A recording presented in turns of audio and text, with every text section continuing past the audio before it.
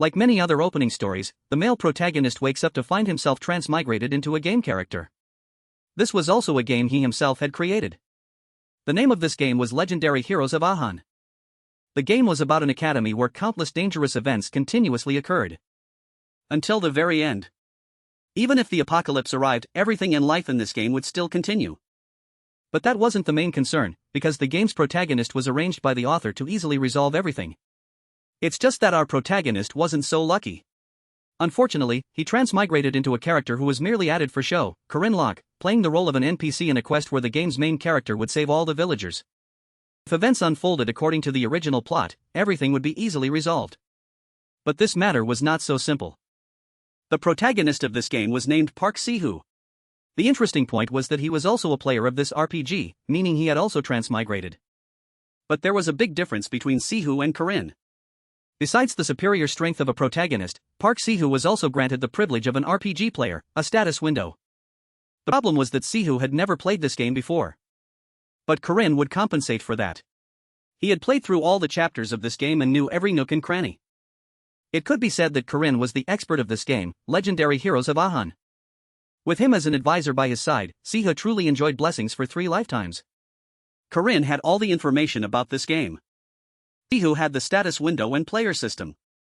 And so, the two of them journeyed together, supporting each other through each stage like a dual sword combo. They saved many people, achieved many feats, and most importantly, prevented the apocalypse, returning to the real world. They thought everything would be perfect and go smoothly until the end of the story. But no, it couldn't be that simple. Everything had only just begun. The only disappointment Corinne felt was that there were only guys here. The reason for that would only be revealed by continuing to follow the next part. It certainly wouldn't disappoint anyone. The appeal of this game included fantasy elements along with diverse tales of heroes and dating. Basically, there were no romance stories for the protagonist Ciu.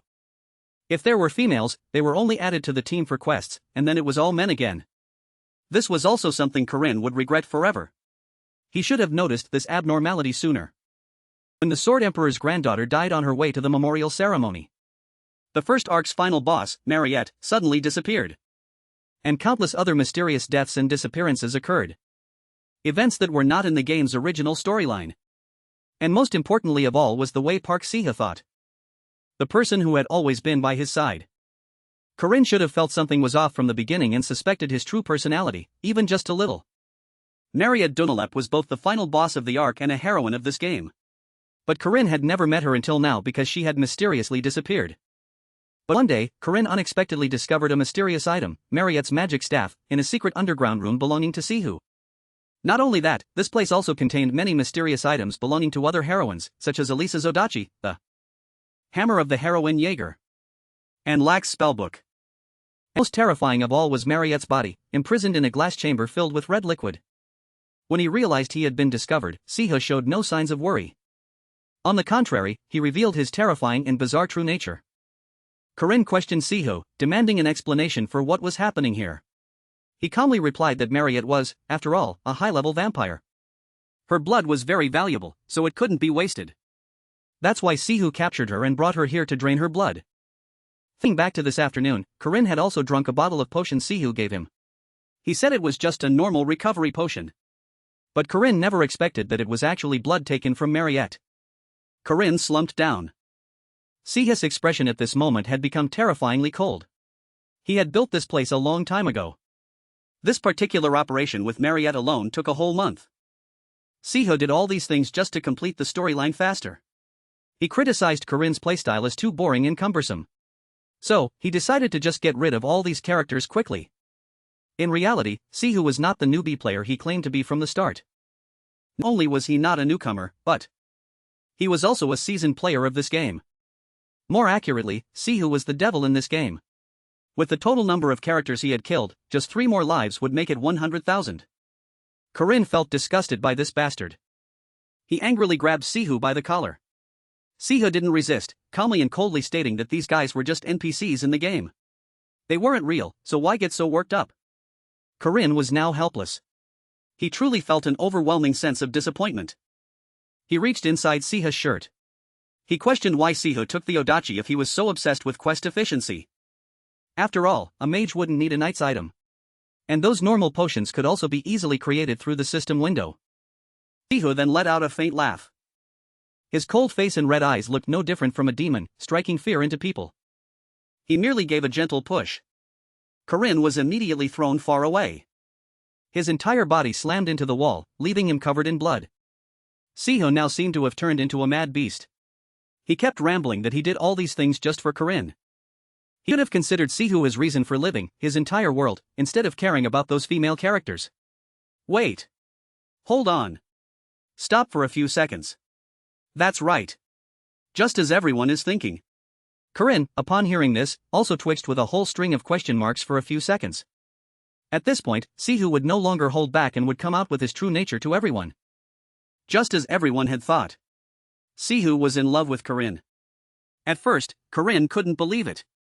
After all, they had gone through 199 chapters. Suddenly, an entire fantasy action series having a boys' love plot twist in the final chapter just couldn't be. A terrifying dark aura emanated from Sihu. The sole reason the entire party consisted only of males was that he had secretly eliminated all female characters from the start. Sihu didn't care what the other guys were. The only person he loved was Corinne. Damn, suddenly he felt a chilling disgust. Even Corinne couldn't stand it and lunged forward, punching Sihu straight in the face. He couldn't believe this guy had such a twisted side. Corinne's life, which had seen 12 different paths, seemed to be ruined by him. Corinne was about to run away but was quickly caught by Sihu using magic. He was even tied up in an extremely compromising position. Who would want to see this? It was truly unbelievable. Not only that, Siha continued to utter lines that any overbearing CEO demon lord would say to his girl. You want to escape me? I will bind you forever. You are mine. Because in this fake world, you are the only real thing. At this point, Corinne was terrified and wanted to vomit. But in his current situation, he couldn't do anything else. Once his tears fell, the game would also end. Perhaps Sihu had been harboring this scheme for a very long time. At this moment, he had also begun to create a magic circle to open the final chapter of this game. For Sihu, once this fake world ended, Corinne and he would be together forever. Sihu had always acted alone, so perhaps even the final boss wouldn't be able to trouble him. Corinne could only lie still, waiting for a fate even worse than death to befall him. Just then, the system's warning sound rang out, player has died. Quest failed. Perhaps Sihu had been unlucky and lost in the final round. But win and you're king, lose and you restart. At least heaven didn't abandon good people like Corinne.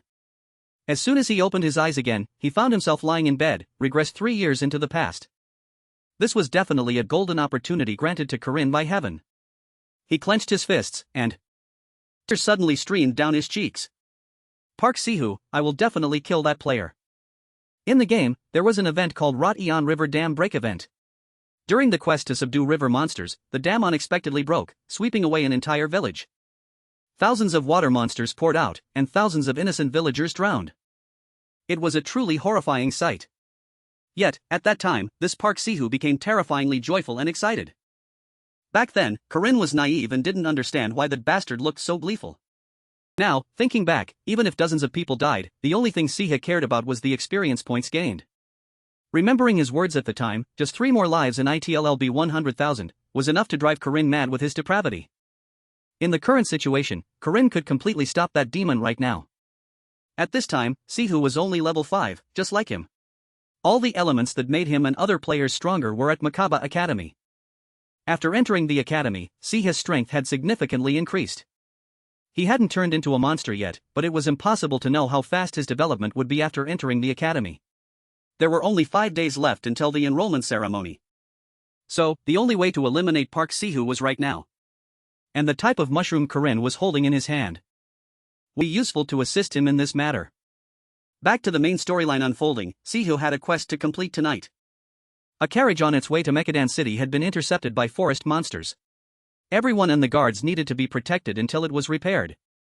This time, Ciu would be accompanied by 2 female supporting characters, Leon and Laura.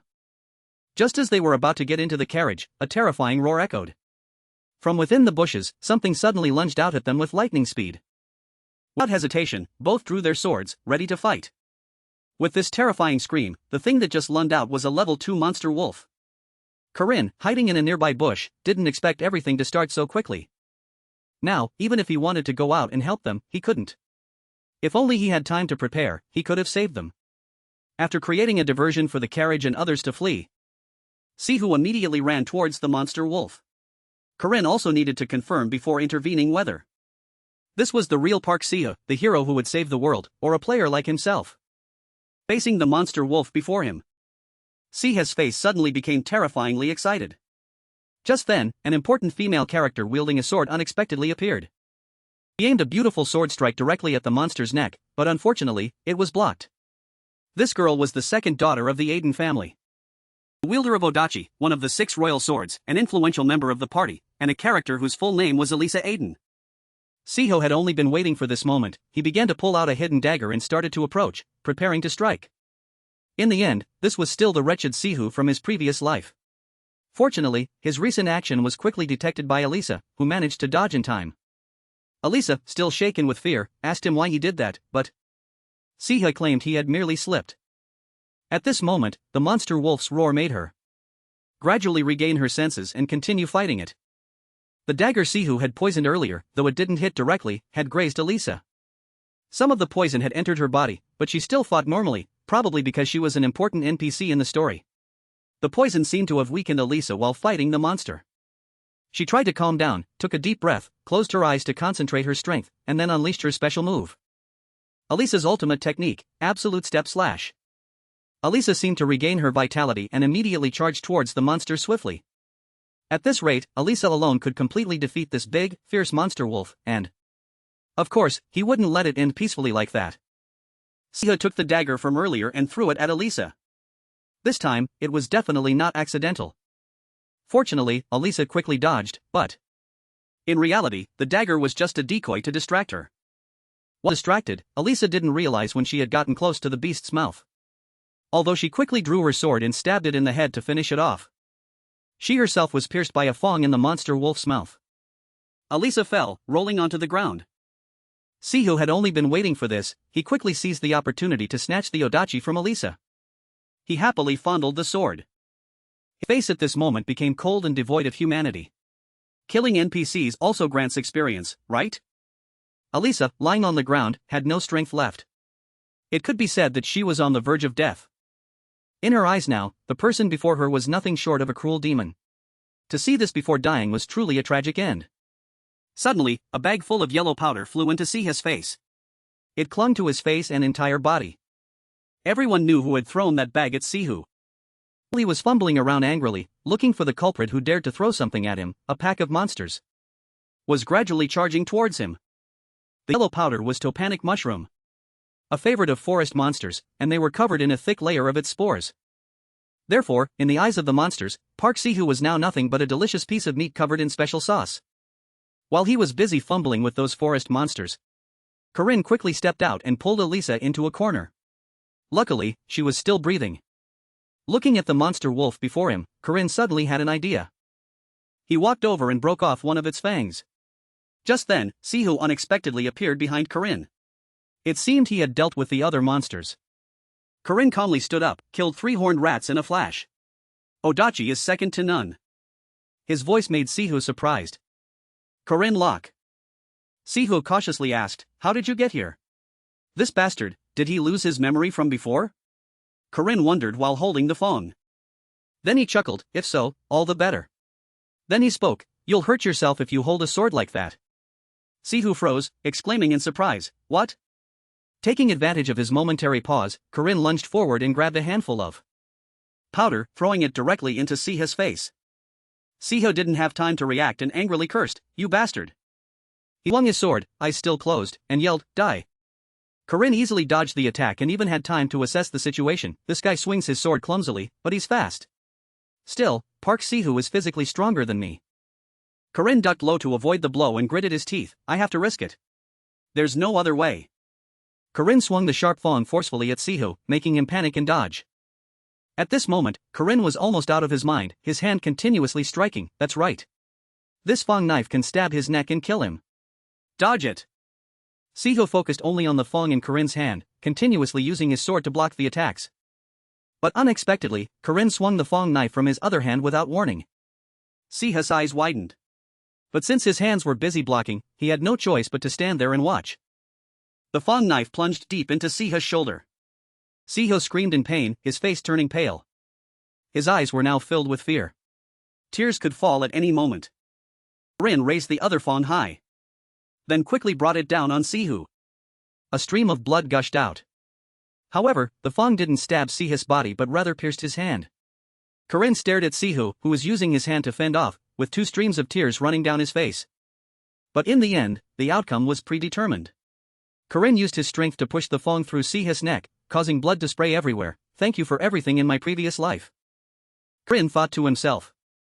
At this moment, only his continuous gasps remained. I have to admit. Thanks to you, I became stronger. But even so, I don't regret doing this. Corinne pulled out the fang. Because he had killed the seed of a monster, Corinne stood up and looked at the neatly dealt with corpse. Suddenly, a system notification rang out, Siho and Corinne's player system and a series of notifications. Player has died. Calculating abnormalities in the main storyline. Checking backup world. Corinne transformation. Running potential test. Running ideological test. Running compatibility test. Running player log test. Transferring old player's experience to hero Corinne. Transferring minimum backup amount for storyline collapse and minimum stats. Running backup player program. Corinne. Knight rank quad A. Martial arts successor. Backup player. Corinne observed the notifications, gasping and thinking, backup player, huh? So now we'll have a status window. Suddenly, a cough echoed. Corinne was startled and turned his head. Alisa was now covered in syrup on her shirt, struggling to breathe, lying on the ground. Alisa. Corinne noticed her at this moment. Corinne anxiously ran over, supporting Alisa in his arms, and gently asked, Are you alright? It hurts so much. Alisa painfully managed to reply, I can't see anything. Corinne sighed in relief, at least you still have the strength to speak. Corinne continued to ask, Do you feel dizzy? Can't smell anything, right? Are your ears ringing?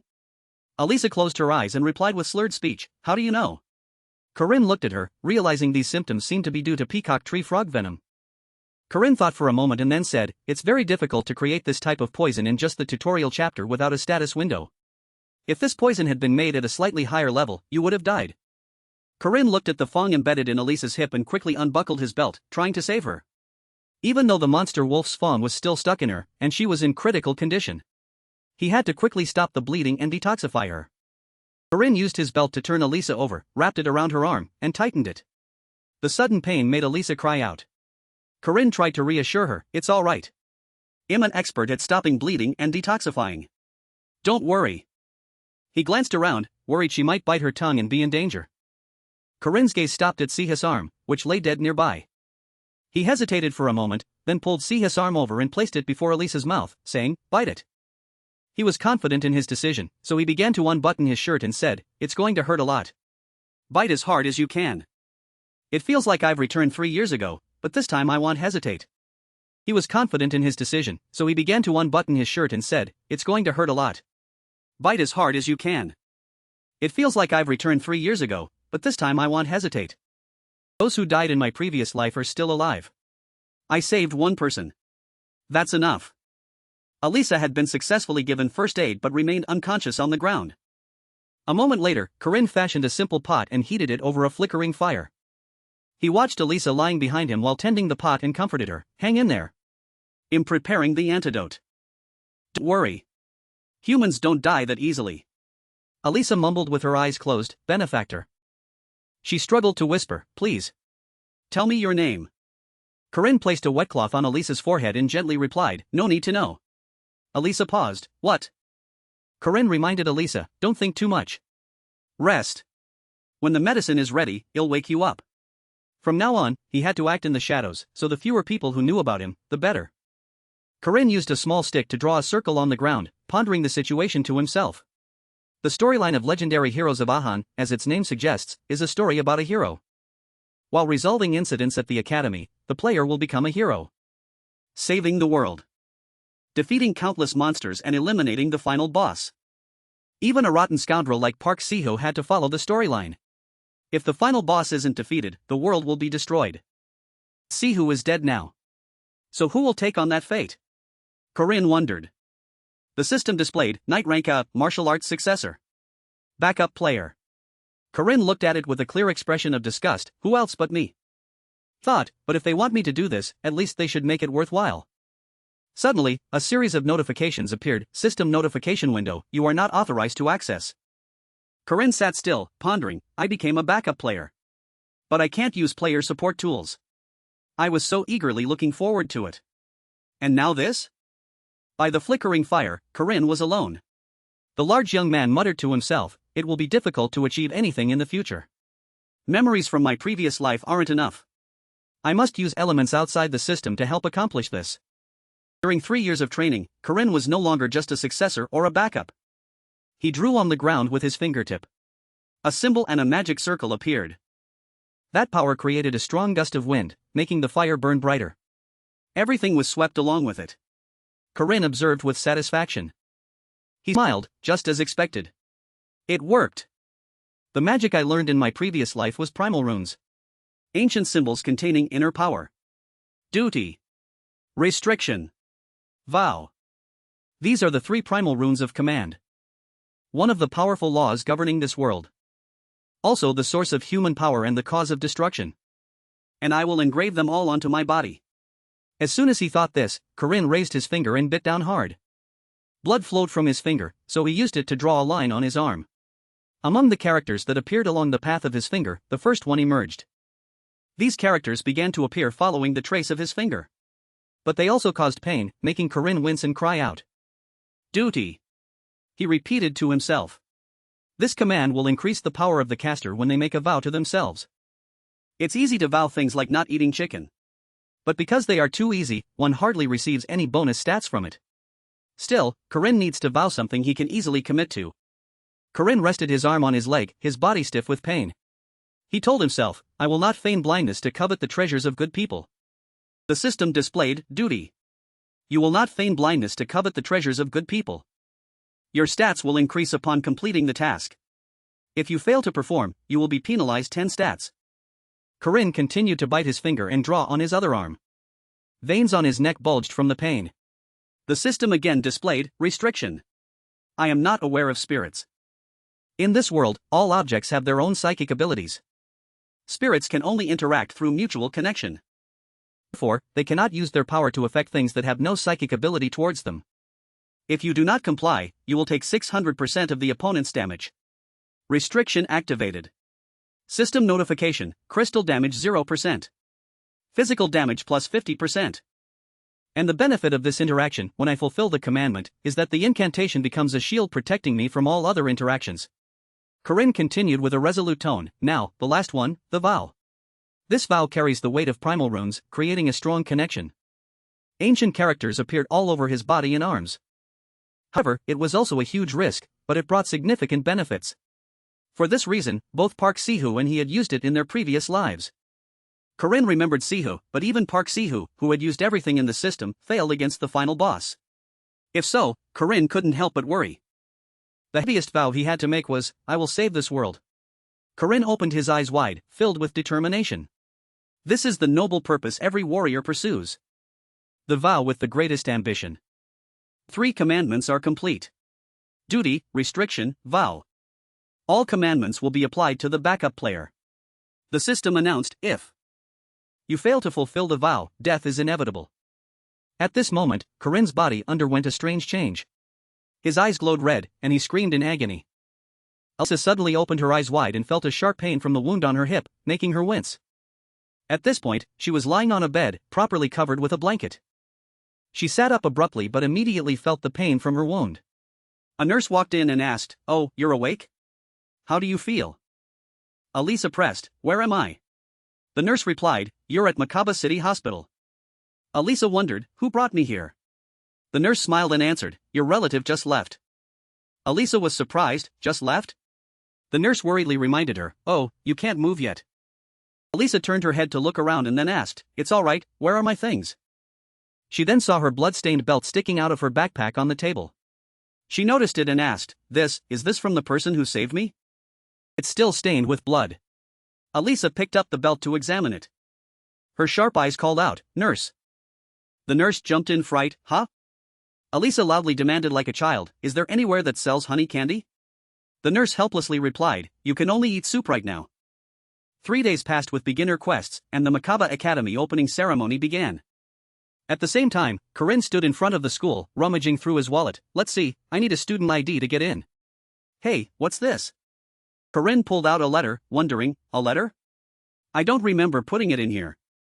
He held the letter, reading as he walked. "To my son, you don't know how proud I am of you. Please become a protector of those around you." Corinne sighed. When did she put this in? He remembered his family. Corinne was an ordinary, unremarkable child, but he also had a family. When he first arrived in this body, Corinne acted awkwardly and distantly. But they still treated him the same, and that's when he began to love his family and this world. That was the difference between Park Ciu and him. Corinne clutched the letter tightly and smiled happily. At a subway station, a crowd stood close together at the platform, everyone a little bewildered. "Wow, so many trains? This is Makaba Academy." A beautiful girl with blue hair and a flower hat approached and said with a smile, "Hello, new students, gather here." The girl came closer to Corinne and greeted him. "Are you a new student too?" Corinne awkwardly introduced himself. "I'm Corinne." The girl exclaimed, "Wow, you're really tall. You must eat a lot." She held out a potato and enthusiastically offered it. "Do you want a potato?" Corinne was a little surprised. "A potato?" Finally, the train began to move. The girl stood on the train, walking and introducing, "That's the Creation Building, where magic students gather and research." She continued to point to a few areas around. "That person is Marriott, a second-year student, top of Makaba Academy, loved by everyone, and has a bright future. Marriott exudes the energy of a leader but is also very approachable. That's the physical training room, where they lend out many cool weapons." She added. Marriott paused for a moment then continued, "In life, people will encounter many unexpected misfortunes. And in the future, Marriott will encounter a very great misfortune. She is the final boss of Stage 1. When the train stopped, Marriott reminded everyone, "All right, when you get off, each of you take one potato and one sweet potato." She didn't get off with everyone but stood clinging to the train pole, waving and saying, "Good luck. See you all later." Makaba Academy was a free institution. A vast academy, where the most outstanding young talents gathered. Corinne stepped in and noticed. The expansion of magic had begun. Suddenly, as Corinne stood amidst the crowd, the lights in the building went out, causing everyone to panic. "Don't panic, students. Why are academy students startled by such a trivial thing?" Suddenly, the students floated into the air. Corinne picked his ear, thinking to himself, "That's Hamel's voice. He always says that. Like a training camp. This world has a long history of fighting the demon race. The most effective weapons against them are superhumans who can use aura or mana. And the place to train these people is Makaba Warrior Academy." A figure appeared from afar. "Ah, hello." It was a stylishly dressed man who approached and greeted them. "I am Professor Hamel, in charge of this year's opening ceremony. Professor of the Night Department." Corinne smirked. He remembered it had been a long time since he'd seen this guy. Hamel continued, "Most of you are probably here to become knights or mages. When you came here, you already had a certificate issued." Hamel added sarcastically, "But don't be an empty barrel making the most noise. Let me see your abilities." All the students stood still. A small screen lit up in front of them. Corinne's profile appeared. Corinne. Aura rank 680, low. Mana rank 120, very low. Ability, very low. Overall rank 6th, very low. Corinne looked at the screen, feeling dejected. "How annoying. But my physical stats are surprisingly high." A series of numbers appeared, and Hamel spoke loudly. "Ah, you are looking at your ranks. Stand in front of the number that matches your rank." Corinne stood in line, smiling wryly. "There are about 400 people. So I'm in the bottom 1%? Hamel suddenly smiled sinisterly. "Good luck, everyone." Students lined up in rows, starting to search for their numbers. A strange voice echoed while observing the students through a crystal ball. This person commented, "This year's batch has many hidden talents." "Ah, Blonde girl wearing glasses said, "There's no need to measure the first and second ranks. Wait until we've evaluated the others." The list of high-ranking students was called out. Second place. The granddaughter of the sword genius, Alisa. The priest of Yahello, Iun. The mercenary of the sword system, Drone. The golem engineer, Granel. And the sole first place, a girl dressed simply with a gloomy aura. Heavenly Azjura Warren, the black-haired girl with captivating red eyes. The blonde girl continued to observe through the crystal ball, adding, "That child actually enrolled. What is the principal thinking? A large man asked, do we need to test the rank 6 student? Rank 5 already looks bad enough, just eliminate rank 6 directly. The girl with glasses raised her whip threateningly, making the man sweat profusely. The principal said all students have the right to study, do you dare to defy her wishes? The man snapped his fingers, then let's begin. Suddenly, a metal cabinet fell in front of Corinne with great speed. Corinne observed and wondered, hey, it's a weapon cabinet. A voice announced, monsters will flood in within 30 minutes. Please deal with as many monsters as possible. This is a test, putting me in an empty place and making me fight monsters according to my level. Corinne clicked his tongue, this is tough. 5. 4, the countdown began. Corinne approached the cabinet and opened it, let's see. Most rank 5 or 6 students wouldn't think much and just take whatever they want. And most would choose a sword. Corinne touched a sword in the cabinet, I did the same in my previous life. 3. 2, as time dwindled, the monsters began to appear. They were short hunting dogs, rank 5 monsters. Corinne took a sword, tried a few slashes, and commented, swords are cool, but they say it takes 100 days for a spear, 1,000 for a saber, and 10,000 for a sword. 1, time ran out, so the answer was a spear. Corinne forcefully threw the weapon towards the monsters. Indeed, the spear pierced straight through the monster's head. The illusion faded. Corinne smiled, sorry. The wolves growled in fear. Corinne continued to throw another strike. The 2 remaining wolves were finally defeated.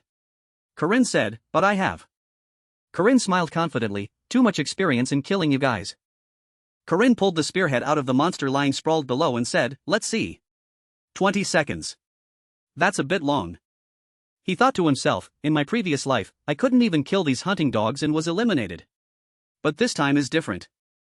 Corinne was absolutely confident, I will kill all of them until I reach the next rank. Then he said, alright. Bring on the next wave. 5 minutes had passed, but there was nothing around, and he himself was silent. A puzzled look gradually appeared, his forehead sweating profusely as he wondered, why is there nothing? Is the system broken?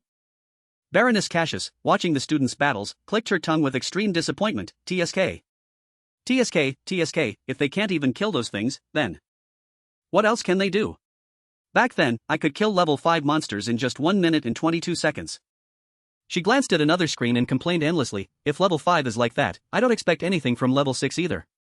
Baroness Cassius saw Corinne, a rank 6 student, sitting leisurely and yawning, and wondered, what? The monsters weren't summoned? There must be a bug. Now, 3 more monsters appeared in Corinne's room, why aren't the next level monsters coming out? Why are these the same ones? Baroness Cassius was still watching the students being attacked and screaming loudly, scolding, these pathetic bastards. But she didn't notice Corinne enthusiastically fighting monsters in the back, bang, bang. Baroness Cassius' lips curled up slightly in satisfaction, is this the first one to succeed? Wow, it only took 7 minutes and 22 seconds. Then she turned back to the crystal ball and said, I thought level 3 would only take 23 minutes. So what are level 5 and level 6 doing? Hey! Once again seeing Corinne relaxing as if on vacation, Baroness Cassius was utterly helpless and yelled, what's wrong with that bastard? Why is he yawning again? Is the system broken? Monsters are always summoned. Hamel, seeing something strange, came over to inquire, broken? Impossible. For 20 years, Professor Josephina's experimental magic has never been wrong. Baroness Cassius pointed at the crystal ball, frowned, and said, but he should have been eliminated long ago. Clearly, the monsters weren't summoned. Hamel looked at the person next to him and questioned, did you see the monsters not being summoned? Baroness Cassius felt a little guilty, coughed a few times, and then replied, no, I don't necessarily have to see that. Hamel immediately understood the problem, so you didn't see that happen. Baroness Cassius, feeling questioned, ignored right or wrong, good heavens, I said it was a bug. I'll summon them again. Rin in the room saw the familiar monsters and angrily shouted, ARRHH. What the hell? Why have it been these same monsters all this time? Then he charged forward with 3 spears, you're not even training dogs. As soon as he threw them, in an instant, the 3 monster wolves immediately logged out. Everything happened in just 7.3 seconds. The 2 people outside, witnessing that surreal scene, were startled. Baroness Cassius' face contorted as she yelled, 7.3 seconds. What? Then Baroness Cassius turned back, stammering, look, Professor Hamel. Hamel, with a puzzled expression, asked back, what's wrong? What happened? Baroness Cassius continued to ask, what's the fastest time you recorded for level 3 and level 4? Hamel still didn't understand what was happening, so he calmly replied, "There's a kid named Jaeger who did it in 3 minutes and 30 seconds. Why do you ask?" Baroness Cassius hesitated, then replied, "Nothing." She looked at Corinne and commented, "He's so good at throwing spears. He must be a hunter's son." Having said that, she immediately summoned a level 4 monster boar to see how Corinne would deal with it. As a result, the boar was still defeated, and this time it was even faster than before, in just 3.7 seconds. Baroness Cassius angrily yelled, "This won't be so easy." Then she directly summoned a level 3 monster owlbear. Corinne looked at the owlbear as calmly as if he were looking at a small bird. He gripped the spear tightly, leaned back, charged forward, and quickly angled his body to plunge the spear into the monster. However, his attack did not harm the owlbear, as it still had enough strength to knock Corinne away. The system announced, "Cana." And immediately Corinne's hand glowed brightly. The owlbear immediately burst into flames, screaming in terrible pain. In the spectator area, Baroness Cassius yelled, drawing everyone's attention, "Primal magic." Even Hamel was captivated, "Primal runes." Despite being burned, the giant owlbear was still very resilient, shaking the flames off its body. But Corinne calmly said, "It doesn't seem to have much effect." Immediately after, Corinne leaped high, swung the spear forward, then leaned back and plunged it down forcefully. Hamel observed the entire situation, thinking admiringly, "That kid is definitely not a normal rank 6. It's a pity the monster test only goes up to level 3 monsters." Hamel felt intrigued and thought to himself, "Wow, it's been a long time since I've seen someone so interesting. I'm looking forward to him fighting evil spirits." Meanwhile, Baroness Cassius stood next to him, a little uneasy, and said, "Well then, after this, let's start the level 5 evil spirit test." Corinne stood solemnly, sensing his surroundings. He was sure something had been summoned but couldn't hear or see it. "It's due to the restriction penalty." The system announced, "Restriction prevents me from perceiving or interacting with spirits. If so, that means I can't touch evil spirits." Corinne gently closed his eyes to recheck his hypothesis. He quickly calculated in his head, 1, 2, 16, 17, 45, 46, 58, 59, 60. After confirming, Corinne opened his eyes, a mysterious smile on his lips. "Done, it must have been activated," he thought to himself. Suddenly, he raised his hand high and declared, "I will give up." The level 5 evil spirit test. Ghost with hex rate level 4 failed. And Bensi level 3 also failed. The level 5 hunting dog monster test took only 7.3 seconds. The level 4 boar was 3.7 seconds. The level 3 owlbear was 11 seconds. Corinne came out, happily exclaiming, "Excellent." While Baroness Cassius stood dumbfounded, unable to understand, he withdrew? Baroness Cassius was motionless. She couldn't believe it, this kid. Who is he? Just a few minutes later, everyone had gathered in the hall. Everyone around eagerly asked each other about the recent battle. "Hey, what's your rank?" "Level 4? Oh, I give up." "How about you?" He. "Level 3. Wow, so you defeated both the owlbear and the stomach demon?" Jaeger stood proudly, head held high. Corinne realized that he was the one who started the player versus player conflict in the story. In Corinne's memories from his previous life, Park Ciu had killed Jaeger because he provoked Ciu. He rubbed his neck, feeling a bit awkward, and thought, even though Jaeger is a bit arrogant and careless, at that age, it's normal. Well, forget that crazy guy. Suddenly a voice rang out, "Look, they're level 5. Wow, so they couldn't even beat the monsters. Some even lost to hunting dogs and ghosts." In a corner, Lack was trembling with fear. Corinne realized that Lack had been too complacent after mocking him and Ciu. He had received the same result as Jaeger. Someone stepped forward and announced, "Ahem, good morning everyone." The person continued, "I am the director, Ariel Casa. To become strong, you have joined this academy, where powerful individuals gather." Ariel looked down at the students and added, "There are those who are already strong enough, but there are also those who still have a lot to strive for. Although I cannot guarantee you will achieve everything here. I hope you will find your own path. We are here to help you take the first steps, from the second step onwards, that is your responsibility." Finally, he smiled lightly and concluded, "Have a good day everyone." Everyone began to disperse. Jaeger proudly shouted, "From today, I am a level 3 knight, Jaeger." But as he spoke, Jaeger suddenly noticed Lack sitting in the corner. He quickly went to strike up a conversation. "Hey, Lack." Lack flinched. Jaeger asked, "What level are you?" Lack timidly replied, "Level 5. Jaeger then scoffed, "Level 5? How pathetic. You couldn't even kill ghosts or hunting dogs?" Corinne couldn't help but step forward, putting an arm around Jaeger's shoulder, and smiled brightly, "Hey, you. Jaeger frowned, who are you? Corinne didn't answer but only praised, wow, your tattoo is really cool. Your tattoo artist must be very skilled. Jaeger was surprised, her specialty is the spirit realm. But I asked her to tattoo it in an old school style. Corinne continued to chime in, she's really good. Do you have any other tattoos? But that was just a perfunctory question because Corinne already knew everything. How did Corinne know? Because in his previous life, when Jaeger went missing, his mother came to the academy and said that Jaeger's tattoo was not only beautiful, but also had special meaning, helping her protect her son at the academy. Back to reality, Jaeger happily rolled up his sleeve to show off his mother's work. I also have this tattoo. The flying carriage, symbolizing Makaba Academy.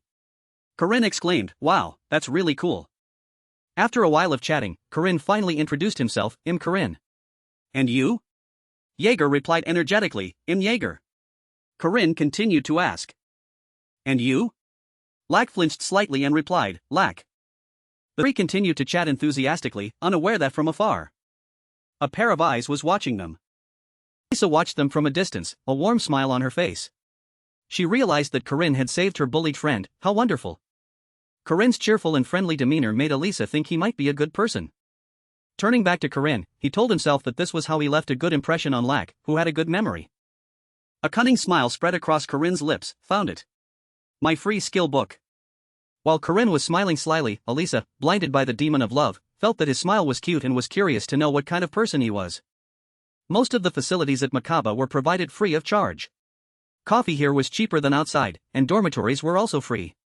Among them, the most highly rated facility was the training room, which had spacious, modern, and advanced equipment. Corinne was practicing spear usage.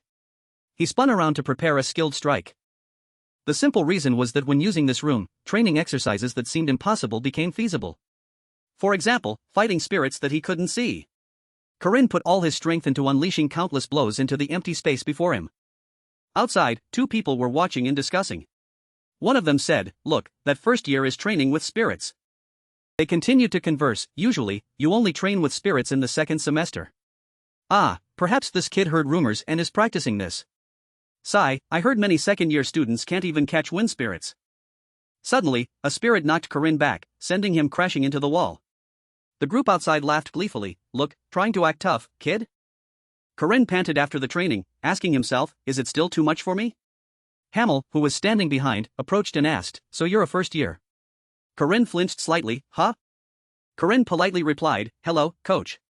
Hamel wondered, why are you fighting a spiritual entity? He answered, to practice spear mastery. Hamel probed, are you confident you can do it? Corinne firmly asserted, I will do it.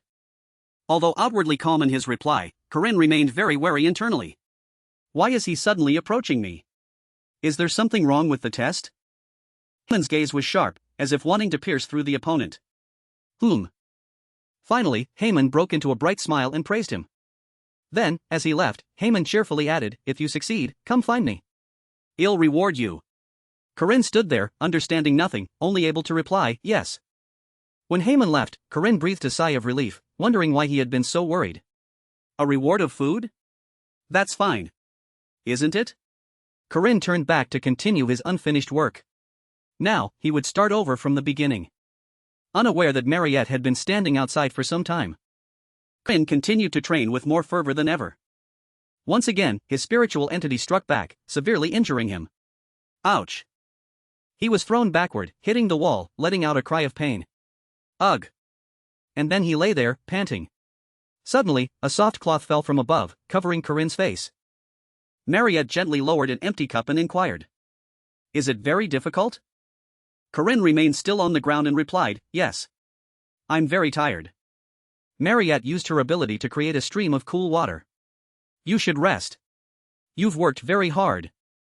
Then, Marriott brought the cup of water to Corinne's face, gently saying, you just need to get used to it more. One day you'll be able to do it. Try again next time. Corinne reached out to take the cup of water, but inwardly denied, no. I don't have a next time. Though we'll probably have a year or two. Before, there was Park Ciu. We had a player window. And potions and skill books too. But now Park Ciu isn't here anymore. I killed him. So now I have to do everything myself. Thinking of that, Corinne spoke up, thank you, senior. I'll give up later. That statement left Marriott a little bewildered. Having said that, Corinne immediately stood up, full of determination, affirming to himself, I must become the strongest. After that, he continued to fight his own spiritual entity. First, I must determine my own limits. It might be a bit much, but I need to test my abilities against my past self. Each strike. Every strike. Corinne delivered them with extreme precision and power. Finally, he defeated his spiritual entity with a spear thrust into which he had poured all his effort. Corinne let out a long breath, knowing one thing clearly, I don't have a strong body. Nor strong magic power or aura. Information about Park Ciu in the future is useless when facing these monsters and geniuses. But to fight monsters and geniuses, he had only one path. That was to work harder than anyone else. That was his only way. Breaking free from his thoughts, Corinne gripped his weapon tightly again and continued to train. His eyes were filled with unyielding determination. The past 3 years won't betray me. Corinne charged forward, continuing his attacks. Suddenly, he threw his spear high into the air. Marriott saw it and thought in astonishment, he threw his spear away. Is he giving up? But in an instant, Corinne caught and gripped the spear tightly in his hand. Marriott then realized the young man's intention, no. He hit it. And he's catching it. On the opposite side, Corinne was leaning backward. His firm hand moved straight forward, then changed direction, pushing his other shoulder up. The arm gripping the spear also moved forward. He thrust the spear head straight, piercing through the spiritual entity. It created a large explosion high above. The dazzling, cosmic space made Marriott look up. Powerful. Excellent. Those words don't even suit him. Marriott was so astonished she couldn't utter a word. Oh. Inwardly, she marveled, her eyes shining brightly. Seeing Corinne's majestic aura from above, she couldn't help but praise, he's amazing. But after only 3 impressive seconds, Corinne fell freely to the ground. Marriott panicked, are you alright? Marriott's cry didn't wake Corinne, as he still lay motionless on the ground. I overdid it, he thought to himself. The spear beside him also broke after that attack. Corinne told himself, at least with this body. The next day, at the vast and grand academy building. Marriott, maintaining her pure and cheerful demeanor, welcomed the students. Hello, juniors. Today I will introduce you to the school's facilities. This is the pride of our school. Marriott was in mid-sentence, but Corinne paid little attention. He was focused only on his thought that to fight properly, physical condition was the most important. To improve his physical strength without relying on Park Ciu's potions, there was only one way. At this moment, Marriott had led the students on a tour. Corinne remained indifferent, his gaze merely sweeping backward, listening to the commandment, do not ignore the misfortune of others. Lack was still focused on the book in his hand. So Corinne friendly approached, putting an arm around his shoulder to strike up a conversation, hey there. Lack was slightly surprised, huh? Corinne immediately followed up, want to go eat with me? After that, he took the opportunity to whisper into the other's ear about the spellbook. A spellbook, Corinne explained. Simply put, it's a skill book. A powerful artifact that grants you magic or certain attributes just by reading it. Makaba Academy's library was the size of the entire academy. It stored and passed down knowledge to future generations.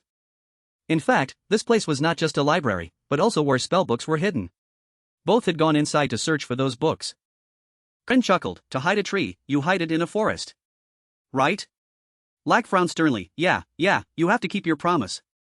Corinne confidently replied, of course, as long as you meet the conditions, you'll get a spellbook. He thought, Lack is very diligent. He's a model student of his family. He remembers all kinds of magic and records them in his notebook. However, no matter how many spells there are, using them all is still very difficult. If the level and mana are too low, then even good theory won't help. Just then, some books fell at Corinne's feet, attracting Lack's attention. But having a spellbook is a different story. A, B, C, D. Lack, sweating profusely, reminded him, stop messing around. Just as he thought that, Corinne opened a mysterious passage behind the tall bookshelf. Lack exclaimed in astonishment, a secret door? How did you find it? Corinne didn't directly answer the question, only urged, wait for me. Let's go together. Lack followed behind with darting eyes and a panicked mind, this is scary. Corinne softly called, Lack. Lack startled and asked, huh? Corinne seriously said, it's time for you to fulfill your promise. You have to do well. Lack immediately grabbed Corinne's hand firmly, oh, alright. You want me to help fight the evil spirit, right? But what do I have to do? Before he could finish, Lack was hit by a punch from Corinne so hard he couldn't move. Seeing the other collapse, Corinne even chuckled smugly, hee hee. Shall we begin? Lack lay flat on the ground. Corinne thought to himself, though I came here to save Lack and complete a special quest. If I capture the evil spirit here, I can get the hidden fragment I want. However, his gaze subtly flickered to the side. A small problem appeared behind him as a tall and ferocious image emerged. It was Duke Sebastian Musi, the aberrant evil spirit. It could be confirmed that this was an impossible mission. Corinne rested his chin on his hand with a dejected look, wondering, why can't I catch a normal one and have to face an aberrant evil spirit? Sebastian's eyes glowed red, and his entire body exuded a terrifying killing intent, wanting to suppress everything. An attack from the former commander-in-chief of the South 800 years ago. It caused most players to die immediately after the quest began. But facing those magic orbs, Corinne remained calm, of course. I'm not one of them. His unusual composure made him stand tall before a fierce beast. The system announced, restriction, cannot see souls. Sebastian continued to unleash attacks towards Corinne, and he thought to himself. The Duke's attacks have no effect on me. He even calmly picked his ear and wondered, is something wrong? The problem is, I can't see him either. Corinne spoke up, Duke Sebastian. My apologies. But I can't see you. After that, he lifted Lack up and suggested, how about you possess this guy's body instead? In this world, there are many different factors. Among them are elements that turn ordinary people into demi-humans, such as vampires or werewolves. One day, Duke Sebastian awakened. He became a vampire and killed his servant. Although he tried to restrain his vampire instincts, he couldn't succeed. And he feared he would kill his wife and daughter too. Therefore, the Duke had to move his entire family elsewhere and close the city gates to avoid a massacre. He used magic to seal himself into a book, which was the very spellbook in this library. After being possessed, Lack's entire body erupted with a blood-red magical aura. His eyes became terrifying with elongated fangs. And he howled like a fierce wolf. Sebastian, in Lack's body, lunged, wanting to tear Corinne apart. Corinne couldn't help but exclaim, he's aiming straight for me. Did he go mad because his vampire instincts were stimulated or something? Nevertheless, he remained calm and analyzed. The second reason I chose Lack is that when he's possessed by an aberrant evil spirit like Duke Sebastian, he can unleash his maximum hidden power. Sebastian, in Lack's body, leaped high, preparing to deliver a decisive blow downwards. Recalling that in the legend of Ahan, his physical strength stat was the lowest. Corinne immediately delivered a punch that sent Sebastian face-first into the ground. After hitting him, Corinne thought he felt bad for Lack. But this was the best strategy to complete the mission. He told himself, alright, if I kill Lack while he's possessed, I'll be able to obtain top-tier items like the Duke's cloak or Makazan armor, for example. These items were once used by Park Ciu and played an important role in future events. The corner of Corinne's mouth curved into a smug smile. But then he unexpectedly spoke up, asking, aren't you curious about your wife, Duchess Louina, and your daughter, Duchess Cecilia? He sat down and chatted intimately, how did they live after you sealed yourself away? After that, I told the Duke what had happened. How his wife died after leaving the city and how his daughter became such a talented person. How she traveled around the world. Corinne looked at the Duke with sincere eyes, I don't like Park's methods. Yes, but as Corinne, who also has a family he loves in this world. After finishing, Corinne asked, what do you think? Are you satisfied with my answer? I want this poor soul to have a proper death even more. Sebastian's tears slowly fell. The unspoken sorrow of a man was finally revealed. Sebastian gently wiped away his tears, his voice returning to normal, I apologize for rushing at you. Thank you for helping me. Corinne chuckled and replied, it's alright, I wasn't hit. And even if I was, Lack's punch is weak. After that, Corinne continued, I still have something to ask. Before he ascended, we talked for a long time. Finally, Corinne completed the mission and received the spoils of war, including an epic, the soul ashes of the aberrant evil spirit Duke Sebastian. Grimoire, the spellbook that once contained the Duke's sealed soul. Inside are special abilities and charms. If you read it, you can learn them. Persistent Reborn Warrior, you have gained a new special ability. And finally, the most valuable and mysterious item. You have used the spellbook, gaining a new special ability. Persistent Reborn Warrior, like a warrior who does not lose the will to fight. As long as your will is firm, your body will continue to recover. Corinne held the items in his hand but his expression was not happy, thinking, Persistent Reborn Warrior is the special ability that Park, that bastard, had. But I don't know how much it can recover because he was never injured. Lack, now awake, felt a sharp pain in his jaw, making him more alert. Corinne saw this and said, you're awake, don't rush. An evil spirit just possessed your body. Lack wondered, doesn't getting possessed make your jaw hurt? Corinne immediately asked back, then looked away to change the subject. I don't know either, probably. He gently handed Lack a blue book. Stop talking, take this. Lack, bewildered, held his face. Is it a spell book? For the last reason I chose Lack, Corinne replied. Lack approached with surprise, even asking again to be sure, I can really take it? Seeing Lack's excited and delighted expression as he read the first few pages, Corinne thought to himself, sometimes I want to see how someone strives to receive a reward. System mission notification, do not be indifferent to the misfortune of good people. Mission complete, Duke Sebastian, difficulty B, reward 80 points distributed evenly, detailed information cannot be viewed.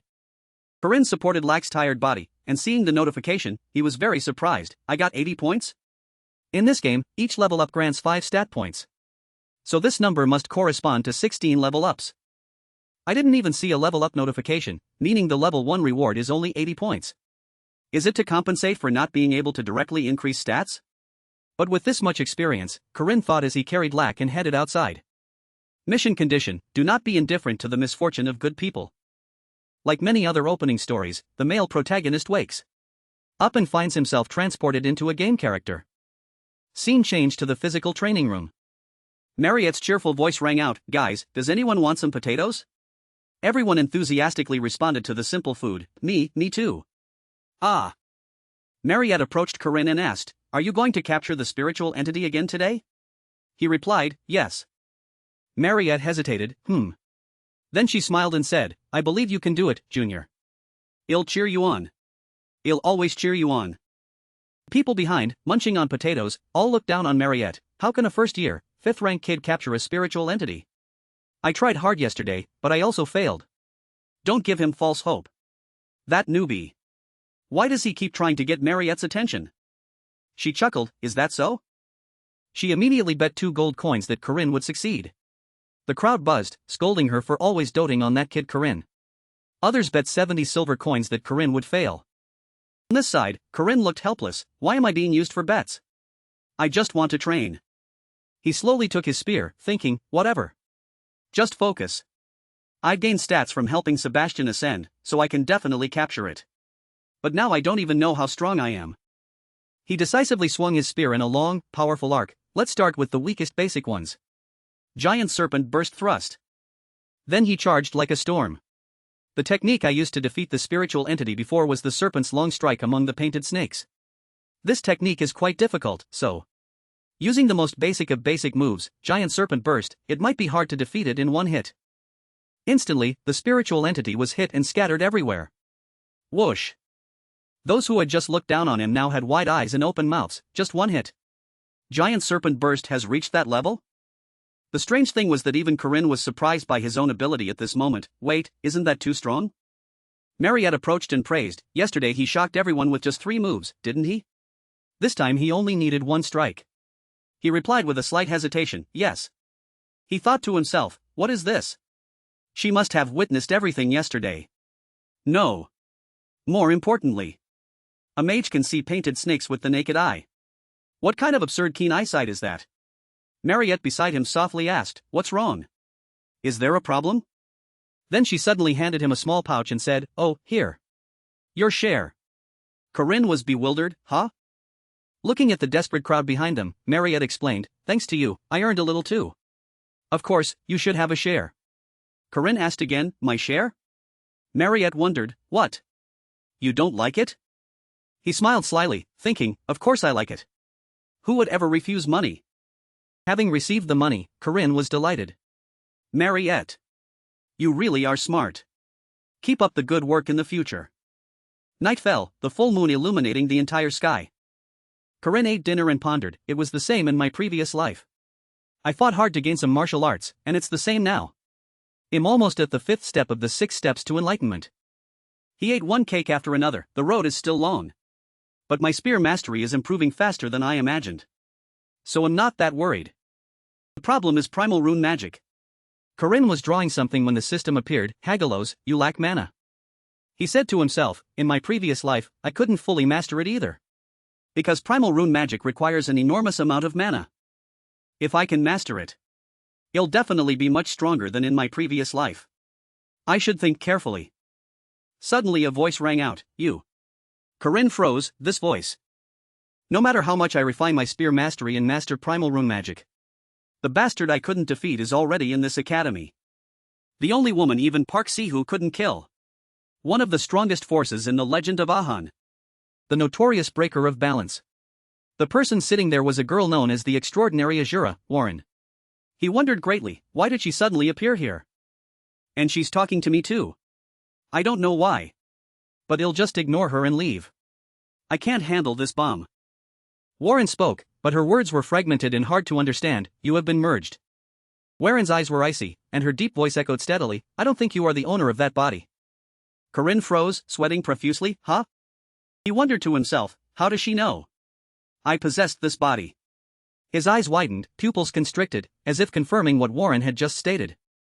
Warren sat silently, thinking, it seems her existence, a body containing two souls. A human and a demon, is a paradox. They say those who stand on the boundary of life and death with yin-yang eyes can see the color of souls.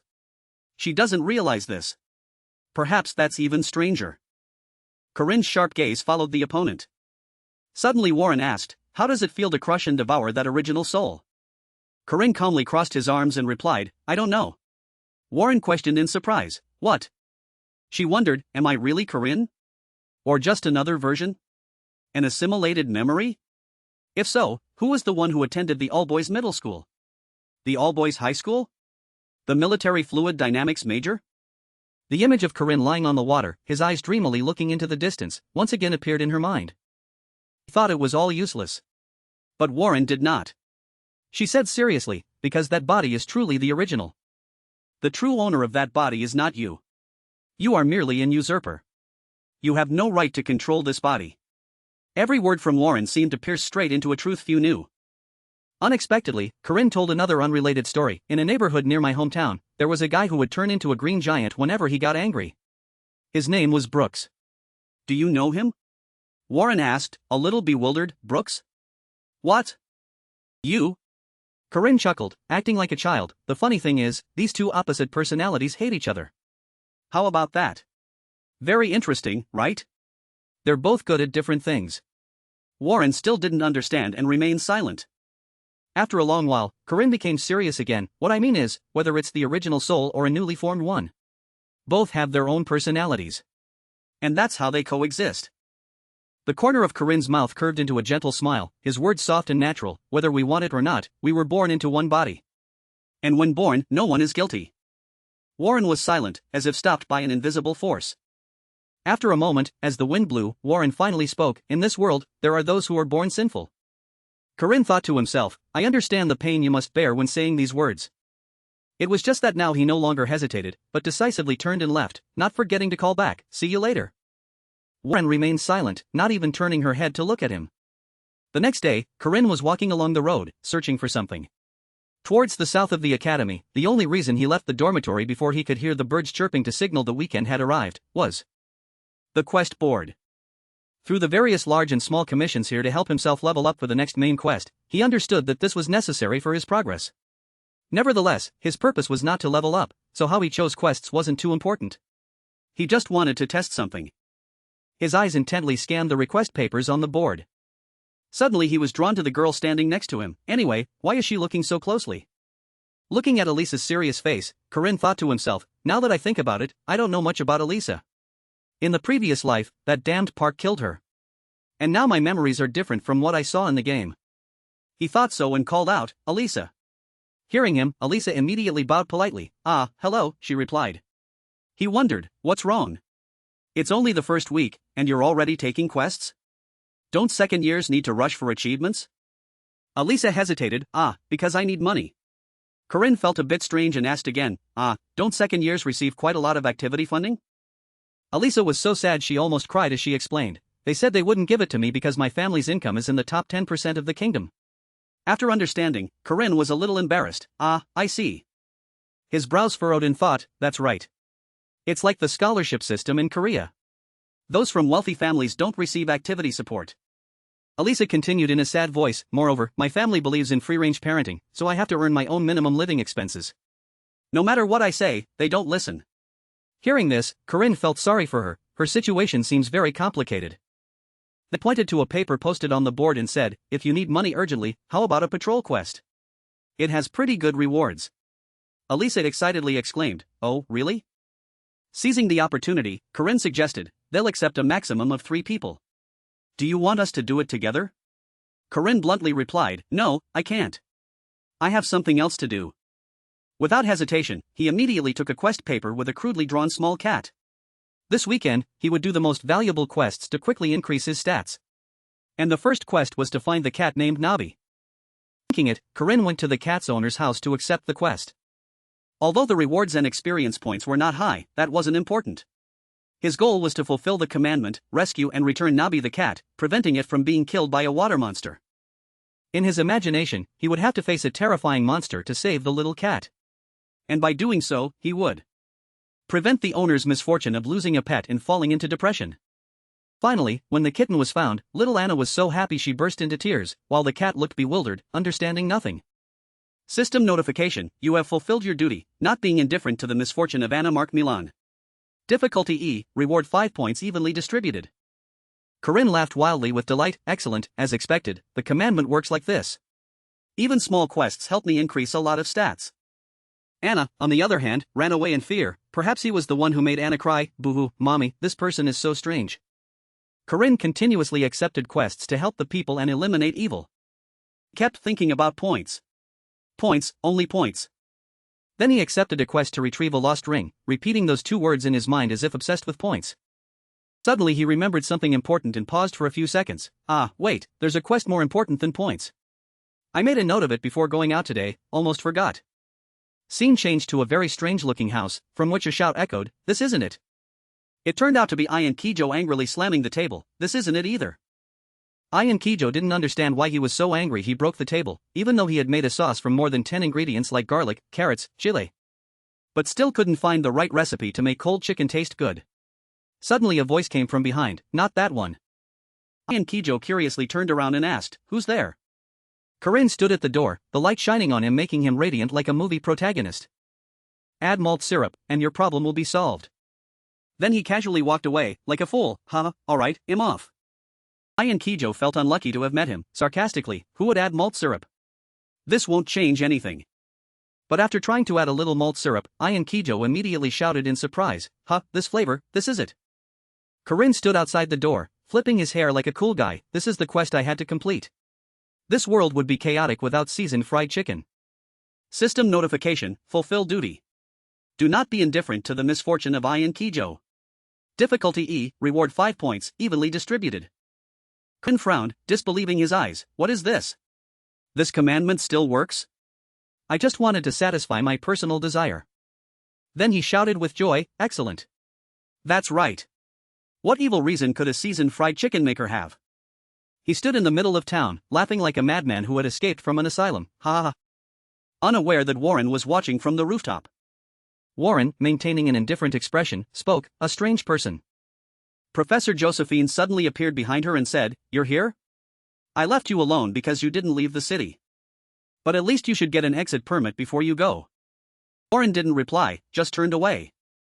Professor Josephine was bewildered by her actions. In Warren's mind, Corinne's earlier words still echoed, because being born is not a sin. That is a happy thing. And the careless words of a certain man made Warren remember, you shouldn't have been born. Thinking of that, Warren stood silently on high, watching the fiery red sunset slowly descend. The next morning, at the hunting ground in the dense forest, Professor Josephine was announcing the rules to the first-year students. Today they would be evaluated based on their survival skills at this hunting ground. For those who reach the hut in the north of the forest, you will temporarily pass, she said in a serious tone. Professor Josephine continued to instruct carefully, wear the armbands corresponding to your rank. You will need to return them at the hut at the destination point. You will receive points based on the time you reach the destination with that armband. And the reward will correspond to the number of points you have. Corinne thought to himself, as expected, Warren didn't appear. Anyway, Warren doesn't participate in practical sessions. Perhaps for fairness. Suddenly a voice called, Corinne. Turned and gently replied, Alisa. Did the quest go well? Alisa replied, yes. Thanks to you, I earned some living expenses. Corinne smiled, I'm glad it was useful. Then he suddenly offered a rather large round candy and asked, "Do you want some candy?"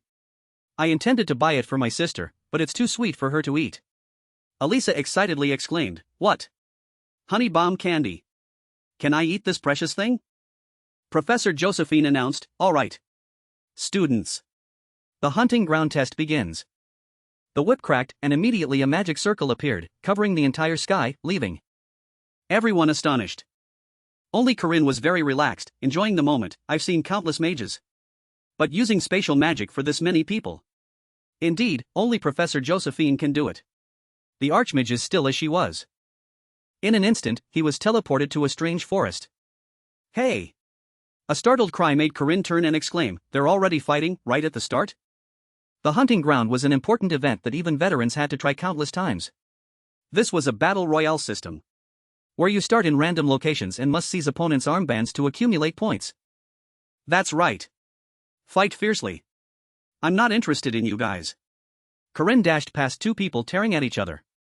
The corner of Corinne's mouth curved into a smug smile. The most dangerous person right now is Alisa, a second year with a blue armband.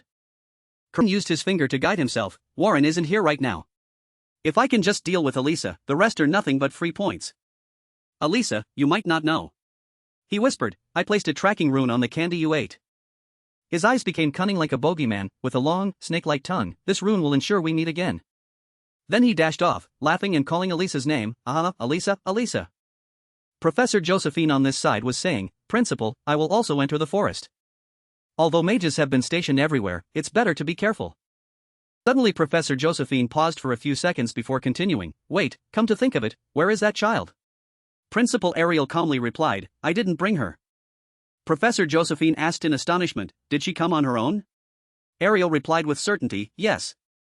Corinne was rushing forward, while Warren was chasing closely behind. Ariel said, I think her heart has undergone some change. Warren's eyes at this moment became terrifying, glowing red like fire. In the forest at this time, sounds of clashes and fighting echoed everywhere. Hey, take this. Alisa shouted, why are you acting like this? Aren't you ashamed? In the end, only Alisa stood tall, questioning them. How many people are attacking me alone? The others, though defeated, still tried to reply. Cowardice is indeed their specialty. Suddenly, from behind, someone appeared from thin air, intending to attack Alisa. Yeah, this monster. Hurry up and surrender. But in an instant, a large rock flew and knocked that person away, accompanied by a cry, Ack. Corinne was seen standing in the distance with blood-red eyes full of killing intent. Alisa was extremely grateful. Corinne, did you come to save me? TSK. He really is a good person. Corinne suddenly spoke up, Alisa. Beautiful. Alisa paused slightly, huh? Corinne immediately attacked Alisa with his spear and shouted, I said it's beautiful. That blue armband. Alisa, being continuously attacked, felt so aggrieved she wanted to cry, Corinne, I trusted you because you gave me candy. I thought you were a good person. Corinne thought to himself, Alisa is a second-ranked knight and belongs to the pure martial arts school. Her special defense ability is probably not yet at a state where she can use it proficiently. In terms of combat power, she is at intermediate second rank. Therefore, Corinne smiled wickedly and said, You'll also become a good person when you hand over that armband to me. Though he was nothing compared to Alisa. A true genius, ranked among the top 1% of talent. Alisa, who had just easily defeated 7 members of the 3rd and 4th year student council. When she saw Corinne, a 5th-ranked knight, Alisa immediately became wary. Of course, until 30 seconds ago, she was fiercely parrying every powerful attack from him. What is this? He's too strong. Corinne seemed to have gone mad, his eyes filled with killing intent and a crazed smile. He kept attacking while Alisa continuously dodged. Closing in at very close range, combining evasion and long-range attacks. He toyed, counterattacked, and applied continuous pressure. But that doesn't mean there are no openings. His breathing has a strange difference when switching between thrusting and slashing stances. If I can seize that gap. Then Alisa shouted and swung her sword straight forward. But Corinne was unharmed and scoffed. If you only rely on talent without practical combat, it won't amount to anything. His spear then struck the opponent's sword heavily. This move served to suppress Alisa's momentum. After that, Corinne used force to push Alisa's sword to the ground, thrusting straight towards her. He looked at his opponent as if at a plump prey. After that, Corinne used force to push Alisa's sword to the ground, thrusting straight towards her. He looked at his opponent as if at a plump prey. Combining 3 basic moves into an effective offensive technique and Simultaneously, a sharp counterattack is a spear strike. Just as she thought that, she was knocked backward by him. Corinne, showing no mercy, unleashed a powerful move, 6 Harmony Spear Chaotic Grasp Kill. Alisa was pushed back but still struggled to resist. In the end, her body was still gravely injured. Ugh. Luckily, I managed to counter in time to block the blow. Otherwise, it would have been life-threatening. Her expression became very grim, biting her teeth in pain, even if he's not incredibly strong or fast. The level of perfection of each technique is extraordinary. What the hell is he? Looking at Corinne, who was full of vigor, Alisa also had to wonder, is this a 5th-ranked knight? I've completely failed. He unceremoniously took her armbands, ill-used them properly. Suddenly, a loud sound echoed from behind, with dust flying everywhere. Oomph. This is truly a scam. Suddenly, thanks for watching the video. A large sword flew towards Corinne, intending to stab him. Hiya. He frowned, struggling to block. Too heavy. This is a sword made of dark iron.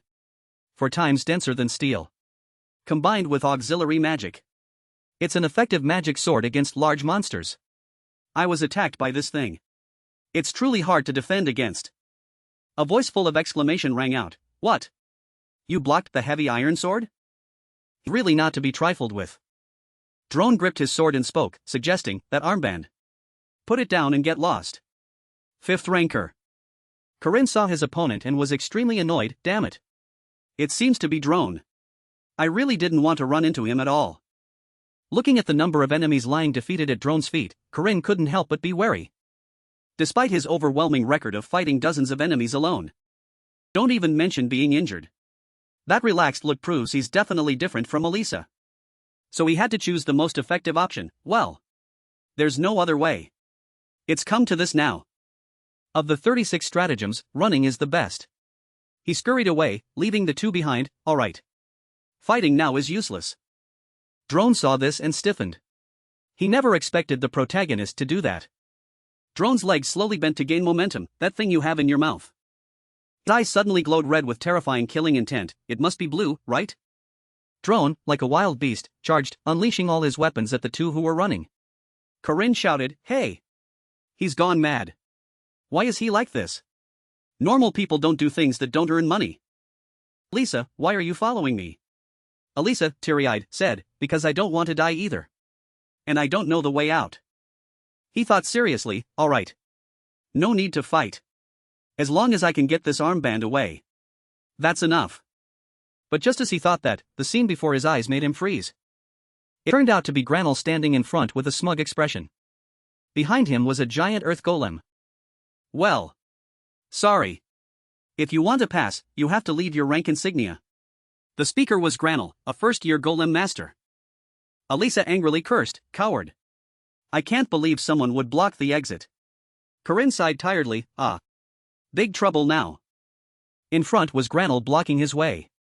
Behind was Drone charging, wanting to kill him. Corinne tilted his head, thinking, while trying to avoid confrontation with others. I ended up having to face 2 big shots at once. This time, there's really no other way. So he immediately got into a ready-to-fight stance. Alisa was utterly astonished, thinking, what? Are you really going to fight Granel and Drone at the same time? Corinne calmly replied, if the fight is unavoidable. Then I have no choice but to face it. All 3 immediately lunged at each other, starting a fierce battle. A moment later, as the sky gradually darkened, Corinne gently knocked on the door of the hut. A voice rang out, oh my. It seems the champion has arrived. May I ask who it is? He spoke, holding 3 armbands in his mouth. I am Corinne. I choose 1 item. Is that all right? The person inside the hut came out with a bright smile, praising, oh my. Bringing back blue rank insignia. This is truly an excellent student. He politely and awkwardly replied, haha. It's nothing. I just got lucky. The battle earlier ended with Granel's complete defeat and Drone's helplessness. Alisa witnessed it all, filled with astonishment and admiration. Amazing. Recalling Corinne's every move and skillful technique made Alisa admire him even more. He pierced through the sword strikes of that heavy greatsword with his agility before the sword could unleash its full attack power. After disarming his opponent, he firmly planted the sword into the ground, making it impossible for the opponent to retrieve their weapon. The swords that couldn't block him, he dodged and then maneuvered to direct them towards the golems. With quick improvisation, he swiftly hid behind Drone, using him as a shield from the golem's attacks. As a result, while Drone was blocking the golem, he attacked the golem's core and disabled it. Immediately after, Granel also fell since he no longer had a golem to control. With his agility, judgment, and even determination, he showed himself to be someone who had participated in hundreds of thousands of battles. Everything was decided in a short moment. Alisa still couldn't believe her eyes. That could be experience accumulated over a long time, but he's so young, how can he be so good? Observing him, she saw a glimpse of her sister's shadow.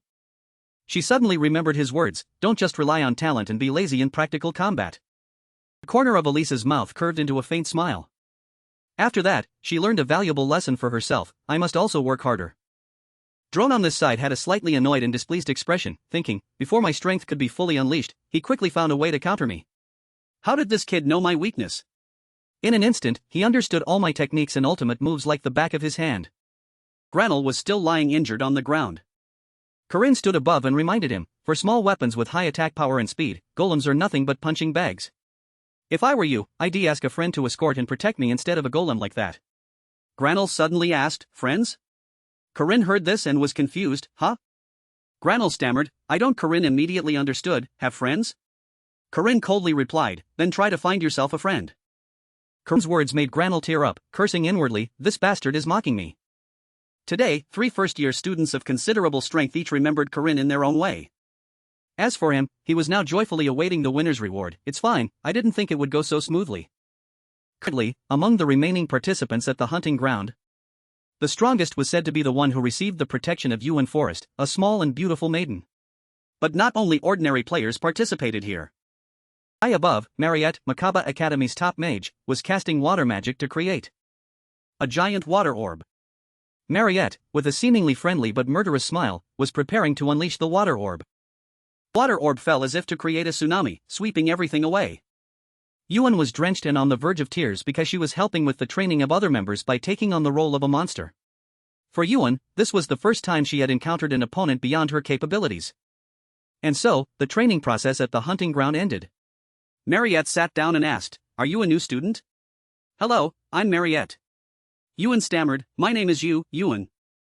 Marriott continued, and what about? You there? Warren had been standing behind them for some time.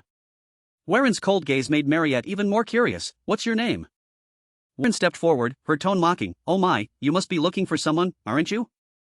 Marriott, unwilling to back down, replied, I just gather my friends and confront me if we meet. Suddenly, Warren flashed past Marriott like lightning, surprising her so much she couldn't react in time. Boom! Marriott immediately reacted by creating a large ice wall in front of Warren. Excuse me. You can ignore me, but by the rules, I'm still a monster, you know. Marriott's voice was cute but full of hidden meaning. Hearing this, Warren turned to look at her coldly and said, annoying. At this moment, Corinne's excited voice echoed from inside the shop, a total of 117 points. It's been a long time since I've seen such a high score. Can I choose my reward? The rewards were already prepared, just waiting for him to choose. The shop owner smiled, there's a wild boar knife, protective leather armor, shark bear gall, and many other attractive things. Corinne looked around and fell into thought, the most valuable item is the shark bear gall. But he already had a plan. After a minute of deliberation, Corinne decided, I'll take this one. The shop owner praised, oh, you have good taste to choose the ginseng seeds. The shop owner continued to ask, what about the remaining 17 points? Corinne thought again, with 17 points. A moment later Corinne held up 2 reward cards. One was for plant nutrient supplement for 6 points. One was for earplugs for 10 points. Then he happily said, please. I'll take these. He joyfully stepped out of the shop, wow. Shopping is great. And in front of him was a pile of wreckage with unconscious soldiers. Jaeger's excited voice rang out, even playing it 1,000 times, it's never been this smooth. Not to mention this is the first time I've seen them complete this part with so many points. Second place and 19 more points. Lack tiredly chased behind, I have 15 points. Corinne stood there, praising without reservation, you two cooperated really well. Hearing this, Jaeger was delighted, this is easy. Tonight I'll train more in the physical training room. Corinne said, if you still have enough energy to go to the training room, then help me find the golem's cores. Laden startled and turned around, seemingly unwilling, huh? Corinne didn't let Laden off easily, very loyal. Right? Well, help you. Laden felt guilty, it's fine. Corinne immediately said, at times like these, you should say thank you. Looking at Luden, Corinne remembered his previous life. I worked a lot with Granel. There aren't many good heavy tanks like golems in big monster fights. Everything is coming to an end. Second rank Mage Granel is restoring the golem's core. Second rank Knight Alisa is injured. Second rank Knight Drone is exhausted. Second rank Mage Reed Yuan has fainted. Corinne wearily helped Yuan up, thinking, how could she die here? What are the professors doing? If her life is that important, then she must have just fainted. Yuan gasped, Marriott. That girl. She. Suddenly a terrifying roar echoed from the forest. Corinne panicked, what's happening? A horde of various beasts charged at an unimaginable speed. Yuan saw this and quickly urged, run. Marriott. Corinne frowned, wondering, what about Marriott? Marriott, with her innate talent for magic analysis and limitless mana, was a mage who had never experienced despair or failure. She was Marriott, a true genius. As the senior professors had said. For her, this hunting ground was just a playground.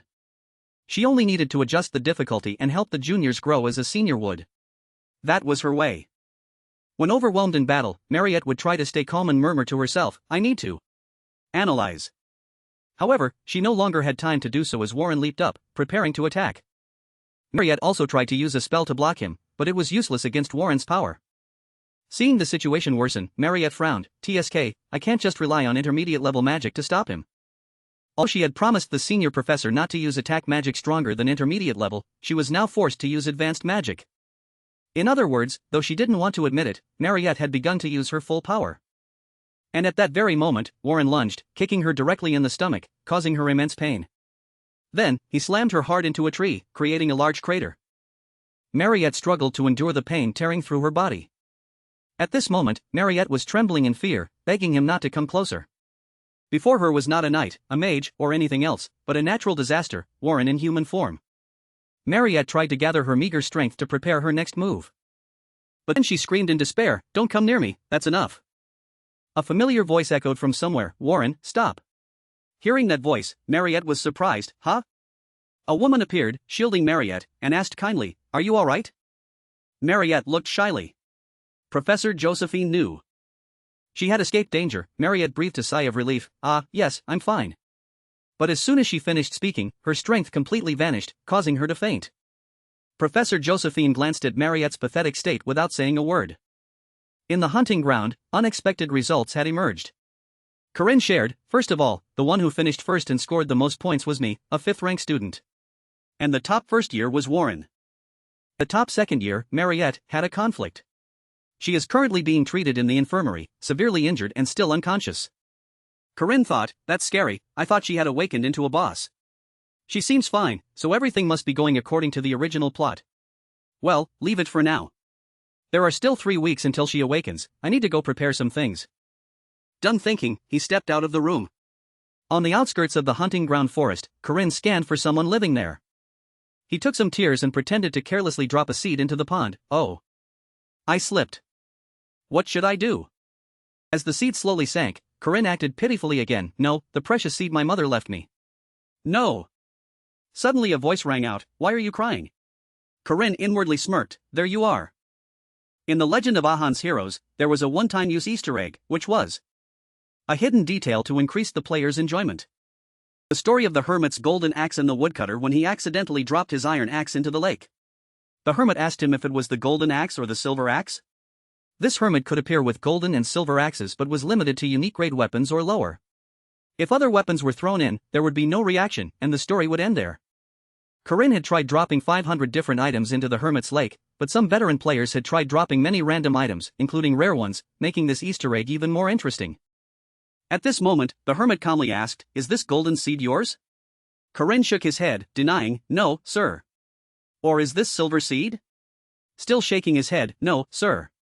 But in his heart, he silently cursed, what madman would dare drop a ginseng seed that we worked so hard to get for 100 points into the lake? The benevolent hermit smiled and said, then, this must be your seed. Corinne replied with tears streaming down his face, yes, that's right, this is definitely my seed. He admitted, yes, that crazy hero is me. The hermit praised, even seeing gold and silver, you are not greedy but very honest. I commend your honesty and will give you these seeds, a silver ginseng seed and a golden ginseng seed. When the task was completed like a play, the hermit slowly sank, Well then, goodbye, ho ho. Corinne bowed his head in gratitude. Thank heavens, thank you, sir, please take care of your health. When the hermit disappeared, Corinne immediately put on a strange face and laughed maniacally.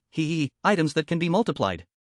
Regular ginseng seeds help increase mana, but gold and silver seeds have special effects. Golden ginseng seeds will make the ginseng plant glow yellow when planted, while silver ginseng seeds will make the plant glow silver. This is a hidden fragment that can only be obtained this way in the legend of Ahan's heroes. Although some people screamed right after harvesting, that was not a big problem. Corinne thought gleefully, in my previous life, Park Ciu ate the gold seed and I ate the silver seed, but now both will be mine. What made Marriott the first boss and awakened her into a special vampire was the real quest that would take place in 3 weeks. It was the confrontation with the killer vampire of Fog City, John Zhu. Corinne didn't know how the demon minion inside Marriott awakened, but there were 3 weeks left. And that's why he decided to show his strength to the strong ones in the second rank. Because no one wanted to fight a weak 5th rank knight, no matter how many slaps he had. First thing that interested them in a player was innate talent and strength. Corinne calculated, within a week, they will fully recover, then I will propose forming a guild. The first boss in the legend of Ahan's heroes, Special Vampire Marriott.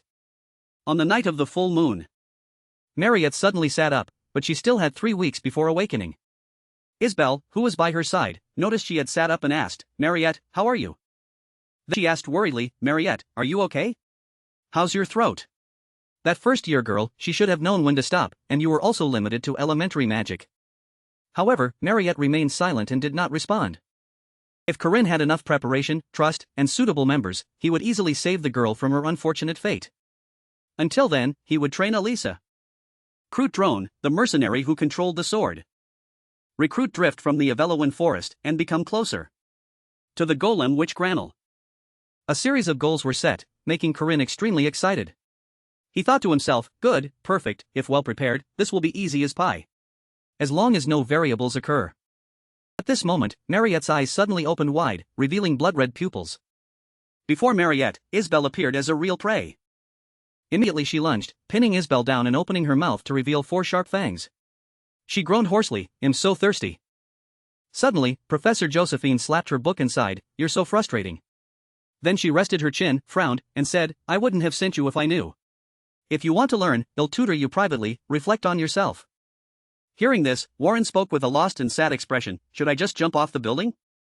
Suddenly Corinne appeared from somewhere, hanging upside down outside the window, cheerfully saying, well, I knew you'd be here. This sudden appearance startled Warren, leaving her confused. Corinne, clinging to a branch with a box of pastries in his hand, continued, Warren, right? I think I've seen you before, in Corinne. Can you open the window? Warren hesitated and opened the door. Corinne held out the box of pastries and said, here you go, I didn't know what you liked so I just bought these pastries. Besides, it would be weird to come empty-handed. Hearing this, Warren remained silent. After a moment, she spoke, you hanging on a tree like that violates school rules. Corinne just teased, I'm not inside, I'm hanging on a tree. And if I were inside, what then? It seems Professor Josephine isn't here either. Although joking, Corinne was thinking, I came here to see if she was injured, but I don't see any wounds. It seems she's banned from going out because of what happened at the hunting ground. He thought about Professor Josephine, his thoughts turning serious. Warren is a demi-human, so her worry is understandable. But locking her up for more than 4 days like this. As Corinne was deep in thought, Warren suddenly spoke, startling him, she went out. She hasn't returned here for more than 4 days. Hearing this, Corinne was astonished, what? She hasn't returned here even once since. Warren replied calmly, yeah. Warren's indifference astonished Corinne even more. In his panic, he accidentally slipped and fell from the tree to the ground, creating a loud thud. At that moment, the system suddenly displayed a notification, Persistent Warrior Regeneration activated. Corinne lay on the ground, clutching himself and crying out, ouch, that hurts, see you later, they'll bring you food tomorrow. Warren still said nothing, just watched silently. At this moment, Professor Josephine had left the academy, leaving Warren, the most dangerous person at Makaba. Suddenly, hurried footsteps echoed from afar. A thought flashed, something is definitely wrong. The 2 people who appeared were Professor Damar and Professor Fermat, a representative warrior of the Night Faculty, formerly a bodyguard. They ran and talked. Professor Damar urgently asked, have you found her yet? Fermat replied while running, not yet, they'll try looking in the city outskirts. The representative warrior's footsteps became more urgent now. Warren noticed that and thought, these 2 are also in such a hurry, it can't be. Elsewhere at a gate, a soldier blocked Corinne and said, "Corinne, what's wrong? Your request for a meeting has already been denied." Hearing this, Corinne smiled, offered a delicious sandwich and a refreshing drink, and happily replied, "Oh dear, it's not about that. You're a grade 3 security guard, Groan, right? Professor Josephine told me to bring you food and drinks." Groan, without any suspicion, took the food from Corinne and replied, "Really? She really cares about her subordinates." Meanwhile, Corinne secretly thought, my request to meet Marriott was denied. Isbel, Marriott's protector, is missing, and the infirmary has guards outside. From the beginning, I felt something was wrong. Groan ate the sandwich heartily, without the slightest suspicion. Corinne continued to observe and thought, the more I think about it, the more my suspicions seem correct. Suddenly, Groan took a bite of the sandwich and immediately felt severe stomach pain, only mumbling a few words. Seeing this, Corinne secretly rejoiced but still feigned worry. "Oh dear, what's wrong with you? Do you have a stomachache? It looks like there's a restroom over there." Groan quickly ran off, not forgetting to instruct, "Can you cover for me for a moment? But remember not to go inside." Corinne waved and smiled, replying, "Yes, take your time, sir. I definitely won't go inside." When Groan was out of sight, Corinne breathed a sigh of relief. However, thoughts still raced through his mind, no way. There's still a whole month left. Why so early? I hope my suspicions are wrong. As he thought, Corinne clenched the cloth in front of him. Then he flung open the leather curtain and called out loudly, "Sister Marriott." But the person in front of him was not Marriott. Corinne exclaimed in surprise, "Isbel." He paused, disappointed, thinking, Sister Marriott should be here, right? Why is it Isbel now? Wasn't she missing? There was no longer any doubt when he saw 2 round bite marks on Isbel's neck. Corinne silently confirmed, this is definitely the secret the professors are trying to hide. Observing the person in front of him, Corinne couldn't help but feel angry, thinking, Isbel awakened as a vampire and became the biggest threat in Act 1. Corinne silently sighed, but his hand still gripped the cloth. In his mind, thoughts spun endlessly, everything is happening 3 weeks faster than the original script. He recalled the 4-stage attack strategy to defeat the final boss of the first act. The first stage, quickly deal with waves of monster attacks. The second stage, use magic circles to imprison her. In Corinne's mind, the image of Isbel trapped in a dark and hazy space became clear. By inflicting damage, they gained the upper hand. Stage 3, directly confront the powerful enemy raging in the blood domain. At this moment, the image of the terrifying enemy reappeared in Corinne's mind. Finally, when the enemy is defeated, it will transform into its final form. This is the core of the strategy. Corinne thought to himself, if the excellent first-year students teamed up, it might not even require player support, it wouldn't be too difficult. In his mind, images of his 4 close friends suddenly appeared, but then he felt regret. To reach stage 3, but Alisa with red eyes and an aggrieved face, injured by his own doing. Drone, his companion whose important weapon was destroyed, was also his fault. Granel, his golem had not fully recovered, yet another mistake of his. Corinne clutched his head, both surprised and angry, blaming himself, this isn't good, damn it. The shadow of a demonic vampire appeared in his mind, a familiar image from the original script. In the story, after the encounter with the killer vampire in Fog City, Marriott lost control and attacked her roommate, then fell into a rage. In his previous life when this happened, Corinne recalled that the setting shifted to a dark house. At that time, he and the group waited for Marriott and Isbel downstairs in the dormitory to resolve everything. The scene in Corinne's memory was all 5 members of the team gathered there, but Park Ciu intentionally let Marriott escape. Everything is messed up now because of my actions. I suddenly remembered Alisa being attacked, flying far away and suffering severe injuries with 8 broken bones. Meanwhile, Granel's golem was completely destroyed, making him unable to fight. A scene full of disappointment. Suddenly, Warren appeared with a terrifying surge of power. I also thought about Warren participating, but I couldn't foresee how the battle would change if that happened. The scene shifted to a corner of the training room. Corinne spoke, "Hey, race the employment registration certificate. This mission is especially difficult. I need to find and capture someone alive." Drone frowned and replied, "Are you crazy? The mercenary's principle is to only take sure-win battles. Besides, you broke my sword. Now I only have 2 left." Before Drone could finish, Corinne interrupted, "The reward is 20 gold coins. If you still don't believe me, you'll leave this as collateral." He pulled out a pure soul dust card, which made Drone pause. After a few seconds of thought, Drone smirked and said, "You really are a boss who understands psychology." At that moment, the system displayed a notification, "Drone has joined your party." Corinne chuckled, looking very satisfied. The scene shifted to the library. Corinne opened a book on the shelf and observed it intently. Suddenly Yuan appeared, hesitantly asking, how did you know? I thought all the records burned with the forest. Corinne calmly replied, before, I read a book about it. The alphabet you use is Akam. Right? You're here to find it, aren't you? Then Corinne decisively closed the book and looked at Yuan. If you help me, I will teach you all of this magic. Yuan hesitated, frowning, and asked, specifically, what do I have to do? The system again displayed a notification, drone, Yuan have joined your party. Corinne couldn't hide his satisfaction. The final scene shifted to the canteen. Corinne was trying to persuade Lack and Jaeger, who were sitting in front of him. Lack slowly said, I'm forming a party, but this mission is difficult and dangerous. The pay is low, and we might have to face an extremely powerful demon race. Corinne patiently persuaded, but if we succeed, we will gain honor and reputation. His words made both Lack and Jaeger stop everything, stunned. Corinne was slightly flustered, thinking, is it that hard to persuade them? Suddenly, Jaeger and Lack abruptly changed their attitude, exclaiming in unison, that sounds exciting, let us join your party. Seeing this, Corinne smiled happily and replied, alright, you guys are really obsessed with romance, aren't you? The scene shifted to a dense forest. Corinne led Lack, Jaeger, and Drone. Yuan. Thanks for watching the video. As he walked, Corinne silently calculated, 1 damage dealer, 1 healer, plus 3 more support members are enough to get through the first stage. That meets the minimum requirements. He slightly curled his lips and muttered, this formation, it's the best for now. Suddenly Corinne remembered his encounter with Sihu, who had given him some instructions before bursting into tears and fleeing into the forest. Recalling it, he thought, it took so much effort to find her. Who knew such a strong person would dig a tunnel in the forest and hide there for a whole month? Corinne's thoughts became sharp and decisive. He said she was hiding in the forest, and near Makaba Academy, there's only one forest. A moment later at the hunting ground, a team member asked, is Sister Marriott really here? Drone hesitated and replied, Master, I understand the mission objective, but how do we find her? Corinne answered calmly, if we search, it might take a year. If you want to know, ask around, there's bound to be a clue, don't worry.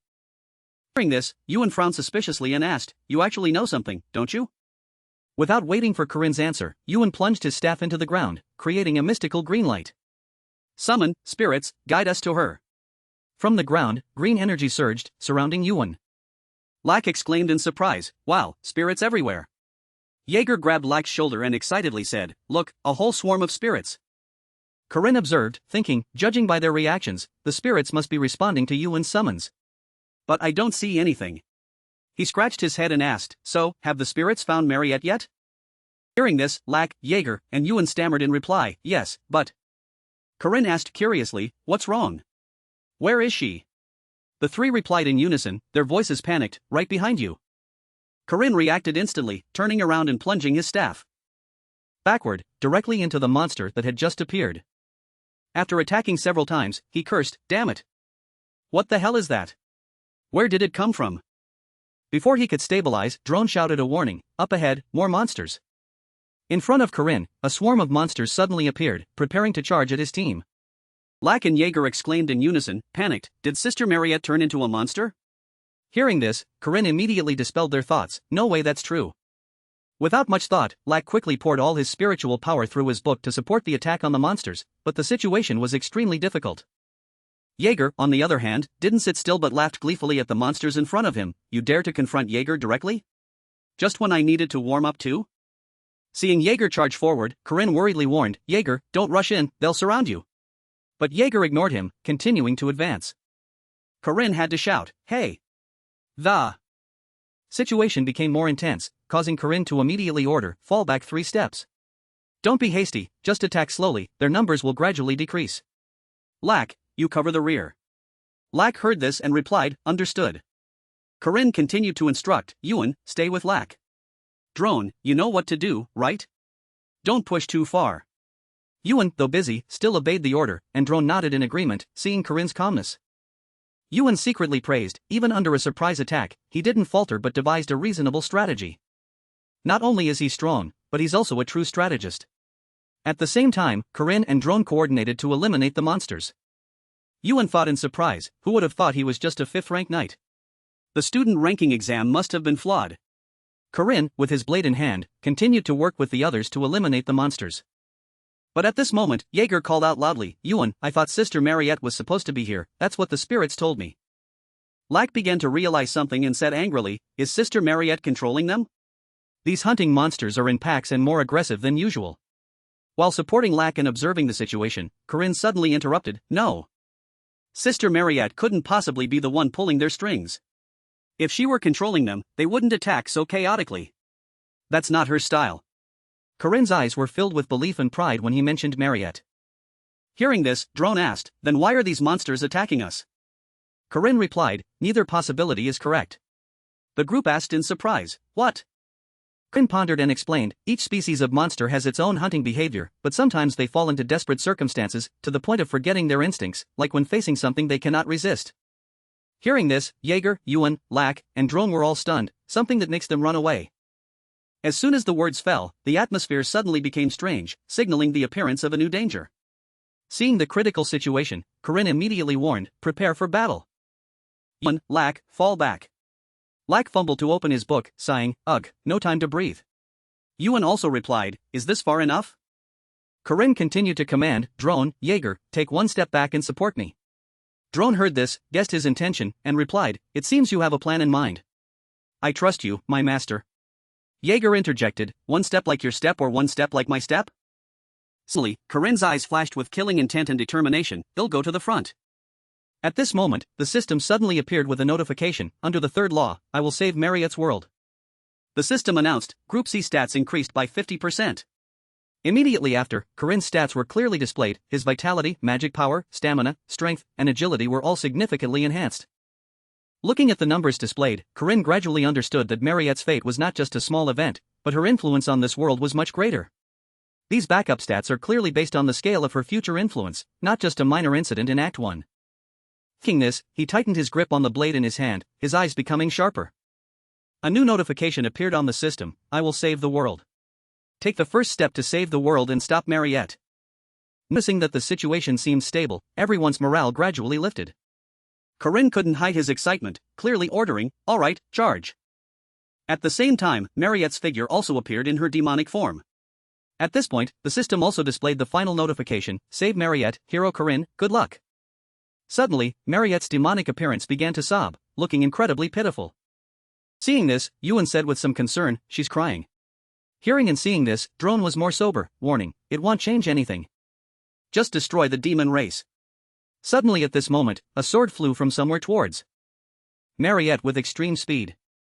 But suddenly Drone saw something that utterly astonished him, his eyes wide. At this moment, the sword was blocked by a protective shield, preventing it from attacking Marriott. Seeing this, everyone was astonished and exclaimed in unison, "What is that? I can't believe my greatsword was blocked." Drone seemed to realize it and explained, "That's a blood orb, a creation born from vampire blood. I didn't think a newly awakened vampire could have a blood orb with her." Seeing this, Corinne turned around with extremely firm eyes and said, "No need to fear it, it's just been born, it hasn't received her blood or magic yet. When it's not supplemented with blood and magic from its master, it can't do anything but block attacks." Suddenly Drone said, "For a mage like me, facing an opponent with such defense is a big problem." Hearing this, Corinne replied very calmly, "It'll be fine, don't worry." Suddenly at this moment, Marriott's demonic form let out a loud scream and yelled, "Get out!" Seeing this, Corinne immediately reminded everyone, "That's a wide area magic attack." Seeing this, Corinne called out, "Yuan!" Yuan, hearing this, was also very determined, beginning to use his power. And not forgetting to reply, "I know." While Yuan was summoning his domain power, Corinne said with a triumphant look, "I don't know about other places, but this is in the forest. This is my domain." As soon as he finished speaking, the domain power Yuan had created also formed a shield, protecting everyone instantly. At this moment, the system also displayed a notification, "Attack speed increased, protects souls from adverse effects." At this moment, Marriott was blocked by the shield wall of spirits that Yuan had created, making it difficult for Marriott. Yuan, meanwhile, resisted and struggled, crying out. Seeing the situation, Jaeger immediately warned worriedly, "What if that defensive wall breaks?" Hearing this, Lack interjected, "Jaeger, knock on wood, what are you saying?"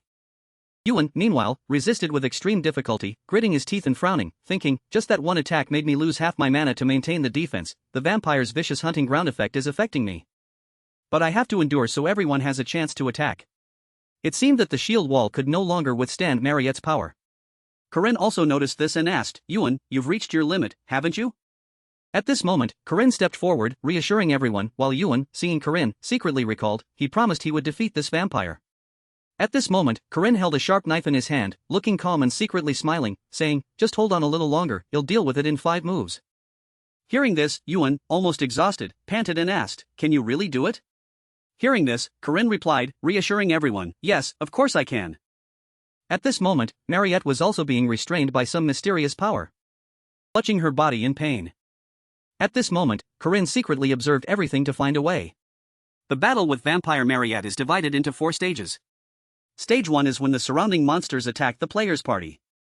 Stage 2, after defeating the monsters, Marriott will enter the battle herself. You need to confront her from stage 2 to stage 4 for the strongest spells to be cast. Then Marriott suddenly became more frenzied and monstrous. In other words, before the final stage, she hadn't used all her power. At that time, Marriott seemed to have become a true vampire. It's similar to the game in my previous life. Thinking this, Corinne held the blade in his hand, turned around, and instructed, "Lack, leave a little faster than Yuan, you can only use elementary magic about 2 more times, so take care of yourself." Hearing this, Lack was very surprised by Corinne's calculation and said, "You calculated that far?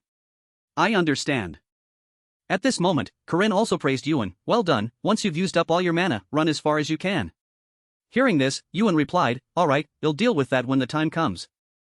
Until now, although the attack was widespread, it was unlucky. The truly dangerous thing.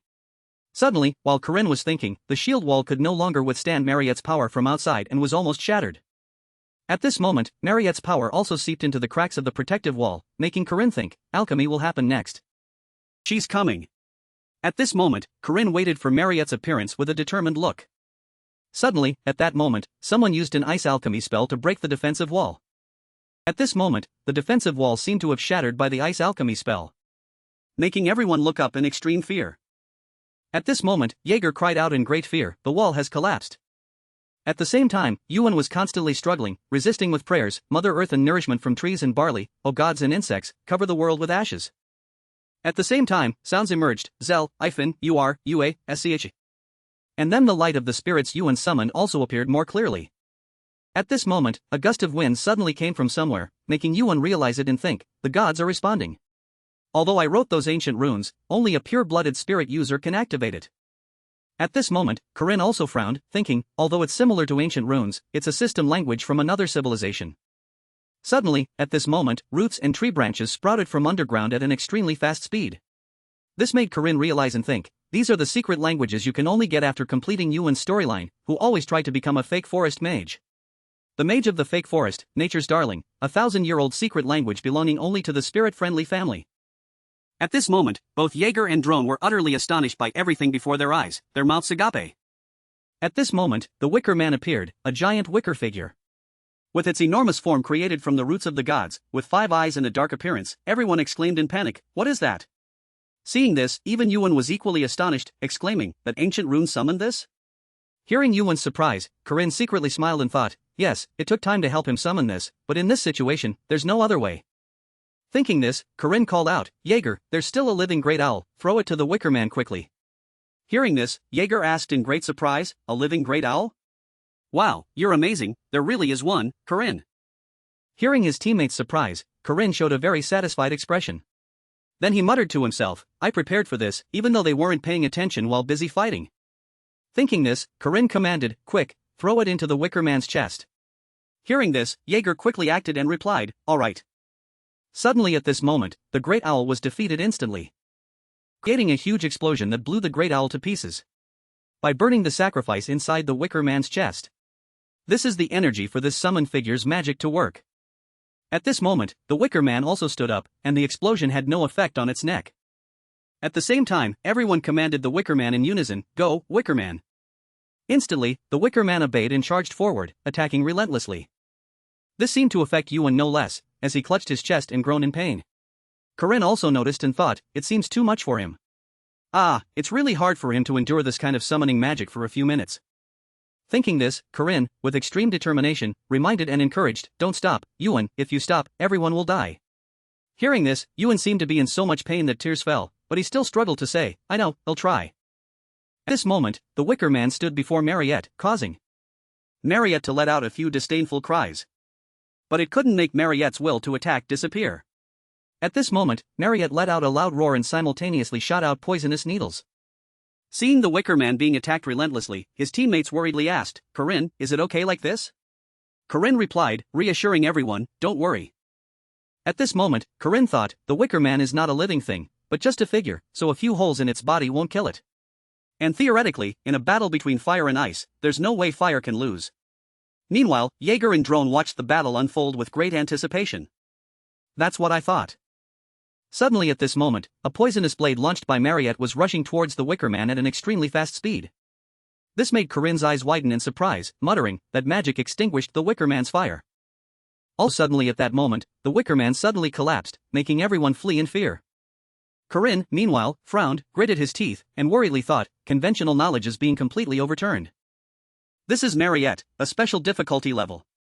Marriott at this moment seemed to have truly transformed into a demon with her fierce appearance.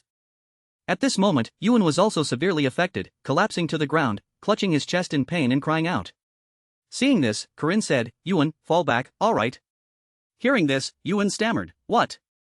But at this moment, Corinne interjected, your mana is depleted, your presence here won't change anything now. Hearing this, Yuan understood the situation and quickly left the scene, saying, understood, I'm retreating first. Seeing this, Jaeger asked with some concern, hey, can we do this alone, Corinne? At this moment, Corinne explained the situation to his teammates. Marriott used all her wide area attacks, now her magic is weakened, do you guys know what that means? Hearing this, Jaeger asked curiously, what? It's our turn to act. Suddenly at this moment, Corinne seemed to transform into a beast, charging forward with a gleeful expression, causing Jaeger and Drone to call out in slight fear, hey, hey. Wait a minute. Immediately after, both Jaeger and Drone quickly followed. At this moment, all three faced the truly demonic Marriott, who was continuously launching poisonous blades. At this moment, Drone quickly unleashed a skill, Link. Accelerate. Then immediately after, Drone attacked back but failed, causing Drone to curse a few words, damn it. This blood orb is tough. Suddenly at this moment, Jaeger appeared from the air with an extremely determined shout, I'm coming.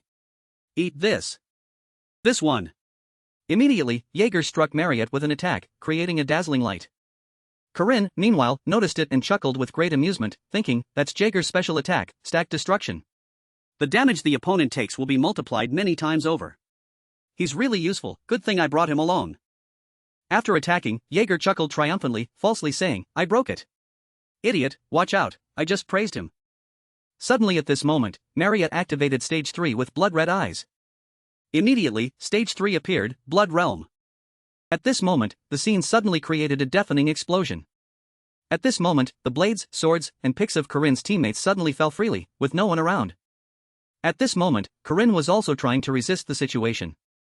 But Corinne seemed to realize the current situation and thought coldly, we're trapped in this barrier. As soon as the blood orb was destroyed, it activated a trap, and now we're stuck in it. What pressure, instead of just passively defending before. Now the blood orb has absorbed her blood and magic and created this. In front of Corinne at this moment was Marriott and a genuine demon that had appeared. Corinne sighed inwardly then let out a bitter laugh, thinking, I didn't think I'd be fighting it alone at this stage. It would have taken at least 3 people to fight this stage 3 in my previous life, but now. Suddenly at this moment, Corinne, with an arrogant look in his power, said triumphantly, well, it's not much of a problem. The result will be the same, he'll still be the winner. At this moment, the moon was rounder and redder than ever, making the scene even gloomier. If you were born a normal human, you could distinguish between beast and human. If you were truly human, it would be natural to be so terrified that you'd shut your eyes. At that moment, the scene shifted to a dark castle. When observing the animals fighting for survival in despair, a strange aura appeared. Also in some room in the castle at this moment, with a blurry image. A chill ran down my spine. Completely different from the burning sensation in my throat. At this moment, Marriott suddenly returned to normal and was slowly opening her eyes after her coma. At this moment, Marriott began to look around, silently surveying her surroundings. Suddenly, someone was loudly calling a name, Isbel. Marriott still couldn't see clearly, only thinking, my throat is drawn to someone's neck whose name I don't know. Suddenly at this moment, Marriott transformed into a vampire once again with sharp fangs and claws. Marriott thought to herself, I bit it. My fangs, which had always been there, tore through the skin and reached its blood vessels. That creature was trembling. Suddenly at this moment, the person who had just called Marriott's name suddenly opened their eyes wide, tears streaming down their face. I don't know if this is terror before being hunted or fierce resistance. But it doesn't matter anymore, there's no longer the feeling of fear to the point of closing my eyes. At that moment, Marriott, like a bloodthirsty beast, lunged and bit her prey. The painful groans were like a piano melody. That warm blood flowed into my tongue, wetting my throat. At that moment, the entire body of the person Marriott had lunged at suddenly trembled and then slowly fell backward. It ran all over my body and warmed my cold skin until... Suddenly at this moment, after biting the person, with blood splattered on her in the bed, Marriott still appeared innocent, thinking, my blood vessels, which I thought had stopped flowing, felt like they were expanding. Isabel's groans and the creaking sound of the bed also stopped. At that moment, the person Marriott bit, Isabel, completely collapsed after being bitten. Only the sound of my heart, as if it were about to explode, spread throughout my body. The delicious smell of blood suffocated and disgusted me. Suddenly at that moment, Marriott seemed to realize that the person she had just attacked was someone familiar to her, and she began to cover her mouth, clutching her trembling body. My entire body, full of vitality, felt like it was about to collapse completely. Because only now did I realize that it wasn't an animal or anything. Isabel at that moment seemed to have no strength left and fell before Marriott. Marriott, a true demon when transformed into a vampire. I have sinned. I almost killed my friend. At the same time, the moon returned to normal, like every night, no longer a blood-red moon as before. As if just killing an animal. No, perhaps even more cruel. At that moment, Marriott seemed utterly terrified by what she had just done, filled with such remorse that she cried incessantly. As soon as she realized she had treated a human like an animal, she clutched her rumbling stomach and ran away. Immediately after causing the disaster, Marriott seemed unable to think of anything but escape. Until the boy found her. It was Corinne, whom Marriott had mentioned. At this moment, the battle between Corinne and the demonic Marriott continued. At this moment, the grotesque demon dog on the side of the demonic Marriott suddenly lunged at Corinne like a fierce tiger.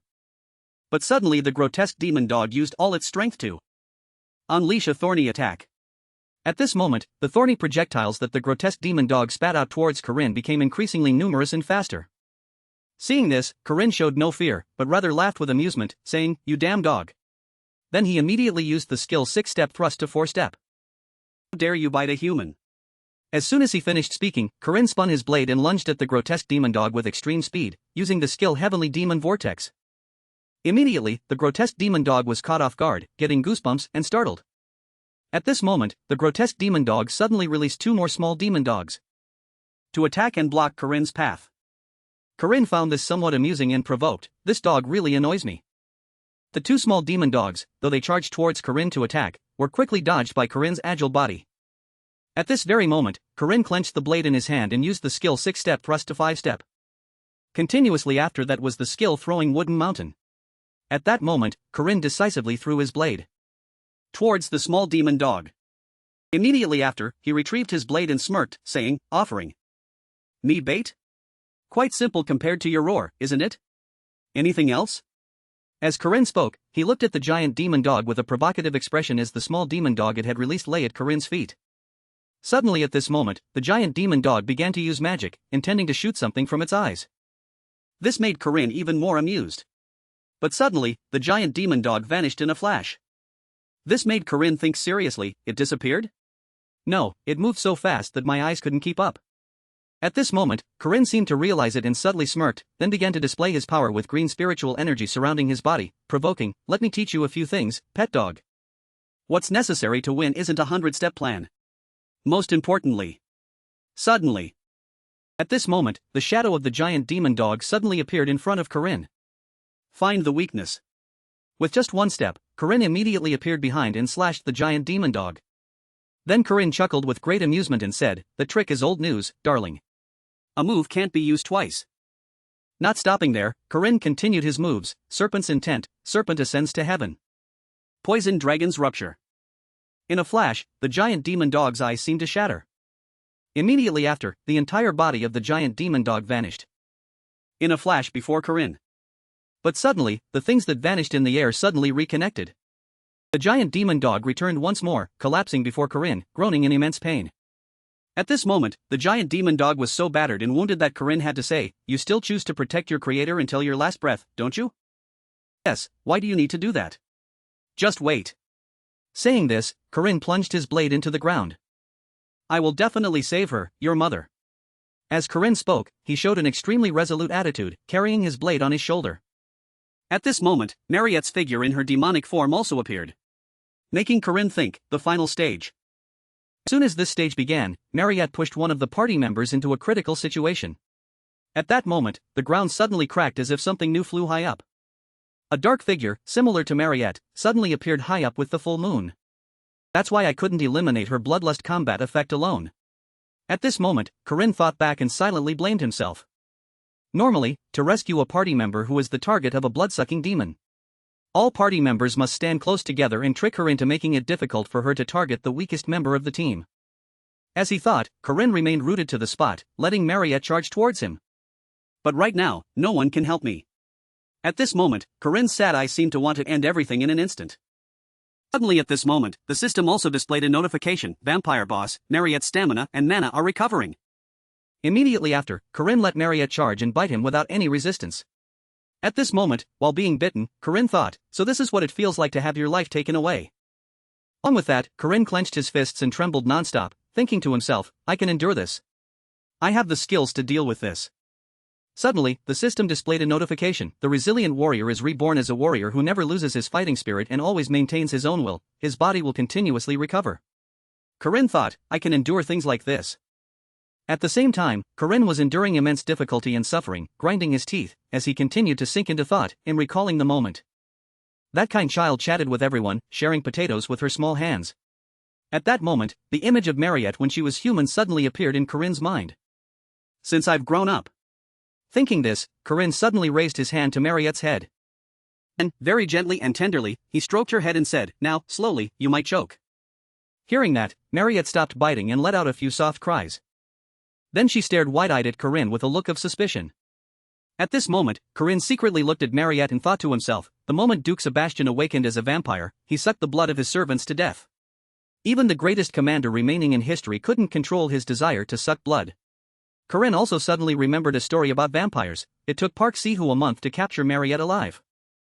And forcing her to drink monster blood, which tasted no different from seawater, only made her crave it more. At that time, Marriott continuously drank animal blood instead of human blood. Marriott had never killed anyone. She endured her desires and cravings thanks to her superhuman will.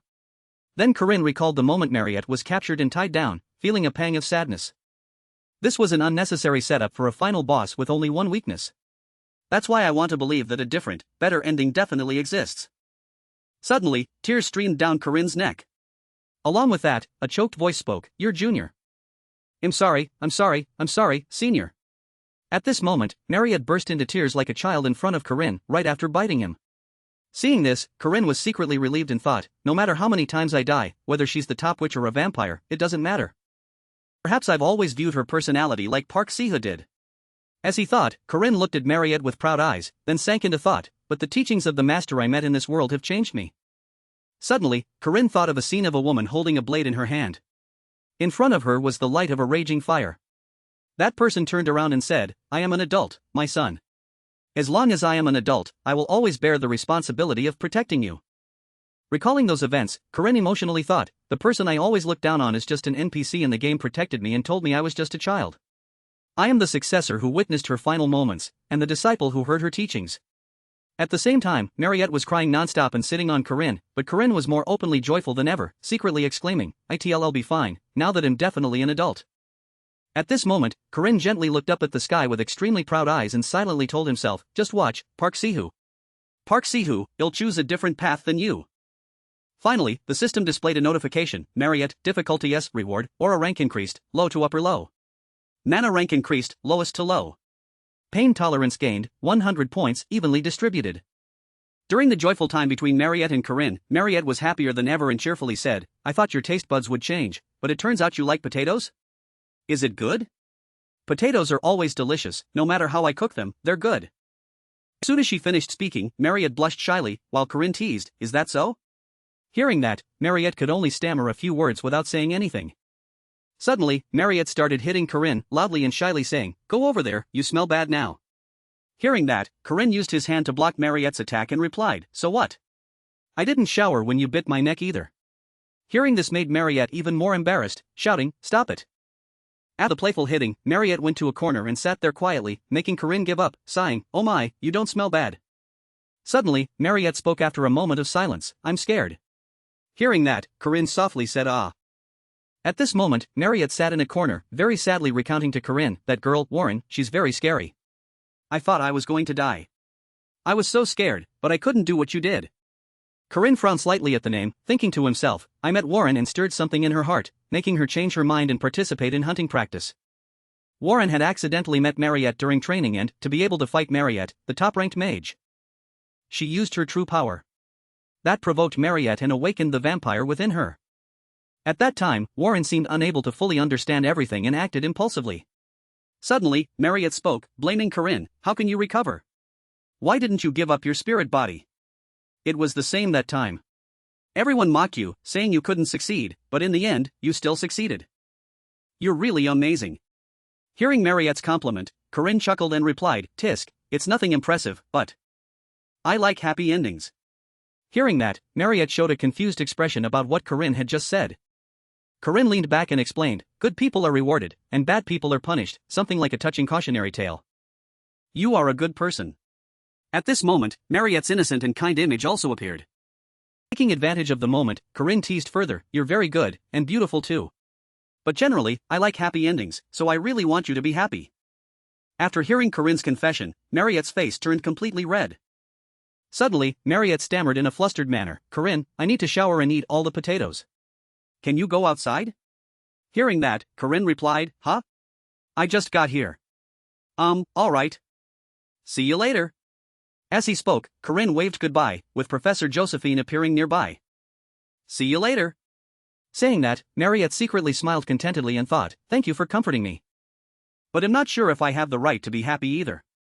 As she thought, Marriott fell into sad contemplation. Immediately after, Marriott would be temporarily detained. And that had happened, making it very difficult to return to normal right away. TSK, I think she'll be released soon. Because the demi-human Warren will attend school normally. As he thought, Corinne unconsciously thought of Warren. Even if Marriott awakened and became an individual, most people wouldn't feel threatened by it. At this moment, Corinne walked, looking down at the ground, silently contemplating Marriott's situation. Suddenly, someone called Corinne's name. Hearing that, Corinne looked in the direction of the voice. Suddenly, Ario appeared out of nowhere and cheerfully said, can I see you for a moment? Corinne, seeing Ario, also called out, Principal. Hearing that, Ario walked closer to Corinne and happily asked, Corinne, is this the first time I've met you alone? How do you feel? Hearing that, Corinne scratched his head slightly and happily replied, I'm fine. Is something wrong? It's about Marriott's punishment. Hearing this, Corinne froze for a moment and stammered, her punishment? Then he stared wide-eyed, thinking of Marriott, and worriedly thought, I didn't think she'd be punished.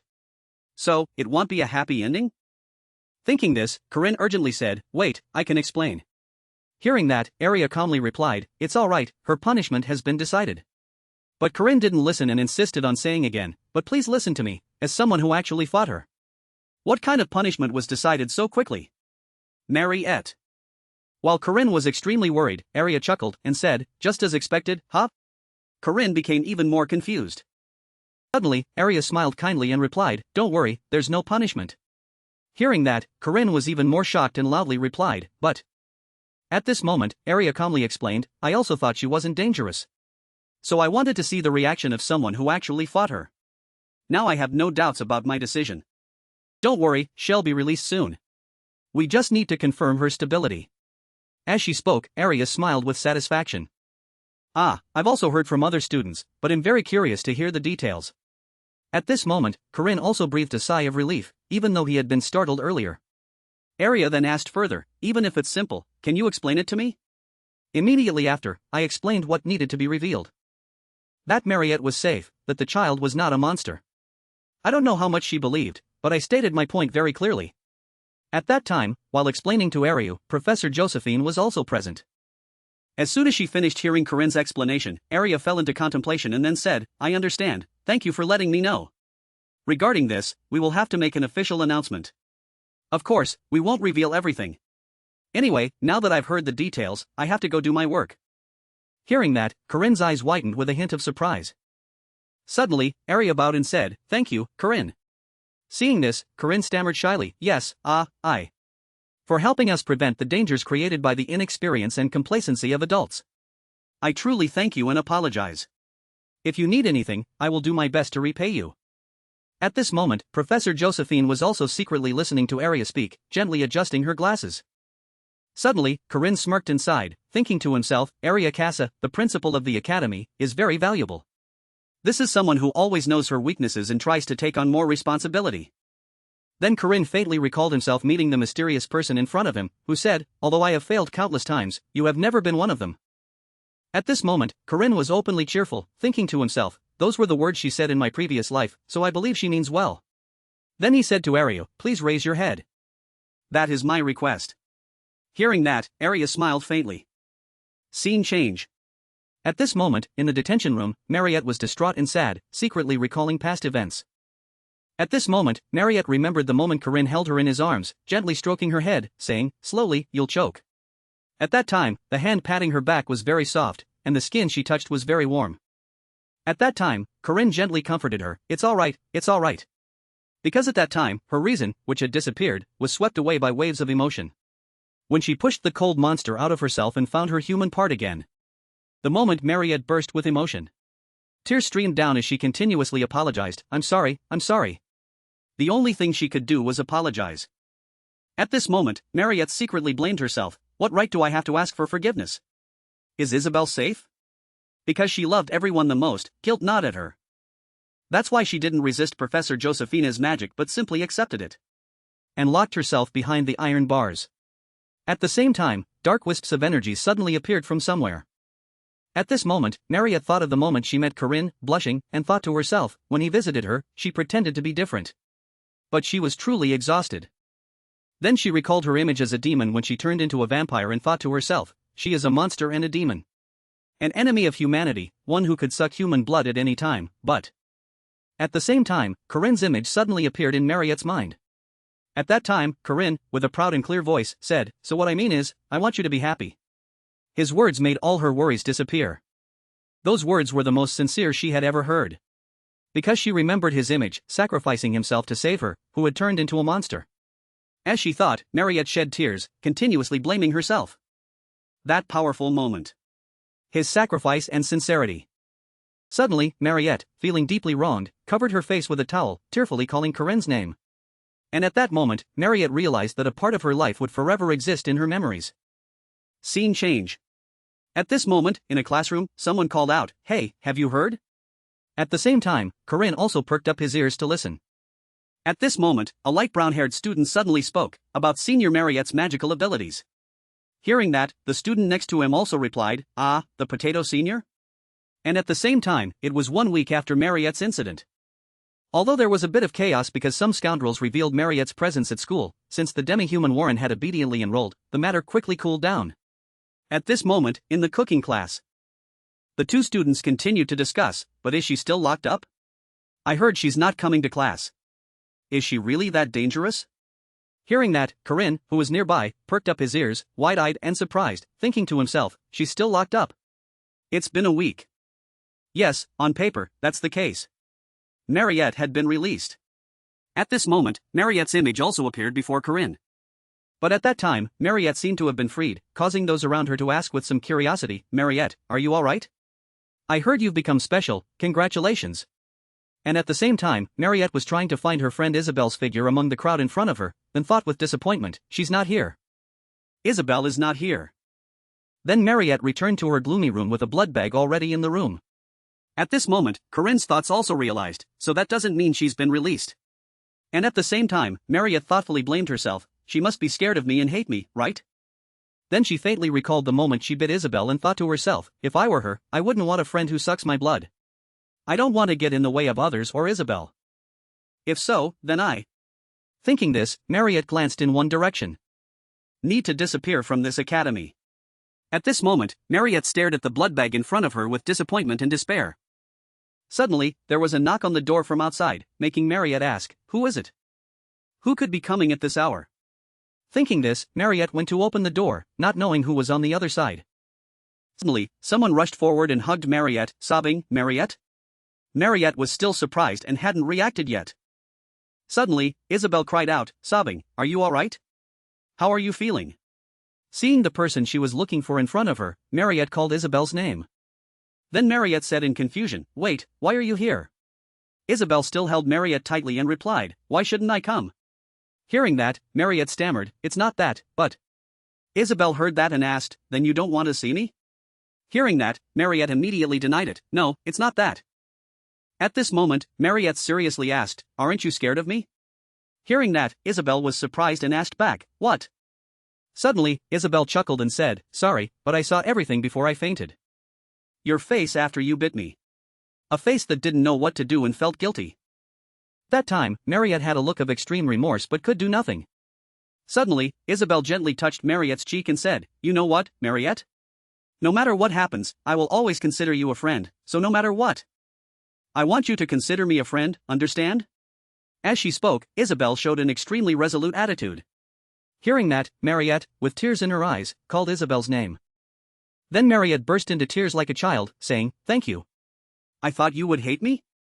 Hearing that, Isabel asked back, "Hey, are you still feeling guilty?" Then Isabel smiled very happily and explained, "Honestly, I feel completely recovered, but I haven't been discharged yet. So I couldn't go out right after you were released if that junior hadn't secretly brought me out."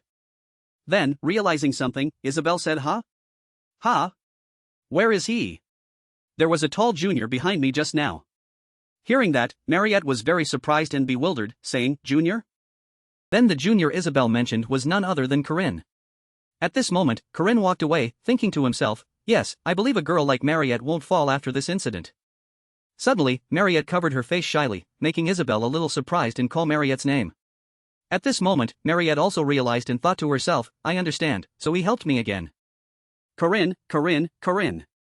Then Marriott, with an extremely shy face, could only call Corinne's name in her thoughts. The first part of the story ends here. Everyone got a happy ending, something that never happened in the previous life. Although some things I didn't foresee happened and nothing went according to plan, I like this ending even more.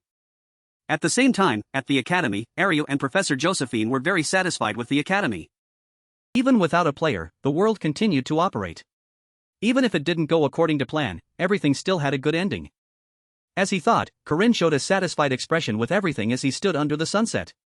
This moment confirmed the starting point of a new world. Thinking this, Corinne smiled with great satisfaction. Scene changed to the next day at the academy's training ground. At this moment, Corinne was continuously training hard and thought to himself, "My schedule is quite monotonous, revolving around class, lunch, class, training, dinner, training. But I have to become stronger. Considering the scenario that's rapidly approaching with that girl, I need to be even faster." At that time, no matter how injured he was, Corinne continued to train. Suddenly, during training, Corinne practiced the techniques, Supreme Fire Serpent, Serpent Ascension, Poison Dragon Strike. As soon as he finished practicing a few techniques, someone suddenly exclaimed, "Oh!" making Corinne say, "Ah." It was none other than Marriott, who was proudly clapping with satisfaction, exclaiming, "That's impressive, Corinne. You're so diligent today." Seeing Marriott, Corinne said, "You're back to normal, as if nothing ever happened." But Marriott didn't care, immediately changing the subject, "All right, since you've worked so hard, you must eat a lot. I didn't cook much, but please eat it all." Saying that, Marriott laid out a platter of food, all sweets, making Corinne hesitate and say, "You prepared so much, and it's all made from potatoes." Saying that, Corinne sat down and cheerfully said, "Wow, I'm hungry too, so I'll eat my fill." Hearing that, Marriott happily replied, "Good, eat it all." But suddenly Marriott saw blood on Corinne's hand and showed a craving, softly saying, "Huh?" Then thinking, "It's blood." Seeing Marriott's slightly strange behavior, Corinne asked while eating, "What's wrong? Is there something on my face?" Hearing that, Marriott turned away, hiding her 4 fangs that were clearly visible, making her very flustered and stammering, "No." Then she secretly complained, "No, I accidentally saw blood and drooled." Suddenly, Corinne asked, "Anyway, you've been drinking blood often lately, right?" Hearing that, Marriott replied, pointing to the blood bag next to her, "Yes, here." Seeing that, Corinne asked further, "Fresh blood and packaged blood are a little different, aren't they?" Seeing that, Marriott replied without suspicion, "There's a slight difference, freshness, taste. And your blood is incredibly delicious. I mean, this feels so strange to me." Suddenly, Marriott explained in a flustered manner while Corinne chuckled and teased, "It's probably like organic food and pesticide-sprayed food." Marriott found it reasonable and replied, "Yes, similar to that, like frozen meat and fresh meat." Hearing that, Corinne replied while eating, "So that means you've decided to eat frozen meat for the rest of your life, huh? Sometimes it's okay to drink some." Hearing that, Marriott blushed shyly and replied very innocently, "Huh? What?" Suddenly, Corinne clearly replied, "My blood." Hearing this, Marriott was very shy, flustered, but also a little pleased, revealing her fangs as she replied, "What the hell are you talking about?" Corinne then suddenly offered his neck, saying arrogantly, "I can regenerate, so if you're tired of packaged blood, you can come to me. Or are you craving it now?" Seeing that, Marriott turned her head away, very flustered and angry, saying, "Don't say such things." "I refuse, I don't want to bother you." Then Marriott suddenly took out a blood-red bottle and shyly offered, "Anyway, this." Seeing that, Corinne asked curiously, "What is it?" "Blood?"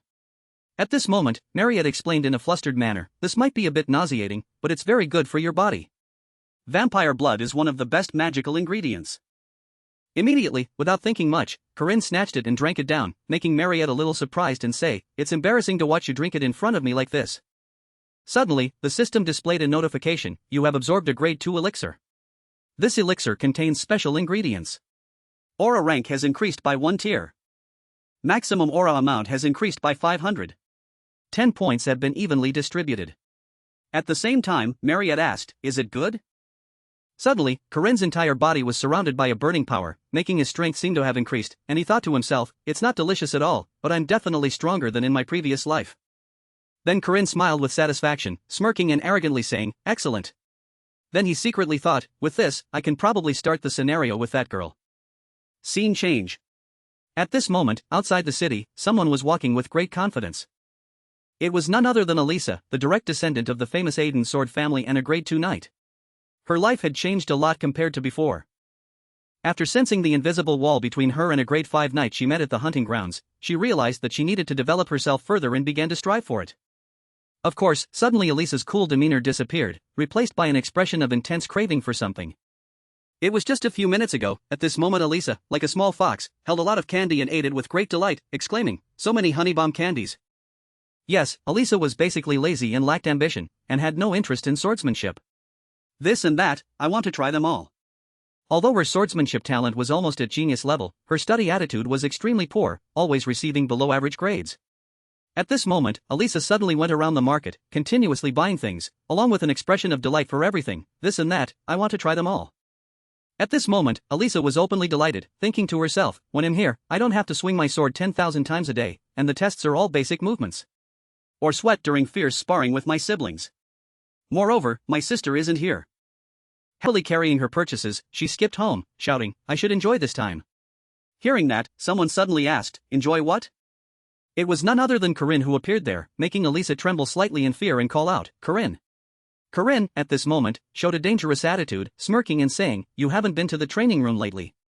Hearing that, Alisa stammered, searching for an excuse, "I've been very busy lately, with homework and missions."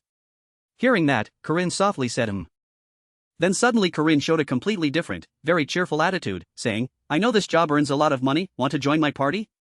Hearing that, Alisa had to say, "Error." Alisa was very scared and angry, frowning and grinding her teeth, thinking to herself, "Damn it, why does he keep looking for me?" In some ways, Corinne became difficult for Alisa to approach. When standing in front of him, she felt her lazy habits and neglected talent were exposed. The ordinary mentality of a genius swordsman who received a grade 2 Guardian Knight certification at a very young age and the granddaughter of a genius swordsman was laid bare. Suddenly, the clothes in Alisa's hands were also dropped. Then Alisa thought of Corinne's figure, radiating a lot of killing intent, and thought to herself, "Above all, this person's methods are very difficult, he keeps talking about the basics." The image of Corinne saying, basics are very important appeared more and more clearly in Alisa's mind. Isn't it normal at this age to perform a cool, deadly move? As she thought, Alisa showed a fearful expression. Suddenly, Corinne said with a very cheerful expression, "Two parties will receive 2 gold coins, the difficulty is only level 2. Hearing that, Alisa's eyes lit up like car headlights, excitedly drooling and saying, 2 gold coins. As soon as Alisa finished speaking, an ambitious thought echoed in her mind, "With that money, I can buy so many clothes and honey bomb candies." "So, are you going?" Corinne finished his sentence, and Alisa cheerfully replied, "Yes." Hearing that, Corinne replied, "All right, well go mid next week, so get ready." As soon as Corinne finished speaking, Alisa quickly replied, "Yes, Corinne." Then Corinne added, "Oh, and today I plan to participate in a short-term mission worth 20 silver coins, let's do it together." Hearing that, Alisa's eyes gleamed with the smell of money, happily replying, 20 silver coins? All right. This made Corinne secretly triumphant, thinking, she's so greedy for money? So easy. That should be enough for the scenario. I'm not sure, but based on my prediction, it's today. Then Corinne fell into deep thought about a few things. At this moment, Corinne began to think of Alisa as an Alisa who liked patrol missions on the quest board. She just had to follow the preset route in the city center and check for any problems. The scene then shifted to a panoramic view of the city where they were. Monsters approaching the city were only up to level 4 or 5 at most. Mid-level monsters rarely appeared. So the probability of a problem occurring was very small. At the same time, Corinne's thoughts drifted to the beasts lying sprawled in the forest. Suddenly, someone called out, "Knight, this side is done." Hearing that, Alisa, who had just finished dealing with the monsters, turned around with delight and said, "Captain, you should take the claws and fur to sell them later." This also made Corinne think to himself, little work but high pay, Alisa doesn't feel any hardship at all. Then Alisa thought of how her family had looked down on her before. At that time, the entire clan continuously criticized and scoffed at Alisa. TSK, your sister had already reached the peak at your age. Finally, we found the heir of the genius Aiden sword family. Lunia Aiden is the greatest genius of this generation, but the second daughter. She's just an illegitimate child, her bloodline isn't even high enough. Then Alisa thought of how her family had looked down on her before. At that time, the entire clan continuously criticized and scoffed at Alisa. TSK, your sister had already reached the peak at your age. Finally, we found the heir of the genius Aiden sword family. Lunia Aiden is the greatest genius of this generation, but the second daughter. She's just an illegitimate child, her bloodline isn't even high enough. Thinking this, Alisa dismissed the thought and felt very proud of herself, thinking, my family looks down on me, but I'm not that bad. Suddenly, Corinne called out, "Alisa, there's an owl bear over there." Hearing that, Alisa calmly replied, "That one is easy to deal with." Hearing that, Corinne replied, "Oh, impressive. Good, patrol completed. Now then. Today, the patrol mission was easily completed safely and happily.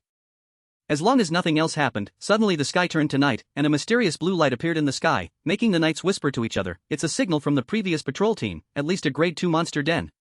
"Huh? I don't see anything."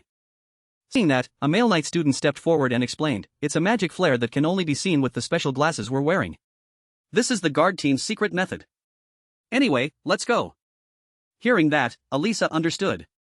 Then she showed a sad expression, thinking to herself, if nothing else happened during the patrol, it would have ended without having to kill any monsters. Bad luck for failing at the last minute.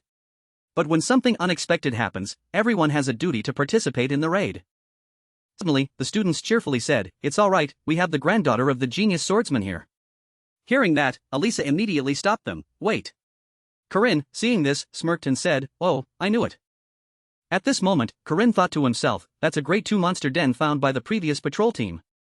And it's a lair for wolves gathered around the werewolf. Werewolf. It's an Ansiha monster that can defeat even if poisoned. This time we can easily defeat it too. At that time, the image of the wolf monster appeared with a terrifying appearance. Nevertheless. At the same time, Alisa was also ready to rush into battle. But suddenly Alisa saw something and thought to herself, that thing? Dullahan, a grade 1 monster. It appeared with a grotesque appearance that made people extremely terrified. Seeing the critical situation, Alisa thought with some difficulty, damn it, why is a Dullahan here? It's not over yet, but I have to. Without saying much, Alisa quickly drew the sword from her side, along with a dazzling light from the blade. Instantly, Alisa used the Aiden family technique, /domain burst, then rushed into battle. But suddenly Alisa saw something and stopped her actions. Nothing else, Alisa's opponent, despite being slashed by Alisa, did not budge, making Alisa exclaim, "What kind of resilience is this? It's like an invertebrate." Suddenly, Alisa was tightly bound by the monster's long scales, making Alisa scream in pain. At this moment, facing a formidable opponent, Alisa calmly thought of a way, too fast and full of experience. It must be at least a grade 1 monster. If so. Suddenly, Alisa burst into tears like a child and loudly called out, "Damn it, help me, Corinne." But in her heart, she thought, the honor of a warrior is something Alisa doesn't have. Hearing Alisa crying nonstop, the other knights explained, Corinne is dealing with another monster. Hearing that, Alisa cried even louder, saying, "Why aren't you here when I need you?" Suddenly, the opposing monster used another technique to attack Alisa, making Alisa stop crying and unable to do anything. At this moment, Alisa had tightly closed her eyes. Instantly, the monster's head was suddenly cut off. This also surprised Alisa. At this moment, Alisa and the monster fell to the ground, so Alisa let out a cry. A moment later, Alisa also thanked the person who saved her, thanks for the help. But suddenly seeing the extremely sharp sword, Alisa seemed to realize something and thought to herself, This sword. Suddenly, the person in front of Alisa spoke, blaming her, you're still as weak, lazy, and complacent as ever. Alisa seemed to recognize this person and gasped, thinking, the eldest daughter of the prestigious Aiden sword family, destined to be the next successor. The strongest swordsman of her generation, who will follow in the footsteps of the genius swordsman. It was none other than Lunia, who had saved Alisa from the monster. At this moment, Alisa was also stunned, stammering, sister. The person in front of Alisa was indeed Alisa's older sister.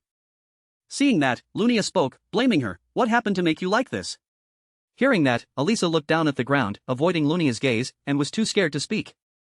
At this moment, Lunia spoke coldly, with a hint of blame, seeing the Dullahan, why didn't you retreat? Why didn't you thoroughly analyze the enemy in front of you? And above all, that stupid way of drawing your sword, who did you imitate? As she spoke, Lunia showed open disgust for Alisa. At this moment, Alisa was extremely scared, trembling, and continuously stammering apologies, I am sorry. But Lunia didn't listen and angrily blamed her, enough with the excuses.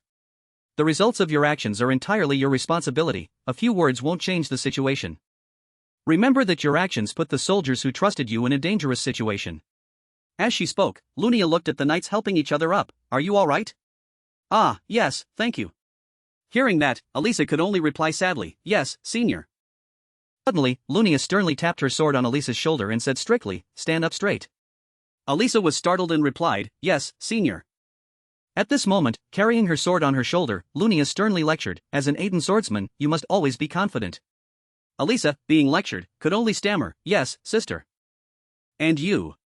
Suddenly, Lunia looked and pointed towards Corinne, directly at him. Corinne, who was training, realized and thought to himself, am I caught? That I just stood there watching Alisa while pretending to be busy. Suddenly, Lunia's eyes looked at Corinne very coldly but said nothing.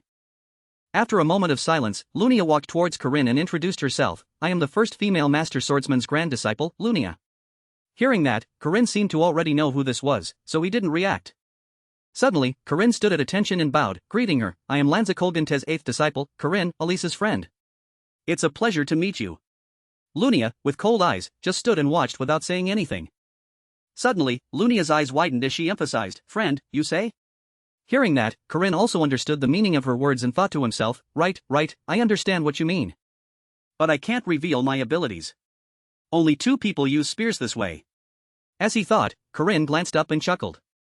Suddenly, Corinne thought of the figures of 2 very important people and reminded himself, besides me, there are only those 2.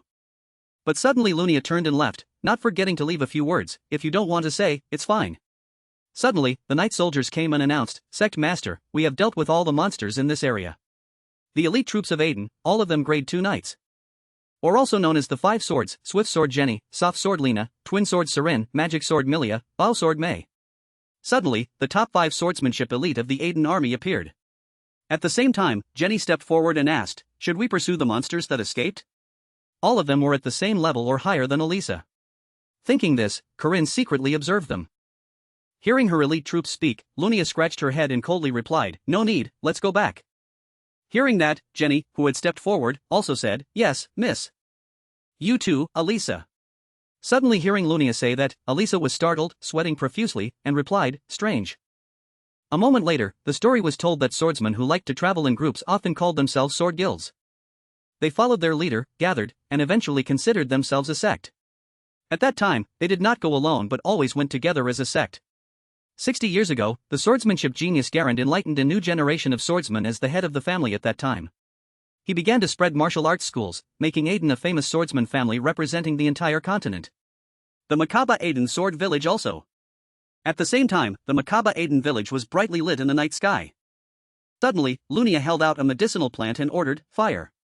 Hearing that, the subordinate quickly replied, yes, sect master. With its dictatorial, disciplined, and gang-like organizational tendencies, Makaba Aiden. At this moment, all the night soldiers bowed before Lunia. All of it had remained since its formation until today. Suddenly, Alisa knelt on the ground, bowing her head and saying, I, Alisa, a direct disciple of the grade 2 swordsman family, respectfully greet the lady sect master. Hearing that, the other night soldiers behind Alisa were so scared that they continuously sweated, thinking to themselves, what is this? Even if she's the grand disciple of the direct family, why does she make a descendant disciple kneel like that? Suddenly, Lunia was secretly looking at a ledger and then reminded, patrol missions, merchant protection missions, grade 4 monster extermination missions, all nonsense. There's even a cafe assistance mission. Hearing that, Alisa also looked up and explained, for that mission, I had to wear a uniform and hand out promotional flyers. Hearing that, Lunia recognized someone and asked, your friend recommended it? At this moment, hearing that, Alisa began to stammer, no, I just thought the cafe uniform was cute. As she spoke, Alisa showed extreme shyness as she said, it's very pretty. Alisa's affirmation made Lunia freeze for a few seconds. Suddenly, Lunia, while smoking, criticized, how pathetic, Alisa. I didn't think you would use the family's constable certification for things like this. Do you want to bring shame to Aiden? Hearing that, Alisa froze for a moment. At this moment, Lunia added, making Alisa think of the scene where the night soldiers praised her, aren't all these missions just about fighting low-level monsters? Do you think you're a hero just by fighting such monsters? Hearing that, Alisa suddenly opened her eyes wide, not blinking at all, secretly recalling the past when a mysterious person called Alisa's name. Don't forget, human nature. As he spoke, this mysterious person looked at Alisa with cold eyes. At this moment, the mysterious person who had once spoken to Alisa also affirmed, it cannot be changed. Alisa, after recalling, fell silent and said nothing. A moment later, a wooden carriage carried someone away, and the elite troops followed as guards. Suddenly, Jenny said, lady, no, she still seems healthy. Hearing that, Lena also looked and said, she seems to have gained weight. Hearing that, Lunia asked curiously, anyway, does no one know that person? The elite then replied, that person? Do you mean Corinne? He's just a grade 5 knight. Hearing that, Lunia asked again, grade 5? Seeing that, Lunia then said in disbelief, no way, is the Makaba Academy's grading test that unreliable? Hearing that, the elite team then asked back, what? At this moment, Lunia secretly recalled Corinne's image and thought to herself, Corinne's gaze was fixed on Alisa from beginning to end. Yet, the monsters couldn't even do anything to him. Fighting while distracted like that, yet he didn't get flustered, as if he had decades of experience. That is the sensitivity and steadfastness you can only achieve by honing your skills in real life. And his spear-wielding ability. At first glance, it seemed very simple, but to the female swordsman standing at the peak of Aiden, she realized it. At this moment, she secretly recalled the moment Corinne was training with the blade and affirmed his spear-wielding skill. Then suddenly Lunia smirked and thought to herself, the meeting was a bit short, but I'm quite satisfied with that friend. If that boy stands by my sister. Then she also said, the academy has asked me to visit there to exchange experiences. I can definitely meet him again. As soon as she finished speaking, Lunia looked up at the moon illuminating the dark night sky. On another side, Corinne was very shyly thinking as he ate Marriott's dishes with countless sweets. Every time Marriott, also known as the Potato Senior, comes, she brings so many things. At the same time, Marriott suddenly instructed, these are potato cakes I filled with minced lamb and baked, eat them when you're hungry. At this moment, Corinne ate with his head down, secretly exclaiming, Senior, because that lamb. Seeing that, Marriott happily and cheerfully said, you noticed? The fresh meat arrived today. Professor Josephine asked me to help her carve the lamb, so I practiced.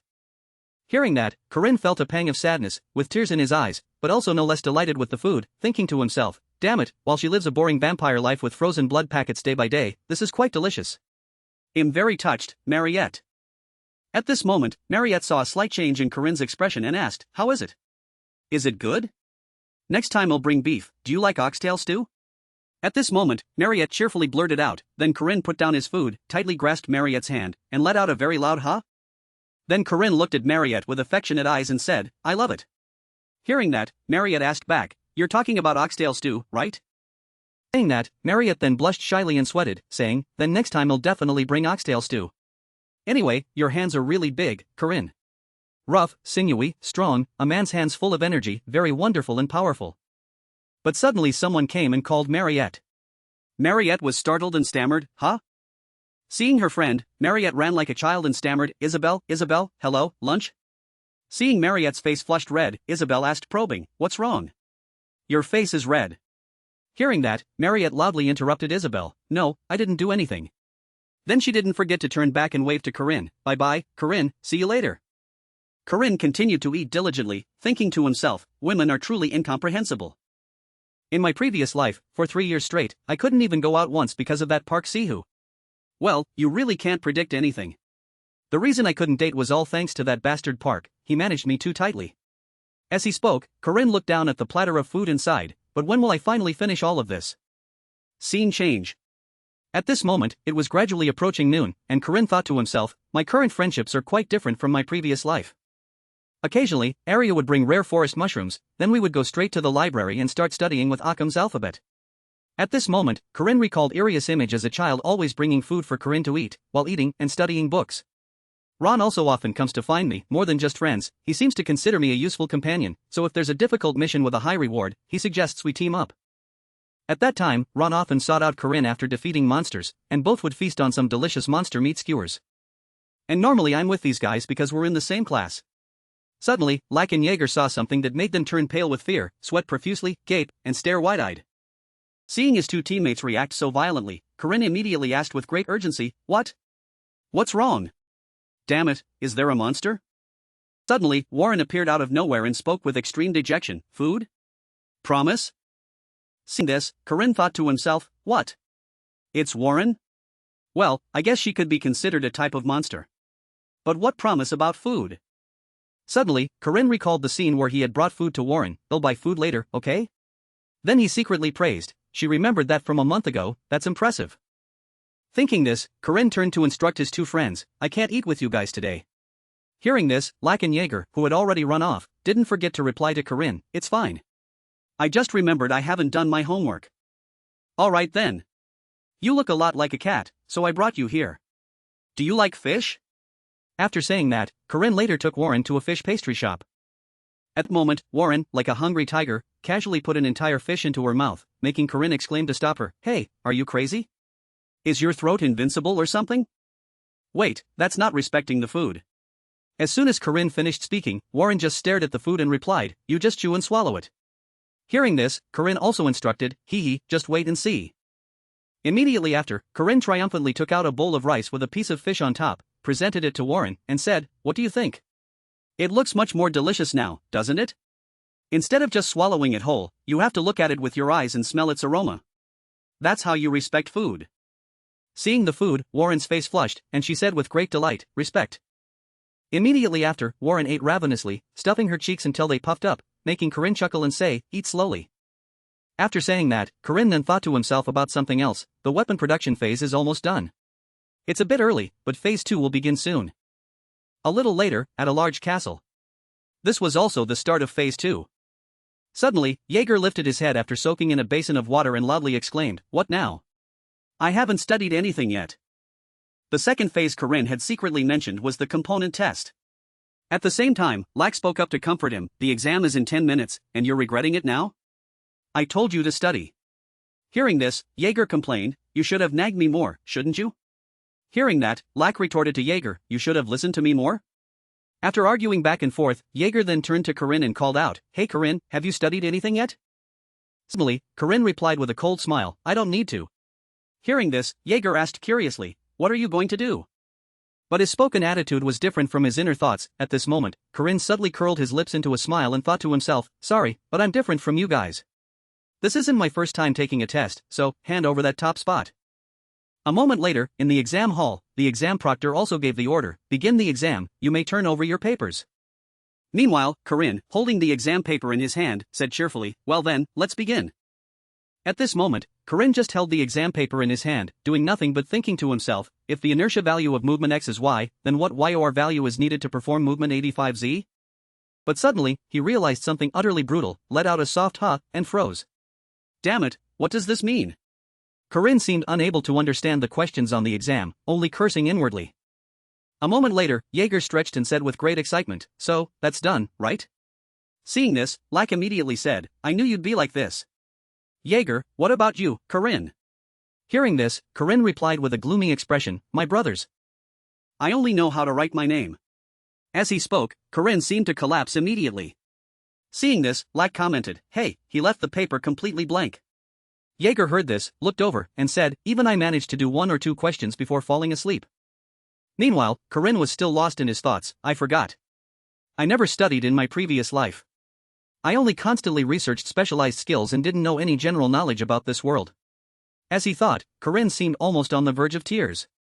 Thinking this, Corinne suddenly crumpled the exam paper in his hand, secretly fuming, "Alright. So this is what the written exam is like, huh? There's still a way." At this moment, the scene shifted to the festival hall. Everyone was cheering nonstop. Everyone, be strong. You damn bastards. I've already run out of my monthly living expenses. Meanwhile, Corinne stood in a corner with his saber, thinking to himself, the peak of the modules, one of the easiest challenges in the game, the departmental exam is a golden opportunity to salvage my abysmal written test score. These component tests were drafted by professors in the night department or compiled by temporary trainers invited from outside. 15 students per team had to face them and demonstrate their abilities. As he thought, Corinne subtly smirked.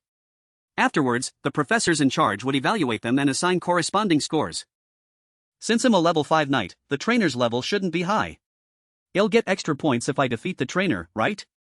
Hee, I don't know who it is, but I apologize in advance. As he thought cunningly, Corinne chuckled with delight at his plan. No matter who it is, I will win and improve my written exam score. Suddenly, the students saw something and stammered, wait a minute. Jaeger also looked on in astonishment and said, why that person? Corinne wondered, what's with this reaction? Who's the trainer? Suddenly, someone spoke up and asked Corinne, are you alright? We meet again, Corinne. It was none other than Lunia, the trainer in the arena today.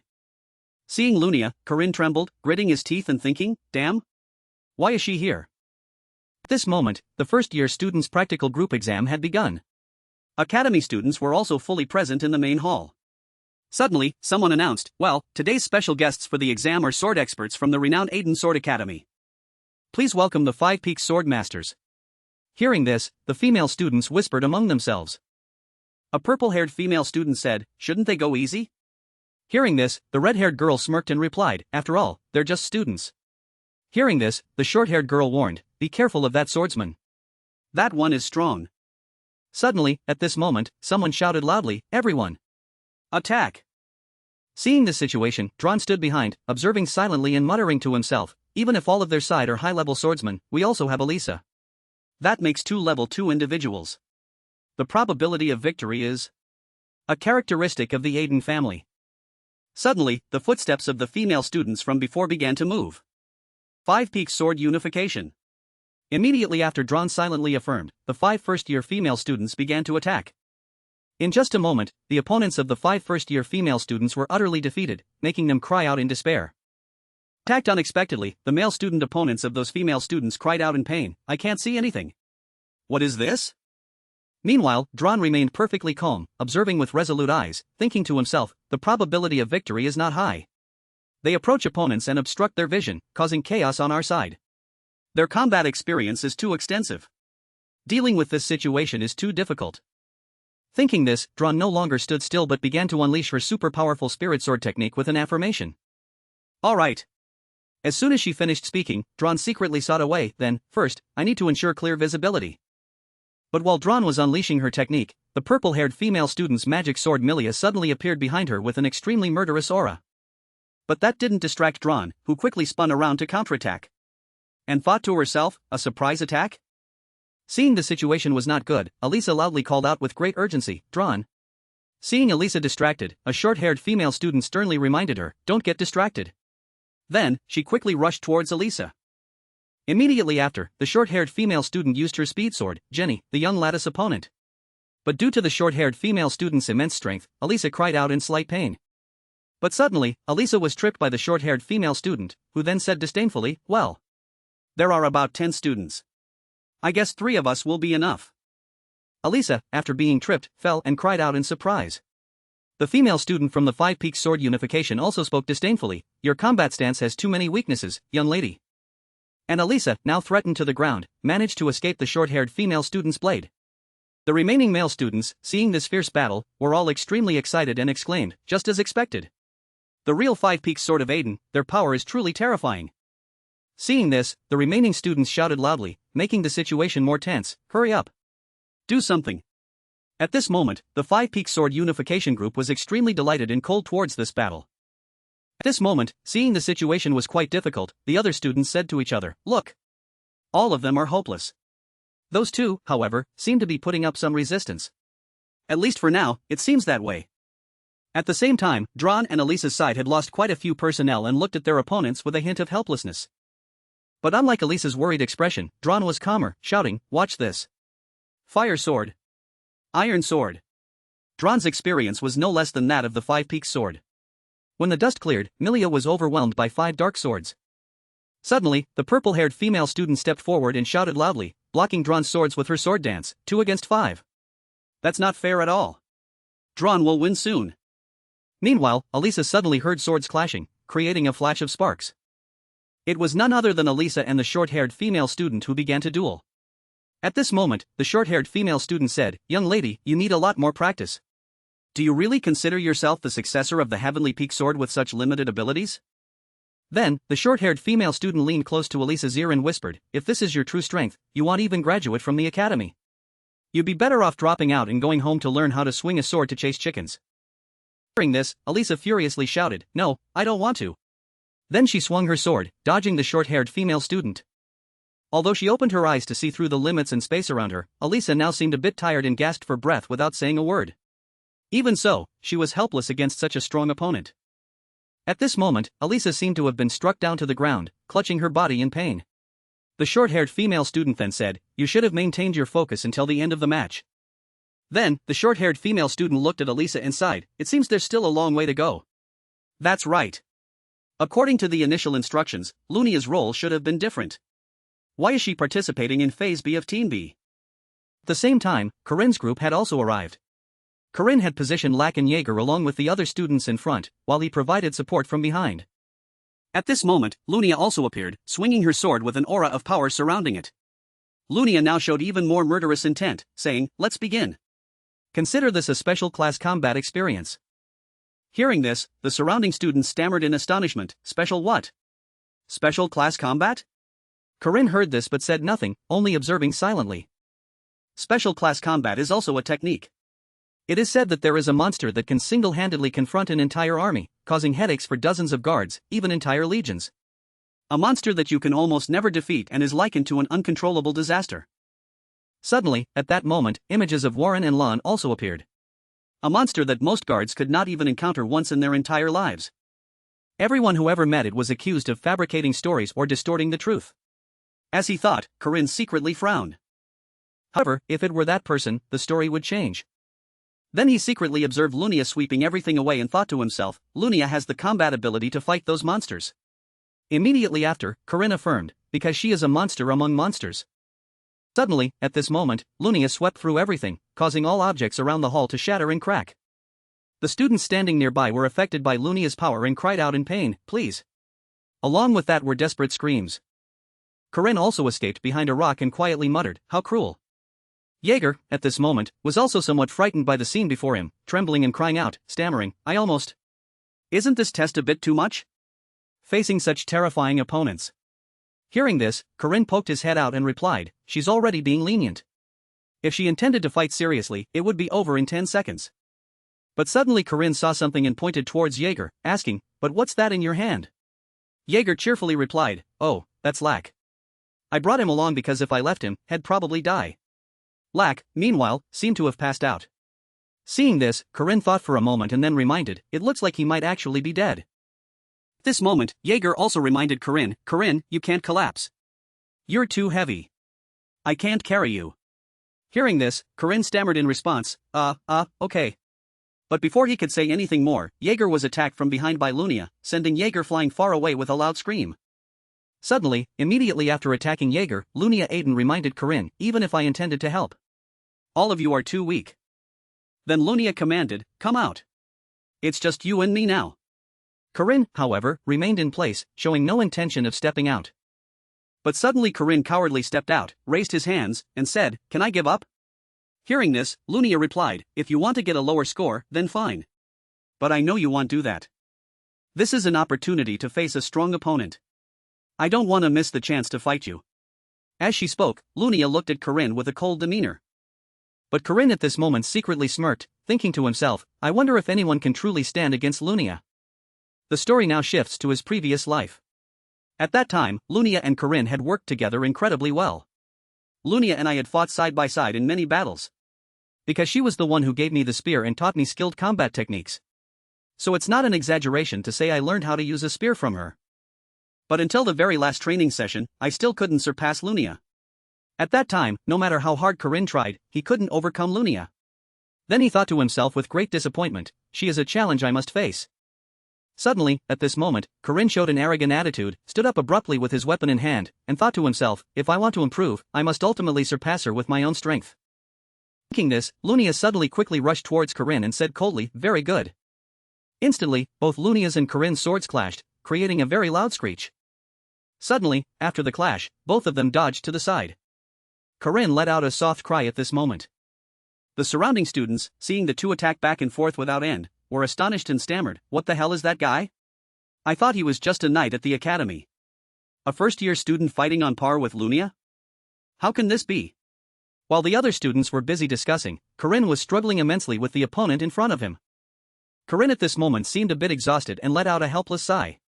It seemed Lunia realized Corinne was a bit exhausted and stopped attacking, allowing Corinne to stand in place, sighing with great urgency. At this moment, Lunia also said, it seems you're exhausted. What a pity. After saying that, Lunia let out a soft "hm" and drew her sword from its sheath. This made Corinne think to himself, she put her sword back. Is that all? It's over. No way. It's domain slash. As he thought, Corinne frowned and observed. It's the strongest technique of the Aiden Sword Academy. Corinne seemed to have recognized the move Lunia was using. Suddenly, Lunia showed an extremely cold demeanor, drew her sword, and said, let's see how you react.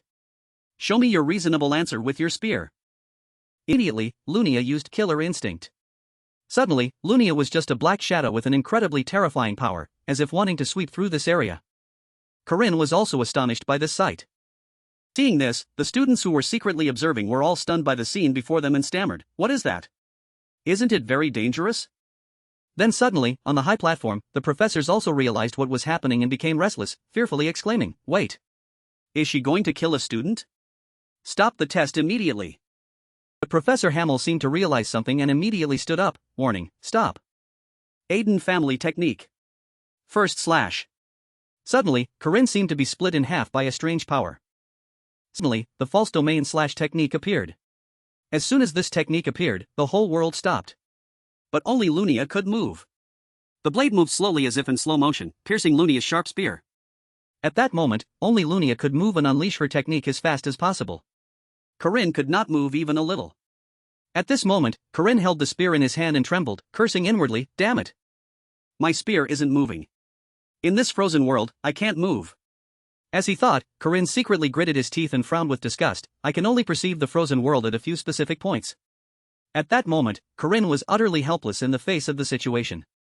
Then he thought back to the past and muttered to himself, when I faced Marriott, it was similar. Is it a coincidence? At that time, Corinne had faced a character named Marriott. But then he muttered to himself, I can no longer control movement in this space. No. One more step. Suddenly, Corinne realized something, and his eyes brightened slightly, it has to be precise. One more step is all it takes. Suddenly, Lunia's sword and Corinne's saber were almost touching. That's all I need. Immediately after, the two swords, Lunia's and Corinne's, touched, creating a space that allowed everything around them to return to normal.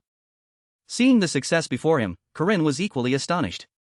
Immediately after, a blinding flash of light occurred in the space between the two, making it impossible to see clearly inside. Seeing this, the professors were astonished, gaping at the scene before them. Lunia then said, instinct instead of technique. An omnipotent sensation like that is the center of the world. As she spoke, Lunia pointed her sword at Corinne. Then she frowned coldly and said, you reacted instinctively. Before my domain. Corinne said nothing, using his saber to block Lunia's attacking sword. Suddenly, Lunia stopped her action and said, I suppose that's enough. Then she turned and left. Suddenly, as she walked away, Lunia added, also, you'll probably need a better spear. Ironically, your weapon is inferior to the skill you've shown. Hearing this, Corinne was a bit surprised and said nothing. Lunia, walking away, saw something and stopped. At this moment, Lunia saw Alisa trembling and slumped on the ground, quietly calling out, Alisa. After seeing Alisa, Lunia then suddenly turned her head and said, the test or anything similar doesn't matter. The reason I didn't avoid this fight was to let someone like you witness my domain. You know Alisa's talent, don't you? Hearing this, Corinne suddenly smirked and let out a sigh, thinking to himself, hey, race the answer. Lost the battle, but achieved the goal.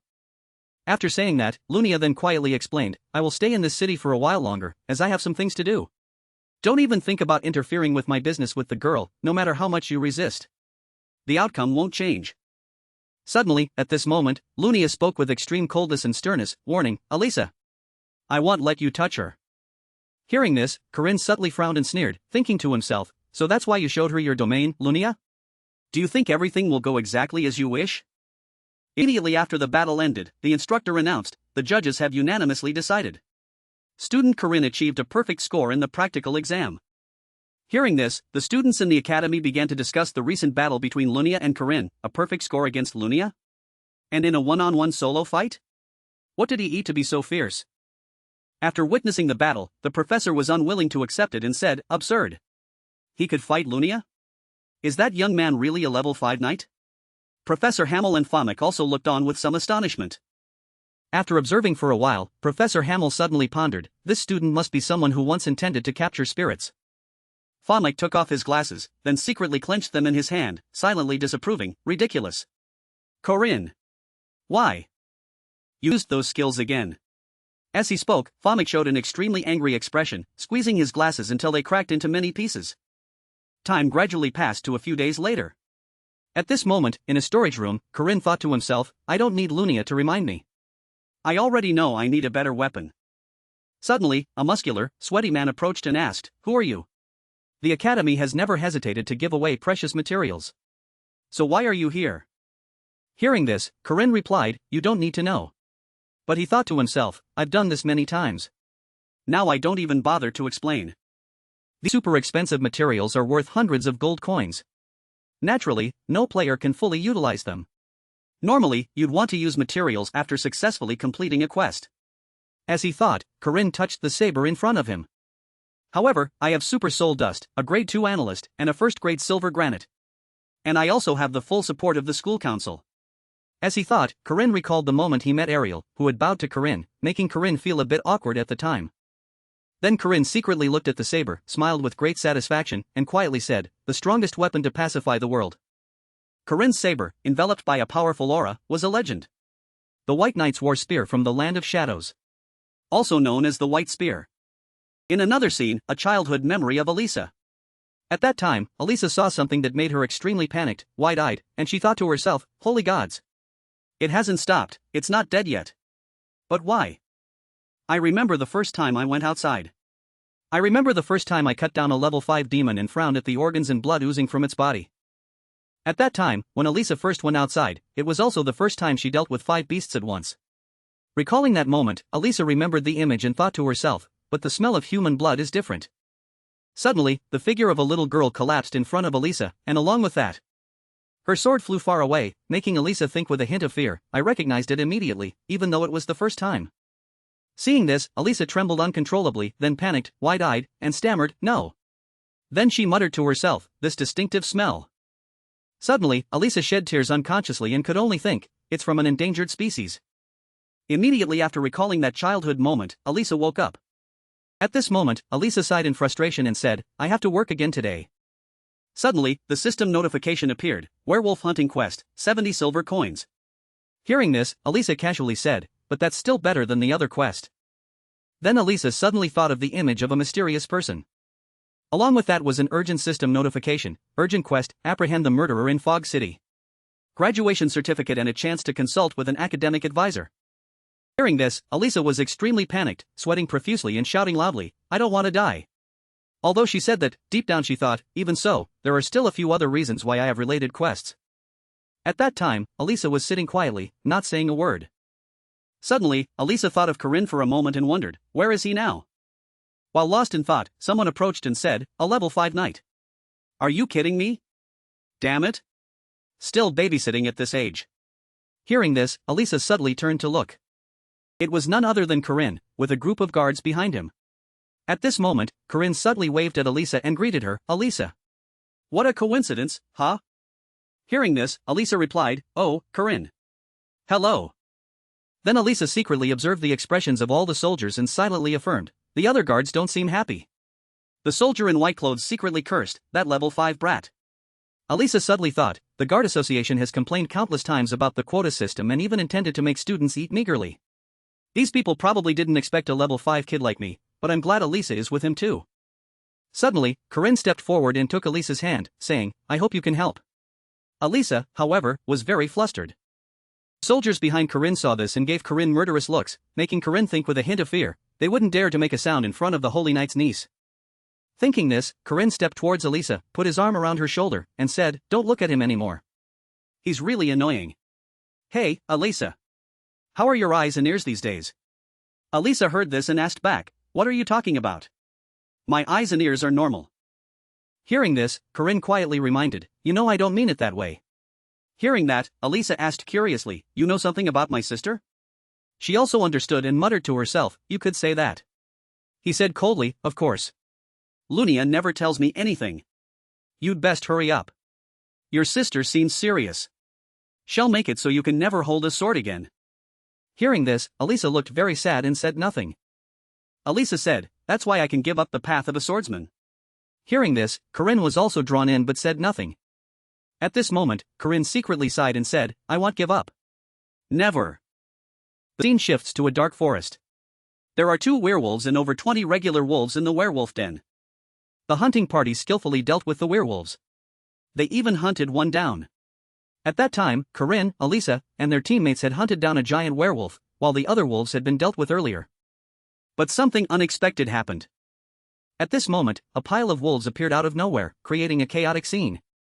The soldiers at this moment were a bit panicked and warned, "Why are there so many of them? Where did they come from? What's with this fog?" The soldier warned his teammate, Hansen. "What about the level 5 kid?" Hearing this, the one called Hansen shouted back, "I don't know. Now's not the time to worry about him. Fortunately, the young lady of the Aiden family is doing a great job." At this moment, just as the soldiers said, Alisa was actively fighting non-stop against the wolves. But the beastly wolves grew more numerous, making the soldiers panic and say, "Where are they coming from? Demons? They're evil spirits. This area shouldn't have so many evil spirits. And a bunch of devils too." Alisa saw this and was a bit worried about the current situation, thinking to herself, in remote, sparsely populated areas, there can't be demons. This is artificial. Artificial evil spirits. Suddenly, a beast appeared from behind Alisa. But Alisa quickly noticed and said, "Over there." Immediately after, an attack by Alisa and a beast in front of her, accompanied by a terrifying roar. Seeing this, Alisa cried out softly and thought to herself, "So strong. This isn't an evil spirit. It's a knight." Suddenly, Alisa admonished, "Why are you attacking us? How insolent. Retreat quickly." But Alisa seemed to have noticed something behind her and let out a soft "ha." Unexpectedly, Alisa was attacked from behind with immense power, making Alisa cry out in pain.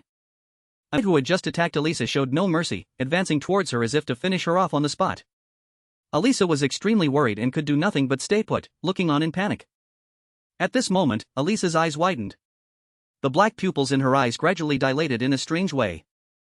At the same time, Alisa was struck several times by the bloodthirsty, crazed knight, making Alisa unable to react in time to the situation. Suddenly, fresh blood gushed out, making Alisa exclaim, "I. How could that be?" As soon as he finished speaking, the knight who had just slashed Alisa collapsed, not Alisa. The smell of blood grew heavier, making Alisa think to herself, "This smell. The smell of human blood is very different." Thinking this, Alisa was extremely frightened, sweating profusely at the sight before her, and stammered, "I. Now. I can't. Person." But before she could finish speaking, another knight appeared from behind, attacking Alisa with a piercing scream that left Alisa speechless. But the knight intending to attack Alisa was immediately struck down, sent to the afterlife on the spot. Seeing this, Corinne asked, "What are you doing? It's not a real person." Hearing this, Alisa stammered the name of the person who had been saving her all this time, "Corinne. Why do you say that's not a real person?" After hearing Corinne's words, Alisa asked in surprise. Hearing this, Corinne explained, "Their bodies move thanks to dark magic." Corinne then assessed the situation and pieced things together in his mind. The main event of Act 2 is to defeat the murderer in Fog City. In the original scene, the player group had to pursue a crazed serial killer whom Marriott defeated at the end of Act 1. You chose the werewolf hunting quest. As he thought, Corinne coldly looked at everything around him. In this quest, the murderer John Gear was discovered and finally apprehended after a battle. Suddenly, the soldiers from Alisa and Corinne's side rushed over and asked Alisa, "Hey, are you alright?" But before Alisa could answer, she had to point out the direction of attack to the soldiers, "Over there." Suddenly, a ghostly aura from the opposing side appeared, making the soldiers a bit timid and stammering, "What is that?" But Alisa showed no fear and bravely charged forward, saying, "I will." But Corinne stopped her and said, "It's okay. Get ready to run." Hearing this, Alisa was extremely surprised and confused by Corinne's actions. At this moment, Corinne stepped forward and used the 6/5/ technique. Gaussen. As he exerted himself to attack, Corinne didn't forget to encourage himself. Corinne. Is that all? If we've come this far, it can't be a worm. Corinne was still deep in thought, because John Gear is too strong, I can't catch him alone. Good. You broke my puppet. The Dark Shadow suddenly said, that's enough for today. I hope to meet you again. The issue here isn't strength or compatibility. It's about that hidden master. As soon as he finished speaking, the ghostly shadow revealed its true form through an unidentified cloud of smoke, making the soldiers exclaim, "What the hell is that? What's with that smoke?" Corinne also recognized the technique the mysterious person had used and secretly exclaimed, "Fire Knight. When the pillar restores the fog. A living mage killer. HP dropped to 0. Fog will automatically disappear. What I just crushed was just a puppet. It's also what created the fog. An undead created from the corpse of a mage." At this moment, what appeared before Corinne was just a puppet skeleton that Corinne had recognized earlier. The reason it's so hard to catch is because it uses puppets to disrupt information. You can't find that ghost because it's blended into the fog. At that time, no matter how hard they tried to fight, they were only attacking an unidentified puppet. Corinne suddenly shouted an order, "Let's go. That fog seems very dangerous." Hearing this, everyone on Corinne's side replied in unison, "Yes, yes, yes, understood. Everyone, run." Immediately after, everyone ran after Corinne. At this moment, the demonic shadow called out, "Corinne! Aren't you taking back your spear? I thought it was expensive." Hearing this, Corinne calmly replied, "It's fine." Hearing this, the monstrous dark shadow used the complementary regression technique. Immediately after, the spear suddenly shot out unexpectedly. The spear landed perfectly in Corinne's hand, astonishing Alisa. At this moment, Corinne triumphantly said, "ITLL automatically returned to my hand." Hearing this, Alisa replied, I see." But suddenly, someone's cry rang out, making Alisa and Corinne turn to look. Before their eyes, Shackley had been dragged away by the monstrous dark shadow. Shackley cried out in pain and difficulty, "I am caught in the roots." Hearing this, both Alisa and Corinne called out his name in unison, "Shackley." Seeing the critical situation, Alisa and Corinne quickly ran to rescue Shackley. Alisa arrived first and said, "Grab my hand." Shackley heard this and replied, "Thank you." But suddenly Shackley saw something and warned, "Over there. There's a demon." At this moment, due to a slight lapse in attention, Alisa was bewildered, not understanding what was happening, only letting out a huh before a demonic hand suddenly appeared behind her, waiting for Alisa. At this moment, Alisa was caught and dragged away, making Alisa scream in fear. Corinne saw the difficult situation and cursed under his breath, "Damn it! How troublesome." Thinking this, Corinne rushed towards Shackley like a fierce tiger and urgently said, "Shackley, get up and run. Run out of this forest. Don't worry about us."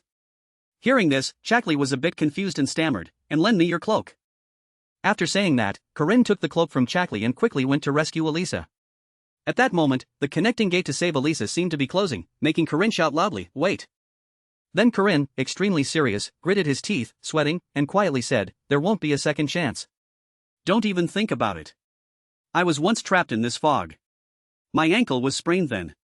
In less than a minute, I was closer to death than ever before.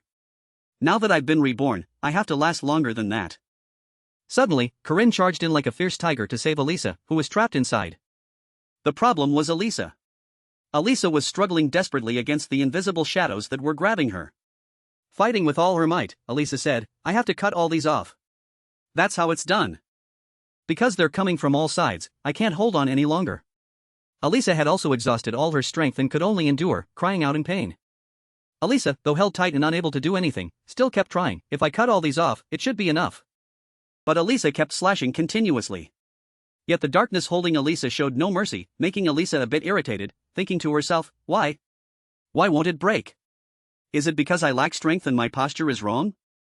Thinking this, Alisa let go of her sword and thought helplessly, No. It's simply. Then Alisa thought of Lunia, standing furiously in front of her, criticizing, "How did it come to this?" Thinking this, Alisa let the sword in her hand fall. Alisa, with a blank expression, blamed herself, "Is it because I'm weak?"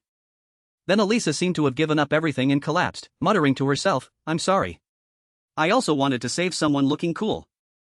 At this moment, Alisa suddenly thought of Corinne as a final truth, "Like you. The one who saved my life. I want to become someone to be proud of. Suddenly, someone's figure appeared in the dark night, making Alisa look up. Alisa seemed to recognize this voice and thought to herself, this voice. That figure became clearer than ever. That figure was Corinne. Corinne had also appeared to rescue Alisa and pull her out of her daze. Corinne called out loudly with great worry and urgency, Alisa. Alisa also recognized Corinne and quietly exclaimed, "It's my benefactor." He approached Alisa, holding his long saber, and asked, "Alisa, are you all right?" Alisa, bound by the arms, was exhausted to the point of collapse. She vaguely replied, "Is that you, Corinne?" Alisa suppressed her pain and numerous wounds, looking at Corinne. She burst into tears and said in a pitiful voice, "Corinne, I can't make it let go. Please, save me. If this continues, I'll die." Corinne quickly patted her head to reassure Alisa, "Calm down, Alisa." Then, he took her hand, made her grip the sword tightly, and said, "Just slashing wildly won't work. Focus properly and slash hard. You just need to calm down." Alisa wondered, "What?" Corinne looked at the undead and said seriously, "From now on, I will protect you from the undead." You know what you need to do, right? Alisa cried out in fear, "No. I can't. My strength isn't enough. The fog also hurts me and makes me dizzy." But Corinne didn't give up, persistently reassuring and encouraging her, "You can do it." Corinne brought his head close to touch Alisa's forehead and whispered, "Among the swordsmen I know, you possess outstanding talent. If you are determined, you can definitely do it. Just one step, Alisa." Corinne said with a confident expression, "One step. That's enough." Alisa looked at Corinne with eyes full of admiration. Not long after, Corinne rushed quickly towards the undead. He shouted loudly, "Thank you in advance." Alisa said fearfully, "Corinne." Alisa stood still, as if she was struggling with herself. She said to herself, "I can't hold on here much longer either. So how can someone with a lower grade aura than me endure?" Alisa gritted her teeth and resolutely said, "If you say that to me." Alisa had regained her spirit. Her eyes were determined, ready to fight, there's no other choice but to do it. Alisa began to concentrate her power. But surrounding her were many hands reaching out, preparing to attack her. That secret technique can cut through anything. To use it, I must awaken the domain I. The hands around Alisa were gone. Instead, she had entered a completely different space with a surge of power that she was about to awaken. A cursed ability that allows you to see other domains. Alisa closed her eyes and concentrated. Her hand gripped the sword tightly, preparing to strike. She recalled Corinne's words, "Just one step, Alisa. One step is enough." She took a step forward as her friend had said. As her foot landed, a bright light immediately flared up. Aiden family technique. Aiden first sword skill. Alisa began to use her sharp blade to cut the undead monsters in half. That powerful technique that emitted a large light was called domain slash. Just one slash from Alisa significantly reduced the number of undead monsters, startling Corinne. "A monster, cut in half," said in utter surprise, "How? How could you see?" After that, the battle became intense, but a fog covered the area, obscuring their vision. Large explosions occurred, and red syrup splattered everywhere. When Alisa finished off a monster, she said, "The fog has disappeared." Corinne worriedly turned back and asked, "Hey." Someone also approached and asked, "What just happened?" They looked at the monster's form and fearfully exclaimed, That's John Gear. The vampire killer from Fog City." Everyone looked around in bewilderment. Two men behind said, "Oh my. The forest has been cut in half. How can a human do that? I've heard of this. So this is the legendary domain slash of the Emperor's sword." Corinne's face turned pale with panic as he thought to himself, "I thought you would use the third form of first slash or the iron move." "How? She's already using that move." Alisa happily said, "Corinne. I did it. I really did it." But Corinne replied, "Wait. Stop. Now is not the time for you to use this move." The two men heard this and cheerfully said to each other, "Oh. So that means the next head of the Aiden family will be her?" "That's right. Because no one but the Emperor's sword can use domain slash. Except for that girl." After that, everyone cheered in Corinne's astonishment, Alisa, the future of the Aiden family. Successor of the Emperor's sword. Alisa Aiden. Alisa also jumped up happily and said, "Corinne. Look at me." Corinne was not happy but a little worried, "My plan. Why does it always go off track like this?" Suddenly, a few days later, newspapers appeared with various articles related to Alisa. Daily news. Hot news. John Gear defeated. The Nightmare Fog. The notorious serial killer who murdered many knights. John Gear was defeated by the candidate for the next family head of the renowned Aiden sword family. Makaba times. The beautiful knight defeated a level 1 dark mage. Who is Alisa? The foundation of the Aiden family is shaking. Emperor's sword Garand remains silent. Reward for Alisa's excellent performance. What will happen to the Aiden family's succession structure? Will the heir change? The Aiden family's organization and business are shaking. Martial arts officials are very confused. Exclusive interview with an insider. In fact, Alisa is the true genius of the Aiden family. Finally, I can confidently say this. Girl read the news, then angrily tore up the article and said, "How arrogant." After that, she handed the newspaper to another girl and ordered, "Get rid of this." The other girl obediently complied, "Yes, ma'am." Lunia sat thoughtfully, holding a teacup, pondering something. The renowned Aiden sword family operates within the sword school and acts based on strength. Beneath the powerful charisma of Garen Aiden, they awaited the swordsman who would succeed him. Domain / It exists in the realm of the mind. A realm unknown to most martial artists. Garen Aiden has been waiting for someone to continue his legacy for a very long time. She trained until she sweated and bled. The calluses on her hands are proof of her life.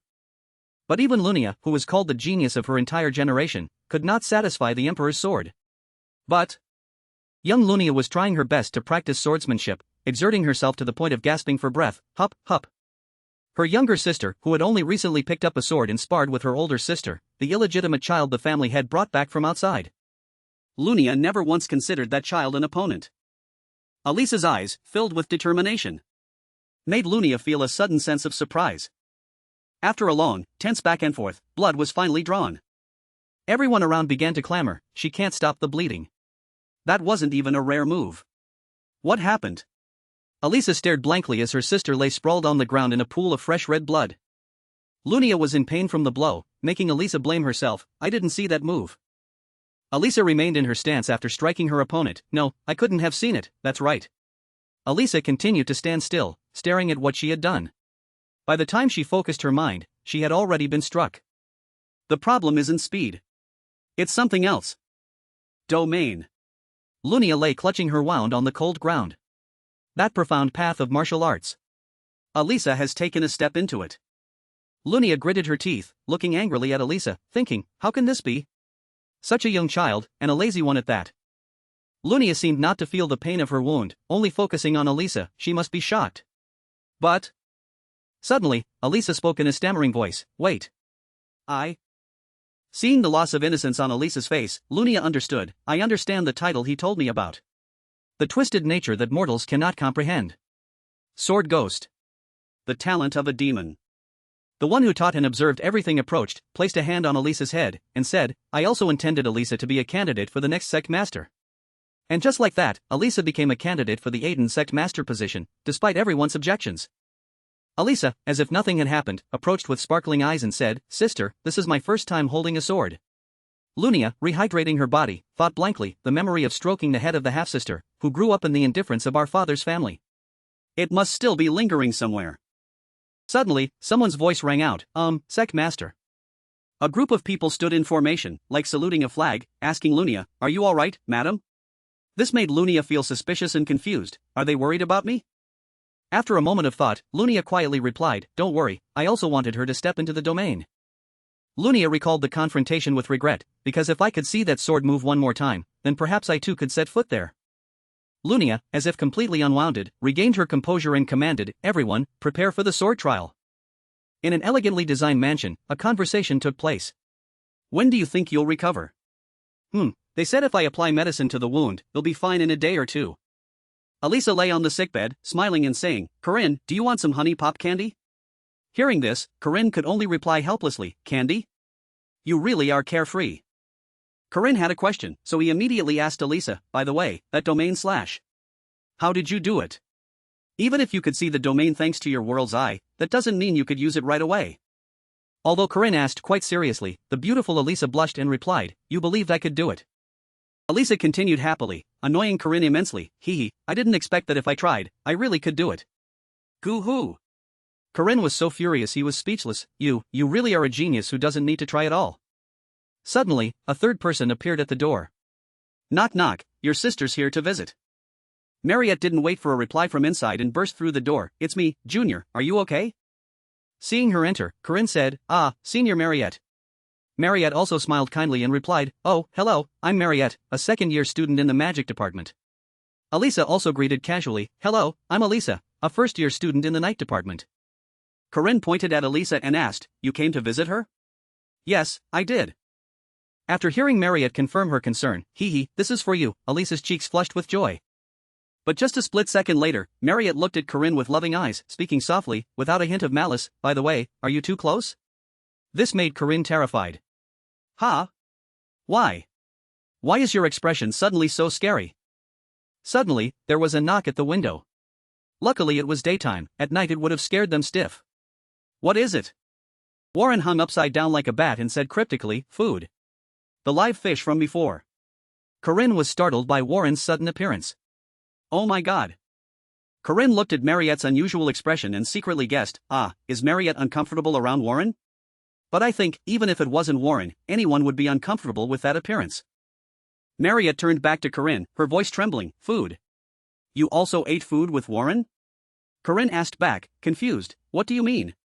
Then Corinne thought to himself, is that what makes her uncomfortable? Seeing Marriott's unusual reaction, Corinne quickly explained to save his life, "Don't worry, Senior. I'll also prepare a delicious meal with you." But Corinne's explanation seemed ineffective, making Marriott's face look even more constipated. A delicious meal. Corinne rubbed his chin, speculating, wait a minute. Today, these talented individuals coincidentally met. Then, Corinne spoke, startling Alisa who was lying on the sickbed. "Alisa. The rumor of you inheriting the domain / has spread. So Lunia will surely come for a sword trial." A sword trial is a tradition among swordsmen, performed by 5 master-level swordsmen to test the swordmasters who have taken charge of a family branch. That's the pretext. But for a very long time, the Aiden family has used the sword trial to legally eliminate rivals. Alisa cried, wanting to refuse immediately, "Stop it. If I fight her, I'll die." "Oh no, I couldn't even beat the 5 swords to begin with." Corinne said seriously, "I have a good idea."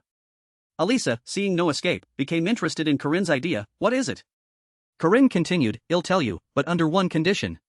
Alisa replied, "I promise to do anything." "What is it?" Corinne's eyes turned sharp as he looked at Alisa. "From now on, if I suggest fighting monsters or training in the practice room, you must follow without complaint. Basically, you're a permanent member of my party now." Alisa stammered, that. Alisa immediately said, yes. "I promise to obey. So please help me." Corinne was pleased to hear this. "Excellent. I'll consider your promise an oath." Corinne looked dangerous, with a challenging expression, and said, Corinne, through the difficulties of this time, whether short or long." The person known as the Sword Master Lena was walking around. "Along with the truths throughout my life that I have learned with this very body." Suddenly, a knife flew from nowhere, jammed straight into the wall, piercing Lena's face, startling her. "What is this?"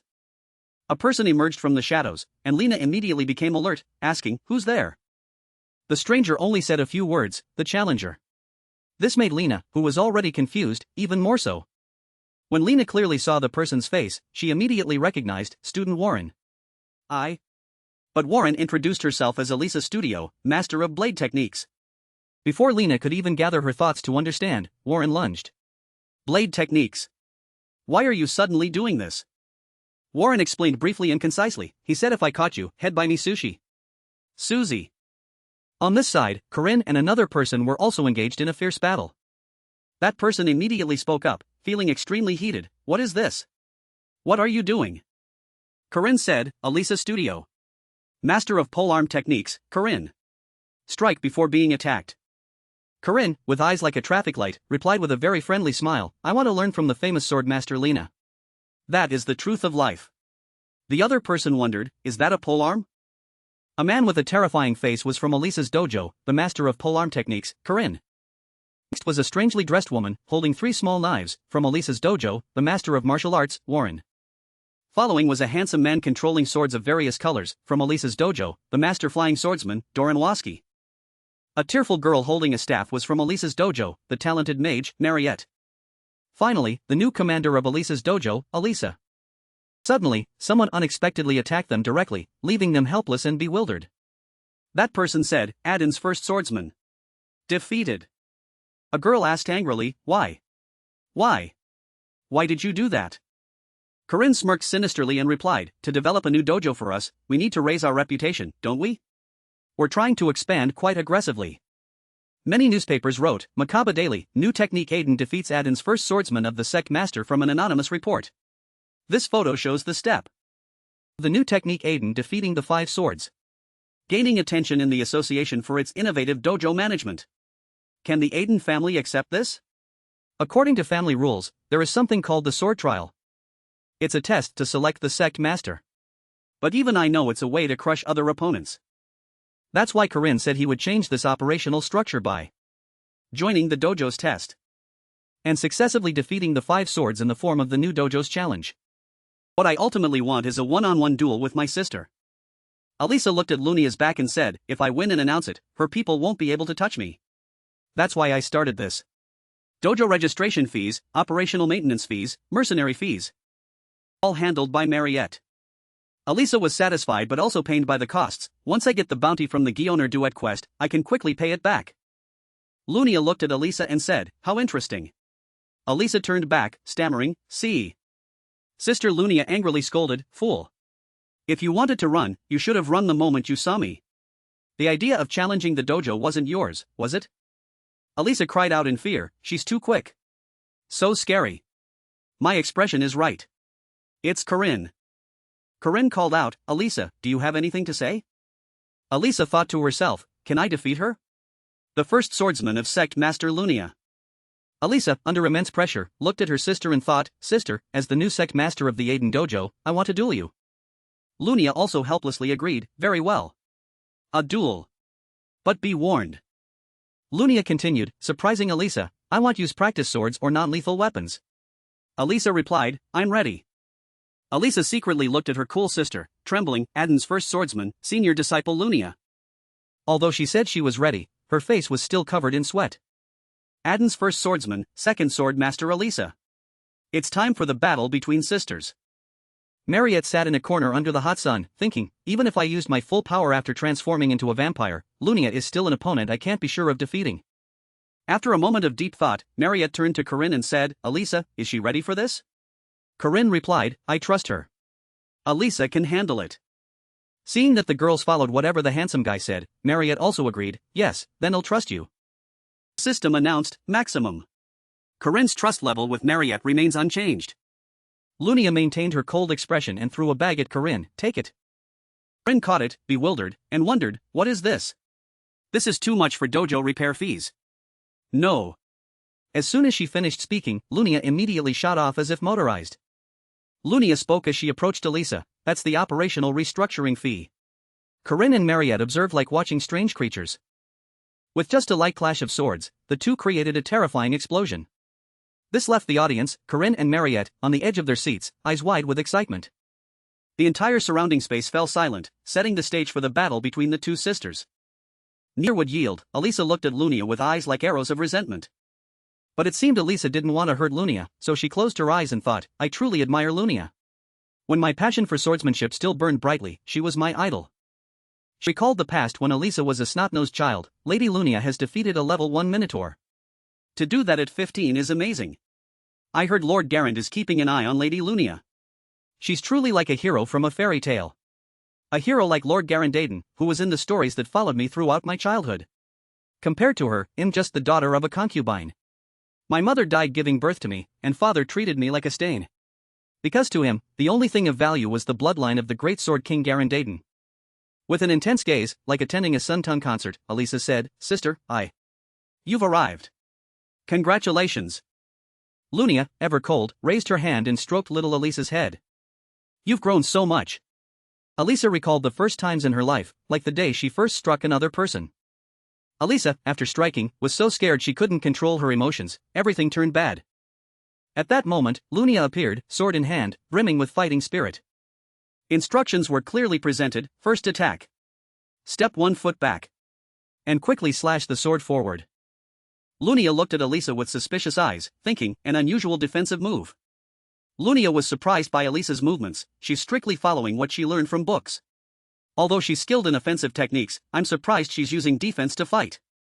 Alisa admired Lunia wholeheartedly. During the fight, she startled her sister, making Lunia fight and question at the same time.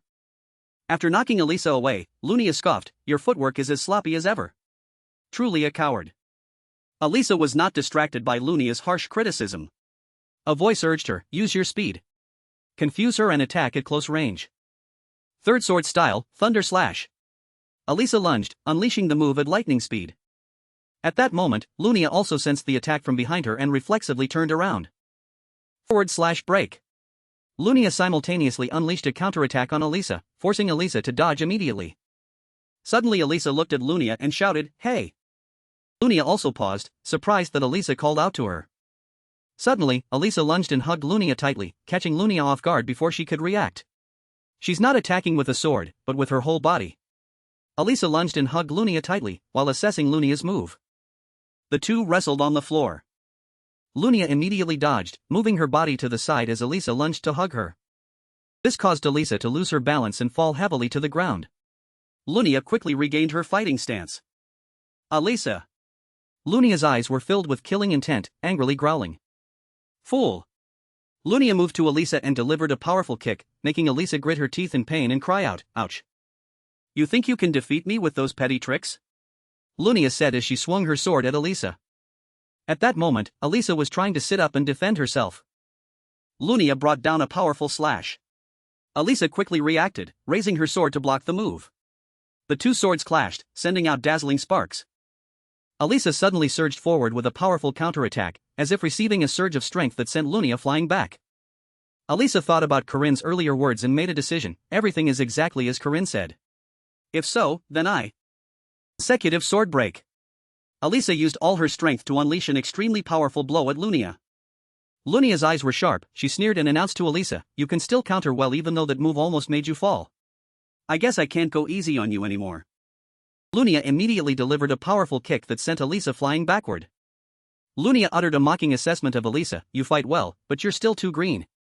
Alisa was kicked far back, clutching her stomach, her face contorted in pain. One hand still held her sword firmly. Lunia leaped into the air, unleashing a move with all her might, aiming a finishing blow at Alisa. Alisa used all her remaining strength to swing her sword and block Lunia's attack. Her face was tense, holding the sword firmly with both hands. Alisa, with a burst of power, deflected Lunia's attack, causing Lunia to reel back in shock. After that, Lunia continued to swing her sword at Alisa. Alisa let out a loud shout as if gathering strength within her body. "She's keeping up with my speed?" Lunia thought in surprise. "Not only that, but Alisa can also see my domain?" Alisa's eyes glowed brightly. Lunia didn't think Alisa had reached this level. "Of course." Lunia, as if excited, gave a strange smile and said, "This is the sister I wanted to see. I want to see the true nature you denied, all the talent you possess." Lunia felt extremely interested in Alisa. She continued to unleash a barrage of attacks on Alisa. Alisa tried to keep her breathing steady, eyes closed, controlling her body. Immediately after, Alisa stood up, regaining her fighting stance with a more resolute expression than before. Lunia realized that her younger sister had changed in physical strength and mindset. It seems she's understood that victory isn't so far away, but very close. "Alright, then you'll respond." Lunia smirked, deciding to fight Alisa seriously. "Come on." Now Lunia began to assume a truly serious fighting stance. The killing intent emanating from Lunia was immensely powerful. At the same time, Alisa was also ready in her fighting stance. The expression on Alisa's face and the power emanating from her were no less than Lunia's. The two lunged at each other like two fiercely burning flames. "What I'm pursuing is you, sister." In Alisa's mind, she always longed to be as strong as Lunia one day. "Sister, today is my first time learning swordsmanship." Lunia remembered Alisa's words as a child when she first held a sword. "You know, one day I want to become a great swordsman like you." Little Alisa, with an innocent face, always wished to be like Lunia. But now, Lunia thought silently. At this moment, Alisa lunged with the speed and power of light. The familiar silhouette of someone reflected right behind Alisa. Lunia's facial expression darkened. Her eyes, as if recognizing something, became tense. The two sword tips touched, reflecting deep blue and abyssal black. Everything around seemed to stop for a moment as the two blades touched. Only a dazzling flash of light remained. Domain slash. The finishing move of both. Both had used all their strength. Into the final blow. A massive explosion drowned out everything around, forcing Marriott and Corinne to retreat and avoid it. It over? Marriott asked hesitantly. The winner. Who is the one left standing? It has been decided. Amidst the hazy atmosphere remaining after the battle, only one figure holding a sword stood firm. The other had lost. In the end, Alisa was the one who claimed victory. And Lunia had lost the duel against Alisa. Alisa won. Corinne and Marriott, with excited faces, said to Corinne, compared to the master swordsman Lunia, Alisa's only strength is the domain slash. Therefore, the only way to win this battle is within the domain. Corinne smiled contentedly, thinking, so I instructed Alisa to focus on dodging, escaping, and stalling. By pointing out Lunia's habits and patterns that I knew from my past life, we seized the only chance of victory within a domain battle. Corinne thought about the time he had guided Alisa with tactics. Lunia felt I was very right to show Alisa Lunia's flaws and chances of victory. As predicted, fighting within the domain would cause Lunia's sword to break. Lunia had truly lost to Alisa's power. I defeated. Alisa looked at the sword in her hand. Her eyes were filled with joy, but she also couldn't believe she had defeated Lunia. Was my performance not good enough? Lunia complained. From now on, I and my subordinates will no longer interfere in your affairs. Lunia stepped forward, speaking decisively. Her back was to Alisa. Ah, wait. Alisa called out from behind, surprising Lunia who was walking away. Sister Lunia. Wait. Alisa ran up, her face panicked, and grabbed Lunia's arm. I am. Her eyes trembled with remorse. She must be so scared. Alisa, who was clearly weaker, defeated Sect Master Lunia. It's understandable that she's afraid of how Lunia will be judged by everyone. As well as Lunia's attitude when she turned her back on her. Alisa held onto Lunia cautiously, as if afraid Lunia would get angry. However, Lunia's sharp eyes turned back to Alisa. That worry is unnecessary. Alisa trembled, thinking Lunia would hit her. Alisa was ready to stand still for Lunia to vent her anger. But then, Lunia's hand touched Alisa's head. Alisa's eyes widened in surprise at the gentle touch from above her. Lunia. Lunia recalled her past life. The first time I met her in my past life was before Marriott's accident. I was a bit surprised because we encountered each other earlier than in the storyline. Lunia's thoughts brought her back to their past meeting. Lunia stood before two people approaching her. Throughout that time, Lunia searched for the one who murdered Alisa. In the end, she couldn't find him because the real culprit was Park Ciu. The memory of Park Ciu slashing his sword behind Alisa replayed. Alisa's face at that moment was panicked as she turned to look, then darkened. Even 3 years after Alisa's death, Lunia tirelessly searched for the culprit. Every year I come and pray for her death.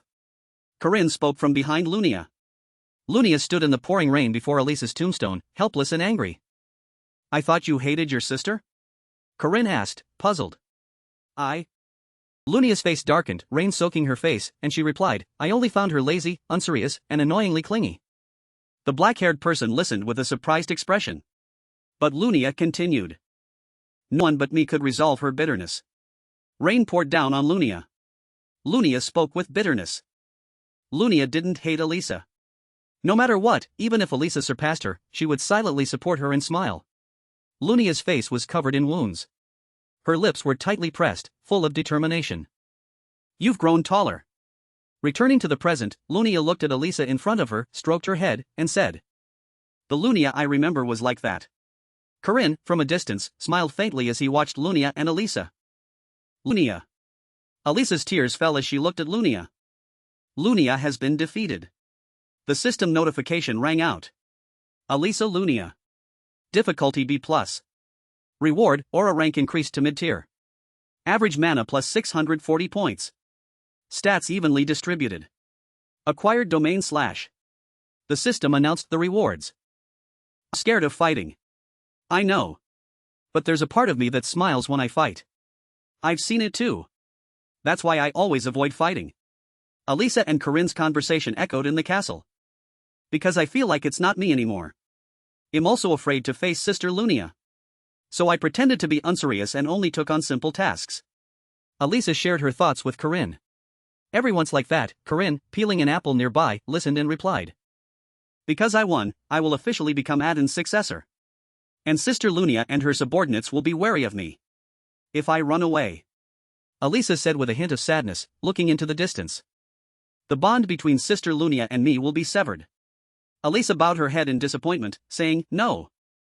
Corinne denied Alisa's words, no, it won't. Corinne held up the apple and affirmed. Excuse me? Alisa asked, not quite understanding. There might be some distance, and things might gradually become awkward. But a relationship isn't something you can easily cut off just because you want to. Corinne continued peeling the apple and told Alisa. Because in the end, you two are sisters. Corinne affirmed once more. Corinne. Alisa's eyes widened as if realizing something. And you did great. When I was little, I was constantly beaten up by the neighborhood bullies. Corinne praised Alisa. He also told Alisa about his own time being bullied. But after that, the difficulty wasn't the physical pain. It was my anger at myself for not daring to stand up. Corinne thought about the past and blamed himself for being too timid, not daring to stand up for himself. You're stronger than I was back then. I hope you can always stand tall with pride. Alisa listened silently to Corinne's past. Corinne also encouraged Alisa to always be confident in herself. You're strange. Alisa said. Corinne looked over, slightly surprised, huh? You're the same age as me, but why do you act so mature? Alisa said cryptically. Do I look like that? Corinne wondered, stopping his apple peeling, his face stiff as he asked again. Yes, it's like you've experienced a lot in life, I can feel it. Alisa pointed, expressing her feelings.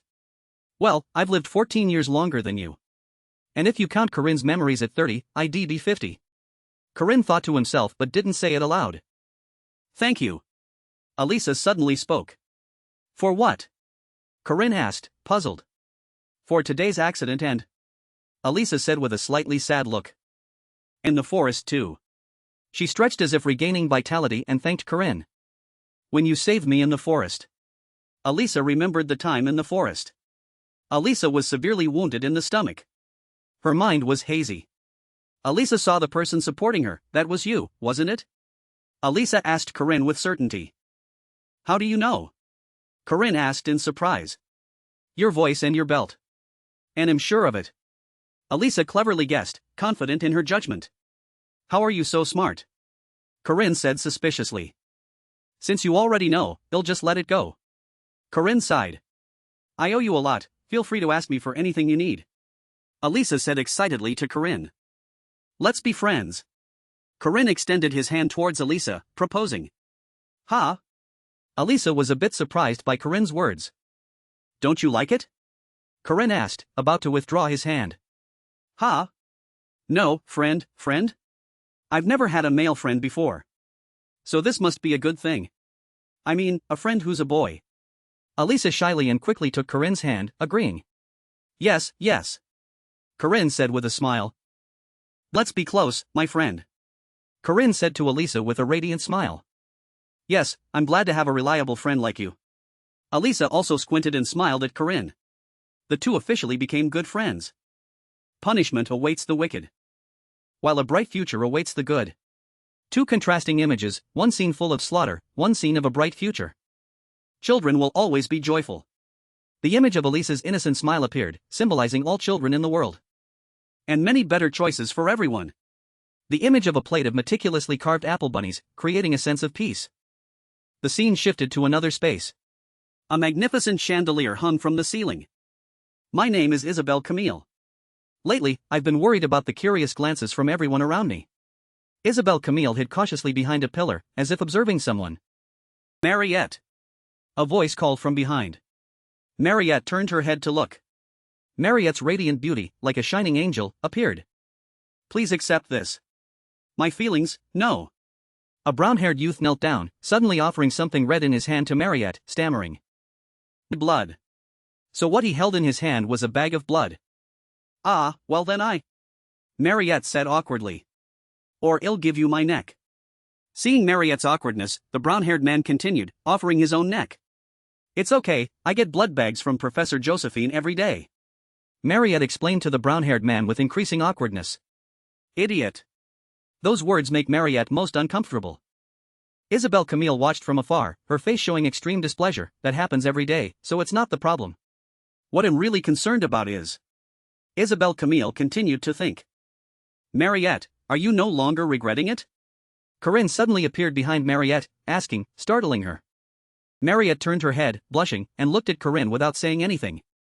Corinne. Corinne was the male who had recently become close with Marriott. He was a rude 5th rank knight, but that wasn't important. A handsome image of Corinne appeared. The fact that he can stand opposite the master swordsman Lunia means he's truly talented. But what concerns me is Isabelle Camille thought as she moved closer, quick as a mouse. Marriott, do you want some blood? Corinne asked. Should I accept? Marriott was hesitant, unsure what to do. The sound of a door closing echoed. They locked the door. What are those two doing?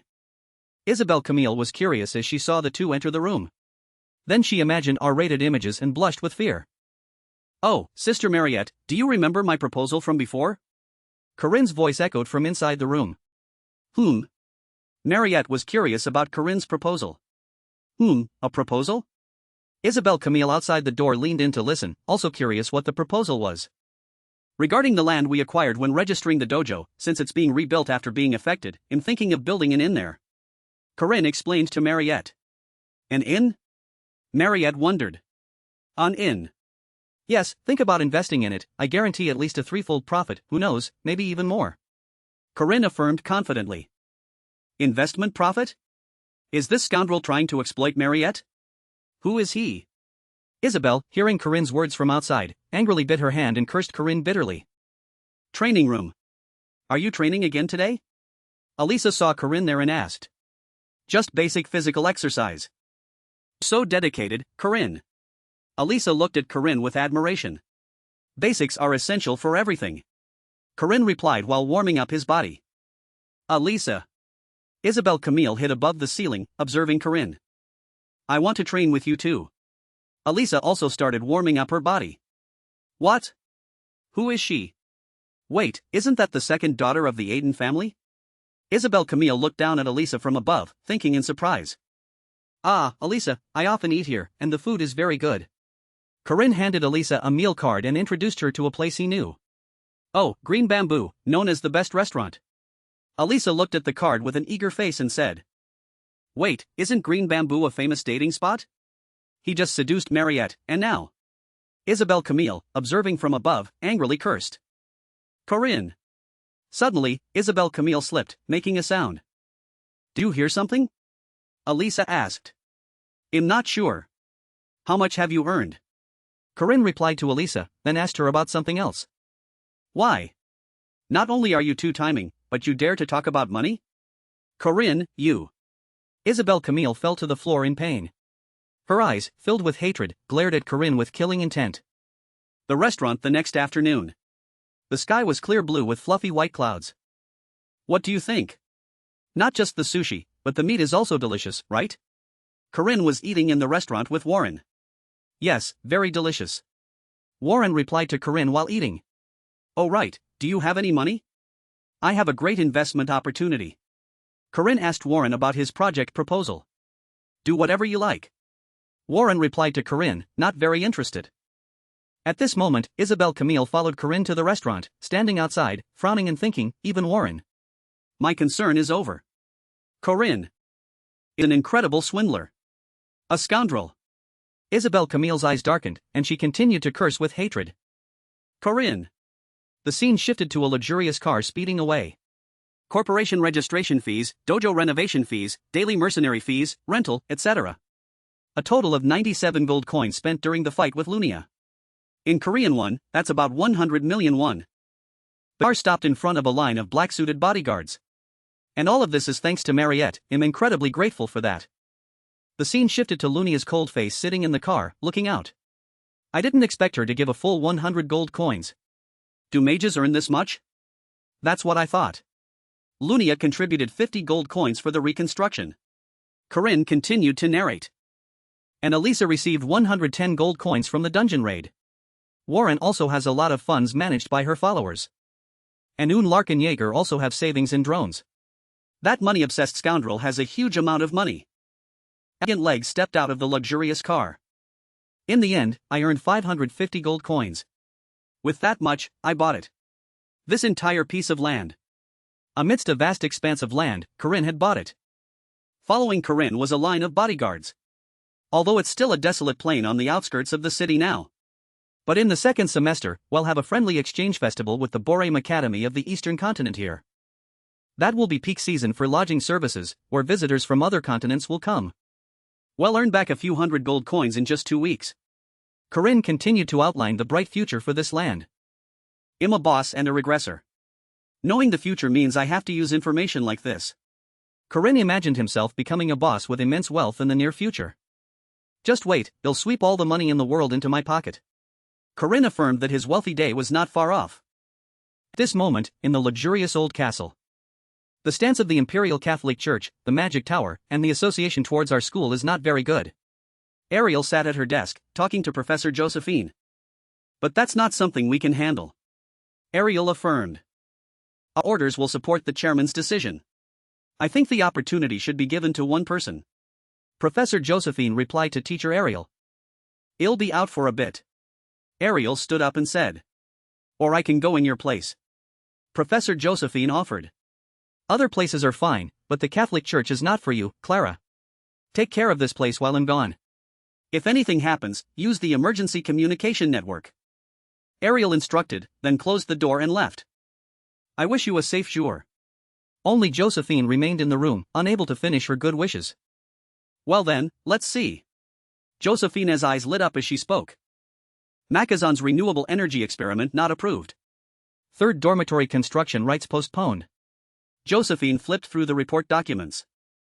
Next is, huh? Corinne? Josephine said in surprise.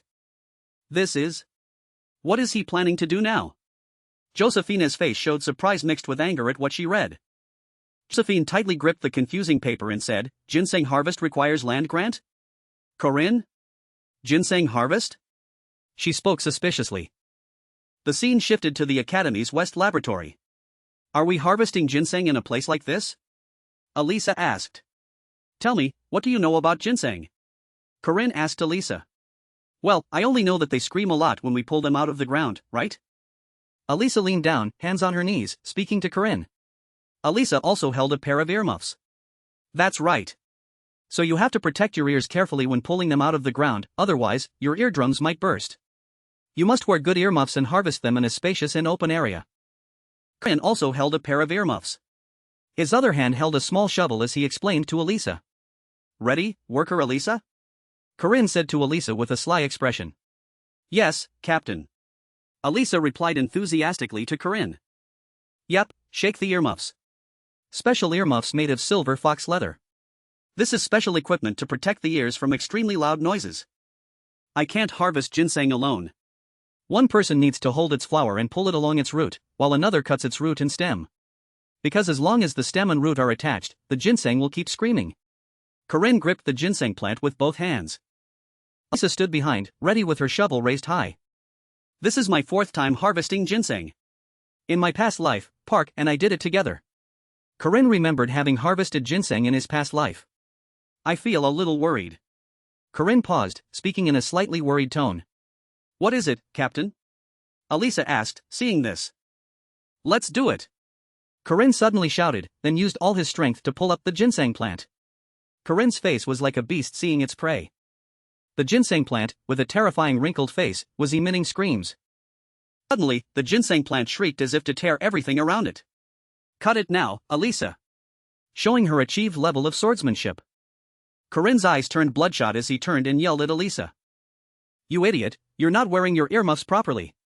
At this moment, Alisa's face was purple, foaming at the mouth, about to lose consciousness from the ginseng plant's scream. Damn it, I'll just do it myself. Corinne cursed, then decided to do it himself.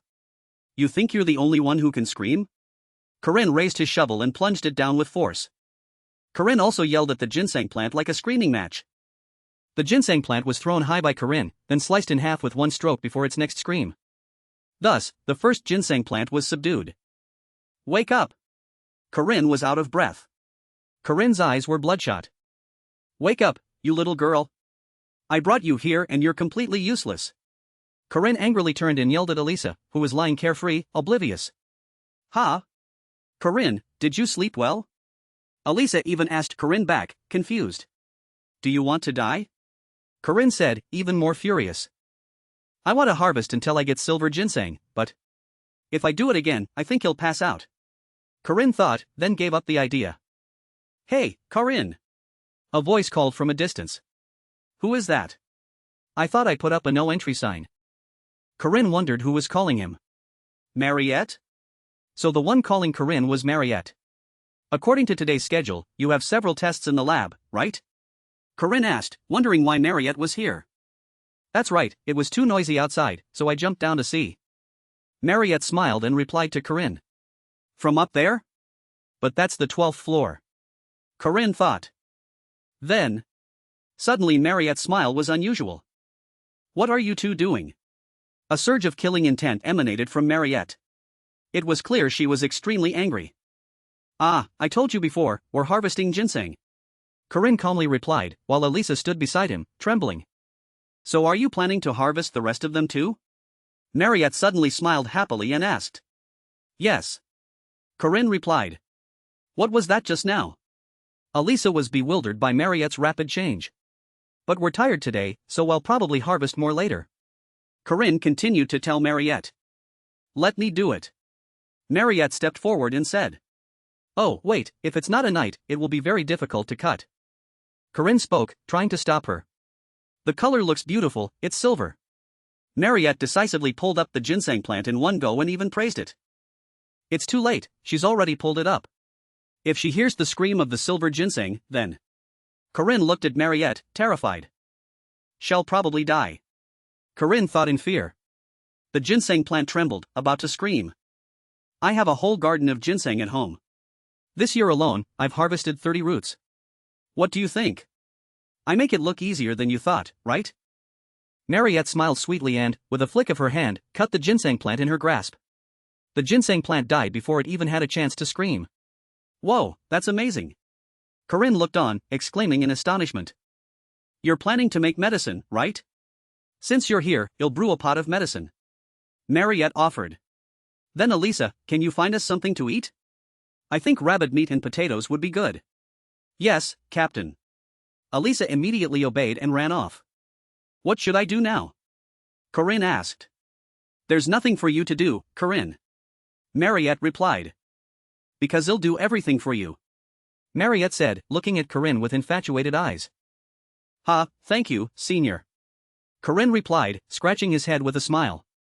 Marriott's rope is truly top tier. Corinne thought, satisfied. There are two ways to absorb ginseng. One is to eat it directly as usual. A large bite was taken out of the wrinkled face of the ginseng plant. However, the most effective way is still to brew it into medicine. Add amaranth root, red root, silver grape leaves, goji berry root, and deer antler velvet. And 28 other ingredients together. Then boil everything for over 10 hours. A large boiling pot with a dark brown color from the cooked ginseng. If you do that, you can create herbal medicine. Not just ginseng decoction. Do you think that's strange? Well, that's how this game is. What remained after the entire cooking process was a thick, black medicinal liquid. Delicious, now we just need to bring it to a boil. What are you doing, Corinne? Marriott stirred the pot of medicine and turned to ask Corinne.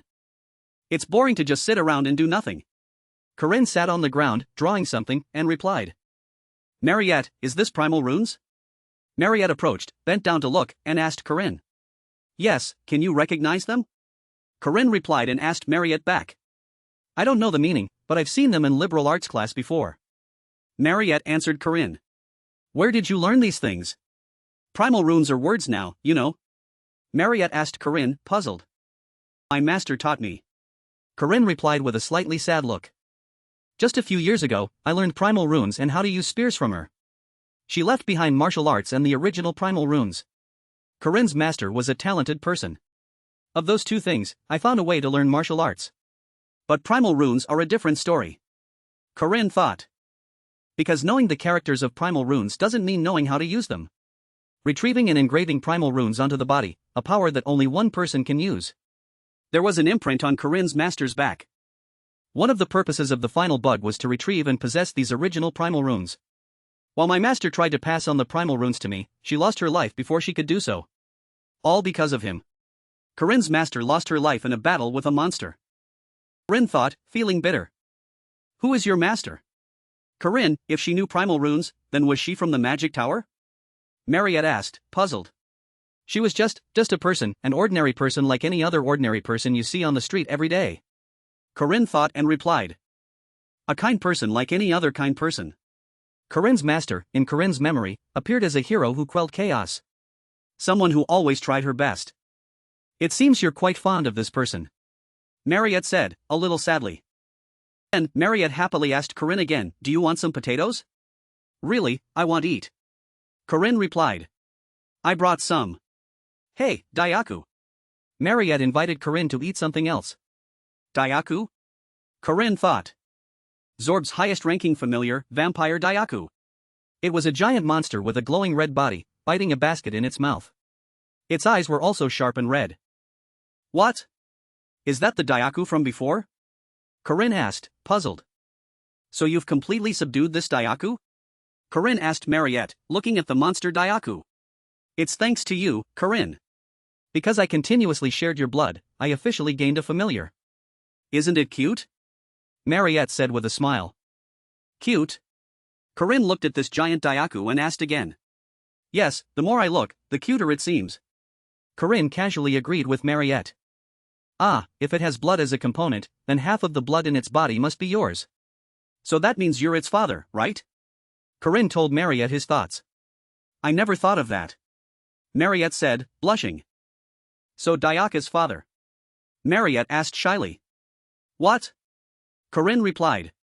Why don't you play with Daiaku? Marriott continued. Play with it? It's not a real dog. What? Daiaku's scary face appeared, its tongue lolling out as if wanting to be petted. This vampire hybrid dog is too energetic. I have to roll around with it until I'm exhausted. Marriott stood watching Daiaku play with Corinne. Corinne, meanwhile, hadn't expected the play Marriott mentioned to be like this. It seems ready. The pot of medicine turned brown. Marriott saw that it looked finished. What's wrong with him? Alisa whispered to Marriott, asking why Corinne looked so haggard. It's because he played with Daiaku. Marriott replied. What is Daiaku? Alisa asked curiously. You have absorbed the ginseng decoction. The system's voice announced. Your mana recovery ability has greatly increased. Maximum mana has increased by 1,300 points. The system panel appeared before Corinne. Now I've boosted my power stats. Corinne thought aloud. You two should drink it too, this medicine only works once. Corinne offered the bowl of medicine to Marriott and Alisa. Really? Marriott immediately asked. Ginseng herbs are indeed powerful, but they only have a single use. Corinne explained. If I give the rest to Lackaroon, they'll be thrilled. Right, next is the platinum ginseng. A silver-green ginseng root. I need to eat it raw. Corinne put the ginseng root directly into his mouth and chewed it voraciously. You have absorbed the platinum ginseng. The system announced again. Your magic core has formed. The system's announcement continued to ring out. A magic core is a place that stores all of a knight's magic. To create just one core, one must train magic to its absolute limit. But I already have one without doing so. And once my level is advanced, I can have even more cores. So, essentially, there are infinitely many.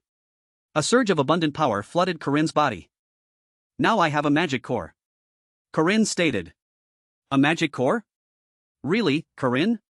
Marriott asked. The platinum ginseng's effects are truly amazing. Quickly eat those yellow ones too, they'll be incredible. Alisa said excitedly. Not yet, I'll dig up and eat the golden ginseng later. Corinne replied. What did you say? Alisa asked again. Ah, it's true that eating too many nourishing herbs at once isn't good for you. Alisa understood what Corinne meant. That's true, but my reason is a little different. A cunning smile appeared on Corinne's face. Rank 5, Corinne Fomac. He said, looking at the orb. We need to re-evaluate this student's rank. Fomac made a serious decision. Isn't Corinne a first-year student? Rank 5? According to the data, that's not even worth our attention. Why re-evaluate such a student? Some people voiced their doubts. Ah, so the senior professors haven't seen the first-year midterm exams yet. Fomac replied to everyone. Corinne directly confronted Sword Master Lunia. Of course, it was only for about 3 minutes. Fomac continued. Impossible. Everyone disbelieved this. She must have gone easy on him. Why would Sword Master Lunia use her full strength in a child's midterm exam? The old man with the monocle denied. Went easy? Fomac replied with a suspicious look. All professors present here, including myself. Does anyone think Lunia went easy on Corinne? Fomac asked everyone. There was no one, not a single person spoke up. But to raise a rank based solely on midterm exams, that's a bit. Even if there's a basis to suspect his abilities. According to regulations, a rank promotion is only recognized once the results are in. That's the rule. The gray-haired man spoke up. Then let the association handle the official rank evaluation. I think re-evaluating him for an official guardian certificate is sufficient. However, if so, we'll have to change his school schedule. And his homeroom professor too. Fomac pondered and made a decision. Professor Fomac was the one who raised this issue, not Trainer Fomac. So why don't you take this on, Trainer Fomac? Everyone in the meeting asked Fomac. I'd like to. Fomac's face showed deep thought. What do we do with Corinne next? Someone asked. Even if rank 5 seems to far exceed his stats, his duel with Lunia was truly amazing. And his spear arts. Fomac's serious expression showed him thinking about Corinne. No matter how I look at it, it resembles that person's technique. Fomac thought about Corinne and how similar he was to that person. He needs to be re-evaluated. Fomac pushed up his glasses, pondering. Hello, Corinne. Alisa said, seeing Corinne. Oh, hello, Alisa. Corinne greeted back. We're in the same class today, can I sit next to you? Alisa sat down and asked. You're already sitting, why ask? Corinne said helplessly. But that's Jaeger's spot. As Corinne spoke, Jaeger appeared. I'm sorry. Alisa said, startled. I'll sit somewhere else. Alisa was about to stand up. No need, sit. Jaeger immediately jumped over to the desk in front. Oh, Jaeger, how chivalrous. Corinne immediately teased. What? Why are you glaring at me? Jaeger turned back and glared at Corinne. Why do you think I'm glaring at you? Jaeger replied. The most popular person in the academy, Senior Potato. And the super cute demon girl. And now even the Sword Emperor's granddaughter? I'm so jealous of him. Why is he the only one whose life is like the male lead of a romance movie? Jaeger thought resentfully. What about my school days? Why is it so cold and empty around my seat? Jaeger buried his face on the desk and cried resentfully. I wonder if he's suffering from something? Alisa asked. Who cares? Corinne ignored Jaeger. Are all first-year students ready? Let's begin class. Professor Fomac appeared and said. All right, everyone settle down. As I mentioned last class, today your class will be doing a group project. Fomac walked to the podium and said. I hate group projects. Some people complained. All right, don't look so glum. Group projects are beneficial for all of you. Fomac spoke up. So now I will explain the group project to the class. Since you are in the night faculty, I won't give you difficult disbandment tasks or assignments like planting magic trees, which magic faculty professors might assign. Fomac snapped his fingers. A source of power seemed to emanate around him. Fomac snapped his fingers. All right, look at this paper. The papers were pieced together like flower puzzle pieces. The theme of this group project is... Corinne's eyes were wary. Spear arts. Huh? Spear arts? Why suddenly spear arts? Everyone asked, puzzled. Said spear arts. That's too easy for you then. Alisa said, smiling at Corinne. What do you mean? In my previous life, the group project was boxing. Fomac, a brutal boxer. Corinne thought to himself, he has the characteristics of a boxer. With a fighting style that constantly changes distance and closes in, along with the special ability of darkness. He is also a rank 1 knight from Virtute Academy in the north, and is famous for his glove engraved with primal runes. Corinne continued to think. Why is Professor Fomac suddenly teaching spear arts? He's truly cunning. Corinne smiled slyly. Is he trying to test me? Corinne realized Fomac's intention. The two seemed to sense each other's thoughts. This group project will involve selecting and researching a specific set of spear arts. Afterwards, you will have time to demonstrate various spear art techniques. Fomac presented the assignment to everyone in the class. Professor, won't students who use spears as their main weapon have an advantage? Someone from below asked. I will consider this by adjusting the evaluation criteria and awarding bonus points. Fomac replied. Each group will consist of 4 members. All will be chosen by random draw. Fomac laid out the rules. In the jar, Fomac had prepared random draw slips. Group projects. They say this encourages and evaluates students' cooperation skills. However, in reality, the diligent one suffers. A battle of who is more shameless. Should I head to ActionToon?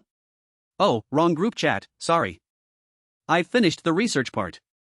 Hey Kim, at least delete the copied sources. And stop relying on Wikipedia. My grandmother just passed away, so I can't make it to the meeting today. How many types of members are usually in a work group chat? Doing group projects with people who don't even know what they're supposed to do, people who wait for things to be handed to them, or people whose grandparents just passed away? I had to endure this for 4 years of university in the physical education major and 3 years at the academy. Corinne thought about his past suffering. But this time, it's completely different. Corinne smiled confidently. Jaeger Hinchpeter, rank 3 knight, physical ability beyond his level. Being in the same group as Corinne, this is great. Jaeger rejoiced excitedly.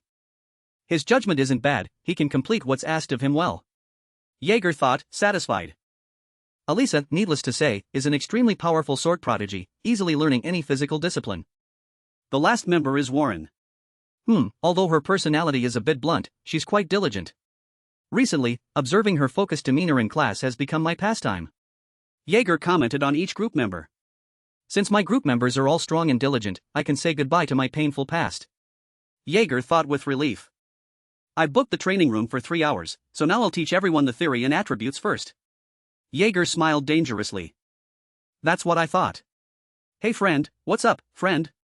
Do you have something to say to me? Corinne and Jaeger talked to each other. We've been using this training room for 2 months now. Yeah, all the walls in this room are made of high-density shock-absorbing material, right? Yeah, and they're not cheap either. So don't break them, okay? Try to protect and maintain them very carefully. Corinne and Jaeger looked at the room and discussed.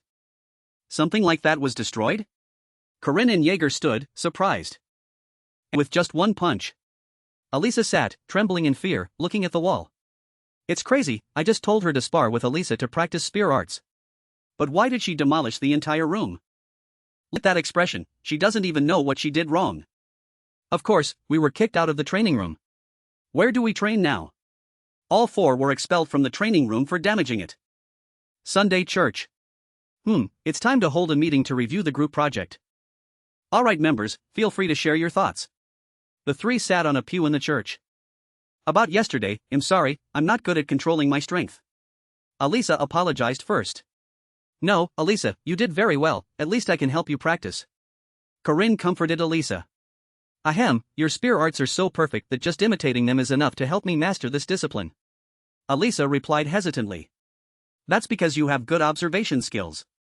Corinne also replied to Alisa to make Alisa believe in her abilities. What about you, Jaeger? Corinne turned to ask Jaeger. I don't know, using a long weapon, spear art seems a bit difficult for me. I had a little trouble with the spear spinning motion, I don't know how to do it correctly. Jaeger said hesitantly. You did very well, just learning the 8 basic spear art moves will make your mace technique even more versatile. Corinne also praised him, making Jaeger feel more at ease. What about you, Warren? Corinne asked Warren. Andy. Perhaps because I added so many Earth beliefs to the game, there will be similar customs here. Here. Thanks for watching the video. Church matters? Jaeger asked, puzzled. It's the goddess Eucharist. Warren replied. Is that a voluntary activity? Corinne also asked Warren. The church's weekend service is mandatory. Warren answered Corinne. Ah, so Warren is forced to participate in that service. Corinne realized. They're making you study to become a nun with other believers, right? Corinne continued to ask Warren. It's my own choice. Warren turned her face away and replied. But you really should read the Bible. There are things you can learn from those myths. Corinne turned to Warren and said, the Catholic Church certainly has outdated views, but it always teaches believers the same thing. Love. Love yourself, love your friends, family, and love those around you. Love and be loved. Corinne said with a smirk on his face. Oh, what a wonderful lesson, love. Love is very important. Alisa said, blushing, to Warren. This is? Warren said thoughtfully. Oh, right, Sister Warren. Why did I lose yesterday? Warren's eyes became dangerous when she heard Corinne ask. Because you guys are too weak. Warren answered bluntly. The three of them looked at Warren, surprised. You guys have no resistance at all. Just a little force from me made you all chaotic. Even with practice, weak is still weak, and the strong will always win. Warren said, thinking. You're not wrong. Corinne immediately replied. Corinne. Alisa was about to call Corinne, but Jaeger also spoke up. That's the kind of emotion only the strong can express. Corinne approached Warren and said. What? Warren asked, surprised. Want to bet? 1 minute, if I can make you kneel. If I succeed after 1 minute, you'll have to treat us to dinner. Corinne made a betting offer to Warren. Corinne's expression was dangerous. Fine, if I win, I don't need a reward because he'll win anyway. Warren replied with a disdainful expression. Here is fine. The two moved to an empty plot of land. Jaeger would give the start signal. Jaeger was startled when his name was mentioned. How did things turn out like this? Jaeger said, surprised. I don't know either. Alisa next to him replied. All right then. Get ready. Jaeger spoke up. Both immediately took fighting stances. Both their eyes were filled with killing intent. Start. I'll begin with my secret art, my strongest move. Corinne darted forward at extreme speed and unleashed his strongest move. The dark chariot painting chariot intent art form was unleashed directly towards the advancing Warren, emitting a dazzling light. Ha! She can block it so easily. She's as strong as they say. Corinne was surprised that Warren blocked the move so easily. If that's the case, Roaring wins second step. Corinne continued to unleash his second move on Warren. But suddenly, Corinne's weapon was burned black and broken, surprising Corinne. Now you're out of weapons, Warren said, smashing Corinne's spear. Oh my, you're really good at breaking things. Corinne sneered in reply. Bagua step evolution form. The two charged into battle. One attacked, the other defended. What's wrong, you can't even attack me? Corinne jumped away, provoking Warren. You! Warren said angrily. Annoying. Warren looked at Corinne, irritated. If you don't want to die, dodge this move. Tiger Fist. Warren unleashed an extremely powerful move on Corinne. I'll be hospitalized for at least a month if I get hit by that. Following Warren's advice, I must dodge. Corinne thought while activating a new counter move. But let's try to block it. 8-step chain strike. Corinne lunged towards Warren. Even though I blocked it completely, my entire bodice muscles feel crushed. Corinne thought, enduring the pain. He didn't dodge. Warren looked at Corinne, surprised. Suddenly something was different. When did Corinne appear from behind?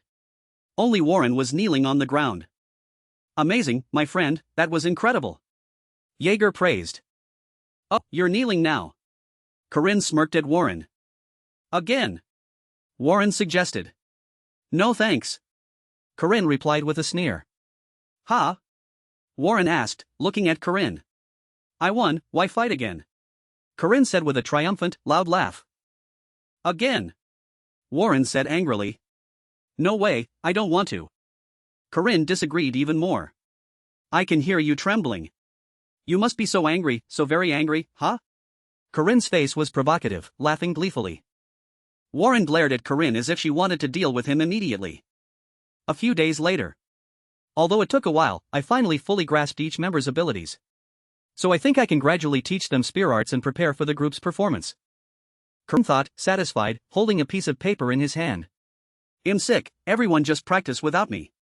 Oh, come on, how can you be sick? Corinne thought angrily. Yeah, always making things difficult. In this case, the leader will have to use a secret weapon. Welcome. Eat your fill. Corinne invited Warren to a lavish meal. But if you eat, you'll get better. At Corinne's offer, Warren was indeed a little swayed. Well, can you refuse? Looking at the delicious, glistening fish, she couldn't resist. I'm not sick anymore. Warren couldn't resist and agreed with Corinne. No surprise. Corinne replied gleefully. You know how long it takes chefs to complete a dish? Corinne asked Warren. Less than 30 minutes. Warren replied. It's 10 years. Corinne denied. From finding fresh ingredients, processing them, and preparing everything. Most chefs take about 10 years to serve their dishes to diners. Corinne explained to Warren. What do you mean? Warren didn't understand why Corinne was saying these things. It took me 3 years of training for my martial arts to make you kneel once. Corinne immediately replied. Your favorite dish and my martial arts have similarities. Like choosing the right ingredients compared to the stance I choose before unleashing a move. Corinne continued to explain. Everything starts from the smallest details. Corinne trained painstakingly from the smallest things. Warren looked at Corinne, speechless. Anyway, we've made up, haven't we? Corinne smiled at Warren. Oh, what's that? Warren slammed a notebook onto Corinne's face, surprising him. A notebook? What's it about? Spear art stances, principles. Isn't this the research I assigned you? Warren continued eating while Corinne talked about the notebook. You finished it all, you cute thing? Corinne said, happily patting Warren's head. Get lost. Warren replied. Alisa and Jaeger were also diligently practicing spear arts, and thanks to Warren, they no longer had to worry about the research part. They would be well prepared for the group presentation. Time flew by, and it was already mid-May. The first week of group presentations. The presentation order was based on lot numbers. The group before them had already started their performance. Fomak held a book in his hand, watching the groups. All right, we will begin the group presentations. Fomak announced. I am the leader of Group 1, Palais. Our topic today is 5-star spear arts. The leader of Group 1 introduced. Excellent, present your content. Fomak said, signaling to begin. They're all very well prepared. Jaeger looked and said. Corinne also thought so. Not bad, Palais. Fomak evaluated the group. Thank you, Professor. Palais replied, panting, with a joyful expression. All right, now I will try to break your formation. Fomak suddenly said. What? Palais was surprised. An outstanding graduate of the Northern Guardian Academy. Former rank 1 knight of the Eolat Kingdom. Fomak the Savage. If you can withstand for 10 seconds, I will give you the highest score for this assignment. The real group project starts now. Fomak clenched his fist. Immense power emanated from Fomak. Somewhere, the students' voices rang out. Block it. Couldn't hear, what? A hand was raised in the air. Just then, something that looked like a stack of sticky notes fell. All the students were attacked by Fomak's power. Everyone told each other. Upper punch. Still in the fierce battle between the students and Fomak, the sound of a left punch echoed. Faced with his power, the students couldn't hold on and said to each other. He's too fast. He's not holding back at all. After the battle ended, the professor's stack of documents slowly fell and landed in Fomak's hand. Fomak, after fighting his students, still praised them. You chose a good spear art training group. Even though you still lack practice, lack focus. On the ground, the students were all subdued and lying flat. The professor still ignored them and said. But it's not too bad, AB should be enough. Does anyone have any objections? A chorus rang out. No, sir. One group finished, other students were still anxiously waiting to be called. All right, Group 2, come up. As Group 2 prepared to go up, whispers rose from below. How can we fight Professor Fomak? Should we just surrender? A member of Group 2 clearly announced. We chose the 9-headed dragon spear arts from the north, which focuses on critical damage. Because when performing that spear technique, it's like 9 dragons flying. Fomak flew up, unleashed a move, and said. Your spear technique is not only uselessly complex, but you haven't even mastered it, so what else can you do? Oh dear. Then Group 2 was considered done. Fomak continued. Next, Group 3, come up quickly. Group 3 leader, Corinne, step forward. Corinne smiled confidently at his teammates. Good, it's our group's turn, let's go. The members of Group 3 stood proudly before Fomak. Each held a spear and presented. We will demonstrate the 6 forms of Lanyachat's Bagua spear arts. Fomak showed interest in Group 3's new move. Good, begin. The battle began as Jaeger charged with his staff. Lanya. He countered the incoming blow. Alisa charged forward. Chat strike.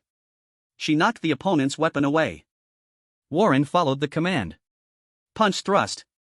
She stabbed the opponent who had lost their defense. A member noticed the triumphant energy of the contestants. Great job everyone, success, amazing. Warren trained harder than I thought. Fomak couldn't help but praise Group 3. Excellent, you've eliminated unnecessary movements in combat. And though it looks simple, the core of your spear technique is outstanding. Corinne, grateful for the praise, replied. Then he'll tell the whole group to prepare for more practice, sir. But contrary to his thoughts, the professor said.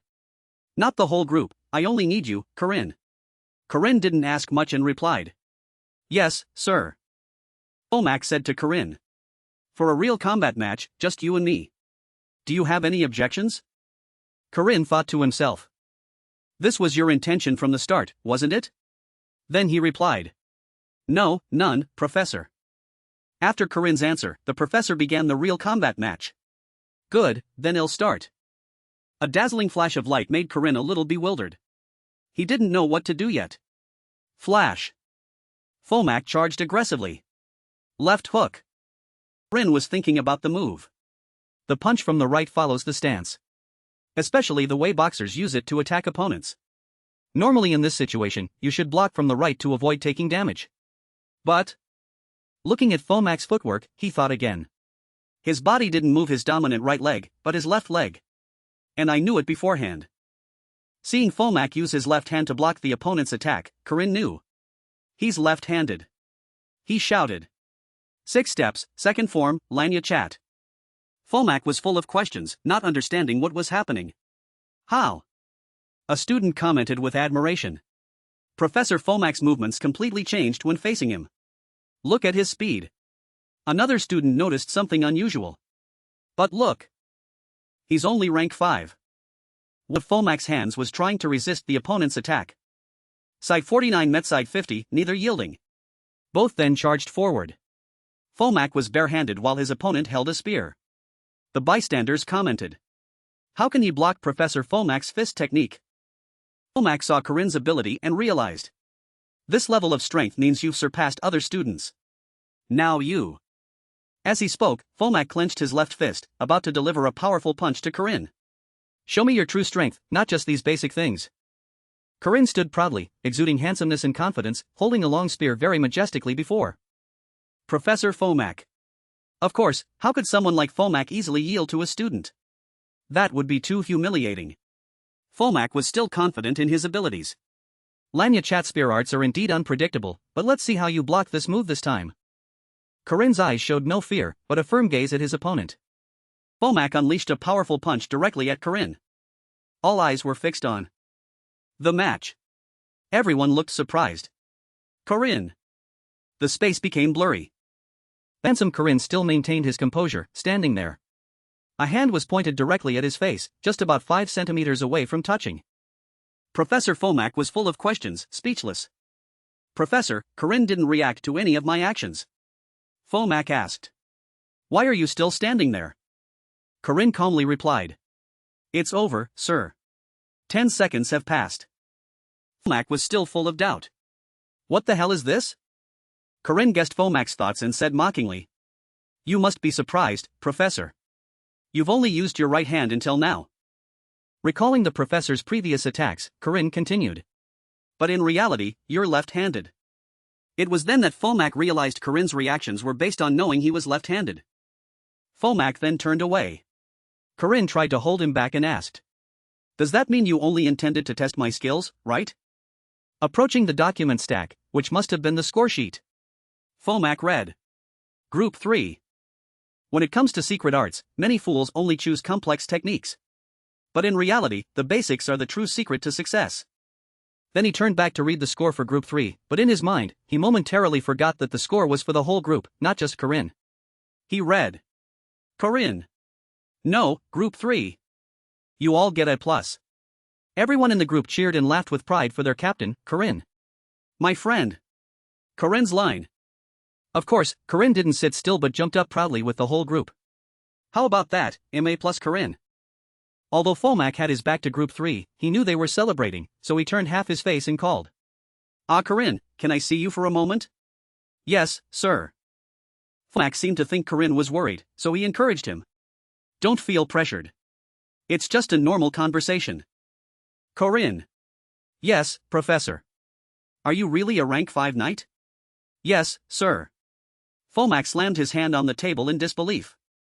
You showed me in the recent spar that your abilities don't match a rank 5 knight. Corinne remained humble. I'm just a little better than my friends, sir.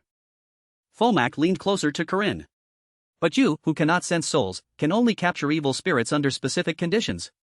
That means you've gained some insight that has significantly advanced your strength beyond others in your rank. Corinne said. The professors have met and debated about you. The topic is whether your true strength needs to be re-evaluated. Fomak, unwilling to let such talent go unnoticed, told Corinne. You will be assigned some more complex tasks. Through these, your rank will be re-evaluated. Your highest achieved rank will be known through these tasks. Because you have shown some achievements and strength far superior to your current rank. Therefore, the professors can make an exception and promote you. Corinne reasoned to himself. A rank up, well, there's nothing to lose. The tasks will probably be more difficult.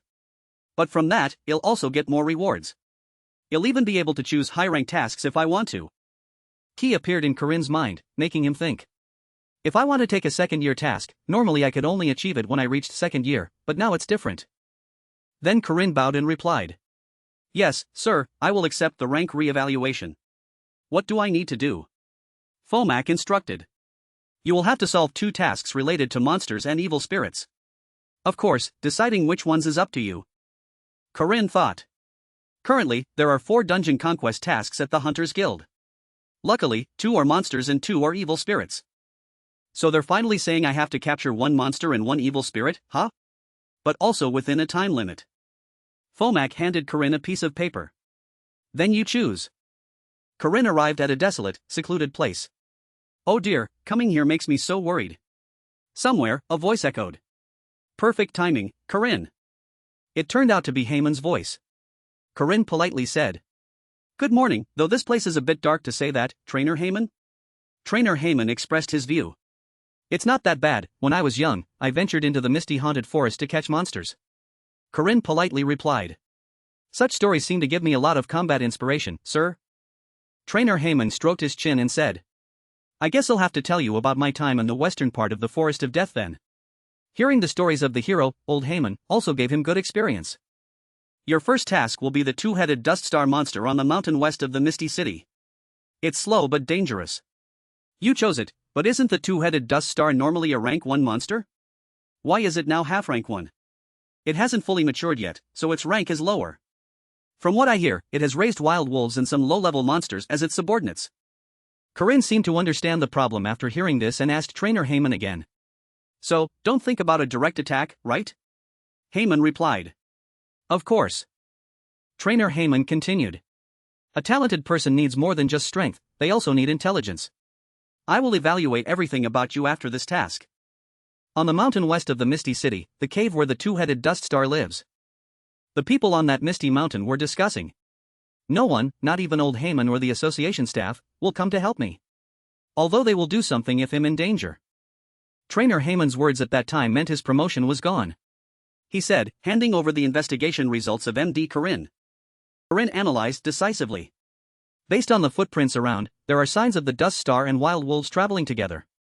They probably live together in some area. How many wild dog wolves are in the pack? 3. Ah, but there are only footprints of 2 4-legged creatures following the dust star. One seems to be female and appears to be pregnant. Heyman seemed satisfied with Corinne's judgment. It seems you know the answer, but explain it. Corinne continued. Instead of footprints, there are traces of a monster being dragged. This means the hunted monster hasn't been eaten yet and was dragged elsewhere. Neither the dust star nor the wild wolves have a habit of hoarding food. Yet they might think of a companion who cannot move and bring food to them. Hearing Corinne's answer, Heyman was very satisfied. Excellent. Heyman then asked Corinne about his method for dealing with the dust star. So Corinne, how do you plan to take down the 2-headed dust star and those wild wolves? Based on the wolf footprints on the ground, Corinne analyzed. First, I will separate the dust star from the wolves. Trainer Heyman asked. How? Corinne continued to follow the wolf tracks. They are monsters, but they have quite keen senses. I will use the strongest weapon bestowed upon us humans to deal with them. Heyman wondered. The strongest weapon? Corinne's entire body glowed with fire, his eyes burning. He carried a spear on his shoulder. I will use my head. Unfortunately for them, I'm the boss of this. Before a magnificent, grand castle. But the scene was very gloomy. Inside were terrifying images of beasts. Although humans had expanded their influence and controlled the world, there would always be potential threats. Demonic entities infiltrated this world. A giant barefoot stepped on the ground. The ruler of this forest was one of them. It was the foot of a tyrant named Ogre. Neither human nor beast, it had 2 heads with white hair. Like a 2-headed ogre tyrant controlling a forest where very few humans dared to tread. To him, this forest was his kingdom. Beside him were fierce wolves like bodyguards. The wolves with sharp teeth were opening their mouths wide and growling. The long-haired hunting dogs were the ones who noticed. 2 wolves approached a den woven from dry materials. But there was nothing inside. They had disappeared. The female, who had just given birth and couldn't move, had vanished without a trace. It seemed that their newborn cubs were inside. Not seeing the cubs made the wolf even angrier. Its eyes became sharp and cold, growling with hatred. The wolf continued to growl a long breath. It wanted to tear apart the one who had taken its newborn cubs. An intruder had taken the cubs. After realizing their kin, the female of the pack and her cubs had been kidnapped. They showed the extreme rage of a beast. The angry howl of the forest's ruler and his pawns made the entire forest tremble. The 2 males, consumed by rage, let out roars. Must pursue, must rescue the female. The long-haired hunting dogs followed the scent of the captured female, with the ogre close behind. The female's scent grew stronger. They could even smell the intruder who had taken the female. As usual, nothing could stop them in the forest. It was time to make the foolish intruder pay dearly for disturbing the forest's ruler. Tracking complete. The 2 male wolves found the female. But the female was tightly bound with ropes. The 2 males didn't understand how this could be. What they witnessed was the female lying on the ground, whimpering a mournful sound. The female rubbed her nose and checked if her mate was safe. At the same time, the 2 males tried to help the female leave. A truly fierce battle erupted with growls and howls shaking the entire forest. It wasn't as simple as they thought. They couldn't defeat the enemy before them at the moment. Painful sounds groaned, a bloody and brutal battle. The log of the rope binding the female was flung away. Rope gradually broke under the wolf's destructive strength. After the log, a sharp point aimed at the female wolf. An angry wolf, eyes full of fighting spirit, growled. It was no longer about tracking, now they had to run to survive. There were no trees. Given the situation, that direction was safe. After a while of fighting, they panted, trying to regain their breath. Cana, but the beast didn't realize. Large fire erupted. Human ambition. The 2-headed beast stood proudly with a staff in the blazing fire. A wolf was engulfed in flames. It was in agony, struggling, unable to escape the fire. The ogre gritted its teeth. He'd lost his loyal subordinate. It was truly furious, its 4 eyes wide with hatred. The angry howl of the tyrant echoed throughout the forest. The 2-headed ogre stood amidst the sea of fire, but the giant beast still howled with enraged roars. It was trying to gather strength for an upcoming battle to avenge its comrade. A trivial trap could never touch that tyrant. He was truly the ruler of the forest. It didn't know that the hunt had only just begun. Before him stood Corinne, holding a spear. The ruler of the forest, the 2-headed ogre, was also a born hunter. The first head had good eyesight while the second had a good sense of smell. And they combined to avenge the long-haired hunting dogs. So chasing the hunting dogs was not difficult at all. If anything, it was that there were too many traces left behind to the point of being illogical. This was a scoundrel who couldn't even carefully hide his footprints or scent. Unexpectedly, the long-haired hunting dogs lost to such a scoundrel. But contrary to expectations, on the first day, the ogre couldn't find his prey. Although the traces were still there, no matter how far the ogre chased them, he couldn't find the culprit. He even felt like he was about to catch him, but he couldn't. While camping, after pushing aside a sense of unease, he was ambushed. It would have been a surprise attack if one of the 2 heads hadn't noticed. Hailstones like diamonds rained down on the 2-headed monster. Its second head was awakened by the hailstorm from the sky. The ogre charged alone. The ogre was only grazed by a few fragments of stone. Those raindrops fell to the ground, sparkling like diamonds. That was the extent of the attack's purpose. The attack didn't stop there.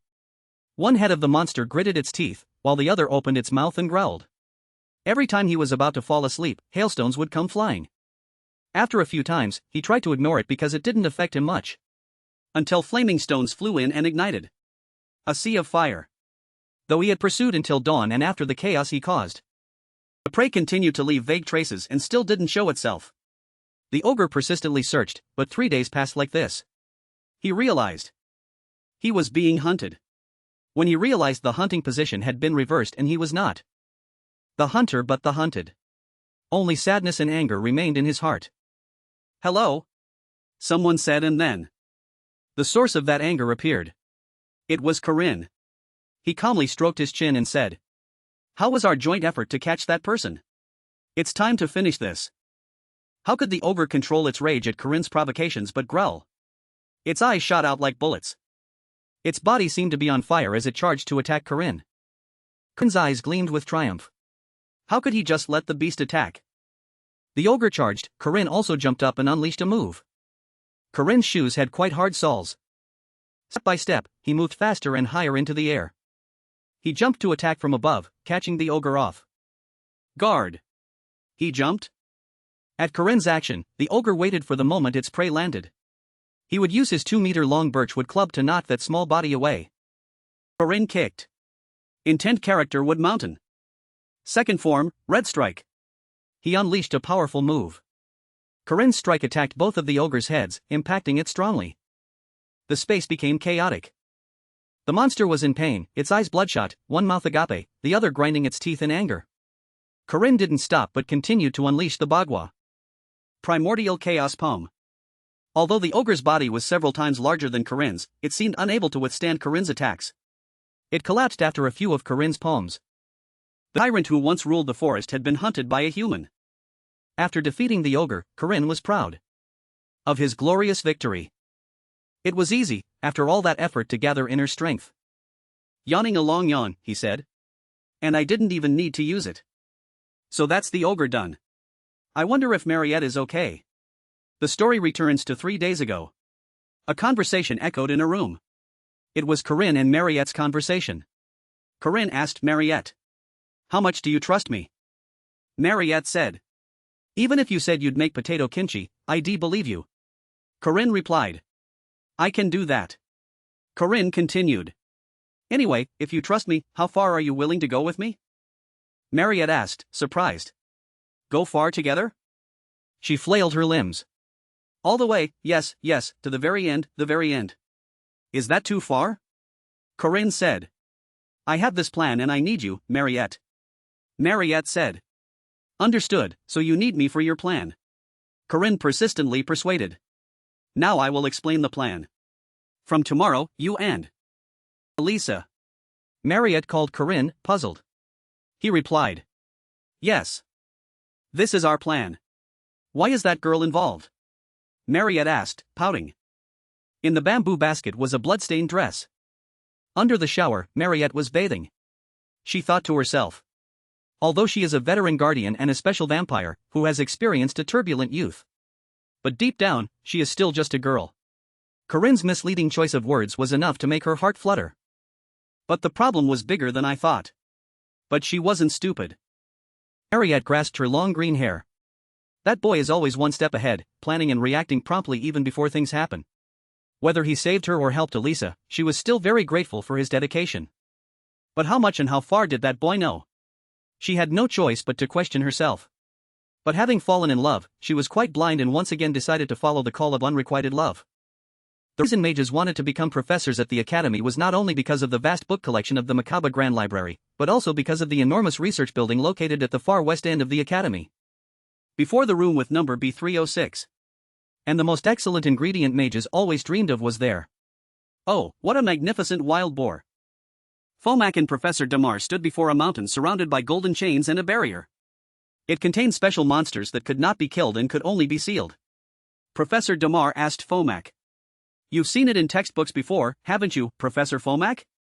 The wild boar that ate an entire iron ore mine and the very essence of the forest here.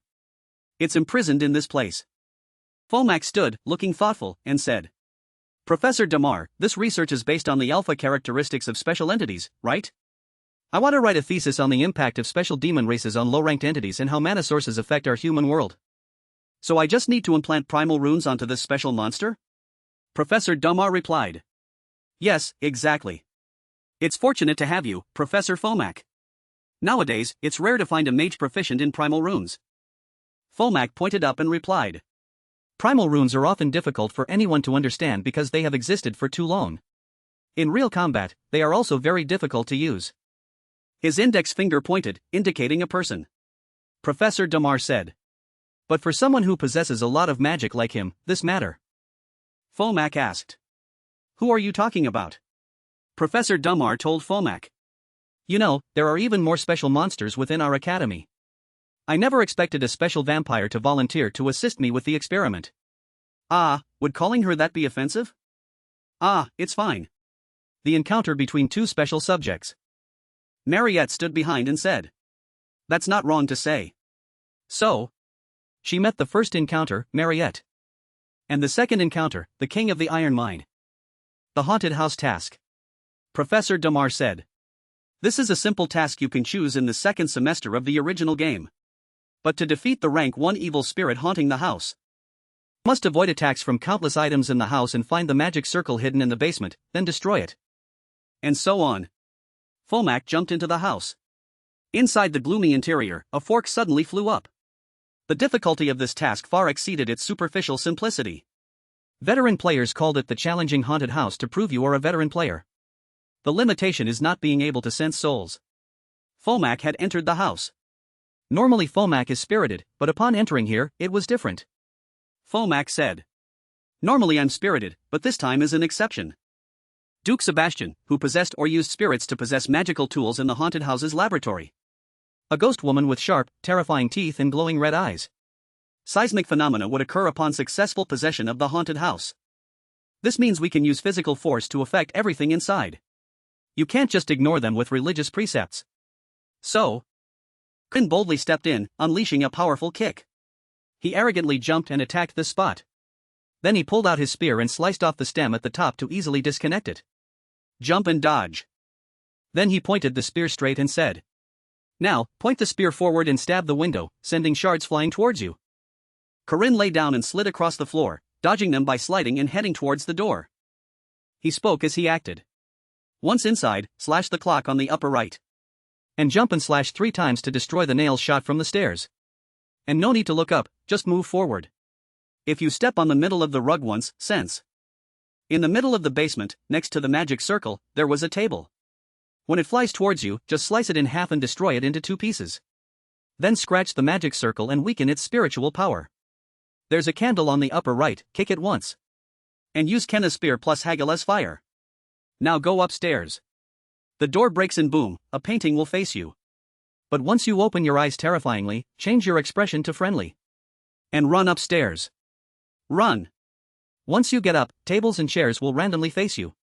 So be prepared to dodge them. Then a wall will appear that you cannot move. And next, the plates will cause a tetanus debuff on you. A fierce fire blazed. Corinne said to Haman. Now no furniture will fly towards you anymore. When you open your eyes, you'll wonder who the hell this is and be astonished. All the magic runes carved until now will activate simultaneously. Fire. Then he carried his spear out, a sly smile on his face as if he had one. Behind him, the haunted house was fiercely burning. Now the house would burn on its own, and the teacher could leave. Corinne raised a hand to stroke his chin, smiling proudly as if he had done a great job. The rest is up to you, teacher. Real men walk away from explosions. That's what you have to do. Quite easy, right? A simple 30 seconds. Haman, standing far away, angrily shouted at Corinne. It's a magic challenge that even a rank 2 mage couldn't do anything about. How did he do it? What was he muttering about just now? Corinne smiled back, as if challenging the teacher. This is the ultimate strategy that a legendary streamer, who shook the entire Korean streaming world, left as experience. A man came and stood in front of Corinne, patting his shoulder and saying, Congratulations! It was Teacher Haman. He said. Truly, you've definitely been recognized as a semi-rank 1. There's a nearby port city called Sa. There's a very good restaurant there, let's go eat. Corinne asked back. If it's Sa, do they sell raw fish there? And that's also where that thing is. And the reason I chose to raid the evil spirits in this area. Haman put his arm around Corinne's shoulder, chatting as they walked. Oh, you know that place? You like fresh seafood, don't you? Corinne said. I love it. Haman said. Great, he'll introduce you to a fantastic place that sells fresh fish. Corinne's eyes noticed something. He looked into the distance and saw Dayako peeking from behind a tree. He said. Good, he's following too. An ice mountain appeared.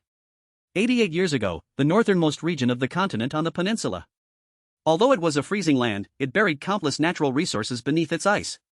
The ice mountain contained such vast amounts of ore that people called it Iron Mountain. Pioneer miners who went to the polar region to search for iron and gold witnessed something incredible.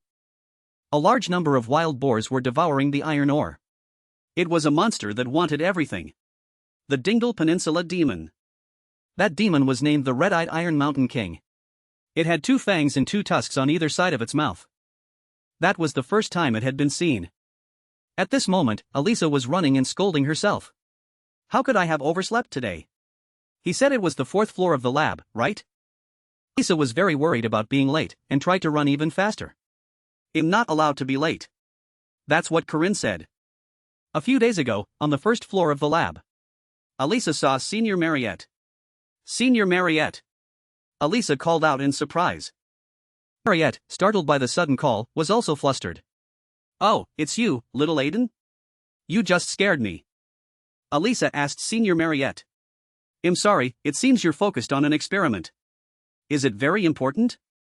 Marriott smiled gently and said. It's okay, I'm just trying something out during the break. Alisa asked. But why did you call me here? Dayaka told me to come, so I did. Marriott smiled and said. Yes, Corinne asked me to explain something to you right now. Alisa was surprised. Corinne asked? Marriott said. Yes, anyway, would you like to try this before we begin? Alisa asked Marriott. Is this a panacea? Marriott replied. Yes, you could say that. Then Alisa picked up the bottle and drank it in one gulp without hesitation. If it's good for my body, then of course. Marriott quickly stopped her. It's very hot, take it easy. I need to check its safety. Because she drank it so quickly, Alisa was startled after hearing Marriott speak. Excuse me, what did you just say? Safety? Just as she finished speaking, Alisa suddenly froze, making Marriott ask in alarm. What's wrong? Alisa trembled with delight. It's so delicious, just like homemade. That's how I feel. Fortunately, Alisa's words eased Marriott's worries. She said. Really? What a relief. Then she continued. Delicious, safe, no toxicity. Then Alisa asked Marriott again. Anyway, what did Corinne want you to explain? Ah, I'll tell you now. Marriott said. Corinne asked me to explain what's about to happen to you. Alisa wondered. What is it? So? It's about the king of Iron Mountain. Alisa rushed past many people, even bumping into passers-by. Sorry, I'm in a hurry. Alisa ran to a fortress. The demon zombie sealed in the lab, the Iron Mountain King. I don't know why Corinne called me, but I need to hurry. The basement lab on the 4th floor, Damar was discussing with teacher Fomac. You think monsters are different from special demons, Marriott? Marriott said. They are very strong. Strength is obvious among special entities. One of the strongest abilities is the power of domination. Fomac asked back. The power of domination? Damar replied. Yes. Did she just call me Marriott? Whom? Damar explained. Some demons emit a different energy flow than normal demons. Theoretically, they are called alpha entities. And unlike normal ones, they are stronger and take control. A pack of alpha demons with a blue glow were confronting a pack of wolves with a fiery red glow. Damar continued to explain. These alpha entities can easily control others. But that domination doesn't work on demons of other species. With special demons, it works. Marriott said. Special demons can control demons weaker than themselves. Damar agreed with Marriott. Exactly, you've had experience, haven't you? Marriott thought about when she escaped the hunting ground. Driven mad by thirst, she controlled other monsters to offer her blood. Then Marriott said. But Professor, thinking back, it's a bit different from domination. Back then, instead of controlling their minds, I used their fear. Fomac further explained. It's based on your species, Marriott. There are 3 types of demons, monsters, evil spirits, and demi-humans. These are the 3 basic types. But the influence of the alpha characteristic differs, for example. Marriott seemed to understand. So that means I can command other demi-humans? Damar said. We need to investigate further. But I don't think it's possible. Demi-humans have higher intelligence than humans. So that kind of domination won't affect them. Damar stopped the conversation. She said. That's enough theory, let's start practicing. Everyone bring out the demon zombies. Cages were pushed, each containing a beast. Damar said. The purpose of this experiment is to test the influence of the alpha characteristic of special monsters. If you can freely use this characteristic, theoretically humans will be able to control most monsters and evil spirits. Marriott was completely surprised. It's a bigger experiment than I thought. And it also satisfies my curiosity as a mage. If successful, humanity will be able to proactively prevent threats from demons. Professor Damar said. All right, you succeeded in creating the delicious panacea, the one you asked me about last time, didn't you? Marriott said. Ah yes, thanks to you, it became very delicious. Damar said. What a relief. I'm sorry, I was a little curious. Before a pile of demon zombies, Professor Damar said to Marriott. Alright Marriott, try to dominate these demon zombies. Marriott replied, still hesitant. Ah, yes. Her eyes became resolute. Ignite. She shouted. Come out. A fierce demon zombie charged forward. Then a series of them were released from their cages to charge. Marriott quickly ordered. Stop. All right. She gestured with her hand and commanded the demon zombies. Lie down. The demon zombies didn't listen and instead all lay on their backs, legs in the air. Marriott was helpless. Ah, what are you doing? I said lie down. Marriott fearfully turned to ask Professor Damar. Why aren't they obeying me? Damar told Marriott. I think that's the limit of communication between demi-humans and monsters. And low-level monsters lack the intelligence to understand your commands. Fomac said. Let's try to check the difference with beasts of the same species. Professor Fomac, please release the king's seal. Understood. Fomac read the command. First expulsion rune. Marriott said. It'll break the first seal.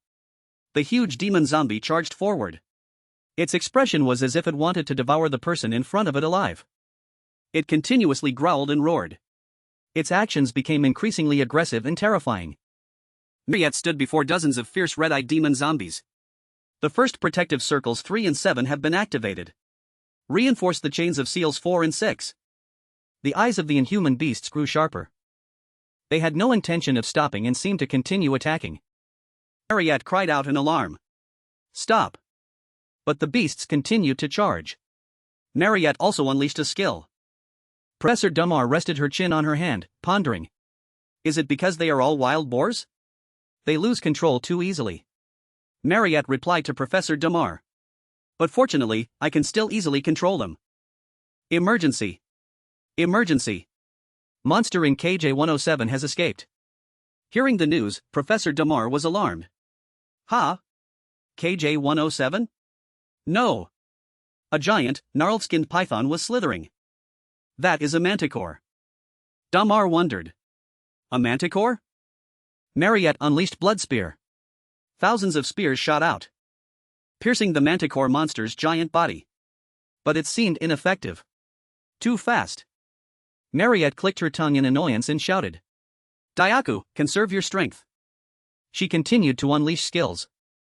Fomac unleashed left fist. The teacher maintained his composure, hand clenched, ready for a powerful punch. Spiral of destruction. Suddenly Fomac said, Professor Dana, something is strange. The shouts and roars grew more urgent. Professor, this is truly strange. Monsters are escaping from their cages and ramming themselves into Salim. You need to leave here. Professor Damar remained calm at the keyboard. Manual Operation Z17, activate large-scale anti-monster circle and sealing magic. From now on, I will reseal the Iron Mountain King, activate sealing protocol. Jin Hyuk said, alright, well lose some research funds, but our priority is safety. I'll do it. Amidst the chaos, everyone was worried and discussing together, this is Team 2, the magic circle isn't activating. Neither is the sealing magic circle. Damn it. Someone destroyed the sealing magic circle. What? Oh no. The Iron Mountain King has escaped. Port City Sa, which was extremely crowded and bustling. Many boats were anchored around the port. In the town's eateries, joyful chatter continuously echoed, oh, how refreshing. If we had more drinks, it would be perfect. The other person replied with a hearty laugh, huh, kid, you're a true connoisseur. On the dining table, a series of delicious and meticulously arranged dishes were laid out. Hot pot, meat, everything. Corinne thought to himself, the reason I'm enjoying such a grand feast in the middle of the day is because old man Heyman brought me to a famous raw fish restaurant to celebrate my promotion to a higher rank. Corinne, with intertwined hands and a mischievous look, suggested, should we order a bottle of rice wine? Heyman exclaimed, a bit helpless, kid, you're still a student, and I'm your instructor. Corinne was still a third-year student. In reality, I'm still underage, so I rarely get a chance to drink. I don't know why these pubs are so strict about checking personal information. A strange combination of medieval and early modern times, indeed, many laws are quite interesting. Corinne's face was full of longing as he looked at the menu. Corinne happily immersed himself in the perfect combination of chicken and beer. Do you know the sorrow of not being able to enjoy fried chicken with beer at a top fast food restaurant in modern times? I can't believe I, who came from a country leading in daily alcohol consumption, can't drink alcohol. Corinne then spoke up, instructor, in the East they say this. This veiled statement made Heyman utter a hum. Corinne calmly continued, alcohol is something we must learn from adults. I want you to be the one to teach me about alcohol. Instructor. Heyman's eyes sparkled with emotion, thinking, I can't believe this kid looks at me with such caring and admiring eyes. That's definitely not a sign of craving alcohol. He truly wants to talk to me. And indeed, old man Heyman immediately fell into the trap, deciding to pour Corinne a glass of wine, saying generously, all right, let's drink. Corinne smiled gleefully, having tricked his opponent, chuckling to himself, he fell for it. Silly, a wolf echoed, making Corinne freeze in alert, wait, that sound is. Outside, everyone was buzzing, what's that, where's that dog barking from? Did someone bring a dog? At the dining table, Corinne sat, trembling with his cup, thinking, why now of all times? A dog with a human body, bulging muscles, walked up, stood with its arms crossed, its red eyes barking incessantly, seemingly scolding Corinne, woof, woof woof. Corinne understood, bitter tears streaming down his face, clutching his head in pain, thinking, how many years have I waited to drink alcohol? Elsewhere, the tightly linked chain suddenly broke for some inexplicable reason. Professor Damar looked up in astonishment and fear. Professor Damar's eyes narrowed tightly, this is bad. The professor screamed in panic, the Iron Mountain King is free. These words were uttered as an enormous wild boar, with ferocious eyes, charged forward, severing the chains. Fomac, standing nearby, quickly cried out, damn it. We have to stop it, Marriott. Marriott acknowledged the order. Yes. Marriott stood firmly, raising her magic staff, and began to cast the crystal spear spell. Very quickly, Marriott unleashed crystal spear towards the Iron Mountain King, which stood still like a giant statue. But for some reason, Marriott froze, her eyes blank. Did the crystal spear shatter? Marriott was stunned as her skill was quickly shattered by the boar, which remained completely unaffected. How strange. Marriott stood frozen, her mouth agape, did it only cause that much damage? But Fomac praised Marriott, then raised his fist, aiming it at the Iron Mountain King, saying, well done. I will take care of the rest. Fomac's eyes flashed, his entire body filled with killing intent, he charged at light speed and punched the boar. But very quickly, Fomac also muttered in surprise. I didn't feel that punch cause any force at all. Indeed, that attack couldn't make the Iron Mountain King waver or affect it in the slightest. Fomac flew through the air, cursing, it's true. This pig has skin too thick and flesh too fatty, I can't punch through it. The boar was now enraged as a strange light, along with equally strange sounds, suddenly emanated from its large tusks. Fomac was truly shocked, attack runes? Impossible. Before he could react, the Iron Mountain King struck Fomac a painful blow that echoed far and wide. Fomac was slammed flat against the wall. The wall also cracked from the immense force. Everyone's worried voices rang out, Professor. Professor Damar witnessed it, her face utterly panicked, stammering, no, the wall is destroyed. The defense system will. Indeed, as soon as she finished speaking, the system announced, the monsters in the iron cages are starting to break through the bars. The alarm blared fiercely and urgently, alarm, alarm. All seals on the Iron Mountain King's cage have been released. Monsters poured out of the iron cages, ferociously escaping. The system blared piercingly as wolves and birds alike broke free, activate emergency defense code. Activate red alert code. Evacuate all personnel. Security team, activate all defensive magic circles. And deploy spirit golems to the scene immediately. After these words, the golems began to appear. Activate golem team, initiate threat containment system. The golems entered combat mode, charging ferociously, fighting fiercely, don't let the monsters escape the lab. The golems obeyed, entering a state of slaughter. A beast appeared. Its body was like a snake but also like a dragon, with sharp fangs hissing, making others tremble. That's a rank 1 poison dragon beast. The second beast was no less ferocious, it's a rank 1 king Huron beast. They were confronting the golems. After breaking free from their cages, the beasts charged as if starved for 1,000 years. Each one had blood-red, bloodthirsty eyes, rushing forward like a tsunami. Cries for urgent support continuously echoed, support. Urgent support requested. We cannot stop higher-level demons without magic circles. Professor Damar stood in the control area, extremely worried, continuously exclaiming, no, if they escape the academy. Allow continuous wide-area lightning strikes to paralyze monsters. What will happen to our budget? Monster with 2 buffalo-like horns now appeared, with a mass of bright electric light illuminating the entire area. The ferocious monster charged towards Damar while she was not paying attention. But suddenly a sword flew through the beast's head. Another blade sliced its body in half in a brief moment. Damar witnessed it beside her, dumbfounded in astonishment. Master's predictions are getting scarier. A voice echoed. Damar's eyes widened, huh? She uttered. Drone. What are you doing here? Damar exclaimed in surprise. It turned out that Drone's appearance had successfully saved Damar. But to the professor's question, Drone replied coldly, I'm just here for practical combat experience. At this, Drone spoke coldly. The swords and blades on its body immediately obeyed, soaring into the air. They charged towards the beasts, dealing with them cleanly and efficiently. A giant monster was enraged. Its mouth emitted a strange, glowing orb. The monster roared furiously, beginning to use its power to scorch the ground. Drone, standing opposite, was also a little surprised. Combine fragments. A voice echoed. Immediately, the stone fragments on the ground flew high into the air, a strange power seemingly between them. The voice continued, form golem. A hand began to form from the stone slabs. Golem fortress. Scrap golem. A giant golem was created, confronting the formidable giant beast. Awesome. I completely control it now. It really works. His technique really works. A joyful voice rang out, belonging to Granel Ladin. Granel's eyes sparkled with his achievement. A few days ago, he said that physical strength was the key to upgrading my power and made me train very seriously in the training room. Then he taught me some golem control techniques. He said he read about it while studying in the library. And the price for passing it on to me was that I had to come here for this practical trip today. Granel recalled the tiring training days due to Corinne's reminder a few days ago. But very quickly, the beast took the initiative, charging and attacking the golem relentlessly, giving it no time to react. Or being pushed back. Is it because it's a rank 1 monster that's too strong? Granel was stunned. But suddenly, strange roots now grew around the golem's body, clinging tightly to it. Support roots.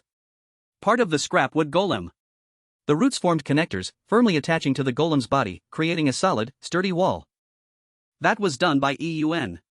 But EUN, observing at this moment, was also a little surprised, wondering, how did he know this would happen and teach me such a good method? Your timing for the attack is perfect. EUN exclaimed in praise. On the other side, the dragon-headed, snake-bodied monster was hissing with ear-splitting screams. Damar, standing nearby, observed its actions and couldn't help but scream in fear. The poison dragon is preparing to go to the 3rd floor. Suddenly, a female figure with 2 swords flashed past. Poison dragon was slashed several times, making the monster shriek in agonizing, ear-splitting pain. That person was Alisa. Alisa turned her head to look at the fallen poison dragon, letting out a breath. Phew, have we destroyed it yet? Alisa. Damar's voice rang out, sounding very surprised. Damar stood in the smoke, greatly impressed. Perfect timing for their appearance? I can't believe the students appearing here are all at least knights or rank 2 mages. I've never been so grateful for students like this. Then suddenly, Damar's eyes widened as she wondered, but wait, why are all of you in the lab right now? Students now gathered in front of Damar, answering in unison. It's a practical trip. Damar asked in surprise, huh, a practical trip? On the other side, Corinne was now sitting, chin in hand, pondering, right now, my plan for those kids to appear in the lab is going smoothly. In the blood domain, in a dark space surrounded by towering red things. Inside was the giant, enraged boar. Outside, everyone observed, secretly sighing in relief. Fortunately, we prepared the magic barrier as Corinne said. Now it won't be able to burrow underground and escape. But unexpectedly, the boar suddenly burst out with immense power, breaking the barrier. The enormous giant boar seemed desperate to escape from those around it. At this moment, everyone's faces turned pale. What? Marriott stood there, raising her staff, warning everyone around, don't lower your guard, it might have many other ways to attack. On the other side, King Huron was not like a normal beast. It's a rank 1 monster that looks like it stepped out of a monster movie. The monster refused to stand still, it angrily began to run around, destroying everything.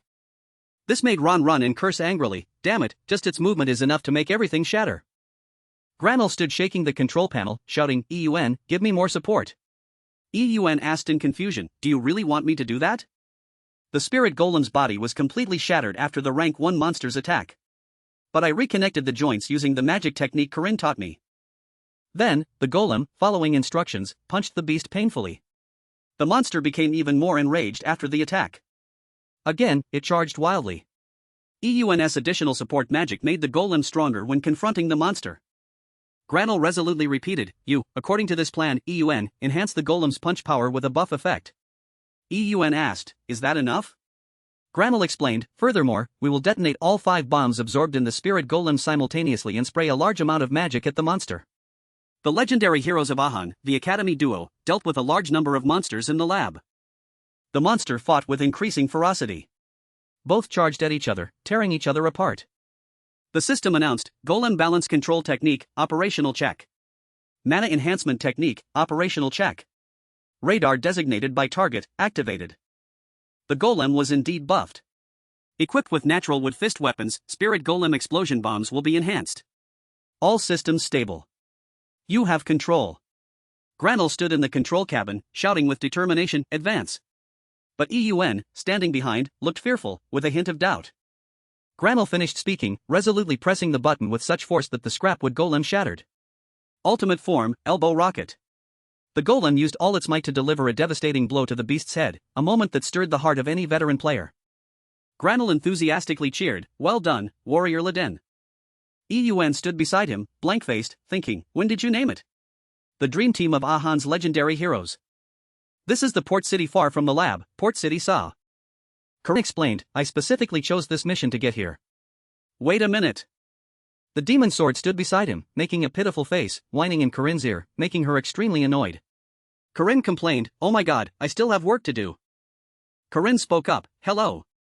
Corinne cheerfully greeted the monk outside, "I am an academy student sent on a mission, so I cannot attend mass. But may I use the church's prayer room?" Seeing the young person come to the church, the monk happily agreed, "Oh my, a guardian? Of course."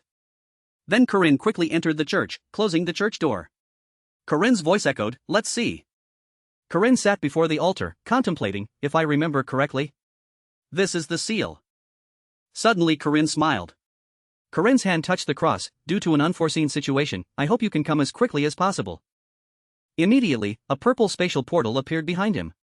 Corinne glanced behind him, saying, "Ah, you responded as quickly as I expected." A familiar voice rang out, "Corinne." Professor Josephine stood huffily behind him, holding a sword to Corinne's neck. Professor Josephine interrogated, "How did you know about the seal? You should answer truthfully." Corinne smirked, thinking, "You must have many questions about me. But now is not the time. At least, not yet, because there's still a lot to do." Turning his head to look at the professor, Corinne offered a confident smile, "First, we must deal with the emergency." At this moment, outside, the battle was chaotic, with no clear winner. Desperate cries echoed, "Charge!" Granel Leden roared fiercely, "Well done, Warrior Leden." EUN stood beside him, startled by the name, asking, "When did you name it?" In contrast, Alisa was terrified, turning pale. Alisa's stammering voice rang out, "What is that? I've never seen it before." As soon as she finished speaking, the giant poison dragon flew at an incredible speed towards Alisa. Alisa focused, telling herself, "I shouldn't look away now. I need to focus on dealing with these monsters." That was the poison dragon, a rank 1 beast. Alisa pondered, "I have to face it alone." But suddenly, Marriott's image appeared in her mind. Alisa had heard Marriott say, "Oh, Corinne also told me to tell you this, you are not allowed to use it, domain/." Then Alisa turned to dodge the poison dragon's attack. Alisa repeated, "Don't use domain/." Watching the poison dragon act so brazenly in front of her, Alisa grew more enraged and thought, Corinne must have said that because he saw the potential power within me. But can I really do what he expects? Suddenly, a sound attracted Alisa's attention. What's that sound? Some glowing red worms, like from the 18 layers of hell, appeared hauntingly. At the same time, a blood-red lightning bolt appeared in the sky. Before she could regain her composure, Marriott was drawn into its red eye. That was the blood domain. Marriott was pulled inside, her body continuously taking damage. A desperate scream echoed, "Marriott!" A moment later, Marriott lay unconscious, covered in blood, beside her weapon. At this moment, Marriott's eyes slowly opened. Marriott thought to herself, just as Corinne said. A subconscious voice echoed, "Sister, look at the giant monster before you." Little Marriott let out a sigh. Marriott thought to herself, "I probably won't be able to defeat this demon." It immediately transformed into a demon zombie, a legendary monster after absorbing the legendary iron in the mine. Primal runes, greatly increasing its physical and magical attack resistance. The enormous demon zombie monster before them roared, bloodthirsty. Little Marriott froze before its loud roar.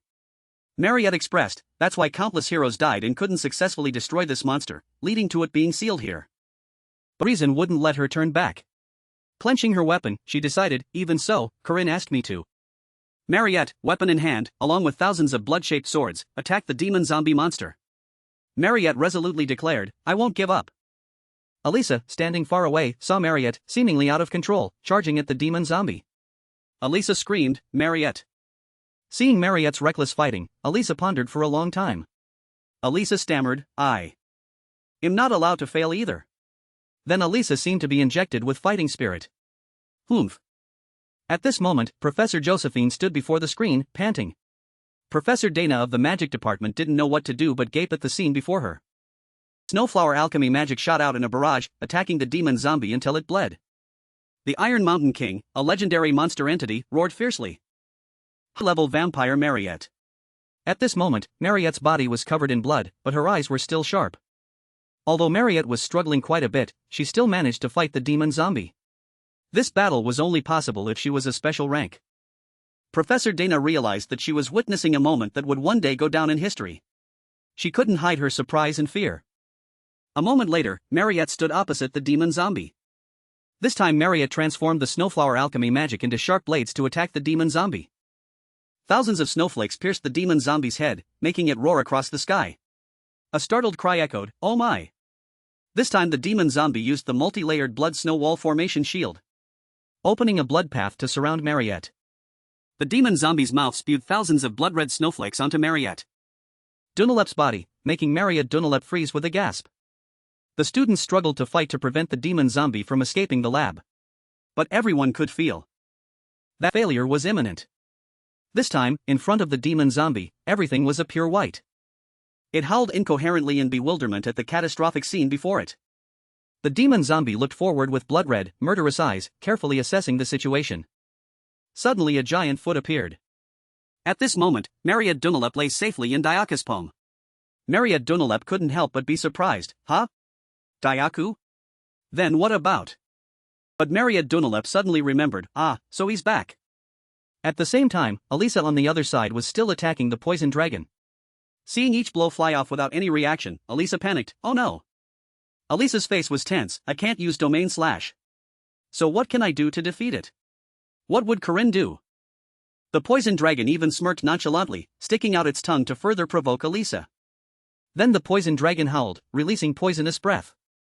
Observing the poison dragon, Alisa suddenly remembered. Clenching her sword with both hands, "Yes. If I were Corinne. There's no other choice."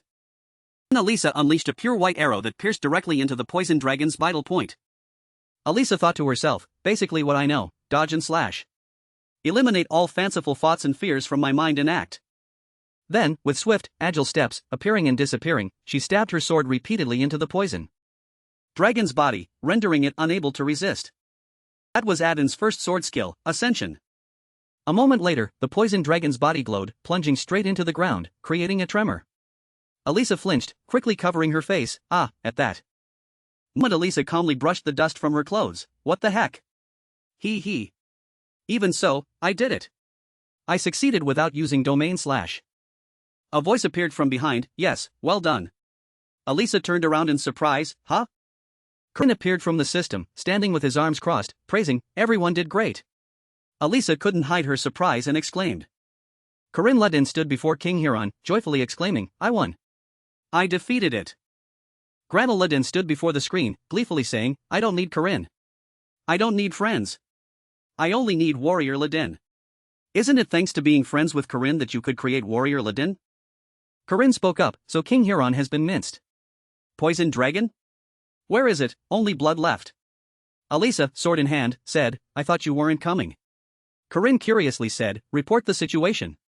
Where's the demon zombie? Alisa said with a panicked expression, Marriott is still trying to block it. I need to go help her right away. Corinne muttered, is that so? Professor Josephina's eyes lit up, and she spoke from behind, what's the plan, Corinne? Since you brought me all the way here from the church, you must have thought of something, right? Corinne smiled, of course. You just need to help me catch the demon zombie.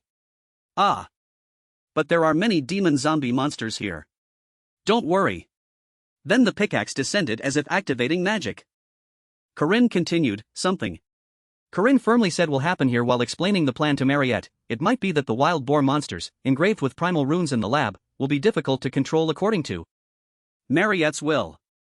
But after luring them to eat the rune-engraved stone slabs that Marriott had prepared earlier, suddenly thousands of monsters with burning yellow eyes appeared. Immediately they were burned to ashes. Corinne recounted, at that time, simply by activating the rune resonance ability, explosions would occur. From that, all these wild boars could be wiped out. As for me, with my silver spear inlaid with primal rune stones, if there's enough time, this will be the main weapon to defeat the monsters in this lab. Corinne cheerfully ran ahead to clear the way. Let's go, Alisa. Alisa followed. Okay. Among the mid to high level monsters that could survive the runestone explosion resonance attack, about 30 elite monsters remained, with the Iron Mountain King as their leader. Thinking this, Corinne's lips curled up. Well, no need to worry. Corinne called out, Drone, come here. Hearing the call, Drone sighed, you finally arrived. Corinne's teasing mouth didn't stop. Corinne loudly called out, Dream Team, stop spacing out and come help me.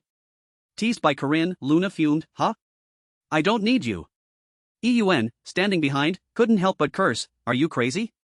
Let's go. And what's with Dream Team? All the main characters of Ahan's legendary heroes are gathered here. These are the heroes who will soon save the world in the future. Han's gentle question echoed, are you okay? Marriott turned and replied, yes. Corinne agreed, then let's start again. Let's begin the counterattack, defeat it. Corinne stated, this team is not only luxurious but also very smooth. But the reason the team members cannot be confident is because their opponent is a giant beast. The Iron Mountain King, the uncontrolled ruler of the Iron Mountain, crushed everything without being subdued. Cool and merciless. Suddenly Marriott Dunlop screamed loudly, everyone, scatter quickly. Dodge. Dodge the brutal king. It will devour everything in its path. In contrast, Ladin was full of energy, controlling and roaring fiercely, warrior Ladin, charge. Seeing Ladin ignore the warning and charge to attack, Corinne cried out in alarm, hey, you blockhead. We can't confront it head on. What's wrong with him? King Huron furiously charged at the demon zombie. Ladin stubbornly said, this warrior is a powerful golem fortress. Ladin enthusiastically pointed forward at EUN, who stood with arms crossed, looking helpless. Luna shouted, the one who defeated King Huron. Spirit Bomb X7. Enhanced Explosion. Aerial Knee Strike.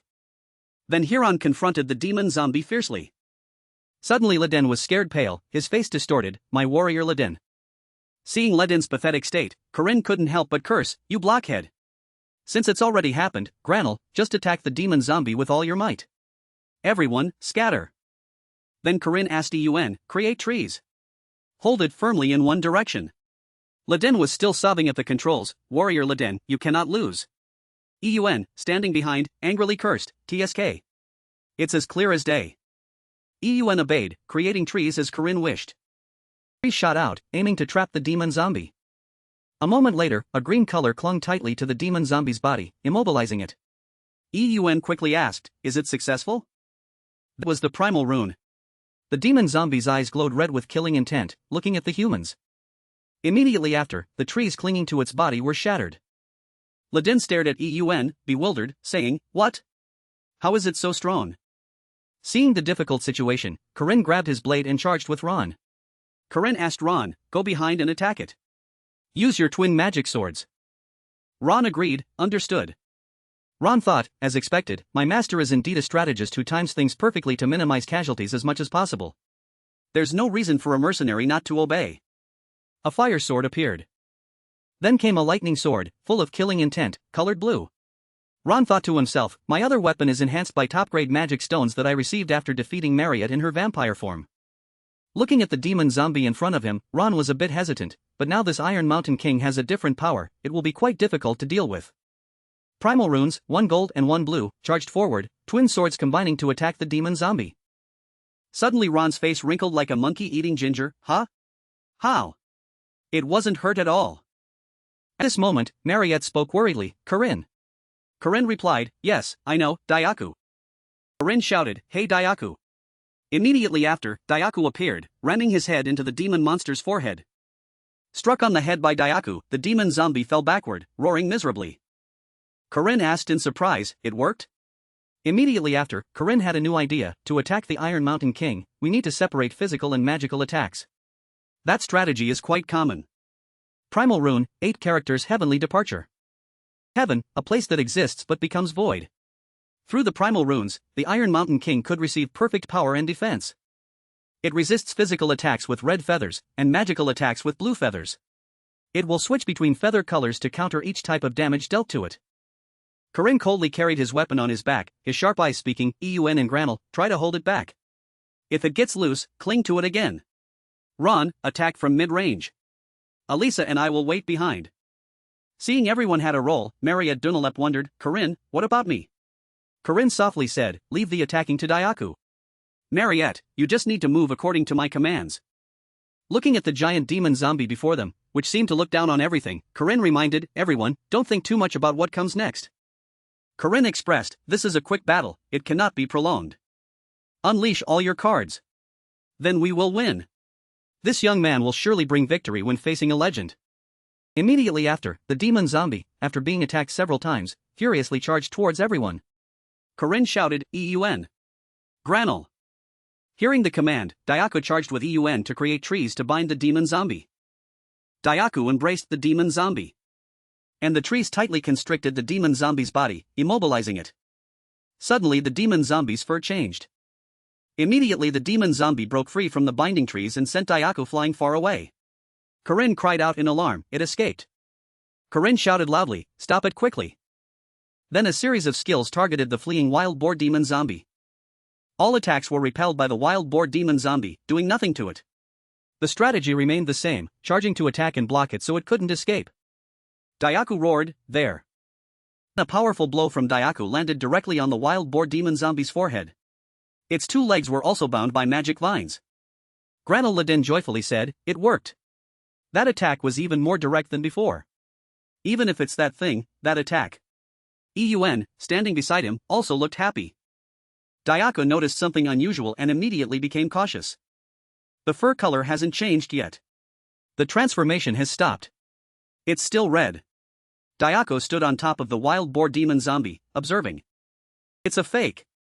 After showing that changing its fur color to blue could resist magic, it used that trick to deceive Daiaku.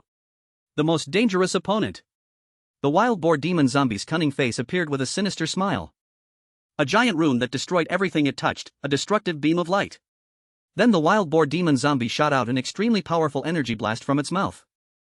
That energy blast sent Daiaku flying far away and crashing into a rock. Marriott said worriedly, Daiaku. Corinne instructed Marriott, recall him. Then use blood spear to stop it. Marriott also agreed, okay. Then Marriott created many blood spears and launched them towards the wild boar demon zombie, shouting loudly, fly. The wild boar demon zombie stood still, contemptuous of this attack. Indeed, this attack was useless against it, only enough to tickle it. The blood spears shattered upon contact with its body. Corinne smiled playfully, shall I start too? Then Corinne grabbed his spear and charged towards the wild boar demon zombie. Marriott panicked, Corinne. The wild boar demon zombie's fur had now turned blue. Corinne said, hey, you commoner. How do you plan to block this attack? As soon as he finished speaking, Corinne's entire body, as well as the spear he held, radiated immense energy. A single blow of willful would mount in one-hit kill.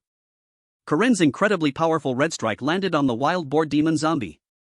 The wild boar demon zombie sensed danger and immediately became alert. Granel Ladin's mouth hung open, that's amazing. What was that? Eun was equally surprised, just throwing a spear can cause such a tremor? But oh, both wild boar demon zombies dodged. How embarrassing for Corinne. So embarrassing he'd get bonus points in a regional competition. Corinne angrily, TSK. Just barely. Its reflexes are really good. Corinne's spear was deeply embedded in the ground, but there was no sign of the wild boar demon zombie's body. Corinne ordered, Marriott, blood spear again. Marriott replied, okay. If it uses blue feathers to block the blood spear, it won't be able to block my spear's physical attack. On the other hand, if it uses red feathers to block my spear, it won't be able to block the blood spear. This is magic that combines both physical and magical damage. Knowing this, Corinne and Marriott launched their skills in perfect sync, supporting each other to fiercely attack the wild boar demon zombie. So, how will you block these continuous blood spear attacks? The wild boar demon zombie's face darkened. It probably wanted to say, I'm pissed off now. That flashed a sinister smile. This time, you two are done for. Corinne was knocked back by a blow. Fortunately, he quickly used his spear to block. Marriott was also blown away by its pressure, along with many shattered blood spears. Granul Laden was terrified, huh? Corinne said painfully, you guys can use that card now. Absolute defense against both physical and magical attacks, also known as Indestructible Golden Body. The wild boar demon zombie's entire body turned golden. Everyone was surprised. Golden? The king was smiling, seemingly satisfied. It smirked. In the end, it's still the same. Its secret trump card with a 5-minute limit of indestructible golden body. Invincible. The demon zombie still smiled sinisterly as before, its entire body glowing golden. No one can resist the king when it enters this state. Then it charged, intending to ram everyone. Corinne shouted, it's coming again. Corinne yelled, how annoying. Everyone run. No attack can affect it for 5 minutes. Drone said, Master. That's impossible. There's nowhere left to run. Indeed, all paths were blocked. Corinne wondered, since when did the building fragments? Corinne angrily, TSK. That damned monster. The king was smiling. Yes, its eyes narrowed in cunning. To corner the humans, it had rammed that poor wall countless times. This time, you three are beyond saving. A voice rang out amidst the perilous situation, charge, Warrior Laden. It's our time to shine. A blue stone giant immediately threw a punch. But then it was shattered by the wild boar demon zombie. The stone giant couldn't resist it. Marriott unleashed blood ice alchemy magic on the demon zombie. The magic of a small demi-human was useless. Indeed, that attack only tickled it. Now it was time for the king to escape the prison that had held it. The demon zombie's eyes glowed red as if it wanted to devour everything alive. Golden Plume, the Iron Mountain King's final state. The Dingle Peninsula demon zombie, the final boss 5-minute invincible state in part 2. Granul finished speaking, resolutely pressing the button with such force that the button shattered. Scrapwood Golem. Ultimate form. Elbow Rocket. The golem used all its might to deliver a devastating blow to the beast's head, a moment that stirred the heart of any veteran player. Granul enthusiastically cheered, well done, Warrior Laden. EUN stood beside him, blank-faced, thinking, when did you name it? The dream team of Ahan's legendary heroes. This is the port city far from the laboratory. Distant port city. Corinne explained, I specifically chose this mission to get here. Hey, wait. The sword ghost standing nearby made a pitiful face and whimpered in Corinne's ear, annoying him greatly. Corinne complained, oh my god, I still have work to do. Corinne spoke up, hello. Corinne stood outside, warmly greeting the monk, I am an academy student sent to the outskirts. Due to a mission, I cannot attend the main ceremony. But may I use the church's prayer room? Seeing a young person come to the church, the monk happily agreed, oh my. A guardian? Of course. Afterwards, Corinne quickly entered the church, closing its door. Corinne's voice echoed, let's see. Corinne sat before the altar cross, pondering, if I remember correctly, this is the seal. Suddenly, Corinne smiled. His hand touched the cross, due to an unforeseen situation, I hope you can come as quickly as possible. Immediately, a purple spatial gate appeared behind him. Corinne glanced behind him. Corinne spoke, you responded as quickly as I expected. A familiar voice rang out, Corinne. Professor Josephine stood behind him, fuming, holding a sword to Corinne's neck. Professor Josephine interrogated, how did you know about the seal? You'd better answer truthfully. Corinne smirked, judging in his mind, you must have many questions for me. But now is not the time. At least, not yet, as there's still much to do. Turning his head to look at the professor, Corinne offered a confident smile, first, we need to handle this emergency. Outside at this moment, the battle was chaotic, with no clear victor. Desperate shouts rang out, charge. Granul Laden roared fiercely, well done, Laden warrior.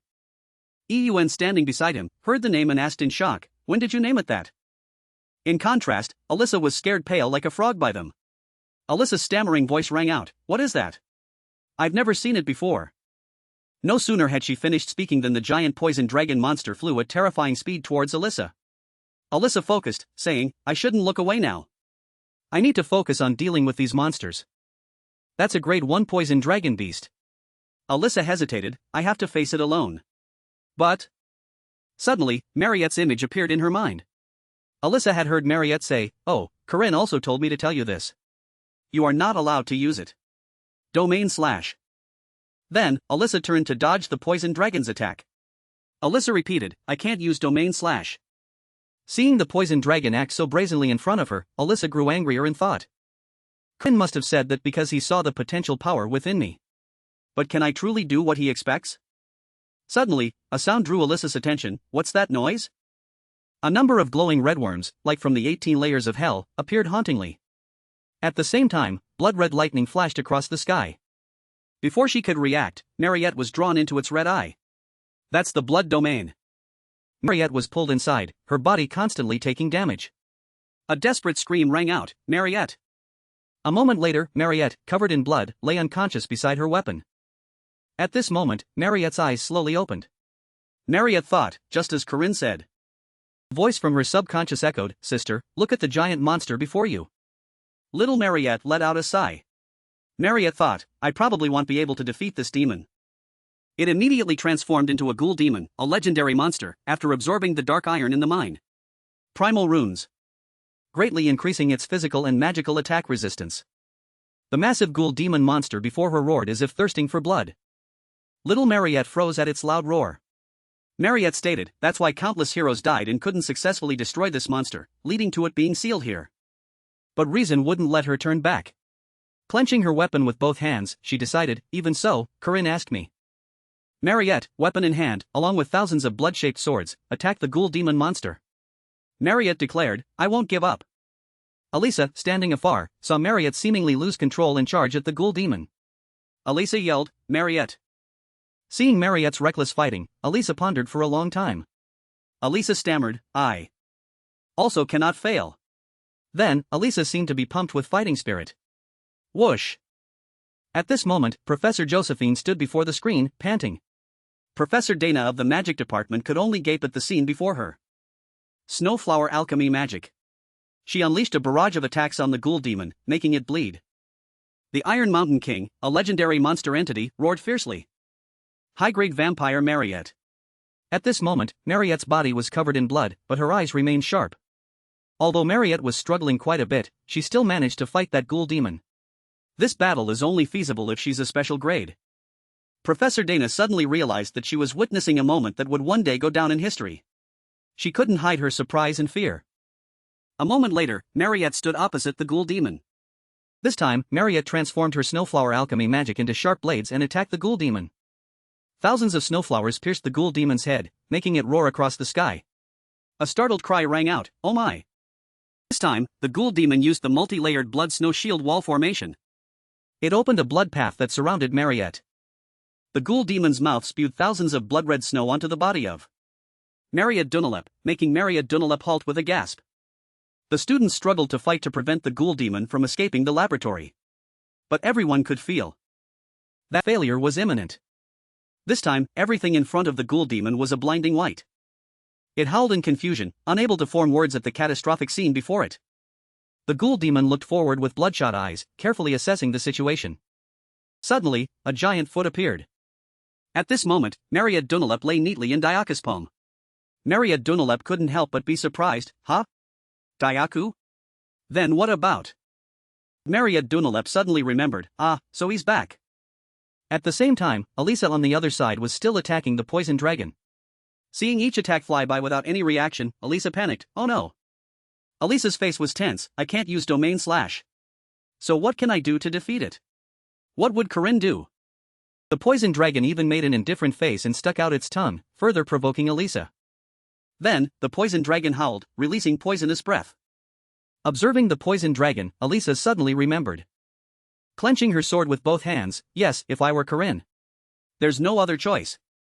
Then, Alisa unleashed a blinding white arrow that pierced directly into the poison dragon's vital point.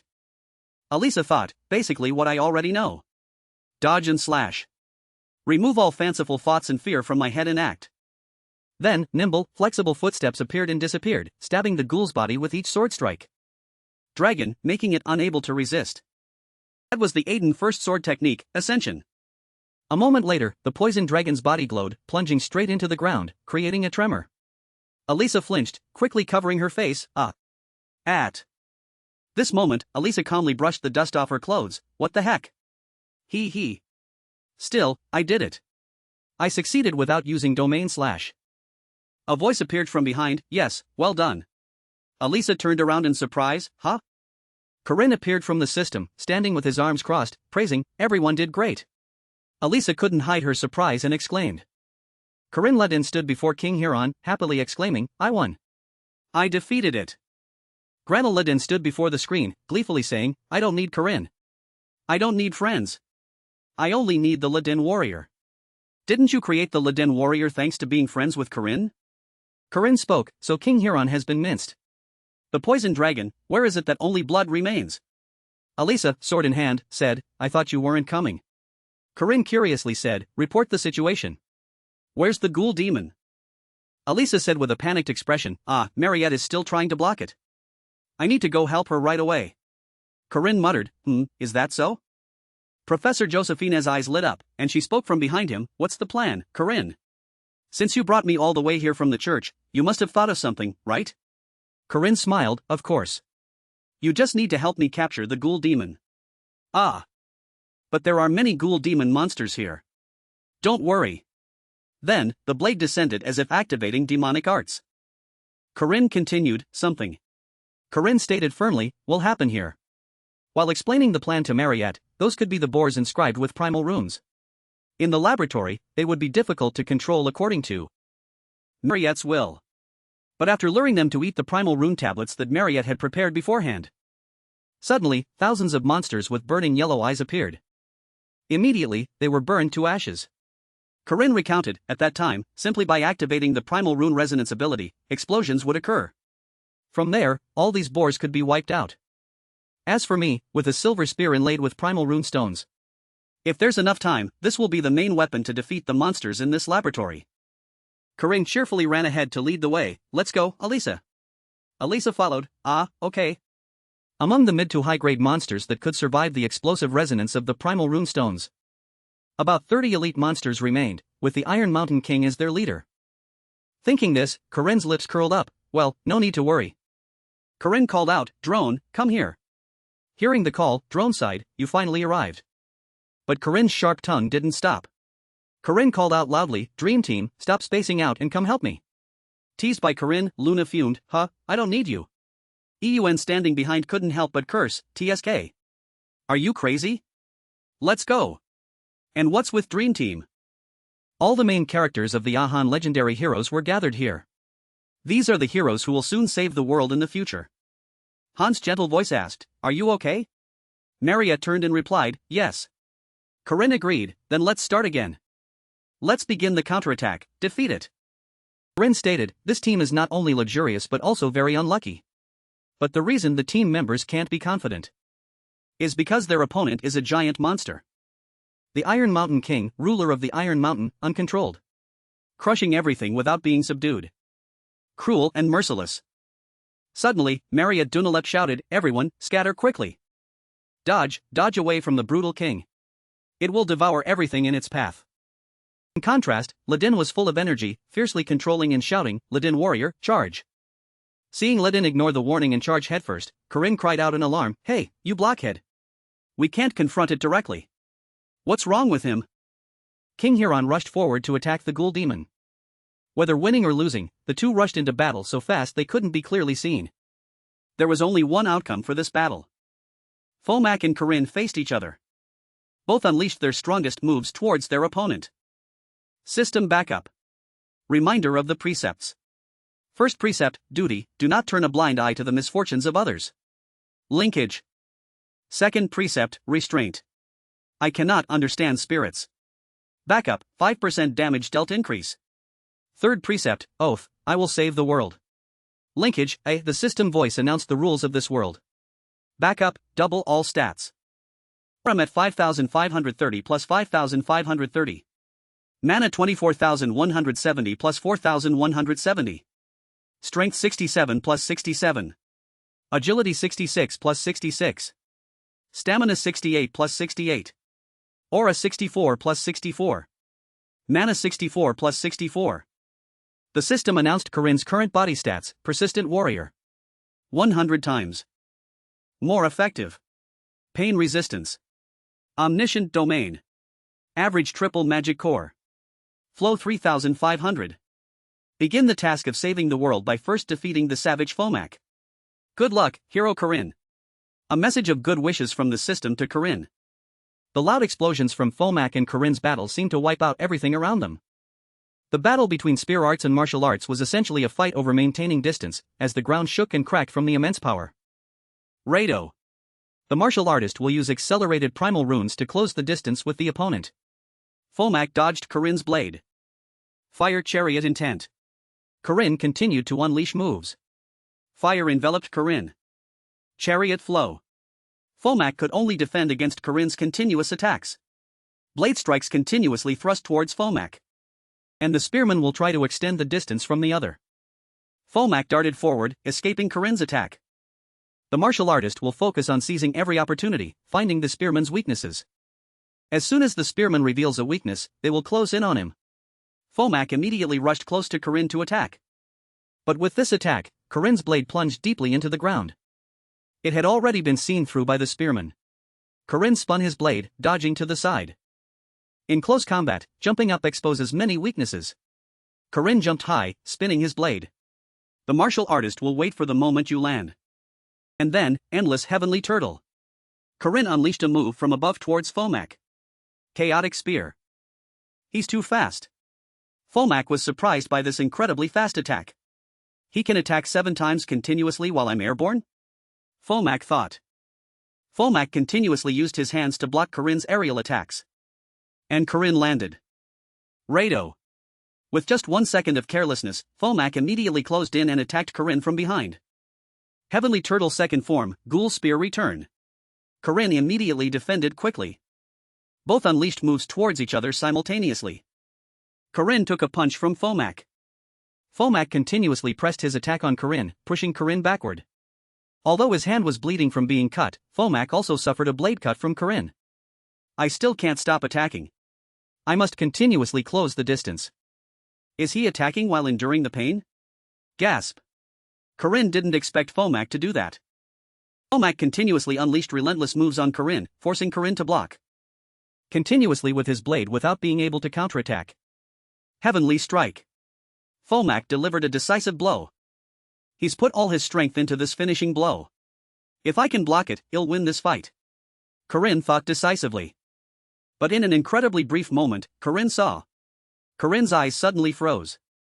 His fist is opening. Corinne was surprised by Fomak's movement. The spear. Was he fainting? Corinne was caught off guard, unable to dodge or do anything. Rado. Fomak knocked Corinne's spear far away. What are you going to do now? Fomak closed in on Corinne and asked. The spearman has lost his weapon. Fomak threw a punch at Corinne, forcing Corinne to block with his hand. Corinne immediately retreated backward to regain his balance. Corinne's hand clawed at the ground to steady himself. Come on. Corinne yelled at Fomak. It's fine. Because I can summon it back. Corinne thought. Damn it. It's stuck so deep I can't pull it out? The spear was deeply embedded in the tree, preventing Corinne from summoning it. Fomak suddenly appeared behind Corinne. Left fist, straight punch. Mumble. Fomak threw a straight punch. Corinne managed to dodge. Even without a weapon, I'm still a martial artist. Clearly, a spearman can still master martial arts techniques. Corinne dodged, his hand also swinging a punch back at Fomak. You know that too, don't you? Corinne continuously attacked Fomak. Bagua, Ascending Dragon Palm. The foundation of all martial arts. Corinne's eyes blazed. His physical attack. Corinne said. Bagua, Three-Way Palm. Corinne delivered a powerful punch to Fomak. You surprise me quite a bit. Fomak spoke. However, Corinne looked at Fomak with a surprised expression. Your fist arts aren't as strong as your spear arts, are they? Fomak mocked. He's not hurt at all? Corinne didn't expect his move to have no effect on Fomak. Left fist, rib punch. Fomak's move punched directly into Corinne, leaving Corinne unable to defend. Corinne's bagua is very strong, but he forgot one thing. Fomak assessed. It's only his secondary weapon. For Fomak, it's what he spent his entire life practicing. Fomak continued to punch Corinne. Corinne was punched, no longer able to resist. Left fist, straight punch. Left fist, flying punch. Fomak unleashed moves on Corinne with unimaginable power. Left fist, rib punch. Left fist, elbow. You're no longer resisting, just blocking? It's fine, I'll end this quickly. Fomak said to Corinne while fighting. Fomak used all his strength to deliver the final blow. Surprise! Corinne pulled out a spear from somewhere to block the attack, making Fomak disbelieving. That spear. How did he get it?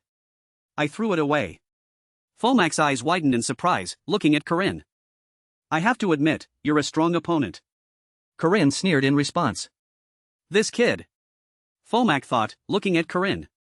Did he intentionally take hits so I would follow him and he could retrieve the spear? Fomak didn't expect Corinne to plan like that. Corinne countered Fomak with his own moves. Corinne seemed to regain his strength.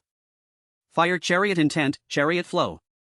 Corinne continuously unleashed moves on Fomak, giving Fomak no time to dodge. Corinne, spear in hand, jumped high. Fomak retreated far back to defend. Impressive. The way you handled losing your weapon, and when you realized you couldn't use martial arts anymore. Those methods were very good and precise. Fomak praised Corinne while taking off his shirt. I'm at a disadvantage again. Fomak said. Will you stop that? You're still trying to act like a professor even after I've beaten you this much? Corinne said scornfully. Act like it? Fomak took off his glasses and said. I really have to get serious now. Fomak's eyes sharpened. His aura was much stronger than before. Strange markings appeared on Fomak's elbows, tiwas, athala, ingwas. The ground shook. Debris from the ground was sucked up. In a world where the sun didn't exist, a part of the sky was also forgotten. Summoning art, Shadow Fortress of the Night. A castle surrounding Fomak was summoned. Third precept, oath, I will obey the darkness. The system panel appeared with the text. Surprising. You know how to use solar runes against darkness? Fomak said, slightly surprised. But with that small trick, you won't be able to resist eternal darkness. Shadow monsters surrounded the castle. This is the forbidden land of the great dark warriors of Dark Heaven. Accept it. Fomak advanced, followed by a legion of shadow soldiers. Be torn into 100 pieces by these dark monsters. Or be killed by my fist? Fomak offered Corinne a choice. Isn't this supposed to be a one-on-one fight? Corinne said with a sneer. Mull, you bastard. Corinne cursed at Fomak. I knew you'd play dirty. Corinne replied with a cunning smile. In Corinne's hand was a golden ginseng root. That's... Fomak looked on in surprise. SW sword. The ginseng root let out a piercing scream towards Fomak. The golden ginseng emits a sound 7 times louder than a normal ginseng, and cannot be blocked by any magic. Fomak was blown far away by the ginseng root scream. Even dark monsters cannot stand firm against the scream of the world's unique ginseng root. So do you think you can withstand this little trick of mine? Corinne asked Fomak scornfully. Blood flowed from Fomak's ears. As I said. Corinne's ear also bled. Savage Fomak, you will be defeated here. Corinne looked at Fomak without a hint of excitement, his voice filled with the fierce tone of a victor. Fomak stood, clutching his neck in a gesture of surrender. Corinne continued to provoke, how will you manage now? That demon beast is dead. The ginseng will continue to scream. All your clones will disappear. He glanced at Fomak with pride. And just so you know, I have strong regenerative abilities. This battle, if it drags on, will only help me adapt and gain an advantage. How long can you endure, you coward? Fomak was extremely enraged by these provocations. He clenched his teeth, looking at Corinne with hatred. Image read X-12.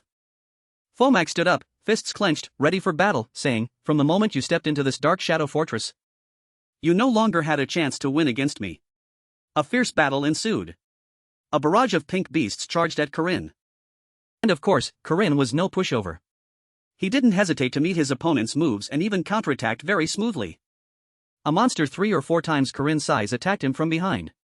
Gasp. Ghoul Spear Return. Rado. Fomak was still unleashing his final moves to defeat his opponent. Spiral Jet. Combined move. Fomak's power was truly terrifying. The combination of powers dealt Corinne a painful blow. He fell far, far away. Rado. Fomak continued to run towards him, with no intention of stopping. Corinne clutched his chest in pain. I can't take it anymore. Are you listening to me? In the chaotic battle, everyone was gradually running out of strength. Fomak threw a punch, saying, "My shadow burst." Corinne had now lost his outer shirt. His muscular six-pack body held the spear with anger. I told you this was a once-in-a-millennium duel for both of us. Along with those abs. His body was covered in solar runes. Fomak feared, at this rate, the dark poison is completely useless. But doing that is nothing short of suicide. Is he willing to burn his own body? Truly foolish. Fire Chariot Supreme Flow. Corinne's muscles spoke. Stop these petty tricks. Let's fight to the end with pure technique. He was truly enraged by Fomak's dirty tricks. Stop holding back and attack me with all your might. Fomak stood, thinking, instinctively, I can feel that the warrior facing me is my sworn enemy. He transformed into a terrifying, grotesque entity. Very well. I will stake my life on this battle. I will stake everything I have. 6-step Azjura. A self-destructive skill, burning the caster's magic core in exchange for power and speed. A skill only great heavenly kings possess. At this moment, Corinne seemed finally satisfied with the battle. He also began to transform. The face of an arrogant warrior. Excellent. Let's fight. You should have done that from the start. 6-step spear arts, war-breaking Azjura spear. Corinne's body seemed to be on fire. His true power was fully unleashed. Corinne could also perform that skill. Both warriors poured all their strength into this strike. Fomak in a purple body filled with electric currents. Corinne with a body seemingly on fire. Both were in a fierce, reckless battle.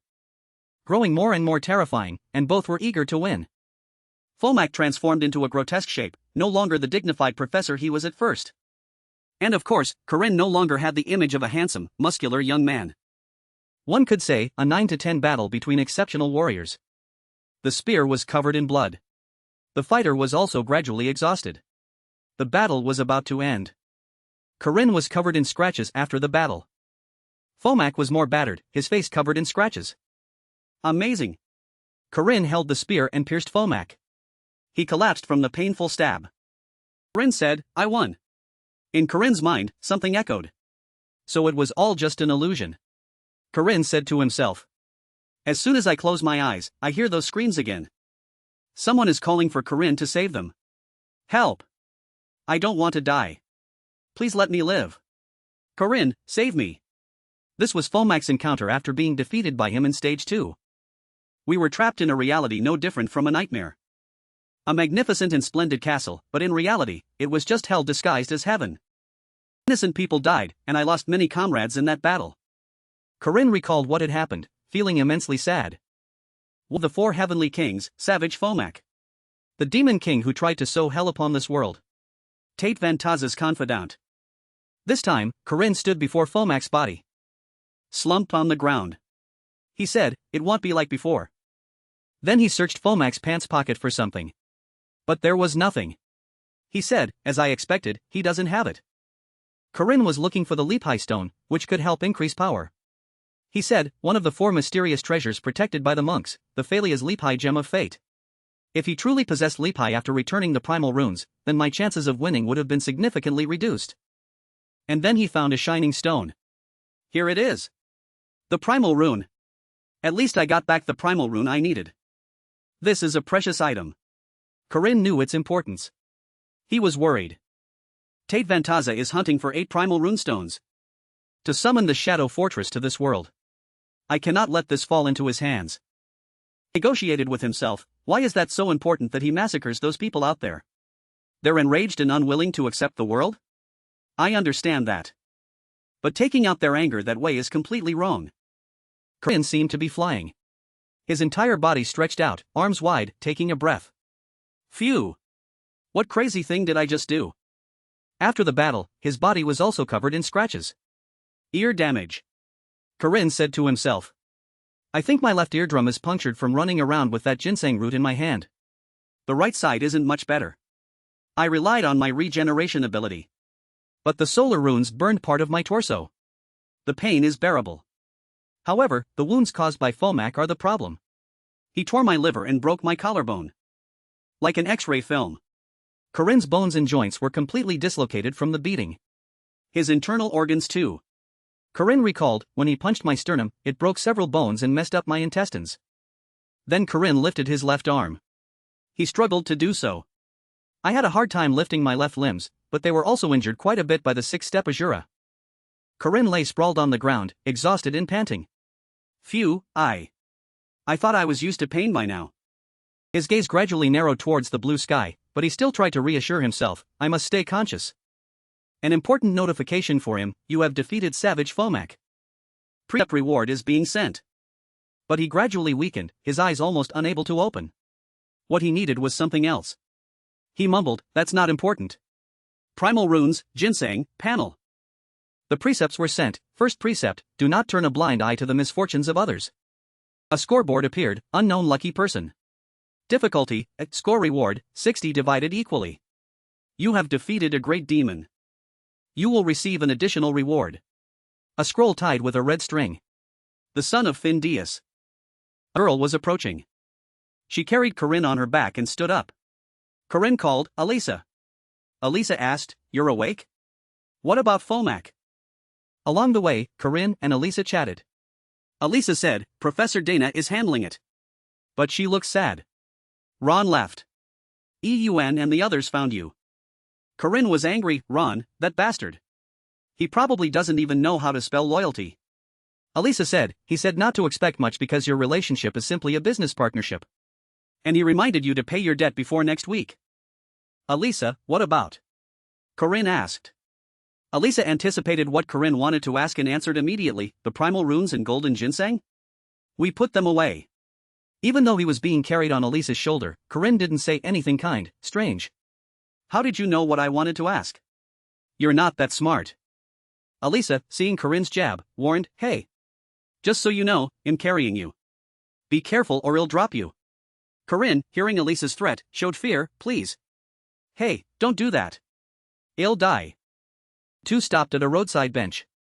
Corinne lay down on the bench, resting his head on Alisa's lap, his arm over his forehead, looking tired, saying, thank you. You saved me. Alisa also said enthusiastically, of course. Alisa looked at Corinne and said, about Fomac's domain. Corinne said, if it weren't for you, I wouldn't have been able to defeat the Iron Mountain King. Alisa humbly replied, I didn't help much. But Corinne was a grateful person, still very thankful to Alisa. That doesn't change the fact that you contributed to an important victory. Alisa recalled a moment in class. Fomac stood before a group of students.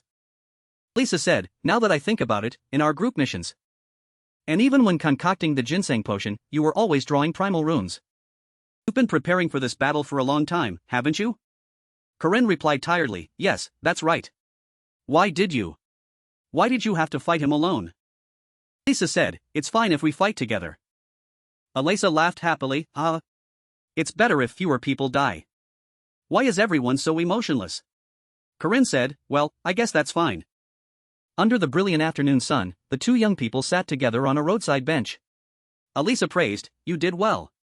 Corinne in a building. Whispers buzzed, Corinne is seriously injured, isn't he? He was transferred to the hospital. Yes, he broke his ribs. Because his intentions were too dangerous, that's why he didn't ask us for help. Corinne's friends were heading to the hospital where Corinne was. Poor guy. Let's visit him. Yeah, if we don't visit him, who will? The two entered the hospital room, happily asking Corinne, Corinne, are you feeling better? We were afraid you'd be lonely, so we brought a bunch of food and came. Marriott was also sitting there asking, Corinne, do you want more apples? I'll peel them for you. Warren brought a large fish, saying, here, a super big halibut. Alisa asked Corinne, want some cake too? A friend called out, hey. Ugh, why did you guys bring food? I'm stuffed. The other two playfully retorted, you bastard. You're dead meat. The table was laden with food, from fruits to desserts. Corinne, eat this apple. Corinne, eat some candy too. Marriott and countless others surrounded Corinne on the hospital bed. How is it? Is it good? I heard eating sweets helps you recover faster. It's delicious. One person's happiness, 1,000 people's pain. Specifically, Jaeger and Lack cried internally. Damn it. That bastard. I'm so jealous of him. Why do I have to be here watching this scene? Taking advantage of their friend being bedridden, Alisa happily said to Marriott, "It's not often we gather like this. Shall we play a game for entertainment?" Oh, that sounds good. Should we invite Corinne's friends to play too? Us too? The more they listened, the more Jaeger and his best friend Lack felt a pang in their little hearts. You magnificent bastard. You're amazing, Corinne. You're the best. I'm glad I came here.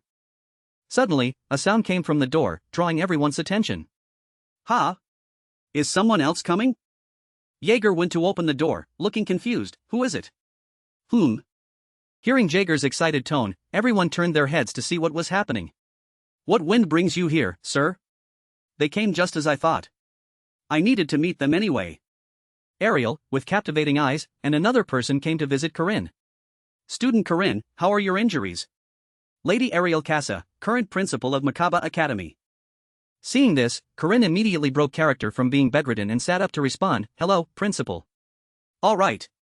Now it's time for me to show my worth. The principal, huh? In the room, only Ariel and Corinne's conversation echoed. Please forgive me, but I must ask your friends to leave the room for security reasons. I understand. Ariel maintained her initial stern posture and said, "First, we have many things to ask you. This is much more serious than Marriott's case." They're still suspicious of me, huh? Corinne thought to himself. Looks like I need to change the subject. Then he spoke with a very warm, friendly gaze, "Professor Fomac is a spy." About that, well. Professor Josephine, standing next to her, began to speak, "Principal, I mean." But Ariel didn't let anyone else take her spotlight and quickly said, "No. You and I both know, Professor Josephine." Corinne, seeing the calm demeanor of the two elders, thought to himself, "They're not as surprised as I expected. They must have discovered something from the precepts on Professor Fomac's body." But there are still things they don't know. "I'm uttered by Ariel struck Corinne like lightning through his eardrums. Tate Vantaza. Savage Fomac is his disciple." Suddenly, Professor Josephine became agitated and interjected, "That's impossible. 80 years ago he..." But Corinne began to speak, "Six-step spear arts, infinity. And the precepts. You two know, right? Because those are the things you taught him. To be precise, I also have such an identity."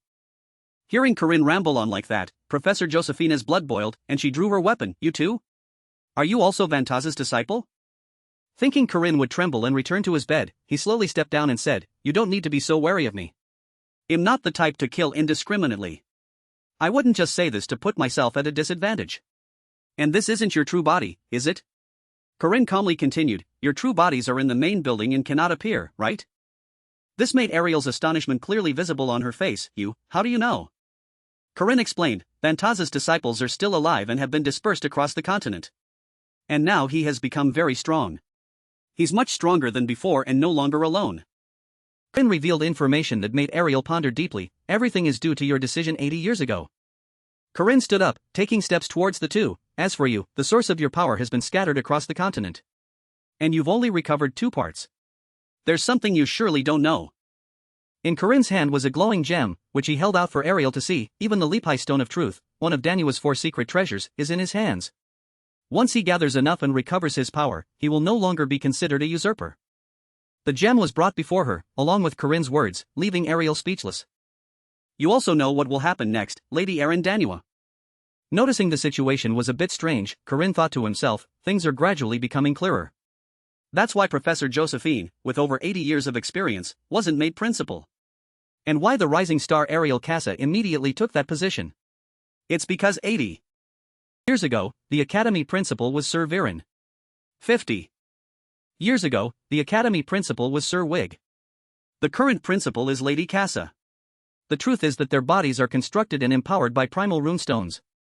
Realizing Corinne was so mysterious that she had to be wary, Ariel probed, "What do you want to do?" Corinne lowered his face and said slowly, "We both share the same goal."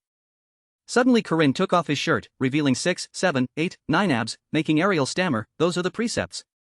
Corinne said with a confident voice, "I am honored to be your vanguard spear." "What?" Corinne suddenly knelt down, making Ariel and Professor Josephine exclaim, "Omega." To protect this world, you can treat me as a servant if you wish. Suddenly, an image from memory appeared. I'm an adult, kid. As an adult, I will protect children like you. Corinne thought to himself, Ariel Casa. No. Corinne's face was burning with determination. Aaron Danua. I still can't forget her actions. Corinne thought to himself, now is the time I will repay her. His actions astonished Ariel, but she still couldn't open her eyes. The scene shifted to a room devoid of sunlight. Everything became dark. A soft voice echoed, Aaron. A figure with an excellent physique spoke, leaving Professor Josephine speechless. I don't think so. That woman, Aaron, with a sorrowful face, so Tate is still alive. Corinne, is that child trustworthy? Professor Josephine could only comfort her heartbroken sister, Aaron. Before Josephine could finish, Aaron replied, I know. I shouldn't easily trust anyone. Aaron sat on the cold chair and ordered, send someone to monitor him. We still can't fully trust him. I understand. Alone in the vast room, Aaron bowed her head, thinking, I can't easily do everything because I bear too great a responsibility. Because everything he said could be false. There's one thing I still don't understand. Aaron remembered Corinne's determined face and grew even more curious. Why does he look at me with such sadness in his eyes? Aaron was helpless, not knowing what to do. Corinne, that child, what's wrong? At Makaba Academy's academic year celebration, there would be a reappointment of ranks based on individual performance. This also held great significance. If the rank you received upon joining the academy was temporary, this was an official ranking given by the Academy's Guardian Association. Everyone has worked very hard. Your achievements have brought great renown to the school. Well, because of the rank reappointment, many students practiced diligently so they could achieve the best official ranking. One could say, many students have reached a level equivalent to the Academy's guardians. Everyone sat together, chatting lively about the topic of potato distribution. Why did you bring so many potatoes today? Today is the anniversary celebration. Have some potatoes. Ah, okay, thank you. It's best to distribute them to everyone. If we keep too many in storage, they'll spoil. Suddenly, Corinne's eyes sharpened like knives. In storage? Ah, there's even a warehouse for potatoes? Sounds interesting. Now we will announce the students who have changed ranks. Hearing this, Corinne stood up and led Marriott by the hand. Let's go to the stage. Okay. Second-year student, top student of the magic class, Marriott. Marriott stood on the stage, blushing. Gulp. Student Marriott, despite difficult circumstances, still possessed great ambition. She proved herself by assisting in handling the accident at the training ground. Marriott's cute image seemed to level up, full of allure with sparkling, headlight-like eyes. Honestly, one could say she contributed nothing over the past semester because she wasn't allowed to leave the city after turning into a vampire. However, she still assisted Professor Dana in her research. And her abundant magic power after becoming a vampire greatly benefited the academy. With such abilities, her promotion was a given. Above all, her efforts to stop the Iron Mountain King minimized casualties for the academy. Ariel smiled and said, Marriott, with the recommendation of Academy Principal Lady Casa and the President of the Northern Branch of the Guardian Association, Sir Dina Grandia, you will be promoted to semi-special grade. Everyone in the audience seemed to agree with the decision. Wow, that's amazing. Isn't she the youngest semi-special grade guardian ever? She'll surely go down in history. The students whose names I read, just like student Marriott, all made significant contributions to the recent incident. Hearing this, all the students there began to whisper, like Marriott? Were there others who helped with that incident? I don't remember knowing about that. Although the incident was widely known, no one knew the internal details. What happened that day was always kept secret. No one knew of the existence of the Iron Mountain King. And also the traitorous Professor Savage Fomac. The next names were called Magic Class Granul Ladin, EUN. Night Class Alyssa Drone. And finally, Corinne. Thanks for watching the video. Ariel, with a radiant smile, said, Students EUN, Granul, Alyssa, and Drone, with your achievements, you will be promoted to semi-first grade. But when it came to Corinne, Ariel's eyes seemed colder and icier. As for you, student Corinne. Even though you are currently a grade 5 guardian, with your exceptionally outstanding performance, Principal Ariel Casa, Senior Professor Josephine Clara, Honorary Professor Harmon Gels, with the recommendation of these three, you will be promoted to first grade guardian. The entire hall gasped in astonishment. What? First grade? Someone at grade 5 promoted to grade 1 in just one semester? That's too bizarre. Corinne, grade 5 guardian. First grade guardian. Received an unofficial ranking after deliberation with the association. My abilities are beyond question. But the reason I was promoted directly to first grade is also thanks to my efforts in the battle to defeat Professor Fomak. The most important thing is the privilege of every first grade guardian, the authority to immediately join the guardian squad. It's finally beginning. In the game, it would take 3 years even with early graduation. But I achieved it in less than 2 years. This will be a significant change in the future.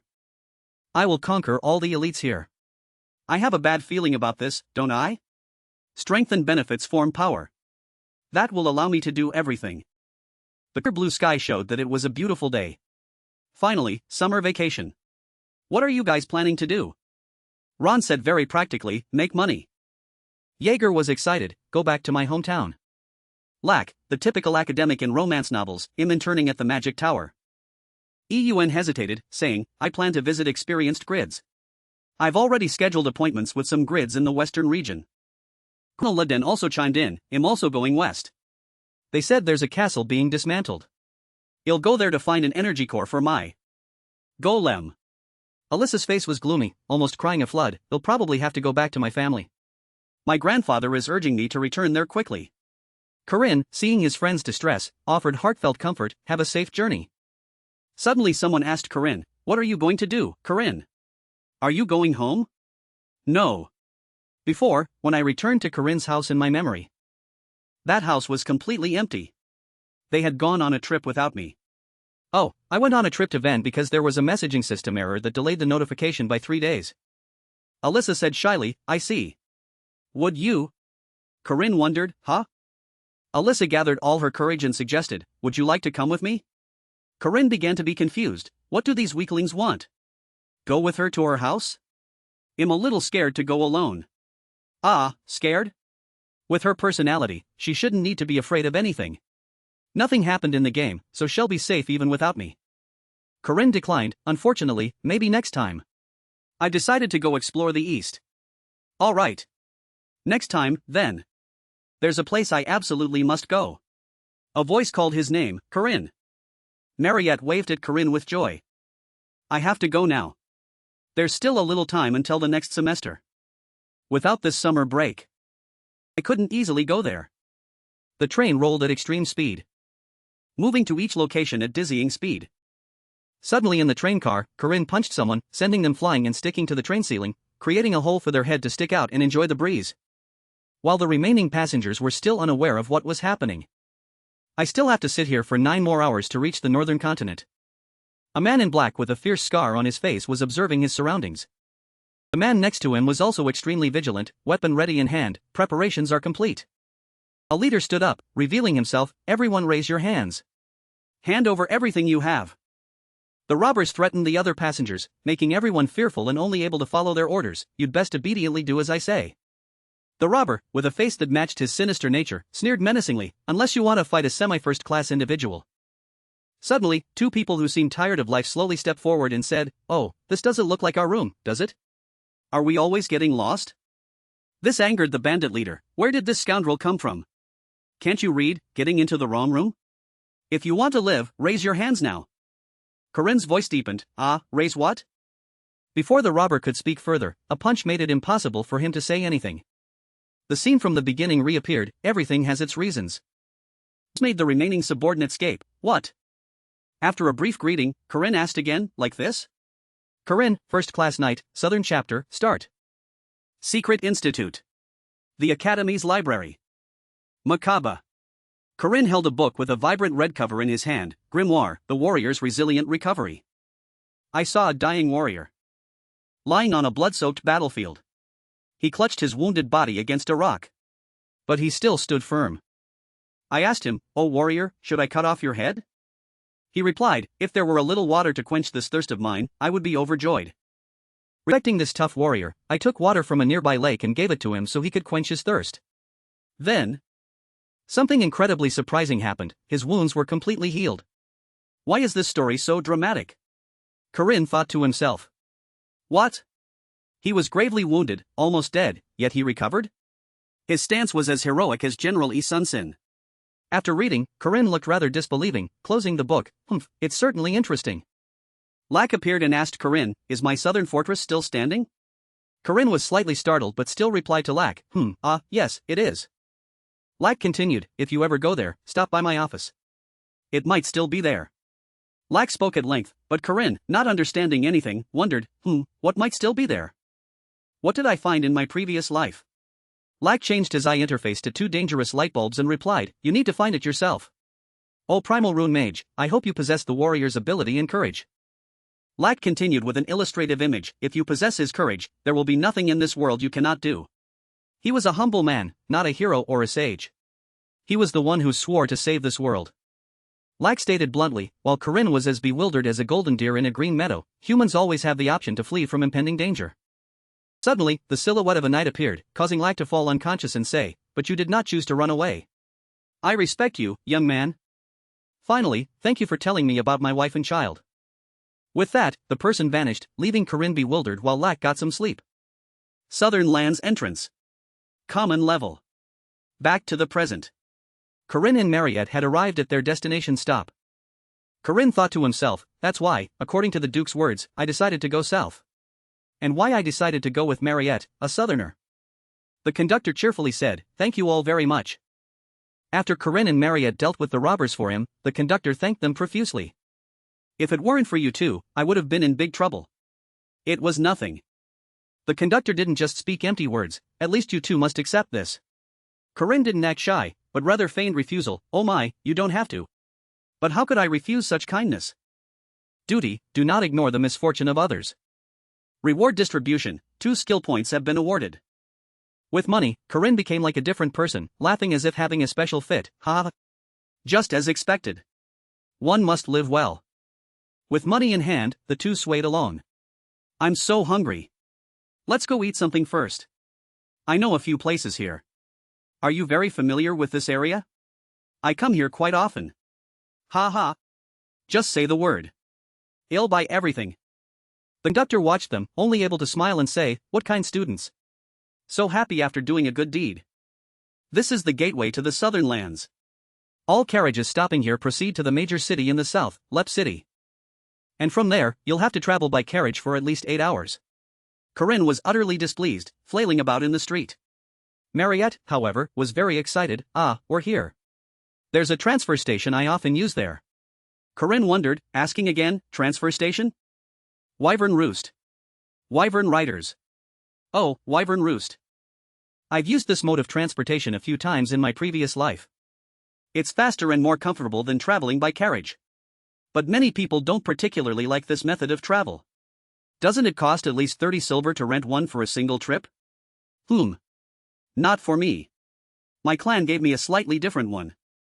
Corinne was surprised to hear the conversation. A different one? A large bird, spreading its wings, looked even cooler than a human, named HUH Uncle Sanger. This is the one from Lep City. Prepare for landing to welcome important guests, the legend of Ahan. The fastest and most agile mode of transport. Its price is equivalent to 12 wyverns. To control it, you must sit firmly. Understood. The staff inside were busy, This is the reply.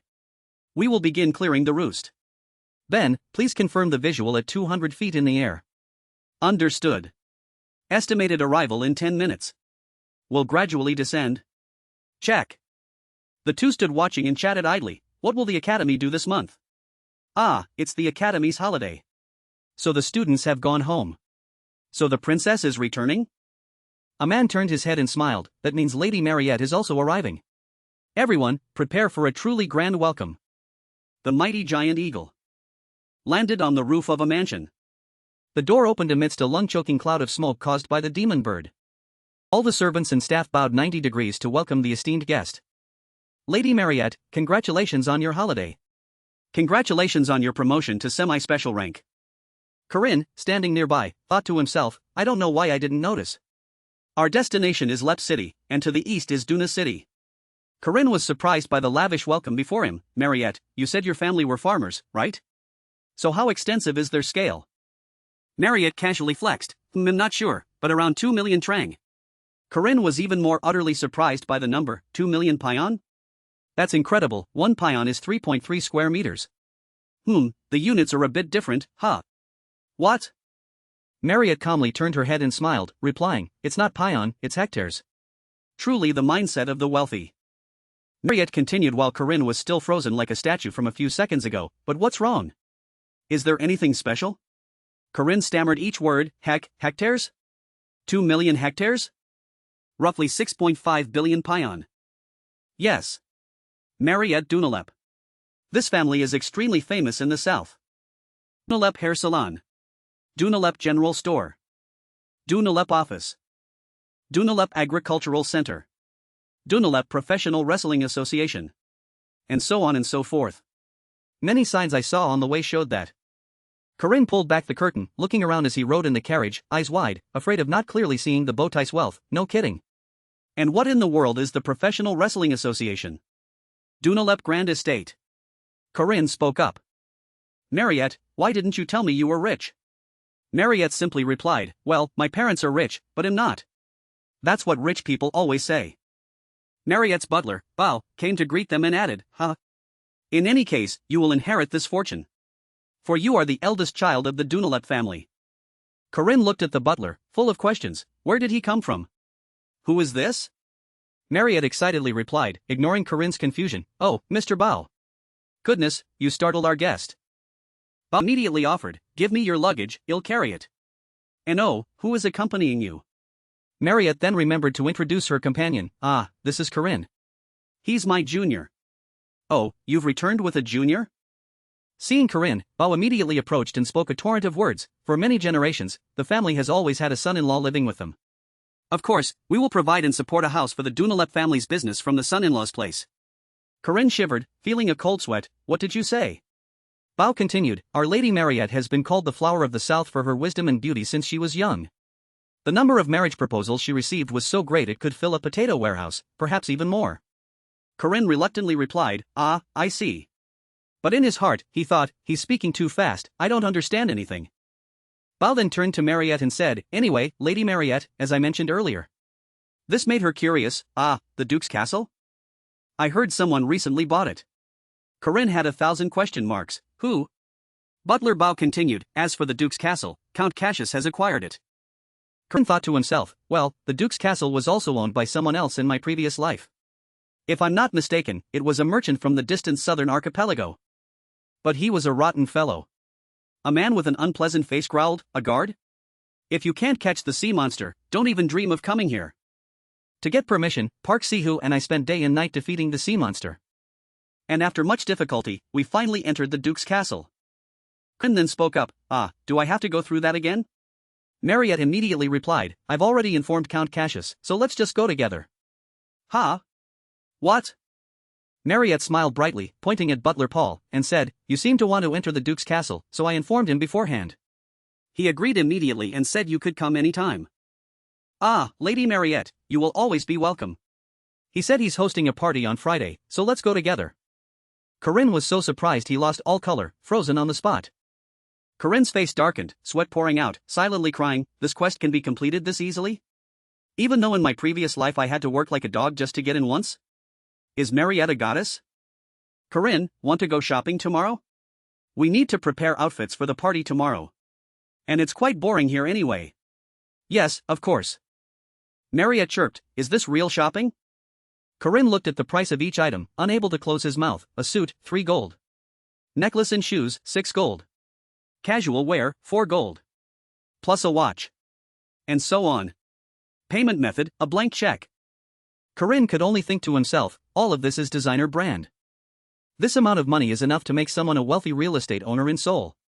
She wouldn't make me sign a slave contract, would she? Contrary to Corinne's panicked state, Marriott seemed more excited. Ah, we're here, Corinne. Here it is. Corinne trailed behind, silently crying, You're scaring me, Marriott. Please, don't buy me any more clothes. Upon arriving at a nearby shop, Marriott was enthusiastically greeted by the owner. Oh my, Lady Marriott. You finally arrived. You're here to pick up your order, right? Yes. Marriott handed a large box to Corinne. Corinne, here. Corinne instinctively asked, This is? Marriott immediately said, This is the same type of mineral often used in Odachi. Corinne held the imperishable stone in his hand and thought, An item I couldn't touch before. It seemed even the Academy didn't have it. Unlike silver ore, which can't withstand overly powerful magic and shatters, the imperishable stone won't break. Corinne's eyes widened as he observed the imperishable stone. How did you get this? This isn't something easily found. This stone makes me happier than all the gifts I've received today. Because this is the special stone used for the Emperor's hidden sword. Garon Daden. Marriott replied dangerously, if you attach this to your spear, its power will increase immensely. Even your domain will expand. You'll be able to overcome any challenge easily, right? Of course. Marriott blushed and said to Corinne, this is a special gift from me to you. Seeing you so happy makes me happy too. Corinne was immensely grateful, thank you. The sky had turned to night. At Marriott's mansion. This way, Corinne, ahem. Corinne, in his new attire, slowly walked into the lavish dining room. Hello. Marriott cheerfully called his name, Corinne. Corinne, however, thought to himself, when visiting a friend's house. Marriott waved, signaling Corinne, this way, over here. An older but still beautiful woman, seemingly Marriott's mother, said kindly, oh my, what a handsome young man. Please sit down. Corinne thought to himself, eating with their family is mandatory. Corinne, shy like a young man, formally greeted, yes, well then. But he secretly wondered, the person with the warm smile is her mother. And next to her is. Suddenly a voice rang out, wait, let me ask you a question before we eat. Based on your answer, you will either be seated or not. The man with an unfriendly face, Marriott's father, asked, are you a virgin? Corinne recognized Marriott's father. Marriott, with a stern expression, lightly warned, Corinne. My daughter is difficult, you know. Mary said she'll only marry someone she likes. I will never. Suddenly, his beloved daughter pushed his head down to silence him. Marriott struggled, oh, wait. Mary, that hurts. How are you so strong? You're just like your mother when. Father, don't say another word. Marriott dragged her rambling father away. Why are you like this? Father just wants to protect you. She yelled, stop it. Father, don't say another word. Marriott's mother could only say awkwardly, I'm sorry, Corinne. Corinne, though understanding nothing, still feigned a smile, no, it's fine. Your family is really lively. Marriott's mother could only say awkwardly, I'm sorry, Corinne. Though understanding nothing, Corinne still pretended to say, no, it's fine. Your family is really lively. Marriott's mother began to converse with Corinne. I heard about you from Marriott's letter, I really wanted to meet you and say hello. Corinne could only remain silent. My lady. She then bowed, showing sincere gratitude, thank you very much for helping Marriott. This made Corinne shyly decline, this. You're too kind. I only did what I could. After that, his next words astonished Marriott's mother, furthermore, Marriott deserves to be happy. She looked up, covering her mouth with a suppressed smile, is that so? When I received Marriott's letter, I thought she saw the world through rose-tinted glasses. It turns out. Marriott's mother was mid-sentence, just as I thought, Corinne, the son-in-law, Then Marriott's father interrupted, hey. I am grateful, but it'll only allow hand-holding. This left Marriott's mother helpless, goodness, dear. Marriott tried her best to continue, furthermore, you must be careful. But unfortunately, Marriott stopped that from happening, stop it.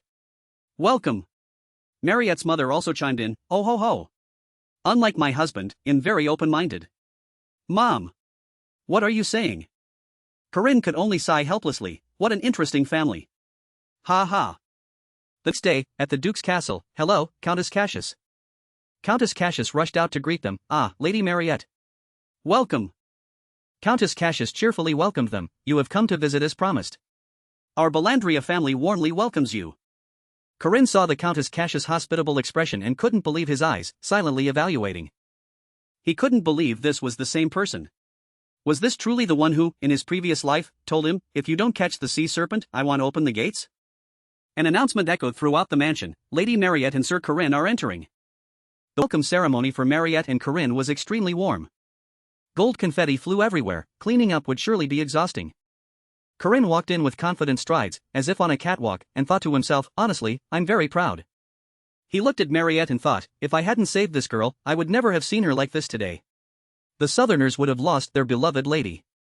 The young ladies around gossiped excitedly upon seeing Marriott's arrival, oh my, it's really Lady Marriott. I can't believe the Dueling family actually came here. The rumors are true, Count Belandria really does have prestige. Seeing everyone abuzz because of Marriott, Corinne suddenly realized that in the South, it wouldn't be an exaggeration to say the Dueling family's influence was absolute. Marriott's appearance was even more useful than catching a sea serpent. Corinne called out, Marriott, you enjoy yourself, and we'll go to the study later. Marriott, with a playful spirit, cheerfully replied. All right. Marriott and I have brought everything. When the party reaches its peak, they'll talk to the count, leave the items, and then go to the study. Suddenly, someone came to greet Marriott, surprising her, Lady Marriott. The man, who introduced himself as Galley, bowed politely. I have always admired you, lady. Will you honor me with the first dance? Ha! Oh. The men around them began to chime in, Lady Marriott. Me too. Please grant me the honor of the first dance. No, please. Everyone clamored, calling out in unison, Lady Marriott. Faced with the overwhelming attention from the men, Marriott was utterly flustered. Huh? While she was panicking, a pair of shoes approached Marriott. To her astonishment, Corinne knelt and extended his hand. Marriott. Corinne? The men around them darkened, seeing a new rival. Who is that guy? Corinne looked around and scornfully thought, you people are enthusiastic, but you lack manners. Without many words, he simply acted.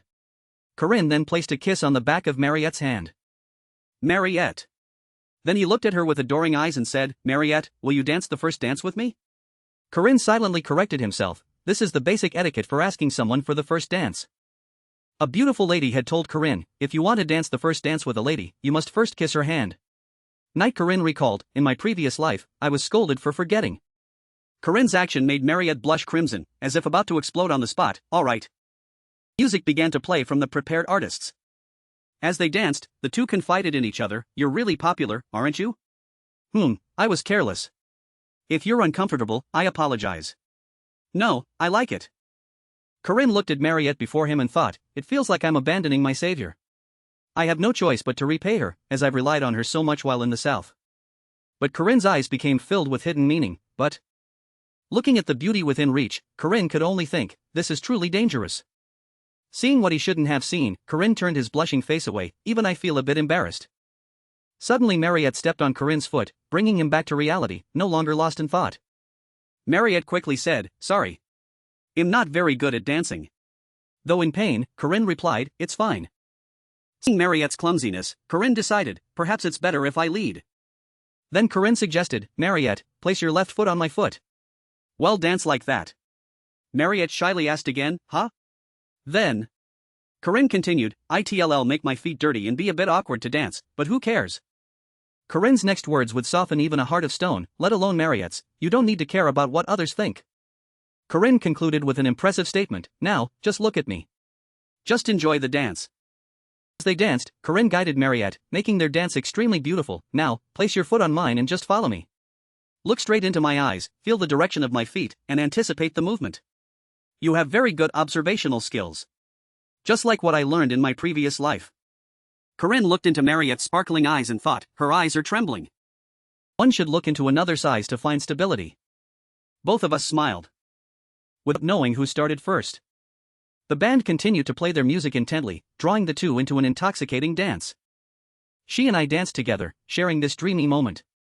Suddenly someone cut in between them. Lady, it's my turn this time. No, it's mine. Marriott was still floating from the previous dance, so she quickly declined, I apologize, but I'm a bit tired. I'd like to rest for a moment. Hearing that, Corinne seized the opportunity. Shall I escort you, lady? Thank you, Sir Corinne. This made the remaining men furious. Lady Marriott is going with such a worthless fellow? The women around could only observe in surprise. Did you see? The lady stepped on his foot and danced. How romantic, his attentiveness is so cool.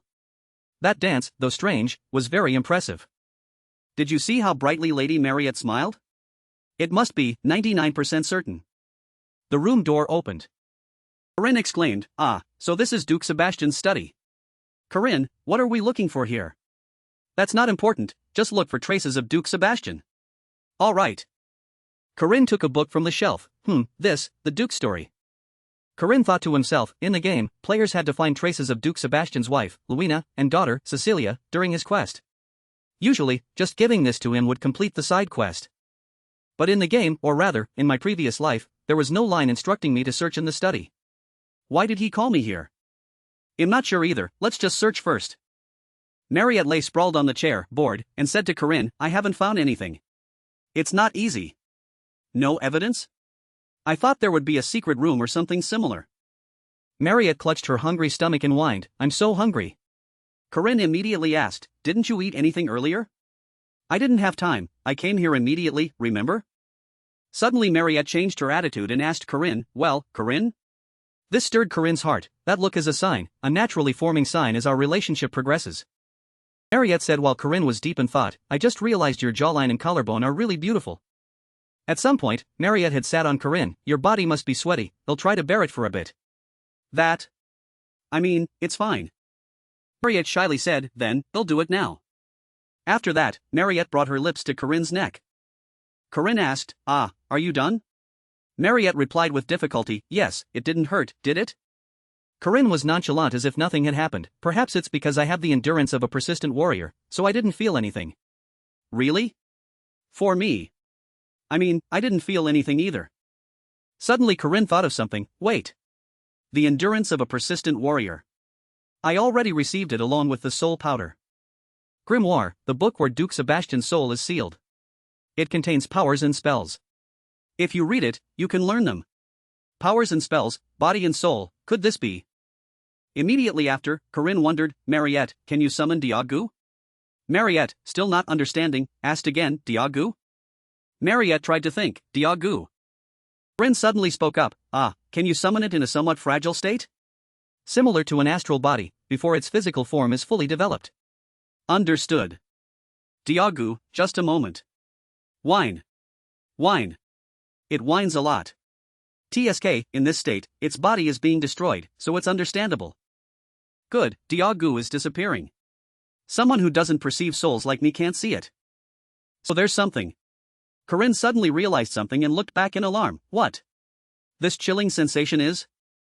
Corinne shouted loudly, warning Marriott, get ready.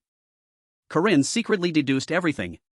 The surroundings grew darker, and he couldn't see Marriott, making him panic. This is. I understand. Duke, you should have told me sooner if things were going to turn out like this. What was sealed inside the Great Grimoire Library was Duke Sebastian's soul. His decision, unable to die and enduring the bloodlust, was the separation of soul and body. So where is the Duke's body? The answer is right before my eyes. Lost in thought, Corinne heard a voice, why have you come here with fragments of my soul? The strange man with a dangerous demeanor questioned, I'm asking you, what are you doing in my castle? Corinne showed no worry and asked back, Duke Sebastian, right? Yes. And you? Corinne. You. The one named Sebastian maintained his murderous aura, growling, I am the one asking. You merely need to answer. Corinne began to draw his weapon. I thought things would go smoothly. Corinne said with a challenging tone, so it wasn't just a book, was it? 800 years ago, there was a great general who commanded the entire south. Duke Sebastian, people praised him as the strongest of his time. No, it should be the strongest of all time. Corinne and Duke Sebastian clashed in battle like sworn enemies. Sebastian said, now I notice, you came here after meeting my soul. Did you kill it? Corinne didn't back down, unleashing continuous attacks, Of course not. I helped your soul find peace and transcend. I even thought this time you'd bring me something other than that magic book. Duke Sebastian was furious, if my soul led you here, then you shouldn't have brought a vampire with you. Do you think he'll believe the lies that come out of your mouth? Corinne began to feel confused, asking again to grasp the situation, what are you talking about? Wait. How can a soulless body move? Despite the fierce fighting, Sebastian explained, because this is the body of a vampire, it is immortal. It needs a fragment of a soul trapped in this castle so that I don't become a monster like the one you brought. Corinne wondered, asking again, monster? Marriott isn't like that. She's controlling her vampire powers. Trust me. A sword plunged forcefully into the ground. Duke Sebastian said, trust you? He clutched his face in agony. To free myself from 800 years of bloodlust, I destroyed my soul, my senses, and my emotions. But there is only one thing that has not disappeared. Duke Sebastian began to remove his mask, revealing his mouth sewn shut to restrict speech. Although his mouth was sewn, he could still speak, the taste of fresh blood. Vampires cannot resist this instinct. Neither can I trust you? I don't believe things I cannot verify. Sebastian put his mask back on and said, if you intend to stand in my way. Sebastian's entire body exuded a fierce killing intent, then even you will be in danger. Corinne was cornered, silently furious, I didn't anticipate this. I shouldn't have brought Marriott along. People kept Sebastian's body locked away for so long because he had a grudge against vampires. That hero has completely lost his mind. If he was the strongest of his era when alive, then at least now he's semi-special class. Corinne said no more unnecessary words and began to fight. 6-step spear art, 6th step, Azjura. I'll fight with all my might. Corinne continuously unleashed ultimate techniques on Sebastian. Supreme Serpent Painting Essence. Serpent Ascension. Poison Dragon Head Strike. Duke Sebastian showed no change in expression. The battle entered its climax, with neither side yielding. Corinne transformed into a different person, with a terrifying and oppressive demeanor. Duke Sebastian then countered. He raised his sword confidently and declared loudly, "This is the power of creation. In my lifetime, I killed a dragon to gain this power." Duke Sebastian fought while introducing his ultimate move, Supreme Demon Sword, Dragon Slayer. Corinne was at a disadvantage, only able to be astonished. I was wrong. This guy is even stronger than a special class monster. On the other side, Marriott was also bloodied and insulted. "You are merely a low-grade beast." Sebastian not only dealt with Corinne but also targeted Marriott. "How do you expect to live a human life?" Marriott didn't understand what he was saying and asked again, "Beast? What are you saying?" Sebastian showed her confusing images. "Don't you see yourself as a monster?" The image shifted to Marriott in a completely different state than usual. "If so, are you sure you've overcome it with willpower?" Marriott using Corinne's blood was also detected by him. "In the end, you will also crave the blood of your loved one." Duke Sebastian was furious, "And slaughter all those you care about." With that, Sebastian swung his sword towards Marriott. "Get out of here." Marriott struggled to dodge Sebastian's unintentional attack but was still injured. Marriott tried to explain in vain, "No." "Oh." Duke Sebastian turned his head when he heard Marriott call her spirit beast, Diagu. "Woof." He commanded, "Bind the beast." The moment the beast appeared, it was immediately bound by giant chains. Sebastian praised Diagu, "Very agile. Truly a mighty beast. You are even faster than I was in my prime." After that, Sebastian plunged his sword straight into the beast. "But you have no strategy in combat. You are just a beast that relies solely on strength." Marriott saw her spirit beast fall and quickly ordered, "Diagu, return." But it seemed everything was out of control. Marriott's eyes gradually became vacant. Looking at Sebastian's weapon, Marriott suddenly realized, "Lomani, a sealing sword. This sword will seal immortal entities into a space connected to it." Countless blades pointed straight in one direction. Before the sword, "Your immortality is nothing." "Humph." Sebastian furiously wanted to finish Marriott. "Die. I will end your uncertain life." Despite Sebastian's relentless attacks, Marriott remained resilient. "A beast. Will forever remain just a beast." Marriott refused to give up and resisted. "No, that's not true." Marriott recalled the moment Corinne held her close and gently said, "Now or before, you are still you." Therefore, Marriott had the courage to yell at Sebastian. Corinne said it's fine. So, oh. Hearing that, Sebastian also responded with action. He revealed his human form. "Let me say it one more time."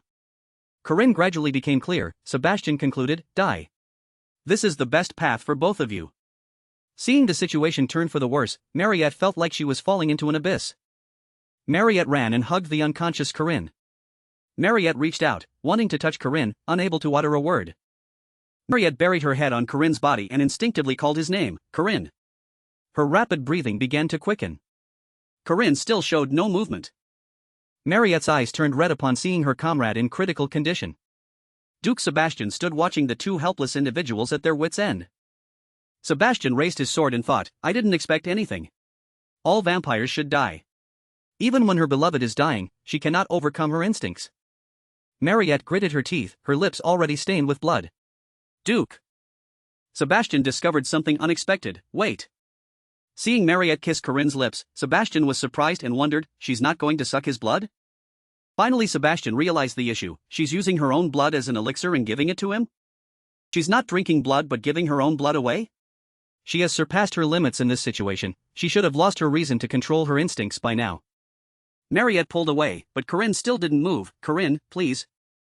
Duke Sebastian then fell silent, not uttering another word. Sebastian blamed himself and recalled the past. "I failed. I couldn't save anyone, I succumbed to my own desires." Marriott cried out helplessly, begging for good fortune, "Please open your eyes." But this boy and this girl. Sebastian realized he was the monster, so that's it. I cannot judge everything superficially. After that, he raised his sword, intending to stab something. The sword plunged straight into Corinne. A blinding light emanated from the wound. Marriott used all her strength to stop Sebastian. Stop it, enough. How much longer will you torment us? Marriott, as if losing her mind, screamed, don't take my Corinne away. Sebastian paid no mind, continuing what he was doing. The light enveloped the entire space. After that, Duke Sebastian pulled the sword out of Corinne. Corinne gradually stirred, uttering meek words, I'm fine now, Marriott. Corinne woke up and comforted the frightened Marriott, I'm right here. Marriott was overjoyed to the point of emotion, immediately asking, Corinne. How? Corinne, are you alright? Are you really okay? This. Corinne was about to ask, why did you save me? But Marriott knew it wasn't her but Sebastian who intervened, so she asked, did you save him? Sebastian said nothing, just swung his sword once, making Corinne and Marriott's heart leap. The sword was thrown to the ground, astonishing both of them. Sebastian said to Corinne, I have transferred my magic core to you. Now I understand why my soul led you here. Sebastian continued sternly, Corinne, I see the heroic quality within you. Those who seek power are often greedy, but you are not. You possess faith and pride that they lack. Above all, you have changed what I could not before. You have the right to change this world. What I could not protect for 800 years. Correct the mistakes I have made all this time. I beg you, hero. With that, Sebastian vanished into embers of flame. Corinne touched his chest, feeling the great General Sebastian's magic core. I can't believe I received such a gift. Marriott hugged Corinne, surprising him. Ugh, Marriott, my body is still. Marriott cried and said, I was so scared just now. I thought you had left me. I was so scared, so scared. 2 streams of tears soaked his shirt. Corinne, promise me that unless I permit it, you will never die. Seeing this, Corinne just smiled and thought, anyway, I guess everything ended well. Corinne hugged Marriott, comforting her, I promise. A reward like this is enough. You have received Sebastian's magic core. Your magic level has increased. The core's abilities have formed. Duke Corinne's demonic nature. Aura rank 6, 730, average, mana rank 5, 370, low. Abilities, Resilient Warrior's Regeneration, Full Domain Endurance, New Dual Cores. If I could hope for one thing, then I hope his body and mind, tormented for 800 years, will find peace. Corinne sat blankly while Marriott had collapsed from exhaustion. He thought to himself, my second core not only increased my aura rank but also gained new abilities. Corinne recalled Sebastian's terrifying face and wondered, but it's strange, in the game and in my previous life, why didn't Sebastian? Corinne sighed wearily, granting the player this power, wouldn't it have been better if he was kind from the start? He made me suffer too much. Holding the seemingly cheap clothes in his hand, he silently criticized, these clothes are stained with blood, he'll have to wash them. I wonder when they'll dry. Suddenly a maid came and said, excuse me, I didn't know there were guests. The last word came out before the extremely awkward scene, guests. Corinne, with a long face, explained helplessly, no, it's not what you think. Really, I know what you're misunderstanding, but that's not the truth. But it seemed to have no effect, the maid's face flushed with countless thoughts, sweat, muscles, the atmosphere heating up. Corinne once again protested, I told you it's not like that. In telling the truth, it's easy to misunderstand, but... Without letting Corinne finish, the maid ran off, leaving Corinne utterly panicked, I'm sorry. You two just continue. Corinne still tried to shout to salvage the situation, what do you mean continue? It's not like that. Don't misunderstand. Don't go. Corinne looked down at the drooling, sleeping Marriott with loving eyes, I think something's wrong. Corinne, thankfully you're okay. Not long after, rumors spread far and wide. A shout echoed through the mansion, that scoundrel. My daughter. He'll kill you. It took 20 days for this misunderstanding to be resolved. Corinne hid under large trees, for those 20 days, I hid in the mountains. The family's people pursued relentlessly, find that scoundrel for me. How dare he touch Our Lady Marriott? And I spent the time cultivating my aura.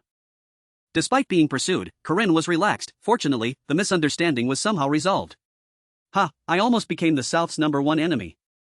In the glittering gilded carriage, the two chatted, when we return to school, the second semester will begin, and preparations for the festival will start soon.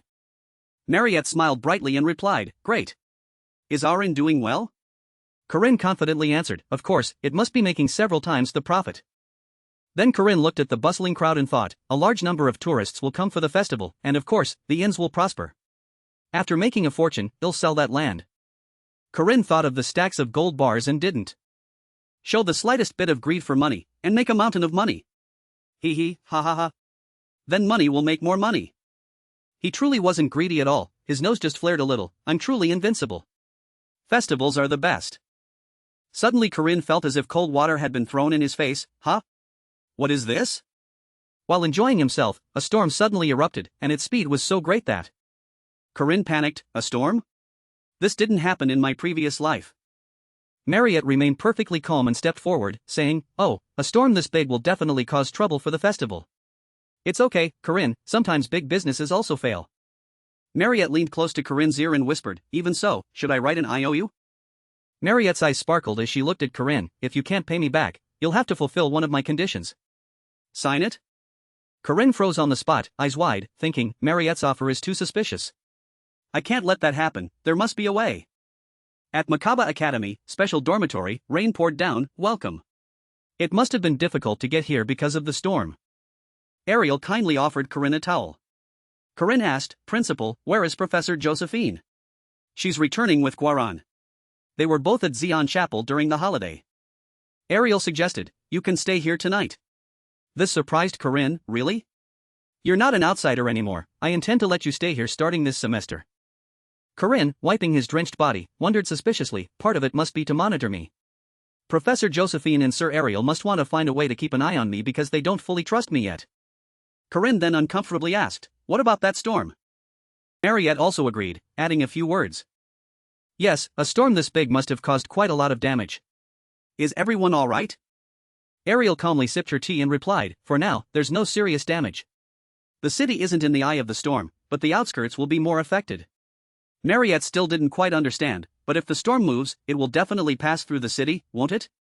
"No, that storm isn't moving." Ariel was no longer calm, changing to a serious tone, because it's not a natural phenomenon, but created by a monster. Ariel's words astonished everyone. "Huh? A monster?" Ariel recounted the story. The story begins on an important sea route of the southern archipelago, going upstream along the Aegina Strait. It was a creature, the lonely king of the ocean. A monster resembling a dragon and a snake emerged, the sea serpent. This king generated electricity without caring about human lives, and began to sink ships and invade human territory. Someone wanted to be a hero and was determined to fight it. There, a voice rang out, "Son, must you really go?" The son gritted his teeth, determined, "Yes, father." "It's an A-class monster. If I succeed in defeating it, I will be promoted to first-class knight, Levant Balandria." After that, Levant recalled the party that night. "I have always admired you, will you dance with me?" But Corinne had snatched away all the men there, angering them. Corinne's face seemed distorted, this was merely Levant's subjective view. "I will be able to." Levant thought with a resentful expression, "Snatch Lady Marriott from that wretched swindler." Levant's will burned brightly, "I will destroy the sea serpent and bring peace back to the strait." And so, with passionate hearts, a raiding party fought fiercely for 6 days and 5 nights. After a hard-fought battle, everyone cheered, "The sea serpent is fleeing. We won. Congratulations, young master. Lady Marriott, I dedicate this victory to you." And peace returned to the Aegina Strait, partially. The sea serpent was gliding swiftly on the waves. In the end, they couldn't catch it and let it escape. That sea serpent had caused innocent people to lose their lives. The Anvan storm bats, to reproduce, formed the eye of a storm to protect themselves from enemies. The two poor bats, entwined, were disturbed by a whirlwind. The bat lovers were separated. The sea serpent held a bat in its mouth and flew away. Their natural predator is the golden bat, because their bones, blood, and flesh are all elixirs. Even monsters crave them. The injured sea serpent could not ignore the Anvan bat nest. And the female Anvan made a decision for the child in her womb. North, go north. And so, Makaba Academy, where it chose to give birth, was. That was why the terrible storm earlier suddenly occurred. My land. Corinne stood helplessly in the rain, as if in a movie, thinking to himself. Who would have thought? A storm bat? They're a rare species, aren't they usually not seen even in summer because they breed on small rocky islands? Why are they here now? The more Corinne thought, the more depressed he became. I know, it must be the butterfly effect I created again. A single flap of wings brought a storm. A real storm. The surrounding villagers began to evacuate. "We're leaving, we can't work anymore." Corinne desperately pleaded, "Wait. You're almost done, why leave now? The storm is getting stronger, if this continues, we'll die." Corinne could only plead helplessly, "Hey. Wait. Those people just called back, you give up too, sometimes that's just how life is." Corinne stood alone in the wind, thinking, if this storm continues, there won't be a festival. If this storm lasts another week, my inn will definitely be wiped out. I spent 280 million gold coins to buy this land, 330 coins for materials, worker wages, and construction costs. Corinne sank to his knees, utterly absorbed, 220 coins to complete the architecture. Only 110 coins of that were mine, the rest was borrowed. Time passed, Corinne looked like he was about to drop dead. If this business fails, they'll have to pay a debt of 720 gold coins. It's over, it's really over. A moment later, Makaba Academy held an emergency meeting to deal with the storm. Principal Ariel Casa summoned several students and professors. Ariel spoke, is everyone here? Angels, a professor from the night department, pondered as he listened to Ariel, you all must know why I called you here. It's because of the Anvan storm bat. Dana Ariane, a professor from the magic department, offered her opinion, so we have to capture it? If we catch it, all the research money poured into the Iron Mountain King will be immediately recovered. Hamengel slammed the table in agreement, of course we have to catch it. But the person sitting behind him said dejectedly, I object. Ha? That was Ega Linton, a professor from the magic department. He said, the storm will pass in a month, I don't think it's necessary to take risks. Laura Lamas, a professor from the alchemy department, also chimed in, Professor Ega, where is your proof? Ega replied, Anvan's breeding season is usually from June to September, and they have short cycles. Even accounting for other variables, the storm will be over in a month. Lorala smiled, then there's really no need to take risks, I think we should maintain the current situation. Ogun Rinchi, a professor from the night department, finally spoke up, I still think we need to capture it. Ogun continued, not only are students unable to return to school in time, but the festival is also postponed. Moreover, outsiders will think the academy is doing nothing. After all, our academy is an educational institution. The professors chatted animatedly, the monster extermination should be handled by the guild first. Anyway, regarding this raid, I agree with Professor Ega. Only Corinne, who had been on the verge of falling asleep, lowered his head, so it's not necessary. Corinne couldn't hold back any longer, he jumped up, slammed the table, and spoke loudly, Professors. No, seniors. Though I am still young, please listen to me just once. Corinne? Corinne, full of fervor, declared, we swear to be brave, to use kindness to pursue truth. We will not go against our ideals, even if it means death, to protect the weak and defeat evil. Corinne affirmed, we are guardians, the protectors of humanity. The more Corinne spoke, the more enthusiastic he became, so of course we must fight. But Ega disagreed, Corinne, I understand your sincerity, but that. Corinne angrily retorted, Professor Ega. How can you say such things? Corinne spoke with tears streaming down his face, don't you see the victims who lost their homes due to the storm? Please, go and capture it, I'm about to become a beggar. Corinne's expression astonished everyone, losing jobs, hungry children without roofs over their heads, you can't put a price on human lives. How can you abandon them? Ega broke out in a sweat at Corinne's passion, oh, he's truly sincere. What an example of knightly spirit. Corinne became calmer, this isn't just about knightly spirit or a guardian's oath, grand things like that. With sparkling eyes, Corinne said, I just want to save people. So the inn, no, save the citizens. Seeing that performance, everyone cheered in support, I knew I saw the right person. You're right, so young yet already such a passionate knight. How touching. But what about the inn? Inns also have lives, I see. The professors also slammed their tables, urging, form a raid team immediately. In the name of the guardians, I swear we will protect them. Ariel listened in silence, then concluded, so we have a decision. Seeing the favorable situation, Corinne secretly rejoiced, thanks to my divine acting, everyone agreed to attack. And the raid team was soon formed to head towards the storm. One of them said, I finished talking with the support team, we just need to time it right. Seeing Corinne's mixed emotions, the person next to him exclaimed, are you that moved? I didn't expect you to have such a heart for saving people. Yes, thankfully, of course I'm sincere. While his mouth spoke of protecting everyone, in his heart he was calculating, I have to pay a debt of 720 coins, my whole life depends on this. The plan was simple, to capture the Anvan Golden Bat living in the eye of the storm. We needed the support team to create a crack in the storm. The eye of the storm grew stronger, shaking the entire region. If a crack was successfully created, the raid team would enter and defeat Anvan. It would be great if the plan went so smoothly. But in the eye of the storm, there were countless monsters. Corinne frowned and muttered, these monsters were swept into the storm while trying to devour Anvan. They've been starving for a long time, so they're incredibly frantic. But I'm not too worried. Angels, barehanded, exterminated monsters. In his prime, he was known as the hidden hand striker, the semi-first class knight Hamengels. He swung his 2-meter-long axe as if it were just a pair of chopsticks. The semi-first class knight, Professor Ogun. The first-class mage and temporary team leader, who displayed outstanding talent. That wasn't a cigarette, but the staff he used as a weapon. Professor EGA, with bloodshot eyes full of killing intent, growled hauntingly. Above all, the second-year student, also a first-class knight, a member of the Northern Island barbarian tribe, Berserker. With such an excellent lineup, it would be strange if they couldn't defeat the monsters. In battle, Corinne, wielding his saber, didn't forget to tease, "You look so tall, are you a half-giant?" Berserker retorted irritably, "Focus on fighting." Slicing monsters with ease, Corinne still chatted leisurely, "Your personality is more pleasant than your appearance." Corinne thought to himself, anyway, the priority is still to catch Anban before the damage spreads. And of course, damage to my inn. Corinne's body burned, he clenched his fists and roared, "Just you wait, Anban, incoming for you." Hamengels started running ahead, "We're entering the eye of the storm, everyone follow." Corinne ran after him, cheerfully replying, "Yes." Professor Ogun puffed on his cigarette, "I didn't expect it to be like this." They stood watching Anvan's defiant form in the ever-growing whirlwind. Professor Ogun sighed, "A small storm within a large storm, I've never seen that before." Perhaps it sensed intruders and used its last strength to create a smaller storm. Hamengels was curious, "Anvan has this ability?"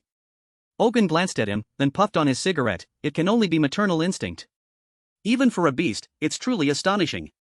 "Professor Ogun, do you think we can get through?" If we can endure wounds all over our bodies, then perhaps."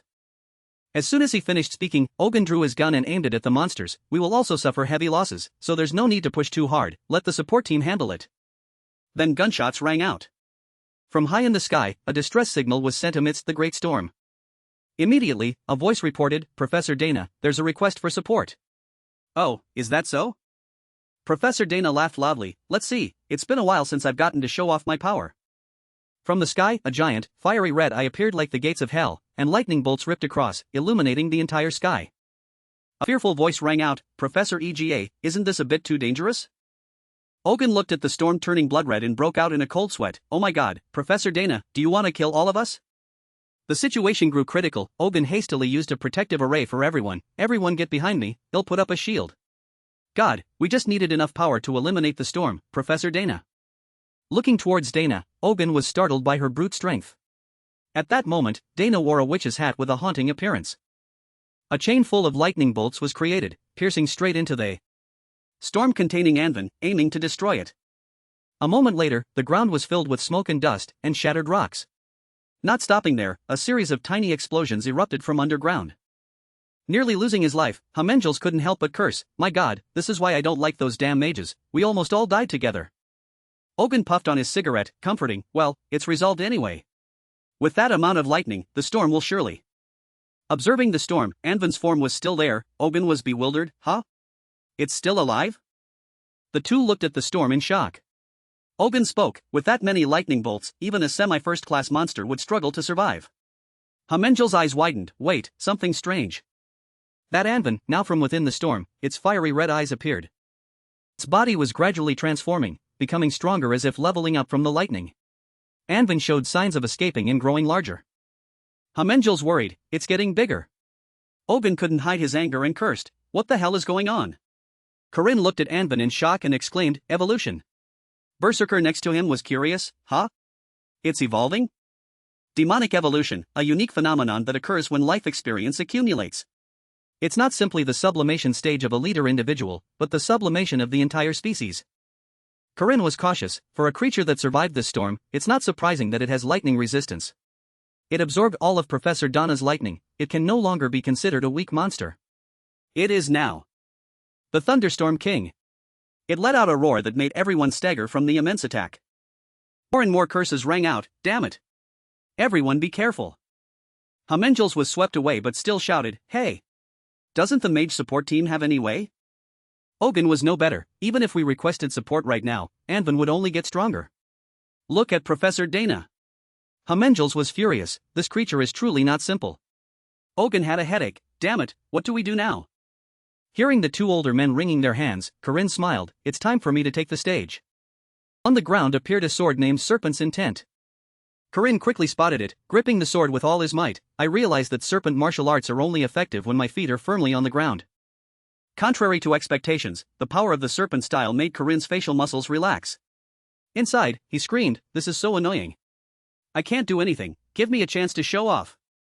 Corinne nervously looked at Berserker and yelled, "Berserker! Do something." Berserker, flustered, yelled back, "Shut up!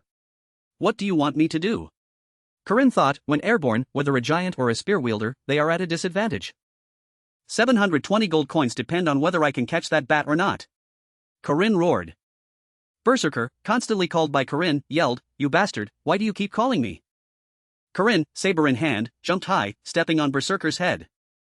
Corinne spoke, "Just borrowing your head for a bit." He thought to himself, just because I'm flailing in the air doesn't mean I can't do anything. Thanks to Berserker's head as a foothold, Corinne soared high. Corinne replied, "Thanks," leaving a bump on Berserker's head, making him curse furiously, "You lunatic." Corinne was determined, "I won't give up." Then the second victim Corinne used as a stepping stone was Leon. He was startled, "Huh? What was that?" Even Homengel's was no exception. Corinne stepped on his head to fly higher. Professor Ogun was kicked by Corinne, making his bones crack. Corinne thought to himself, "I don't want to surrender to a monster." With surging power, Corinne roared with fiery eyes, "I'll kill you. I'll kill you." The encounter of a man blinded by debt. At this moment, Anvin shrieked in terror, wanting to vent its anger on humans to protect its young. Lives all depended on this moment. A desperate battle began. Corinne fought one-on-one with the giant, bloodthirsty Anvin. Suddenly, a slime appeared, and Corinne's foot sank into its soft body. A moment later, Corinne's body was completely swallowed by the slime. He cried out helplessly, "Why is there a slime here?" "It's not over yet." Corinne furiously brought his saber down on Anvin, Selfwood Mountain. 2 strikes are enough. The final move was Crimson Strike. The blade, stained with fire, attacked Anvin, its tip rapidly heading towards the eye of the storm. But suddenly, the blade's direction veered upwards, different from its initial trajectory. Corinne couldn't hide his disappointment. "It's happening again. Is all martial arts on the ground useless when airborne?" With a dazed, dejected look upwards, Corinne sighed, "Ah, is this the end? Is it over?" The sky grew dark, black clouds gathered, and lightning flashed red across the region. Corinne vaguely looked at the sky, a voice echoed, "I shouldn't have invested." At this moment, Corinne was still grieving, tears streaming down, "I should have used that money to buy delicious food." Corinne closed his eyes but still cursed Anvin, "Damn it. In this storm, my world has collapsed." Suddenly, a small figure appeared from the storm and kicked Anvin away. Corinne below looked up with wide eyes. The sound was so loud I could hear it even in the storm. Someone is fighting Anvin? But who? Corinne shivered slightly, half hiding in the slime. In the storm, Anvin's desperate cries echoed. The figure of the Azjura Warren appeared next to its red eyes. Warren unleashed a move that distorted Anvin's face, making its eyes wrinkle.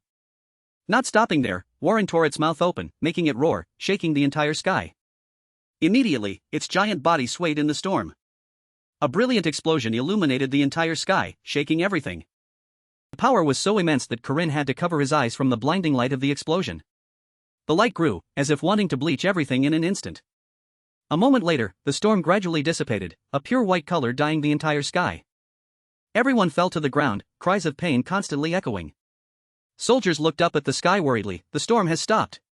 But who did it? Then, the figures of 2 women appeared from behind.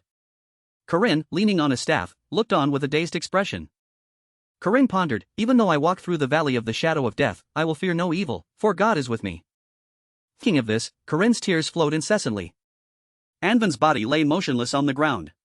At this moment, a reproachful voice said, "What are you doing?" Corinne suddenly knelt on the ground, his heart conflicted, even before being buried by a debt of 720 gold coins. Warren and Professor Josephine were startled when they saw. Corinne knelt with clasped hands, a notion sparking in his heart that the rescue team would arrive.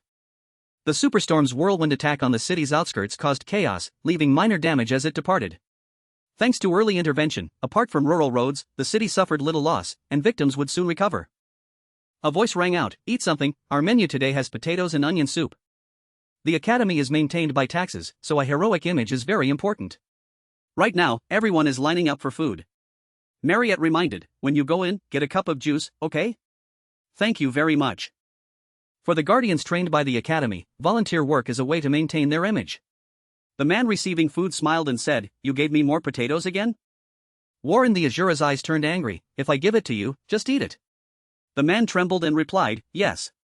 Corinne sighed and said, of course, there are some exceptions.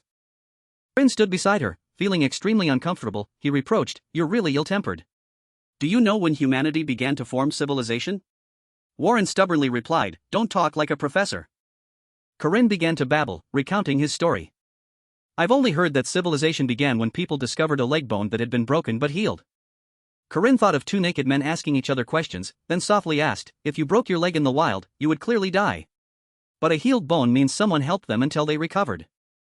At this moment, Warren listened thoughtfully as Corinne rambled about someone going through hardship and being helped. Corinne smiled, asserting that was the beginning of civilization. Warren couldn't stand it, turned and walked away, despite Corinne muttering behind her. Warren spoke up, and it also means humans are too weak. Ha! Watching Warren's back as she left, his voice echoed, it means nothing to me, no human has ever helped me. Suddenly Corinne asserted, I can help you. Warren stopped abruptly, startled by those words. Seeing Warren waver slightly, Corinne chuckled, so does it mean something now? Warren slightly opened her mouth to say something, but felt something choking in her throat. After that, Warren chose to remain silent and let out a sigh. Warren's voice echoed back, the weak shouldn't talk nonsense. Seeing Warren still stubborn, Corinne could only sigh in frustration. Knowing her own identity, Warren thought to herself, I am an Azjura, a creature created when humans come into close contact with monsters. If you knew my past. Warren imagined Corinne crying distraught and calling her a monster. She worried, if you knew my true nature, would you still trust enough to stand by me without caution? Warren dared not think too much. She looked at Corinne who was still engrossed in distributing food to everyone. Warren softly uttered, idiot. Suddenly, from within Warren's mind, a woman's voice echoed, give it back. The woman hugged Warren's body, constantly bothering her, give me back my body. Warren painfully clutched her head and demanded, shut up. This is my body. Warren told herself, I know this isn't my body, but I will never give it back. Warren's eyes glowed red with killing intent. Her mind still wondered about Corinne, but if you knew the truth, would you still help me? The city where the Guardian Academy was located was Makaba. People often said it was the safest place in the world, but the truth was completely different. All alleys everywhere were controlled by those in power in the lawless zone, which was the Black Star Guild. Their main sources of income were slave trading and bootleg liquor. To solidify their position, they also had very special businesses. For example, Corinne, with one arm around a beautiful girl, the other holding a glass of wine, called the waiter, bring more wine. Is this wine used to deal with bad customers like this? At this moment, Corinne couldn't control his anger, pointing directly at the waiter and yelling, you bastard, you call this wine? The waiter trembled, sir. Corinne roared, where's the manager? Tell him to see me now, quickly. Seeing someone bothering him and demanding to meet, the manager appeared, yelling loudly, who's causing trouble in my tavern? Seeing him, Corinne sighed in relief, finally, he's here. Corinne leaned back calmly and said, the Black Star Guild sells bootleg liquor to this bar and collects protection money. If you want to meet them, there's no better place than this.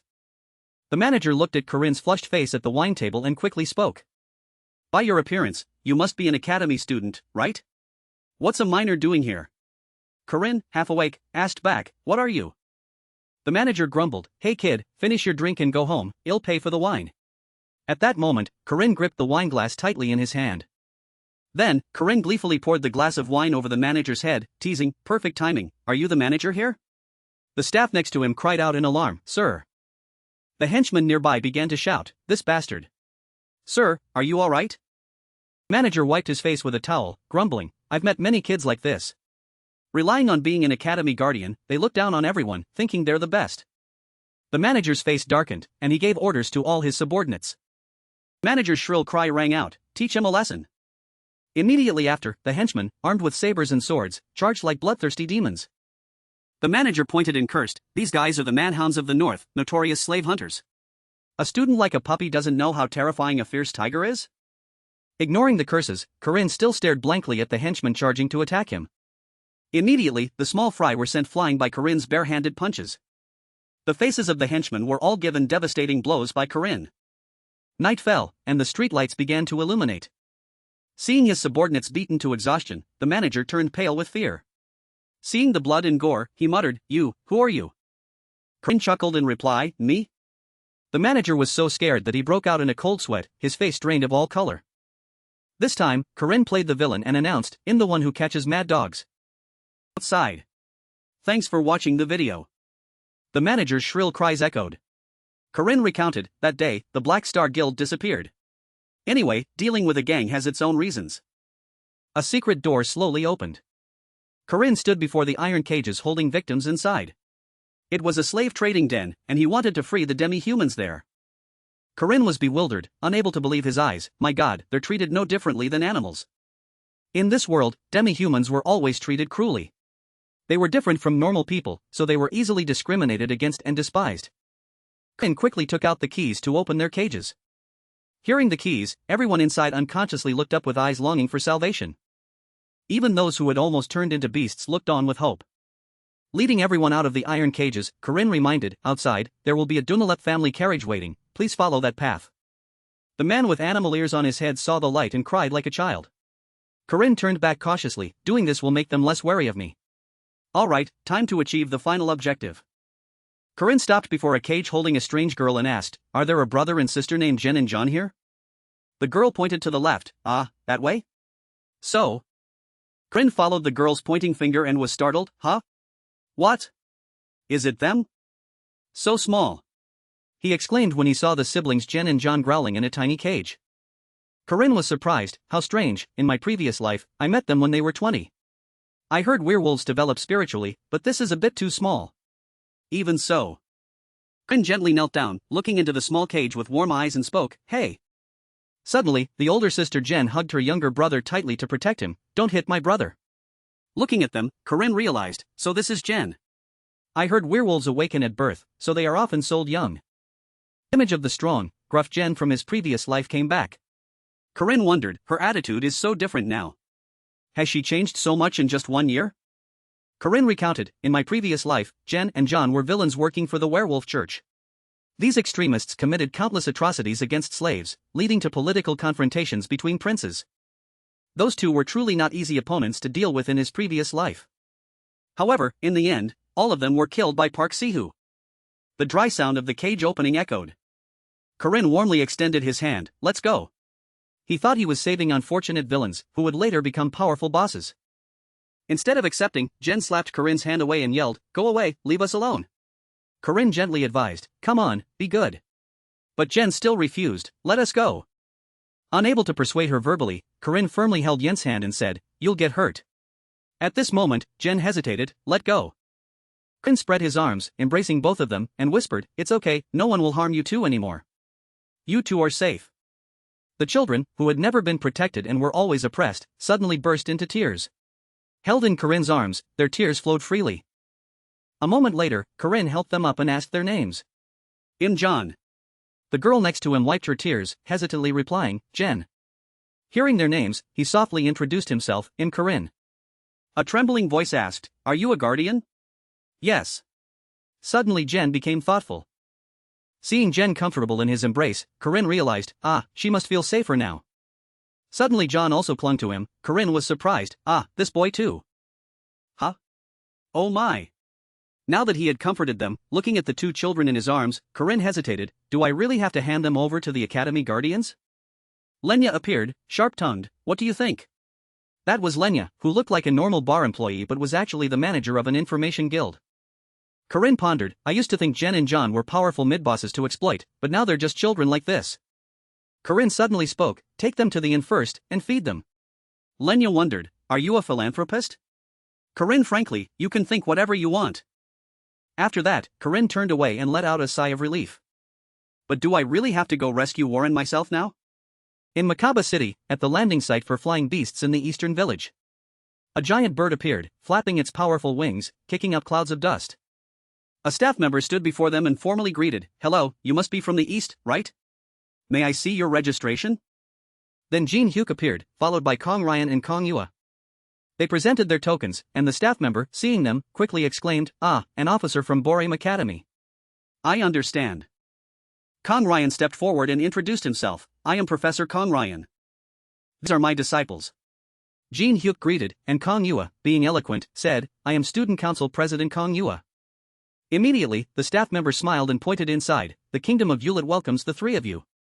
A carriage is waiting, please come this way. A luxurious carriage appeared to pick them up. A voice echoed, phew, they treat us well. In the carriage, Kang Yua drew her sword and held it to Jin Hyuk's neck. Warning, master hasn't sat down yet. Jin Hyuk gave a wry smile. Come on, Yua, you know I'm not strong. Kang Ryan snapped, the first night saying that? Kang Ryan, with a headache, spoke, enough, sit down. Stop chattering. Despite Jin Hyuk's slight reluctance, he remained silent in front of his master. Jin Hyuk helplessly asked, are you sure, master? Is that thing really here? Kang Ryan's eyes slightly opened, his voice full of dejection. Yes. Kang Ryan recounted, the leader of this place must have taken it, the emperor confirmed that.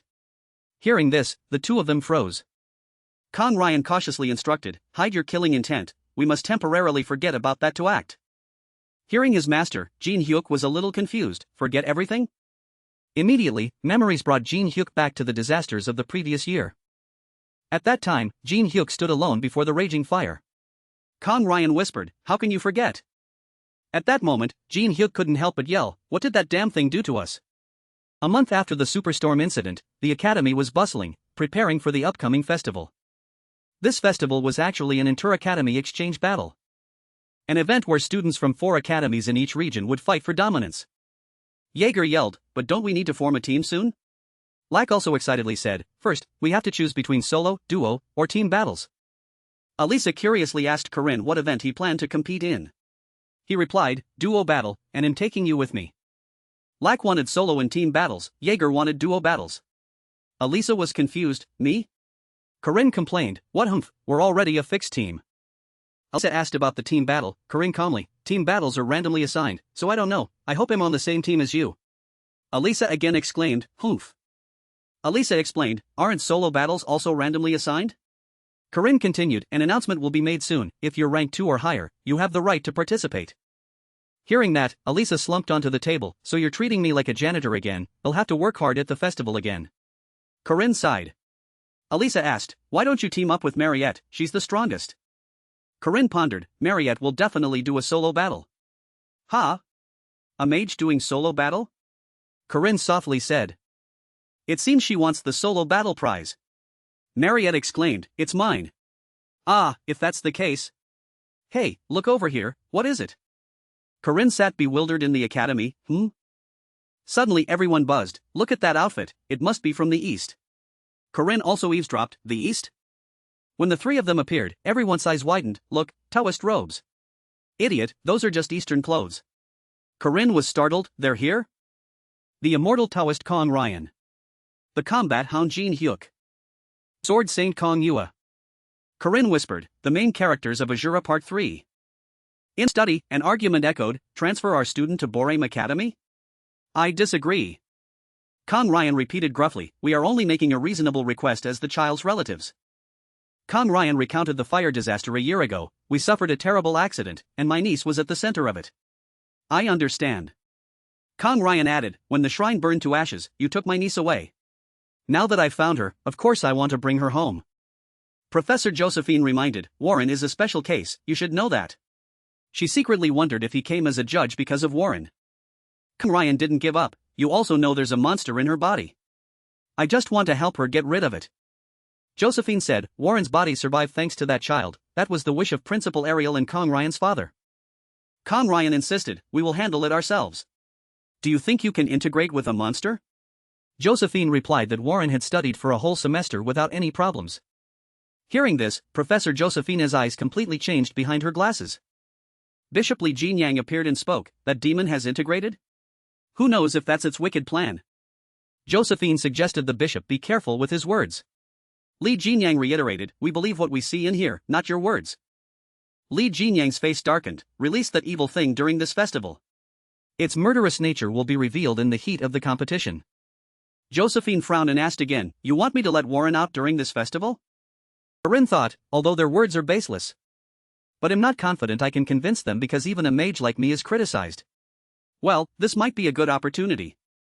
If I can prove that demons also have a conscience and can integrate, this will be good for the future. After pondering, Josephine agreed to let Warren participate in solo battles. And Professor Kang Ryan, I have. Josephine softly said, where Warren stays is her right. Here, her legal guardians are Principal Ariel, myself, and Saintess Xion. Kang Ryan listened thoughtfully to Josephina's firm words. Josephine concluded, we've said enough, please leave. Thank you, Professor, for your time. As they left, Josephine sipped her hot tea. Phew, thinking back, everything is just as he said. A report came in. During this festival, Vantaz's subordinates are hiding. Josephine was so shocked she yelled, "What?" She furiously slammed the table, stood up, and shouted, "Where? Who?" Corinne softly said, "I only know something is about to happen but not the details, but I guess." Corinne presented evidence to support his judgment. The Catholic Church and Borame, one or both sides are involved. Corinne's eyes narrowed. He implicitly affirmed, the answer is both. The church was in decline, so it made desperate efforts to expand its influence. Borame's mages and disciples also participated in this, with the keyword being Azjura Warren. This was a crucial event that would determine the fate of the characters and the direction of the entire kingdom of Yulet. Corinne sipped his cake and suggested, "I want you to keep an eye on the Catholic Church." Josephine asked, "What about you?" Corinne expressed, "There are religious inns outside, where Borame Academy is located, it will be easier to keep an eye on them." Josephine wondered, "How can I trust you?" Corinne thought to himself, she still thinks him Vantaz's disciple. Corinne unbuttoned his shirt and said, "You don't have to believe me, keep doubting me, that's the correct judgment." He pulled open his shirt to reveal a scar and reiterated, "But no matter what you do, my goal is to swear to save the world." Josephine sighed, her head aching. Corinne thought, if she knew the oath of a shadow warrior, her suspicion would lessen. Professor Josephine remained silent, not responding to the proposal. Suddenly the professor said, "I heard the new inn on the outskirts was built with student contributions." Corinne replied, "That has nothing to do with me." Josephine presented evidence, "I have information that you are the innkeeper who received the money." The statement made Corinne freeze. "It has nothing to do with me." She continued to question. Marriott also just moved her things and set up a stall there. Corinne, sweating, denied, "It has absolutely nothing to do with me." Ensuring 100 guests, supplies, food, transportation costs, all of this project was planned by a visionary. Sometimes people need a little help, don't be too stubborn. Time passed, and the preliminary round of the team battle festival began. A cry echoed, "Hey, huh?" Jaeger, sweating, stammered, "Are we really going to fight?" Seeing the crowded mass of people appear, Jaeger trembled, "Will we even survive?" This team battle festival would only advance 16 teams. Jaeger yelled because of the crowd. Lack also trembled seeing seniors participating. Corinne realized only Warren was absent, she must be doing solo battles. Corinne suddenly remembered, "Where's Alisa?" Just then, Alisa stood in the crowd, calling loudly, "Corinne, I'm here. Let me through." The arena stage, a man spoke, "It's a pleasure to meet you all." Everyone buzzed. "Look, that's..." Kong Ryan introduced, "I am Kong Ryan, the judge of this competition. This is the preliminary round to select 16 Guardian teams. I wish you all success." Lack wrung his hands over the hellish difficulty. Jaeger asked blankly who he was. Kong Ryan announced, "If the armband on your hand is pulled off, you will be eliminated." Kong Ryan declared the start. "The theme of the test is the Guardian's most important mission." His face darkened, his voice echoing, "Rescue the citizens." Immediately, the 8 gates formation array appeared, shocking all the students. Everyone's faces changed color at the power of the formation. That was the renowned 8 gates formation array. Jaeger panicked, "What the hell is this? What's the point?" Lack said, "There is, Kong Ryan is the best formation master in the East." Jaeger muttered, "Asking about rescuing citizens." Lack's expression changed, "Citizens? Did he mention that?" 1. Touch a citizen to command them. 2. Lead them to the objective for 1 point. 3. Destroying a dummy subtracts 2 points. Looking at the stone dummies, they were curious, "Are these things citizens?" Jaeger excitedly touched a dummy. "Wow, awesome. This is fun. Alright, let's go." Corinne watched them play, smiling faintly, "They're just kids, so enthusiastic." Suddenly a shout rang out, "Careful, it's a hound." A monster with sharp eyes appeared, growling. Alisa silently charged forward, sending the hound to its demise with 1 strike. Everyone cheered, "Wow, defeated in 1 blow. That's Alisa for you." She proudly snorted, "Ahem." Alisa, emboldened, spoke up, "Just trust and follow me." The mission to protect citizens was to demonstrate Guardian skills. You had to move as many citizens as possible to the safe zone.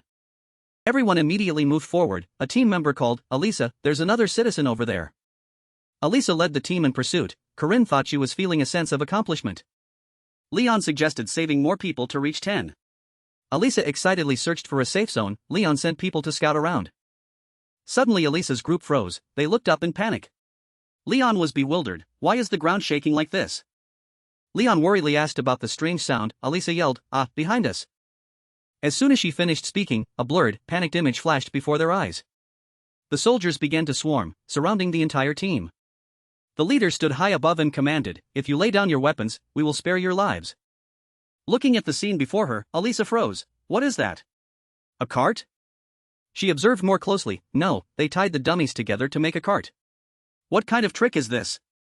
Jaeger, armored, sat on a pile of dummies, strumming a harp like a guitar and yelling, "Kneel. We are bandits." An insidious laugh echoed, "You want 1,000 students to score points with a limited number of dummies?" Alisa trembled, pointing, "Why do I have to do such unpleasant things?" Corinne, in character, reminded, "Who is that?" "You must call me the Almighty Immortal." Corinne, made up like a fierce clown, eliminating others is indeed easier. Corinne, Jaeger, and Lack's original plan was to recruit more forces to build a powerful army. The goal was to pass the 16-team qualifier by eliminating all unnecessary opponents. Corinne wanted to quickly stabilize his forces and use other students as human shields to protect his group. A dissatisfied young mage intended to attack but was stopped in time by his companion to avoid futility. Shouts of protest echoed everywhere, criticizing Corinne's group as cowards. However, Corinne remained calm with a perfect defensive formation made of giant stone statues. Sitting regally on a stone throne, Corinne declared, "Follow my plan, and everyone will win." Those below furiously cursed Corinne as despicable, fearing they would lose if this situation continued. Opponents simultaneously charged, provoking Corinne to a duel if he had the guts. The attacking group intended to climb the statues to throw Corinne's group down. Corinne laughed demonically, telling Lack to wait a little longer even though the golden moment had arrived. As they approached, Lack unleashed a fireball, creating a large explosion that made the attacking group scream in pain. Students worried that if the stone statues were destroyed, they would be doomed, but Corinne replied that there were still many troops, so it was fine. That was the difference between Corinne's early dummy collecting team and the other teams. Alisa's team chose to attack and destroy opponents' dummies to gain points and repel enemies. Corinne ordered to strike down anyone who advanced. He found this factional confrontation quite interesting. Back in the present, Alisa pointed at Corinne in horror, unable to believe he was here. Corinne spread his arms, head held high, declaring himself the Almighty One. With pale eyes, he smiled maniacally at Alisa and allowed her to join his gang. Alisa gripped her sword hilt, confused, asking if she had misheard.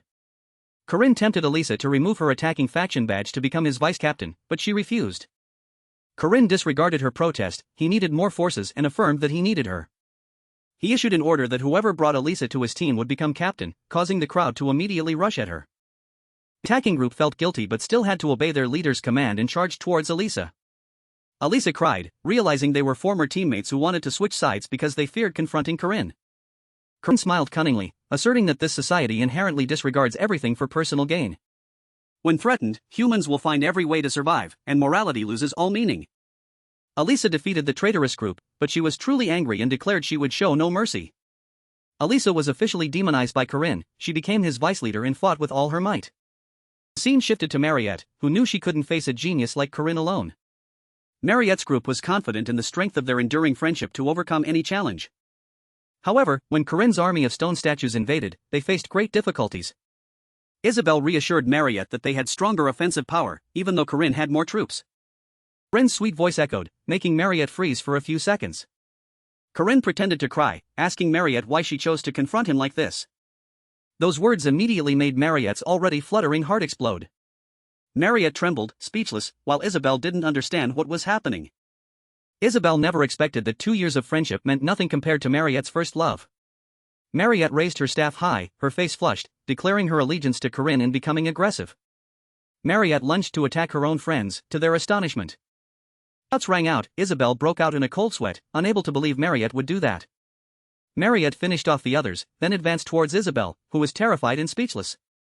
Corinne's group cheered excitedly. Jaeger and Lack were happy to see each person defeated. Having dealt with her friends, Marriott laughed maniacally and declared herself an invincible warrior. Those corrupted by Corinne were becoming more insane than ever.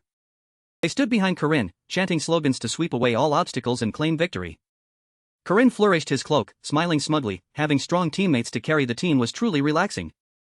The teachers watching on screen also broke out in a cold sweat in astonishment. They completely didn't understand what was happening out there. Ryan asked Josephine about Corinne's plan, but she hadn't anticipated it either. Josephine admitted that Corinne always had surprising and calculating moves.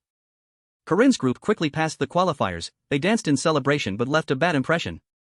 The next round was duo battles. Corinne's opponents were the Chen twins. They were excellent grade 2 guardians from Griffin Academy. The younger Chen sister unleashed a barrage of spells directly at Corinne's group. Corinne quickly and easily dodged all the attacks. Corinne ordered Alisa to attack. She was startled, not understanding why she was chosen. Alisa took her stance, blaming Corinne for causing trouble and then making her deal with the Chen siblings. 2 sharp sword strikes were unleashed. Alisa used the powerful sword break technique. The precise strike made the Chen sisters fall in pain. The match ended. Alisa was annoyed that Corinne only stood by and directed without helping. Jin Hyuk and Kang Yua observed from the stands, realizing Alisa was the Sword Emperor's granddaughter but not yet strong. Kang Yua judged that Alisa was only good when facing weaker students. But the person she paid most attention to was Corinne, the main force causing all variables in the team. She remembered Corinne had just been promoted to grade 5 and was wary of 2 other formidable opponents. The first person Kang Yua was wary of was the aggressive berserker. And the second person was the demi-human Marriott Makazan. After seeing Corinne easily dodge the spells, she realized his true strength was not simple. The Chen siblings were not weak, which proved that Corinne was truly formidable. Kang Yua commented that Corinne had meticulous observation skills and extremely seasoned situational judgment. Jin Hyuk also saw the seriousness, hoping not to encounter someone as cunning as Corinne. As he spoke, Jin Hyuk suddenly saw someone appear and exclaimed in surprise. His eyes immediately filled with killing intent and extreme hatred. While the arena was bustling, Warren slowly walked out alone. The silence in the hallway was in stark contrast to the lively atmosphere inside the arena. Warren closed her eyes. The stillness made her recall that fateful day. The day she officially transformed into an Azjura. The past returned. When she awoke, all around her was scorching fire burning everything. The cry "kill them all" echoed in her head. She stood amidst a mountain of corpses turned to ash. A sudden surge of killing intent pulled her back to reality. Warren realized someone was attacking her. Jin Hyuk unleashed an extremely fast and powerful kick towards Warren.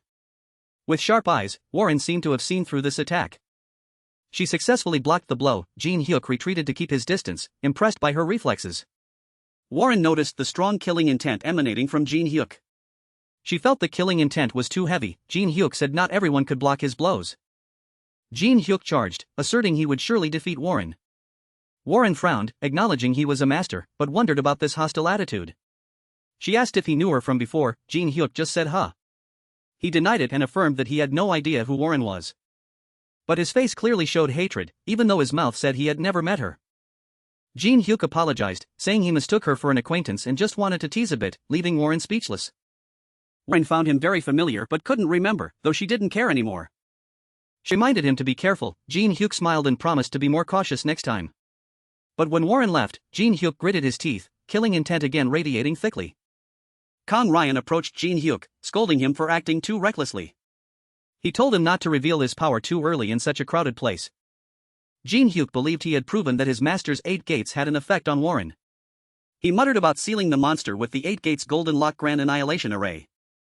Kang Ryan saw his hand tremble from restraint and reminded him to wait for the right moment. He thought that once the evil was removed from Warren, Jin Hyuk could do anything. Jin Hyuk, seething with killing intent, promised to kill the demon after subduing it. Finally, the second round arrived, and the contestants gathered at the center of the Yalit Kingdom. The city of Nazaria was where this dramatic round would take place. At a bustling roadside tavern, laughter and chatter filled the air. Corinne sat in the tavern. The relocation of the venue so far away was beyond his calculations. He called Josephine's words that the location had been changed by Professor Kang Ryan.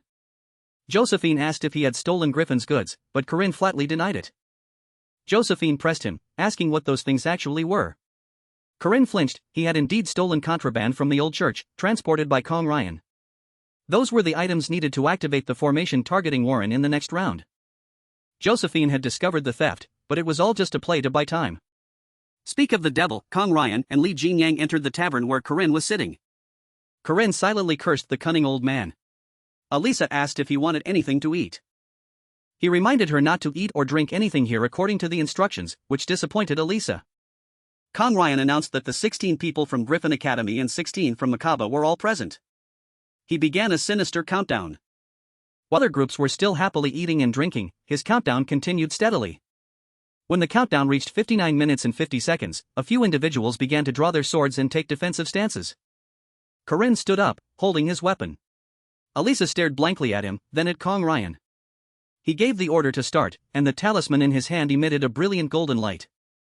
Corinne immediately attacked a young man, blood splattering amidst screams. Alisa, bewildered, asked what he was doing. Corinne mercilessly struck down another person. Others also began to kill, and the scene became chaotic and bloody. Alisa still didn't understand what was truly happening in this place. The tavern was now filled only with corpses and blood, along with the strongest survivors. Alisa's face turned pale. Corinne told her to look closely at those corpses. The ones killed were not human, they decomposed very quickly, revealing white bones. Corinne wondered why Kong Ryan chose this place, trapped in a 300-year time loop. By day they were normal people, but at night, 1.2 million residents would turn into undead. Nazaria at night was full of mystery, known as the City of the Dead. Inside the tavern, an announcement echoed, "The knockout round has officially begun." The rule was to collect moonlight stones until the morning of the day after tomorrow. Anyone who gave up would be immediately approved for withdrawal. The teams received their supply backpacks and were thrown out into the midst of wandering undead. Corinne's team, consisting of Alisa, Jaeger, and Lack, began to act. He calculated that they had to be in the top 4 to save Warren. For now, they would play by the rules of this undead game. Full moon hung overhead, signaling a terrifying night. Corinne intended to aim for the outskirts due to the moderate difficulty, avoiding the overly strong central area. He threw his spear, making the undead vanish, to clear a path for the team to advance. The goal was to climb a tall watchtower to easily observe the undead that had swallowed moonlight stones. Upon reaching the tower, Lack saw a few glowing undead and wondered about them. The scene shifts to a watchtower on the outskirts. Corinne's goal was to climb to a very high place. A high place is easy to observe from. He could identify the glowing revenants. When revenants swallow moonlight stones, their bodies automatically glow. Upon reaching the planned watchtower, Lack spotted a few glowing revenants. Lack wondered what was up with that glowing revenant. Currently, Corinne was still calculating how to safely collect points. He explained that the glowing revenants were the final bosses of this round, and the group had to capture them. Corinne prioritized quality over quantity, suggesting Lack use flying magic to support the other 3 without directly attacking. Lack agreed to this plan. Lack decided to use long-range spells to act, but before he could finish speaking, he detected something unusual. Everyone wondered about Corinne's surprised expression. He said he hadn't used any spells yet, but the revenant below had dragged its sword on the ground, creating a screeching sound. The revenant titan charged towards Corinne's group. He didn't understand why they had become its target.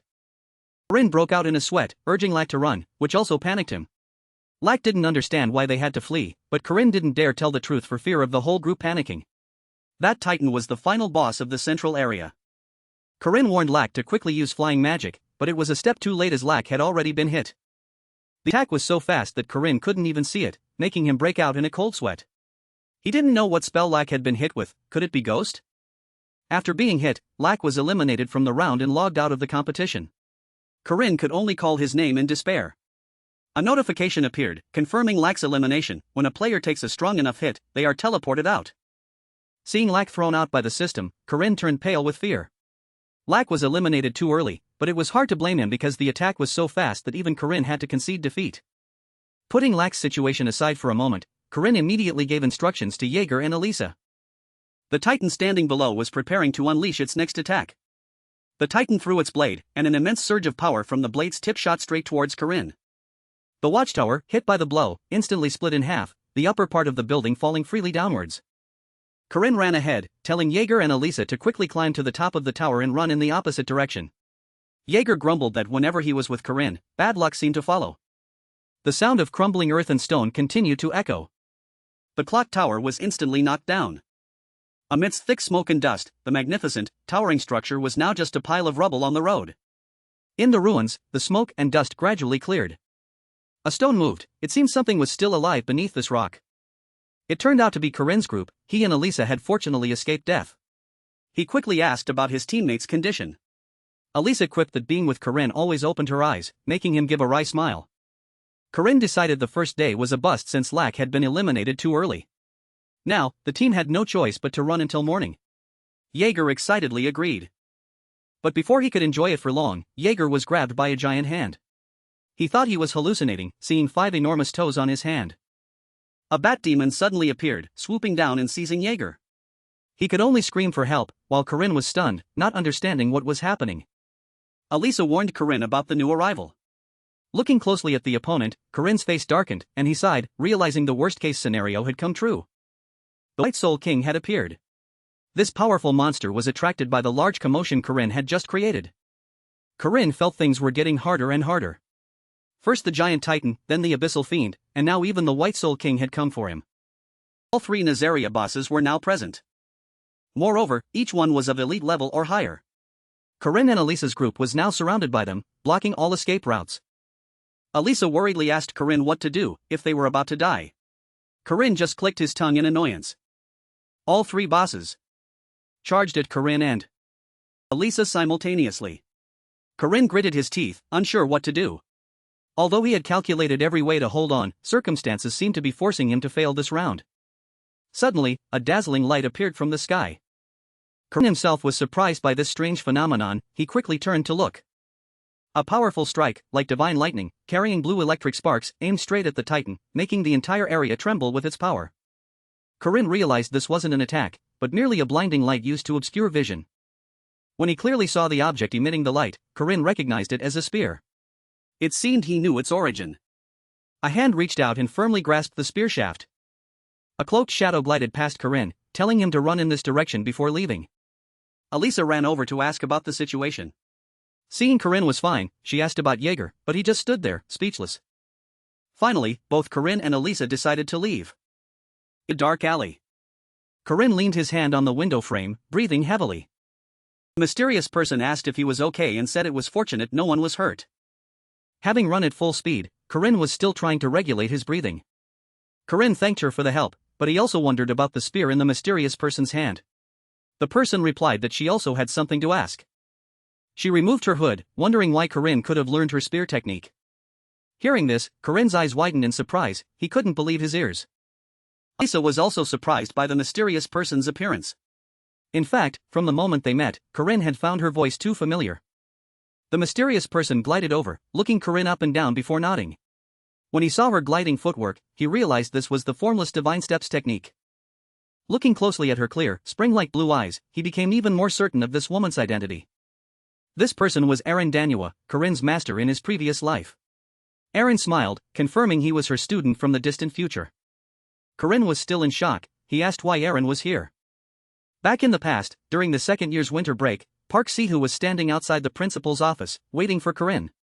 Seeing Corinne, Ciu scolded him for being slow, but Corinne just changed the subject and retorted that Ciu was disrespectful. Corinne got straight to the point, asking why Ciu had called him. When he realized he was standing in front of the principal's office, he was so surprised his eyes and mouth formed an O. Before he could grasp the situation, Ciu knocked loudly on the door.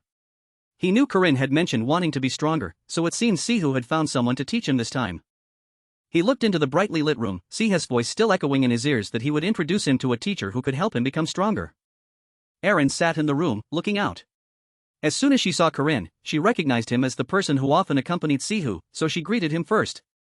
That was the fateful connection forged by Park Ciu's gamer privilege, and also the first time Corinne met his master, Aaron Danua. Back in the present, undead still lurked in every alley, but one house was protected by many spells to prevent them from entering. After setting up, Aaron entered the room and explained that normal undead couldn't get in here. Alisa politely thanked her and offered Aaron some of her chocolate. Aaron sat down. She acknowledged Alisa's kindness but reminded her not to eat food from another era in this place. Watching Alisa eat chocolate, Corinne remembered. Corinne watched Alisa eat with relish and broke out in a sweat. He sighed and said, "Well, just eat it and you'll see." Alisa asked why Aaron was here. Aaron instructed Alisa to call her master. Corinne remained silent, saying nothing. Aaron picked up a glass of water, took a sip, and said she understood the gist of it. Alisa brought up the topic. She mentioned Corinne's master from the very distant past. And since Aaron had been in this city when the 300-year event occurred, Alisa wanted to know more details about the incident. Corinne felt as if he heard Alisa's unintentional reminder. He felt that everything was indeed a mystery. The city of Nazaria was a place where time was repeated. Everything had to repeat. Corinne looked at Aaron, who was drinking tea. A suspicion couldn't help but arise in his heart. Why could Aaron move around normally with such clear consciousness? Aaron stood up, answering Corinne and Alisa's questions. She said that because she was a friend of the Grim Reaper, she could be so free. Corinne still didn't understand Aaron's intentions after hearing this. Aaron walked towards the window. This city of Nazaria is a type of ancient poison that creates revenants. Aaron is here to prevent the birth of the immortal king. And Aaron also announced that the immortal king was about to appear in the city center. Alisa was surprised and a little bewildered to hear about the immortal king. But Corinne remained calm, his attitude unusually composed. Corinne stood up, leaning on his hand. He said that if such a thing was happening, they should depart quickly. Aaron didn't want Corinne to go because, fundamentally, this was her business and had nothing to do with Corinne. He simply turned and asked Aaron one question: if she needed help, was that correct? Aaron smiled. She admitted Corinne was a perceptive child. Corinne's group and Aaron were running at full speed towards the city center. Corinne knew from the beginning that Aaron had no intention of refusing his help. Because the main mission of this qualifying round was also the main mission he had to overcome. He had to work with the mysterious spearman Aaron to prevent the birth of the immortal king. Nazaria. Alisa saw something and informed Corinne. He just hummed in acknowledgement. In his heart, he was still thinking that helping Aaron was something he couldn't refuse from the very beginning. The Titan roared, holding its blade, ordering the Revenant soldiers standing in front. Looking at the Titan, Corinne knew he had to destroy the 3 Revenant kings to weaken the immortal king's power. The Titan swung its blade powerfully. The wind-rending force of the slash created unimaginable power. Although the attack was both fast and decisive, Corinne and Aaron were still able to dodge it easily. One master, one disciple. Corinne and Aaron combined their spears, jointly performing the ultimate technique of sweeping 1,000 armies. Then both slashed their blades, unleashing the combined ultimate technique of Gale Spear, making the entire sky light up. The Titan, unable to react in time, raised its hand to block the attack. Corinne slashed his spear towards the Titan. But unfortunately, it was blocked by the Titan's blade swing. But Aaron seized the opportunity. She slipped under the blade, using its blind spot to attack the Titan. Just as planned, the Titan was impaled directly in the stomach by Aaron's spear. Realizing the plan had succeeded, Corinne immediately informed Alisa, "Now's the time." Alisa had been waiting. As soon as she heard the signal, she drew her sword from its sheath. Alisa decisively used a sword strike to sever the head of the Revenant King. The Titan. Alisa landed lightly. The beheaded Titan also dropped its blade and fell to the ground. Corinne took the enormous moonlight stone from inside the Titan. Alisa stood beside him, waiting for praise. Corinne had to admit that with just one more person on the team, the difficulty had significantly decreased. Corinne admired Aaron's strength. Aaron just looked at him and smiled. She praised him for his hard work. That's enough for today. The sun had also appeared in the east, peeking from behind the houses. Usually, when on outdoor missions, teams would set up camp to rest at night. But in Nazaria, it was the opposite, because the city would be extremely safe during the day and incredibly dangerous at night. The scene shifts to a certain house. Morning light filled everywhere. Alisa had fallen into a deep sleep. Outside, a voice called out, "Is Alisa asleep yet?" Aaron teased Corinne that both he and Alisa were children, so what was wrong with sleeping together? But he just propped his chin, saying he wasn't a child. She then changed her address to kiddo. Anyway, Aaron taught you everything. So if you're not a kiddo, what are you? Corinne didn't answer after hearing that. Corinne looked away. He listed the techniques Aaron had taught him. After hearing them, Aaron also admitted that he was indeed the disciple she had chosen. But what she hadn't expected was that the child she chose was just an ordinary child. Hearing this, Corinne became even more pensive. In truth, Aaron had chosen Vantaza as her successor. But 80 years later, Aaron regretted that decision. Corinne knew everything. But he chose not to speak because he didn't want to add more sorrow to the person living in a time frozen 300 years ago. Deep in thought, Corinne didn't notice Aaron poking his cheek. Aaron keenly noticed Corinne's contemplation. She asked what he was afraid of. Corinne felt extremely lucky to have a student who loved his master so much. But he just thought Aaron was overthinking things. Aaron realized what Corinne's worry was. She only heard a few sentences and knew her future didn't seem bright. Corinne immediately retorted, but she just scolded him as a foolish student. Don't you know how formidable your master is? Recalling the sad memories of his previous life, Corinne answered Aaron's question in his heart. When facing countless evils and enemies, Aaron was the one who stood up against evil. At that critical moment, Aaron stepped forward to block the enemy. Because she wanted to buy him time. But Corinne did not accept Aaron's actions. Aaron, facing that situation, became a person with incredibly strong shoulders. She asserted that she was an adult and had the responsibility to protect a child like Corinne. Corinne looked at his master's back and felt devastated. Aaron was the teacher who had guided, taught, and changed Corinne. And also the one who sacrificed herself to protect Corinne. In the past, Aaron had turned back to look at him with a smile on her face. Even knowing that the outcome would be insurmountable, she still comforted Corinne that everything would be alright. Corinne again remembered that bastard Park Ciu. He always blamed himself for not realizing his true face sooner. And he even asked himself countless times if he could have saved his master by eliminating the future threat that was Park Ciu earlier. Despite knowing the future, he still failed time and again. And each time, he had to find a way to correct his mistakes. He remembered that fallen crow again. Just a flap of its wings could cause unforeseen consequences. Then he remembered his purpose for participating in this festival was to rescue Warren. But everything went off track, and now he was in this city. Even meeting his esteemed master from 300 years ago in this city. Everything was beyond his expectations, even one unexpected variable could ruin everything. He closed his eyes tightly. He couldn't escape the thought that he would just fail again. That thought haunted him, preventing him from closing his eyes. He accidentally spoke his thoughts aloud. Aaron heard him and immediately asked, "What are you afraid of failing?" Corinne jumped, startled as if frightened. Aaron smiled. She said only fools constantly think about others' failures. But those who constantly question their own failures are intelligent. At least Corinne is the intelligent type. Corinne's face darkened. He asked Aaron in return if she would still say those words if she had experienced failure like him. Aaron hugged her student from behind. She admitted that she was someone who had been and continued to fail. Her hug surprised Corinne a little. And continued to talk about her failures. But she ended with a conclusive statement, "My best decision was choosing you as the successor to my spear technique." He listened, his eyes wide with surprise. Aaron continued to hug him. Aaron is the queen of paradise. She will bless Corinne's path forward. So she advises Corinne to rest. Sleep, and everything will be fine. Corinne nodded. In his heart, he repeated Aaron's words and wondered if everything would truly be fine, and if he could truly save everyone. The scene shifts to where Warren was standing. She was participating in the individual qualifiers. A festival held between Makaba and Griffin academies. In the arena, Warren's opponent continuously attacked. But she did not retaliate. The spectators couldn't believe what they were witnessing. No matter how the knight attacked, he couldn't hit Warren. He desperately yelled, "Why?" Professor Josephine instructed Warren, "Don't be too serious." The knight was so distraught that he climbed onto Warren, grabbing her head and whining that she should give in a little. Corinne's words echoed in Warren's ears. He said, "There are many weak people in this world, so treat them with care." Another opponent swung an axe straight at Warren's head, but it had no effect. Corinne's words still resonated, "Your very existence is a threat to others, so I hope you can cooperate to get through this festival smoothly." The knight, failing to land his axe blow, bowed his head and sobbed in defeat. Warren merely said, "How boring," and did not retaliate. Warren recalled her martial arts lessons with Corinne. Even just a lesson was many times more interesting than the current matches.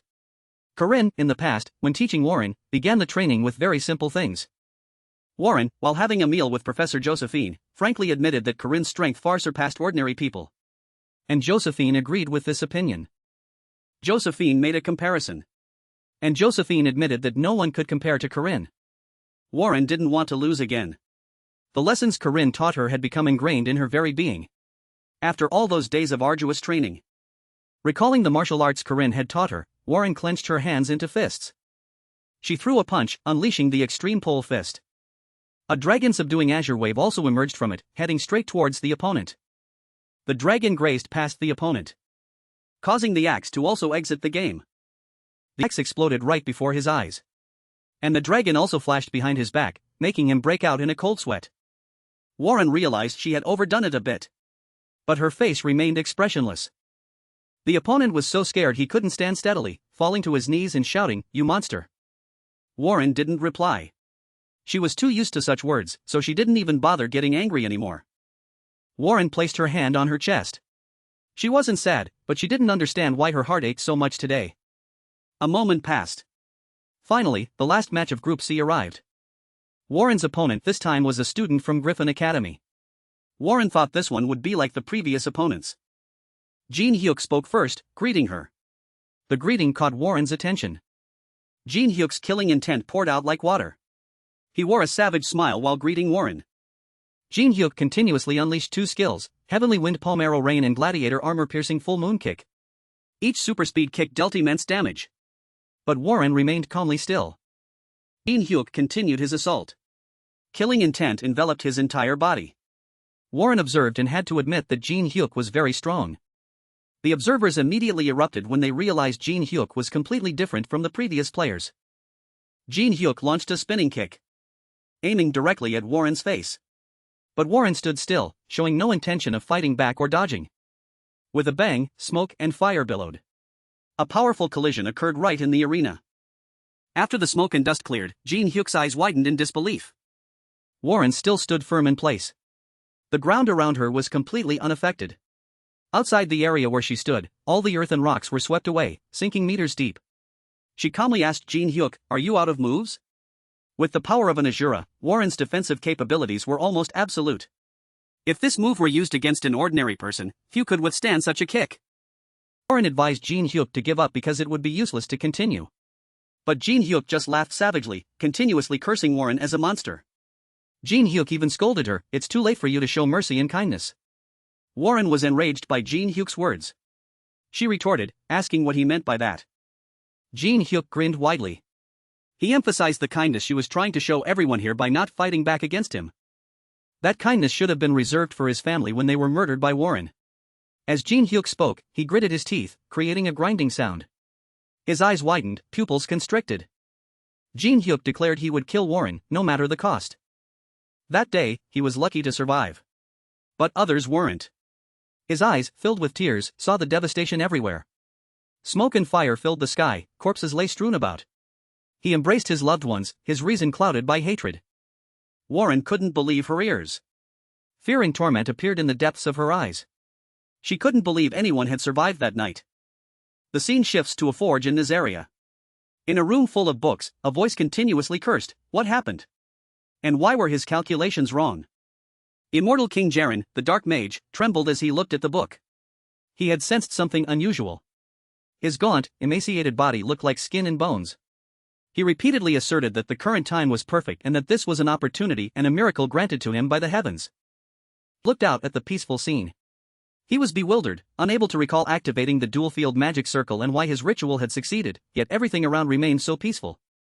It seemed Jaren had realized the loop. He still retained the memory of successfully performing the ritual and transforming, but he was sent back to 3 days before the ritual took place. He didn't know who had interfered in this matter and how time could repeat like this. The scene shifts to a forge in this area. In a room full of books, a voice continuously cursed, "What happened? And why were his calculations wrong?"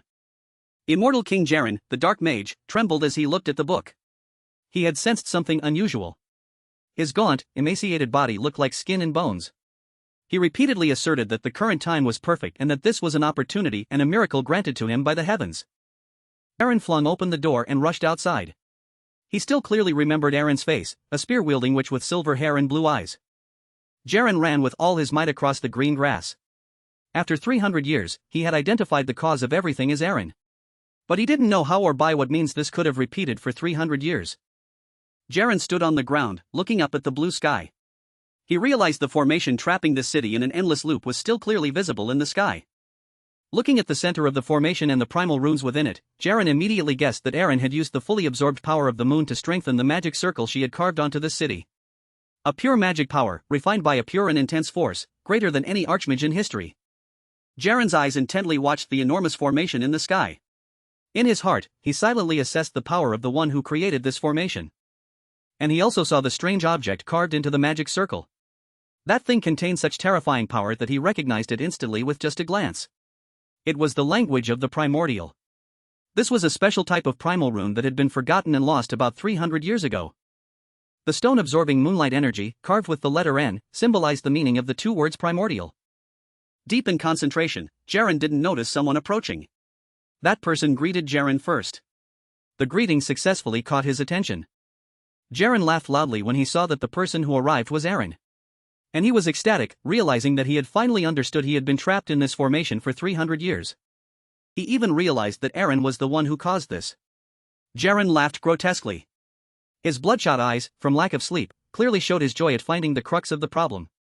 He laughed loudly, asserting that because of Aaron, time in this city kept repeating endlessly. Aaron was the one who caused it all. Aaron just stood listening, neither responding nor refuting a single word. Aaron's eyes held only coldness and ruthlessness. She growled the immortal king's name, Jaren. Just one call had a powerful impact on Jaren's body, making him convulse and unable to move. He even let out a groan of pain. Jaren's body swelled and bloated. He was transforming. His eyes were bloodshot and murky like a devil's. Being forced to transform like this caused him endless pain. He shed tears, his eyes darting back and forth. Eren stood by, merely reminding Jaren he should fulfill his role. The second night in this area. The gloomy city under a starry sky. Alisa and Corinne carried out the plan they had discussed earlier. Alisa intentionally used herself as bait to lure the Abyssfraker. She drew her sword and decisively sliced it in half. Corinne did the same. On his side, he had also dealt with the White Soul King. They had successfully eliminated the 3 Revenant Kings, the Abyssal Fiend, Abyssfraker, the White Soul King, and the Titan. Although Corinne and Alisa were not high-level guardians, they had both defeated high-level Revenant bosses. Alisa held the Moonlight Stone in her hand, beaming with joy. She excitedly showed it to Corinne, the fruit of their recent harvest. He sat on a pile of demon corpses, still lost in his own thoughts. They had been able to easily hunt demons in this city full of revenants, all thanks to Eren Danua. Eren smiled happily. Their only target now is the Immortal King. Corinne propped his chin. He knew Eren must have done this hundreds, thousands of times. Eren's guidance was truly masterful. The plan was flawlessly perfect. Finally, it was the afternoon of the third day. The final boss they were forced to confront had appeared. Jaren stood in the middle of the road, radiating overwhelming resentment. Their mission was to defeat Jaren before he could fully awaken his power. Immortal King Jaren, the Dark Mage, had caused the Nazaria Revenant army's uprising 300 years ago and was also the one who yearned to become the King of Revenants. Alisa was a little disappointed to see Jaren's true appearance. She turned to Eren, who was smiling gently, and asked, "Is the person standing before us truly Immortal King Jaren?" Because this Immortal King's appearance, though distorted, didn't look very imposing. Corinne speculated that his appearance might be due to an incomplete evolution process. Eren pondered and agreed that his soul had not been fully demonized. He also lacked the wisdom of a true mage. Corinne ignored all of it. He told everyone to step aside. Hearing his words, Eren didn't understand what he was trying to do. And she saw Corinne suddenly charge forward alone. He wanted to deal with Jaren himself. Alisa also screamed in panic, trying to stop Corinne. Regardless of his appearance, Jaren was a super-level boss. Corinne agreed with Alisa. Even if he was an incomplete monster, Jaren was fundamentally a Revenant King resurrected by a dark, forbidden ritual. Jaren's power certainly far surpassed Marriott's. Calling him a super-level final boss was not wrong. Corinne ran closer to Jaren. He greeted him first. Jaren also sensed something coming for him. Corinne used the Violet Lightning technique, striking Jaren with lightning. Purple lightning struck fiercely, shattering everything around. Corinne felt the terrifying power emanating from Jaren.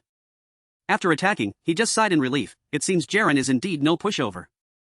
Immortal King Jaren growled, unleashing his power. He continuously unleashed ultimate moves. There was Death's Vow, Death's Wind, and finally, Apocalypse. The power from Jaren shattered and collapsed houses. Alisa couldn't believe Jaren could cast such high-level spells consecutively, without even cooldown time. Alisa, shielding herself from harm, worriedly asked Corinne if he was okay. Jaren thought he had eliminated his opponent, so he laughed with satisfaction. Immortal King Jaren didn't expect to be attacked repeatedly. In Corinne's eyes, his power was only mediocre. He used Boundless Heavenly Reversal, slicing Jaren into pieces. Because he was too wasteful with his magic power, he couldn't withstand Corinne's ultimate move. He unleashed his final technique, Nakamaki. Finally, Immortal King Jaren became a puddle of blood at Corinne's feet. Those who focused too much on power, like the Immortal King, were easier to deal with. If he could overwhelm him with skill, he could easily toy with him like a weak boss. Moreover, Nazaria was a repeatable quest. He had already eliminated him thousands of times before. Alisa was also stunned by this result. Corinne killed Jaren too easily. She felt as if he was getting stronger and stronger. Corinne, however, thought she might even handle him more easily than he did. He noticed only Alisa was left. She had just realized Eren had disappeared. Clearly, Eren had been standing beside her just moments ago. Corinne silently speculated. Decided to go find Eren alone. Before leaving, he told Alisa to stay and be wary of revenants. Alisa watched his retreating figure. In her heart, she wondered about Eren. From above, she looked down at the desolate, smoke-filled city. There was truly nothing to admire here. Corinne found Eren standing alone, looking down at the unremarkable ruins below. Coming beside her, he asked her about it. This isn't the first time Immortal King Jaren has appeared. Eren admitted what he had just said. This has happened a total of 36,539 times. Nazaria's quest to defeat the Demon King reset every 3 days. The Dark Mage Jaren had used a lunar eclipse to turn the entire city into revenants. This happened 353 months and 27 days ago. 1.2 million revenants suddenly appeared and then vanished along with the immortal king. Corinne also learned that Aaron had repeated this 36,539 times. Every 3 days, Aaron would defeat the Demon King Jaren. Corinne asked her the reason why this loop appeared. Aaron smiled gently, answering his question. I am the one who created this city. And if those 1.2 million revenants leave the city, this entire continent, this entire world, will immediately disappear. The stone bearing the heavenly scheme runes appeared, along with countless glowing magic circles in the sky.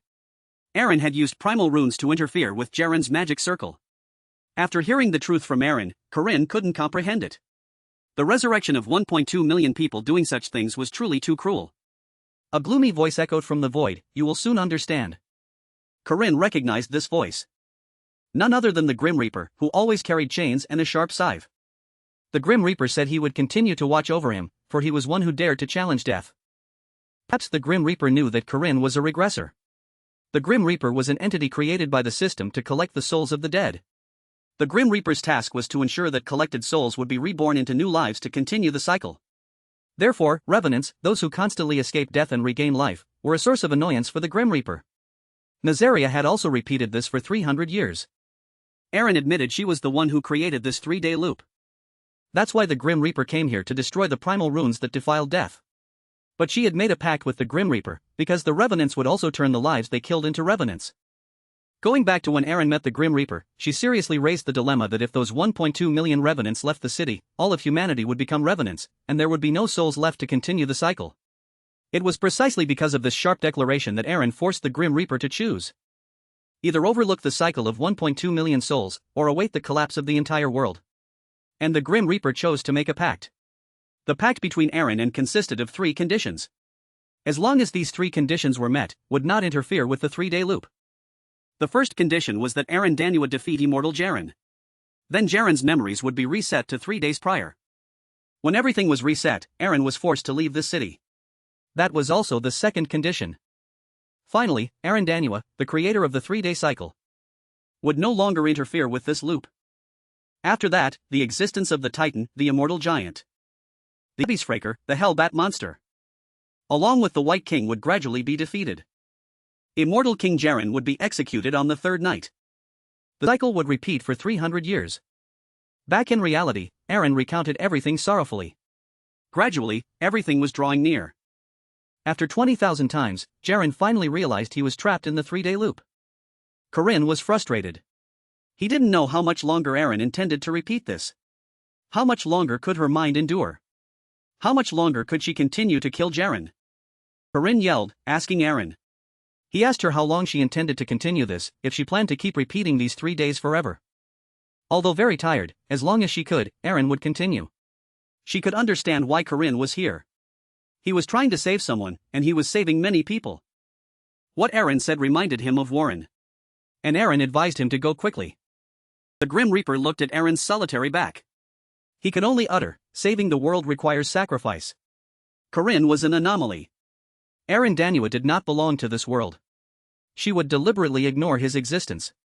Finally, Aaron turned and left. Aaron sacrificed herself, making it so no one could recognize her, nor know how she sacrificed herself. Thinking of this, Corinne gritted his teeth. He was very angry. He knew she always thought of sacrificing herself. He recalled the image of his master in his previous life, when she accepted putting herself in danger to protect others. That's why Corinne respected her so much. A lonely person fighting, protecting the world in silence. However, Corinne thought of another solution. When he thought of the Grim Reaper, Corinne called out to him. Aaron turned back in surprise. She was bewildered, not knowing what Corinne was trying to do. Corinne extended his hand towards the Grim Reaper. He offered to make a pact. He would not give up and would not abandon any opportunity to save his master. Aaron tried to run to stop his actions. But it was too late.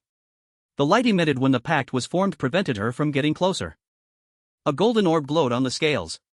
The Grim Reaper found this situation very interesting, as the one making the pact was a liar. The Grim Reaper praised Corinne's courage. A deceiver of death like you wants to make a pact with the Grim Reaper. The scales were tipping towards the larger purple orb. The small Corinne stood before the mighty Grim Reaper. The Grim Reaper looked at him and asked him to state his wish. Stating his demand, Corinne wanted to nullify the pact made by Danua. But first, the Grim Reaper had to give him a treasure of the mortal realm. He wanted at least something of rank 10 or higher. Like all other pacts, Corinne also had to exchange something else for his wish. Corinne thought for a while. He promised that within half a year, he would cleanse the entire city of Nazaria, which was overrun by revenants. The Grim Reaper paused for a few seconds, stunned by Corinne's grand promise. The Grim Reaper asserted that he couldn't do this. Though small before the Grim Reaper, Corinne ignored the Grim Reaper's doubts. Whether he could do it or not was not for the Grim Reaper to decide. He just needed to put it on the scales. Corinne asked the Grim Reaper about the fairness of his pact. A second later, the golden orb on the scales grew larger, glowing brighter and brighter. After weighing the pact, the Grim Reaper replied, "The pact is not fair enough. Cleansing 1.2 million souls is not commensurate with Corinne's reward." Even though the Grim Reaper said that, the weight of the golden orb was many times heavier than the purple orb, indicating that the pact was still unbalanced. Realizing the problem, Corinne was astonished. The Grim Reaper again asked Corinne to choose a number. Only then would the scales balance.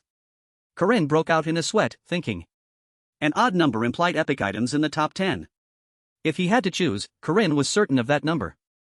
After considering everything, Corinne decided to choose the treasure he wanted. After making the pact, Corinne walked over to where Aaron was standing. Aaron was still in a state of panic. She couldn't believe Corinne dared to do such a thing. She rushed to him, wanting to know what he had done. Corinne saw her running up. He was also surprised that she had patiently waited for him. Corinne told Aaron about the pact he had just made with the Grim Reaper. It was that within half a year, he had to purify Nazaria. If he succeeded, Aaron's pact would also be nullified. Hearing the condition of the pact, Aaron could only scream in helplessness. She could only say he was crazy. Because she knew, if he didn't fulfill the pact with the Grim Reaper, even his soul would cease to exist. He would be stripped of all rights to reincarnation. In response to Aaron's worried words, Corinne slowly lowered his voice, speaking to her with deep respect. He affirmed that this was what he had learned from Aaron. Corinne held her shoulders firmly, telling her what he had learned from Aaron. That made Aaron pause. She seemed a little surprised. Initially, Corinne only thought this was a game. But in the most dangerous, most difficult moments, facing a world of smoke and fire, with monsters lurking everywhere, he met an adult. That was the first time he met a true hero. A hero he couldn't protect, who fought the world alone, who sacrificed herself while protecting him. The moment she turned back to look at him and smiled amidst the desolate, smoke-filled ruins, it broke his heart. Corinne gripped Aaron's shoulders even tighter. This time he wanted to save her. This time he would definitely not fail. He was no longer the weak person he used to be. After all, it wasn't something as grand as saving the world. What he was doing was very simple. Smiling brightly, he regarded what he was doing this time as merely repaying a debt. The peaceful, starry night sky. Aaron was facing a monster covered in tumors. It wielded a grotesque staff. And this was a very long time later in Nazaria. The monster screamed in fear. It continuously yelled, "Witch! Witch!" It unleashed all its magic to resist. Life continued for 300 years. The monster was attacked repeatedly. It could no longer resist. Finally, Aaron made it explode completely. This event, today, still repeated itself. Aaron removed her hood. She sighed. The city was still a chaotic hellhole. Aaron stood alone, looking down at the ruined city. Mechanical activities repeated for 300 years. She had to fight this terrible schedule throughout that time. The reason was nothing special. Simply because she was a hero.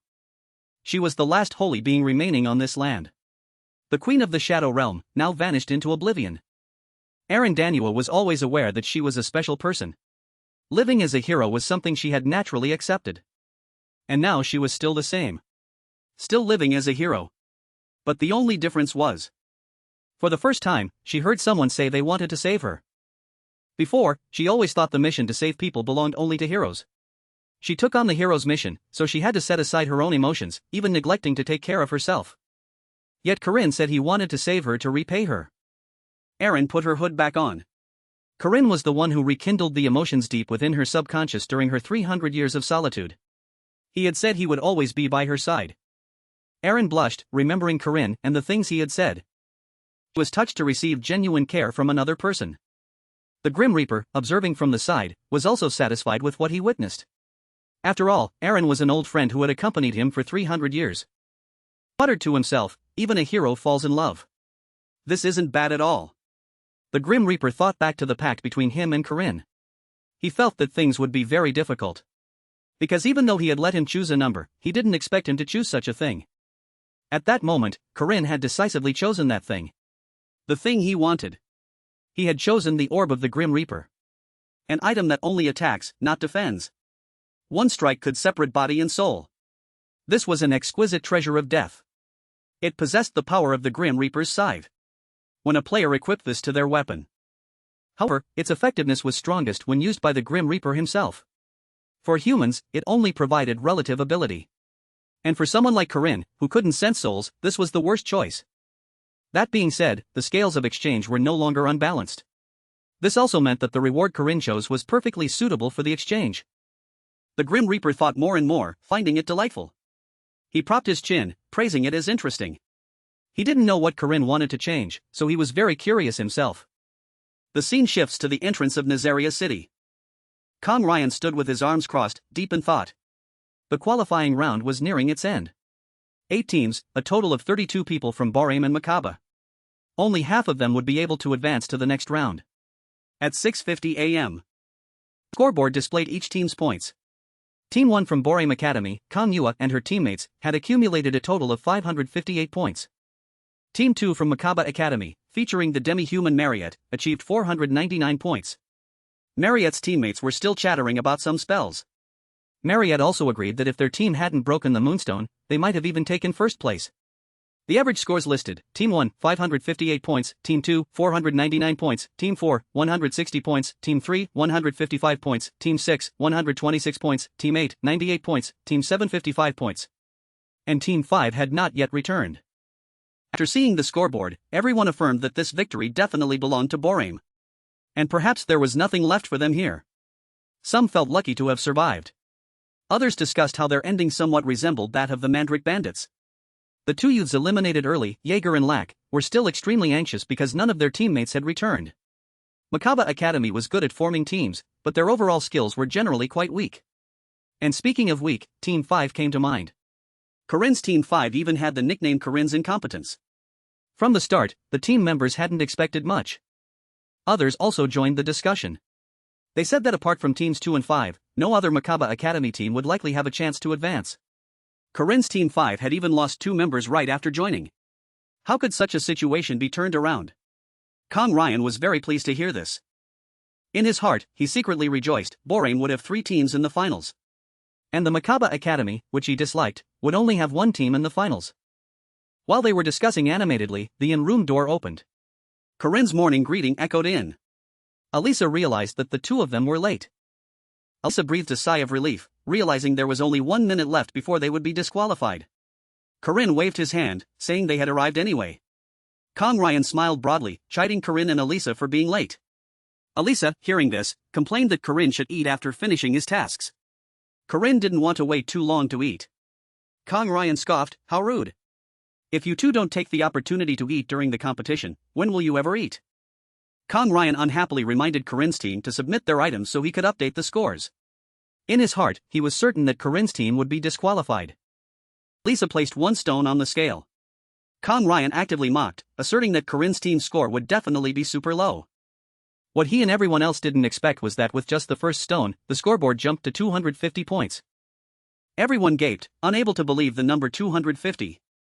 Kong Ryan immediately concluded, Corinne's Team 5 ranks 3rd. But Corinne quickly cut him off, as he hadn't submitted all the Moonlight Stones yet. 3 Moonlight Stones from 3 living dead kings were placed on the scale. Everyone who saw them was utterly terrified. They asked where Corinne's team had gone to hunt for Moonlight Stones. Could it be that their team had gone straight to the city center to hunt those 3 legendary great monsters? Still not done surprising them, Corinne also presented a Moonlight Stone as red as blood. That was his last item. The Moonlight Stone of Immortal King Jaren was placed on the scale. The score on the scale immediately soared. Everyone was utterly stunned. Kong Ryan's entire group stared with wide eyes and open mouths as they read out the number 1000. The scoreboard showed Corinne's team's total score as 1,768 points. Corinne gave a thumbs up, praising it as excellent. Old Kong Ryan still couldn't believe his eyes. The final ranking showed Corinne's team in the lead with 1,768 points. And the 4 teams advancing to the finals were Team 5, Team 1, Team 2, and Team 4. Carriages were waiting outside the door. The morning atmosphere was truly bustling. Alisa asked if Corinne would still come here. Corinne simply hummed in affirmation. Then he affirmed that he had to go. And it seemed Alisa had discovered Corinne's intention to save Ariel. Alisa announced that she and Marriott would accompany Corinne next time. Alisa smiled brightly and beautifully. She didn't want him to do everything by himself. Although she didn't know what his plan was, if Corinne kept acting this way, it would make her very worried. Corinne was very surprised to hear this. He had always thought Alisa was just a fool, but it seemed he was mistaken. He agreed with Alisa and thanked her for thinking of him. But he also warned Alisa that she might get tired, as many tasks awaited them ahead. Corinne closed his eyes to rest, but his mind never stopped calculating. He wanted to research how to use the power gained from the Grim Reaper. My worldly treasure is a bit different from what you expected. But the Grim Reaper's orb could become a special hidden item for your actions this time. Corinne recalled Warren's lonely back. When she asserted that whatever he did would be useless and no one would help her. What if it's precisely the secret card to save that child? Back at school, Corinne immediately went to look for Warren. But he received shocking news. Professor Josephine announced that Warren had been imprisoned. In the past, there was a little girl named Lon. Everyone loved her dearly. She happily ran to hug her sister, whom she hadn't seen in a long time. Yua was also happy to see her sister again and asked, "How has your health been lately?" But Lon was an unfortunate child. She had never been able to step outside on her own due to a serious illness. Her face always looked exhausted. It turned out Lon possessed the extreme meridian body, a constitution cursed with self-destruction. Endless energy overwhelmed yang energy, breaking the balance in her body, and Lon had carried that curse since birth. Lan's father, Kong Ryan, tried every method to cure his daughter, but no remedy could resolve the extreme meridian. He was so devastated that his room became a mess, and a once happy and peaceful family thus disintegrated. Lying on her sickbed, Lon tried to call her father, and Kong Ryan also ceaselessly called her name. If one had to speak of 2 misfortunes within this happiness, the first was Lan's curse of illness.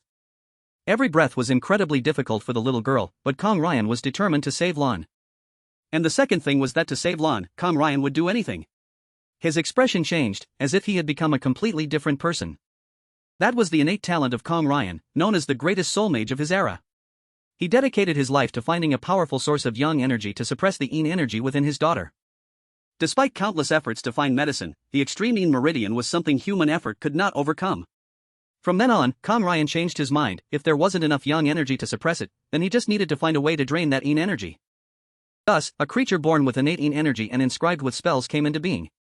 It was a monster familiar to soul mages, whose task was to guide unfortunate souls back to the earth.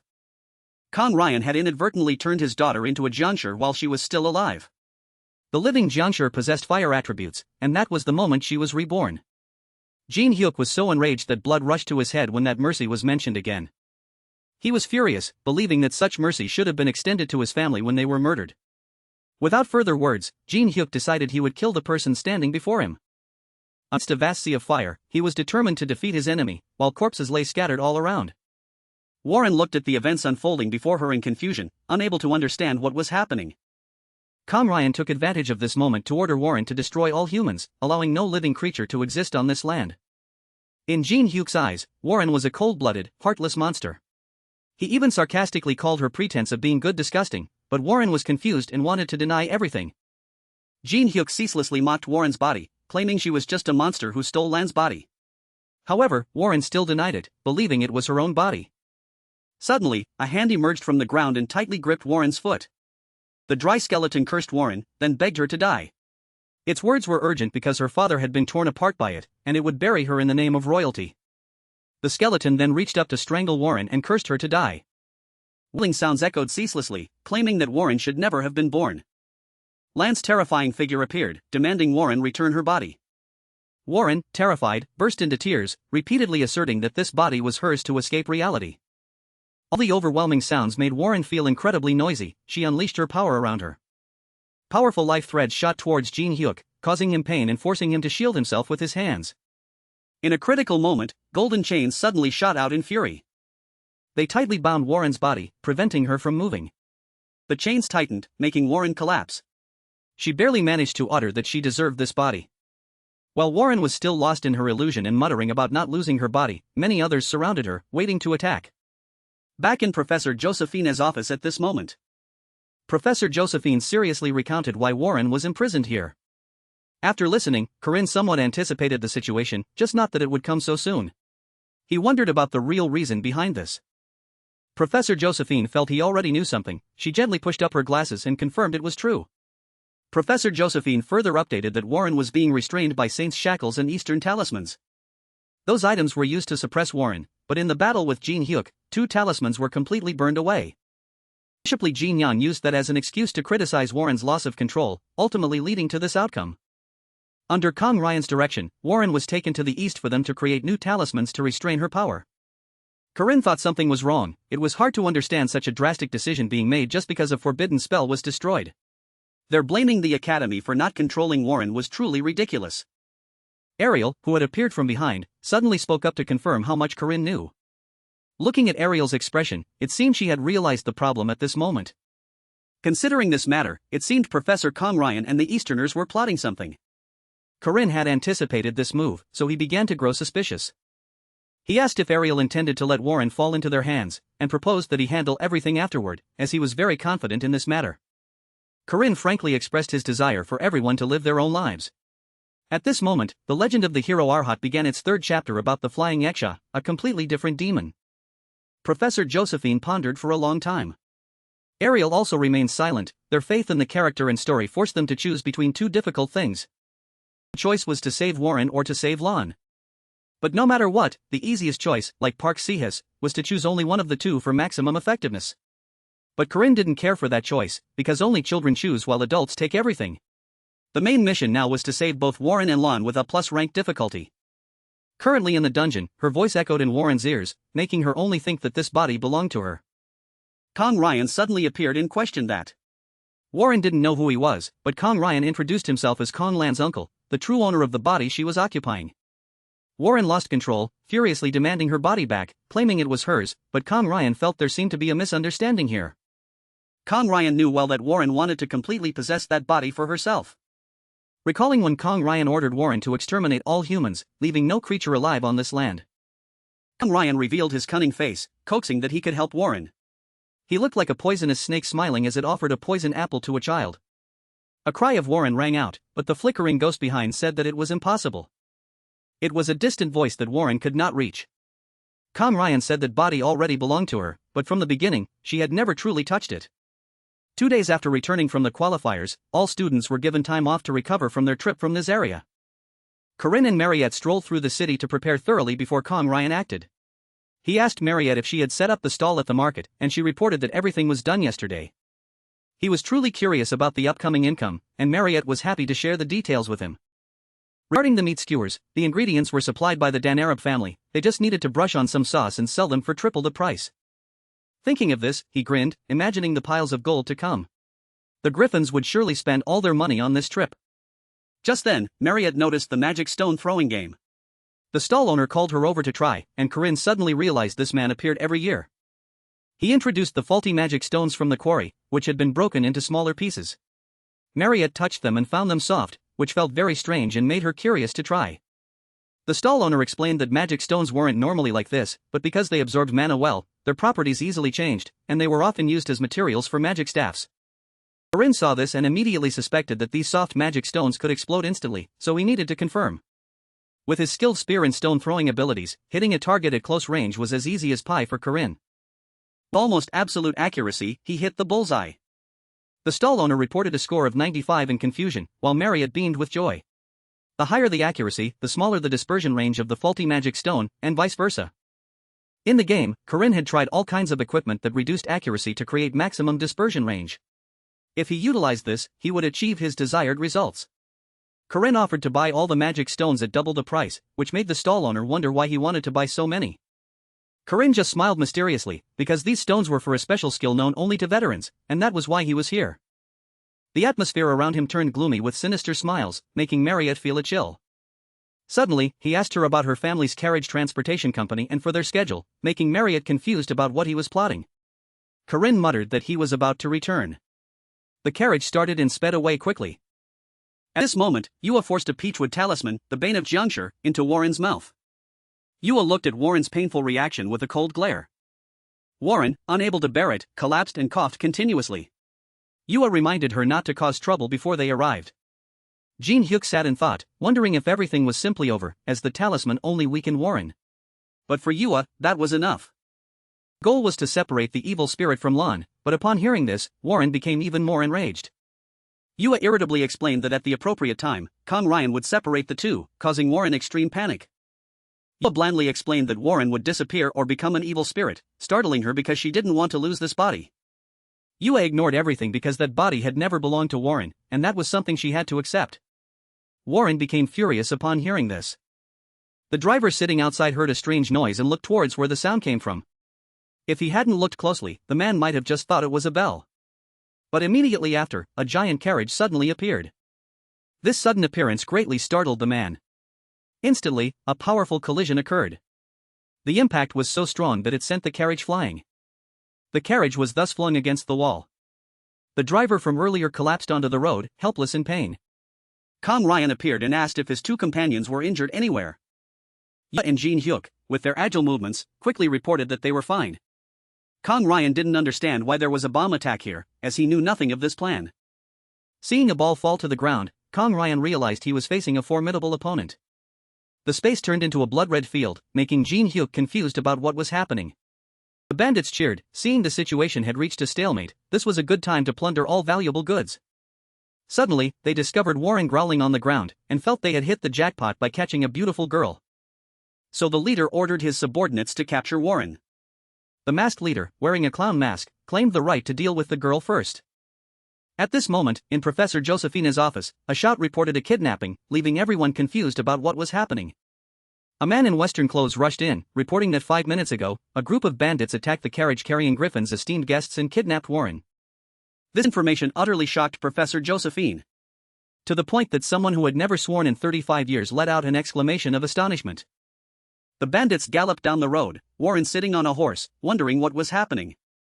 Corinne hugged Warren and reminded the others not to cause trouble in his absence, but Warren found it useless. Corinne explained that if those people took her, she would be in danger, but Warren thought it had nothing to do with him.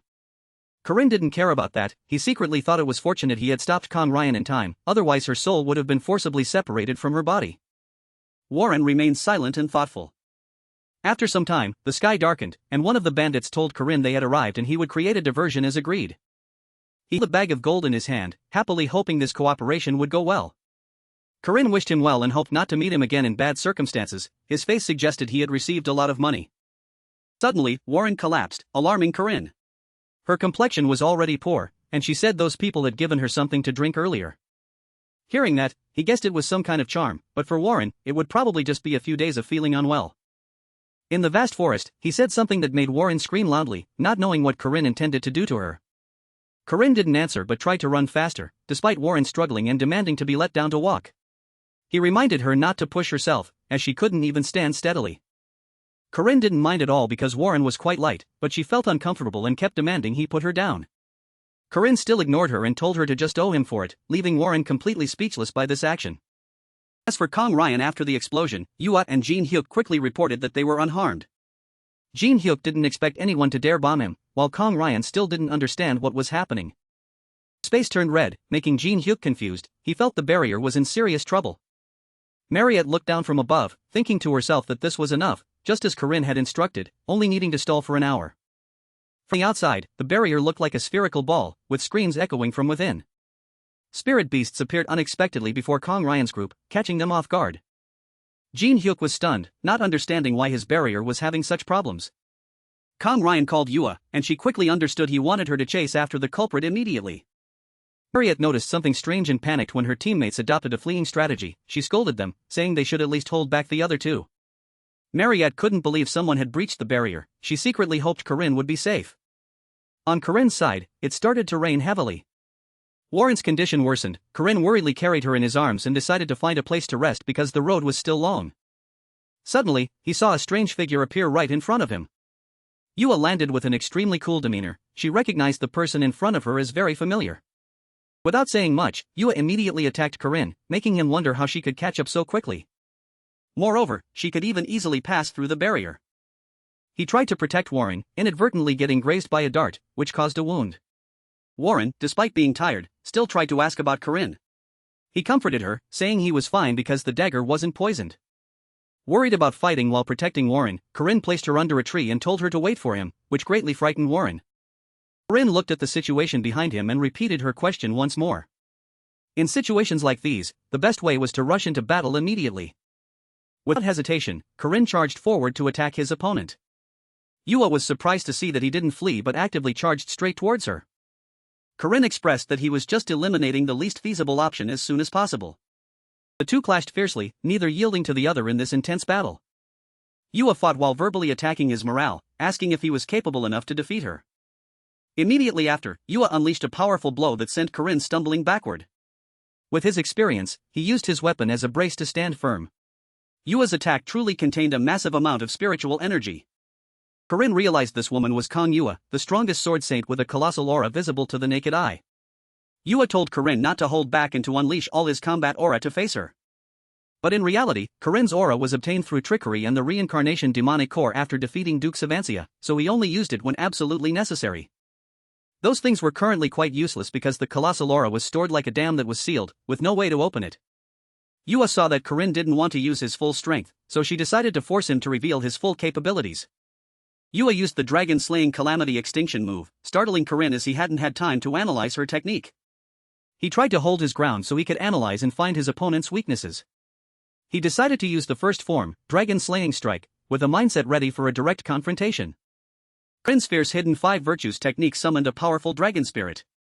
Corinne fought with all his might using the left heaven evil battle technique, showing no quarter. Each technique was unleashed, from body-breaking spear to world-destroying slash. The battle's progression was so intense that viewers could only hold their breath to keep watching. After a long while, the battle finally stopped. Corinne knelt on the ground, panting from exhaustion.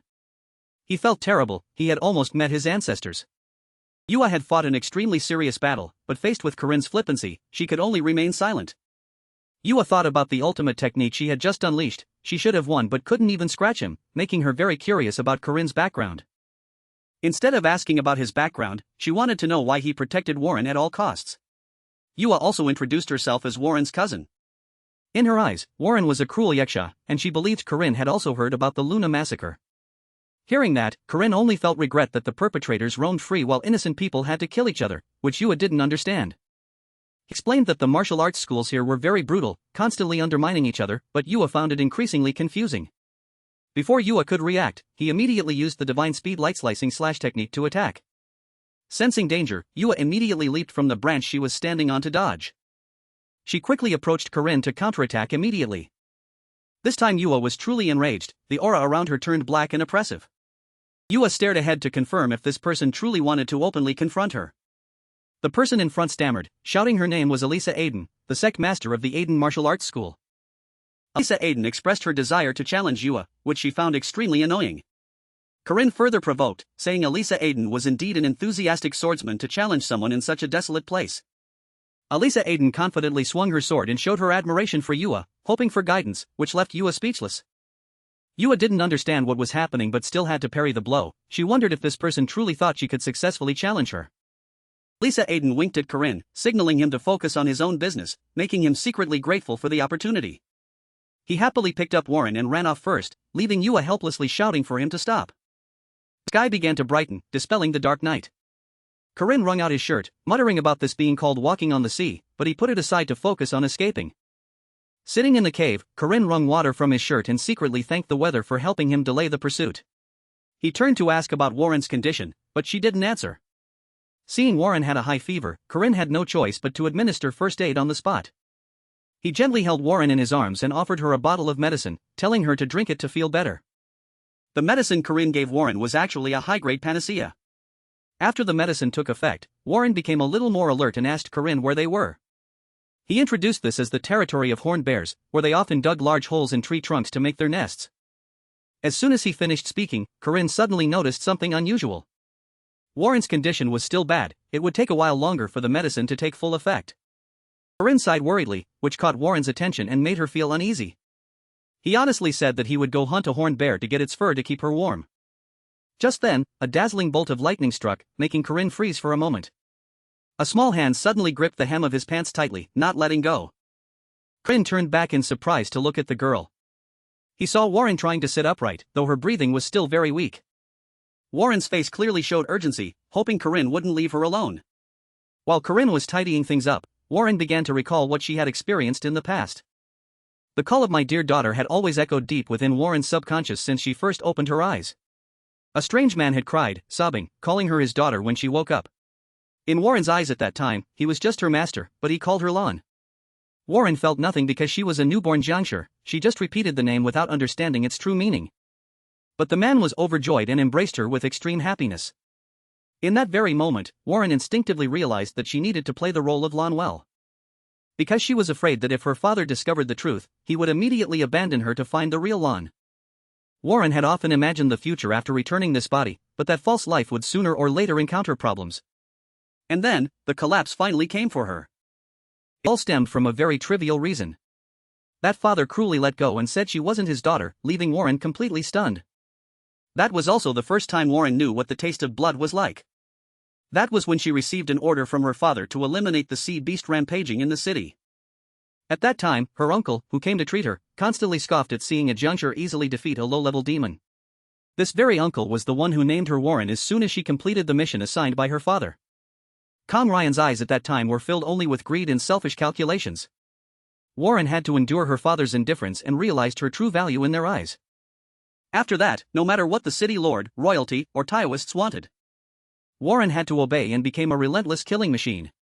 She had to destroy everything, from monsters and demons to even humans. Memories of those turned to ashes made Warren think she needed to eliminate her weak original self to fully possess this body. From then on, Warren transformed into a different person, and the flying yaksha was officially born. He saw a strange stone carved with the marked little crescent moon lying on a pile of straw. Warren was resting when she saw Corinne giving her something, so she asked in confusion what was happening. He thought she liked the dark, but more importantly, he wanted to give her what he held in his hand. Corinne draped a piece of cloth over Warren as a blanket, and despite her resistance, he insisted she take it because it was very cold tonight. He hoped Warren would sleep well, and he would wake her up when the sun rose tomorrow, making Warren blush shyly. Warren didn't understand what Corinne wanted, because everyone who met her before had always wanted to take advantage of something. To her father, she was just the shadow of his lost daughter. To her cousin, she was a cousin who needed to be healthy. And to Kang Ryan, she was just a powerful weapon of slaughter. Everyone wanted something from her, but Corinne remained silent. He asked if Warren remembered their first meeting, making her wonder what his true purpose was. He reminded her that she had once confided that she wasn't the owner of this body, and no matter the circumstances, his answer remained unchanged. Being born was completely blameless, and this answer greatly surprised Warren. But immediately after, Warren became angry and considered it an irresponsible statement. She screamed that he knew nothing about the danger of a monster, and those flowery words couldn't make her benevolent. He adopted a strategy of feigned ignorance, claiming he didn't care if the world changed or if monsters became benevolent. His sole purpose was simply to save the people right before his eyes. Looking back at the past, Corinne had also been a person who suffered many misfortunes. And among them, he was the only one capable enough to save them. Hearing that answer, Warren froze. Corinne guessed that was probably enough for her to understand. At this point, Warren finally confessed that she was feeling very scared. She knew this body wasn't hers and would have to return it sooner or later, but what she feared most was not knowing what would happen to her afterward. Corinne could only silently watch her in the quiet setting of the forest. Warren helplessly looked up, she just wanted to know if she should return this body. Corinne's words about her needing to return it struck a heavy blow to Warren's mind. Overwhelming disappointment consumed her soul at this moment. Warren was about to accept her fate when he suggested they talk things through first. He happily proposed that she be the landlord and he would pay the rent, which greatly startled Warren in this situation. Warren thought these two issues were completely different, but for Corinne, her nature was not as important as her actions. He had seen many people worse than demons, so the most important thing was each person's choices and actions. Corinne lay down next to Warren and said that her nature didn't matter because she hadn't truly made a choice yet. He steadfastly promised to help until she made a choice, so he told her to rest assured and go to sleep. Seeing this, she sighed and went to sleep, while Corinne didn't hesitate to let out a long yawn. But this still troubled Warren because the outcome seemed predetermined. Looking at Corinne's figure, Warren couldn't tell the truth, afraid it would affect the only person who cared about her. This caused her pain because she could neither grasp nor let go of that hand. The next morning, Warren asked Corinne where he was going when she saw him busily searching for something around. Looking at the charred ashes, he saw nothing usable but suddenly found a strange object. Corinne reassured Warren when he found a lightning-struck jujube branch that could be utilized. In his hand was green jujube wood. He believed this piece of wood would be very useful in this forest. Corinne asked to confirm if Warren was a jiangshi and if she knew her weakness, which she found very strange. Placing the green jujube wood in Warren's hand, he explained it carried extremely strong yang energy used to ward off evil. He explained that if she ate it, the yin and yang in her body would be balanced, temporarily neutralizing her jiangshi characteristics, but she still didn't quite understand. He slowly explained the scenario if she actually ate that piece of wood. If she ate it, she would lose control of her body, making Warren even more panicked and suspicious. Warren threw the piece of wood away, not understanding why Corinne would give her something so dangerous. He picked it up and said this was her time to choose. She couldn't keep selfishly benefiting without taking responsibility. Corinne knew well what fate awaited those who only thought of themselves and didn't want her to become such a person. Placed the wood back in Warren's hand, emphasizing that she had to take responsibility for her own choices. However, this came too suddenly, leaving Warren no time to react further. At a crucial moment, a voice asked why Warren was here, making both of them turn to look. The stranger, radiating a dark green aura, approached, sarcastically remarking that Warren was already with a man. Seeing the unstable situation, Corinne pushed Warren behind him, leaving her confused about his intentions. Corinne charged straight ahead, telling Warren that no matter where she ran, Yua and her companions would still pursue her. Therefore, the best way was to resolve this matter definitively right here. Jin Hyuk called Corinne's name, but he retorted and introduced himself as immortal.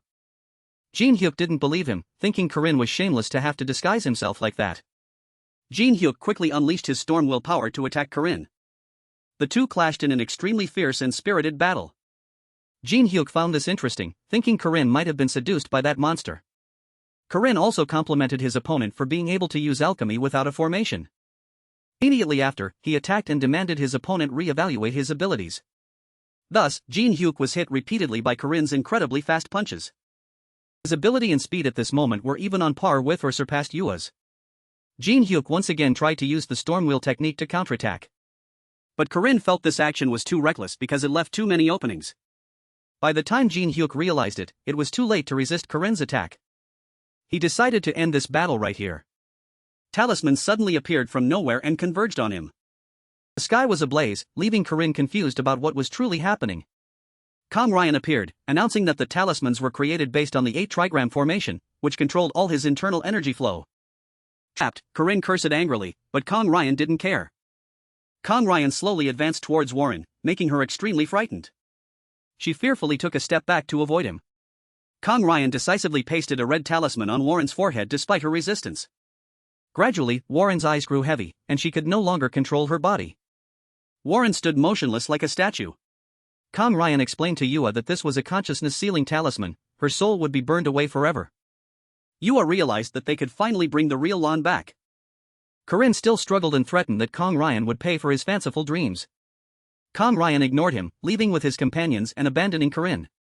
He intended to leave him as food for the monsters in the forest. Corinne screamed in pain, not wanting to see Warren disappear like that. He tried to call her back, but all his efforts became hopeless and meaningless. Corinne was left alone in the vast forest, but suddenly he stopped screaming. The space suddenly became strangely silent. Strange laughter began to emanate from Corinne's mouth.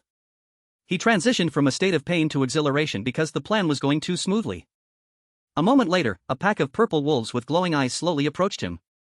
They surrounded Corinne in a circle, growling hungrily, ready to attack. Each one was accumulating spiritual energy, preparing to tear their prey apart. One wolf opened its huge maw and roared, echoing through the forest. Corinne's face at this moment remained perfectly calm, without any trace of worry or panic. Suddenly, there was the sound of paper being torn into small pieces. It turned out the wolves were tearing at his clothes, but Corinne remained deeply immersed in his act of collapsing. He smirked a sinister smile, realizing that Kong Ryan had truly gone far away. He returned to his cheerful demeanor, rubbing his shoulders and laughing because everything was fine. The wolves also complimented his acting, though they found it a bit overdone. Corinne wondered if Rin and John had finished their work, causing both of them to fall silent and stop laughing. The two transformed into human form, confidently reporting that Lenya had finished and asked what his purpose was. Corinne raised his hand to his mouth and laughed heartily, considering this just a small part of his plan. A thought flashed. Corinne wondered if this could be called a conspiracy theory. In the old, moss-covered castle, a voice of exclamation echoed with hidden meaning. Inside was Kang Yua. She seriously asked if they had found the artifact thief or a replacement. The fat servant respectfully advised her to be patient, but Yua remained suspicious because they had brought many things. The man's face paled, secretly complaining that these heretics wouldn't have dared to speak to the bishop like that before. He told himself to endure because the church was weakening, and he needed their strength to restore it. The fat man reported that they had found the Mandragora merchant guild, which could provide replacements from the east, making Yua wary. Her eyes suddenly sharpened. It seemed she had heard that name somewhere before. The MC's announcement echoed. Finally, the festival's team finals had officially begun. Everyone eagerly predicted who would win in the bustling atmosphere. Kang Ryan appeared with a sinister smile and uttered mysterious exclamations. In the corner of the room, a girl in black clothes with a talisman on her forehead sat huddled with a sorrowful expression. She gripped an item in her hand and ordered everyone to prepare to depart. The audience cheered wildly as the MC invited the contestants into the main arena. Contestant Kang Yua from Groups A and B stepped out with a dignified and confident expression. Next was Makaba Academy. The MC wondered when he saw that Team D had a missing member. The host was confused as team leader Corinne was missing and hadn't appeared even in the doubles round. Suddenly, a smug voice echoed from the Iron Blade, promising to lead everyone to the gates of Valhalla. Yua was annoyed and surprised to see that scoundrel was still alive after what had just happened. This madman confidently stood on stage, calling for everyone to cheer, and the crowd below chanted immortal. He put on a hateful face and asked the professor if the match could begin. Kang Ryan nodded in agreement, secretly admitting that this kid was truly special. The official test began. The ground shook violently as the formation was activated.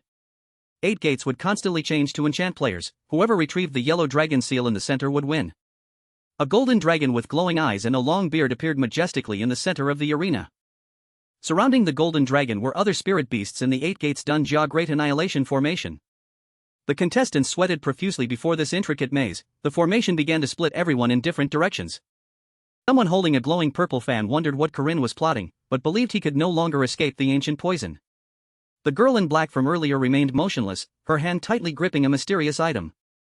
The screen suddenly became distorted, leaving the audience confused about what was happening on the field.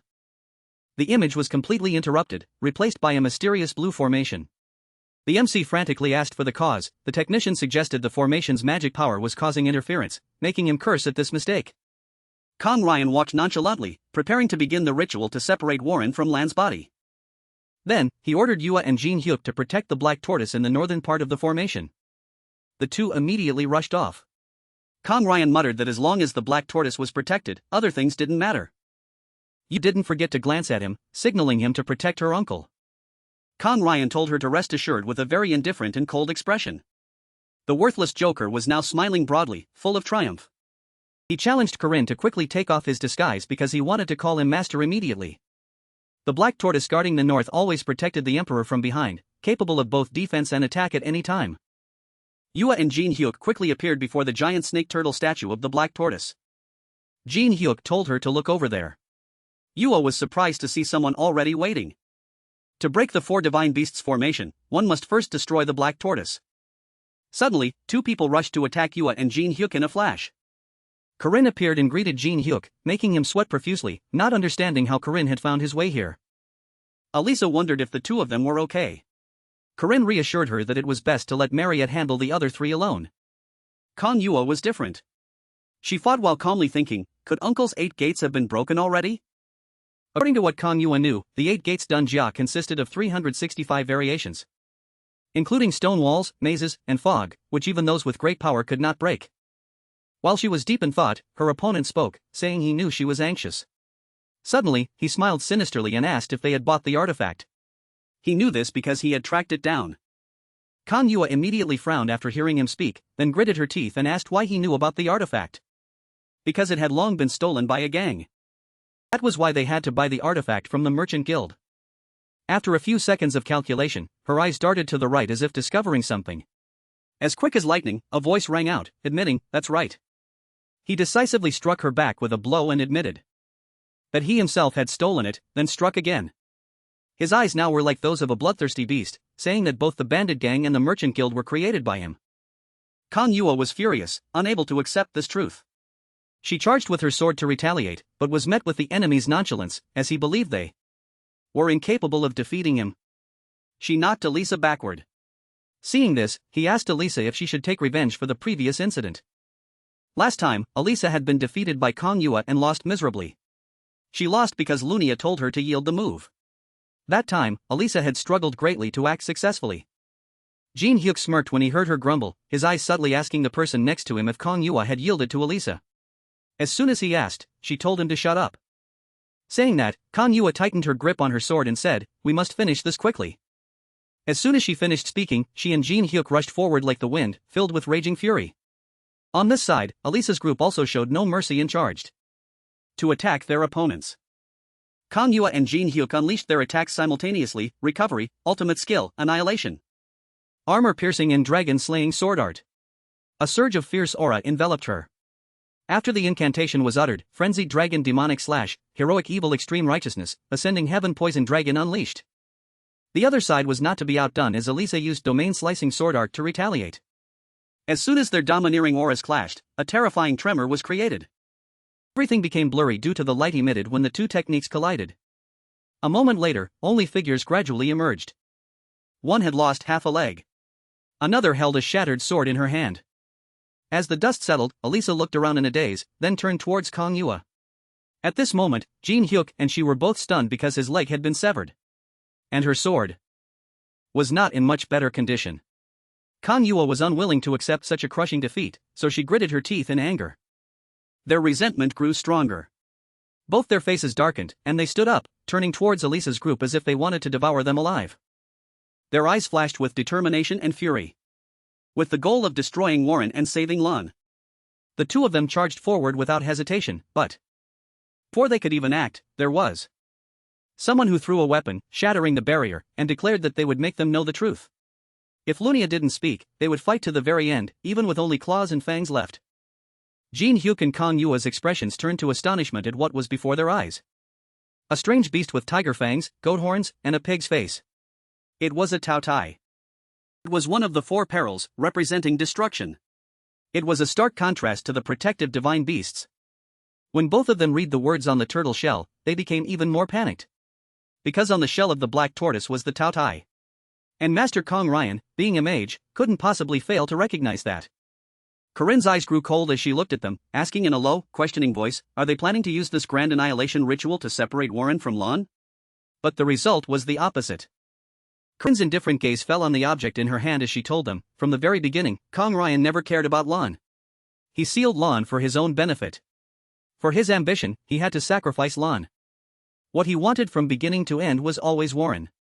That was Mage Kong Ryan's ritual, aimed at destroying Lon. And to let Warren completely take over that body. 3 years was a period both long and short. After witnessing Warren, created by his own younger brother, Kang Yu, he became enchanted by its power. That fool only cared about finding his daughter. By the time he realized he had lost control of Warren, it was too late. He was accused of being the perpetrator of the Luna City massacre and was captured by the royal army, torn to pieces. This made Kong Ryan even more grateful. Because someone died in his place in Luna City. Not only that, but they also created Flying Azjura Warren for him. But what Kong Ryan couldn't have expected was that Kang Yu had entrusted Warren to the principal of Makaba Academy. Even as a talented mage and the head professor of Griffin, it was difficult for him to interfere in the affairs of another continent. And then, just as Kong Ryan was despairing, that man arrived. That man was Tetra Vantaza, a legend from 80 years ago, the creator. The demon-faced man only asked Kong Ryan to do one thing: to devastate, kill, and destroy everything. Then, to destroy the principal's facade so that woman wouldn't leave the royal palace. For Kong Ryan, it was indeed an attractive offer. As long as he could obtain Warren. Then destroying a mere city would be nothing. Soon, the chains of Zion, the holy relic of the Western Church, would imprison her and drain her endless inner power. And what was binding Warren in human form, Lan's soul, would be completely destroyed. Finally, by simply feeding her the 10,000-man flesh pill that Tetra Vantaza had given Kong Ryan, Warren would immediately ascend to queen, awakening to become a true Azjura. Just as Kong Ryan was laughing with delight, about to achieve his goal, Corinne's voice rang out, saying that wouldn't happen. He smirked and said, "If everything goes too smoothly, it'll be boring." Kong Ryan was surprised to see him. Before he could answer, Kang Yu interrupted, asking, "Does he intend to use the ritual to destroy Lon?" She didn't understand why he wanted to use malevolent deity artifacts instead of divine beasts. Many questions filled her mind. Could the Luna City massacre have been ordered by Kong Ryan, rather than Warren losing control? Kong Ryan didn't answer immediately but merely gritted his teeth, silently cursing them as a bunch of useless fools, and asserted that they had been exploited. Kong Ryan's eyes turned sharp and cold. He used a blood magic technique and told them, "Don't worry. Because in just 10 minutes, all living things within the magic circle will melt and become one with Warren." He spoke, unleashing a move with a crazed expression. He would turn everything into medicine to help the Azjura ascend. Golden Fall Anvin was, at most, a 2-star monster. Yet, after risking its life to ascend, it easily annihilated a group of 1-star and 2-star guardians. If Warren, a superclass monster, were to ascend, it would, of course, be impossible to resist. The sharp sword plunged into the ground, and a voice spoke, "As you sow, so shall you reap." As soon as the words ended, the patterns and seals within the magic circle immediately vanished. This made Kong Ryan even more utterly bewildered, exclaiming, "His magic circle, why did it disappear?" Corinne calmly said, "Next is the explanation. The artifacts that Kong Ryan secretly stole and transported, who stole them? Was it the merchant guild that supplied goods in an emergency? If so, who recommended it?" Many questions arose. Who supplied the artifacts? Who carved the runes onto the artifacts? Prince smirked and said, "You did it all." Then, he didn't forget to curse the opponent as a damn old man. "When all the 4 perils artifacts are destroyed, that old man will be finished." He furiously cursed at him. Then said, "It's not over yet," and threw his fan, unleashing a move towards her. Corinne. Immediately, the seal binding Lon shattered. He gave up on the ascension, pouring all his strength into destroying Corinne's group. And after that, he would perform the ritual again whenever he wanted. As soon as he gave the order to kill, Lon immediately sat up, obeying the command. Jin Hyuk gasped in astonishment, seeing that the old man was truly controlling Warren. And at the same time, he confirmed that the Luna City massacre was caused by him. Even if Kong Yua stood beside him, reminding him to calm down, he couldn't calm down immediately. But Jin Hyuk's leg was broken, and her sword was shattered, so there was nothing she could do at this moment. And her eyes darted to Jin Hyuk, saying there was something they could do. Their 4 eyes met, and though nothing was said, they understood each other. On Corinne's side, he told Alisa, "Coordinate the plan like when we fought the Iron Mountain King. One person confronts, the other attacks." The battle began, the surrounding ground shattered and exploded. Alisa stood stunned and bewildered by what was happening before her eyes. At this moment, Corinne, with the weapon in his hand, seemed to transform into another person, charging forward with a murderous aura like a meteor hurtling through the atmosphere. Alisa looked at him and thought that if she had to face Corinne, she didn't know if she could last even 30 seconds. She wondered if anyone could defeat him right now. Everything was completely wrong. Warren, like a combat weapon, charged out to block the blow. For her, this moment was like a gentle sauna. Corinne was blocked, gritting his teeth furiously and exclaiming, "Damn it! You damn thing, will you stop?" 1 minute and 20 seconds after the battle began, despite attacking with full, scorching force. But the opponent, this natural disaster, remained unmoved.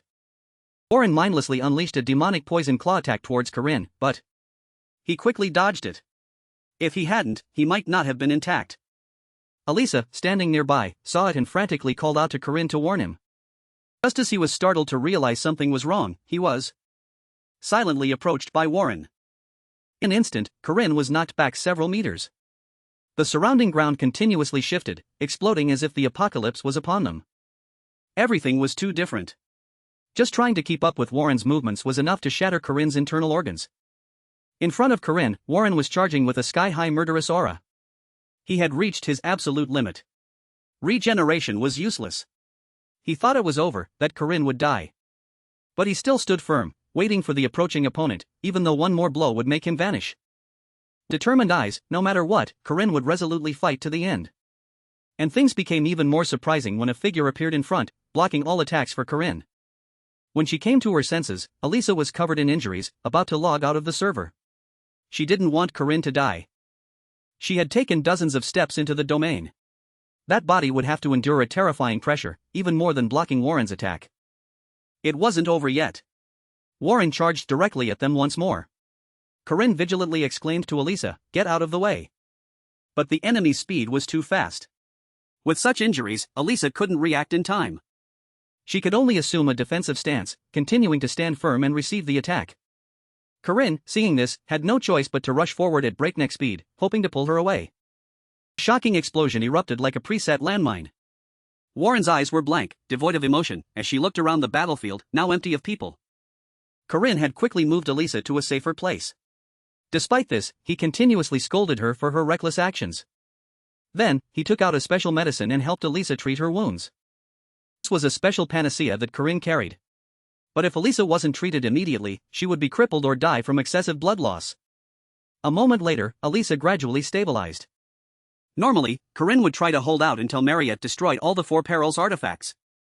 And then, with just a slight opening, Alisa's domain slash would deal 100% piercing damage, and Corinne would unleash his ultimate move. He had planned this since returning from this area. But there were 2 unforeseen events. First, Warren had been freed from the seal, much stronger than Corinne had imagined. And second, Alisa was severely injured trying to save him. Although the critical situation had been handled, Alisa had lost her combat ability after recklessly running dozens of steps within the domain.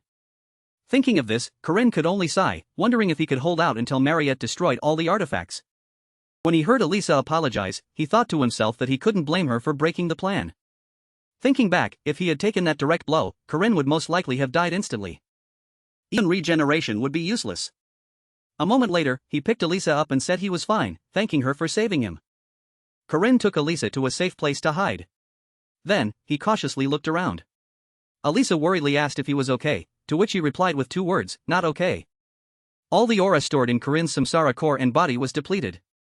After the battle with Jin Hyuk and then Warren, he had consumed too much samsara. Now, Corinne was extremely hesitant about whether to continue using it. Although Corinne could try to use it, this samsara core contained a power that his body would not be able to withstand. Even with the support of the precepts, he wasn't sure. At this moment, Alisa revealed a shocking piece of news.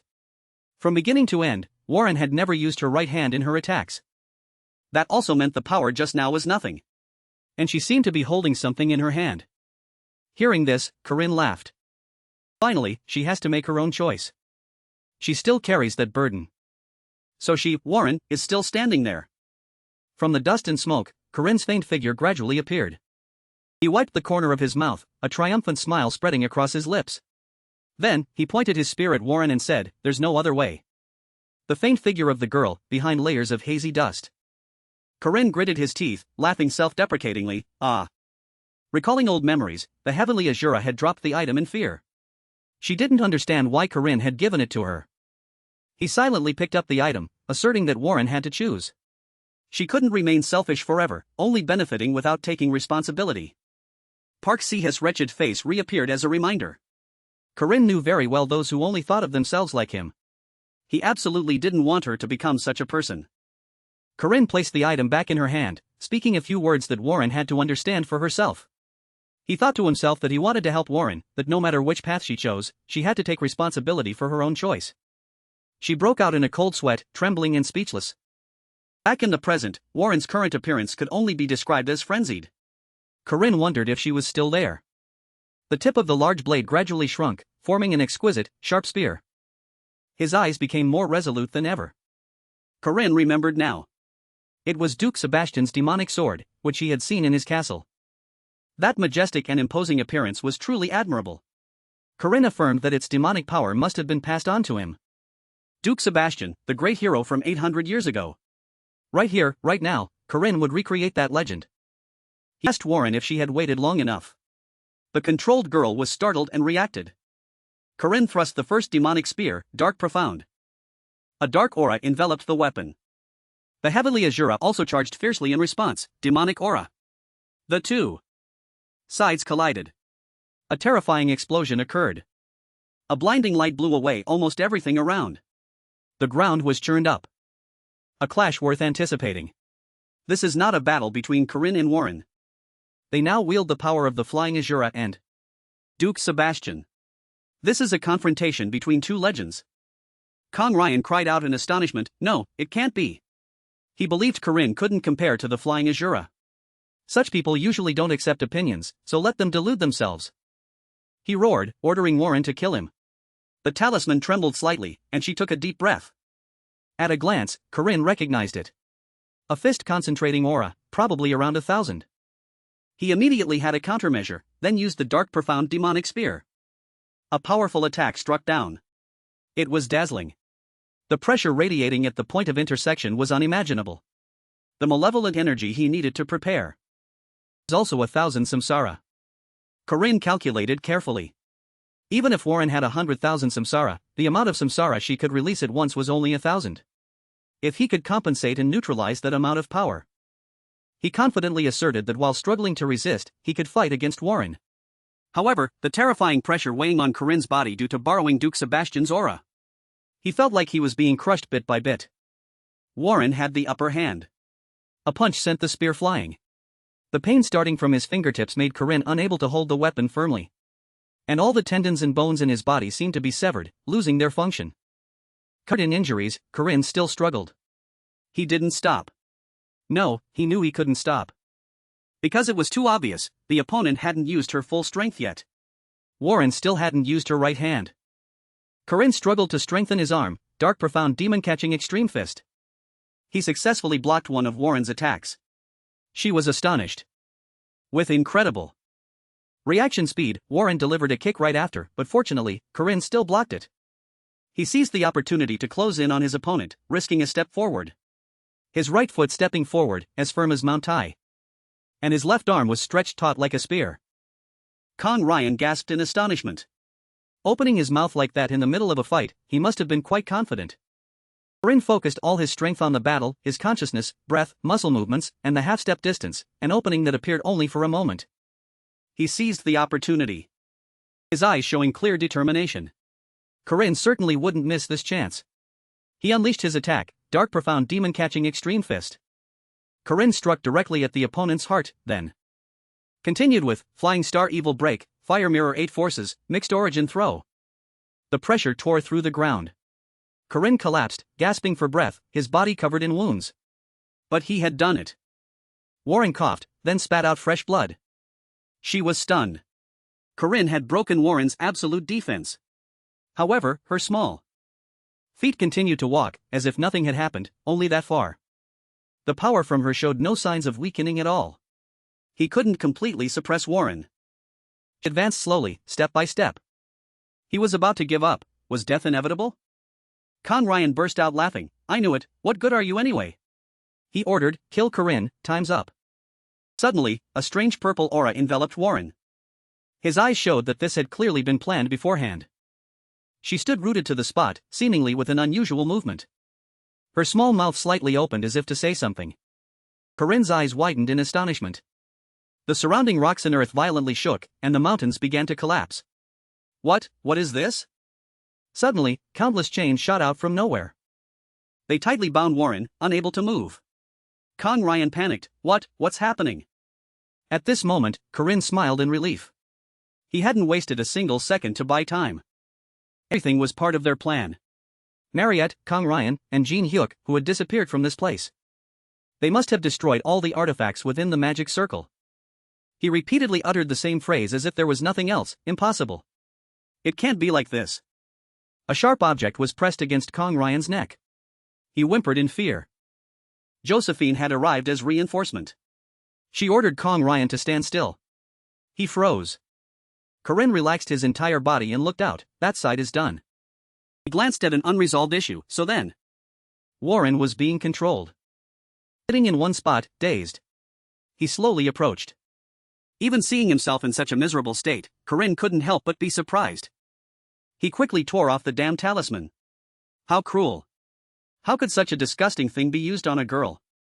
Warren fell backward after shedding the cursed power that controlled her. Corinne quickly caught her. Her eyes no longer held the crazed red glow. She woke up. He smiled and greeted her. Her blurry vision gradually restored to clarity. Corinne's expression was very gentle. Warren couldn't understand why he saved her. Corinne replied, "It's because I said I would. It'll help you until you make a choice." Corinne asked Warren, "Make a choice?" Seriously and full of pride. She was extremely surprised. Clenching her fists, Warren trembled. So she won't regret it. She must repay his kindness. She must prove that she is a monster, just as that person said. What creates her is not her nature, but her choice. The black aura gradually faded from Warren's body. She stared blankly as it merged with the wind. Crushed by a superhuman force. The green jujube wood had turned to dust. Warren panicked. It shows, it's useless. Even if I make a choice, the outcome won't change. Warren was heartbroken. I want to show him now. I want to repay his kindness. Corinne gave a faint smile, sighing, the green jujube wood was crushed. Warren is truly strong. He gradually faded, but not before reassuring her, there are still many other ways.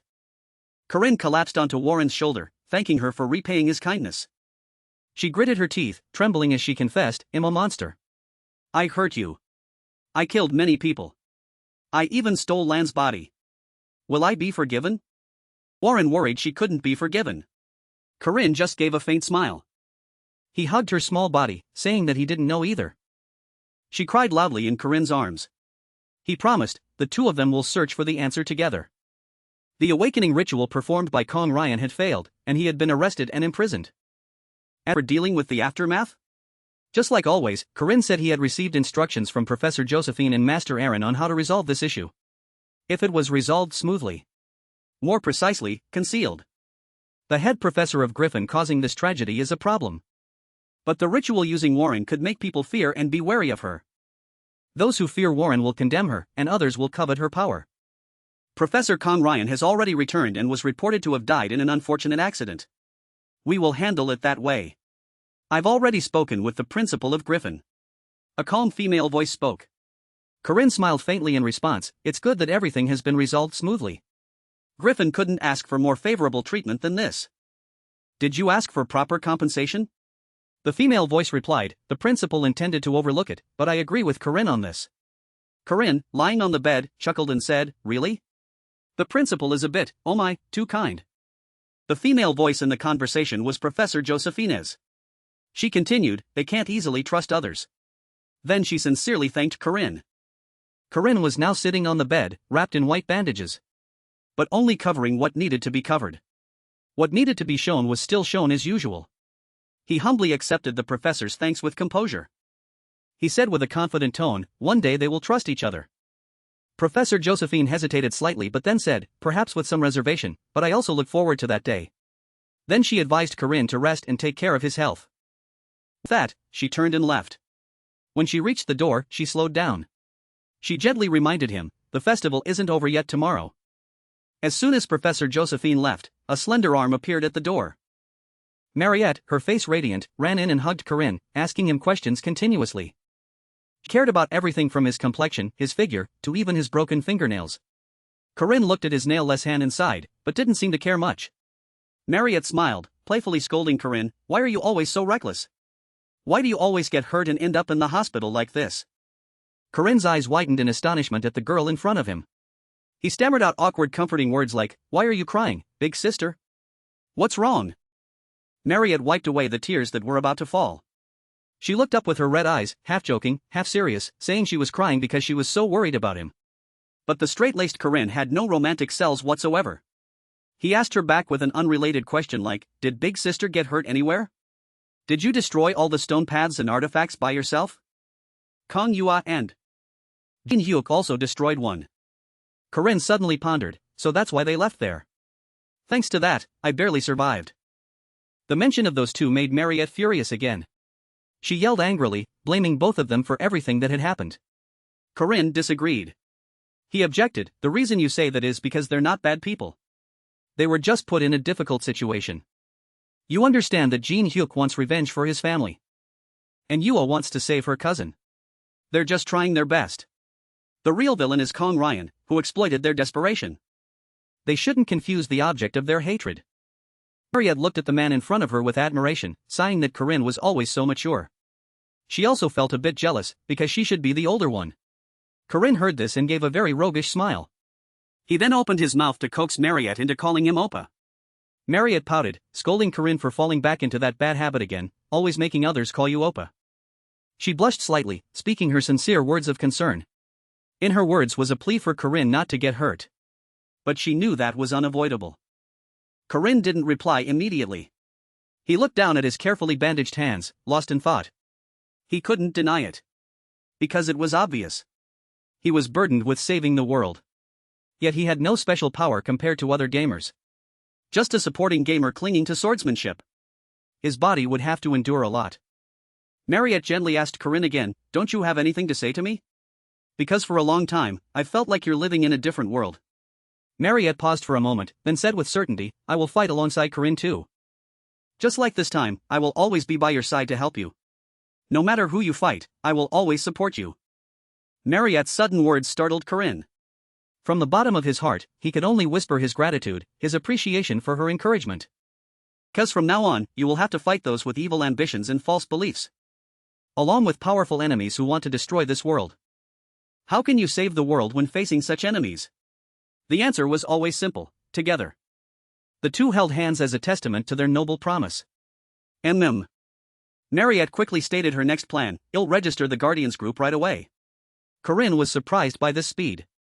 Marriott explained, "The Harvest Festival is coming soon. If we don't register now, everyone will be busy with the holidays." Two naturally discussed this right away. From Corinne being the leader to Marriott being the vice leader. But when Corinne was still thinking of who else to invite, Marriott's sharp ears heard another voice calling Corinne's name. Corinne looked towards the door in surprise, smiling in greeting. The arrival was Alisa. Marriott also smiled warmly, greeting her junior, Alisa. Alisa was pushed in a wheelchair by a nurse. Both her arms and legs were cast, as big as pig baskets. Corinne immediately laughed heartily without restraint. He mocked Alisa, saying she looked like a mummy. Alisa pouted. Unable to cry or laugh, she sulkily asked back, "Whose fault is all this anyway?" Corinne pressed his lips together, recalling that moment. "It's true, it was my fault." He felt incredibly guilty and also very grateful to her. Corinne's handsome smile appeared, making Alisa blush. She quickly looked away in embarrassment. She shyly mumbled a vague reply. Thanks to Marriott's panacea, the bones have healed, but she still needs 2 weeks of rest. Even with treatment at the best medical facility, the festival ends in just 1 week. So, she won't be able to participate in the closing torch run. Corinne comforted her, "Alisa will be discharged soon, but just rest up and get well first." Alisa cried in her wheelchair. "I also want to participate in the torch run class. And the winter ball."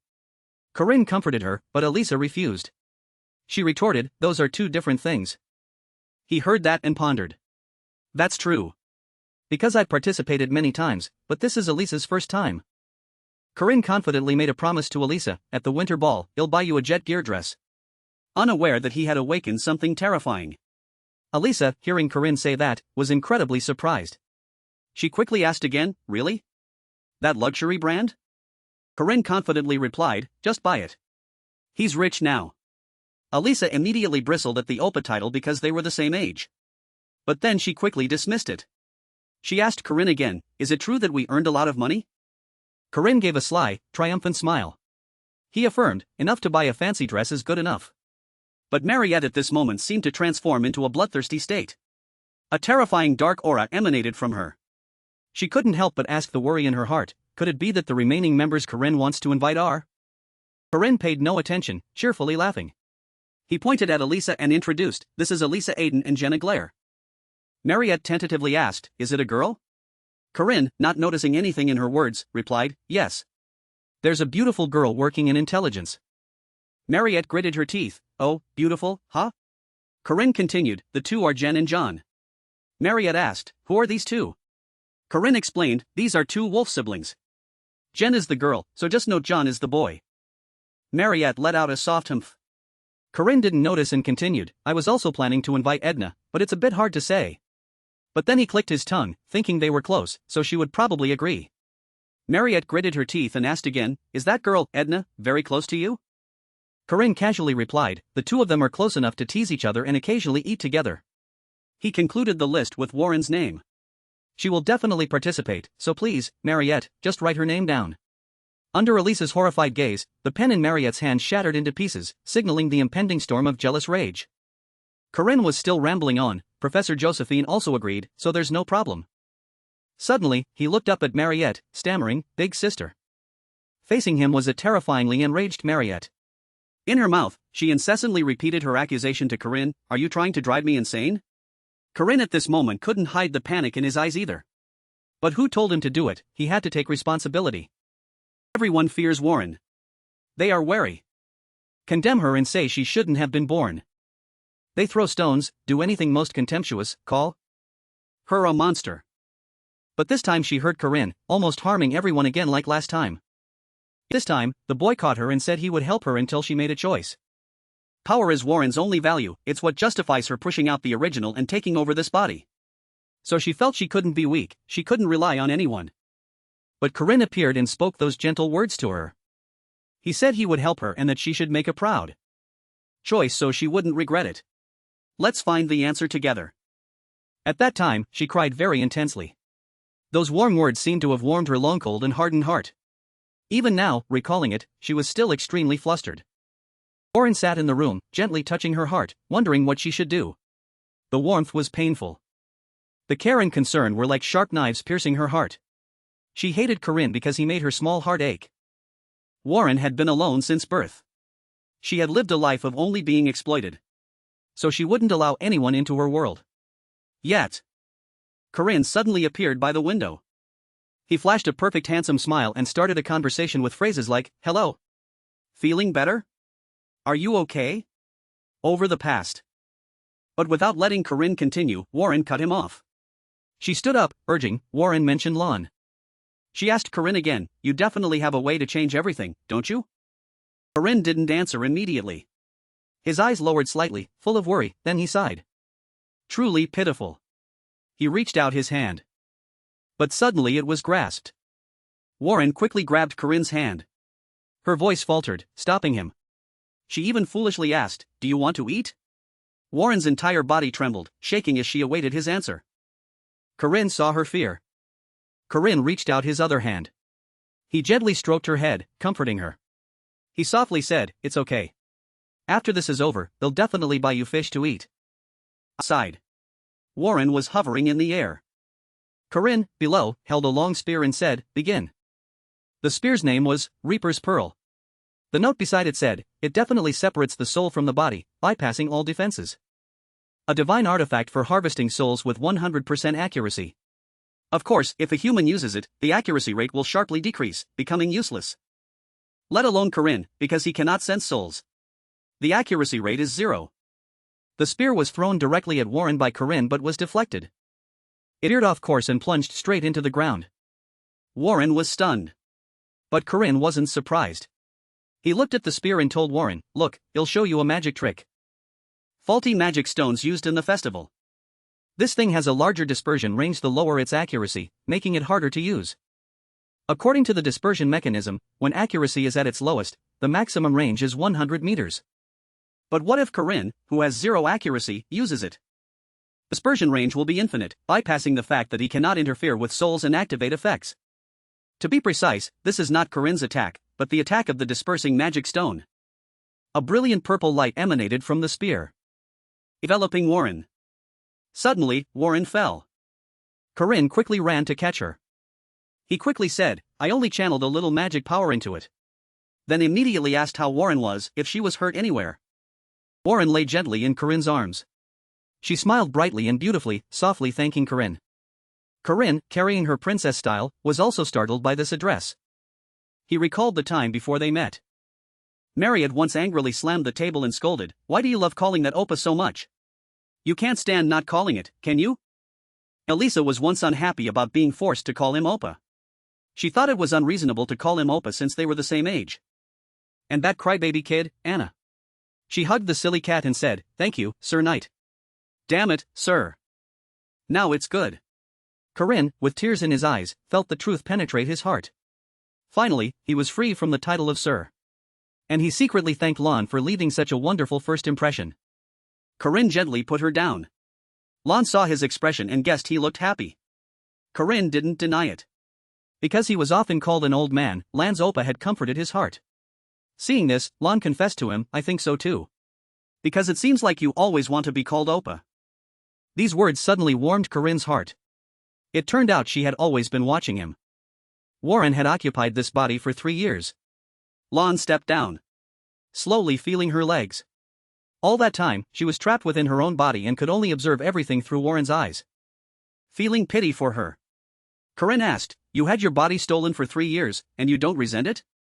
But Lon only gave a vague answer. Then she picked up her skirt and ran quickly down the road with a radiant face. She cheered, wanting him to watch her run, and confessed, "This is the first time since I got sick that I've been able to walk, to run like this." Enjoying running and jumping like that, Lon sighed, "It must be thanks to Warren because Warren is using the accumulated power in my body." Corinne watched, reminding her to be a little careful because her body wasn't used to it yet. Overexertion would lead to her demise. He sadly looked at her and confided that she initially hated Warren. She had once screamed to get her body back. Then she stepped into a puddle, stopped, and said, but her voice was never heard. Warren only talked to herself like an autistic person. She felt the wind blow past, continuing to sigh. I know very well that those monologues weren't to avoid me, but an expression of guilt and regret directed at Warren herself.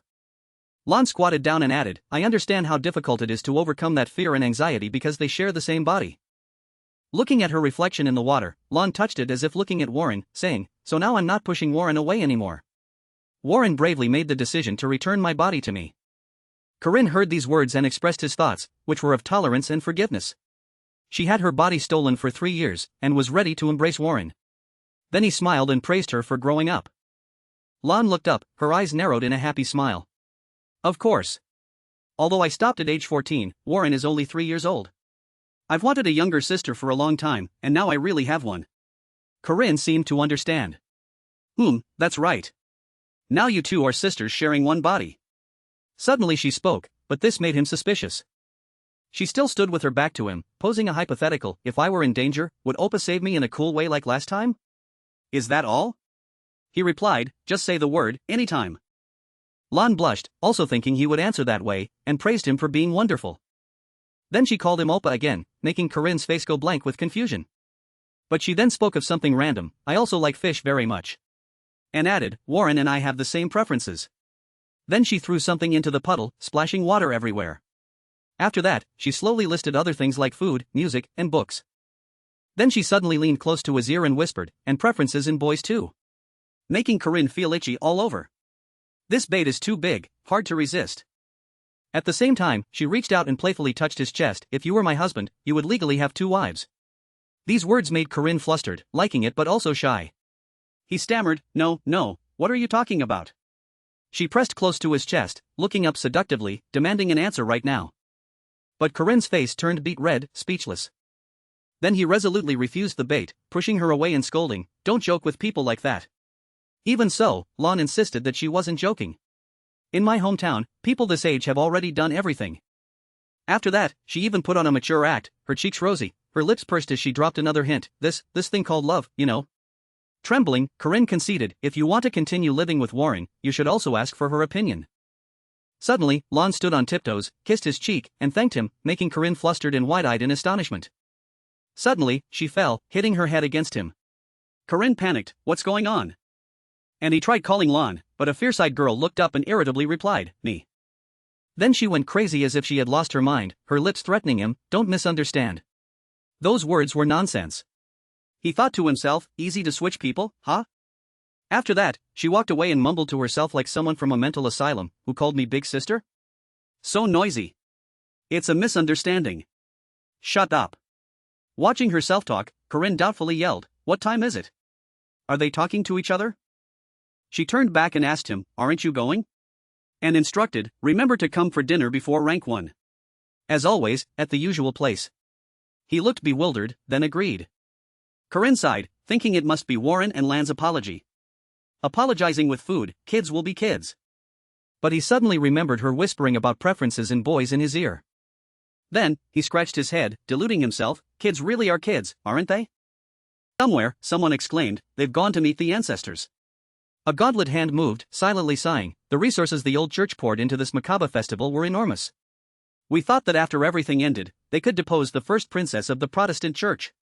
The result was, a crusader knight lying on the ground, thought to have gone to heaven to admire naked chickens, but luckily escaped the reaper's scythe, mumbling, complete failure.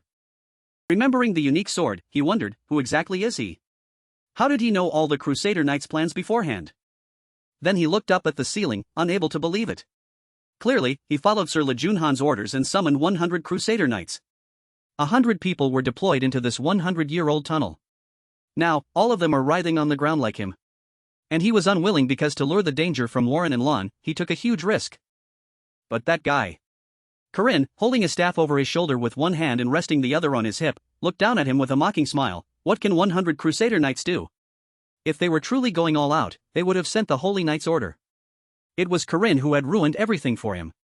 At that moment, he pointed at Corinne's face and cursed, what gives you the right to do that? Do you think you can survive? But he was suddenly hit in the head by something, falling backward. The one who did it was Corinne. From afar, he just gently threw something and made him lie stiff. And Professor Josephine said she could handle this. Even so, Corinne caught his staff back and told her, "It's okay, I also got a chance to test a new technique." Seeing this, Josephine wondered about his throw that had knocked them all out in one go. But he also praised him, "Even though your body isn't fully healthy, you did very well. As for them, just let us arrest them." Hearing this, he didn't stand on ceremony, standing there and pointing, reminding her, "First, take out the suicide poison pills hidden in their right molars." Josephine walked forward with many questions. "How did you know about the tunnel the old church prepared 100 years ago? And from the beginning, why did you ask to monitor the old church?" Outside, night had fallen. Temporarily relieved that he was an ally, Josephine tied up the unconscious knights. The next day, at an old castle, dawn shone everywhere. Warren had woken up. She lay thinking about the calmness of the strong, nothing could harm her body. The rhythm of this Bodhi's life was much slower than that of ordinary people. In short, suddenly, Lon screamed from within, telling Warren to wake up. But even though she had opened her eyes, she still lay sprawled like a dead fish on the bed. Lon tossed and turned, not wanting to leave the bed yet. Warren and Lon were both lazy. Lon persistently urged, "You're awake, aren't you? Wake up!" Making Warren lie in bed, covering her ears as if that would make her stop hearing Lon, and scolding her, "So noisy." Even so, she could still hear Lan's voice echoing from within her mind, complaining, honestly, to say that to big sister, "Let's have breakfast, breakfast." Suddenly, she heard something outside, and immediately sat up, curious. Walking down the stairs, Warren argued, "It's not because of Lon that I'm coming out, it's just out of curiosity." Suddenly, she saw Corinne sleeping on the ground, drooling. She wondered why he was sleeping there. Lon, meanwhile, excitedly called out, "It's Oppa Corinne." Then Lon mischievously suggested waking him up. But she wondered why it had to be her. Hearing this, Lon began to exaggerate, saying that if he slept there, his mouth would become crooked, and urged Warren as if the house was on fire. Then Jen made a conclusion: he is not inferior as Lunia's partner. Indeed. Lunia, hearing this, also praised Jen, "Jen, you have good taste in men."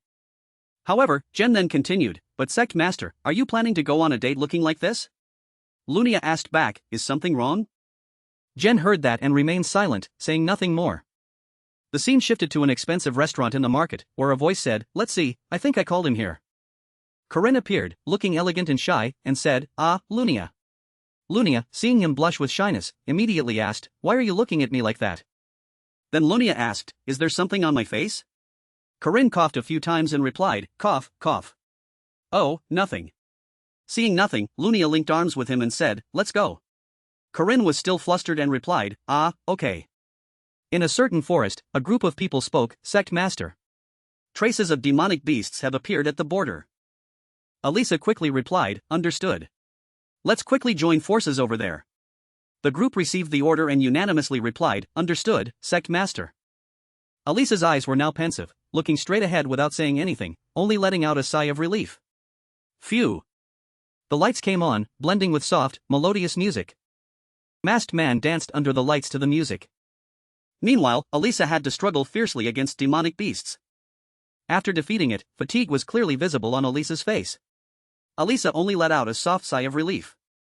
Next, Alisa charged again to eliminate the demonic beasts. Lunia and Corinne, meanwhile, were still sitting and enjoying the music like two relaxed people. Masked man continued to sing. On the other hand, Alisa had to struggle against the demonic beasts. This showed the stark contrast in the fates of Alisa and Lunia. People applauded loudly for the man who had just sung on stage. Alisa fought valiantly, demonstrating intense courage. Lunia and Corinne also applauded the man's singing performance. Alisa's hands were still covered in blood, marking the end of a battle. A moment later, Alisa spoke up and said to everyone, "Phew, everyone worked hard today." As for Corinne and Lunia, the two happily walked out of the concert. Lunia asked Corinne, "Did you have fun today?" Corinne replied, "Yes, the slogan angelic voice truly wasn't an exaggeration." Lunia linked her arm with his and responded, "No, I was asking if you had fun." Corinne honestly answered, "Oh, it was a novel and quite interesting experience." Lunia took Corinne's hand and softly said, That's good then. The most important thing is for you to feel happy, isn't it?" Lunia then gently placed a sweet kiss on Corinne's hand and stated, "Today was also an enjoyable day." Corinne sweetly told Lunia, "Kissing the back of your hand should be my duty, shouldn't it?" Lunia looked at him profoundly and replied, Perhaps I'm used to acting that way with young ladies. Next time, I'll let you." Alisa stood there, witnessing Lunia's farewell to Corinne. See you tomorrow, I've prepared many things for you, so go rest now. See you tomorrow. So, after he left, Lunia noticed Alisa standing there. Lunia walked over step by step and told Alisa, Alisa, you look terrible. Did you just return from outside the city? Alisa then softly asked, did you just meet Corinne? Lunia nodded and replied, yes, that's right, I just had fun with him in the city. Hearing this, Alisa tightened her grip on the sword in her hand, then said, so, that's how it is. Alisa then quietly asked Lunia, you must have had a pleasant time. Moreover, you're wearing traditional attire. I remember you haven't worn it since 7 years ago.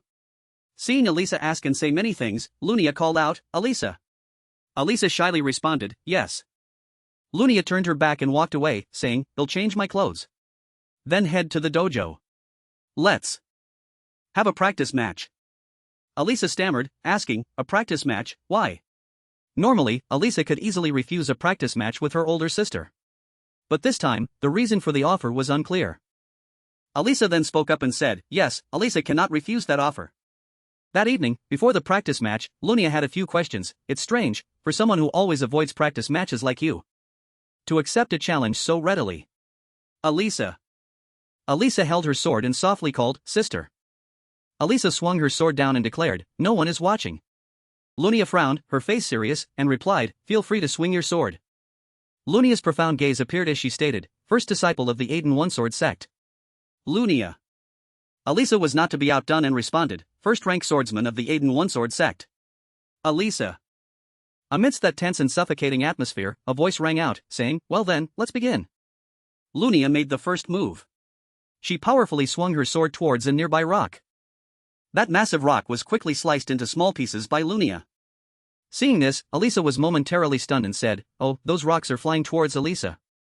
She quickly used her sword to clear away the scattered rocks. Lunia suddenly appeared before Alisa and announced, Fierce Tiger Stance, second form, Golden Rooster. Lunia then asked Alisa, you still remember, don't you? Then, Lunia's tone suddenly deepened as she said, respond. Alisa, seeing this, was a little flustered, unsure how to react. Lunia's critical attack put Alisa at a disadvantage, and she was struck. Alisa's vacant eyes appeared as she thought, Sister Lunia's attack was clearly within Alisa's range. But my reflexes couldn't keep up. However, from lightning speed to true power, from the heavens to a lightning bolt, if one could read Lunia's attack. Instead of reacting, if one could predict it, then counterattack. At this point, Lunia's eyes suddenly became more terrifying, looking directly at Alisa. Alisa found it somewhat difficult to confront Lunia. Two individuals with different styles, Lunia easily dodged Alisa's attacks. A voice then rang out, saying, your breathing is already disordered.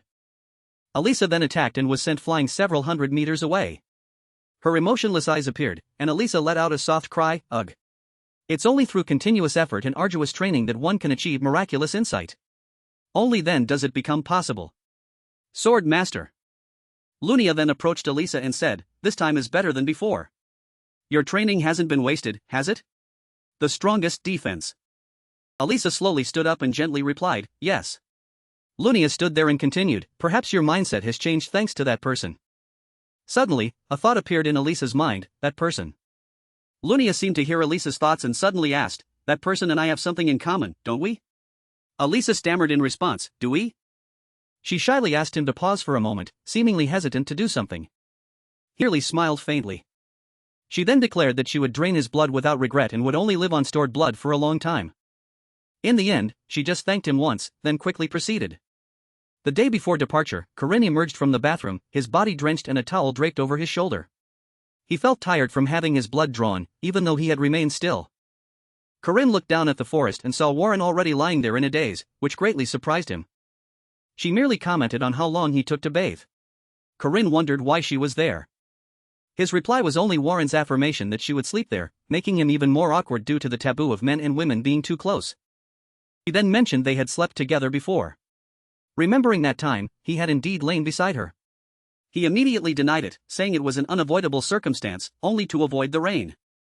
Warren felt disheartened then, only needing Josephine not to discover what she was doing. Moreover, the events from the day before had made her somewhat reliant on him. Corinne finally smiled and took off his outer shirt. She immediately stopped him by throwing a pillow at his head. Warren wondered why he was taking off his shirt. This made him think she was worried about him. Both lay beneath the bed. Warren looked up at the ceiling and continued, "If you get hurt, you'll feel pain." This surprised him. Warren finally asked if he would continue to fight, just like he had done for her. Then Warren brought her face close to his, saying she would protect him and didn't want him to get hurt. Corinne sighed. He turned away but understood her feelings a little. Finally, he thanked her. Then he spoke about his journey to the east. Warren, at the same time, became more at ease. Warren's words that day gave me more strength to strive. The next day, at a coffee shop, a voice spoke up again. It was Corinne's. He asked Alisa if it was her.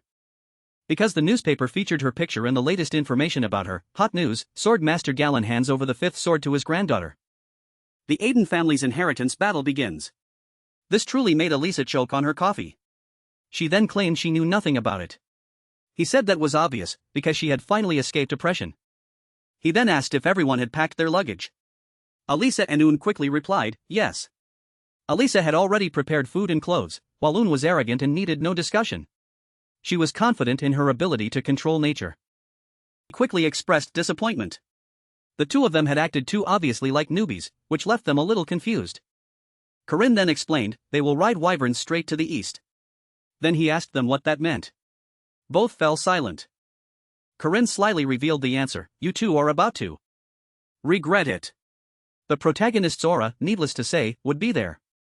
Both girls had just confidently claimed they had packed their luggage. But now, the wyvern ride made them lose control of their behavior and language. Alisa's symptoms were even more severe. She could only babble, then cried out to Corinne that she couldn't open her eyes. As for Un, who had just maintained the image of Mother Nature, she was now beyond saving with wind so strong it could blow away her composure. It was a memorable experience. She promised that she would no longer rely solely on something called nature. Corinne, on his part, had been ready beforehand. He wore specialized gear. Corinne then looked at the two of them and could only utter the word fools. Because at an altitude of 1 kilometer, regardless of the season, one needed to wear cold weather clothing and goggles. And met all requirements, including experience, knowledge, and expertise. Along the way, they continuously called his name, begging nature and people, doing all sorts of things. Finally, they turned a new page. A place with clear blue sea waves and lush islands. Or rather, the eastern to Klokken. Alisa lost her balance and waved her hand to one side. He looked back, not understanding what was happening. On the other side, from within the forest, many other elephants appeared. They charged wildly. They were also known as elephants, with red eyes always precisely targeting their prey. Alisa, while flying, pointed to the other side. She was greatly surprised to see a village in the distance. She feared the village would be destroyed by the herd of elephants. Rin, on his side, whispered, they don't need to rush. Saving a small village won't make us late. Alisa then bravely ordered the wyvern to descend. Corinne directed Un to make trees grow in the path of the elephants. As for Alisa, she would take on the responsibility of fighting. As planned, Un immediately made trees sprout where they were. Roots clung to some of the elephant's limbs. Lush trees emerged. They formed a dense shield, taking advantage of Un holding back the monsters. Behind them, Alisa was still ambushing. She jumped down from above, raising her sword high with her aura. Then with just one strike, her sword clashed against the elephant's tusk below, letting out a piercing clang. She couldn't believe they would be able to stop this. The elephant moved more and more violently, to the point where the tree roots were no longer very effective. Un also realized this and worried. Instantly, Alisa retreated with leaps. Corinne jumped off the wyvern and grabbed his spear. Above was the mage Un. He ordered them to focus on the leader and bind it tightly. As long as the leader is held back, I will handle the rest myself. Suddenly, Corinne felt something. From a distance, a group of people suddenly approached. They used both horses and wyverns, which greatly surprised them. A slash cut across the elephant's leg. Another slash followed. The elephant was torn apart in succession. Swift sword strikes dealt with its entire body. The herd of elephants was quickly dealt with. The people in that group, they were monster hunters from the Aiden family. Suddenly, one of them spoke up, saying Alisa was still as pathetic as ever. This confused her. And, out of nowhere, he threw an object to her. Alisa caught it by reflex. That person also quickly threw one to Corinne. Though he didn't understand what was happening, he took it. When he opened his palm, What he held inside was a piece of candy. This made it even more confusing. The person who threw candy to both of them was Lunia. Alisa was also startled by her move. Lunia merely reminded everyone to be more careful next time. Then she asked about Corinne's first place status. Lunia said it was an excellent step forward. She encouraged him to continue developing, then turned and left. Just by looking at her retreating back, a thought appeared in Corinne's mind. She was still as cold as ever. Because she was inherently a calm person. Lunia then remembered something. She slowly turned around. Then seriously asked, "Do you want to marry me?" The question stunned Alisa and Un, making them fall backward. They wouldn't even dare to dream of it. Even Corinne's face turned pale as if he wanted to exclaim, "What the hell is that?" A family representing the South, prominent with fertile lands and trade routes established through the archipelago. In contrast, the East faced a heretical empire and harsh natural conditions with barren land and continuous monster attacks. However, despite these circumstances, the East maintained its solid reputation. This was certainly thanks to these people, the protectors of the far north. The Aiden family, a group of people who bowed and said in unison, "The sect master has arrived." Lunia appeared and said, "My sister and his friends have arrived. Prepare the guest house for them." The group received the order and replied in unison, "Understood, sect master." Lunia then looked at Alisa and said, "Alisa, follow me." Alisa was slightly surprised, then replied, "Ah, yes." In a certain room, two people were playing Shang-Chi together and they said, "Check." Those two were Un and Corinne. Un then spoke up, "This is a difficult game, isn't it? How is Corinne so good?" Corinne replied, "Hey, how many years have I been playing this?" Un asked with some curiosity, "You've played it before?"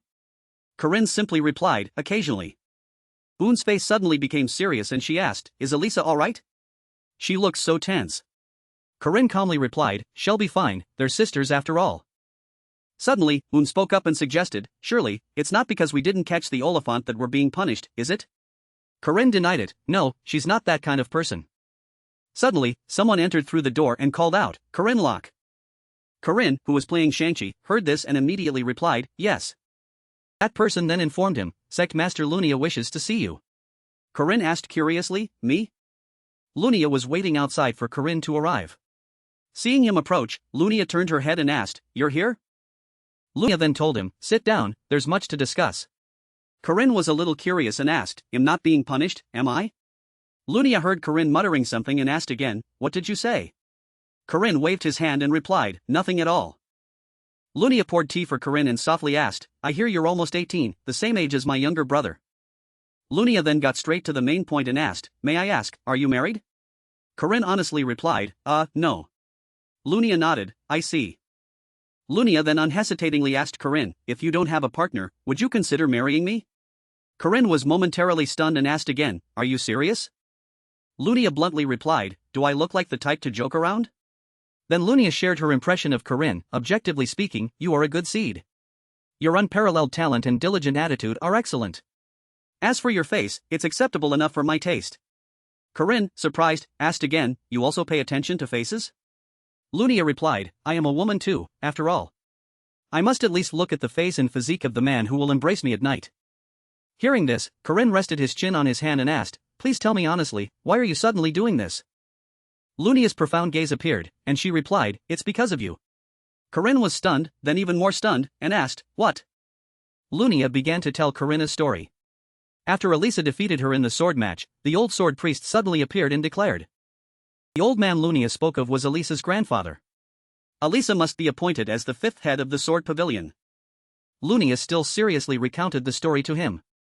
After he made that declaration, her supporters began to stir.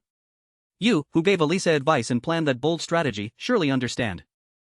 Lunia took a sip of tea and said, "My position began to waver. And now I'm facing renowned swordsmen from all over, trying to restore it." Hearing this, Corinne immediately asked, "An arranged marriage, politically, that's a good move?" Lunia immediately replied, "But I don't like that. I am too exceptional to be a commodity in the marriage market." Corinne wondered and asked, "What do you mean?" Corinne gradually understood and asked Lunia again, "You want me to pretend to be engaged to you?" Lunia picked up her teacup, drank, and replied, "Precisely." Lunia continued, "Alisa is merely a bastard child of the Aiden family. But as soon as she returned to the family, gifts prepared for her were already available. That's because, from early on, she was designated as the heir and pushed into the family's center of power. A noble and dignified woman spoke up and said, "You must have heard the news, father has appointed you as the 5th head of the sword pavilion." Alisa gently replied, "Yes." Alisa knelt on the floor and said, "But I..." In Aiden, father's command is absolute. The woman then looked at Alisa and replied, "Your opinion holds no weight to change it." That woman was Sophia, the first wife of Galland Aiden, the current family head, and Lunia's birth mother. Indeed, everything was according to the will of Galland Aiden, the former master. Sophia then told Alisa, "You will become the 5th head of the sword pavilion and must dedicate your efforts to the family's honor and the protection of humanity. With the commanding sword, the symbol of the head, choose those from the main house, let them stay and achieve merits, commanding them during this time."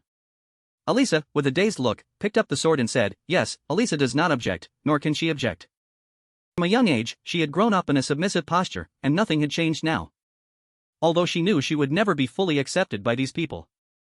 A pair of feet walked step by step along the path. Alisa passed a room and heard voices coming from inside, but, try to think positively. Alisa instinctively stopped to watch and asked, "Huh?" Alisa saw Corinne sitting inside and saying, "Actually, it's not a bad thing." Alisa was momentarily stunned and said, "Sister and Corinne." Lunia then replied, "Well then, let's have some relaxed time tomorrow. Let's go on a date." Alisa heard this and wondered, "A date?" The corners of her lips curved slightly. Her voice was somewhat more joyful than usual. Then, Lunia continued to ask Corinne, "You marry me? Will you?" The statements seemed unrelated. A day before departure, the current Corinne stepped out of the bathroom with a wet body and a towel draped over his shoulder. He felt exhausted from having his blood sucked despite sitting still. As Corinne looked down at his bed, he was extremely surprised to see Warren lying there in a daze. She simply remarked that he took a long time to bathe. Corinne wondered why she had appeared here. In response, Warren simply stated she would sleep here, making him even more awkward since men and women should maintain distance. She then said they had slept together before. Remembering that time, he had indeed lain beside her. He immediately denied it, saying it was an emergency only to avoid the rain. Warren felt discouraged then, as long as Josephine didn't discover what she was doing. Furthermore, the events of the previous day made her lean on him a bit. Corinne finally smiled and took off his outer shirt. He was immediately stopped by her throwing a pillow at his head. Warren wondered why he was taking off his shirt. This made him think she was worried about him. Both lay under the bed, and Warren looked up at the ceiling, continuing, "If you are hurt, I will feel heartbroken." This surprised him. Warren finally asked if he would continue to fight. Just like what he had done for her. Then Warren brought her face close to his, saying she would protect him and didn't want him to get hurt. Corinne sighed. He turned away but understood her feelings a little. Finally, he thanked her. He spoke about his journey to the east. Warren also became more reassured. The words Warren spoke that day gave him more strength to persevere. The next day, at a cafe, a voice rang out. It was Corinne. He asked Alisa if it was her. Because the newspaper printed her picture and her latest information. Hot news, Sword Master Galland Aiden hands over the 5th sword to his granddaughter. The Aiden family succession war begins. This actually made Alisa choke on her coffee. She then said she was completely unaware of this. He said it was obvious, as she had finally escaped the oppression. Then he asked, "Is everyone's luggage ready?" Alisa and Yuan quickly replied that it was. Alisa had prepared food and clothes early, while Yuan was arrogantly beyond question. She was confident in her ability to control nature. He quickly expressed his disappointment. The two of them were acting too much like obvious rookies, which made them both a bit confused. Corinne then explained. They will ride wyverns straight to the east. Then he asked the two of them what that meant. Both were silent. Corinne sinisterly revealed the answer. The two of you are about to regret it. Needless to say, the protagonist's aura was present. Both girls had just boasted about their luggage. But now they were being tormented by the wyvern beyond the control of their actions and words. Alisa had even more severe symptoms. She could only groan and cry out to Corinne that she couldn't open her eyes. As for Yuan, who just a moment ago maintained the image of Mother Nature, she was now beyond saving with wind force strong enough to blow away her dignity. It was a memorable experience. She promised never to rely solely on nature again. Corinne had been prepared from the start. He wore specialized equipment. Corinne looked at the two of them and could only say the word stupid. Because at an altitude of 1 kilometer, regardless of the season, one needs cold weather clothing and goggles. And he met all the requirements, including experience, practice, and knowledge.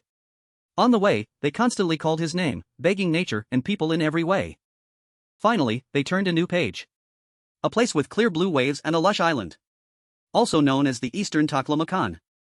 Alisa lost her balance and waved her hand to one side. He looked back, not understanding what was happening. On the other side, from inside the forest, many other elephants appeared. They rushed forward frantically. They are also known as elephants. They have red eyes that always aim precisely at their prey. Alisa, while flying, pointed over there. She was very surprised because there was a village in the distance. She feared the village would be destroyed by the elephants. Corinne whispered to himself, they don't need to rush. Saving a small village won't make us late.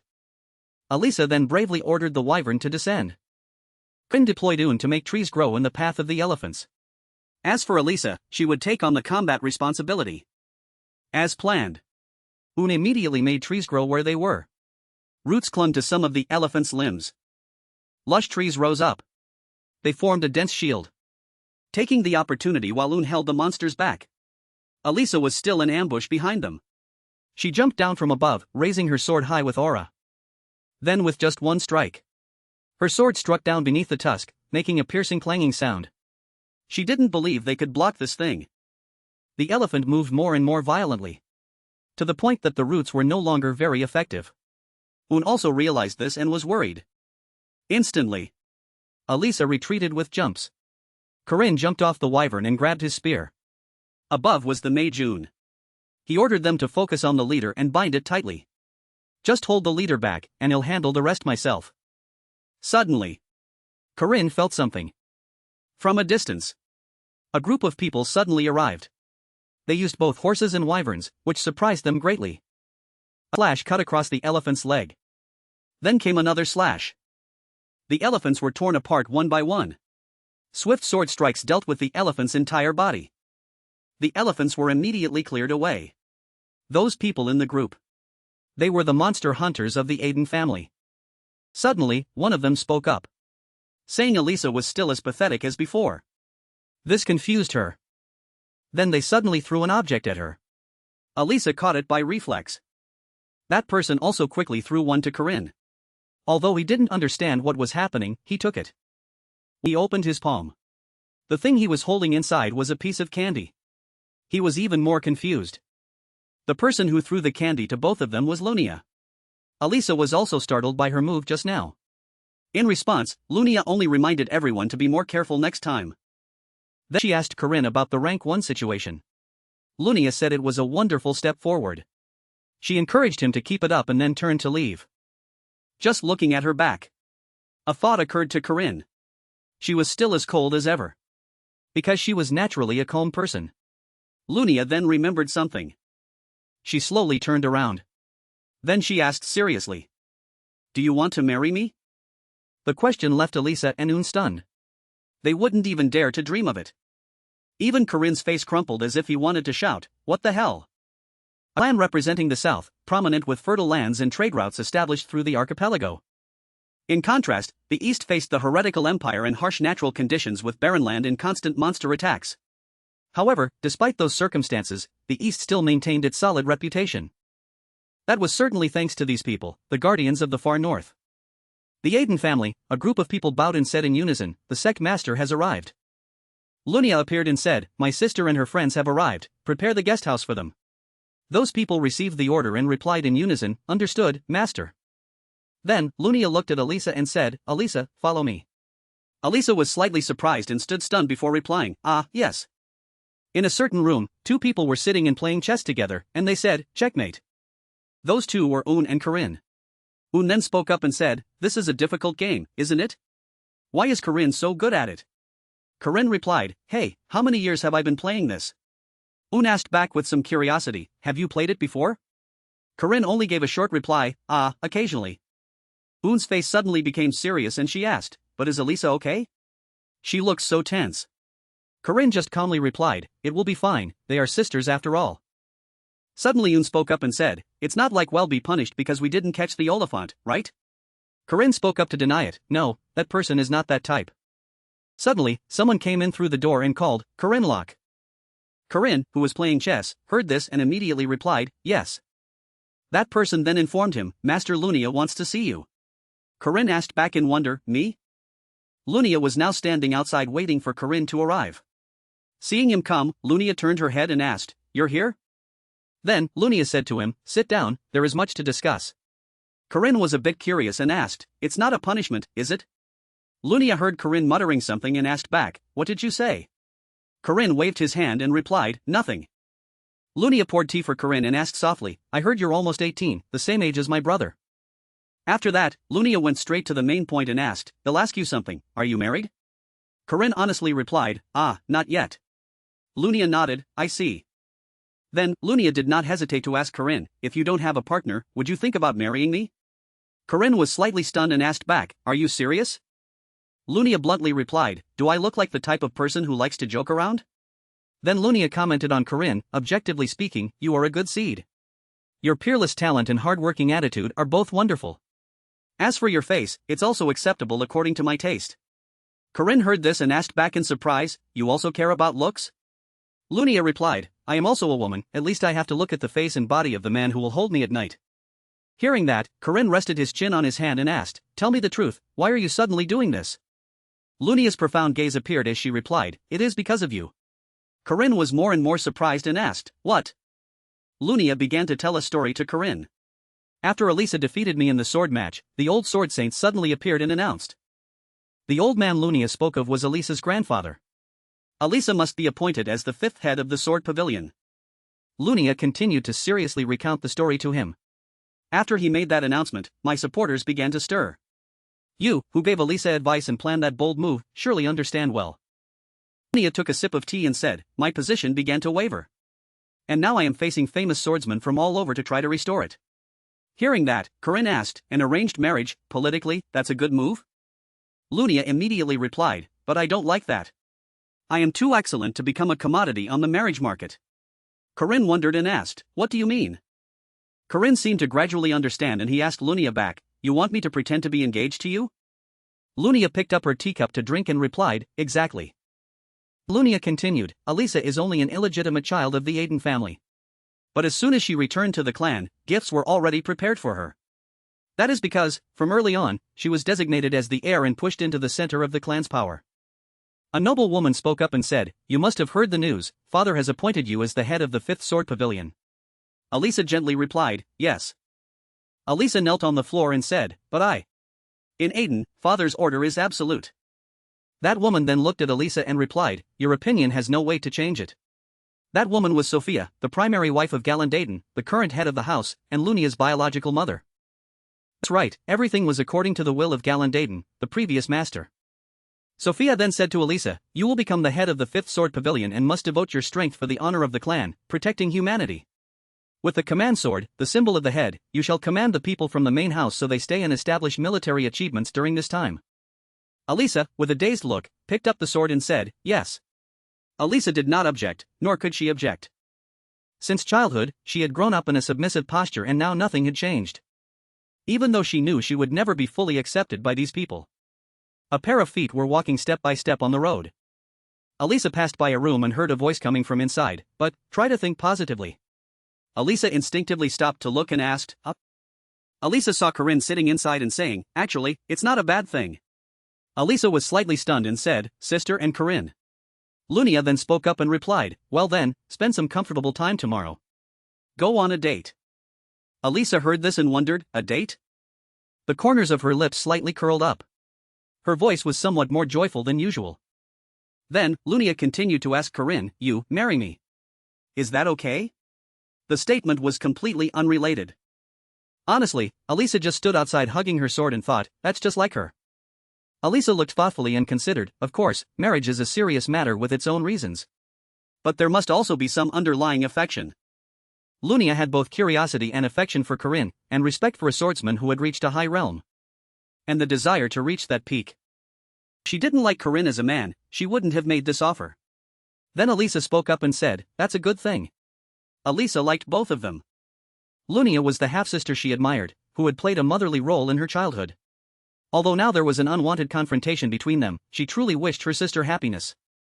Corinne was also a special person to Alisa. He had believed in her talent, supported her, and helped her survive the pursuit of her sister's faction. Alisa hugged her sword and sat on the ground sadly, but deep down she still thought, those two are very compatible.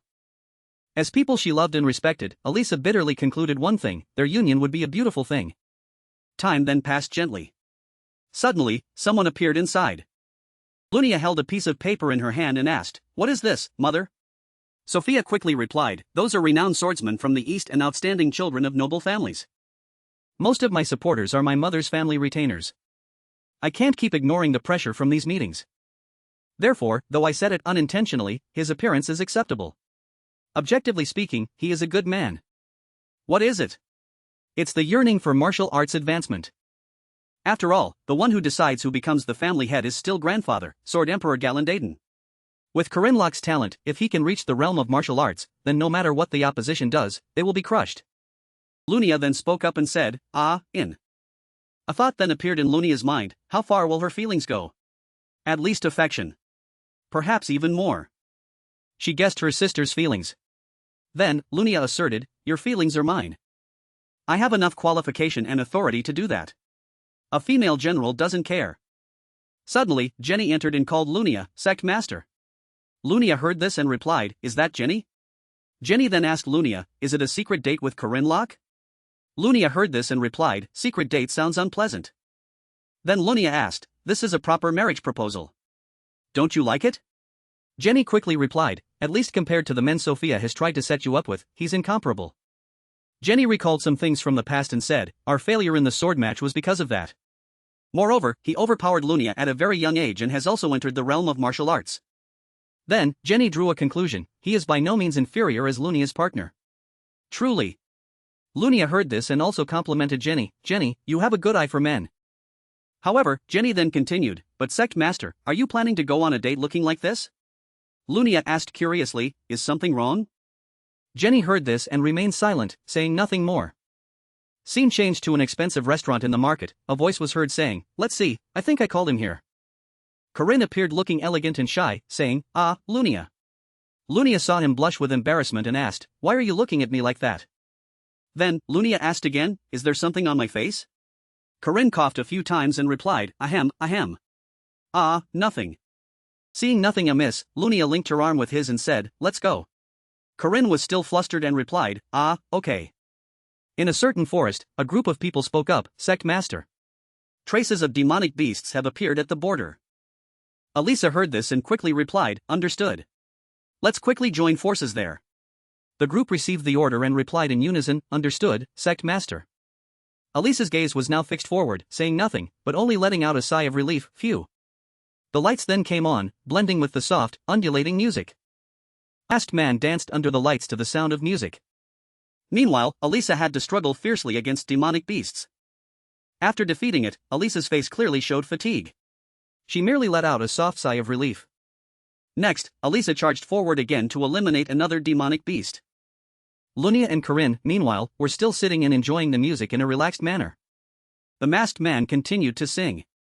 On the other hand, Alisa had to exert herself fighting demonic beasts. This showed a contrasting fate between Alisa and Lunia. Loud applause erupted for the man who had just sung on stage. Alisa fought valiantly, demonstrating strong courage. Lunia and Corinne also applauded the man's singing performance. Alisa's hands were still covered in blood, marking the end of a battle. A moment later, Alisa finally spoke up and told everyone, "Phew, everyone worked hard today." Regarding Corinne and Lunia, the two cheerfully exited the concert. Lunia asked Corinne, "Did you enjoy yourself today?" Corinne answered, "Indeed." The tagline angelic voice was no exaggeration. Lunia linked her arm with his and responded, "No, I meant, did you have a good time?" Corinne candidly replied, "Oh, it was a novel and quite a delightful experience." Lunia grasped Corinne's hand and gently murmured, "That's splendid then. The most crucial thing is for you to feel happy, isn't it?" Subsequently, Lunia softly placed a tender kiss on Corinne's hand and remarked, "Today was also a rather pleasant day." Corinne sweetly told Lunia, "Kissing the back of your hand is my prerogative, isn't it?" Lunia gave him a knowing look and replied, Perhaps I'm accustomed to such gestures with young ladies. Next time, I shall yield to you." Alisa stood observing Lunia's farewell to Corinne. "Until tomorrow, I've made many preparations for you, so go and rest now. See you again tomorrow." So, after he turned, Lunia noticed Alisa standing there. Lunia approached Alisa step by step and said, "Alisa, you appear quite unwell." Did you just come back from outside the city? Alisa then softly inquired, did you just meet Corinne? Lunia nodded and affirmed, yes, that's right, I just returned from enjoying myself with him in the city. Upon hearing this, Alisa tightened her grip on the sword in her hand, then uttered, so, that's it. Afterwards, Alisa quietly asked Lunia, you must have had a very enjoyable time. Furthermore, you're wearing traditional attire. I recall you haven't worn it for 7 years. Seeing Alisa's questions and numerous remarks, Lunia called out, Alisa. Alisa bashfully responded, yes. Lunia turned her back to leave and stated, I will change my clothes. Then, head to the dojo, and let's have a practice bout. Alisa stammered, asking again, a practice bout? Normally, Alisa could easily decline a practice match with her older sister. But this time, the reason for the proposal was unclear. Alisa then spoke up and declared, yes. Alisa could not refuse that proposition. That evening, before the practice match took place, Lunia had a few lingering questions. It's truly peculiar, for someone who always shies away from practice matches like you, to accept the challenge so cheerfully. Alisa. Alisa held her sword and softly addressed, Sister. Alisa swung her sword down and announced, no one is observing. Lunia furrowed her brows, her face serious, and responded, feel free to wield your sword. Lunia's profound gaze emerged as she proclaimed, first disciple of the Aiden One-Sword sect, Lunia. Alisa was not one to back down and retorted, first-rank swordsman of the Aiden One-Sword sect, Alisa. Amidst that tense and stifling atmosphere, a voice resonated, saying, all right then, let's commence. Lunia was the first to attack. She powerfully swung her sword towards a nearby boulder. That enormous rock was swiftly cleaved into small fragments by Lunia. Witnessing this, Alisa was momentarily taken aback and exclaimed, oh, those rocks are hurtling towards Alisa. She also quickly used her sword to disperse those rocks. Lunia then abruptly appeared before Alisa and declared, fierce tiger stance, second form, golden rooster. Lunia then asked Alisa, you still recall it, don't you? Having said that, Lunia's tone suddenly deepened and she commanded, respond. Alisa, seeing this, was somewhat flustered, unsure how to react. Lunia's critical strike left Alisa at a slight disadvantage, and she was hit. Alisa's vacant eyes appeared as she mused, Sister Lunia's attack was clearly within Alisa's range. But the reflexes were too slow. However, from fleeting speed to true power, from the high heavens to a lightning bolt, if one could discern Lunia's attack. Instead of merely reacting, if one could anticipate it, then counterattack. At this point, Lunia's eyes suddenly became more menacing, staring directly at Alisa. Alisa found it somewhat challenging to face Lunia.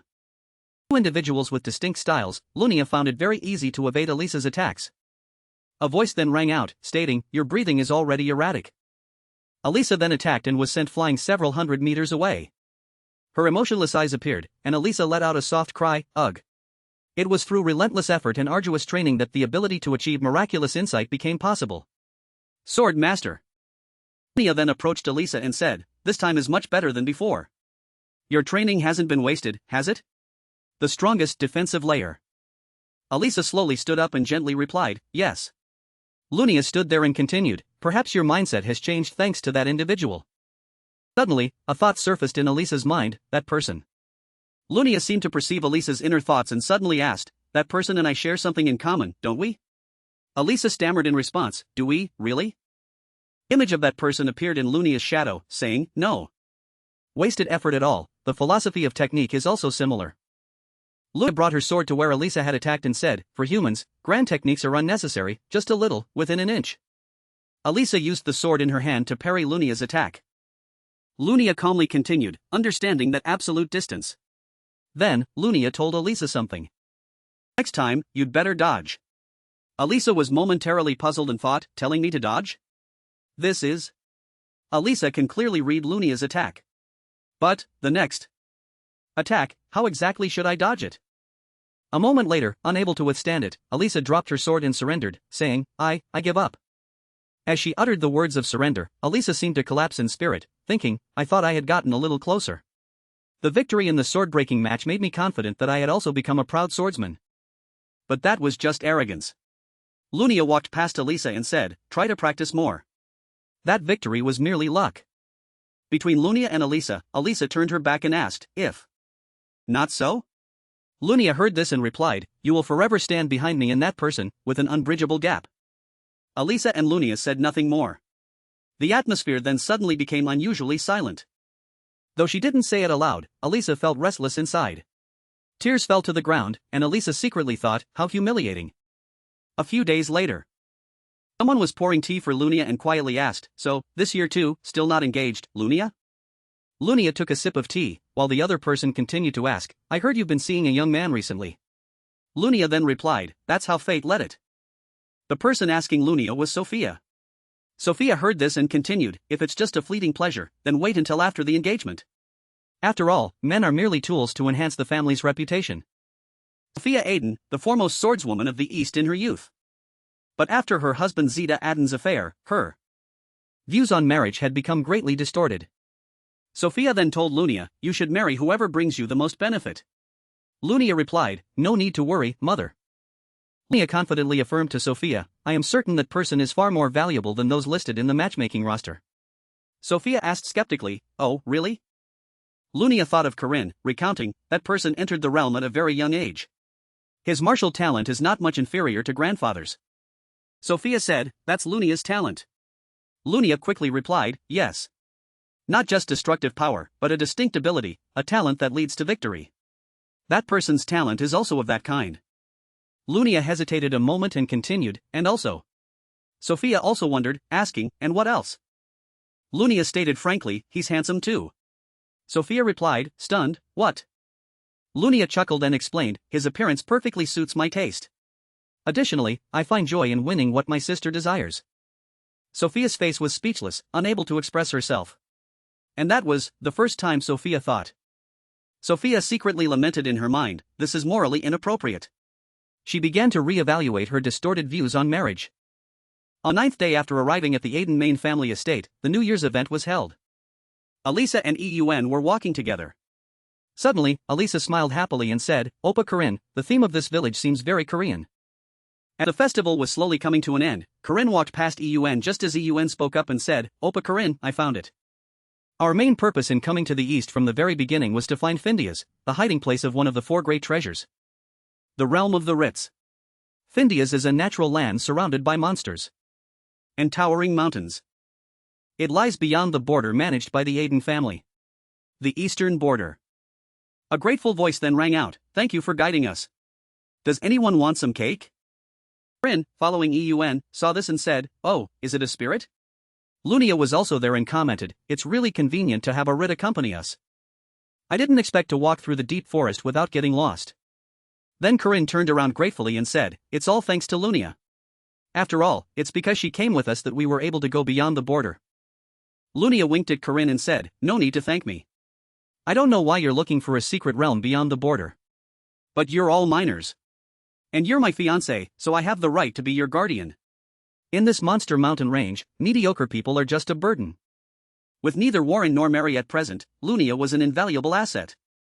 Alisa then called out to Lunia. Ah, sister. After that, Alisa told Lunia, words like fiancé, I think it's best not to say them. Lunia asked back, why? Alisa replied, well, the people around us are looking a bit strangely. Lunia also frankly replied, the gazes of outsiders don't matter much to me. Then Alisa seemed to gather all her courage and told Lunia, sister, if you truly have no intention of taking responsibility for big brother Corinne, then I don't think you should obstruct his marriage path like this. Lunia just indifferently asked back, do you really think so? Eun then opened a strange gate and said, right here. Just pass through here and we'll be there. Everyone focused on observing the gate Eun opened. Alisa couldn't help but exclaim. Oh, suddenly that gate shattered and fell like shards of glass. Corinne observed and finally concluded, we've been tricked. Indeed, it was a place worthy of being guarded by a sage-level Rit. Corinne, now alone, immediately asked, am I isolated alone? Enchantment spell that bewitches intruders into the realm. Just like the 8 trigrams formation last time. It's a type of trial. Perhaps it's testing whether those accompanying the Rit are qualified to enter the secret realm. But this trick is common enough. Then Corinne gripped his weapon firmly and shouted, come on. Whether it's an illusion or a monster, it'll take them all on. At this moment, someone approached and called out, big brother. Hearing this, Corinne broke out in a cold sweat and thought, oh no. That voice is. No way. It's Sihu. Siha smiled and walked up to Corinne, saying, hello, big brother. Siha's eyes glowed deep red as he said, long time no see, huh? How outrageous. Then he jumped up and said, "Oh my god. What the hell is this?" With that, Corinne grabbed his weapon and lunged at Sihu, and the two attacked each other. Corinne growled loudly, "You're a fake." Sihu, facing him, smirked and said, "That's right." But Sihu laughed gleefully and retorted, "You're also a fake. A player is the true main character. Not me." Corinne thought in astonishment, has he discarded his protagonist's halo? The main character of this world. Park Ciu. Even if he is malicious, His power is undeniable. he deserves to be called a god. And he is a strong individual on a completely different level than I am currently. Sihu appeared and whispered to Corinne, "You can be proud if you kill me. But listen. Big brother." Then Sihu spoke up again, asking Corinne, "Are you truly sure you can save the world?" Hearing this, Corinne said nothing. His gaze suddenly fell. Sihu was a little displeased and continued, "I tried to seize everything but still failed." "So who are you? With that incomplete system, what do you think you can do?" "The player has died. The trial has failed. Just a supporting character like you. Can you truly defeat Tethra Ventaza?" At this, Corinne replied, "Of course I can. I will obtain one of the 4 great treasures to weaken his power. That's why I came all the way to this distant east.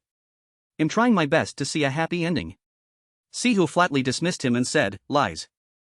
Then Sihu told Corinne, "If you truly wanted to see that ending, you should have chosen me one more time." Corinne heard that and replied, "Then my innocence would also be threatened." Sihu scoffed and said, "What's the harm? You like that, don't you?" Corinne responded, confused, "What?" Suddenly Sihu said 3 words to Corinne, "Self-sacrifice." Corinne heard those 3 words and fell silent, unable to say anything more. Seeing his silence, Sihu continued, "What do you feel when you sacrifice yourself for others? But think about it. Instead of saving those NPCs, you should think about the bigger picture. If you found the treasures faster and acquired all the items, you would have been much stronger. You also know that the current way of playing isn't the most effective method, don't you?" Sihu leaned into Corinne's ear and softly said, "I sacrificed 10,000 people to gain this power. Players are inherently." Corinne shivered slightly and turned back, and Sihu was still standing there, continuing, "Will grow stronger in direct proportion to the sacrifices of others." Sihu's eyes darkened and his face suddenly became more terrifying as he said, "Sacrifice what is necessary. And let's save the world together." Corinne sighed and said, "Ha. That's right. It truly is like that." He clenched his fist and said, "Even if I start playing again, I can't help but regret the items and events I missed." Corinne lunged to attack Sihu, startling Sihu, who exclaimed, "Huh?"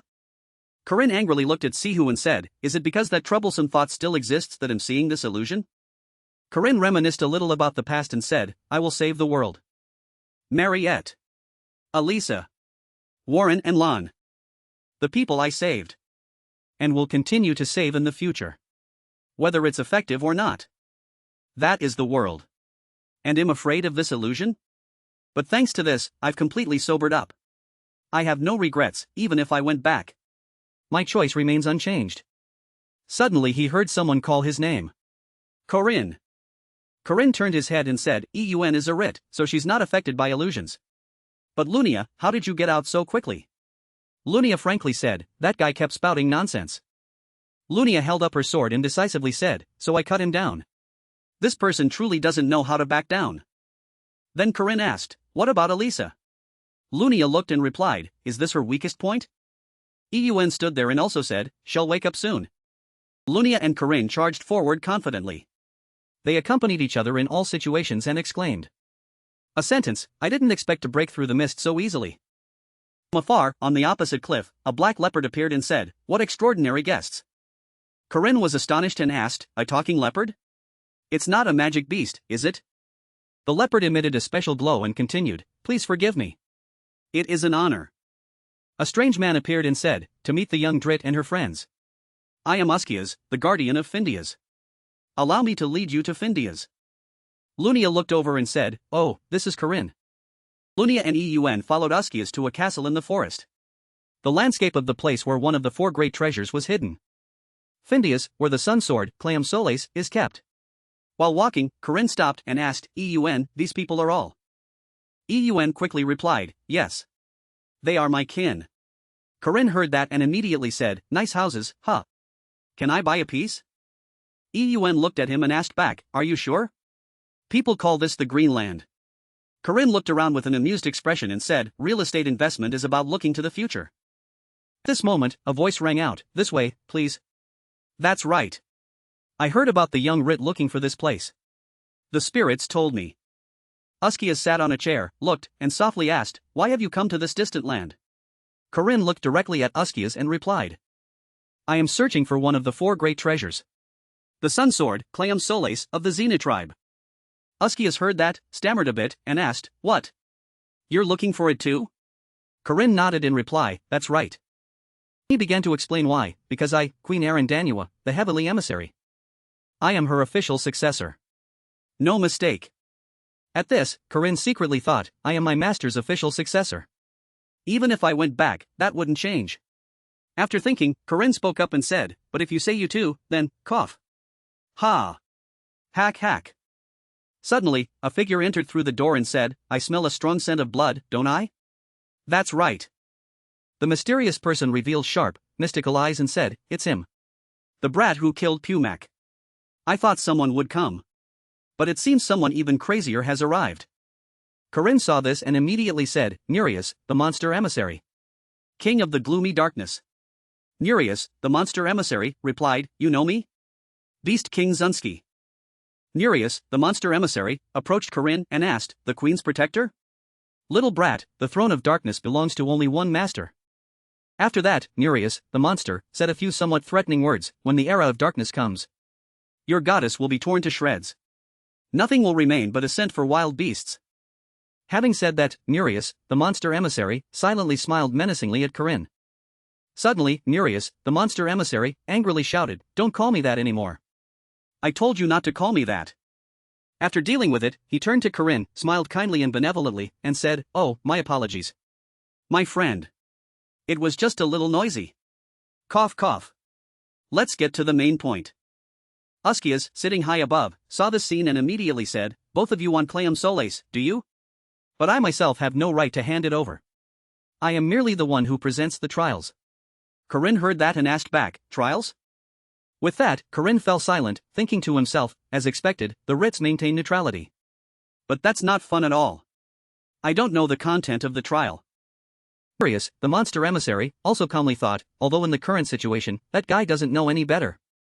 But in the previous round, Vantaza's faction possessed all 4 great treasures. Askias saw both of them thinking and said, both of you, please wait in your places. The content of the test will be announced after the discussion is over. Nereus, the monster emissary, heard this, chuckled, and said, he.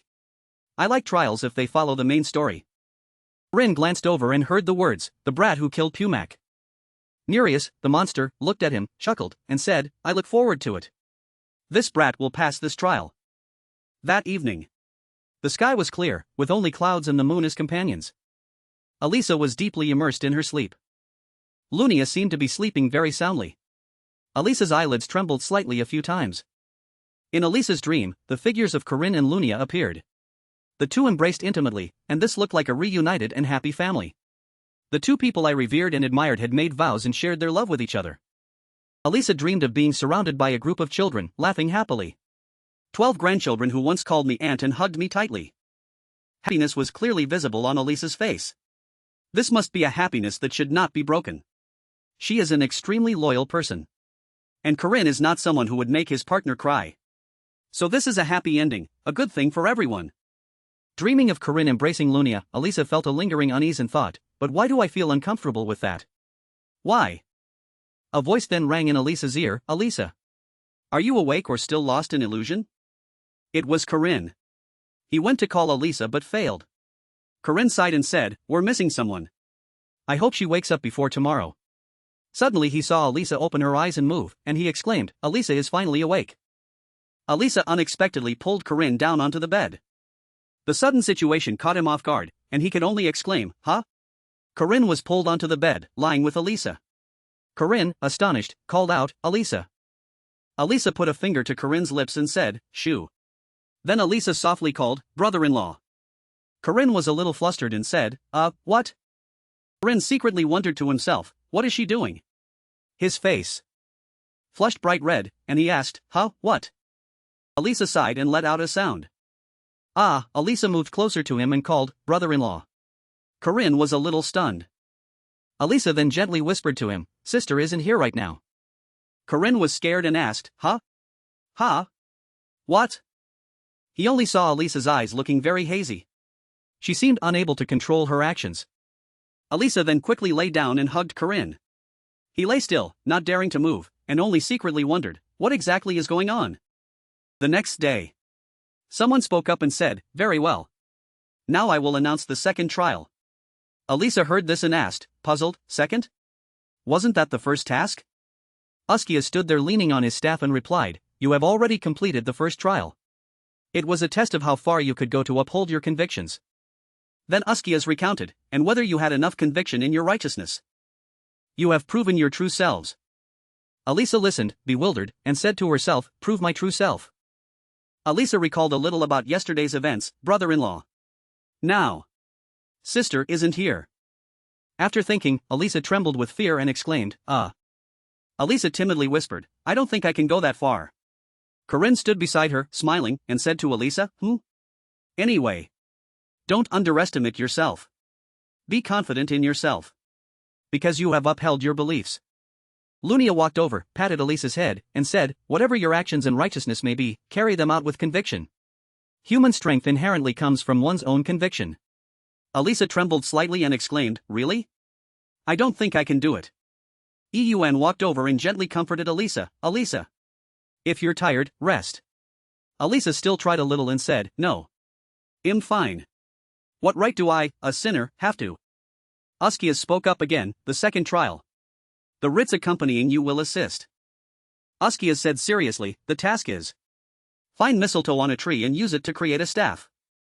So, let's begin. The deadline is until sunrise tomorrow morning." Then a board appeared, showing the content, the vow.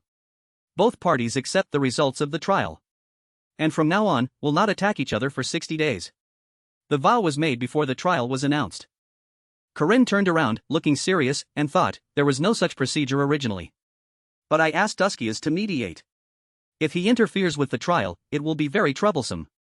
Corinne saw Askias standing with Nereus, the monster emissary, in a somewhat scary way.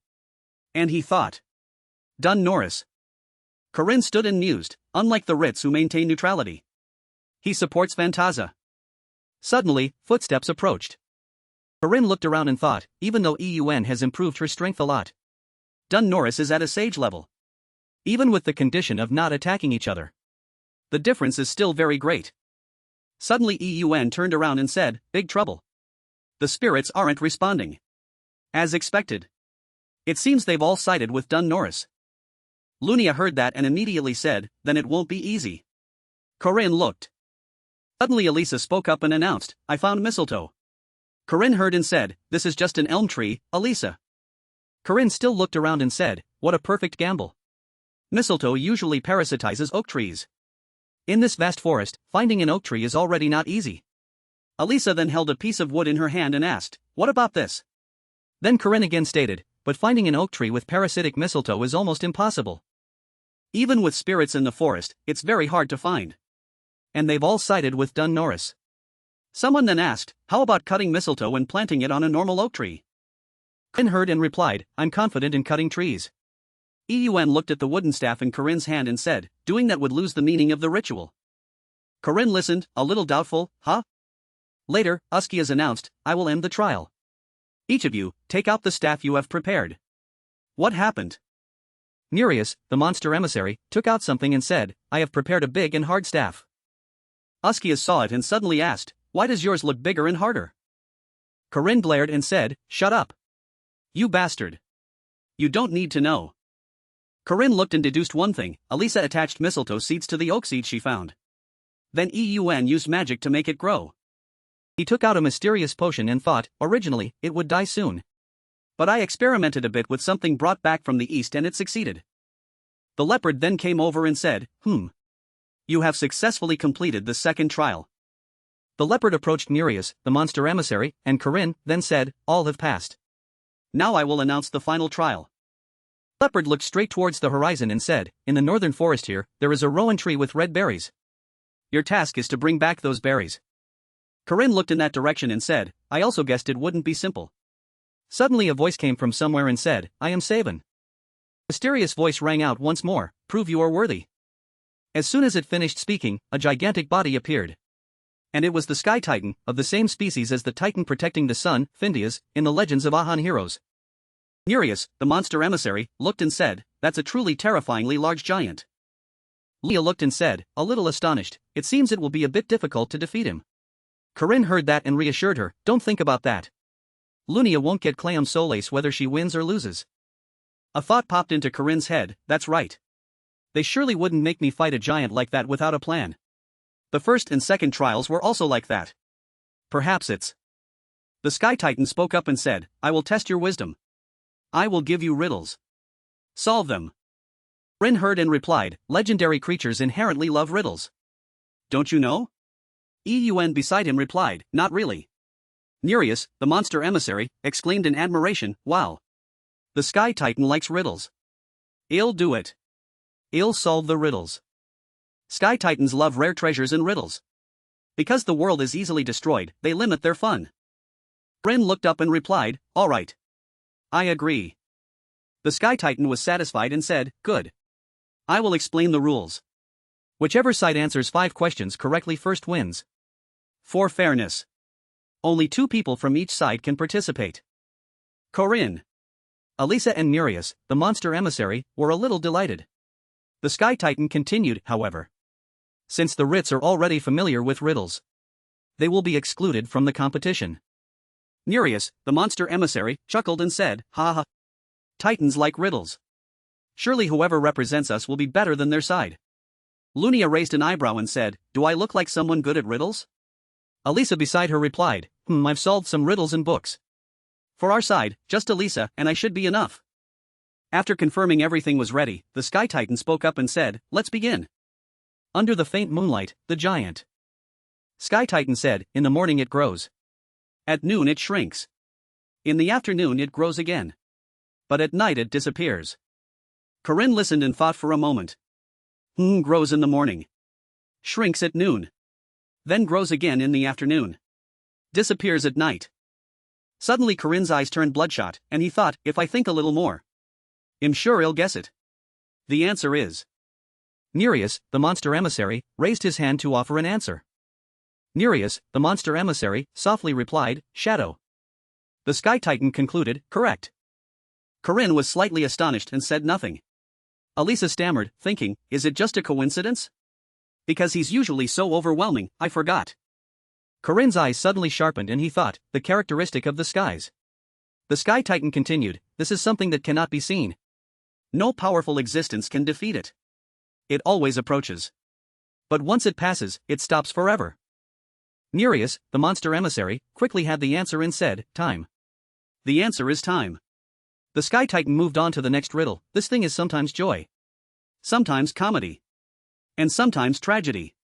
It is a play in which all living beings are the main characters. Nereus, the monster emissary, quickly had the answer again, life. That name is both comedy and tragedy. To die or to live? That is the question. This is not random. It feels like facing thousands. Tens of thousands of people at once. Nereus, the monster emissary, then laughed loudly and said, ha ha. The skies are good at solving riddles. It's too easy. Corinne then turned to Alisa and said, Alisa. You try. You read a lot of strange magazines. Alisa replied, startled, what do you mean, strange magazines? I only subscribe to things that every young lady should read. The Sky Titan continued, this is the 4th question. To me, it is beautiful. But others cannot understand it. To some, it is violence. To others, it is escape. Corinne heard this, closed his eyes, frowned, and thought, this question is really complicated. Is my imagination really this poor? Alisa then cautiously asked, that. Can I try to say it? Corinne asked, a little puzzled, The Sky Titan heard that and said, go ahead. Alisa shyly and cautiously replied, Adel. Suddenly, in her heart, Alisa thought, to me. It is beautiful. But others cannot understand it. To some, it is violence. To others, it is escape. Immediately after, Alisa spoke her answer, adultery. Corinne. The monster. Emissary Nereus and the sky. Titan unexpectedly replied, huh? What? Huh? Everyone heard Alisa's answer and fell silent, unable to give any further response. Alisa saw everyone standing still and shyly thought, it could be like that, couldn't it? The Sky Titan stammered a compliment, interesting. Your answer is also correct. Alisa heard that and immediately retorted, ah. No. Please consider that wrong. I was wrong. I didn't mean it like that. Corinne heard, confused, and asked back, Alisa. What are you thinking? Alisa loudly retorted, no. It's really not like that. And hey. Don't avoid my gaze. Give me a chance to explain. Sob sob. Even though Alisa tried to explain, it had no effect. Although it broke the train of thought. But was it just a coincidence from a cautious person? The skies had guessed 2 questions in a row, and the riddle showdown ended with our defeat.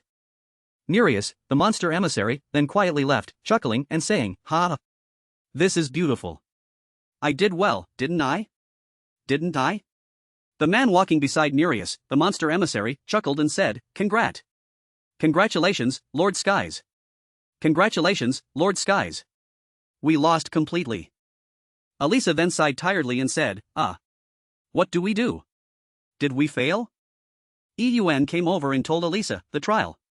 It probably won't end like this. I think we just haven't obtained one of the necessary materials yet. Alisa heard that and exclaimed, if so, that's a relief. EUN then spoke up again and continued, we drifts never give up everything just because of one failure. Perhaps. Suddenly EUN's eyes darted around, observing something. Lunia gently walked over and asked, is it an enemy? EUN finished observing and replied, there's no one. Ooh. EUN then used her energy to observe more and then concluded, there are no spirits around. Not even a single person. Corinne heard this and immediately felt existential doubt. Now that I think about it, I haven't seen any monsters either, have I? On the way here, I occasionally saw them. No spirits and no monsters? This is a demonic realm. A haunted forest. Also known as the Monster Mountain Range. Corinne looked straight ahead and thought, if both types are not seen in this forest, there are only 2 reasons. Either someone has annihilated all the spirits and monsters. Or they have all fled to avoid an overwhelming presence. Nereus, the monster emissary, then chuckled softly. Ha ha ha. Later, Nereus, the monster emissary, spoke up and said, could it be that we've gone too deep? Oslo Brumentata. As soon as he finished speaking, a mysterious blue surge of power quickly appeared. A strange circle suddenly appeared beneath everyone's feet. From that circle, an ancient and somewhat eerie castle slowly emerged. After the castle appeared, the blue surge of power disappeared, replaced by a red surge of power. It looked truly terrifying and dark. Seeing the situation change so rapidly, Corinne shouted loudly, giving an order, get back. A red surge of power quickly shot straight down to the ground. It brought supreme destruction. EUN was in danger of being swallowed by that power. Fortunately, Corinne arrived and saved EUN from the brink of annihilation in time. Corinne turned his head to look and then said, that is. When he saw the opponent's true form, he concluded, a humanoid monster. At this moment, Corinne said to EUN, fall back. EUN stammered and said, thank you. Corinne looked at the humanoid monster and asked, puzzled, why is that thing here? That monster was a multi-headed beast. It opened its mouth wide and stuck out its tongue, looking truly terrifying. Hiss hiss. Next, a mysterious surge of power appeared. Corinne charged forward to attack. He sliced the multi-headed beast's body to pieces. Lunia saw it and, bewildered, thought, that is. The person who will later be renowned throughout the world. Aiden style. Sword ghost. Night slowly fell. A heroic figure stood under the faint crescent moon. Beyond Aden's borders existed a land called the Demonic Realm. It was a place where wild beasts and magic beasts, claiming to be masters of the forest, existed in a strange balance. The one who broke that balance was merely an old man holding a sword. That mysterious figure was Alisa's grandfather. He then spoke up and said, demonic beasts. That sword belongs to me. Don't call them demon humans. A grotesque hand suddenly appeared. Because their nature originates from animals. A body with bulging muscles appeared. That grotesque hand firmly held the sword. But rarely. There are also demonic beasts born in human form. Are they to exist? Or to destroy?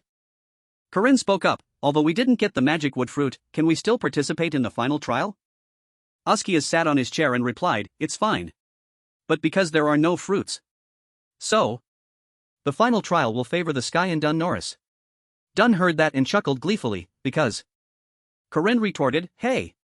Just because you're adrift doesn't mean you should show favoritism like that. We only lost because that sword ghost appeared in the middle of the field. But still, give us some advantage, right? Askias replied, I will announce the final trial. He exclaimed, well. Nurture the magic staff you have crafted. Dun Norris firmly held a large piece of wood with determined eyes. Beside him, Eun was also carrying an identical piece of wood.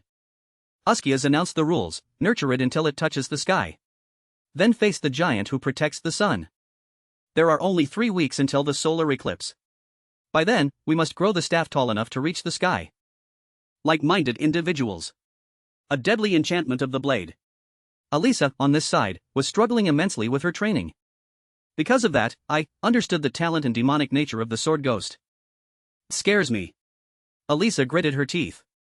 Her entire body was covered in large and small wounds. But her heart remained uneasy and uncomfortable. Moreover, he is stronger than me. Alisa's grandfather saw his granddaughter like that and instructed, your basic technique is still too poor, my granddaughter. Then he said, but I didn't expect you to voluntarily ask this grandfather to teach you swordsmanship. It's truly worth training that disciple. Hearing her grandfather say that, Alisa wondered, if he's a disciple, do you mean that monster? Why don't you kill him? He replied, no, you can't. He is a talent capable of reaching the heavenly sword realm. Alisa was a little bewildered, heavenly sword realm? This is the first time I've heard of it. He calmly said, of course. Because it's something I created myself. That oh my god answer made Alisa extremely annoyed. At this moment, the battle continued. Alisa knelt down to gain momentum. Then, gripping her sword tightly, she charged forward and demanded, stop teasing me. Alisa's grandfather showed no surprise. His eyes glowed red with an aura stronger than anyone else's. He gripped his sword tightly and raised it high, whoever reaches this realm will be able to cut the sky. To cleave the entire world. I truly wish to witness such a swordsman. With that, he unleashed a powerful sword strike. Alisa tried her best to block it. She also showed her defiance by taunting, you senile old man. Alisa's grandfather laughed with amusement and said, ha, now you're just like your sister. Alisa heard that and was a little stunned, huh? Scene shifts to the Elra's kingdom. Southern fortress. Marriott uncomfortably asked, oh, mother. Can I go now? Marriott's mother asked, puzzled, is something wrong? Only 4 days left until the spring festival ends. Corinne left a sign. Come find me before the solar eclipse on February 8th. Even riding a wyvern, there's still plenty of time. But. Suddenly, she recalled a moment from the past. Marriott's face flushed again. Her heart was filled with jealousy and unease. Suddenly, Marriott's father ran in from outside, shouting to stop her, no, you can't. Where are you going, Marriott? Holidays are for families to enjoy together. A family can be started there too, you know. Cough. As soon as he said that, he was hit with a devastating blow. Marriott's mother smiled, but exuded a terrifying aura, saying, our Marriott is old enough to understand men now, isn't she? Then she pushed the man away, hurry up and ask for a sibling for Duggo, okay? No. That's not it. Horace Vel. Lend me a bit, okay? Let's go. Duggo. Let's go find father. Marriott seized the opportunity and left, her face still flushed. Is this the intuition of a high-level vampire? Marriott Dunalep instinctively sensed that. Now, the image of a bird soaring high in the sky. Besides her, a new rival has appeared. A clear female voice softly rang out, Saintus. I am Warren. A novice nun. The one called Saintus replied, is that so? And where are we going? To the first holy land, Girium. The Grand Cathedral. Inside the hall was a mystical and sacred space. Pink hair fluttered and floated in the wind. Standing in the brilliant light. Her face was beautiful and her aura boundless. That was Saintess Estelle. Estelle looked down with surprise. Warren. But then she cast aside her noble demeanor and jumped down to hug Warren, wow. Warren's here. Warren uncomfortably said, quiet down. Estelle didn't mind. She kept caressing the other's soft, rosy cheeks. I heard you had a big incident at the festival. Are you all right? Of course you weren't hurt. But Warren spoke up, control yourself. Warren demanded, quickly remove my seal. Estelle asked back, amused, Why? Warren stammered shyly, it's like this. It's suffocating. Please. Help me, sister. As she spoke, Warren's cheeks flushed, and her breathing became rapid. Estelle's eyes were extremely excited by this. She was. That's right. It's Lon, isn't it? Warren suddenly seemed to become someone else. Her expression was bright and her smile radiant. Saintess. I sympathize with you too. We need your power. Estelle asked, puzzled, why? Warren smiled confidently and said, I want to be his main wife. Estelle's eyes narrowed once more, full of meaning. Then she placed her hand on the other's head, unleashing a surge of power there. Warren returned to normal and asked, the seal. Has it been removed? Estelle replied, up to the first seal, yes. Warren was somewhat satisfied, all right. Then she decisively turned and prepared to leave. I'm leaving right now. From here to the eastern border is 24,000 kilometers, right Warren? Corinne suddenly stood still with only his eyes glowing brightly. In his heart, he thought, even with full strength, I can only block 5 strikes. The last 3 strikes are unfortunate. Corinne looked straight at Lunia and thought, aiming for Lunia again. Even if Lunia is aware of the domain, she is still half a step slow. Corinne looked at Lunia with worry, if this continues, Lunia will. His hand firmly gripped the combat sword. Looking over at Lunia, he immediately thought, that is the ultimate defense skill. Only swordsmen who reach the final stage can learn it. The monster's eyes still glowed a terrifying blood red. Aiden-style first sword. The monster stood up step by step and used a technique.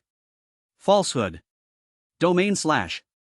Suddenly the monster felt something strange. Lunia then said, humph. Did you dodge the vital point? Then Lunia continued. This one is dangerous. Must be handled right here. Corinne accompanied her and nodded, saying, I agree. The sword ghost has not yet reached the realm I know. But the final technique it will achieve is the ultimate skill that slashes everything? Thousand Hand Peerless. Corinne rushed forward and secretly made up his mind, I must destroy it here. The monster then let out a unique-sounding cry. The figure appeared behind the monster and softly said, hello. My friend. The monster's blood-red eyes were still fixed on Corinne. The figure that just appeared behind the monster was the monster messenger Murius. Monster messenger Murius quickly acted to finish off the monster. It didn't stop there. In that dry dust cloud, mysterious points of light suddenly appeared. They looked like the eyes of some horrific creature. Before they could understand what was happening, those things merged into a giant monster. It rushed to attack the monster messenger Murius. The monster had not been destroyed yet. It appeared and gave an indescribable smile. All around the monster's body, there were eerie blue magical threads covering it. Seeing that, everyone immediately identified them as the king's subordinates. The monster opened its mouth wide and let out a growl. The monster once again attacked to destroy everything. This showed that they were ones who made even the sword ghost terrified. The newly appeared monster standing behind Uskias looked truly terrifying. Seeing that scene, any creature would have to surrender and flee. The monster's eyes seemed to know how to smile. Ha! Creatures possessing almost immortal lives. Beast King Uskias. Vlad the False, Duneric. At this time, Corinne, Alisa, Lunia, and Un just stood there dazed, observing. Corinne spoke softly and said, monsters, those are the enemies we must face. After everything ended, everyone sat together and said, sorry, I couldn't do anything. Alisa sat by comforting Un, don't worry, it was unavoidable. Un still felt guilty and said, but, it's okay. Alisa was still sympathetic and said, I wasn't seriously injured either. They thought about the monster's battle and said, that magical monster used Aden's swordsmanship. Alisa sat and asked, could it have read a swordsmanship book? Lunia heard this and replied, don't say such nonsense. It's a monster. If possible, it only has the ability to practice through hundreds, thousands of battles.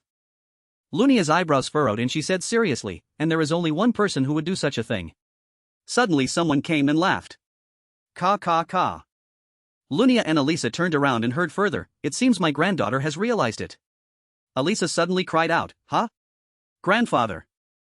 It was Alisa's grandfather who came and said, this is the Sword Emperor Garandaden.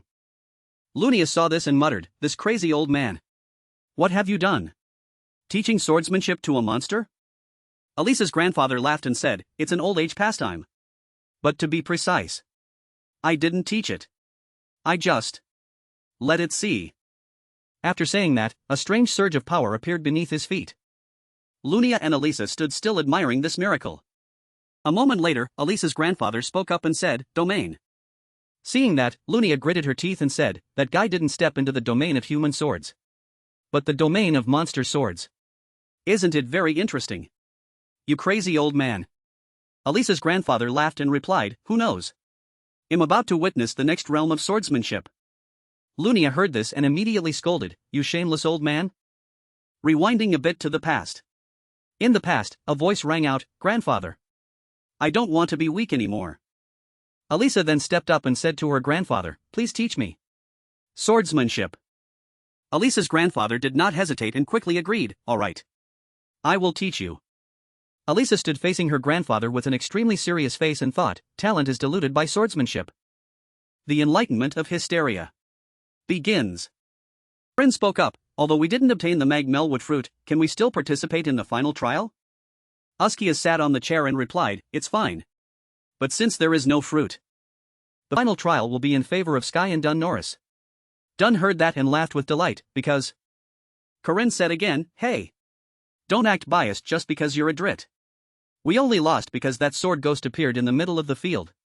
But shouldn't you give us some advantage?" Askias replied, "I will announce the final trial." He exclaimed, "Well, nurture the magic staff you have crafted." Dunn Norris gripped a large piece of wood with a determined look. Beside him was Un, also carrying an identical piece of wood. Askias announced the rules: nurture it until it touches the sky. Then face the giant guarding the sun. There are only 3 weeks until the solar eclipse. By then, we must plant a staff tall enough to reach the sky. Like-minded people. A deadly fascination with the blade. Alisa was struggling intensely with the training session. Because of that, I understand the talent and demonic nature of the sword ghost. It makes me feel afraid. Alisa gritted her teeth. Her whole body was covered in large and small wounds.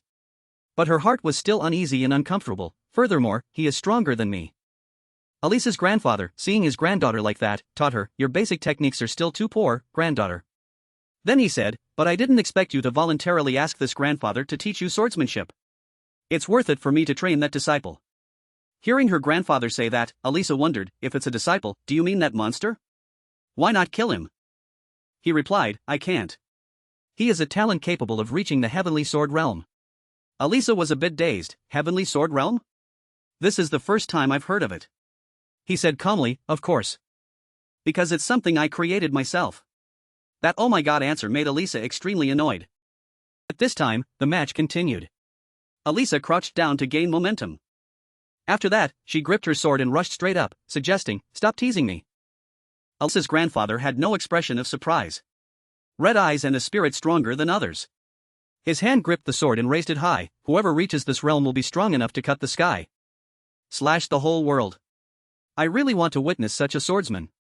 After saying that, he struck down with a powerful sword blow. Alisa tried her best to block it. She even showed her defiance by mocking, "Senile old man." Alisa's grandfather laughed with delight and said, "Ha, now you are just like your sister." Alisa heard that and was a bit stunned. "Huh?" Scene changes to the kingdom of Elrath. Southern Fortress. Marriott asked uncomfortably, Mother, can I go now?" Marriott's mother wondered, "Is something wrong?" There are only 4 days left until the end of the spring festival. Corinne left a sign. Meet before the solar eclipse on February 8th. Although riding a wyvern leaves plenty of time. But, suddenly remembering a moment from the past, Marriott's face turned red again. Her heart was full of jealous lies. "I still feel uneasy."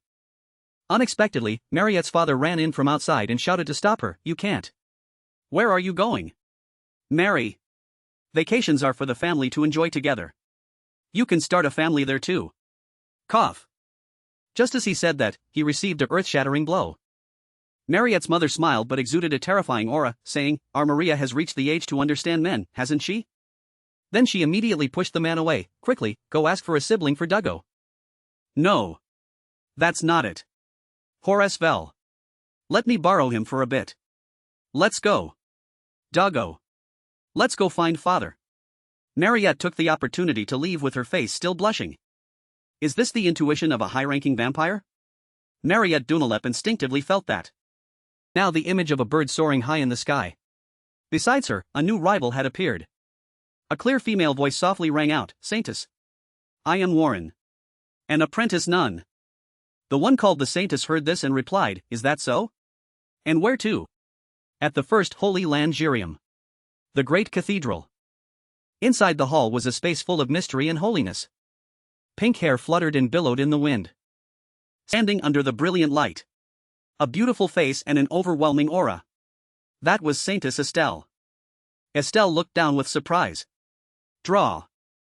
But then she immediately cast aside her noble appearance and jumped down to hug Warren. Wow. Warren is here.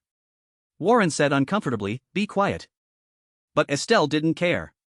She kept fondling the other's soft pink cheeks. I heard you encountered a big problem at the festival.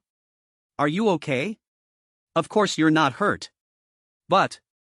Warren spoke, Control yourself. Warren requested, Quickly remove the seal for me. Estelle asked back with interest, Why? Warren stammered shyly, It's like this. It's so suffocating. Please. Sister, help me. As she spoke, Warren's cheeks turned red. Her breath was also hurried. Estelle's eyes were extremely excited by that. She is. That's right. It's Lon, isn't it? Warren suddenly seemed to become a different person. A bright expression and a radiant smile, Saintess. I also sympathize with you. We need your power. Estelle wondered, why? Warren smiled confidently and said, I want to be his first wife. Estelle's eyes narrowed again with deep meaning. Then she placed her hand on the other's head, casting a source of power on it. Warren returned to normal and asked, The seal. Has it been removed? Estelle replied, Up to the first seal. Warren was somewhat satisfied, All right. She decisively turned to leave, I will go now. From here to the eastern border is 24,000 kilometers, ride Warren and go. In even faster. And. Warren's tone was more resolute than ever. But then she became shy, I can't let her get there first. With that, she leaped out the window, before Professor Josephina's astonished eyes and urgent voice. No. Lon. You can't do that. The journey will take 3 weeks. What? Why go out the window? Warren declared. I'll be there in 2 days. On this side. Estelle was smiling. How strange. Isn't it? Dun Erev, the vampire. Sword Tiger Lunia, and Alisa. The one who had to face both. From the battle with the Iron Mountain King to Warren's change. From a naive girl to a resolute person. Estelle covered her mouth, smiling as she said, Everyone is caught up in countless unexpected events. And Corinne Locke, our junior. 3 days later. Corinne was chewing on something, then complained, Sword Emperor. That old man really doesn't hold back. You haven't even climbed the tree yet and you're already dying from blood loss. With that, he tightened the bandage around Alisa's stomach, making Alisa cry out in pain, Yuaha. I'm really going to die. Hearing this, he said, Stop it. It's too early to die. Alisa frowned, You. But. I'm sure I can still climb up there.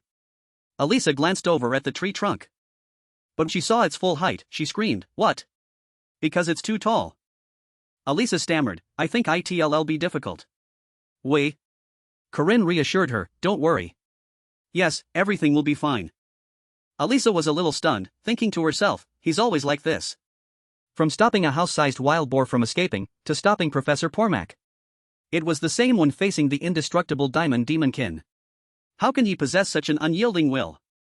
Even before seemingly insurmountable challenges, he always aims for something further. Suddenly, a voice echoed in the space, Corinne, what do you ultimately wish to achieve? He rubbed his chin and said, Who knows? The mysterious person spoke, Working so hard late at night like this is truly arduous. Corinne Locke. The Queen's Spear. I wished to speak with you at least once. The one who arrived was none other than Drid Dun Norik. Corinne questioned with a hint of caution, What is this? Dun Norik calmly said, Why do you humans prevent heaven from descending? He slowly stood up, That's obvious. Many people will die. Surely you're not unaware of that? His gaze was firm, his voice resolute, as a Drit, who always prioritizes nature, why do you side with them? Dun Norik replied, That's natural. Dun Norik seriously stated, The only conclusion I've drawn after hundreds of years of life is, to protect nature. Then, with a murderous gaze, he looked directly at the two in front of him, humanity must be annihilated. Alisa was almost suffocated by the pressure, What? His dry, plant-like eyes contained. In Alisa's eyes at that moment, Dune Norik was no different from a devil, with an aura that crushed anyone who dared to face him, and immense malice towards this world. Corinne spoke up to remind her, look closely, Alisa. What I want to do is, eliminate all those like him, he said, looking directly at Dune Norik. Dune Norik burst out laughing, stroking his beard, ha ha ha. You've come all this way to hinder us. It seems you're very serious. Corinne confidently said, but only this time, you will fail.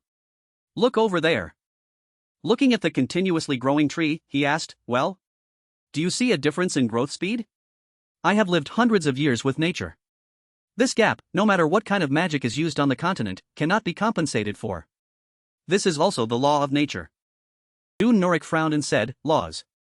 Logic. Principles. Efficiency. You are always stuck in those things. Always thinking you know best. After I once posted on the forum about throwing golden mandragora into the lake, many people thought it was the correct answer and used it to upgrade their stats. But for me, who was tired of the usual gameplay. Golden mandragora seeds. Even such hard-to-obtain items were brought out by me for experimentation. I must be the only one who has ever experimented with a cultivation system using a precious item like golden mandragora. The way I turned the elm tree axe I brought back in the first quest into a giant staff. Just experimenting with a few drops of solution created such a huge effect. Even living in nature for hundreds of years, one might not have seen this. The golden ingredient in this bottle is something I crafted myself. A unique hidden piece, never before seen, golden mandragora fertilizer. As soon as he thought this, he poured the bottle of solution onto the base of the tree. The system displayed a notification, golden mandragora fertilizer promotes the growth of magic trees. Creates a wide-range mana recovery field. Restores 185 mana per minute. Immediately, its effect became clear. A strong gust of wind blew. Corinne said, hey, Mr. Reed. For first-time players, we usually call them newbies. I don't know how many years you've lived. But you're. Dune Norik's eyes narrowed, but no emotion could be seen within them. Corinne, however, chuckled gleefully and said, live a few more times, and you'll realize there are always new things to learn. Look here, newbie. I will begin to display my magic. He stood confidently, without the slightest hesitation. At the top of the tree trunk, a stream of light still emanated. Alisa exclaimed in admiration, yeah. You aha. The tree trunk grew taller and taller, as if it could reach the clouds. Looking up at its soaring height, Corinne exclaimed, I never expected it to reach this extent. He said with satisfaction, good. The growth rate has tripled. Suddenly, a voice full of praise rang out, I don't know how you did it, but you've nurtured them wonderfully. Askia spoke, now you will ascend to the sky, but as the sage of Findias. My final advice is, to obtain Clayam Solace, do not miss the moment when the sun's power weakens. Askias clasped his hand tightly, as if entrusting him with everything he had held in his heart for so long, and as a living being on this land, I wish to bid my final farewell. Askias bowed sincerely, from now on, everything depends on you. Stop them, young hero. Corinne smiled, accepting it. Alisa also said excitedly, Corinne, they'll call my sister. Are you planning to leave right now? He bluntly replied, no. The climb cannot be completed in a day or two. I need to prepare food, clothes, and other things. When everything is ready, I will depart in a week. Corinne looked straight up, thinking to himself, the final battle to obtain the legendary artifact Clayam Solace will take place in the sky. And the time is 1 week from now. Prepare thoroughly, Dune Norik. For the strongest team I can assemble. Both of them dashed away like lightning. Now, there were still 2 young women awaiting the day of reunion. They would appear. A week later.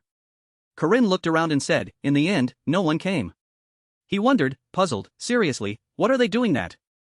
No one showed up? Seeing this, he rubbed his head, his gaze fixed downwards. Beneath the trunk of a giant ancient tree, a man's voice spoke, they've been found near the barrier? This is. It wasn't like this when they were first brought here.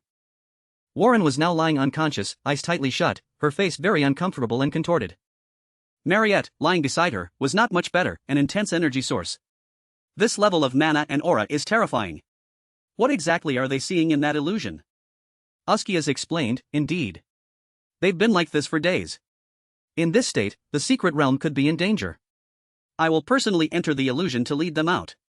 The 2 people beside him offered, should we assist? Askias closed his eyes tightly, and firmly replied, no. I will create a clone and pull both girls out. Then he opened his eyes wide, his expression startled as if he had seen something truly horrifying. Scene shifted to an illusory world within Marriott's mind. The people here were discussing, they had children before graduating from the academy, didn't they? Oh my. They were quite hasty, weren't they? Why do the children look exactly like their father? Oh. Is this a wedding? Marriott's face was very happy, and she smiled warmly. Suddenly, an announcement came, the groom is entering. That caught Marriott's attention. Corinne, elegantly dressed in a black suit, entered majestically, to the point where guests exclaimed and praised, wow. He looks so dashing. Indeed. He's truly imposing. So handsome, Corinne. Marriott was captivated by his figure, her cheeks flushed, her eyes dreamy. But the next announcement seemed to strike a fatal blow to Marriott's psyche, the bride is entering. The bride? No way. The one who entered was Warren in a pure white wedding dress. The guests exclaimed in admiration, oh. She's so beautiful. So elegant.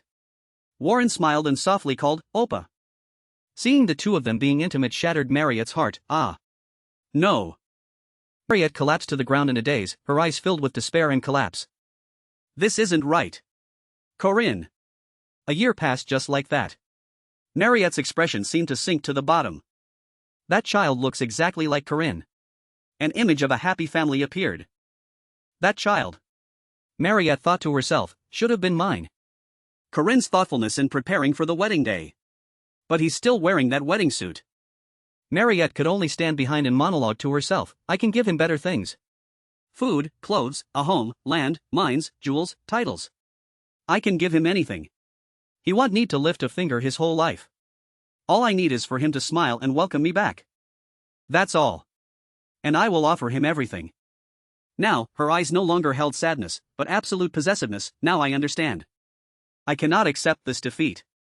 No. I will never accept it. Soon enough, Corinne will grow old. He is just a short-lived species, living at most 100 years. Marriott's hand gently touched Corinne's white hair in a coffin full of flowers, but I possess immortality. As an ancient vampire. I will turn Corinne into a vampire and bind him to me. Marriott used her blood-red magic on him. Whether as father and child or master and servant, it doesn't matter. He will be completely mine. Tears gently fell. I can give him that 100 years. After that, he will be mine. Every trace that woman left for. Until they fade, wear away, and disappear. Corinne in that world slowly opened his hazy eyes. He saw Marriott smile and tears, I will give you happiness. So another wedding took place, I lost. This was the first time Warren, along with another version of herself, sat slumped on the ground in agony, watching the wedding. Giving her heart, or touching another man's hand. The happy couple sat in their home, feeding each other, smiling, ha ha ha. The real Warren appeared and asked, what are you doing? The other version sadly replied, just watching. Warren asked again, what do you want to do? That version said, I don't know. Suffering wasn't part of my plan. Oh, Oppa, my love, my husband, my darling. All the names I can call him. I want to love normally, date normally, have a family and children. Warren closed her eyes tightly and softly said, why can't you? I will help you. Scene change. Corinne was sitting on the bed and happily greeted, long time no see. Are you well? Warren. As soon as he called her name, Warren grabbed his hand tightly. Warren forcefully pushed him onto the bed, angrily challenging, try to escape. Corinne asked with difficulty, why is this happening? Warren tore his shirt and said, this is your fault, Corinne. Because you looked at someone else instead of me. Warren's eyes glowed terrifyingly red, staring directly at the 2 bite marks on his shoulder. It's all. As soon as she finished speaking, she opened her mouth wide. She bit him, making Corinne cry out in pain, ugh. After a long while, Warren let go, then angrily declared, Oppa. This is your fault. Just as I gave you all of my firsts. Then your firsts must also belong to me. Corinne's face clearly showed fear. The next morning. Sunlight began to stream into their room. A man and a woman had spent the entire night together. They held each other's hands tightly. Outside the window, birds flew by. Warren once again found family happiness with Corinne, so of course, it will bring a baby. I won. Warren's tears fell. Then everything returned to reality. Marriott also just woke up with a smile on her face. Wake up. A voice rang out, making both of them suddenly realize it was an illusion. Uskias then introduced himself, I am Uskias, the protector of Findias. That is... Ahem. If you have come looking for Corinne Locke, you are a little late. They have already begun their journey to the sky. Exactly 3 days ago. Both girls, without prior arrangement, had the same thought in their heads. We're too late. They asked in unison, but how did you know we were looking for Corinne? The great sage Reed knew this day would come. Uskias explained, I am Sage Reed. I know many things. I have sworn to bury the dark pasts of those 3 girls forever. On this side, Corinne and his teammates had reached the peak. Ugh. It's cold. Corinne. There's nothing here. Drew something on the tree trunk and said, just a little more effort. We're almost there. According to the storyline, Balthaz's forces will have all 4 great artifacts. Bright Spear of Goria's Aradra. The Sun Sword of Findias, Clayam Solace. The Magic Shield of Nereus Andre. The Stone of Destiny of Phalia's Leophi. According to the game's original script, you can go to Goria's in Nereus. Of course, the relics have been plundered. Recalling the text documents I skipped in the game. Nereus Andre's shield technique. Located in the deep darkness. In reality, it lies in a pit full of coiled snakes. So, what Marriott said about Clayam Solace, reach for the sky. Hold the sun in your hand. Can be understood metaphorically? If that's the case. Suddenly Corinne requested, look. A strong gust of wind blew. Un screamed, Corinne. The clouds are pulling down. They will collide. He climbed higher, then replied, it's not the clouds pulling down, but the oak tree still growing. Oh. The faster it grew, the greater the pressure on them, as if wanting to push everyone to the ground. After it stopped, Corinne looked at the scene before him in awe. Oh. That place was like a separate world with modern and luxurious architecture. A magnificent large country located on the clouds. Corinne went to the main gate and looked up high, saying, walls 50 meters high. And very well maintained. Lunia frowned and said, but it's very small. Alisa asked, that small? It could be for an ordinary giant. Un then spoke up, but Uskias said there is a giant guarding the sun here. No matter who is protecting it, we cannot go through the main gate. Corinne remembered Dune's words from before, the Magmel fruit is a ticket in. Then he laughed triumphantly, so. We will knock on the door and see what happens. This startled Un. He took a deep breath, Then he shouted with all his might, come out. The space became tense after he performed that action. The door indeed opened slightly. Alisa was worried, her voice hesitating, Ga. Corinne. Corinne said, from here on, everything depends on improvisation. From inside, a threatening voice spoke, who are you? Humans. They are humans. A group of terrifying giants appeared behind the door. Alisa screamed in panic, ah. They are all high rank. Corinne, are you going to fight them? Giant spoke, speak, humans. He leaned down and asked, do you have the key? Corinne calmly replied, we don't have it. The giant frowned, don't have it? If not, then become human soup. After saying that, he threw a punch. Corinne still calmly raised his hand to stop him, wait. Then he explained, we are the pioneer heroes recognized by Lord Uskias. The giant finally stopped. He knelt on one knee to show friendship. Soon, our master, who arranged all this, will bring the red magmel fruit. The giant asked, all right. What is your master's name? Suddenly he laughed in a perverted and horrific way, changing his face faster than a rice paper. Lord Juneskies is recognized by both the giant Sabin in the sky and the sage Findias. Corinne spoke while pointing behind him, he even sent a Drit representing the sage here. Seeing that the person being pointed at was her, Un was scared to death. Drit? Is it me? Immediately after, a stone face moved close to Un and said, Sabin and Findias also recognize you? Un was so panicked she couldn't speak, that. Seeing someone else in a difficult position, Corinne laughed even more happily. He teased Un and then urged her, try it. Try that thing. Suddenly a large tree trunk grew out, covering the sun. The space fell into a silence. Zell. Ifin. Ur. Wad. Strap. That tree trunk immediately turned into a giant tree man named Wickerman. Seeing that, the high-rank stone man said thoughtfully, If you understand the red magmel fruit and know how to control the Wickerman, then being Uskias representative is not hard to understand. However, the problem is the key. Corinne was annoyed hearing the stone man repeat it and replied, I know. I know. Without the red magmel fruit, you can't take the sunlight away, right? It's just that our hero thought it necessary to notify in advance to express respect to the great giants. As soon as he finished speaking, the stone man smiled with satisfaction. That's right. The situation temporarily stabilized. The large door slowly opened. The stone man welcomed them. All right. You, those under Dune, I will welcome you as guests. But stone man still had a concern in his heart, however. The sun. Corinne corrected his words, of course. You are quite right. Seeing that the plan had succeeded, he laughed in a very arrogant and savage way. How was it? Simple, right? Leaving Yoon and Alisa only able to look on speechlessly. A moment later, Alisa asked seriously, Is the plan only this far? Corinne smirked and replied, from now on is what's important. His eyes immediately flashed with killing intent, a strange smile as he loudly announced, now, we will clear this place out.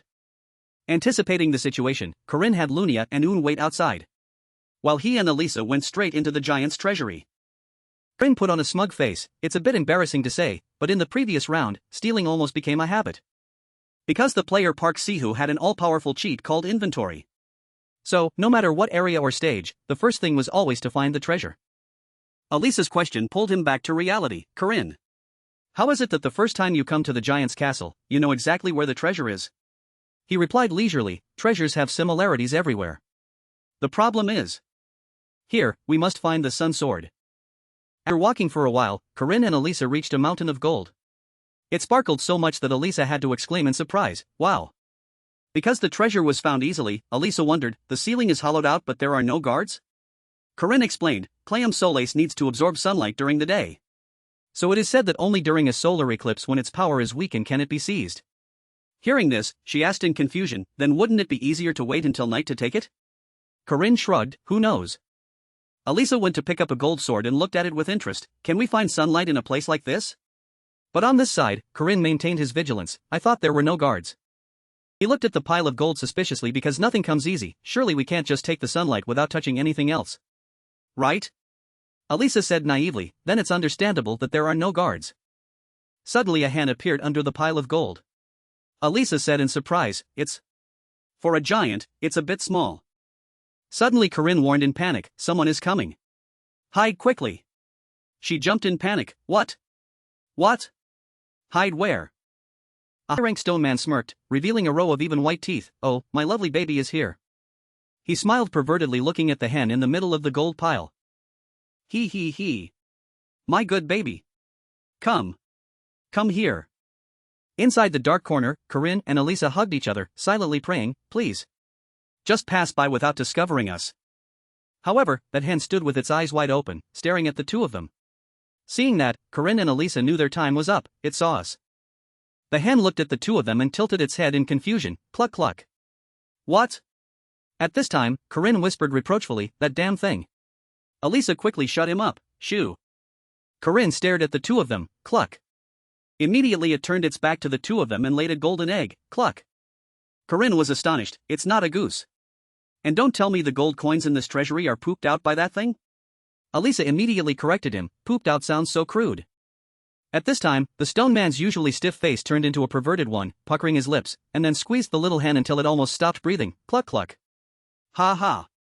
Beautiful baby. Come with daddy. It seemed Corinne's mind was still dreaming about the golden egg just now. What? It took it away. If we could just catch one, we'd live comfortably for the rest of our lives. Alisa immediately threw a bucket of water on him to wake him up. Wake up. We need to find the sun, not gold. Then Alisa breathed a sigh of relief. That was close. We were almost in big trouble. Corinne also agreed, that's right. But when she calmed down, Alisa's eyes widened in shock because her whole body was pressing on his in a very suspicious posture. Suddenly the memory of that fateful night returned. Alisa remembered her suggestive words, brother-in-law. My sister isn't here now. The memory of that night. Why is it appearing now? Returning to reality. Alisa asked shyly, hey. Corinne. My sister. What do you think? Corinne didn't have any special feelings and replied honestly, Lunia. She is a wonderful person. I have a good impression of her. Hearing that, Alisa blushed and blurted out, good impression? Corinne quickly continued, a good person who is talented, likable, and beautiful. Any man would feel that way. She lowered her head and stammered, really? He slightly frowned and said, anyway. Let's finish searching. The day after tomorrow is the solar eclipse. And the eclipse only lasts 2 hours. If we don't make it in time, Sky will receive the sun through the official route. As soon as Corinne finished speaking, Alisa stood up with a dark face. I see. At this time, she looked up at the sky where there would be a star. No, it was the light of the sun. But hey. Corinne. Alisa looked without looking away and said dreamily, there's something very strange. Corinne also realized the abnormality. What? Step back a bit. Huh? Exactly, this is a place that can absorb sunlight during the day but can never be accessed at night. Deducing this far, Corinne had partly realized, could it be a place where on the day of a solar eclipse, its power must also weaken? Today is the day the half-moon will rise. Indeed, looking through the gap, it was opposite the perfect full moon. In the form of the moon, it hovered over the floating island in the sky. A moment later, Corinne told his discovery to everyone. Un nodded and said, sun by day. Moon by night. Hovering over a floating island? Corinne replied, perhaps it's not actually the sun or moon but is being maintained by a barrier on the floating island. However, it certainly cannot be reached just by reaching up. Un then wondered, is there any way to touch it? This was indeed a difficult question because even Corinne hadn't thought of it yet, who knows? For us right now, it's impossible. But since there are 2 days until the eclipse, let's slowly find a way quietly. Un said hesitantly, 2 days? Night came, the full moon shone brilliantly. By day it still shone just as brightly, only it wasn't as prominent as at night. Day ended and night came again. So a day passed simply like that. By the next morning, everything was still the same. But Corinne's group's plan was challenged by the reality that in 2 days, the way to touch the sky was not something easily found. Soon, Dune and Dune Norris would arrive. In the end, our arriving 2 days early didn't bring any benefit. Suddenly from behind came the voice of the high-rank stone man, except for the drit. The rest are edible. Right? Another one stopped him, calm down. Maybe they are not what we think. But Corinne was smart enough to understand, but based on their standards, they have been patient long enough. The giants of Sky Citadel.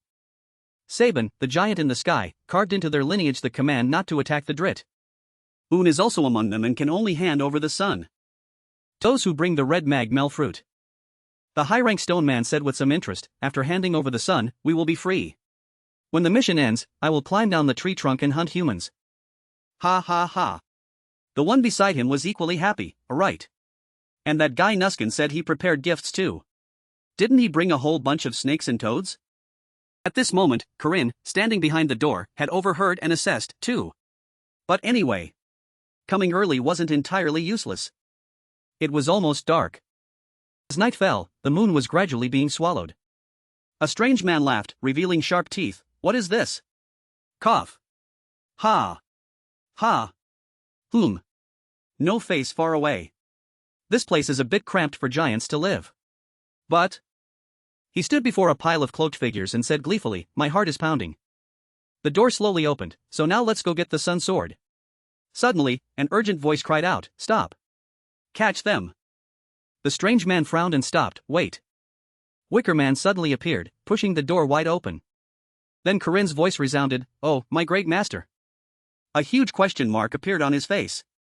Corinne stepped forward with a clown-like face, then knelt and held up the hand from earlier, master. I have completed your command. The strange man stared at the hen, motionless. At this moment, the hen clucked, cluck cluck. After freezing for 5 seconds, the strange man wondered, hey. My friend. What is this? What is this? Suddenly, a roar echoed, these thieves. A huge sword cut the Wicker Man in half. A group of rock giants rushed forward, leaving destruction wherever they went. How dare you steal our treasure? Kill them all. The faces of these rock giants were out of control as they charged. Suddenly, they recognized their target and calmed down, oh ho ho.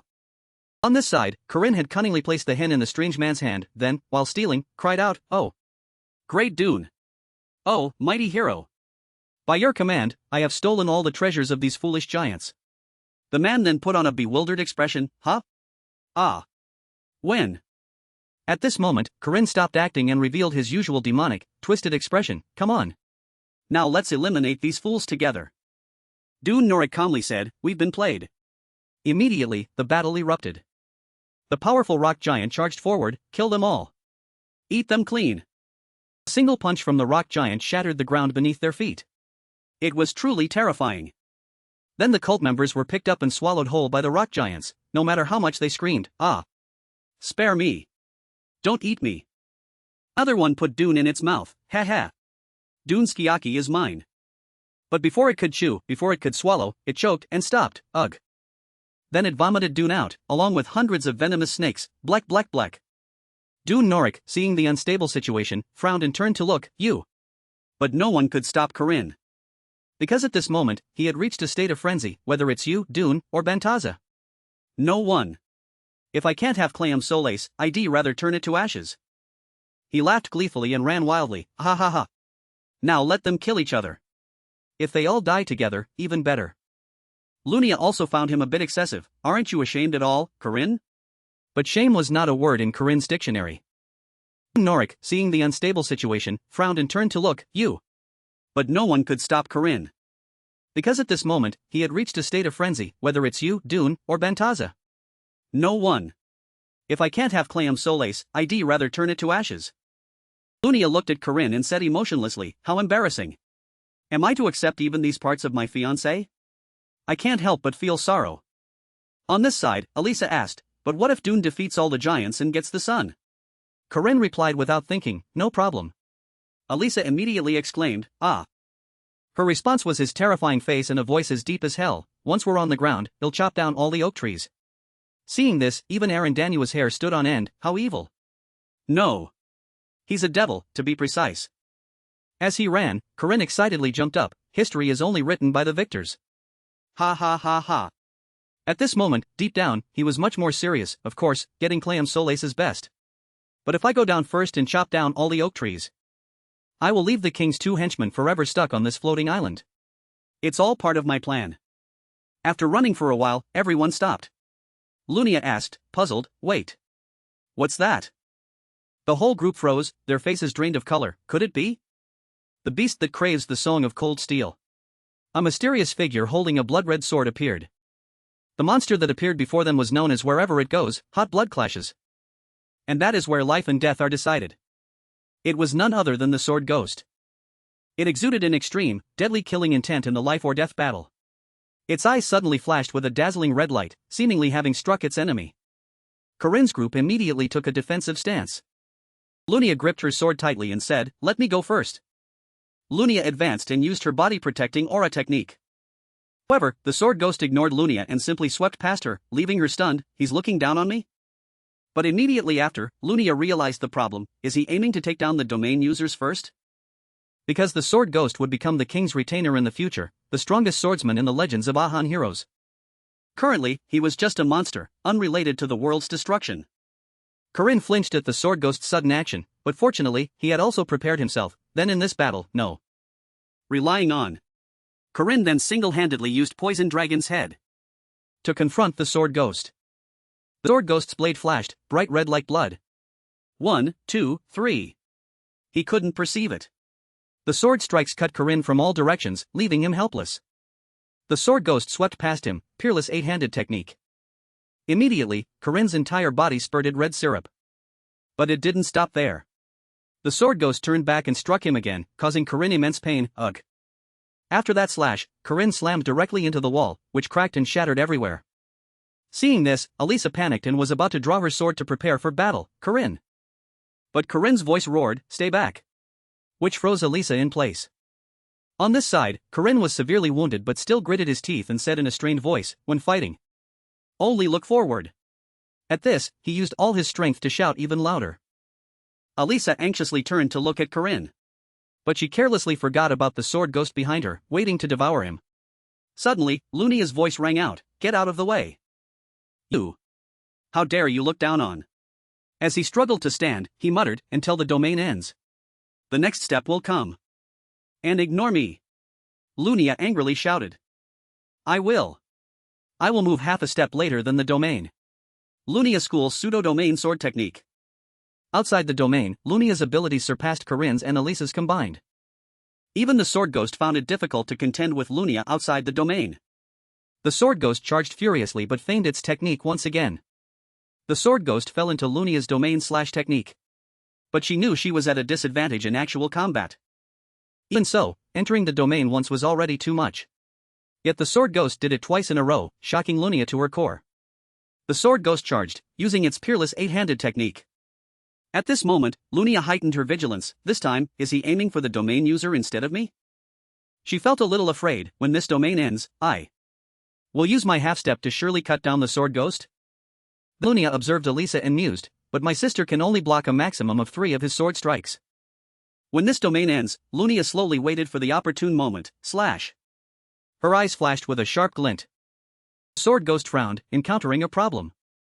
Suddenly, ketchup splattered all over Alisa's face, making her eyes widen in surprise. After a while, she stammered, unable to form words. Immediately after was Alisa's piercing scream, only when she witnessed her sister fighting the fierce sword ghost alone. She tried to block his sword, trembling, this domain. However, in adversity comes ingenuity. Lunia skillfully and deftly switched her sword. Immediately after, her sword plunged straight into the sword ghost's body. He screamed in pain, having been stabbed unexpectedly. Of course, he was not an easy opponent, so he slammed directly into Lunia, sending her sprawling backward. Ugh! Even Alisa behind her was startled. Alisa quickly rushed out to shield her sister. Then she turned to ask anxiously, "Sister?" But Lunia said indifferently, "Ugh. Let go." Alisa stammered, "Right now. My body." Lunia glanced at her sister and reminded her, "Once you've entered the battle, don't look back, you fool." Little sister. As soon as she finished speaking, she collapsed unconscious. Alisa rushed to support her sister, crying out, "Sister." However, this was not the time for sorrow, as she realized there was a more pressing concern, but Alisa slowly looked up at the sword ghost's contemptuous expression. She was even more shocked. "How can I?" Suddenly a voice rang out. The sword ghost's eyes changed. Wicker Man suddenly appeared, massive, behind him to block him. Daniel limped over. "Alisa. Now is the time. Run." Alisa asked, puzzled, "Wicker Man? But without a sacrifice, did he use it twice?" On this side, Wicker Man was mentally prepared for battle. Wicker Man's huge hand was about to crush the sword ghost. Of course, the sword ghost also detected the danger above. Immediately, he raised his sword and prepared to use the Aiden sword art. Twin Dragon Demonic Heaven. Cold Evil Sword. That terrifying power incinerated Wicker Man's arm. Daniel at this moment coughed up a mouthful of black blood due to the painful connection with Wicker Man. Then even Daniel could no longer resist and collapsed to the ground. Leaving Alisa alone, groaning in despair, ugh. Witnessing her teammates, her loved ones, slowly falling. Was fear, horror. It was so terrifying that she only wanted to run away. But the sword ghost would not easily spare her. He darted towards her with incredible speed. Alisa still raised her sword to block his strike, even though she knew she couldn't resist. But she couldn't run. She couldn't be a coward and abandon everyone. Even if she died, she had to protect everyone until her last breath. While Alisa struggled to hold on, Corinne woke up and crawled to Daniel, taking out a glass bottle. "Damn it." Daniel, seeing him injured, asked anxiously, "Corinne, are you okay?" He replied, "I'm fine. Take Lunia away first." Corinne watched Daniel feed Lunia medicine, feeling a slight pang in his heart. "If only I had time, I could recover. But in this state, there's no way to overcome this situation. Both my strength and speed right now are." Suddenly, a familiar voice rang out, "Hello. You must be badly injured." Just hearing it, Corinne froze in fear. It was none other than Dune's group. They were incredibly numerous and charged down. Dune's hand grabbed Corinne's head and he spoke mockingly, "Heh. You don't have time to worry about them." As soon as he finished speaking, he threw him 8 meters away, making Daniel call out Corinne's name in alarm. Dune, meanwhile, laughed with immense satisfaction, "Heh. But his game didn't stop there. Dune still held Corinne's head and played around, "The kid who killed Pormac. Let's see what you've got, you bastard." Just when they thought Corinne was about to die, he suddenly flashed his familiar smile and said, "Thank you." At this moment, the system had saved. Activate. Check sword rules. Immediately, Corinne turned defeat into victory. He reached out his arm and grabbed his spear. The two were like kindred spirits. With just a glance, he understood. Then, the technique of uninterrupted heavenly return. The chaotic spear was unleashed, severing Dune's limbs, sending ketchup splattering everywhere. Corinne then propped his spear and landed on the ground. That being said, the previous technique also exhausted him considerably. He knelt down and leaned against the wall. Suddenly, Dune's voice came out, ah. Oh, really? Corinne turned and wondered, according to justice, aren't you guys not supposed to attack each other?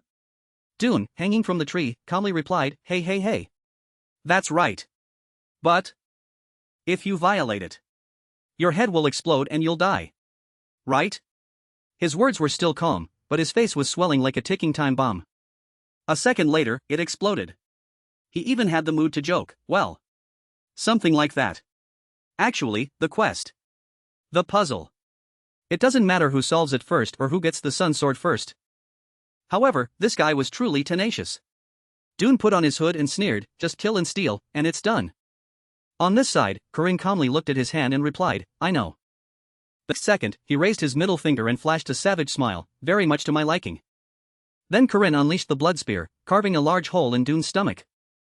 Marriott worriedly said loudly, Corinne, are you okay? But immediately she froze, jaw dropped in astonishment. What is that? Dune had now transformed into a cunning, serpentine form and asked, friends? Making Marriott and Warren's hair stand on end as they cried out, gross. Corinne immediately rushed forward and stepped on him. Seeing him rush into danger, the two couldn't help but worry and try to stop him. Corinne. He turned and instructed, don't worry about me. Just go up. Hurry.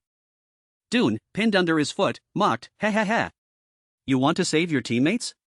But I'm a little curious. As the Queen's spear, you must know well. Right? My master is ready to grant you divinity at any time. So why do you oppose us? Corinne calmly replied, Pormak. Dune Norik. You. And Bantaza too. You're all doing it wrong. What's so great about being a god in a ruined world? My reason for defeating you? It's simple. First commandment, any. I do not ignore the misfortune of the innocent. Relevance A+. Second commandment, binding. I do not acknowledge souls. Save increases damage by 50%. Third commandment, vow. I save the world. June skies. Relevance A+. Save increases status by 120%. Tenacious recovery X 120% 3 wins. Pain resistance. Domain understanding. This very moment is the right time to end it. Hero Corinne Locke. The sword, wrapped in snakes, glowed powerfully. Defeat evil and save the world. Looking at his face, Corinne repeated once more, the king's subordinate. King of beasts. Dun skies. He snatched the sword and delivered a finishing blow. As well as his final answer to him, I want to see myself win. A voice from old memories spoke, monster. The sword ghost in the past was standing at the foot of the mountain, and at the peak was a tall, muscular man. That was Alisa's grandfather, looking down with a triumphant smile and an excited voice, that sword is mine. The sword ghost's thoughts appeared, that old monster's actions. The bright crescent moon and thoughts drifting in indefinite space, unacceptable. Suddenly, the sword ghost leaped up, appearing fiery red within the white moon's halo, ah. Why did he teach him swordsmanship? Then, 2 decisive diagonal slashes came down, along with the sword ghost's angry face. Back in reality, that slash was meant for Alisa. Alisa blocked the slash with great effort, letting out a soft gasp, ugh. And the sword ghost's inner monologue still appeared, did he know that what I inherited wasn't just the sword? At that moment, a shockwave from the impact of the 2 slashes forced both him and Alisa to back away. The sword ghost's eyes narrowed as he focused on the thoughts in his head, but also the feeling he always carried when facing enemies. The swordsmanship, the physical strength, the disappointment and weariness he felt when excelling in all aspects. Suddenly, the sword ghost swept around, creating many blood-red swords.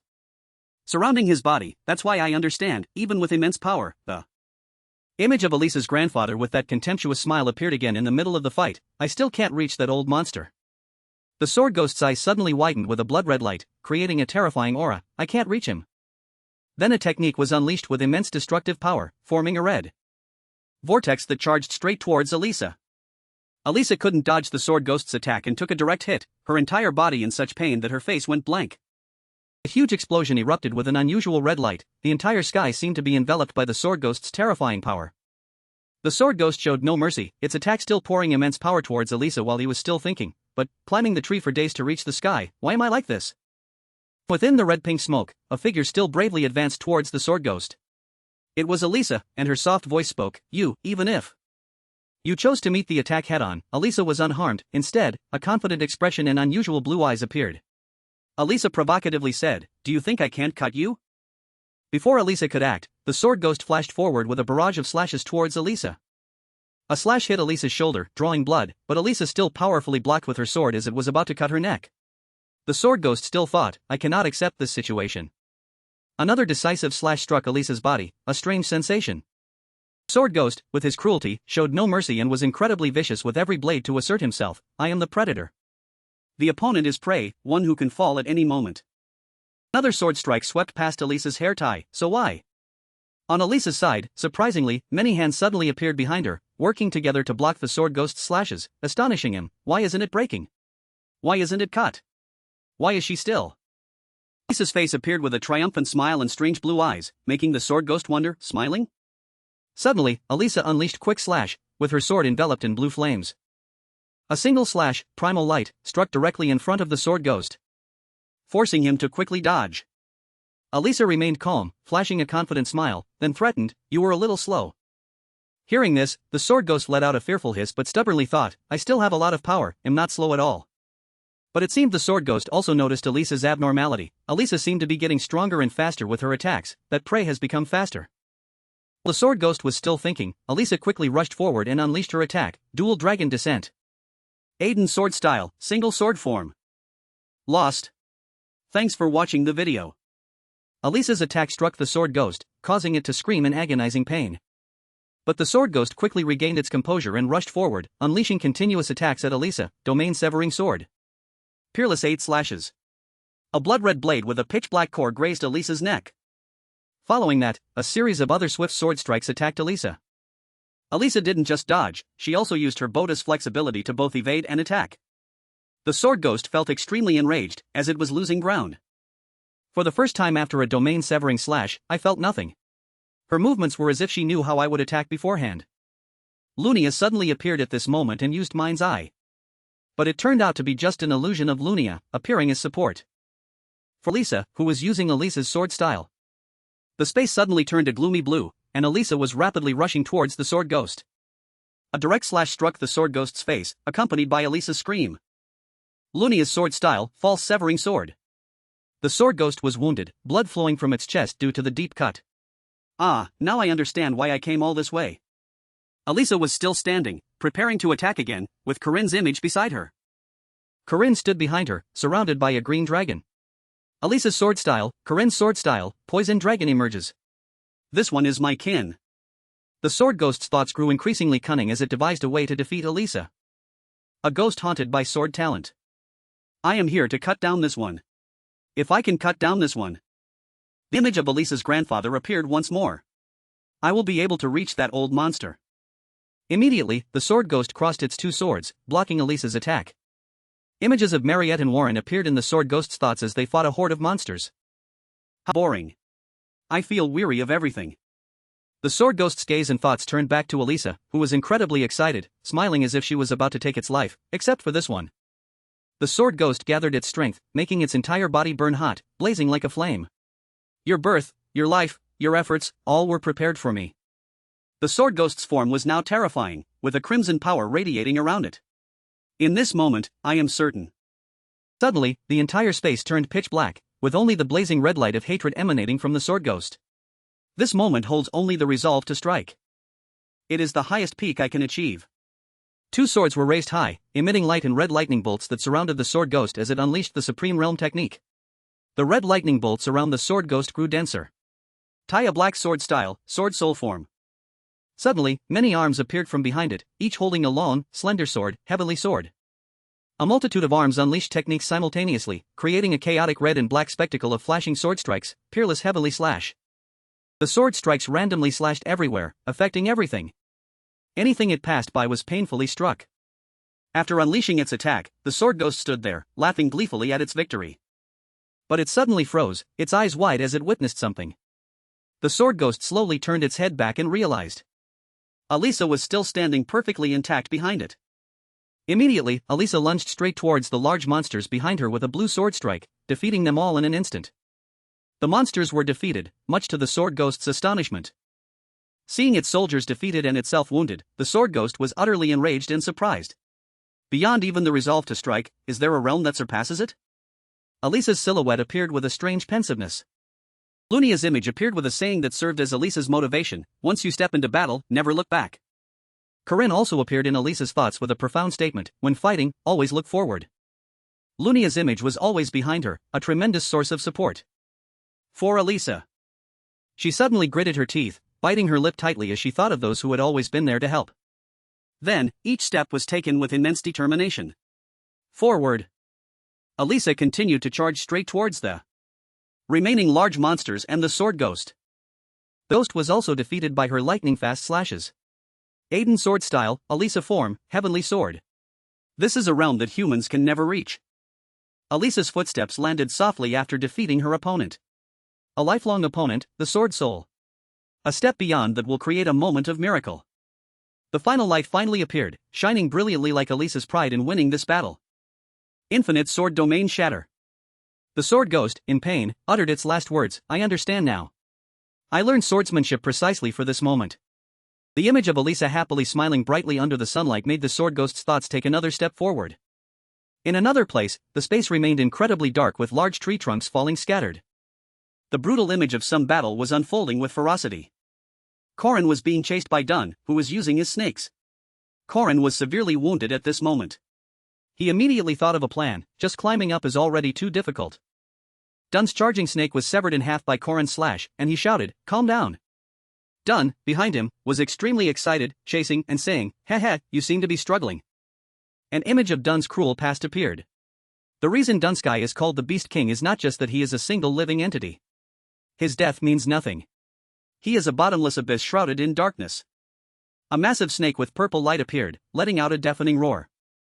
Inside were countless toad snakes and a convergence of 3 dragons. That in itself is one of the 4 great treasures. Following that, a multitude of other small snakes rushed out, as if wanting to devour anyone alive. 10,000 snakes endless. Corin ran while looking back to observe the situation, then he suddenly said, "I see." A triumphant smile briefly appeared on Corin's lips as he said, "The soul of a weak demon beast cannot compare to mine." Corin's spear suddenly emitted purple light, surrounded by lightning bolts. A notification appeared: Soul Reaping Reaper. Never misses, separates body and soul, ignores all defenses. Corin stood watching Dun, who was extremely pleased with his cruel smile, then said, "So you are a soul reaper." Dun didn't pay much attention to what Corin was saying, just charged towards him and boasted, "But do you know? I can still continue. Do you have enough mana?" Corin was equally unyielding, simultaneously rushing towards Dun and saying, "You know a lot, but you don't understand anything, do you?"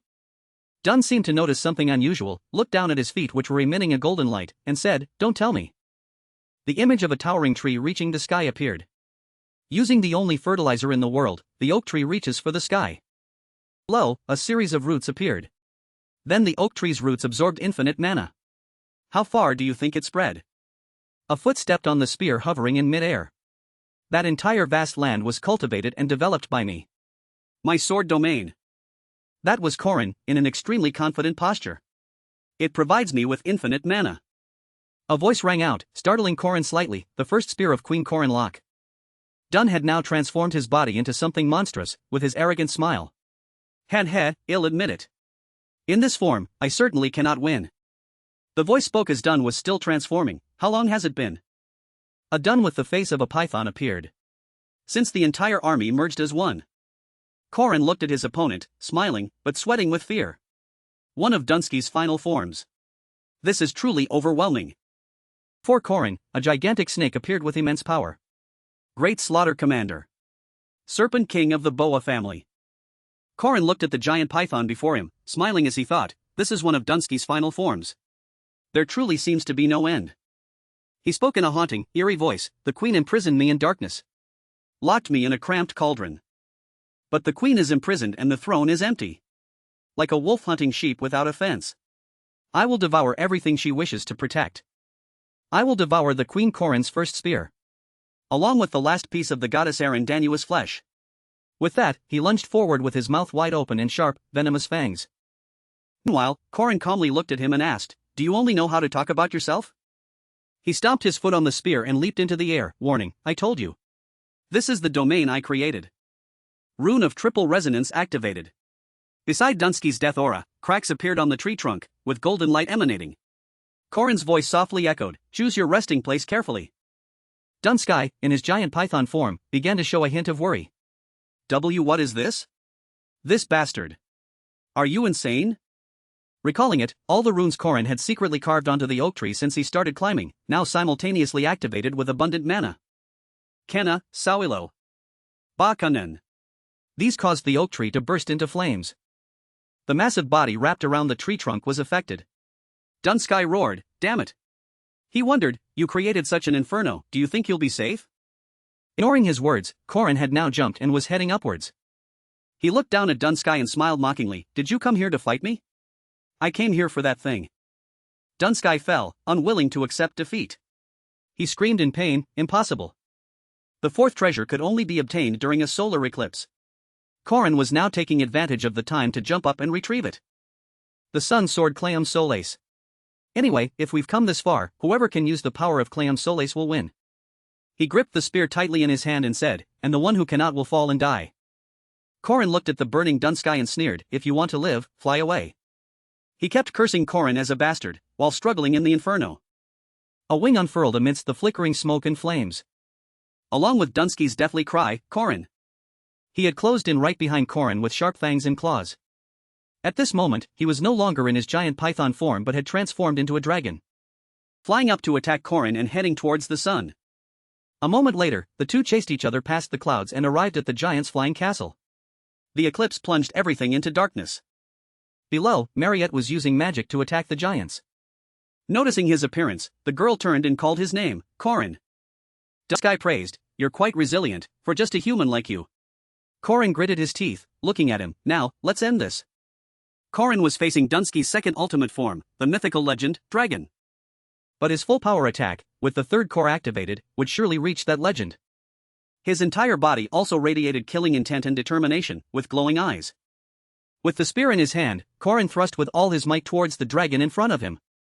Dunsky also roared powerfully, victory or defeat will be decided after this move. First, demonic spear. Profound. The spear was about to pierce its body. Suddenly, Dunsky's eyes widened as if realizing something. His body shrank into a human form with smaller wings. He exclaimed, I fell for it. Korin thrust past Dunsky. Wondered, did he transform to dodge? He continued to launch snakeheads and threatened, stand still and watch. Korin hastily swung his spear to shatter them, trying to neutralize the attack. His face at this moment was a bit grim, this seems to consume quite a lot of energy. Dunsky asked him, do you know the conditions for the red Maya wood seeds to sprout? His full power attack was neutralized so easily. In his hand at this moment were the red Maya wood fruits. In the darkness, the red Maya wood seeds absorb negative energy to sprout. This very moment of the solar eclipse is the condition for it to rise. The Maya wood tree grew rapidly, as if embracing the eclipse. In an instant, its trunk wrapped around and embraced the sun.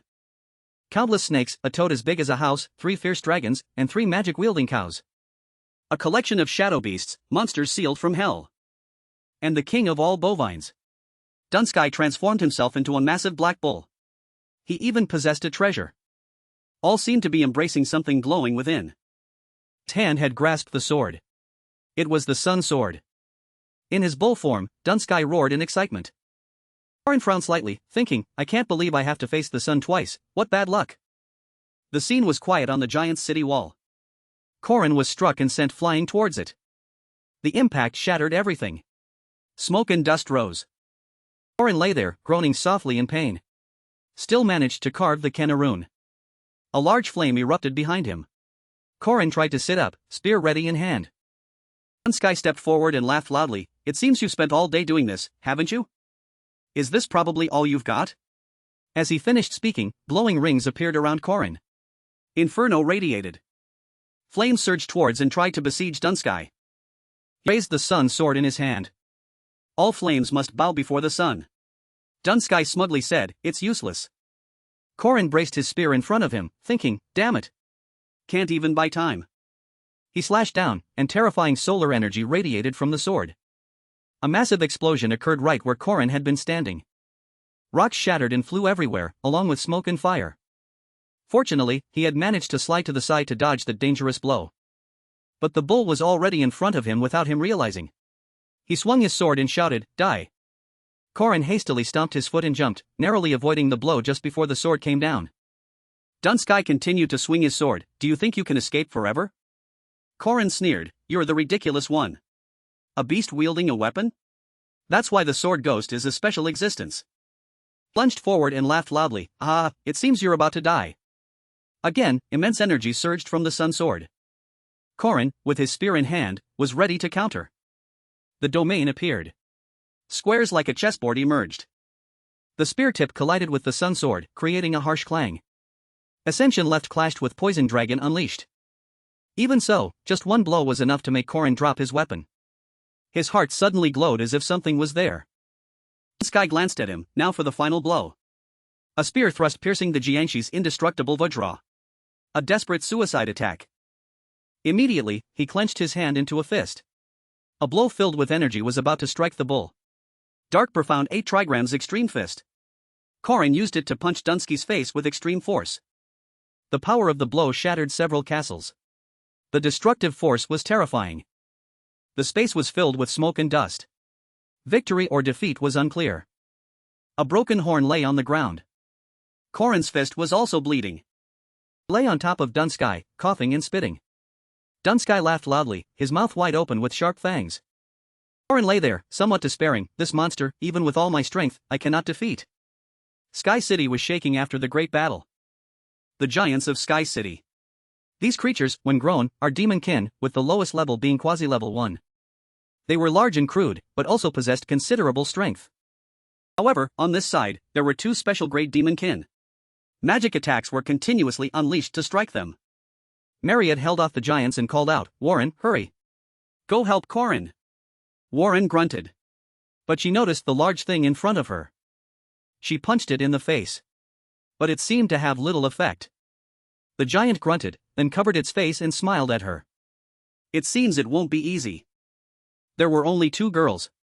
But Sky City's giants numbered 50. A huge disparity in forces.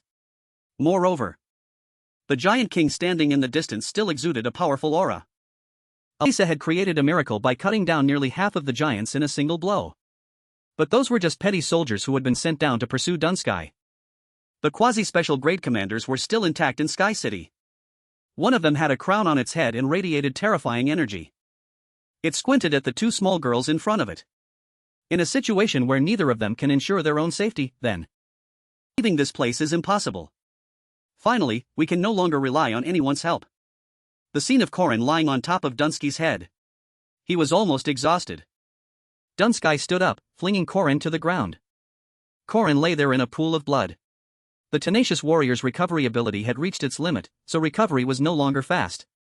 He could no longer feel any power from his samsara core. He lay there powerless. His entire body felt heavy, and his vision blurred. Korin tried to lift his head. He wondered, "Am I going to die?" Siha's image appeared, saying, "I told you. The more people a player kills, the stronger they become. At least I made it to the final battle. What about you? You almost died just meeting Tethra's subordinate?" Behind him, Dunsky was pulling out the sun sword. Siha sneered, "Understand now? Everything you've done until now is meaningless." Korin's reply, "Wrong." This made Siha's image freeze. He continued, "Even with more experience than me, why don't you understand?" "Because you've never witnessed it firsthand." The seniors smile. You, whether demon or dragon, still make those around you smile. The children who have just accepted themselves and are growing up. And that other person.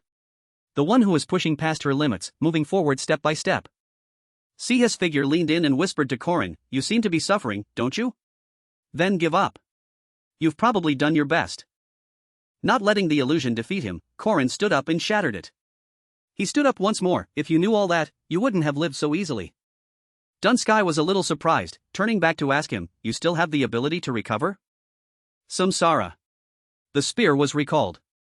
But he caught it mid-flight. Again? Dunsky raised the spear and said, "If you want it so badly, then come and get it." With that, he hurled the spear straight at Korin. The spear embedded itself in Korin's right shoulder, pinning him to the wall, and he screamed in pain. Still not stopping, Dunsky lunged with the sun sword in hand. He slashed down and shouted, "It's over." Korin still didn't give up, grasping the sword with his bare hands, stopping it right in front of him. The firepower from the sword made the skin on his hands sizzle and burn. Korin screamed in pain. Solar energy radiated, burning his clothes. Korin was in extreme agony. Sky City was engulfed in smoke and flames. Korin lay there, his entire body burned. Dunsky gripped the sun sword, sighing in relief. He rested the sword on his shoulder and walked away. To his surprise, Dunsky turned back and looked, astonished. Once again, Korin stood up. He grabbed Korin's head and lifted him, asking, "What? Still not dead?" He gently tossed Korin into the sky. Korin, covered in injuries, fell freely downwards. Dunsky channeled mana around his body, transforming, "If I burn even your bones and marrow, then you won't be able to regenerate, will you?" He transformed into his dragon body.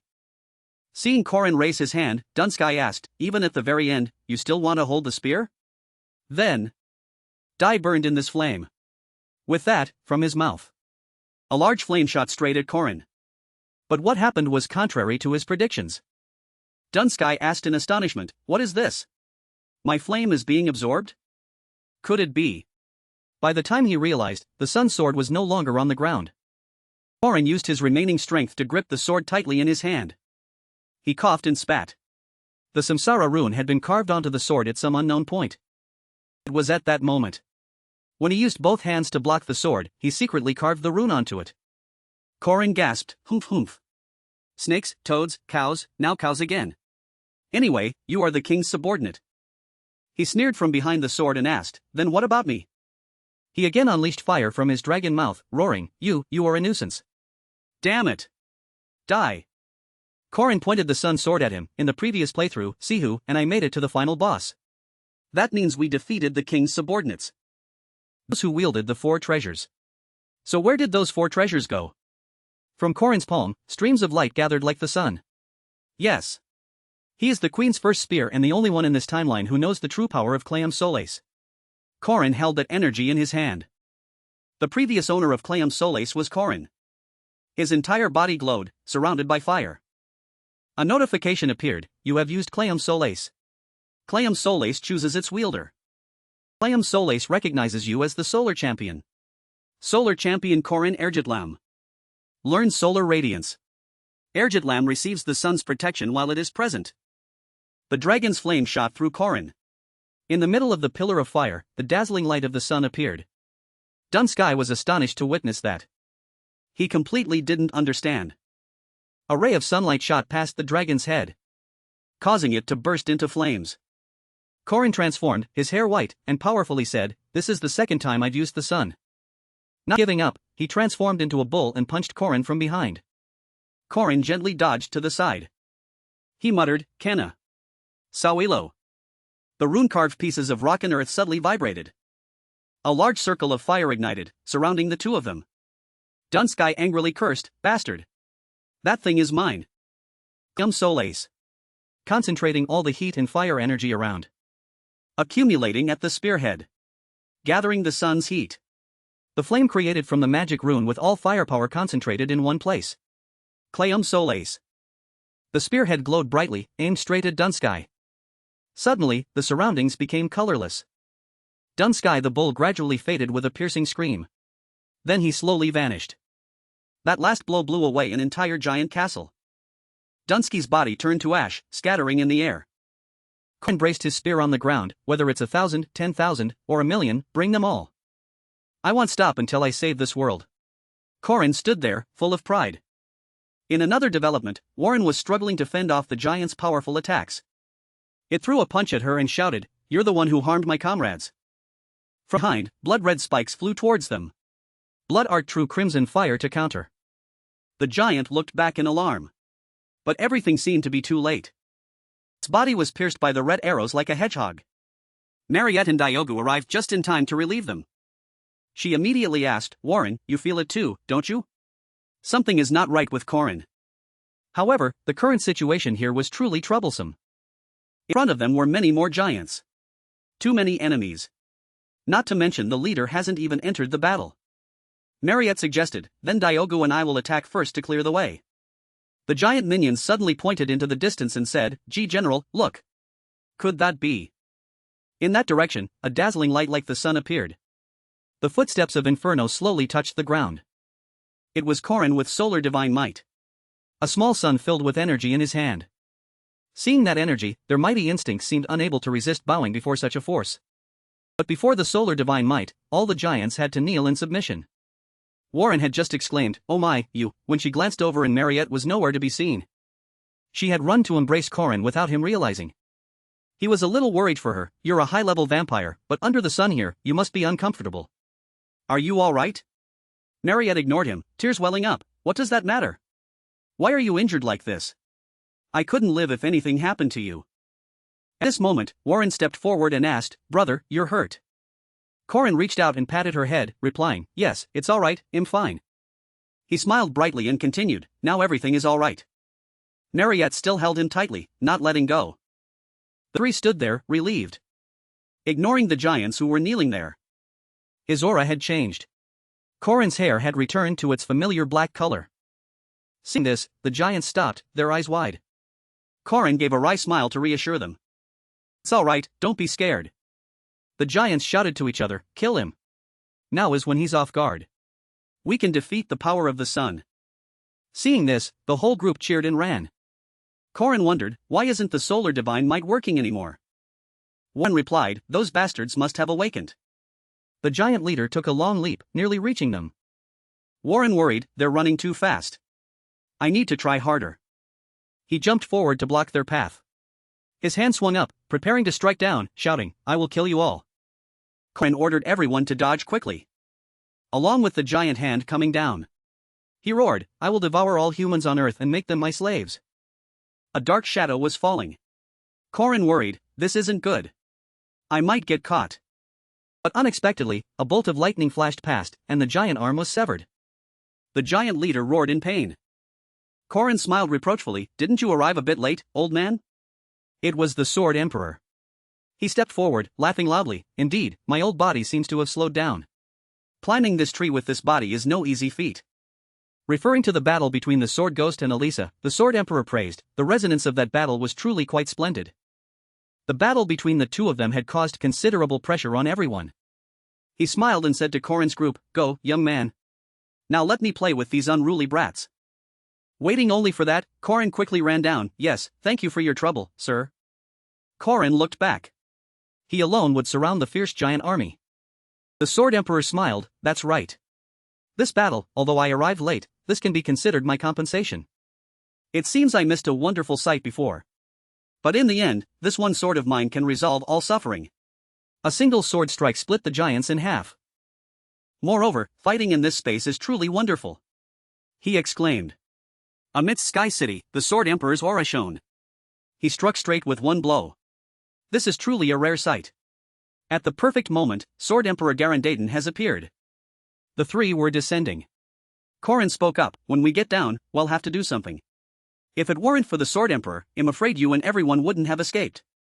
We must repay this favor." However, at present, Corin had an idea. "Now, for safety, let's chop down the tree." Hearing this made both girls a little confused. Remembering how he almost died because of the one who raised the Sword Ghost truly infuriated him, and he vaguely recalled an old saying, "A gentleman's revenge is never too late, even after 10 years. Day is the day of reckoning." He sneered, "Everything has its karma. Now is the time. Let that person lie dormant in Sky City for a while." Marriott raised her magic staff, "All right. If Corin says so, well do it." Warren also didn't object, already casting magic. And boom! A large blood-red arrow pierced straight through the oak tree trunk. That power severed it in half. Above, the Sword Emperor seemed to have noticed, glancing slightly and gritting his teeth in anger. He stood there watching the tree trunk split into two sections. The Sword Emperor's path back vanished into the clouds. In a room, a voice called, "Young man." Then, Alisa slowly opened her eyes. Someone opened the door and entered, asking, "You're awake?" In the middle of the night, Corin sat on a tree, looking at the moon. Alisa also went outside and saw him there. Corin turned and asked her, "Is your body all right?" She walked over and sat beside him, replying, "Though there are some aches, I can still move. My mind is in turmoil. When I first enrolled in the academy, I thought I'd enjoy a more normal youth. Playing late at night, dozing off in class. Sometimes even thinking about what to eat for school lunch. However, I drifted away from what is called normal. It's the sword." Alisa clenched her fist. Recalling herself enjoying the battle with the Sword Ghost, she concluded, "Perhaps I've been too enchanted by killing." Corin immediately soothed, feeling that way isn't bad. Destroying evil things is always right. Hearing this, Alisa was slightly startled. He continued, what's important is your belief and your choice. Even if you feel enchanted by that sense of death, you won't draw your sword to do evil, will you? There are many strange people in this world. And most of them will make such strange choices. Yet you want to live a normal life, despite possessing such immense power. So you can be completely proud of yourself. Alisa's cheeks flushed as she listened to him, then she leaned slightly on his shoulder and said, promise me. She acted adorably. Tonight's moon has a touch of romance. Though we'll be a strange person, he'll always be there to take care of you. Because I don't know when I might get lost, please let me continue doing normal things like this. On the weekend, well, go to the city, eat snacks, watch the latest plays. Then go shopping, have coffee too. Normal things like that. Hearing the girl beside him recount these things, Corin smiled faintly with happiness. He agreed, he'll do that with you. Alisa softly hummed, that's wonderful. And so, the story of Sky Island officially concluded. Of course, life doesn't always end so romantically. At the Aiden family mansion, Corin was making an announcement, that's right. It's a bit late to say this. He smiled as if nothing was wrong, I'm going to hold an engagement ceremony. Warren and Marriott froze upon hearing this. They immediately asked, what? What did you just say, Corin? An engagement ceremony. With whom? Is it with a classmate? They didn't let him interject. Lunia stepped forward and announced, it's Lunia Aiden. In 1 week, I will hold an engagement ceremony with my fiancé. Marriott stammered, we. Lover. Fiancé. Lunia added. If the eldest daughter of the Dan-era family and the abbess of the Great Zion Cathedral witnessed the engagement, the Aiden family will welcome everyone's participation. Looking at the two naive girls in front of him, Corin secretly thought, how surprising. He'll probably tease them a bit more. Then, those two will surely panic. He then spoke up, this is it. I've fallen madly in love with Lunia. Though young, seeing her straightforward and firm attitude, I couldn't help but be captivated. Lunia also cooperated, acting shy. On that full moon night, we spent together. Unable to hear him say more, Marriott stood up, in going outside. She recalled the image of him aging in the illusion. And the 100 years of waiting she had set for herself. The look Marriott gave Corin made him feel a little uneasy. Conversely, happy marriage. Hick. Realizing things had gone a bit too far, Corin flusteredly explained, no, Lon. Actually, all of this is fake. But without bothering to listen to his explanation, the fragile little girl covered her face and ran out crying.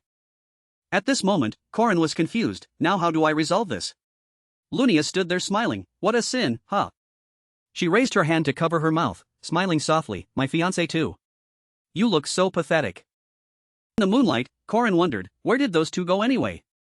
If I meet them both, I'll definitely smack their heads.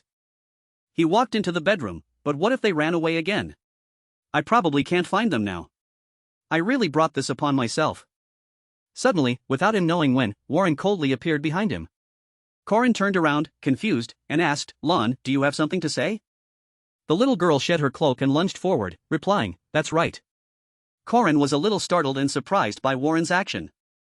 She walked closer, pushed him onto the bed, and called, Appa.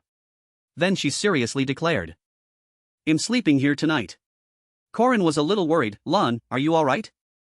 Corin looked at the little girl in front of him, a bit worried, and said, you're talking scary. On the bed, the little girl rested her head on him, sleeping soundly. Corin looked at her and softly said, children are still children. Telling them to hold hands and sleep together, huh? Tonight the moon is waning. You will consider this your good fortune. Soon it was morning. The sun was high. He scratched his head, confused, looking at the little girl in front of him, Lon. Oh no. It's Hoa. You woke up early. Innocent little girl wondered, it didn't come. While Corin still didn't understand what the little girl was saying, Warren continued to ask, the stork. Why didn't it come? He stretched and replied, storks don't pass through this region. They probably only travel a bit further north. There must be a place where storks reside in the northern kingdom for them to be there. Let's eat first. Warren's face was not very happy. Inside the wooden house. A fake engagement, huh? Corin had a black eye. He gave a wry smile and said, I just wanted to tease a little. But it seems I was thoughtless. Please convey my apologies to Lon for me. A female voice rang out, oh, well, you've actually done well now. Things truly don't always go as planned. In front of Corin at this moment was the Hoa personality. She picked up a large piece of fish. Then offered a spoonful of rice to him, now eat. Then she didn't forget to remind him, in the future, if something like this happens, pay a little more attention to your behavior. Corin felt the tenderness in front of him. He intently looked at the spoonful of food. Then he smiled with relief and replied, all right. Thank you. Now, I need to find Marriott. It seems even the Aiden family's servants don't know her whereabouts. If so, the only one who can track Marriott down is Diogu. A red dog barked, its nose in the air. Looking around it, he wondered, why is this guy so loved? He said to it, if you find her and bring her back, he'll buy you the best premium black bull from Nam-san. Now, where do I find Marriott? Help me a little. It coldly showed him a property statement, smirking. Corin cursed under his breath, why is this bastard richer than me? I worked so hard, how can I be poorer than it? After being mocked and scorned by this dog, Diogo finally revealed Marriott's location. Main Aiden family mansion. The guest house in the alley at the end of the street. After the senior learned the whole truth, she seemed too embarrassed to stop kicking the blanket for a long time. Marriott curled up in her blanket, not showing her face, and called out, Corin. She continued, I always believe what Corin says. Never doubt. Even if Corin says he'll give me lots of gold and silver, even if he says meteor showers will fall tomorrow, they'll believe it. Marriott threw off the blanket, looking alluring, her eyes welling up, so, Corin, you absolutely must not lie to me. She secretly thought, though heartbroken, of course, no matter the outcome, he'll be mine in 100 years. The girls who secretly loved Corin all knew that the engagement between Corin and Lunia was fake. Therefore, they also understood that their dates were just a trick to deceive others, so they felt at ease and could let go of their feelings with relief. Except for one person, that was Alisa, Lunia's younger sister. She wondered, why am I here? Recalling it, from the beginning of the semester, a strange atmosphere had lingered. Alisa wondered, was it from when the battle with the Black Sword began? Or from the serial killer case in Fog City? Or from when he said he would be by my side? My relationship with Corin is. While lost in thought, Alisa's eyes widened. Lunia was leaning over towards Corin, looking at them as if they were about to kiss. While he was confused, Lunia softly whispered, someone is watching. Let's be a little sweeter. He then actively took Lunia's hand and asked, your hands are quite rough, aren't they? She replied with a hint of shyness, these aren't beautiful hands by normal women's standards. Corin caressed her hand and expressed his feelings, but I think they're truly beautiful. Lunia praised and reminded him, you're very subtle. But your awareness of the situation right now is quite poor. Corin wondered, situational awareness. Did I miss something? Lunia put her hands on her hips, looking at the next table, and said, nothing. It's fine now. You go first. He asked in surprise, was this date not to your liking? She parted her lips, actually. Then she turned to look at him, smiling softly, exuding a noble beauty, you're so sweet that I think taking you for myself wouldn't be a bad idea. My fiancé. The day of the engagement ceremony. Many guests in splendid attire were present. Women in the traditional costumes of this land. The bride Lunia appeared in a pristine white dress. Everyone praised and marveled at her beauty. As she walked alongside Corin, having just heard him praise her as so beautiful, she softly said to him, you truly are a man who knows how to please women.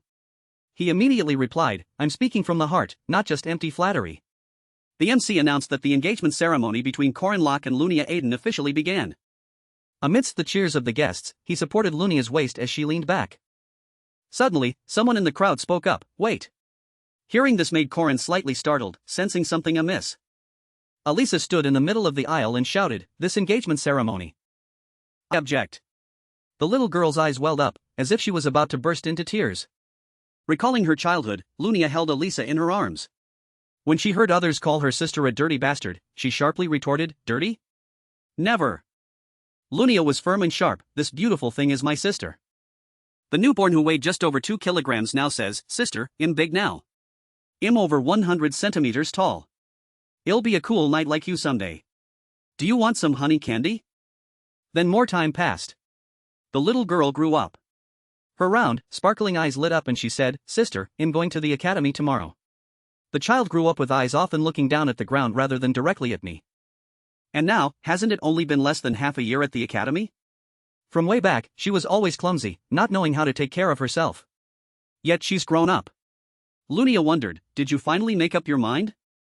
She ran over and pulled Corin away, leaving him to ask, Alisa, what are you doing?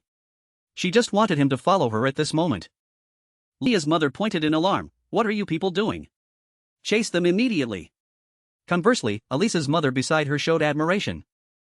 Lunia clutched her head, feigning, for a wedding to have this happen is truly shocking. The woman beside her asked worriedly, are you alright? Before she could compose herself, another cry of Corin rang out with a strong wind. The familiar giant eagle appeared. Everyone wondered, what now? Warren rappelled down, extending her hand and saying, come here. Lisa was running towards that direction. Warren was almost waiting for her. Lunia, meanwhile, stepped forward and hugged her mother tightly, almost to restrain her. Alisa bit her lip, looking at everyone. Then she firmly grasped Warren's hand, to everyone's astonishment. The eagle spread its wings and flew high. Along with the three of them, not forgetting to shout, goodbye. Lunia feigned distress, this shock makes me not want to see men for a while. And so, the small engagement ceremony at the prestigious Aiden swordfighting family in the east ended in chaos. Lunia's goal had been achieved. She smiled as she watched them fly away. Inside the cabin on the giant eagle, Corin was full of questions. He asked the girls, now, what is this situation? Something fell out of his shirt. A letter Lunia had written specifically for him, I will officially come to pick you up later. My fiancé. Lisa clung to his shoulder, smiling, sister knew everything, didn't she? Corin nodded, that's right. Finally, I have gathered reliable comrades for a new journey. Marriott turned back and asked him, Corin, where are we going now? He untied the bow around his neck and replied, just keep going like this. Corin smiled, because there's still a lot to do.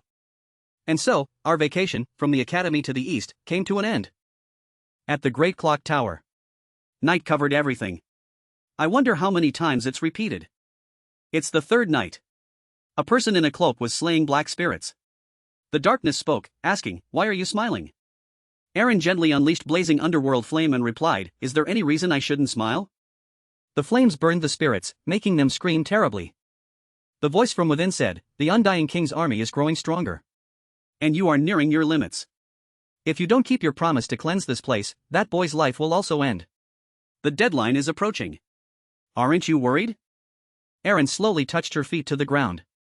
The voice from within continued, on the contrary. You seem to be enjoying yourself. She smiled. Her face slightly flushed, that's right. Because that means Corin is coming back. Rewind to before Aaron appeared a year ago. Before Corin Locke returned, Corin sat on the ground, gritting his teeth unwillingly, a sharp sword pointed directly at his neck. Enduring that scene for a moment, he finally gave up, I lose. Only then did the person opposite him lower their weapon. The one holding the spear was none other than Aaron. She looked at Corin collapsed on the ground with a mocking gaze, yet praised, anyway, I see you've been diligently practicing nonstop, your fundamentals are very solid.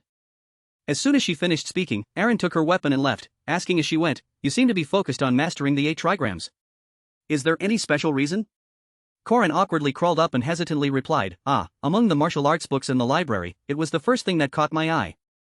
This answer piqued her interest slightly, oh, then why did you choose the spear? When asked that, he hesitated, scratching his face, I heard spears are easier to use than swords. At his answer, Aaron's eyes sparkled, and her lips curved into a meaningful smile, practical indeed. Corinne also added, if I'm going to learn, I'd rather learn your spear techniques than just the 8 trigram spear. As soon as he said this, she refused without much thought, no, that would devour the souls of students like you, Corinne. Invest another half a year into the 8 trigram spear. When she left, Corinne felt a slight regret. Watching her figure gradually disappear, Corinne began to recall the information he knew. The final boss secret technique granted me the 6 harmony spear when I said I wanted to learn it. Siho introduced a character to me, but I had to learn so many things. It's been over a month, and there haven't been any significant changes. Thinking about this, he was displeased. He gripped the spear he was holding. I'm really jealous of Sihu because he can just open his skill panel and use grand magic right away. After a moment of negativity, Corinne finally regained his spirits.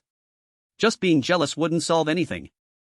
Thinking this, he began his stance and practiced from dawn until the sun disappeared. Little by little, just moving forward was enough. Soon after, his efforts finally bore fruit. The more he practiced, Corinne's movements became smoother, completing each basic step. Along with the 7 basic forms. Everything seemed to stop there, but he leaped high and struck down with a powerful blow. A flame then appeared.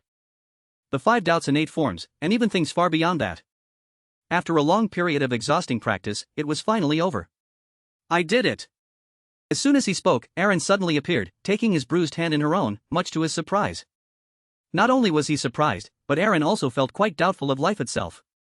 I thought half a year was too short for you to learn these spear techniques. After gazing at Corinne's bruised hands from practice for a moment, Aaron looked up at him seriously. Why do you want to become stronger? If it's just power you need, Sihu alone is already enough. At this remark, Corinne shouldered his spear, his face serious, and pointed out, even heroes need help. I should at least be able to be the charioteer beside him. He paused, becoming even more serious, then added, most importantly, Master, if I'm stronger, fewer people will have to die. These words officially made Aaron widen her eyes, looking at the person in front of her with emotion. You are truly strange. After a moment of embarrassment, she praised him, a kind child. At these words, Corinne smiled, denying it, it's just normal, Master. This answer pleased her even more, and she made a decision, all right. Immediately after, she began to recount the chaotic events at the Magic Tower. The mages of the Magic Tower had joined forces with Fomak the Barbarian, shattering Aaron Danua's disguise. The disguise vanished, Danua stepped into the real world, bringing with her death according to the predetermined script. Aaron left her will to protect the world to the players. When Danua's secret treasure was opened, that was the crucial event in this entire chapter. An event that players were completely unable to prevent. After that evening, the next day, Aaron took Corinne's hand and pulled him somewhere. As they walked, he was puzzled. He had thought so, but the hand holding mine was so warm, and her voice was gentle. At this moment, Aaron was leading him by the hand, thinking of something that made her smile brighter than a flower. A person like this will die. Knowing that, when I saw that smile, I couldn't smile anymore. The two wandered around for a long time, finally returning home. While he was still lost in thought, Aaron spoke first. Do you know about the matter between me and Tess? Yes, she passed down everything, including the Six Harmony Spear, to her direct disciple. But his goal was the advent of paradise, which is the destruction of this world. In the end, she refused the final step in the inheritance process. Undoubtedly, that was the biggest and worst failure of her life. While he was still silent, Aaron began to recount what she had experienced. I hesitated and pondered a great deal. I've been through too many failures. And I haven't always made the right decisions. Before she could ponder much longer, she suddenly shouted, startling him, Corinne Locke. Suddenly called by name, he was quite bewildered and confused. This is, every thing, of course, didn't just stop there. Aaron turned her head and boldly proposed, Are you willing to accept me, Aaron Danua, as your master? Asked this, he was more bewildered than a Delner cow. This was an event in dialogue that any player who had ever played Legendary Heroes of Ahan would know.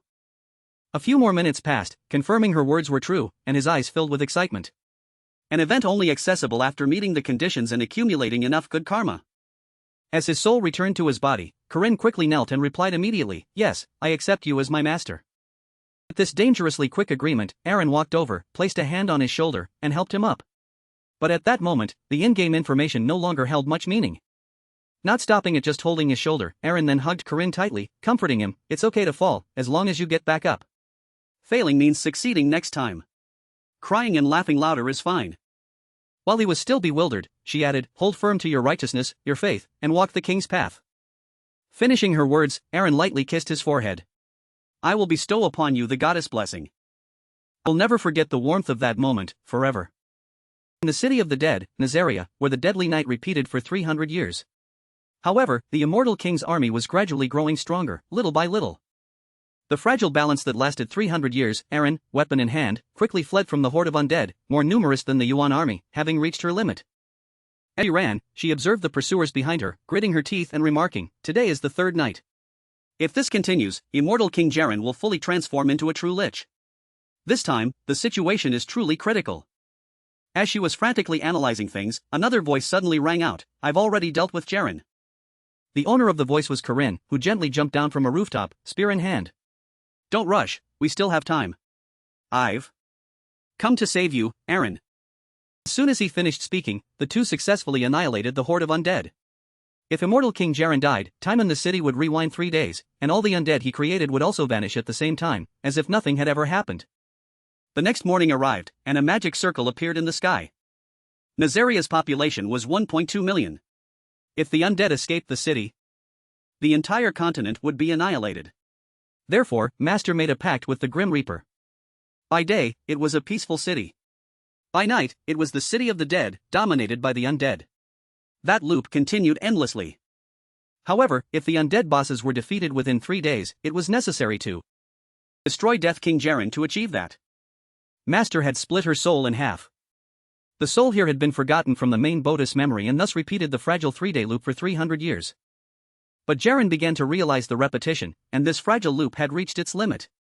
So, I made a deal with the Grim Reaper. Within half a year, Nazaria would be purified. Now, as that half year is almost over, we've repeated the loop 3 times.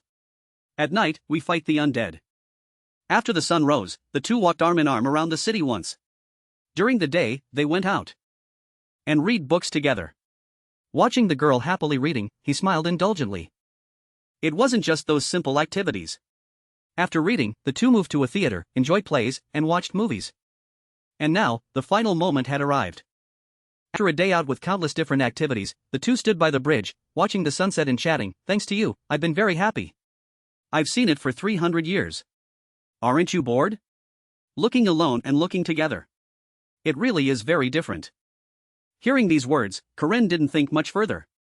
It was good that she was happy. Though it's a bit of a shame we didn't make it to the best restaurant. Erin stood beside him, her eyes crinkling with a smile. It doesn't have to be a fancy place to be meaningful. With my future student, any meal is enjoyable. Before they could rejoice for long, Corinne looked at her with worry. Erin, tonight. She brushed her hair back, turned to him, and smiled with utmost gentleness. Tonight, we will purify Nazaria. And end this eternal night, won't we? He smiled faintly, reached out to touch her hair, and affirmed confidently, yes. According to my theory, we can do it. I tried it with Sihu last time. This time, it will definitely succeed. As long as nothing obstructs us. So, please don't feel pressured. After caressing her for a moment, Corinne smiled with full confidence and asserted, I already said it. I'm just fulfilling your wish. Just make one wish for me after this is done. These words made Erin blush slightly. A wish? She then hesitated, rubbing her hands. Student, is it possible that we... Before she could finish speaking, a tremor occurred, and a pale figure appeared from nowhere. After 300 years of regression, I have awakened the primal runes. And after countless deaths, Jaren has found the answer. If 2 runes are placed here, front and back, the heaven of the dead will continue to exist. Defile the primal runes. This loop of Nazaria had ended. In the sky, the moon gradually turned red. The city's demonic energy had multiplied many times over. Having completed everything, Jaren looked up at the red light shining down and laughed maniacally. Finally, it's a success. He had evolved. From his eyes and mouth, a dazzling light emanated. A few more seconds, and a skeletal fear appeared. This was the form of the immortal King Lich. Having finished evolving, he laughed loudly with satisfaction. Die, you witch. This time I will tear apart your filthy body. Humiliate that body, and even your soul will not escape my grasp. This scene terrified Cruz, the battle priest stationed in Nazaria. What the hell is happening? Below, a massive crowd surged into the streets. All undead in the monitored area are gathering in one place. Nothing like this has ever happened before. The true immortal king is summoning all the undead in the city. This is the infinite assault of the undead. Bryn and Erin, in another corner, were also using a patch of earth to shield themselves from the red light. Just now, are you alright? Receiving no answer from him, she looked over to observe the situation. Sometimes unusual incidents do occur. But something like this is the first I've seen. First, we must hide and then find a way to deal with it. Yes, then. As soon as he spoke, a thunderous strike was unleashed, forcing Corinne to defend with difficulty. Another thunderous strike. Looking at the encroaching pollution that was slowly corroding everything in the Deadland, he remarked, that's not all. As the slimy mass approached him, Corinne gritted his teeth. The sky is full of lightning, and the ground is covered in poison. They pour out endlessly. Realizing the situation was dire, he quickly escaped. It seems Jaren has fully transformed into a lich. If so, in this city, his magic power is almost limitless. Don't stop. Keep moving. While running, a series of intermediate hellhunter beasts leaped down. Refusing to be passive, he jumped up and used the 6th form in combination to cut them down. Although he had dealt with them, his action startled Erin. Don't use flying skills. If you get stuck in midair then. But fortunately, he managed to use the flower rune and the wind rune to envelop himself and then proceeded to make short work of each monster. Erin observed the events from beginning to end. Erin smiled proudly. But the lich was not pleased and erupted with power. Die. 10 consecutive thunderous strikes. Having done so, he laughed with utmost satisfaction. But his joy was short-lived as Corinne annihilated them all. Impossible. My thunderous strikes are disappearing? Have you forgotten, only active at night for 300 years? Now open your eyes and see. As the light gradually destroyed his power, he found it even harder to believe. Could it be? That's right. Corinne is now connected to the sun god. Temporarily deploy the light of power. It's the sun. Don't be ridiculous. How can you suddenly generate such terrifying power? Saying this, he touched his two hands together, creating a gigantic sphere of power. Immediately after, an extremely powerful thunderous strike was fired directly at where he stood. Thunderous strike. Full power release. Having unleashed that attack, the Lich laughed as he had never laughed before. Do you really think you have a chance? With that, he raised his hand and summoned an entire army of undead to advance directly towards the teacher and student. The moon's endless magic power protects me. As soon as he finished speaking, the entire horde of skeletons was enveloped in a dazzling orange light. This scene made the Demon King's eyes widen in astonishment. Now on the ground, traces of the sun rune and fire rune glowed, making the Lich disbelieve his eyes. Runes? How can you possess so many runes? Before he could process what was happening, the entire town lit up. Corinne stood amidst the light, sword on his shoulder, a spinning orb of power in his hand. You're right. Power like this can't just appear out of nowhere. As he spoke, he recalled his experiences during his days with Aaron. The last 10 days I spent with Master. That was the only time I truly got to be a disciple. Thinking this, Corinne remembered the pact Aaron had made. A hero who brings nothing but oblivion. The fire rune. Built up alone for 300 years. After that action, the monster quickly exploded, and she pulled her cloak around her and turned to leave. Of course, things didn't just stop there. Aaron continued to create sun runes in different places. It's thanks to the remnants left after battles. Returning to the present, thanks to those runes, the entire town glowed. Because Master carved runes all over the city through countless battles.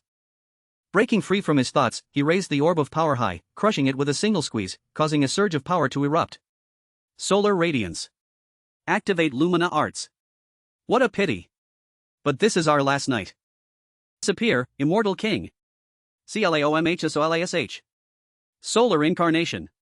As the last words were spoken, the surge of power erupted, melting the undead. It melts. It burns. It purifies. No priest. No source of power has ever been able to perform such a large-scale purification. A few seconds later, a massive explosion occurred. Not only ordinary undead, but even the renowned Immortal King was gradually being blown away. Impossible. How can a mere human possess such power? The reason for his disbelief was over 1 million deaths, 300 years submerged in darkness. All the darkness. In the end, despite his desperate resistance, the Immortal King was blown away. After that event, the town returned to its usual peaceful appearance. Corinne stood in the familiar spot, a fleeting shadow behind him. You actually did it. Unbelievable. I didn't expect you to use Danua's treasure for this. Hearing those words, Corinne, hands in his pockets, gave a faint smile. It's just a one-time miracle, after all. It's not my full power anyway. The entity didn't argue further and returned to the main topic of conversation. You have fully honored the pact. So then, I will also honor the pact. Oh Queen. Aaron, standing beside him, also let out a sigh of relief after so long. Now, everything is truly over. Putting that aside, she looked at Corinne, who stood calmly beside her, and said, Corinne, when this pact ends, I will. I know. Although he appeared calm on the outside, his heart was filled with anxiety, and his hands clenched. I've been through that in the future. You, who protected this land for 300 years, will disappear. Witnessing his calm reaction, Aaron was a little embarrassed, and the two began to talk about small things in life. You've worked hard. Yes. That's right. I've fallen many times. Yes. Did you cry a lot? I always cried. But I will never forget you. He suddenly remembered Aaron's words when she hugged him during their outing the day before. Even if you get lost later, I hope you retain your true self. Hold firm to your beliefs and walk the royal path. Then you will. Even if the memories of your current self are different from Master's back then. You are still a hero. You comforted me with the exact same words. After saying this, Aaron lightly kissed his forehead. Currently, Aaron lifted Corinne's face, turned it towards her, and said in a very gentle voice, I will bestow upon you the goddess blessing. The more this happened, the more emotional it made one feel. Her next action surprised him. It turned out Aaron had lightly kissed his upper lip. From the corner of her eyes, 2 streams of tears flowed down. Corinne, I truly wish you happiness. And so, when the sun completed its role, darkness returned once more. As that tear fell, rain poured down. Aaron had vanished, leaving only Corinne standing there in the rain. Aaron is nowhere to be seen now. Except for the longtime disciple she raised from childhood. No one has ever set foot in this completion. Thinking this, the image of a muscular man appeared. Bantaza. Because of the betrayal of the disciple she loved as her heir. Another version of Aaron was sleeping somewhere, chin in hand. The queen has been sealed for over 80 years. What woke her from her long sleep amidst the silence and stillness was a sudden flood of memories. 300 years ago. During her wandering days, Aaron had met a mysterious entity and made a request, Grim Reaper. Make a pact with me. Nazaria has been forgotten for some reason. Returning to the present, Aaron recalled those memories and frowned. Is this the 3784th time? The endless war with the Dark Sorcerer is also bound to the city. It must have been lonely and painful for 300 years. My other self. Scene shifted to Corinne making some kind of pact with that mysterious entity. His appearance surprised Aaron. The Grim Reaper made a pact with me. Isn't this boy Bantaza's disciple? I thought he betrayed Bantaza and came to me.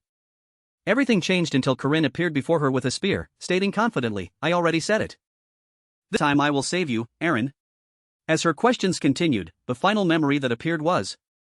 In the present, Aaron saw something that made her face flush, her hands resisting. No. Wait. It turned out what she saw was when that version of Aaron lightly kissed his lips. I will bestow upon you the goddess blessing. While Aaron was still flustered, a spatial gate appeared. From within, a blonde girl wearing glasses appeared, holding a thick book. Aaron. I've brought a new book. Do you want to read it? However, upon witnessing Aaron clutching her head and knees, flailing, she froze. I'm crazy. Truly crazy. What are you doing? Aaron paid no attention, dreamily touching her lips. The merged memories cannot fade. Corinne, her student, had become her first kiss and an unforgettable memory. In another corner of the Second Holy Land, Zion Grand Cathedral, an incredulous voice rang out, Nazaria. The city with over 1 million undead. Purified in just one night? At that doubtful reaction, the priest was agitated. Yes. It's like the sun. It must be a blessing for humanity. But I know. The other person interrupted his subordinate before he could finish, leaning on his hand and slowly standing up. Saint Estelle. Said to possess the greatest holy power in history. 4 years ago, she went to Nazaria and successfully purified it with a prayer ritual. But just 3 days later, everything returned to normal. At the church, Estelle, despite trying to remain calm, couldn't suppress her resentment. Nazaria has always been humanity's burden and terror. But it was still a controllable threat. However, a power that can purify Nazaria. Now that no one can identify the wielder of that terrifying power. In some aspects, it's far more frightening and unpredictable. Thinking it over and unable to accept this fate, Estelle resolved, her eyes filled with killing intent, I need to investigate who purified Nazaria. This news shook all powers across the continent, including the Magic Tower and the Old Holy Temple. The news even spread to the icy far north. At this time, on the Dingle Peninsula, in the Northern Kingdom. On this harsh land filled with deadly ice and rampant monsters. The Northerners had long been preparing for war.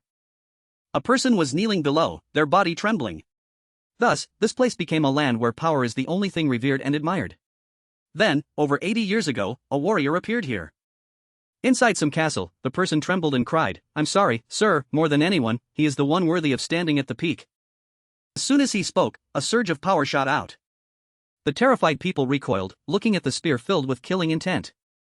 The owner of the attack sat with his chin resting on his hand, slowly speaking, the sun has been stolen from our grasp. Fine, let it be. So, who exactly did it? This person was Tess Bantaza. Asked this, the person who had just been struck to the ground clutched his face, scrambling up and crying, Corinne Locke. It was him. He's surely also the one who killed Fomac. He calls himself Aaron Danua's first spear. These two names sparked his intense interest. Corinne Locke. This reaction made the subordinates below wonder, do you know that name, sir? Of course I do. My rival has changed from that brat Siha to him. Although he tried to remain calm on the surface, the power within him erupted. I didn't expect him to show his face less than a year after that incident. This explosion of power put immense pressure on the subordinates below. What kind of power is this?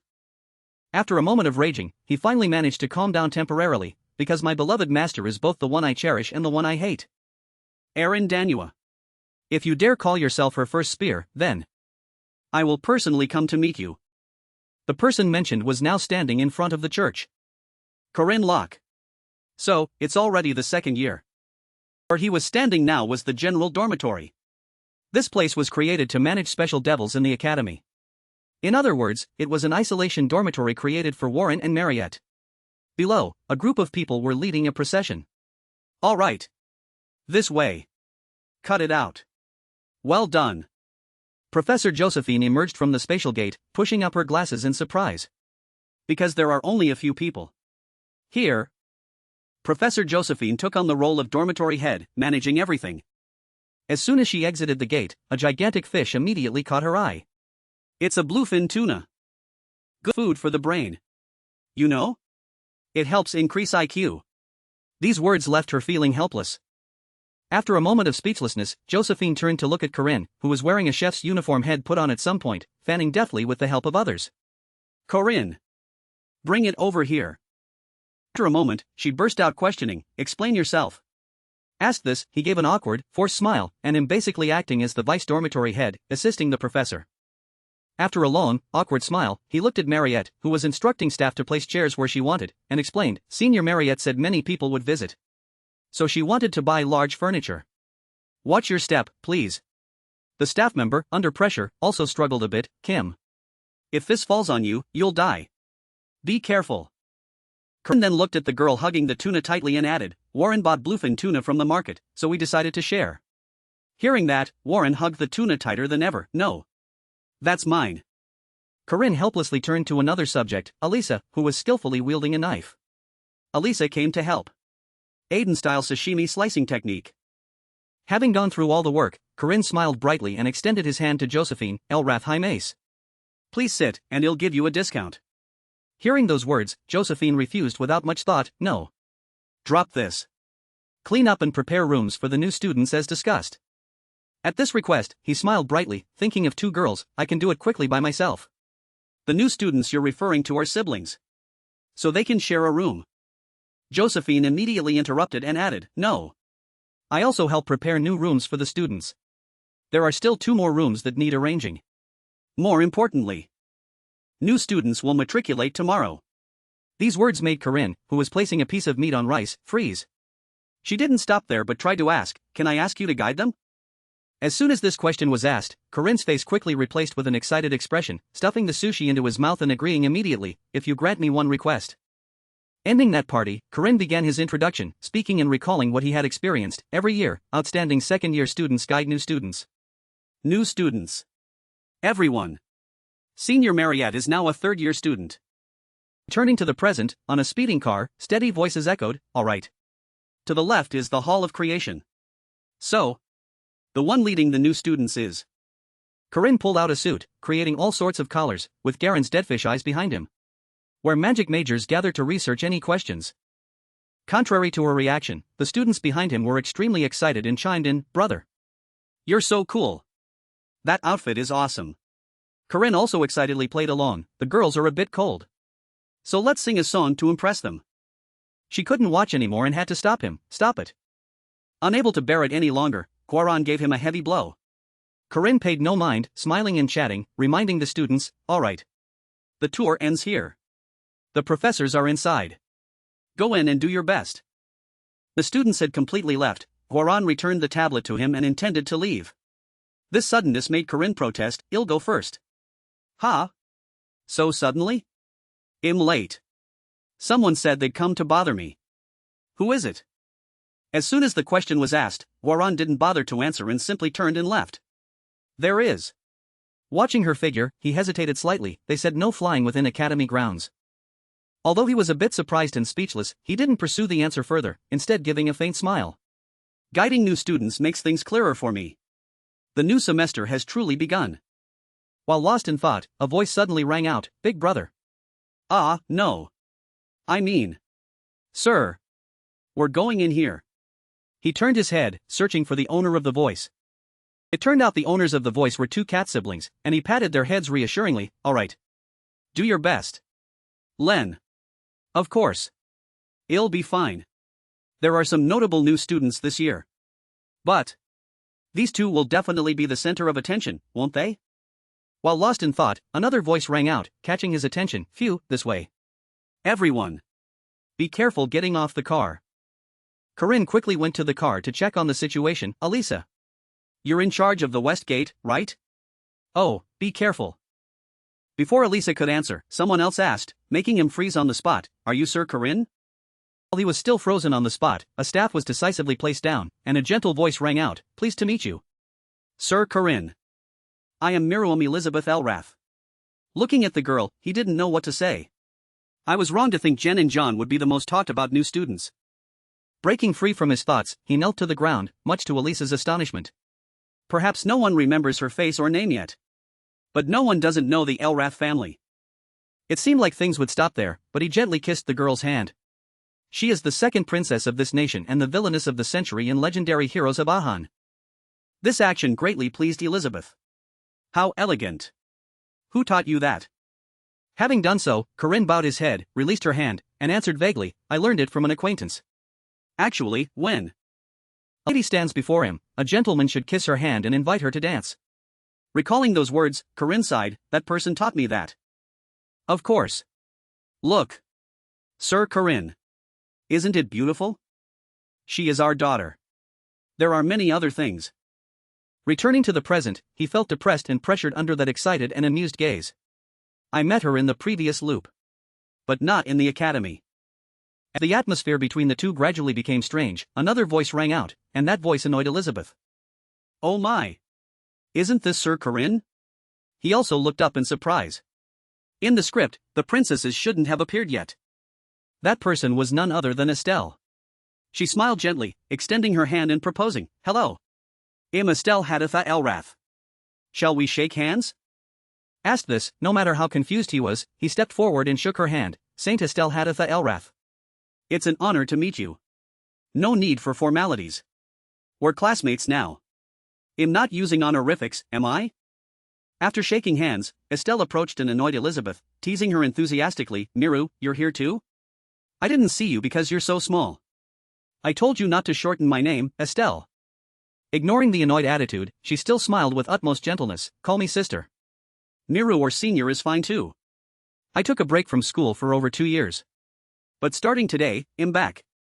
Nevertheless, Elizabeth was still very annoyed, scolding without hesitation. You should use honorifics with those superior to you. And the only thing you have more of than me is excess muscle. Finishing her words, she turned and left without much thought. Alisa. I'm going to the Hall of Freedom. Thanks for leading the way. Estelle also turned and left. I'm going too. See you later, Junior. These words completely messed up Alisa's operating system. Yes. I mean. It's an honor, Saint. Corinne, meanwhile, was still marveling at something. After pondering for a while, he suddenly froze on the spot. I'm doomed. Inside the dormitory, the two cat siblings were happily looking around. Don't be so rustic. But. It's so big. Like a castle. As the two were talking, the younger brother suddenly bumped into someone. The shy boy quickly hid behind his sister. The other person also introduced herself. Oh. Excuse me. I'm Miriam Elizabeth Elrath. She then extended her hand to the boy, proposing, and he hesitated, unsure whether to shake hands or not. We're in the same class, aren't we? Let's shake hands. Hello. As she extended her hand, before she could shake, Elizabeth grabbed her wrist. How strange. She then looked at her prey, leaning close and beginning to utter terrifying words. Your beastkin were mercilessly slaughtered by us before. I didn't expect such a small piece of trash like you to survive. Touch my magic staff again, and it'll gut you while you're still breathing. Understood? Faced with these words, the boy knelt down, crying. Having done so, the noble Elizabeth departed, leaving the two siblings to comfort each other. Witnessing everything, Corinne fell into thought, like walking on thin ice. You can't predict what will happen. Two characters who shouldn't have appeared in the academy until much later. Miriam Haditha Elrath. Estelle Elizabeth Elrath. Appearing at the same time. Did another butterfly flap its wings? It must be because of the purification of Nazaria. I attracted attention too quickly. Thinking about this, he couldn't help but feel his world crumble a bit. I'm doomed. Another flap of wings turned into a storm. While he was feeling desperate and couldn't hide it, the professor angrily shouted, "Student Corinne Locke.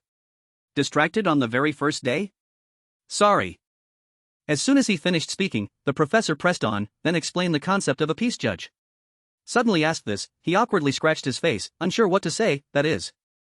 Unable to utter a word, the professor angrily declared, "Points deducted." This made Corinne yell, "What kind of class is this?" Leaving that classroom, he walked with his hands in his pockets. The first day is usually orientation, and ending class early is almost a rule.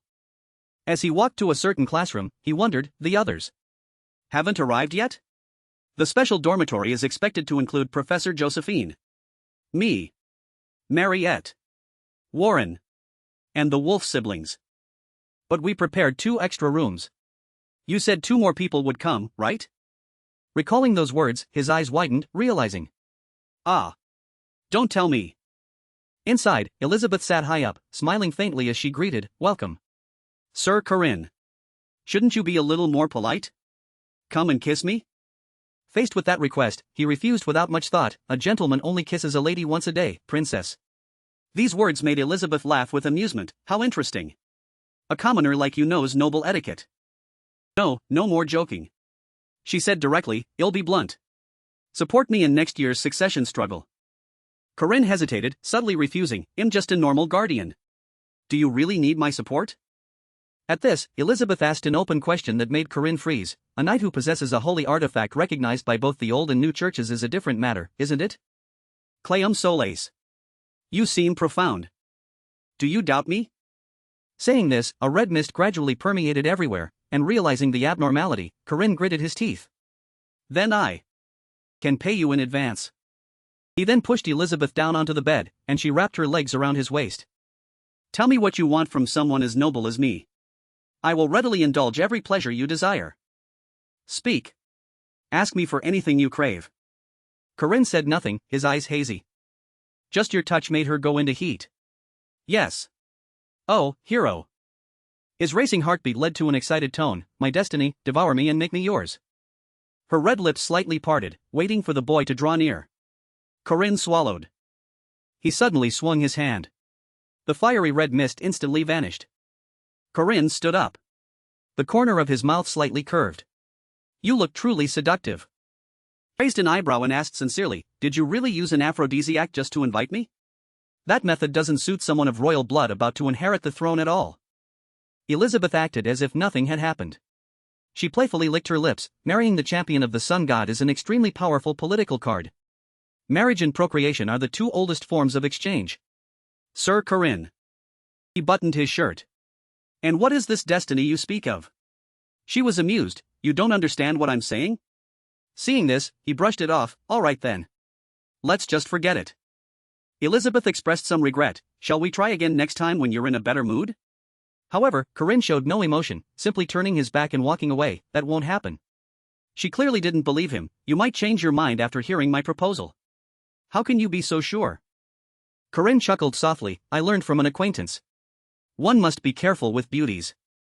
The door closed with a loud bang. Elizabeth licked her lips longingly. Her eyes curved. "Then he'll just have to try harder." Corinne exited the room, returning to his true state. He gasped. That was dangerous. These kinds of things keep happening lately. Even Senior Marriott. She looked at you and blushed. "Corinne. Thank you again today. And Alisa is sometimes completely different from normal. Her eyes aren't watery. So then." Corinne pulled the girl's hair. "I understand you chose drama class as an elective. But why choose such a nonsensical adultery play, Alisa?" The 2 bickered. "That story is beautiful." "You're going crazy. Guaran is always like this during breaks. Can't not hold hands." Corinne found it a bit hard to say. "Do you really find that comfortable?" Feeling his large hand. She blushed and nodded slightly. So just being close might make them feel great too." "Perhaps." The bell rang. He reminded her. "Guaran. Stop. Break time's over." Guaran playfully put a finger to her mouth. "Just a little longer." Of course. Lon also appears occasionally.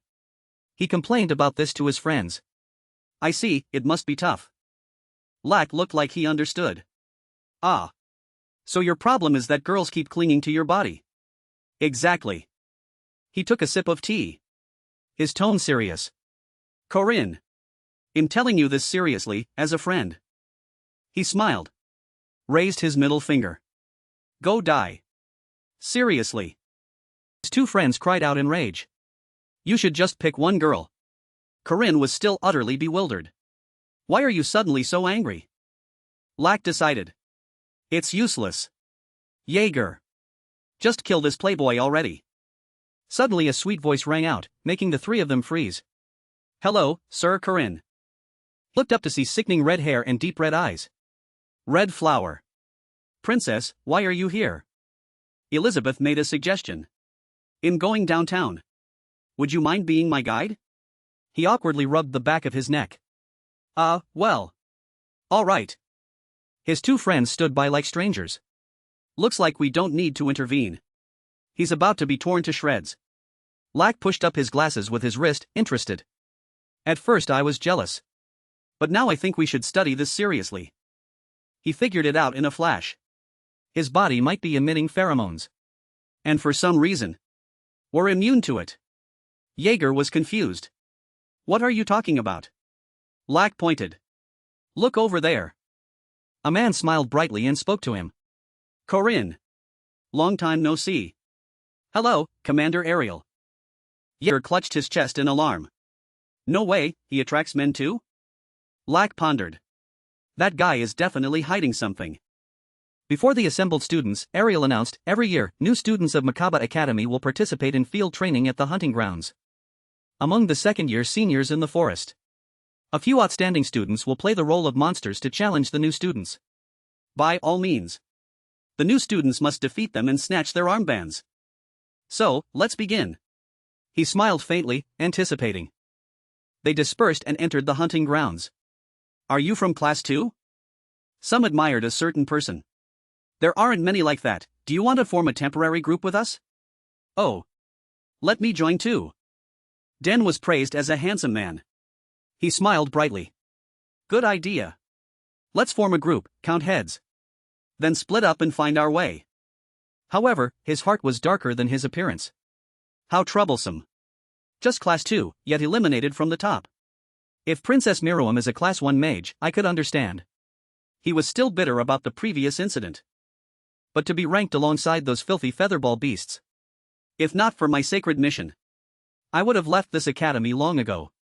Last semester, the Chich's shadow unit infiltrated the academy to eliminate monsters. But they were caught, and Bishop Renaud Oruzignol denied involvement. But to save them, he was very proud of his own strength. They sent me. Jack Mang loser. Now I will conceal my church identity and be a model student here. A scout shouted. Found them, this way. Jack Mang. Yes. They are all naive, unaware of his scheme. They are just class 3, class 4, but I will pass this test with them to gain their trust. One person licked his knife excitedly. There are 400 like me, I even feel sorry for the seniors. So, in the end, it all depends on who takes them down first and snatches the armbands. They said we could use any means, right? Jack Mang was comfortable with the army of pawns he naturally acquired. I will lead these fools with my intellect. Pretend to be friends for a bit. Then use them as pawns when necessary. Suddenly a flash of light. An explosion crashed down. Josephine stood on a tree branch, observing. However, even if that's how seniors usually do it, she recalled Corinne's triumphant and sinister expression. I will lead the new students for this forest hunting exam. Let me choose the senior I request. She sighed. Her heart filled with worry. The request has been granted. Is this really a good idea? The new students were completely unaware. A large shadow fell over them. Regarding the second-year students at Makaba Academy, Un, who had mastered Dread's ultimate secret technique, the Wicker Man, in just half a year, instantly crushed all their confidence. The new recruits had to fight against attacking vines and a series of strange things. What the hell is this? Corinne had successfully invested and acquired a top-tier cursed sword set, including Doran, the mercenary spirit who uses a sword. Similarly, thanks to successful investment and someone giving him a golem crafting book, no one can stop me. This was Granuladin, the ultimate golem master mage. And there was one who needed no introduction. This is hard to control. Behind her were countless defeated individuals. She was Pigeon Ayacha, Flower Chamber. And the next heir of the Aiden family. The faint sound of a sword being drawn. Even Alisa Aiden. New students knew the rumors about her. Run, she's smiling. She awkwardly scratched her cheek. I'm just smiling. The entire army Jack thought was mighty scattered and fled in an instant. Spare me. What is happening? Someone crawled out from their path. A grotesque laugh. Jack Mang frowned. He snorted coldly in mockery. He raised his sword. His tone contemptuous. You pathetic lot are running away just because of a single clown? Suddenly he felt something was wrong. Fire rune Cana. A yellow arrow mark appeared on the ground. A massive explosion erupted. An entire area lit up. Jack Mang had no idea that the people who had disappeared were all the core second-year students of Makaba Academy, transformed into ultimate weapons. Anyone who ran was stabbed and knocked down by the clown. In the sea of flames, Corinne collected a pile of armbands. The corner of his mouth curved, his gaze falling on the last remaining person. He feigned ignorance. That's right. What's going on? Now it's clear. It's that clown. Jack Mang was so scared he wet his pants, slumping to the ground. Hey! The clown's eyes revealed a maniacal gleam. His finger pulled at the corner of his twisted mouth. Smile for me. Screams echoed throughout the sea of flames. The withered trees gradually perished. Jack Mang clutched the wound on his side and fled. He couldn't accept reality. Born and raised in the green Michaela Abbey under the old church. Throughout my life walking the path of faith. His foot suddenly tripped on something. He tumbled down. I often wondered if God truly existed. But now. There's one thing I'm sure I believe. His face was terrified. Demons are real. The clown bared his teeth and brandished his spear. All right. That's enough. Jack Mang covered his head, not daring to look, thinking he was about to be butchered. Tears and snot streamed down his face. But what came was not pain. A warm hand was placed on his head. You're tougher than I thought, aren't you? Corinne returned to normal. He extended his hand to help Jack Mang up. Nice to meet you. I'm Corinne Locke. He was bewildered. Then shivered. Corinne Locke, you mean? The one who dueled with Sword Master Lunia Aiden and still held his ground. He smiled amicably under the guise of a clown. His hand extended. I'm evaluating outstanding new students. Besides the princess. You are the strongest. So, do you want to cooperate with me? Strong people are always welcome. Jack Mang was still startled. Seeing this, he quickly shook his hand. Yes, I will. Senior. Corinne narrowed his eyes and nodded. Good. Good. He carried a secret he couldn't tell Jack Mang. My first mission in this hunting ground is... He was still beaming, looking at the hand he had just shaken. Chosen by Senior Corinne. Unaware that his identity had been exposed. Scout Jack Mang. A spy for the old church. The terrifying, gloomy expression of a clown. Stay close to your friends, but be careful. And approach your enemies. Jack Mang cheerfully waved goodbye. Take care, big brother. Elsewhere. Someone swung a mace. Their voice was scathing. Die. You beast. Run shattered the weapon with a single punch. The attacker flew back. Ran. Again? She irritably yelled at her younger brother. She put her hands on her hips and reminded him. I told you to check the back pocket. You have to take that armband too and strip him clean. The boy diligently stripped the unconscious foe.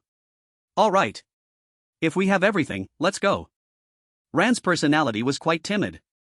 Our classmates are already ahead of us, even though we're demons. His older sister Ren, however, was the opposite. She was fierce and didn't care. They want to steal our armbands because we're second-year knights. She knew well. Taking a senior's armband gives more points. But the seniors are too strong, so they chose to take from all of us to earn points. Ren led the way, urging them on. At the final destination of this exam. The cabin where we can exchange armbands for rewards. We have to hurry. we're almost there, huh? The cabin. But something in front of them made Ren stop short. For some reason, their final destination was the brightest spot in the sky. Why is it on fire? Then the ground where they stood also shook. Ren was flustered. Huh, is that an earthquake? Something suddenly emerged, replacing the cabin. What is that? And a massive, unmissable sign stood prominently. Rewards are upstairs. Both of them stared blankly. Second-year seniors. What are they doing up there? Before their eyes, it had transformed into a grand, ancient fortress. A soft laugh echoed. How interesting, I like this. Elizabeth walked past the two, leaning on her staff, her eyes cold and her voice mocking, nothing but the smell of beasts. She walked straight into the building. This thing was created by Rithia, it will be very difficult to destroy. Let's continue. Her guards cheered. What are you doing? Follow the princess quickly. The two beast people stood dumbfounded at the entrance where Elizabeth had just entered. What should we do? Ran pointed in another direction. Let's go the other way. Ran didn't object. All right. Better to die than to go in with her. Anyway, after only a few steps, she immediately regretted it. Maybe I should have followed them instead. They had to weave and dodge the incoming swords. Both struggled to protect their lives. Why are there so many? Ren didn't let them rest for a second. That's the client's request. They said not to go easy on you. Inside the tower, it was so quiet you could hear a pin drop. A stealthy infiltrator, infiltration complete. The structure here is very simple. He sketched the entire layout of the tower, 3 entrances, 3 rooms, 3 guards. Each area had 1 guardian, and the paths to the second floor had 2 rooms. Then came the 3rd floor, where only 1 person was waiting. Locke subtly spun his spear. Among this year's freshmen, no one has passed through here before us. The infiltrator suddenly felt strange. What is this? It feels like something just touched my soul. Death Scythe could separate soul and body, though its effect on humans was quite limited. A single spin of Corin's spear affected him. My concentration is fading, my stealth technique is being broken. Then he called out by name, second-year freshman knight, Rashid Essen Mustali. That stealth technique belongs to the assassin tribe, doesn't it? Rashid no longer hid it, though there was still something difficult to say. How does he know about the tribe? He drew his knife. I'm sorry, but... A swift figure appeared behind Corin Locke. You shouldn't have said that. Corin spun around, delivering a kick to his head. Rashid didn't expect his stealth art to be seen through. What is this? He was forced to switch to using a whip, having no other choice. With a crack of the whip in the air, Corin subtly tilted his head to dodge. He seemed to be performing, jumping, and weaving through openings. Not bad. But when the whip's tip wrapped tightly around the spear, Corin tightened his grip. The assassin tribe of the underworld. A strong force pulled down. So what will you do now? A thought flashed through Rashid's mind. I hate those ridiculous dogmas. I came to the academy to escape, to pursue a life that isn't an assassin's. I've abandoned my clan. Rashid suddenly let go. If my identity is exposed, and the entire tribe is endangered because of it. Rashid opened his jacket, revealing it was full of explosives. It seemed he intended to die. Then I must seal this secret with my own death. A blinding light flashed. The entire room was engulfed in a sea of flames. But Corin suddenly let out a sigh of relief. Phew, you're walking a dangerous path. He gently gathered the flames. Lucky for you, both fire and heat are within my control. To the wide-eyed Rashid, he said, oh, one more thing. He walked past the stunned Rashid, gently patting his shoulder. I don't care if you're an assassin or a mage. That stealth technique, they'll need it soon for my second objective. Corin subtly smirked. You'll join me. This is a challenge for potential talents. It took Ren and Ran a long time to get a nod from Ron. The next opponent was Alisa. She said indifferently, good luck. The two beast people cautiously stepped in, their noses twitching slightly. Ran, the scent is over here. I know. As soon as they entered, they recognized the person inside. Oh, you're here? Both rejoiced. Brother Corin. Ran was about to complain. What's going on? This year's exam is tougher than last year, when a spear grazed her face. She was stunned, unable to react to Corin's inexplicable action. Ren frantically turned back to question, what's happening? A figure flashed past. He blinked, then delivered a kick to Ran's stomach. The boy couldn't dodge, taking the full force of his kick. Corin frowned, warning in a cold voice, when fighting, never let your guard down. Otherwise, you'll die. Ran was still bewildered, not understanding what was happening. Corin pointed his spear at her, raging tiger sweep. Didn't you hear what I just said? Impact struck, spreading throughout the room. Corin stepped back. I don't like this, but there's no other way. He sighed, phew, this is tough. This is the final mission that I and my friends set up for this exam. Finally, both sides leaped forward. The two sides clashed fiercely. Corin's goal was to ensure the kids could stand on their own. Ron and Ran snapped out of it, starting to get serious. Corin, meanwhile, held his ground. He had to help them mature. He didn't let his guard down for a moment. Alright, let's end this exam. Controlling their beastly nature when transforming would be easier without a full moon, but in full beast form, everything was completely different. They became ferocious and violent wild beasts. Their strength injured Corin. If they reached their final form, they would look exactly like humans. But in their immature form, they were very difficult to control. He looked at the roaring beast. Even gentle Ran, when transformed, becomes a bloodthirsty hound. And above all, both were attacking him from two sides. He gripped his spear tightly. I have to deal with both of them at once. The principle was that in beast form, they communicated non-verbally and coordinated perfectly. Especially since the two siblings had overcome so many challenges together. Corin swung his spear, striking the boy hard on the neck. He tensed and spun, throwing Ran into the other beast. Ran quickly spun and landed. Corin realized his intention. Are you trying to save your sister? He drew his spear, but what good is standing still when your sister is attacked? Don't just think about saving her. Lectured and attacked at the same time. Attack the enemy. Both were knocked back like bowling pins. The beast roared in anger. Corin closed in. Another wrong decision. You have to keep a cool head. He delivered a blow that sent the beast flying.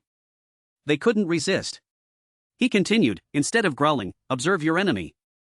Hesitating for a second gives your opponent more opportunities. He chuckled, that's right, the older sister is stronger than the younger brother. Run seized the opportunity to prepare a sneak attack. He softly said, but you must aim precisely at weaknesses, don't attack in anger. As if he had eyes in the back of his head, Corin struck the beast's neck, hit the weak point. The unexpected blow left the beast no time to dodge. The two beasts lay sprawled. Were they too weak, or was Corin too strong? His voice echoed throughout the empty room.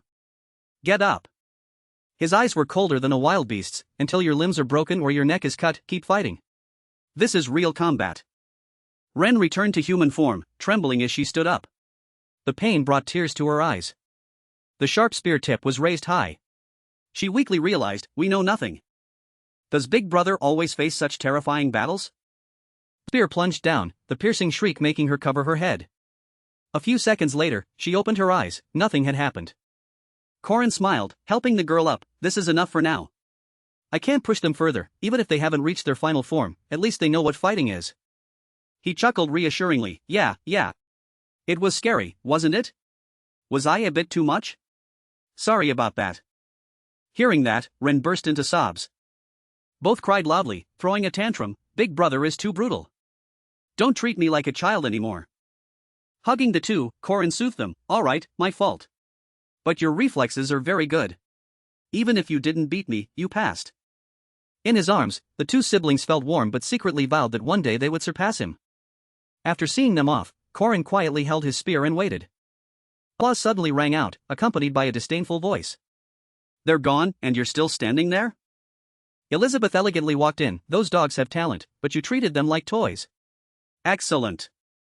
Corin's expression didn't change. Now it's my turn to assess. Did you just call them dogs? If you want to pass, you have to beat me, and I won't go easy like I did on the kids. If you're going to pull that out. Elizabeth chuckled softly. She immediately turned her head. Throw that banner away. Last time I took off my dress and you didn't even bother to look. The blue armband fell to the ground.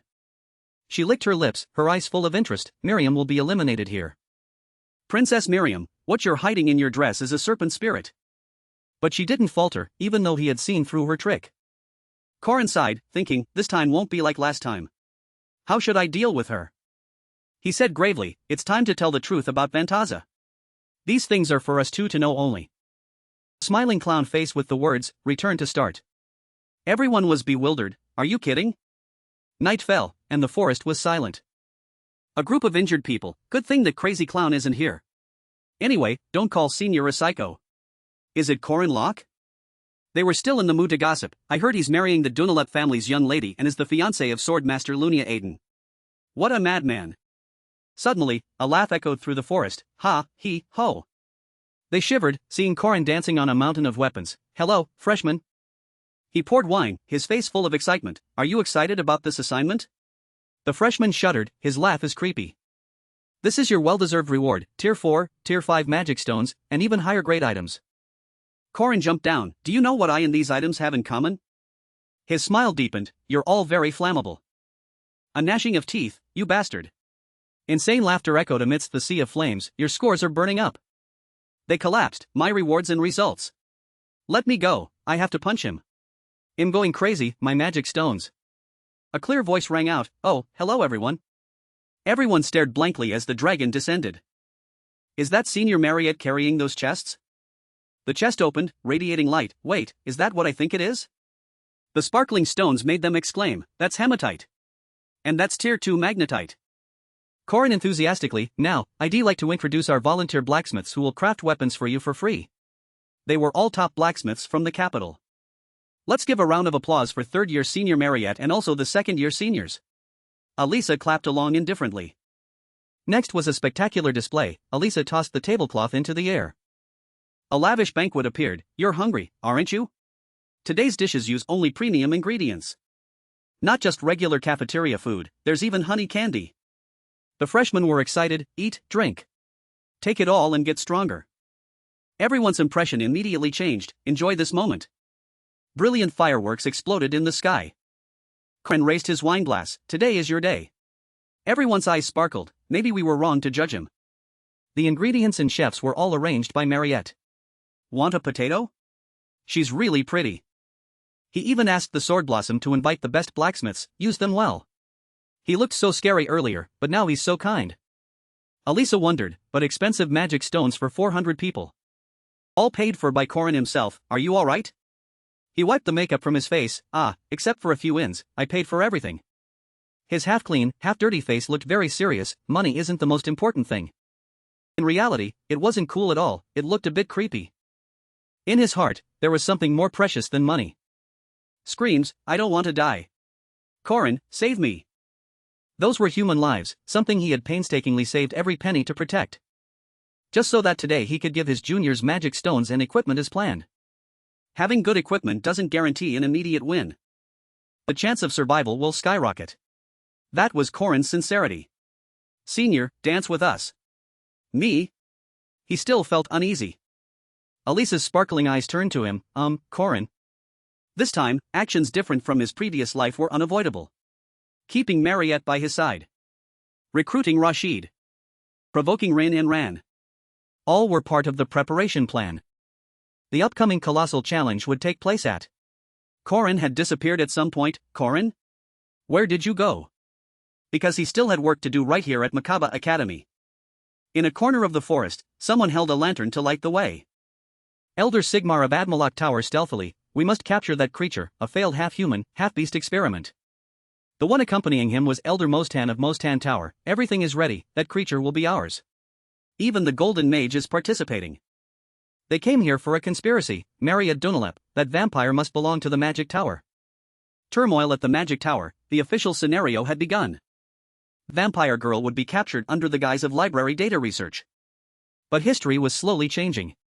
Hooded figures walked in single file through the night. A figure stood under the moon. Corin had been watching them for a long time thanks to his silent preparations. Sunlight shone down on the academy. The special dormitory, once only for Alisa and me, was now almost full. Alisa punched Corin wildly, while he chuckled and dodged. Every morning, they bickered like this. He stepped out of the bathroom and looked around. After showering, he walked through places crowded with students. In front of Corin were two opposing rooms. At the end of the hallway were the rooms of the two princesses. Estelle had gone to pray early. The second princess, Miriam, had gone to the laboratory. Both were living differently from the original story, which made him uneasy. He grabbed the doorknob and pulled. Opposite was. Corin put his hands on his hips, smiling as he called out, "Hey, you two twins, time to wake up." The boy in white was sleepy. "Brother, 3 more minutes." The girl in yellow squinted. "Big brother, just 5 minutes." According to the original story, they would be villains. All three went into the bathroom. "Time to brush your teeth." The girl in yellow yawned. "I hate toothpaste." Perhaps the recent exam had exhausted them. Corin recalled their brutal images in the original story. As sub-bosses, they were very strong, and their early development was a welcome sign. He stroked the heads of the two children who were rinsing their mouths. These future villains were now so adorable, he was determined to change their destiny. He looked at them with satisfaction. I'm no longer hesitant. The principal's office, an announcement was made, mages from the magic tower have come to visit. Corin stood before Josephine and Ariu, wondering, what is their purpose? Josephine explained, they want to use library materials and survey orientations. She crossed her arms, suspicious. You know a lot about the magic tower, don't you, student Corin? Corin thought about the magic tower. That place monopolizes mages, is full of injustice, and exploits young people. Thanks to Makaba Academy, the magic tower had lost its monopoly and become an irreconcilable rival. In that era, the witch hunt began. The magic tower, which had always regarded demonkin as experimental subjects, became a pawn of the old church. He remembered the heroes of his previous life, those who rose up in resistance. The heroes ended the witch hunt, also known as the Mage Revolution. Corin reminded Josephine, I'm not as knowledgeable as the professor, since you participated in the Mage Revolution 80 years ago. Glanced at Ariu, pushing up her glasses. That's old news. Besides, I wasn't the only one. Ariu closed his eyes and sighed, I was there too. He remembered Vantaza's retreating figure. The story of the traitor Vantaza wasn't pleasant, but Corin knew he had to use it because they thought he was his disciple. He decided to reveal, the magic tower has a connection with Vantaza. Josephine was startled, so these guests. Ariu rested his chin on his hand, student Corin, is this information from the future? He declared, yes, their true purpose isn't the library or a survey.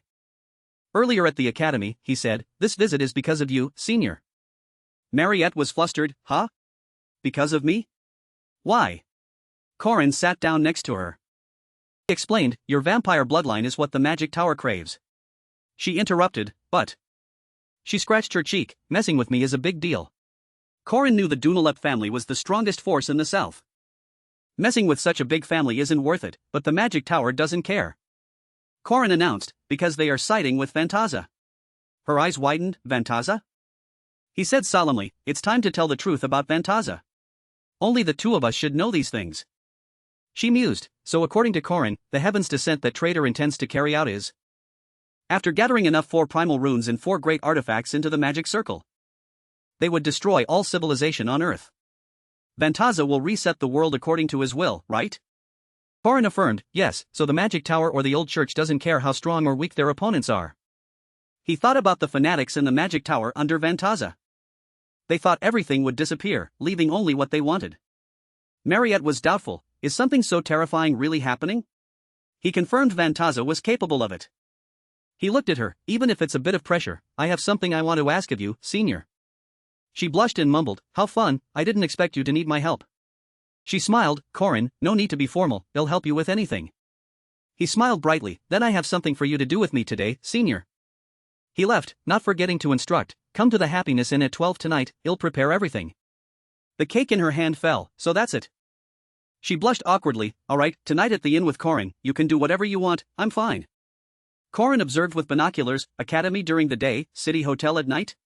These magic tower guys. From a tree, he observed 50 mages, including 3 prominent figures. First is Admalok of the Red Magic faction, the hot-headed old man. He yelled, I told you to bring document 137. Bring the new one quickly. Elder Mostan of the Dark Magic faction. He instructed, prepare the samples quickly, don't waste my time. Finally, Aaron of the Golden faction, the final boss of the Magic Tower event and an accomplice of Vantaza. Corin pursed his lips, catching him as the most important, but I don't know who he is among those 50 people. One shouted, hey, you low-class monkey, carry the luggage quickly. If you drop it, it'll crush your mana core. Lark rushed over frantically. Lark gritted his teeth, flustered. He chose the magic tower, so now he had to run errands. Lark, it's time to change your orientation. At the end, one of the group looked around. Then he sneaked into a small alley, separating from the group. Corin lowered his binoculars, smiling excitedly, it's him, the magic tower is about to fall. That night, curses echoed, damn it, I lost again. Manroji smugly collected his money, ha. The others complained, hey, you're taking too much. He looked at his cards smugly. Manroji, a tier 4 dark mage, thought to himself, every tavern has a casino underneath. His third eye observed, that one is 2 fee, and that one is Cheda. He used that eye to see everyone's cards on the table. Manroji rested his chin on his hand, too easy, someone should appear by now, right? A hand touched his shoulder, may I join you? He looked over, smiling lewdly, here she comes. A girl brushed her hair back and winked at him. And Roji licked his lips, all right. In his heart, he screamed, that's it, this is what I care about. He excitedly shouted into the dark night, let's play. In the room, the girl was pushed onto the bed, will you really return the money? He thought to himself, I love toying with those who have nothing. He smiled lewdly, approaching, that's right, so be good. Had ha. Suddenly, an even more lewd laugh echoed from behind, startling him. He turned around, unleashing magic, who's there? He used a low-level curse magic. Warren emerged from the dust, grabbing his face contemptuously, is that all your curse can do? He slammed him to the ground. He screamed, stop. He squeezed his eyes tightly, his face painted like a clown, cheating gets your hands chopped off, but you were also planning to defile a young lady. He squeezed his mouth. He was terrified, wait, I haven't done anything, it was her. That's Ms. Lenya, the owner of this place, not a young lady. She frowned, boss. He corrected, a lady. That young lady is Marriott and Alisa. Hearing that, Manroji's face went pale. He leaned in close, your goal is to kidnap the special-grade vampire Marriott and Alisa, isn't it? Figure walked in, do the old church and magic tower not consider demonkin as people? Then I've prepared. Corin turned, senior. He said, I'll leave it to you.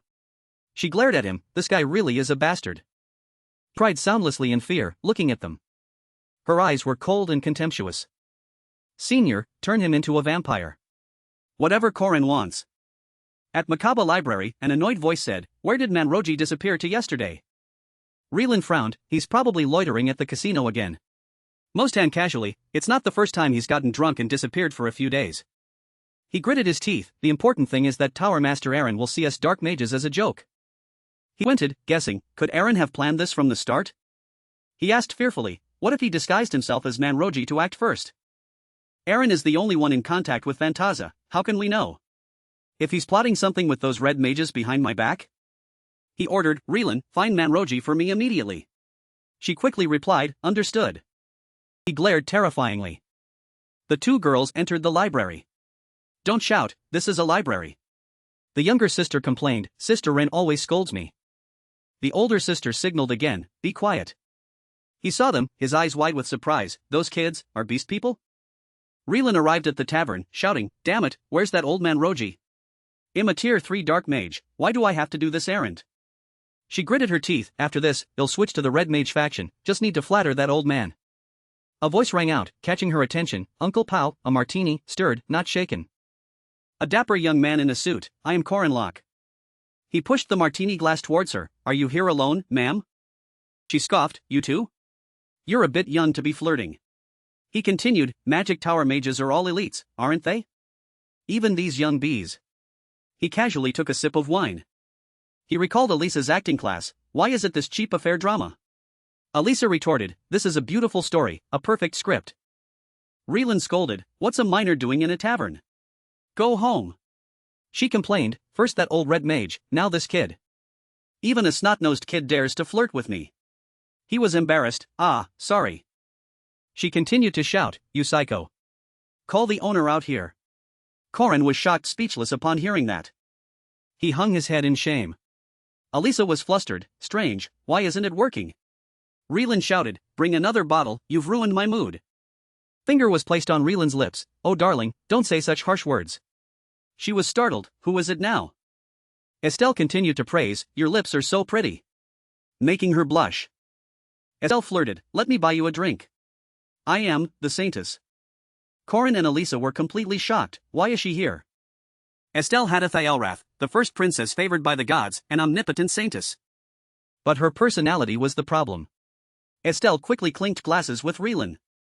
The two quickly became close. Estelle attacked with sweet words, only 22? Want to go out with me tonight? Reelan, enchanted, replied, yes. Estelle was a hedonist. Soon, countless empty glasses lined the table, come on, drink up. She was beautiful enough to charm anyone. Estelle caressed Reelan's face, you're cute too. Reelan, drunk, mumbled, sis. I'm not drunk yet. He was confused, but the problem is. Why is someone like her here?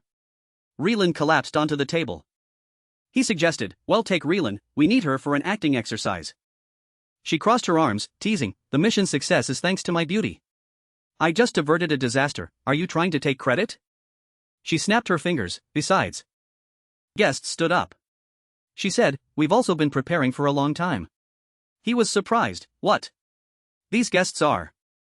Alisa drew her sword, blocking in front of him, there are 2 first-rank knights here, step back. He stopped her, Alisa, stop. Corin stared at them, speculating, you are. The Nuchich's secret counterintelligence unit. They were stunned, how do you know?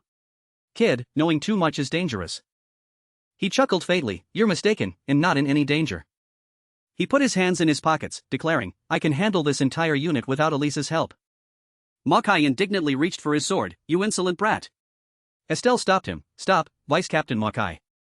Her eyes narrowed shrewdly, as expected. Clearly, the sun-bearer, Corin Locke. He proposed, let's make a deal, I have 2 conditions. Estelle agreed, alright, what's the first condition? Do you want this person? He continued, Elder Mostan, leader of the Shadow faction. He's the most suitable target for you.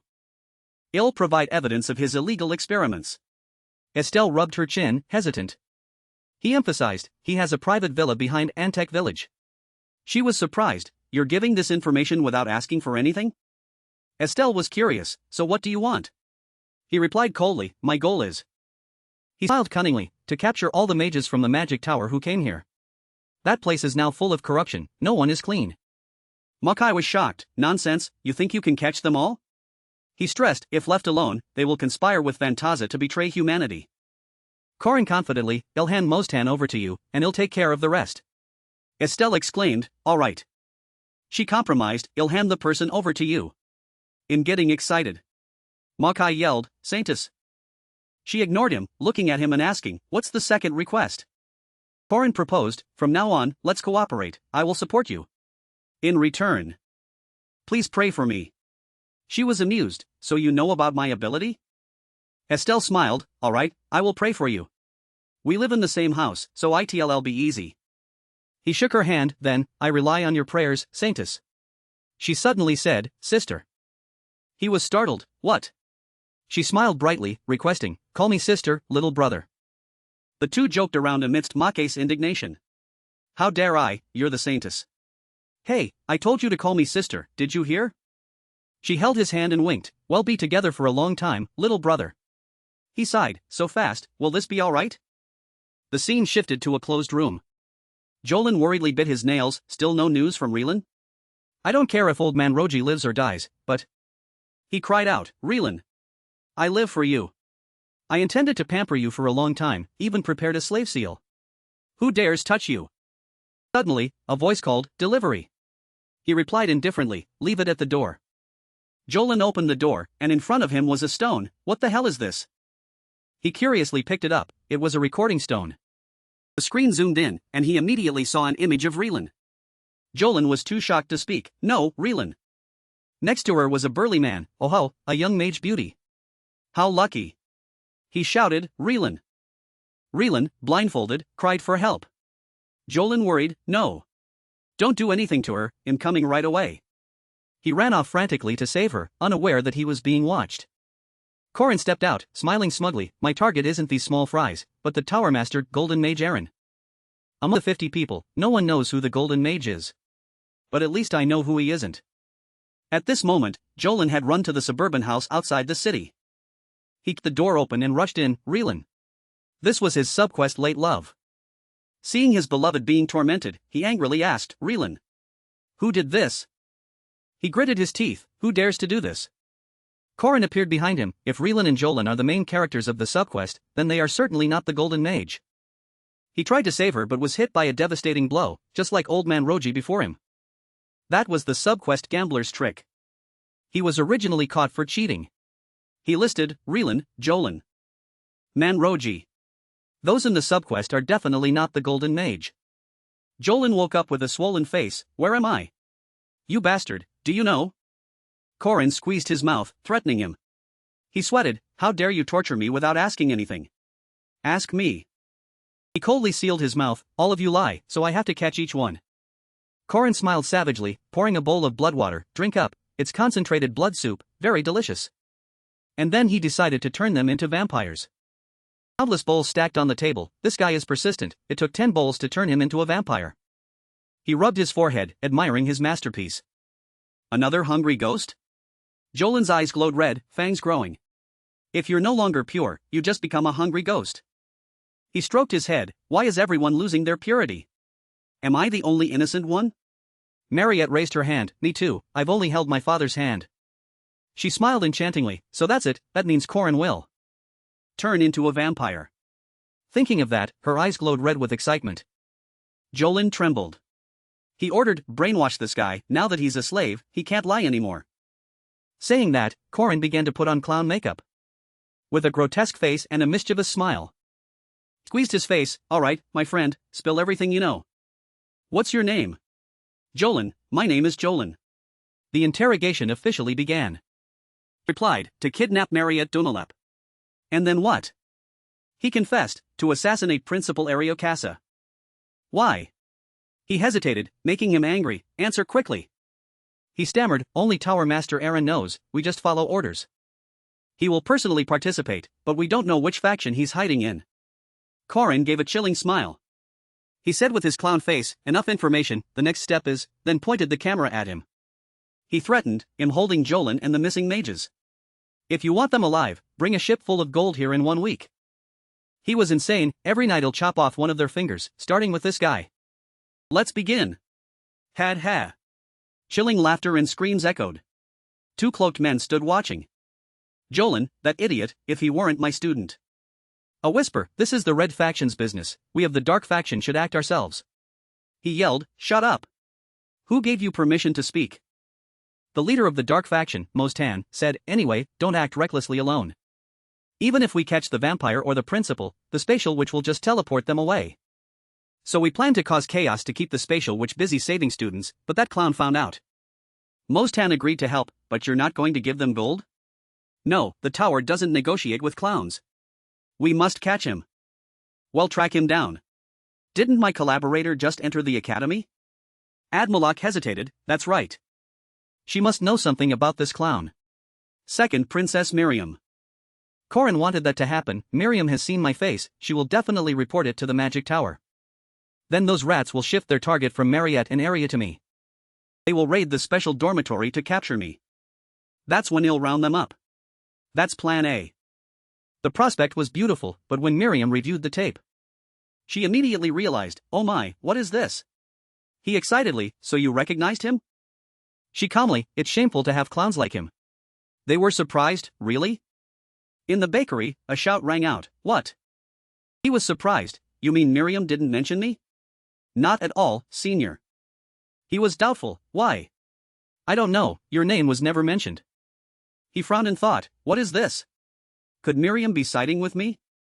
He asked blankly, huh? Senior? He explained, that's right, thank you. I have something to do, so I have to leave now. I'll send your payment as promised. He shook his head vigorously, no, that's not it. I think you should rest a bit. Are you all right? He calmly replied, I'm fine. He said he also had a plan B, then walked away, silently calculating. Calculating all variables, I won't lose my master hopelessly like last time. The two sides lined up. Estelle accused, Elder Mostan, Tower Mage, you are arrested for illegal human experimentation, murder, kidnapping, and unlawful detention. He yelled, who gave you permission to question me? Are you trying to insult the tower? Princess Estelle chuckled softly, replying lightly, of course I acknowledge the tower's authority, but we have received reports. This case is too serious, and the evidence is too clear. Then, someone presented the evidence. He was horrified, how can this be? Why are the research documents here? Hearing that, she pondered, in the one who should be asking. Mostan's laboratory constantly changes locations, so even our Raven squad couldn't track it down. Estelle sighed, I don't think he's lying. Even so, I didn't expect the evidence to be seized so quickly. And the data Corinlock handed over wasn't pre-prepared documents but entirely new. If the Academy made a move, the suspicious Mostan would immediately relocate. She crossed her arms, speculating, that means he prepared everything himself in a few days.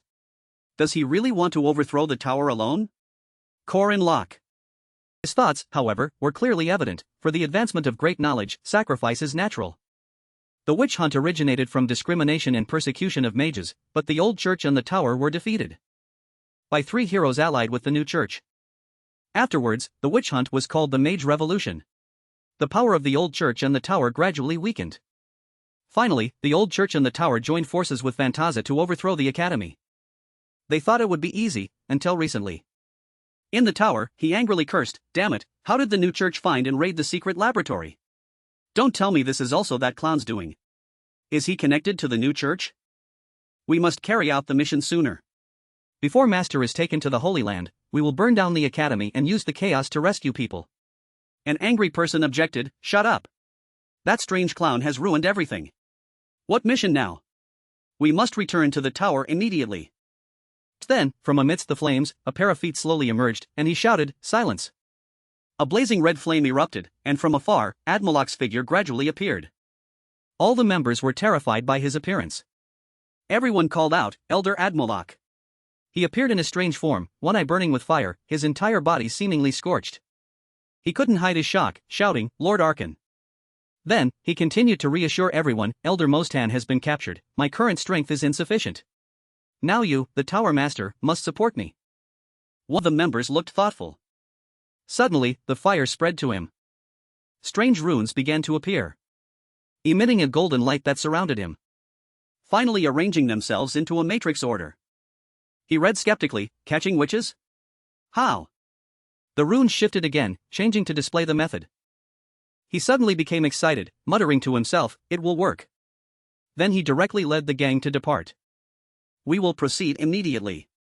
Currently in northwest Makaba. This place holds a secret seal called the Mark, inscribed during the Witch War. Only 2 people knew, Danua and Josephine. Only those 2. So when the Mark sent a signal, I immediately thought of Danua and rushed over.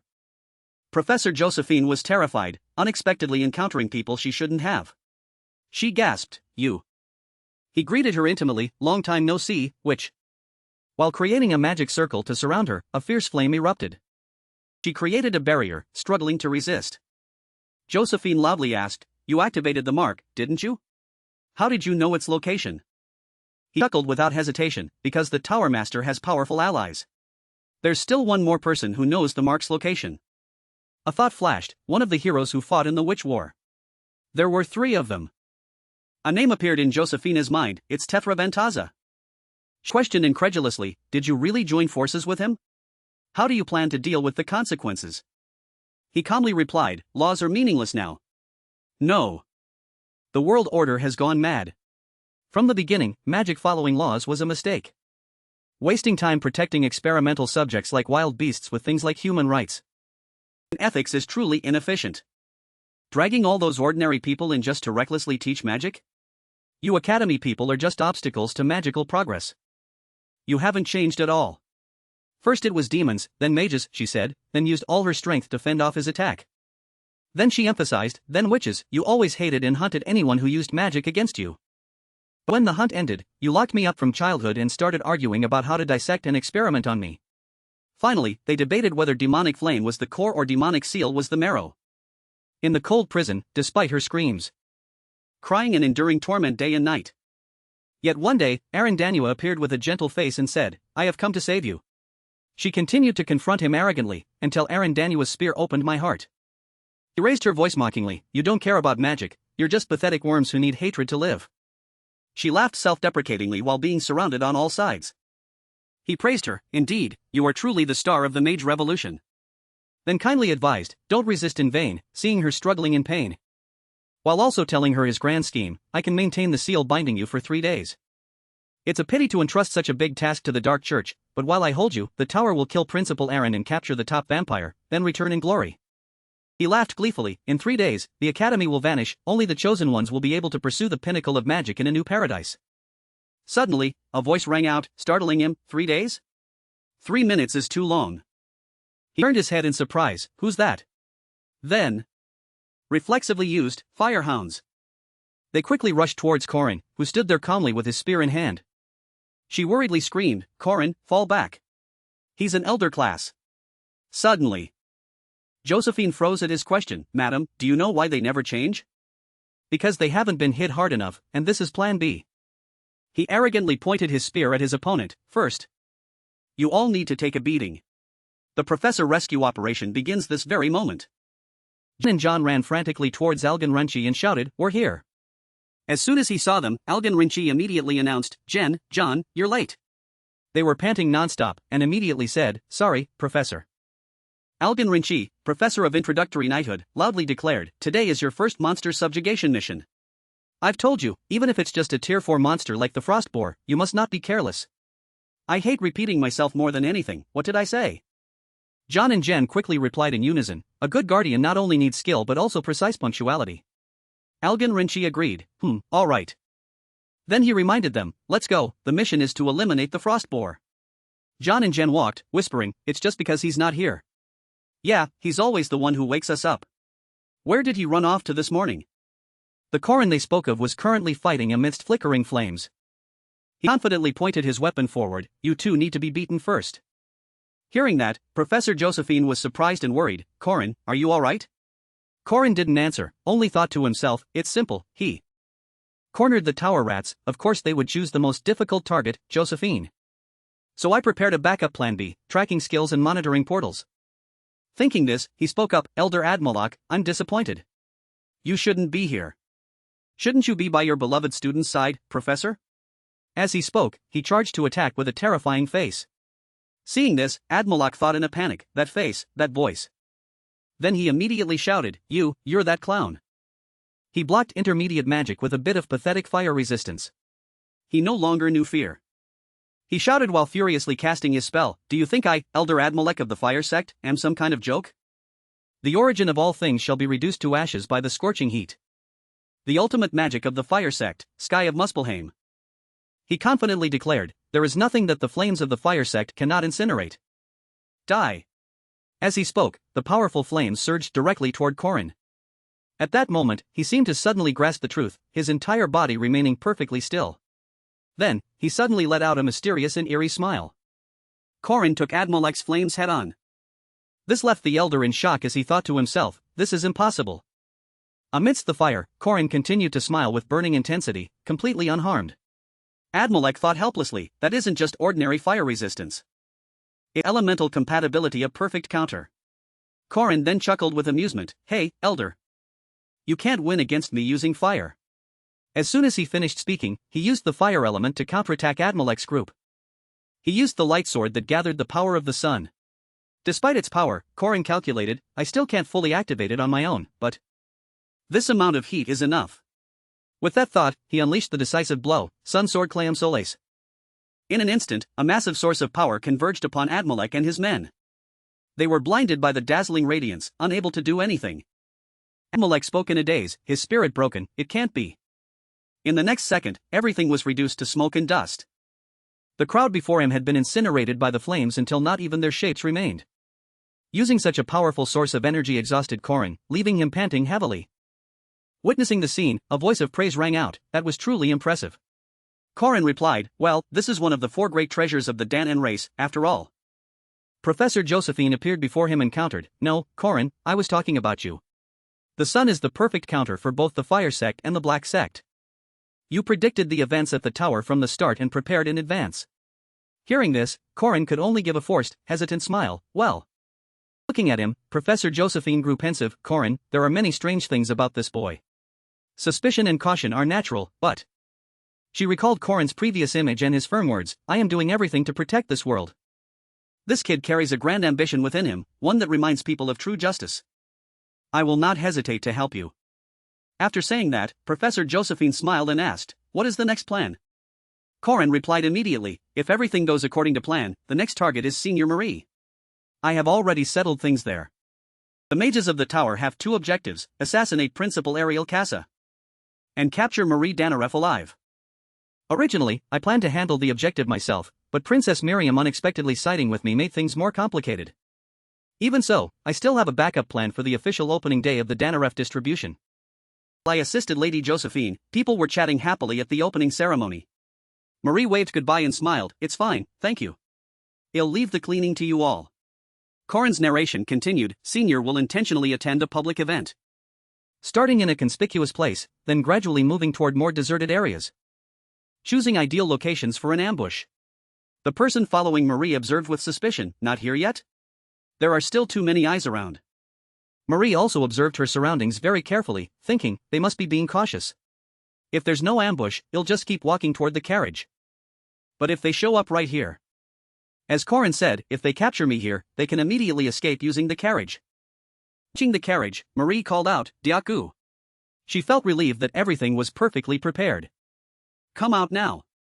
A moment later, two figures slowly approached from a distance. However, contrary to Mary's expectations, her face suddenly turned blank with confusion. Marie thought in bewilderment, but it turned out the two people appearing were Guaran and Alisa Aiden. Alisa spoke up. Corin said he would pass through this way, but as she finished her sentence, all three shared the same thought. Why hasn't anyone from the tower appeared yet? Deep in the forest of the western mountains, a wild boar with fierce eyes let out a violent roar. Having just defeated it, John said with a smile, Sister Jen, look. I caught a giant boar. Jen replied, I caught an even bigger one. But something is wrong. Hearing that, John felt confused. Jen continued, they said there would be many because it's breeding season. Last year, Professor Danua even bought a lot for experiments. But we've come this deep into the forest, so why are there so few? John quickly asked, more importantly, Jen, don't you smell something strange? This is clearly. Suddenly, a pungent, strange odor wafted up. John immediately judged the smell of decomposing corpses. He turned back and shouted with a frown, who's there? The person hiding behind the tree slowly stepped out with a sinister smile. An elder-class vampire is indeed very valuable. However, golden-furred wolves are just as precious. The speaker was Professor Akai of the Black Sect, a disciple of Mostan. He thought, they are as rare as that vampire, and there are two of them here, both inexperienced. They should be easy to catch. Who knew Mostan would find such a treasure? A moment later, Akai laughed wickedly, every wild boar on this mountain has already become a corpse. Don't resist, come with me. You are extremely valuable experimental specimens. All the wild boars now surrounded the siblings, John and Jen. In this situation, John hurriedly called out, Jen. Jen immediately replied, I know. Seeing this, Akai said, so you intend to fight? How unfortunate. If you are too badly injured, Mostan will be disappointed. As he spoke, he commanded the wild boars to charge. In an instant, they ferociously rushed straight toward the two of them. A massive shockwave echoed through the deep forest. At the same time, at the forest entrance, Algan Rinchi was also fighting the boars. Form a defensive perimeter around me. Hold the formation, protect each other. Frost boars, with their unique reproductive ability and omnivorous nature, are rank 4 monsters whose numbers must be controlled annually. Algan Rinchi shouted, that's why we came here with the students for a mission. But what have you done to them? You filthy dark mages. You are not allowed to harm the students. That is a serious violation of the treaty. The dark mages replied, we don't care. If you don't resist, we won't harm you. Algan Rinchi asked in confusion, then what is your goal? Mages immediately replied, those monster wolves? Hearing this, Algan Rinchi grew annoyed, you people are really troublesome. I hate repeating myself more than anything in the world. Those kids indeed still have many shortcomings. But they are gradually growing. With just a few moves, the wild boars near John and Jen were defeated. Sharp claws were now covered in blood. John and Jen had transformed back into their true forms. Whether mage or beastman, as long as they are studying at the academy. They are all students. Seeing him rush in to fight the boars, a dark mage asked, you dare challenge the tower? Algan Rinchi calmly asked back, challenge? You were the ones who touched my students first. You brought this on yourselves. As he spoke, his face became terrifying, with veins bulging clearly. At the special dormitory, a loud call echoed from outside, Senior Marie. Corin. Marie said in a panic, I did exactly as Corin instructed, but there was no ambush. Hearing this, Corin found it strange, could Laika have found out already? Their original plan was to simultaneously attack Josephine, Marie, and Principal Ariel. That's why I set a trap and waited. 30 mages from the Black Sect have disappeared. I caught the Fire Sect faction, but I don't know where the others went. While he was lost in thought, a voice rang out, are you wondering where the mages of the Magic Tower went? The silhouette of a girl slowly approached. Seeing Miriam, Corin called out in surprise, Princess Miriam. In the forest, the wild boars had all been defeated. Looking at John and Jen, Akai remarked, as expected of the Golden Wolves, your reputation is well deserved, your value is no less than an elder-class vampire. A moment later, their group began a ritual, we have tamed even death itself.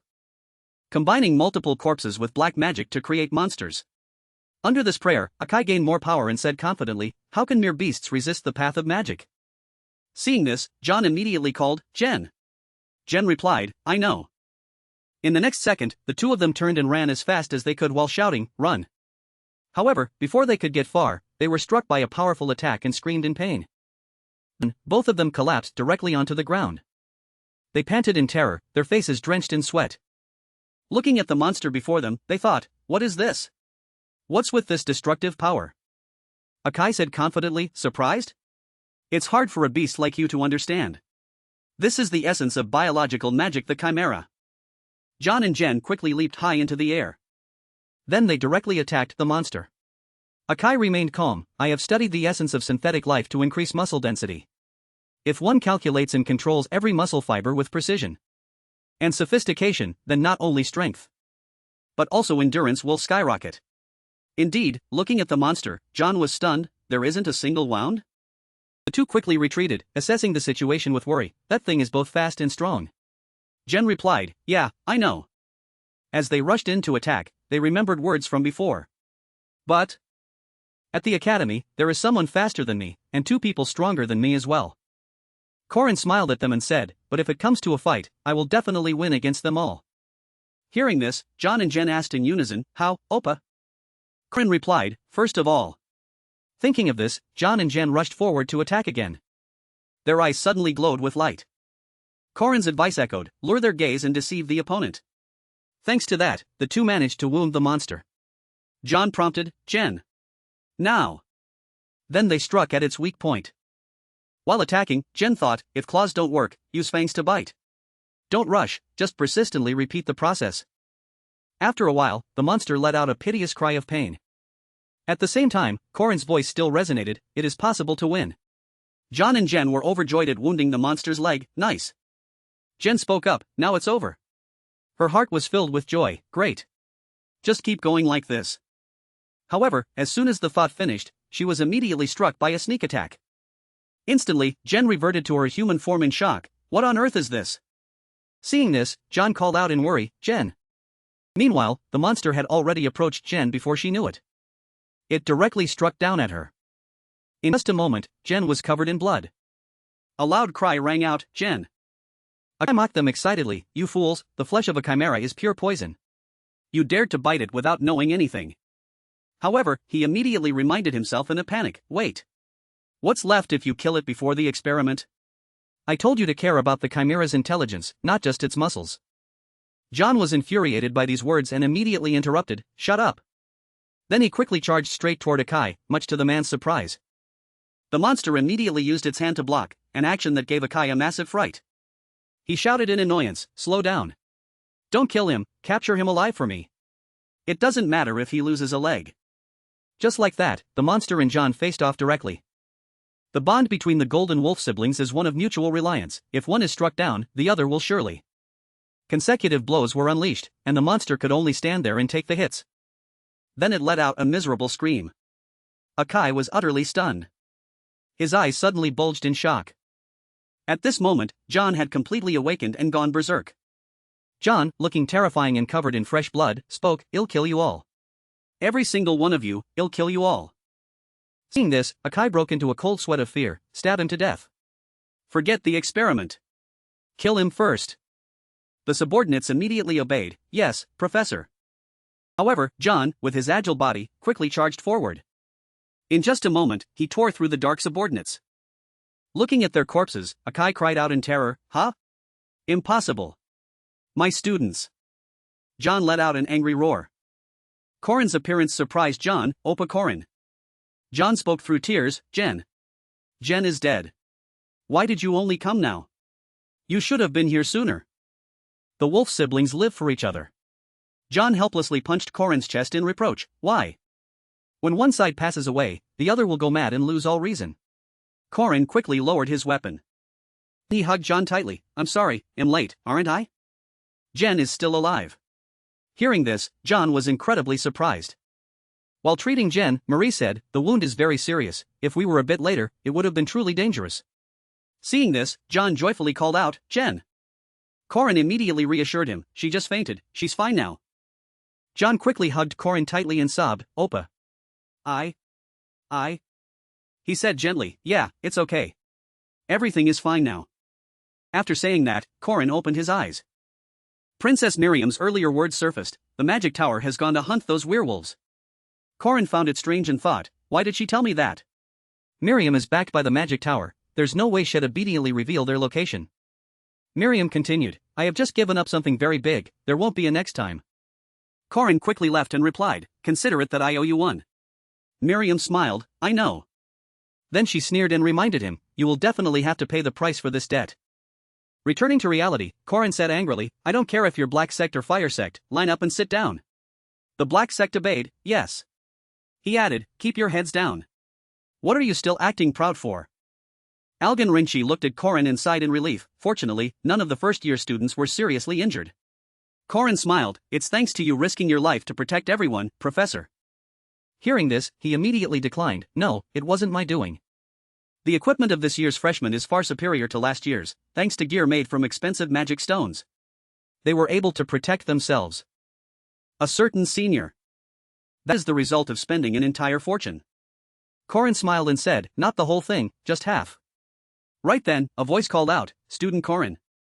Looking at the person before him, he asked doubtfully, Professor, the situation has just stabilized. Before he could finish, Josephine interrupted, there's an emergency.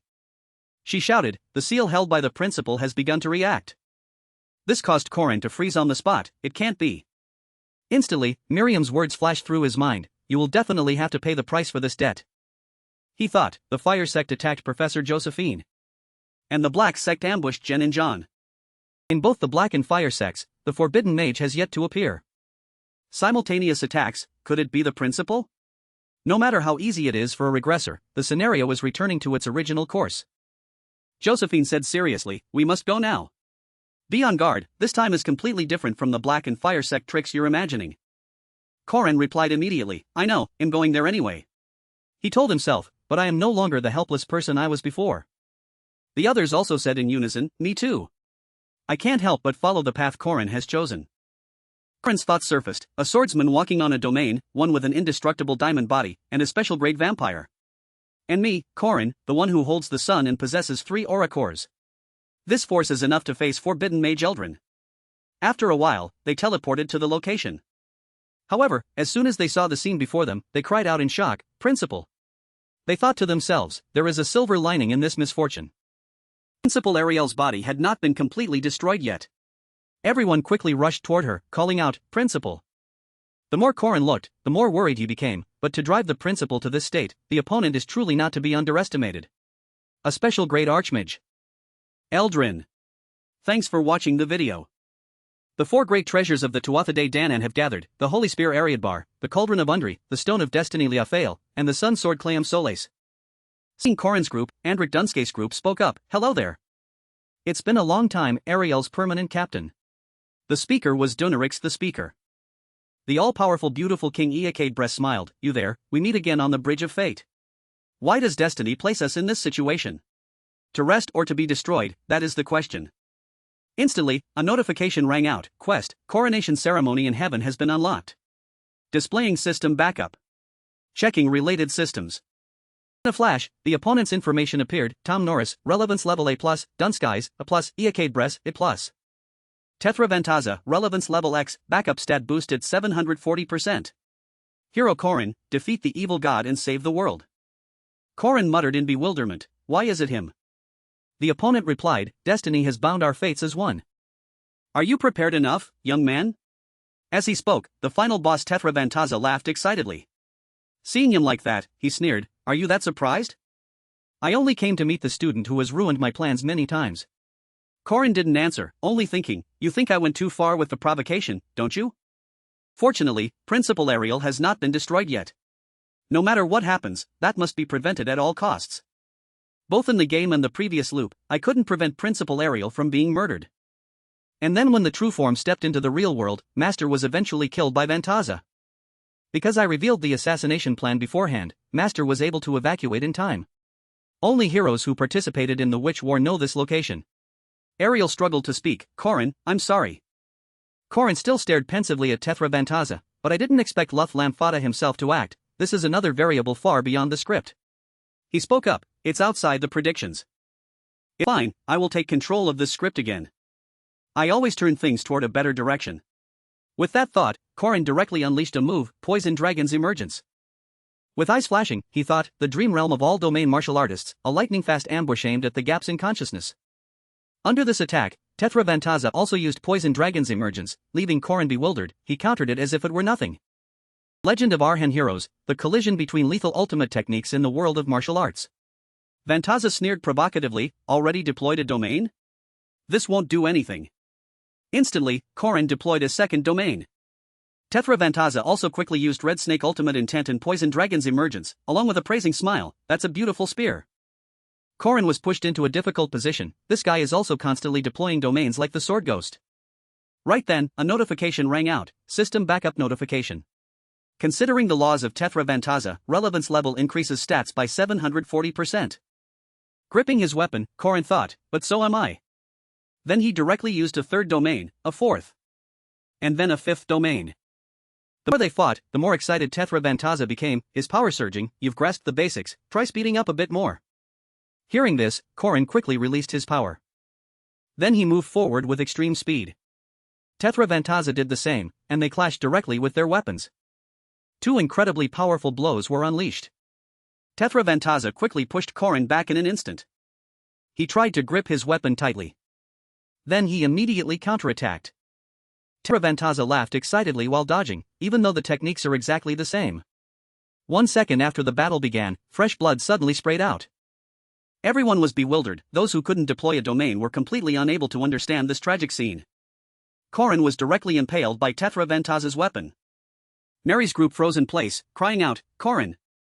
However, before they could act, they also immediately became immobilized. Of course, those who had deployed a domain were already prepared to counter. Alisa Aiden, domain severing single sword. Iacade Bress was intrigued. That's no simple domain, you have good talent. It's been a long time since the king. Before he could finish, Alisa Aiden looked a bit stunned.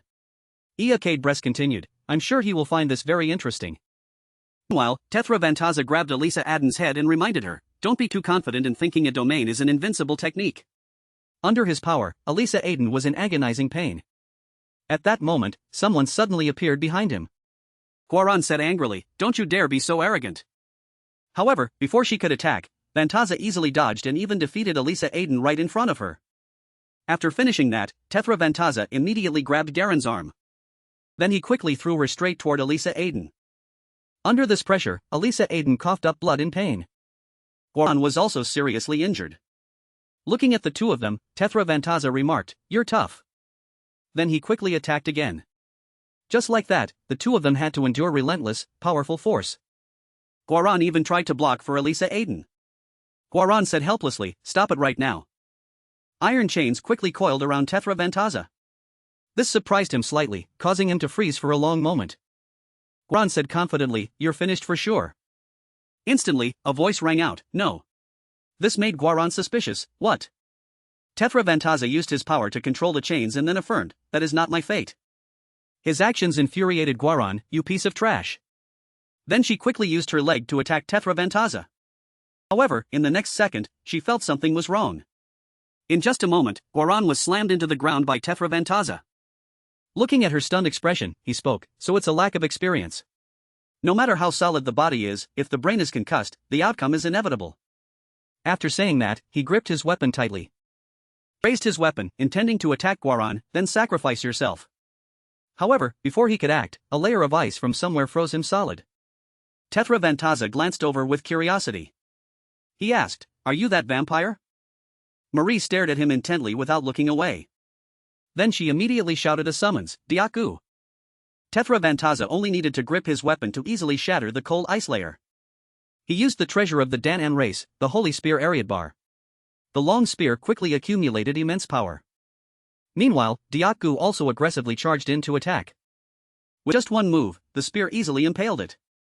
Then it flew straight toward Marie. She helplessly closed her eyes tight. Meanwhile, Professor Josephine suddenly shouted, block it now. Instantly, the spear was teleported elsewhere. Then it disappeared completely. Seeing this, Tetravantaza smiled. You threw the holy spear into another space? Only one person can do that. My old friend, Josephine. Isn't your move a bit late? Josephine replied with hatred, shut your mouth, traitor. And I wasn't the one who acted. While Vantaza was busy talking, Corin attacked from behind, Sun Sword Cleum Soles. He thought, this is the maximum limit I can do right now. The sun, deployed with magic power, had been amplified by 740%. Witnessing this power, Tetravantaza spoke, even if it doesn't hit, that's still a lethal blow. Your recovery speed is unusually fast, this is no longer your pure strength. Is it a Geas? Perhaps he has carved a grand vow completely opposite to mine. But manifesting the sun at that level is beyond your capability. Corin countered, I can still endure it for a moment. Meanwhile, Josephine also used special-grade magic, multi-layered space teleportation. Watching them struggle, Iacade Bress was amused, running away? How contemptible. Dunskies also interrupted, did you think I was just standing here watching? However, as soon as the words finished, a massive, powerful flame appeared. Corin struggled to deploy it and shouted, everyone, hurry up. Josephine looked at him and also hurried, be quick. Corin's face suddenly glowed with light. He moved toward the portal and smiled, see you later. You bastard. As soon as the words finished, the portal immediately vanished. Dunskies asked with interest, did it pierce through? Tetravantaza replied, no, my spear will definitely hit the target. As he spoke, the spear broke through space from somewhere and headed toward Corin's group. Tetravantaza's words still echoed, heading toward the target I aimed for from the beginning. Corin saw it and immediately stepped forward to shield Marie, shouting, Senior Marie. His thoughts surfaced, one incarnation and one more regression. However, at this moment, Corin's eyes widened in shock.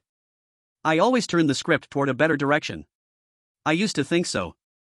Yet, seeing Ariel impaled by the wound, Corin screamed in panic, Principal. He tried to run toward Ariel, no. Two hands gradually drew closer together. But they remained infinitely far apart. Just like that, Ariel disappeared before Corin's eyes. This situation left him stunned on the spot. With hollow gaze, Corin blamed himself, I couldn't change anything at all. The first to step upon this land were the Celestials. Like many other great messengers, their era also came to an end. And upon their bodies, many creatures and plants were born. The sun, the light, the earth, the sea, and the beings that symbolize all of that. They are the ones whom the people of this world call gods. They built a paradise, and a perfect era of peace lasted for many centuries. The era of the Danann was considered the pinnacle of civilization. But as time passed, a new guest sought out that paradise. It was a small and weak species. However, thanks to their burning desire and endless curiosity, they won the love of the Danann. Their name was Goidel, and they are the humanity of today. The Danann granted them civilization and magic. Human civilization flourished continuously, and before long, their numbers grew beyond imagination. Yet, humanity would not stop. They cut down the forests of the Druids and Elves. And finally seized this land from the hands of the Danann. Individually they were no match, but the number of humans was too great, exceeding the Danann 100-fold. And so, the era of the Danann ended by the very humans they had once nurtured. Yet the Danann remained steadfast until the last moment, still yearning for symbiosis between humanity and this world. The last Danann remaining in paradise froze themselves in that eternal place. That person is me. The Danann of Justice Arandanua. I am the only one left, having guided humanity along the path of justice. My disciples have all left their names as heroes of this world. Yet I always carry loneliness within me, being the last one remaining in this world. Therefore, I constantly searched for the wonders and relics left by my ancestors the Gurias. Finally, I discovered another Danann who was still sealed. Tetravantaza. That child eased the long-standing loneliness within me and became my happiness. So I gave him everything. Love, spear techniques, and even precious treasures. I loved that child like my own son, like a comrade, like a lover. But I did not know the reason why two Danann existed in this world. The Danann who wanted humanity to live in harmony left behind the Danann of justice. Those who wanted humanity's extinction left behind the Danann of vengeance. The descent of paradise. When the Danann of vengeance learned the history of the world and his true identity, he intended to destroy all of humanity to rebuild the paradise of the gods. Therefore, 500 years ago, we prevented the descent of paradise and punished the traitor Vantaza. In return, I was seriously injured and sealed. This place, the shadow of the royal capital, she sat on a chair and recounted the entire story to Corin. With a weary expression, Arandanua continued, therefore, I had always thought that Tetravantaza had been at rest for a long time, until now. After listening, Korin fell back into deep thought. It was a familiar dialogue. This event occurs when Arandanua's avatar is destroyed. When this event ends, Arandanua will leave the shadow of the royal capital and eventually die at the hands of Vantaza. The more he thought, the more helplessly he gripped his spear. How much I used to hate this event. If there's anything strange, it's that in this life I've never had any connection with Arandanua. So why is she talking to me, someone who isn't her disciple? After thinking for a while, Korin asked, "Are you mistaken and think I'm Vantaza's disciple? Why call me here when you should be increasing your vigilance?" Arandanua replied, "My boy. You are my disciple, the child from the future, trying to carry everything alone." Hearing this, Korin's eyes widened in shock. How could that be? Could it be that she knows what happened in Nazaria? No, that's not important right now. What matters is that she knows him from the future. If that's the case. Thinking of this, he spoke up, then things will move faster. Immediately strengthen the defensive lines here and hide for a while. Don't let anyone enter. Arandanua replied, "Just because you know the future doesn't mean you have to shoulder everything alone." Korin quickly said, "You are the only queen of paradise. On a chessboard, the king must always be protected." However, Arandanua immediately countered, "I have never been a king, but I have been a master. And I have always been a hero." After saying that, she thought, "I know, even knowing the future, you are the one who would choose to sacrifice yourself." At this moment, Korin approached her, kneeling down and pleading, "Please, I beg of you. Stay in one place, please do not leave this castle." Arandanua only smiled and replied, "Not this time. It cannot be like before." Seeing this, Korin immediately tried to persuade her, "We can change it, we can control it. We just need to prepare in advance and rewrite history, just like what I've done until now." Before he could say another word, his mouth was covered. Arandanua hugged Korin and said gently, "We have met again like this, reunited and cherished each other. But fate cannot be denied. Just as Arandanua did 300 years ago, just as my future self did, my current self will also trust and support you. I will protect you. That is my duty, and also my choice."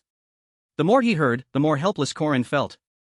Under the cold palace, he thought, despite knowing everything, in the end, nothing could be changed. A few days later, Korin was focused on training in the combat room. He leaped high into the air, then landed with his spear. Watching this, Lack and Jaeger chatted while eating popcorn. Fortunately, he still looks okay. Well, it's the first time I've seen Korin that depressed. I'm talking about back at the principal's funeral. When Korin read the eulogy with such a worrying, somber look, I was afraid he wouldn't be okay. But then, after only one day, he's training like a madman again. He really is a monster. I mean, back during the principal's funeral. When Korin gave the eulogy, he looked so depressed it was concerning. I worried if he'd be alright. But then, just a day later, he's back to training like a beast. He's truly a monster. After listening for a while, Jaeger couldn't help but wonder, by the way, don't you notice the girls around Korin have all become gloomy? Senior Marie returned to the south, and Alisa had to be hospitalized. Lack immediately replied, the only one who's still sane is probably that girl. As soon as the words finished, Warren crushed the water cup in her hand with a fierce expression, making Lack immediately change his mind, probably not. Warren quickly stopped Korin, who was training to the point where his palms were bleeding. He said helplessly, "You." As she spoke, Warren opened his hand to look. However, in the next second, his hand was pulled back with coldness. "Let go. It's not time yet." Seeing that, Warren immediately called out, "Hey!"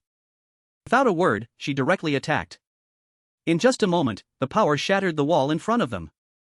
Warren approached the crumbled rocks. Then she said calmly, "Follow me." Outside, the rain was still pouring down. Standing before Warren, Korin was full of questions. "What are you planning to do?" Warren didn't answer. "It's too cramped in there, not convenient to move." After saying that, she moved quickly. She announced through gritted teeth, "Let's have a match." In this situation, Korin was completely bewildered and immediately asked in a panic, "What?" Suddenly. Despite saying that, he still quickly used his spear to block. Garen's hand directly touched the spear. However, in just a moment, she quickly moved her hand. In this situation, Korin was a bit confused. It missed? This is? In his thoughts, from Fermat's group exercise, I tried to teach martial arts to Guaran. But since she was already a naturally gifted powerhouse with an indestructible diamond body, she could have completely blocked that spear strike with her body without any injury, yet she intentionally dodged it. Though still clumsy, it was a move completely outside my expectations. When on earth did she learn these things? In the next second, Korin was directly knocked to the ground. He slowly opened his eyes. Before he could do anything, Warren was right in front of him, about to attack again.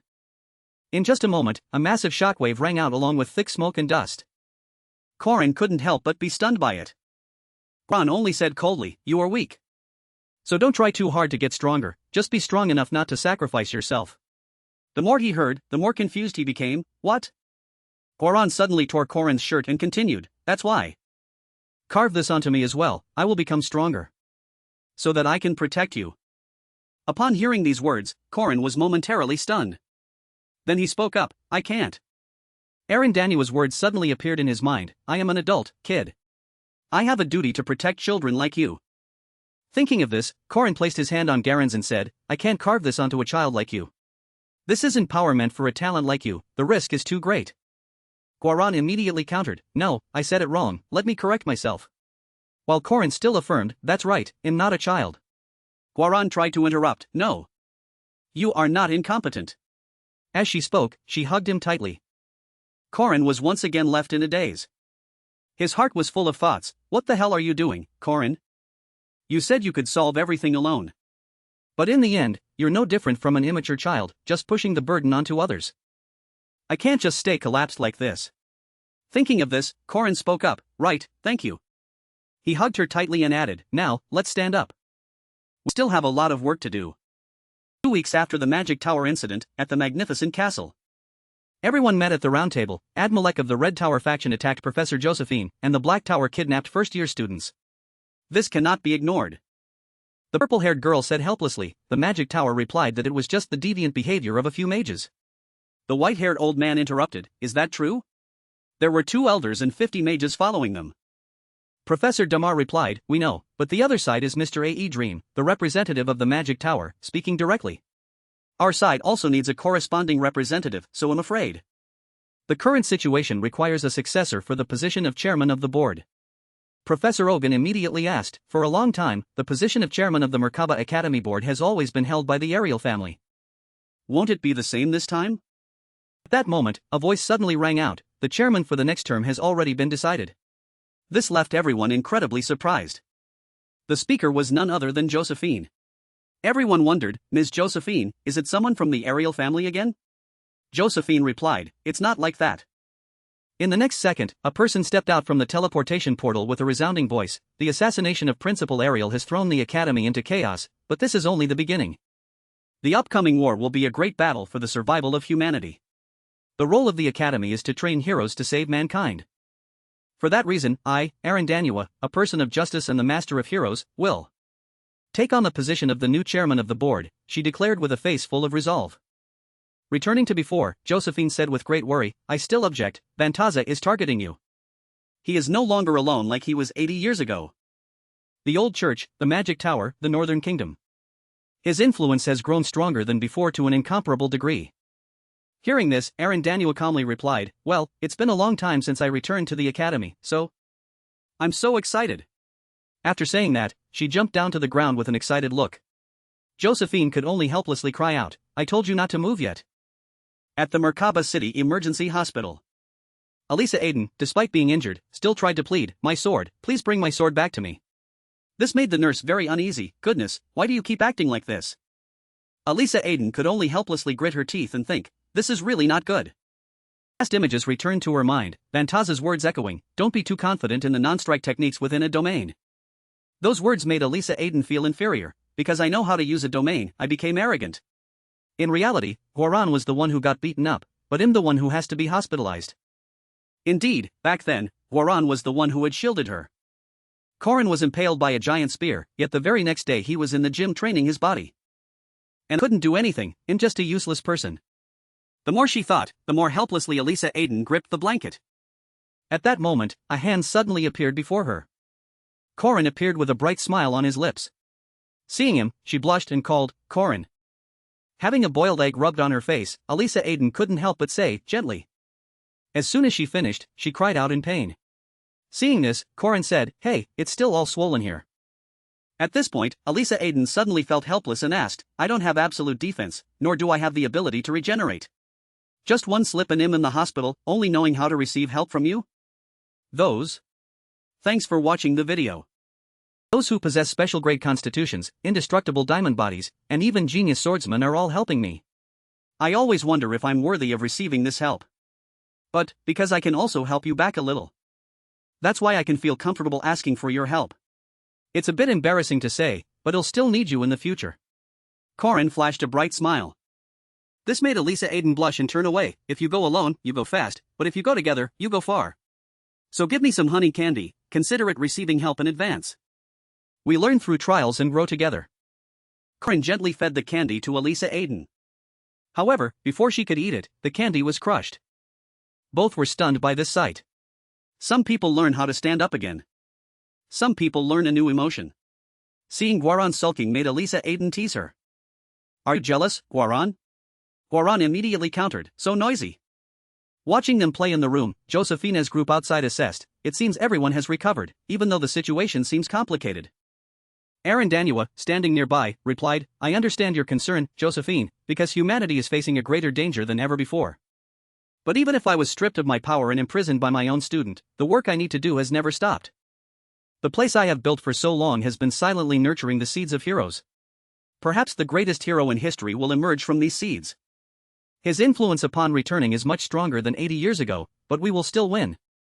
Because Makaba Academy exists for that very reason. A few days later, cake fried rice was being fried to a golden crisp. In Corin's narration, today we decided to hold a party to celebrate Alisa's full recovery. Alisa Aiden held a basket of goods and said happily, I managed to buy this much. Corin saw it and praised, that's a lot of flowers, how much was it? Alisa Aiden smiled and replied, 2 gold coins. This made him shout, 2 gold coins? That's a total ripoff. At that moment, a voice rang out that made Corin curious, the cost for food is a bit much. Moon's group had arrived, and she greeted them with a smile, hello, I just picked some mushrooms in the forest to bring here. Meanwhile, Ranal Laden observed the surroundings, so this is the special dormitory. Another voice rang out, full of color. A group of people quickly walked in. As they approached, they spoke, long time no see, my dear little sister. Seeing Lunia, everyone greeted her, welcome, Ms. Lunia, you look healthy. Lunia still replied coldly, bring some wine here. She stood before Corin and said, coincidentally, after the last event, my heart is still full of emotions. You will have to pay dearly for this debt. Corin gave a forced smile, since everyone is a minor, there is no wine. Lunia didn't make it difficult and quickly changed her request, then food is fine too. Corin hurriedly reminded, everyone, bring the food out. In just a moment, the banquet table was laid out with many delicacies, to everyone's surprise. What technique is this? This sashimi is excellent. Is this the fresh fish dish that preserves the original flavor made by Alisa? This time it's Garen's dishes, with incredibly delicate heat control techniques. While eating nonstop, everyone assessed, the skill is quite good, these are truly high-quality dishes. Lax group also smiled while eating and evaluating, delicious. Corin is lucky to have 2 people who cook so well by his side. Which dish do you think is better? Corin, who was eating, heard this question and stammered, I. However, in the next second, his face clearly showed terrifying horror. Alisa Aiden and Guaran were staring with eyes ready to devour him, making Corin break into a cold sweat while Lax group teased, tell us, whose dish is better? Corin sweated, thinking to himself, if I choose wrong here, I might be the one served on the platter. What should I do? While he was deep in thought, a voice suddenly rang out, Master. John and Jen have arrived. Followed by a polite greeting, I felt awkward coming empty-handed, so I bought this. Please, help yourselves. Immediately, Corin approached and hugged them, thank you. Fried chicken is the best for me. He breathed a sigh of relief, thank you for saving my life. Seeing this, Lack and Jaeger could only watch helplessly, hasn't he come to his senses yet? Forget it, he's doomed anyway. At that moment, John Waski suddenly changed the subject, the food is good, but I want to start talking business now. Lunia quickly agreed, I agree. Surely you didn't gather everyone just to celebrate your discharge from the hospital. Corin turned to look at them and replied seriously, yes, let's get straight to the point. The reason I invited everyone today is to present the upcoming goals of our Corin Guardians. I've shared what I could about the assassination of the principal. About the Vantaza forces and their objectives. The advent of the heavenly demon. Vantaza's ambition is to erase everything on this land to rebuild the world of the gods. At first, the atmosphere felt as if everyone thought this was an absurd story. But as the story became more detailed, the atmosphere turned serious. The story of the old church and the magic tower joining hands with Vantaza. When it was mentioned that the Pope was actually a traitor, a few believers protested. Someone at the table stood up abruptly. What? That's impossible. Lunia also interjected. Stop it, if you're going to joke, at least make it funny. What you've told so far is probably believable. So how do you plan to fight against such a massive force? Corinne replied, everyone here is an expert, but it's still not enough. The goal of the Corinne Guardians is to make everyone even stronger. That's why I've invited this person. A second later, Aaron Danua appeared with a greetings, new heroes. I am Aaron Danua. We will prepare for the counterattack. Corinne said firmly, we are already called strong, but unfortunately, a vast gap still exists between us and Vantaza. Currently, the Corinne Guardians cannot match him in any aspect, from weaponry and military strength to combat power. The enemy has mastered the Undri magic armor, the Liafael Stone of Destiny, and the Ariadbar Spear of Light. The easiest way to compensate for the difference is to equip weapons of an equivalent level. Therefore, before the summer break ends, we will break into the Danan Treasury, the treasure of the gods. The Danan Treasury is a place where legendary and epic grade items can certainly be obtained. Aaron Danua immediately interjected, I, the Danan of Justice, will lead the way to the treasury. Corinne thought, originally, this event only opens after the academy falls. Thanks to Master listening to me, the event opened a year early. Aaron Danua suddenly patted Corinne's head gently, chest out, don't worry too much. He felt embarrassed, yes, Master. This left everyone confused. Meanwhile, Corinne continued, and the second thing is the need for military force. Lunia wondered, do you mean you're going to organize us into an army? John Waski also interjected, is the reward mechanism guaranteed? Don't be surprised when you see the contract, the Waski mercenary group follows the employer. Corinne smiled, not just Lady Lunia, but even the Five Swords will find this interesting. Lunia replied, because of the engagement debt, I can sacrifice this body to protect the Aiden family. But using the lives of my subordinates as pawns is a different matter. The Sword Pavilion has the duty to protect the vital rear. Thanks for watching the video. The Sword Pavilion must be sacrificed just to make the Corinne Guardians stronger. Then no matter the price, they cannot be deployed recklessly. Corinne thought gloomily, as expected. At that moment, a voice rang out again, weaponry, military force, and finally. Aaron Danua approached Lunia with a smile, why not hear how I plan to raise our combat power before deciding? Lunia thought in shock. She entered this far as if it were nothing? Aaron Danua calmly took her hand and assessed, the traces of your training are truly extraordinary. Lunia hurriedly stood up from her chair. Then, holding her sword firmly, she said, even now, the Sword Pavilion trains tirelessly every day. Now you say you can make them stronger? How? Aaron Danua immediately replied, from now on, I will personally teach you all. As your master. Lunia was confused, master? You mean even I will be taught? Aaron Danua replied, of course. If you can become a source of strength for that child, then everyone will be taught. As soon as she finished speaking, her power and Lunia's aura radiated outward. However, Lunia withdrew her sword. Then she hurriedly turned to leave, we are withdrawing. Seeing this, Corinne immediately called out, Lady Lunia. Lunia stopped and replied coldly, my Aiden family. The secret to your strength is a good master. 5 swords, hear my command. The 5 swords quickly gathered and replied in unison, yes, Pavilion Master. Lunia continued, from now until we enter the treasury, reorganize the Sword Pavilion. At the request of the Corinne Guardians, be ready to deploy the first Sword Pavilion at any time. As soon as she finished speaking, they closed the door and left. As they walked, the 5 swords were confused, Lady Lunia, Corinne is somewhat acceptable, but can you trust that person who calls herself the principal?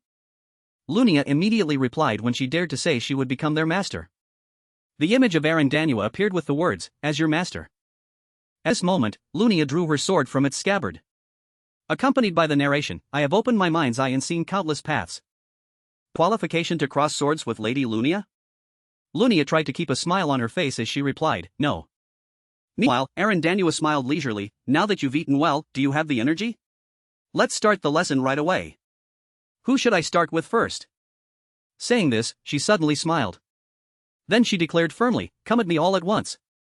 All the weapons fell to the ground. Spirit stones were also scattered everywhere. After defeating everyone, Aaron Danua said, that's enough for now. Everyone who was defeated was stunned, impossible. Aaron Danua slowly approached. Then she called the 2 siblings, Jen and John. Hearing this, they immediately replied, yes. Aaron Danua reminded them, you 2 rush and 2 instinctively. Regarding clever fighting, you understand the theory, but your bodies can't keep up. Your actions precede your thoughts, don't they? Your judgment can't keep up with your motor reflexes. John. Your balance is good, but when using magic swords, your support has gaps. It's because you increased the number of magic swords too abruptly. If you're not fighting many opponents, reduce the number. John Waski listened intently, silently assessing, quick feedback, timely corrections, and delicate transmission of secrets. As expected. This person looks happiest when teaching someone. While Arendaniwa was busy talking, a voice rang out, Master.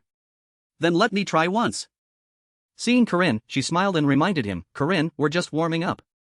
You'll be the last one. Before that. At that moment, a teleportation gate suddenly appeared. Alisa, Aiden and Warren appeared along with Arendaniwa's question. I should probably check these two with unusual power levels first, right? At the special training ground, Arendaniwa spoke up, come here, you can go all out in this place. Before her, Alisa Aiden only thought with a serious face, the first strike wins. Aiden's sect domain. Just as she was about to draw her sword, a hand suddenly blocked her. That person was none other than Arendaniwa. She asked coldly, Student Alisa has a habit of trying to infiltrate the domain, doesn't she? Immediately, that left Alisa Aiden dazed. Is it exactly like that time? The image of the previous battle appeared in her mind along with fear, before the domain could even activate.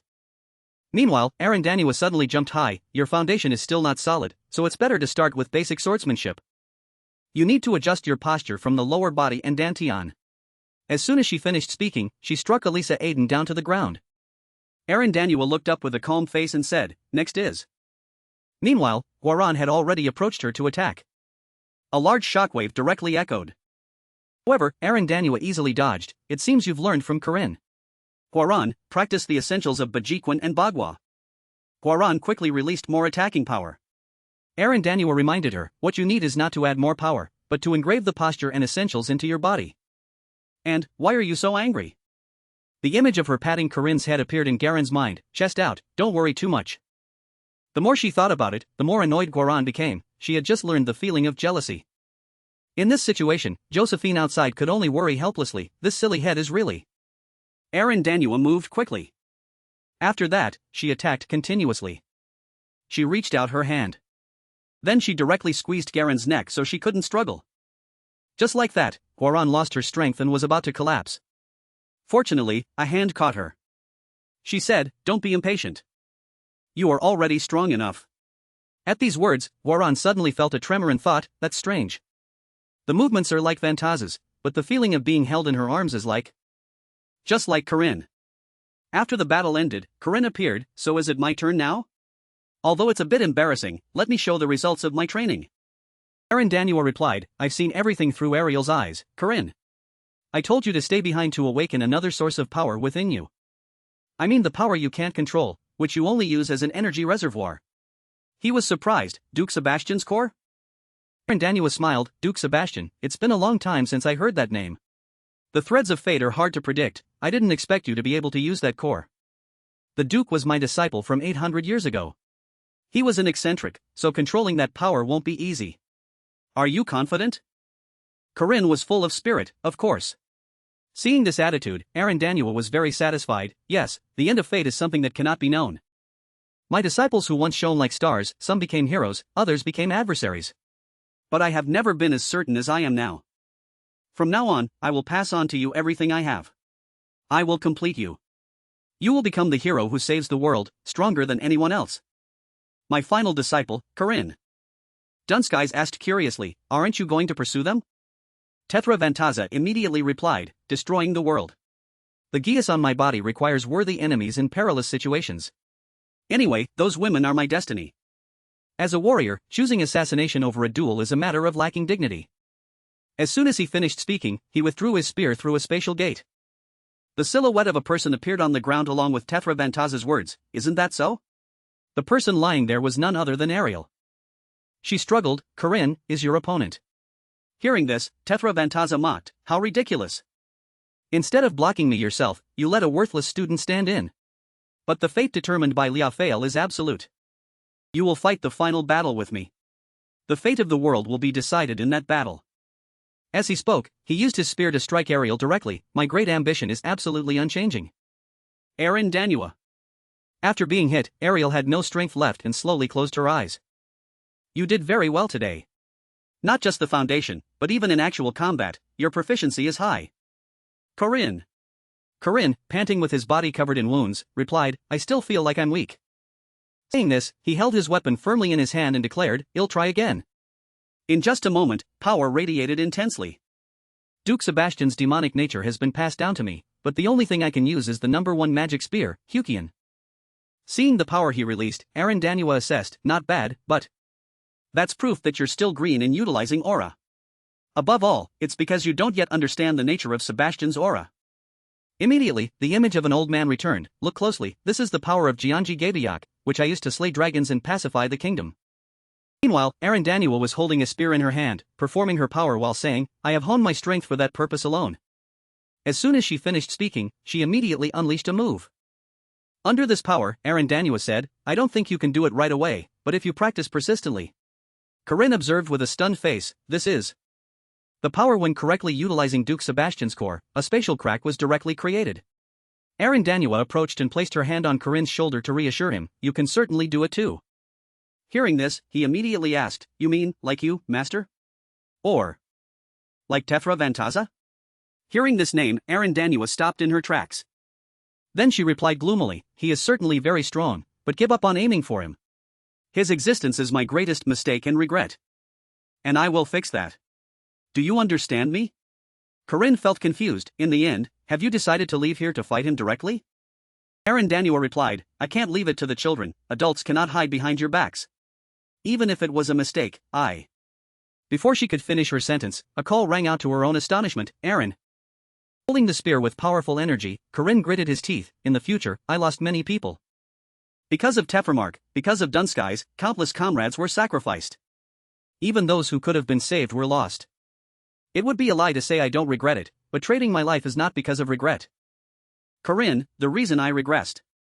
Why did I take on the fate of saving the world instead of the player? Even if you call it arrogance, in the world I save, everyone must be there, no one can be missing. Even if it's because of my greed, I will not accept your absence from it. As soon as he finished speaking, Corinne unleashed a move, his power tearing through space and creating a large crack. Before Arandanua's astonishment, Corinne said firmly, please believe in your student, didn't you say he was the model of a hero? He smiled and affirmed confidently, this time you won't die, because I will save you. Hearing this, Arandanua smiled, I am truly lucky to encounter such good fortune in my twilight years. As soon as she finished, Corinne tapped her head with his hand, what do you mean, twilight years? It doesn't matter how long you live, if you keep believing everything will be fine, any age is still youth. Arandanua suddenly blushed and replied, okay. While they were busy talking, Warren and Alisa Aiden shouted angrily, one more time. They said seriously, please continue the lesson for us. Elsewhere, a group of people were talking, you want me to go with you? Relief work is a bit difficult, sorry. I'm only going to the church where Saint Estelle visits. After finishing the conversation, the two left immediately. In this situation, Jerome Loser, a first-year spy for the old church, could only helplessly tell himself, not the old church, but Jerome. As soon as he finished speaking, a figure suddenly appeared in his eyes, it was Corinne. Jerome Loser spoke up, it's Jerome. He smiled and asked, is that so? That brass rosary, I'm asking the obvious, aren't I? I don't follow any religion, but the brass rosary symbolizing Jerome's integrity looks really cool. Jerome Loser was surprised by the praise, you're even knowledgeable about religion. Corinne, a rare first-class knight, sounds flashy. But anyway, Jerome is still a place with long-standing traditions, I heard you even started the Corinne Guardians recently, probably club-sized. Jerome Loser thought, I can feel concern from his words. But for someone planted in the academy by Bishop Ridjuan on side like me, I need to approach these characters. At that moment, Corinne suddenly spoke up, okay, then do a mission with me. This made Jerome Loser extremely surprised, a mission? He still followed Corinne to the front of a cave, I heard that disappearances have been occurring continuously near a village 70 kilometers from here, I suspect it's goblins.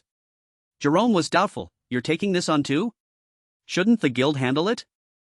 Corinne replied with a forced smile, since last week, the missions around here have been automatically hunted. I mean, handled by the Corinne Guardians. Meanwhile, the system displayed, John Waski defeated Spear Mage Palin, Granoleden eliminated Golem Engineer Draylin, and stopped the plan of the corrupted Gina. Rewards are being distributed. Corinne talked with Jerome, currently, everyone else is out hunting monsters around the village, so we're short-handed. We'll be back before evening prayers, so don't worry. Jerome thought, Corinne. These people have a strange charisma. Kind and full of concern. If I didn't carry the orders of the order and were just a normal student, I surely could have followed him like an older brother. But at that moment, Jerome Loser turned his head back in confusion. What is that? Watching Guaran punch directly into the stone wall made him feel helpless. His social circle is beyond terrible. Corinne also asked in confusion, Guaran, what are you doing all of a sudden? Guaran replied calmly, insects. As soon as he saw her, Jerome Loser fell into deep thought again. A Juncher? Isn't that a filthy demon? Zion people treat demons like humans, but that goes against the scriptures. Demons are just filthy creatures. At that moment, a loud voice rang out, Jerome. Look ahead. This made him doubtful. Huh? A giant monster was opening its mouth right before Jerome Loser's astonishment. In just a moment, tears welled up in his eyes, accompanied by a loud cry in fear. However, Guaran easily handled it in a heartbeat. That made Jerome Loser even more astonished. Guaran fought calmly even though her whole body was covered in monster blood. She coldly told herself, insects, all of you die. After a while, the monster was beaten to a pulp. Guaran asked with concern, are you okay? Jerome Loser scratched his head and hurriedly replied, thank you, senior. Corinne, standing to one side, suddenly interjected, that's strange. The pack size is unusually large, but above all, this is a goblin cave. Predator and prey never share the same nest. What is it? Does it mean something is being hidden? As he spoke, he glanced in one direction. They then continued to go deeper inside. Corinne said, they also know how to use their heads. The outside is disguised as a normal goblin cave. This is a laboratory where mages research familia fusion. Perhaps the giant bug outside was also a research product. The thing inside here is something that is fused with a demonic creature. While observing the test tube, Jerome Loser spoke up in confusion, it's a human. Then he backed away in fear. How can that be? Who would do such a thing? Meanwhile, a piece of paper left on the table appeared. Looking at the handwriting, Jerome Loser thought in confusion, this pattern, this handwriting, could it be from Bishop Rejuan on side? Immediately, Corinne reminded them, Guaran, take good care of Jerome and move all the evidence here outside. Guaran immediately obeyed. Meanwhile, Corinne moved very quickly somewhere. His thoughts appeared, I haven't chased Jerome away yet. After moving for a while, he kicked a door open. Inside, a figure in a bright red cloak was clearly visible. Seeing this, the person immediately turned their head and shouted, who is it? Corinne moved as fast as a storm. With just one move, he could easily defeat the enemy. He thought with full interest, now the preparations are complete. My plan has 3 things. First, let the spy Jerome expose the darkness of the old church colluding with the magic tower. Second, destroy the laboratory for resurrecting giants. Third, it's this thing. Mada's head. This is the head of the monster Mada, of the 4-headed centipede type. Corinne flashed a sinister smile, now I'm ready to raid the Danan treasury. The Corinne Guardians are the most powerful warriors, but Vantaza's subordinates possess extremely powerful weapons. The Ariadbar Spear of Light, the Undri Cauldron, and the Liafael Stone of Destiny. To balance our forces, today we will break into the treasury of the gods on the island of Imain Macha. Corinne passed through the teleportation gate. Thoughts, Master is the Queen of Heaven, the only god left in the mortal world. But Master doesn't know everything about the Danan. Even Vantaza and the ruins where he was imprisoned were directly discovered by Master. This place is the same, the condition to be able to reach here was originally Master's love. Aaron Danua's voice came from the other end, as you said, I will wait here. Can you really do well without my help? Corinne smiled confidently, leave it to your disciple, even if we're going a year early. But I'm not going alone, Alisa and Guaran have completed their training with Master. And they are. Thinking of this, Marriott suddenly landed from somewhere with a call, Corinne. There's nothing around, it seems safe. Looking at her, Corinne thought, even Senior Marriott has returned from the south. Except for Lunia, who stayed behind to run the Sword Pavilion, this is the strongest combat force currently. With the 3 of them, there's nothing to fear. At that moment, he suddenly noticed something unusual. Lisa Adden's face suddenly turned pale, and she trembled as she hugged him tightly. Corinne, what do you plan to do here? I've hated this atmosphere since I was a child. Marriott also hugged Corinne's other arm tightly, me too. The 2 of them made Corinne's head spin. Despite her efforts, Darren's face turned dark. After that, she gently reached her hand toward Corinne. It's so scary, I'm scared too. Another hand immediately grabbed Garen's hand. It was Alisa Aiden and Marriott. A terrifying aura appeared, and Alisa Aiden said, then we can just hold hands together, let's go quickly, it feels like a ghost is about to appear. Corinne countered, not a ghost but a god, this place retains the lingering thoughts of the Danan gods from the past. Alisa Aiden replied, Corinne, you seem to know something this time, don't you? Corinne thought calmly, of course, I've been here before in the game with Park Ciu. This place preserves the lingering thoughts of the gods who sacrificed themselves. By passing the trials, you can receive treasures at each stage. Those eliminated in Stage 1 cannot participate in Stage 2, and the final trial is the most difficult. The key is to get all members through Stages 1 and 2. The difficulty is random, it could be a puzzle or a mission wagering one's life. Suddenly everyone screamed, Corinne, I can't see anything ahead. Corinne reassured them, it's okay, don't panic. The god who appears is random, but actually prioritizes the person carrying an item related to them. And the thing I brought is Mattis' head, the monster that was defeated by the god King Dagda. Corinne put on a scary face, surely the first god will be God King Dagda. His mission is to bring a delicious dish, it's too easy because I'm a chef. A thick fog spread everywhere. After walking for a while, Corinne's eyes clearly showed astonishment. He was full of confusion. What is this musical instrument sound? And this absurd scene? The sound of the lute continued to echo. Angus was the god playing the lute, he greeted them with a smile, welcome, O hero who comes to plead for a trial. Seeing Angus, Corinne was stunned, why would a god in meeting for the first time? Angus said calmly, the monster head you brought is a gift that our father shared with my brothers. Hearing this, Corinne was dazed, wait, if you're the son of Dagda. Of course, this is just an excuse, I'm interested in something else you brought. As soon as he finished speaking, Angus moved very quickly. He approached Garen's group, young ladies in love, my name is Angus, I am the god of love. The next second, the eyes of the three of them became vacant. Corinne hurriedly ran toward them and called out loudly, Senior Marriott. Guaran. Alisa. Their eyes suddenly faded. Next second, a voice rang out, go carefully. Aren't you going to give your wife a kiss before a long journey? Truly beyond words, Corinne. At this moment, Corinne was kissing Lunia. Alisa Aiden stood from afar, watching with eyes full of anger, she thought to herself, my brother-in-law. My sister's most wonderful life partner. But why am I? A figure from behind suddenly appeared, what a beautiful sight. Alisa Aiden cried out in panic, yes, that's right, isn't it? Since when have you been there? Angus didn't answer, only replied, young lady. Since when did you start peeking at your sister and her husband? Hearing this, Alisa Aiden's face turned even darker. Angus continued, Lady Alisa should also try falling in love, with such a beautiful face, many people at the academy must like you. What if it's Corinne? No, if you're still lingering on your brother-in-law, then forget it. This is the trial of love. Outside, Corinne cried out in panic, what have you done to them? Angus was leisurely, the trial has already begun. The three of them are being enchanted by the object of their own desire within this orb. It is you. Hearing that, Corinne's face froze, and he broke into a cold sweat. Angus added, the trial is created by sharing your memories and the young ladies, but they are all forbidden loves that cannot come true. One can hurt the person they love or themselves. I only want to preserve the beautiful forms of love, forbidden love only fades that value. If they can control their desires, they will be worthy of the reward. If not, they will all have to wander forever in the illusion. Corinne then asked, that won't do, how can everyone pass the trial? Angus smiled, it's very simple. They just need to give up on you. Don't worry too much, because I sincerely hope all of them can pass the trial. So, let's take a little look.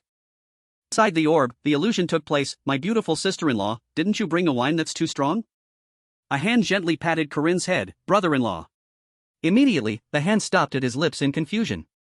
The more she looked, the more Alisa Aiden was enchanted, with absolutely no intention of resisting, sister isn't here today either. Angus assessed irritably, how lowly. Alisa is disqualified. Elsewhere, Corinne's hand was held tightly along with a reminder, stay right there. Seeing Guaran do that, Corinne was astonished, Guaran, what are you doing? You said we were going to get married. I see, so you're congratulating me this way. Guaran didn't explain, only interjected, how lucky. Guaran shed painful tears, this is the north, as you said, it's where the white cranes fly over. Even now. To create a child. Angus was beyond furious, his eyes shone brightly as he shouted, lowly. Guaran is disqualified. He tried to calm himself, in a sense, Corinne, I should say you are truly incredible. Corinne replied, is that a compliment? Angus countered, no, you bastard. Corinne felt helpless and thought, what did I even do? Angus was angry, young ladies nowadays are so lacking in modesty, the concern for the one they love is truly. As expected, will the last young lady be able to have a mature and pure love? In the illusion, Isabel shyly confessed, I like Corinne. Angus was full of interest, is that so? Falling for the person your best friend said she liked first. It's truly a forbidden love script. Marriott was dazed when she heard this confession and thought, Isabel also likes Corinne? Angus thought, classic and full of sin, but compared to what the previous two showed, I will revise the script. As soon as he finished speaking, Isabel was controlled by Angus with a threat. I'm leaving. I advise you it's best to give up on Corinne. Hearing that, Marriott shyly replied immediately. What were those words? That young lattice love perhaps needed a greater release. Let's dig into Corinne's memories. Corinne suddenly appeared with a call, Senior Marriott. Seeing him, she gave a bright smile and replied, Junior Corinne. Into about this time, the person who loved Corinne the most was the strongest enemy. Marriott asked with a slightly hesitant face, Hey, can you move aside? Corinne only gave a cold laugh. Then, with a completely cold face, he replied, Damn it, there's no end to this. Thousands of years ago, a god fell in love with the woman in his dreams. Every night she appeared in his dreams, to the point that the god fell ill from longing. But after searching throughout the entire paradise for an eternity, he finally found her. That woman, out of terror, transformed into a swan, yet the god still tracked her down with his divine power. And in Gus' thoughts, yes, I am the great god of love Angus, who seized love and turned it into a legend. But you are different. Even if you are a half-demon, in the end, you are just immortal. Giving up is what human love is, Marriott Dunlap. In the illusion, he did something that made Marriott run away in fear. She ran while thinking in confusion, why are you doing this? Last time, when I started meeting Junior Corinne and Isabel on the street, I felt a bit bad for Isabel. But Junior Corinne happily accepted my invitation for a date. At that time, he smiled and replied, Sure, do you want to go eat together? The more she thought, the more Marriott panicked, I only wanted to date Junior Corinne. Why did it turn out like this? At that moment, countless attacks suddenly rained down on her. A voice suddenly rang out, I can still deal with the other girls, but you.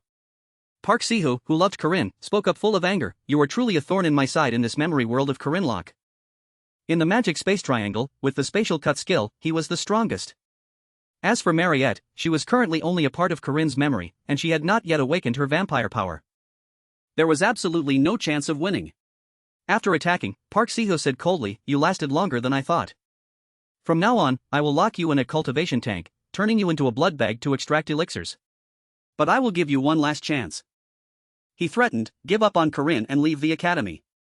That would also be better for Corinne. Hearing that, Marriott replied in a daze, what are you talking about?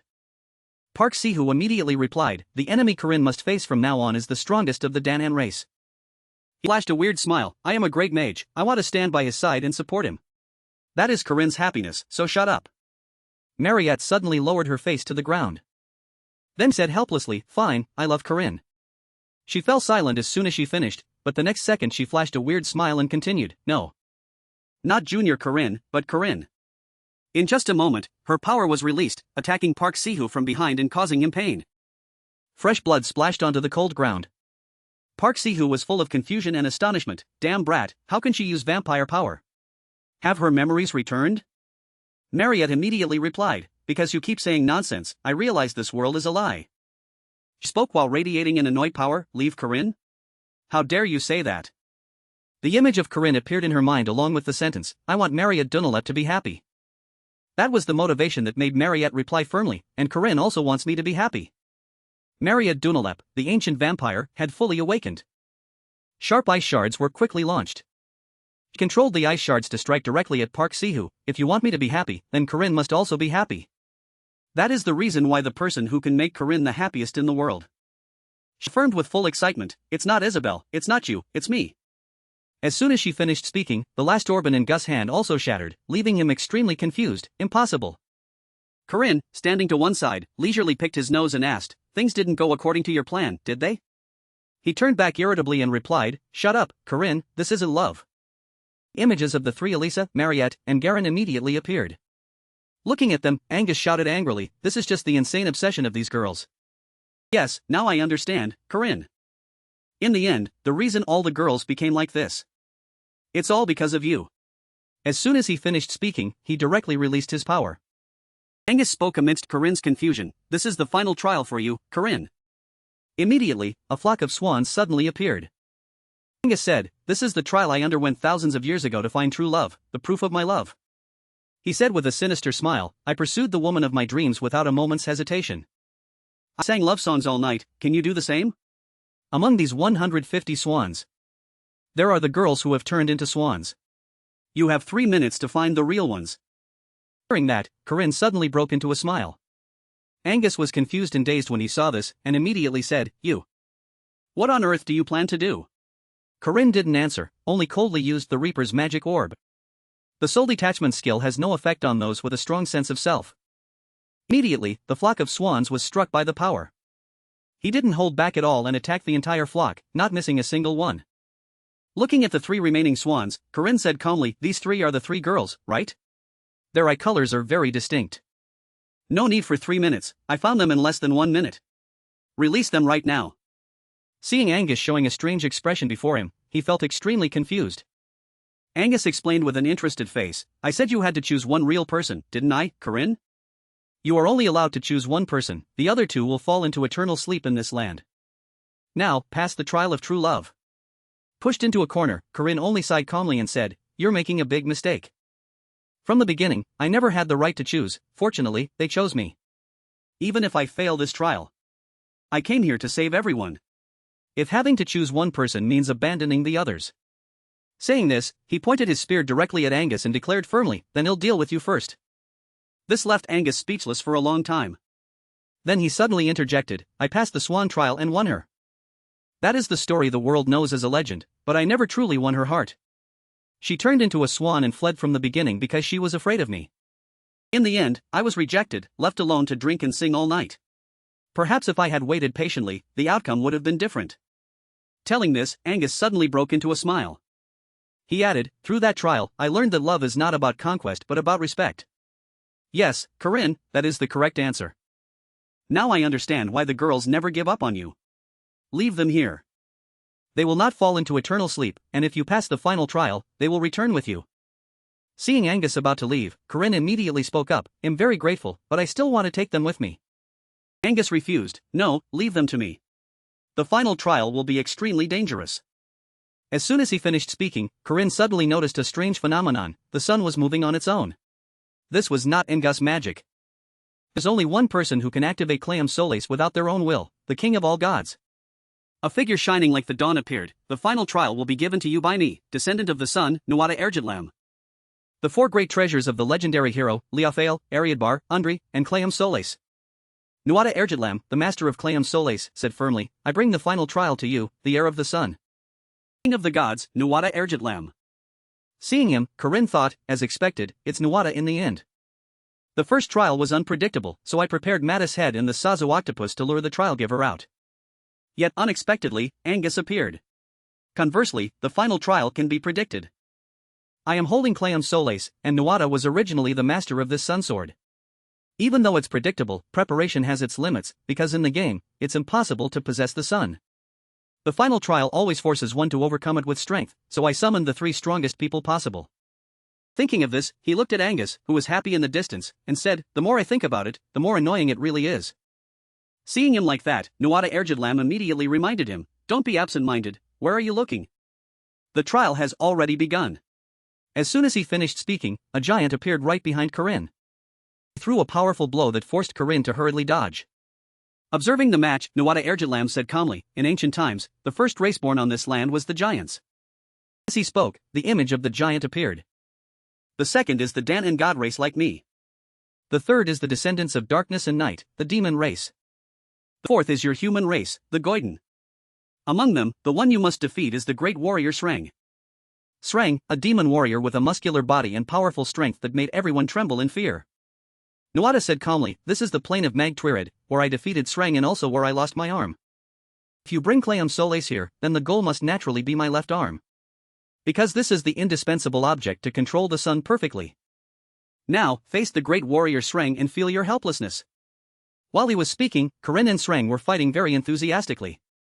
Corinne jumped up to dodge an attack from Sreng. The trial at Mag Mel was originally a test by the gods to help the player grow. From their own experiences, the gods created these gates and gave the player valuable lessons. Characters originally couldn't possess the sun, so Nuada's trial is appearing for the first time. I can guess his intention. While fighting Sreng, Corinne thought, his power is terrifying, he's the one who cut off Nuada's arm. Perhaps what Nuada wants to verify in this trial is the strength I have accumulated until now. Moreover, strength is not just simple force. After finishing his thought, he immediately unleashed an attack. With his agile movements, Corinne easily suppressed Sreng. In terms of speed, I am far superior. Immediately, Sreng's entire body was engulfed in smoke and fire. A sequence of high-level fire attribute magic runes engraved at high speed after countless training sessions. He won't be able to escape easily. But Sreng easily escaped and aggressively advanced, making Corinne panicky. Damn it, he's still as healthy as if nothing happened. He continued to rush up to attack him and thought, but his moves are too monotonous. Immediately, Corinne used the vicious snake, slaughtering serpent skill. Corinne's spear stabbed directly into Sreng. However, it didn't seem to cause any damage. How strange, is he using his muscles to block the spear? Corinne quickly backed away in annoyance. Damn it. Magic runes were ineffective, and I even had my spear taken away. If it were before, I surely would have panicked. But I don't just know how to dodge. From the beginning, I used runes precisely to prepare for this.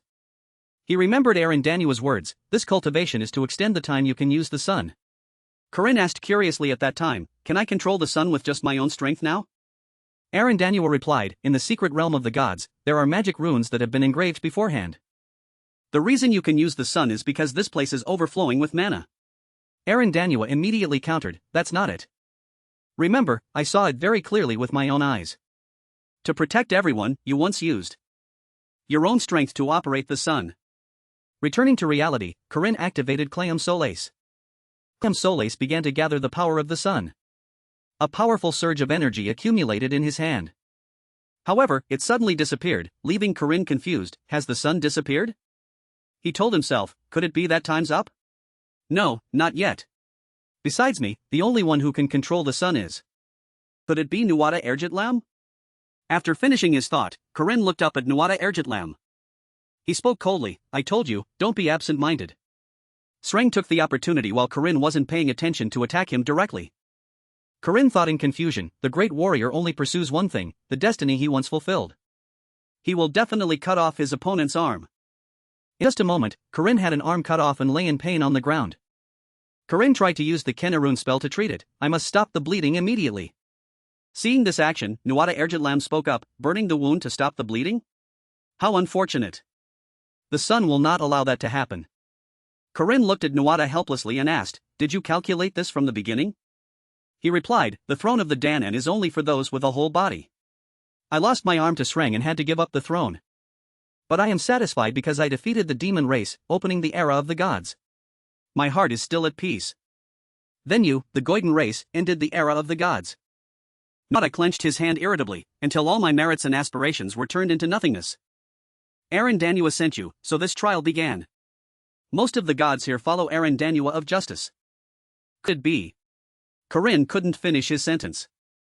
Nuada Ergitlam interrupted, that's right, I hate the current era created by you Goiden. The next second, he used the sun sword Clayum Solace.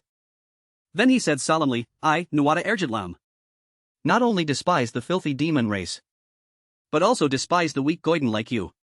My respect is only directed toward the last true Danan. Nuada affirmed with a cold face, I look forward to his era. Danan are personified concepts, Arindanua is justice, Angus is love. I, Nuada Ergitlam, am the embodiment of kingship. Like the sun shining on all species, I received respect and held the throne for a long time. Until I faced the great demon warrior Sreng and had my left arm cut off. According to ancient rules, only a person with a whole body can be king, so I was forced to abdicate. But I didn't linger on the throne. I survived every war to save this world. Nuada gritted his teeth and said, if I still linger on one thing, then it is the fact that I haven't been able to personally wipe out you Goiden. I gave the fire to enlighten civilization, but you used it to betray the gods. Despite being betrayed, the pure Danan still wanted to lead this land and left behind Arindanua of justice. He shouted angrily, however, is that really the right thing to do?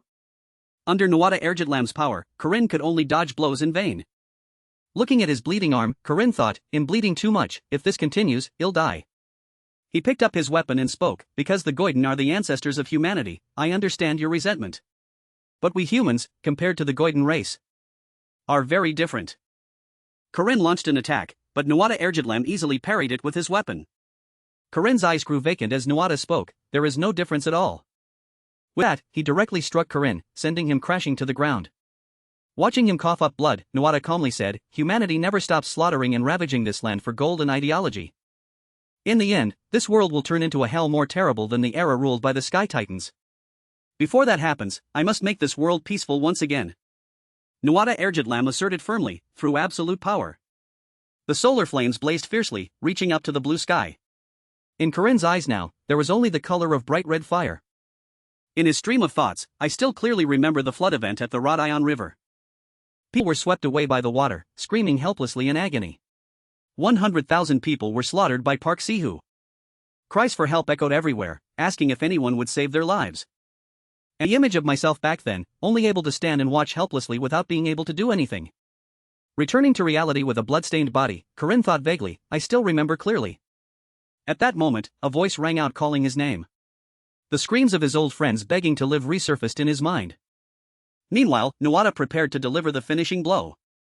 Corinne recalled someone's desperate call, Mr. Corinne. You are my destiny. The person who placed a hand on Corinne's face then was Miriam. Before her sacrifice, she had said, even though I realized it too late. Back then, Corinne could only stand by as those who sacrificed themselves for him died, unable to do a thing. With his hands covered in wounds, he still tried to grip his weapon tightly. With power suddenly exploding, Corinne thought to himself, Nuada Ergidlam was suddenly stunned by the scene before his eyes. Corinne struggled against Nuada's sword despite being covered in blood, I cannot die in this place. Seeing his determination, Nuada asked in annoyance, you still refuse to give up? Corinne stood up and replied, if I give up, what will happen to the people living on this earth? There are still too many things I cannot leave behind to die here. Nuada Ergidlam gritted his teeth in extreme irritation. He spoke, when Aaron Danu sent you here, I witnessed all of your memories. After Park Ciu was eliminated, I understood why an incompetent person like you became Balthazar's new opponent. Compared to a typical Goiden, you must have had many rare experiences. However, even compared to Park Ciu, who couldn't defeat Balthazar, you are still far too weak. Nuada Ergidlam raised his weapon once again. This was the final stage, where the power of the sun reached its absolute limit. It transcended both concentration and the execution of power. The solar radiance was completely compressed. All the power condensed within the left arm, Ergidlam. Nuada warned, give up, weakling, this is the final mercy I shall grant you. Corinne agreed, that's right, I am very weak. But even if I held great power, I would not use it to create a perfect world. He struggled to step forward, I only desire one thing. That ordinary people can live their own lives in a free world. Nuada shouted angrily, if you won't give up, I will strike you down, you Goiden. Corinne did not flinch and charged directly, try it if you can. Two collided, and a violent power exploded, affecting the entire surrounding area. Nuada Ergidlam was bewildered, how can you still resist with that tattered body? Corinne replied, because I don't just rely on my own strength. The Geas is reflecting my will. The first Geas, duty. I will never ignore the misfortune of the righteous. In my first life, I was unable to see that. But now I have witnessed these faces. These completely new people. I have heard words I never heard before, please help us, oh hero. Countless memories surfaced, giving him extra strength, this power. Is the power that the people I protect have given to me. When you choose the right side, the Geas grants me strength. Activate Sebastian's core. The bloodied face, Corinne still smiled and said. For the sake of the righteous, release Sebastian's core. Nuada Ergidlam stared blankly at Corinne's breakthrough power, while the boy remained resolute, this world. He swung his weapon with burning momentum across Nuada Ergidlam and told himself. I will definitely save it. His feet stood firmly on the ground. However, in the next second, that figure slowly faded away. The last one standing was Nuada Ergidlam. He remained silent for a long time. Only then did he turn around and scoff, save it, you say? At that moment, spatial cracks suddenly appeared in the sky. Nuada Ergidlam's arm was lying on the cold ground. Suddenly, it was picked up. Nuada ordered, Dien Sect, heal him. Dien Sect appeared and replied, as the former king commands. Nuada continued, my thoughts haven't changed, the world is only balanced by absolute power. Furthermore, in your current state, you absolutely cannot defeat Balthazar. However, until that fated day, how many people will you save and how much power will you gain? I am starting to find you interesting.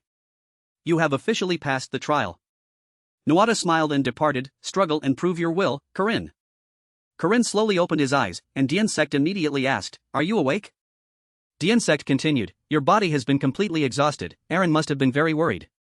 Corinne looked at his surroundings in confusion. Where is this? He frowned and thought to himself, I still remember being defeated, yet Nuada.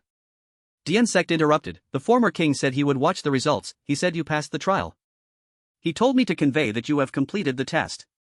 Diensect presented a treasure, and the system displayed, Epic Grade, Ergitlam. This is a divine weapon forged by Diensect and Goibniu, perfected by Mayak.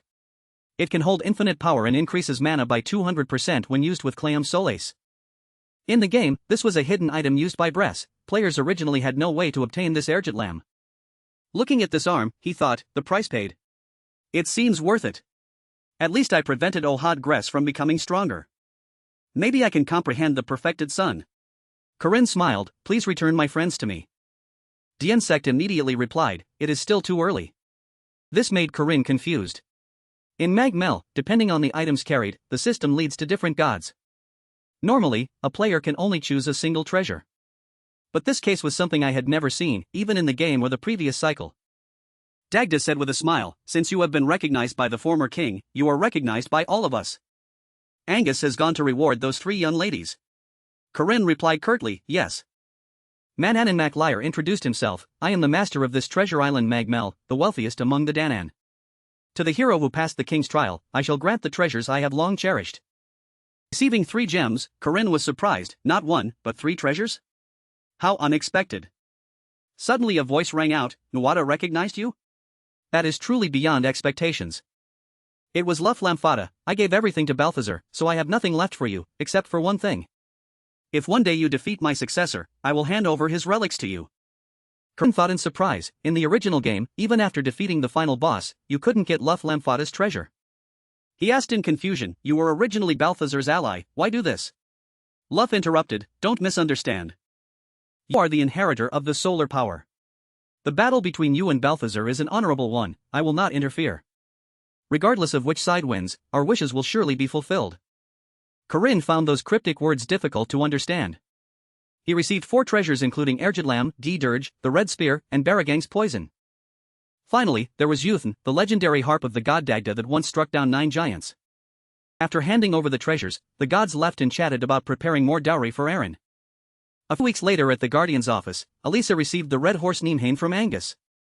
And Senior received Matcha's blessing, right? Mary replied, "I don't know why we were still given gifts." Memories returned, and all 3 were bewildered. Failed the trial? I didn't even participate. Angus laughed with amusement, 3 people sharing feelings for one person, what a beautiful sentiment. May the love of these maidens bear fruit, I shall grant gifts to all of you. Everyone judged his smile to be quite fake. Corinne suddenly spoke up, "But Senior."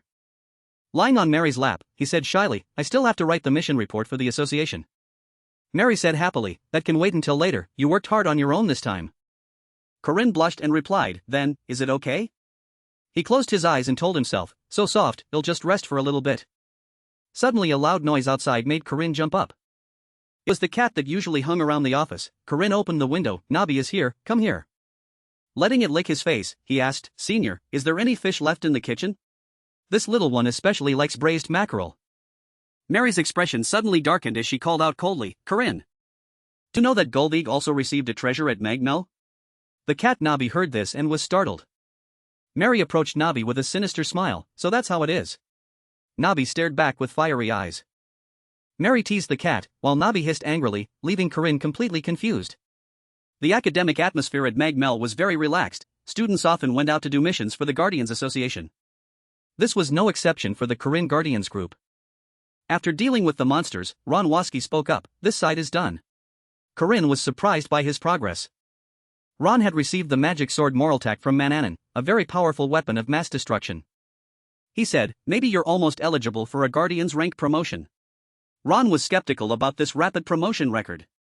Thanks to Mary's wyvern assisting with travel, the mission schedule was always significantly shortened. Annalyn asked about Jerome, and Corinne replied, "That kid is busy with his own business." He thought seriously to himself, "Jerome has been gone all day, perhaps it is time."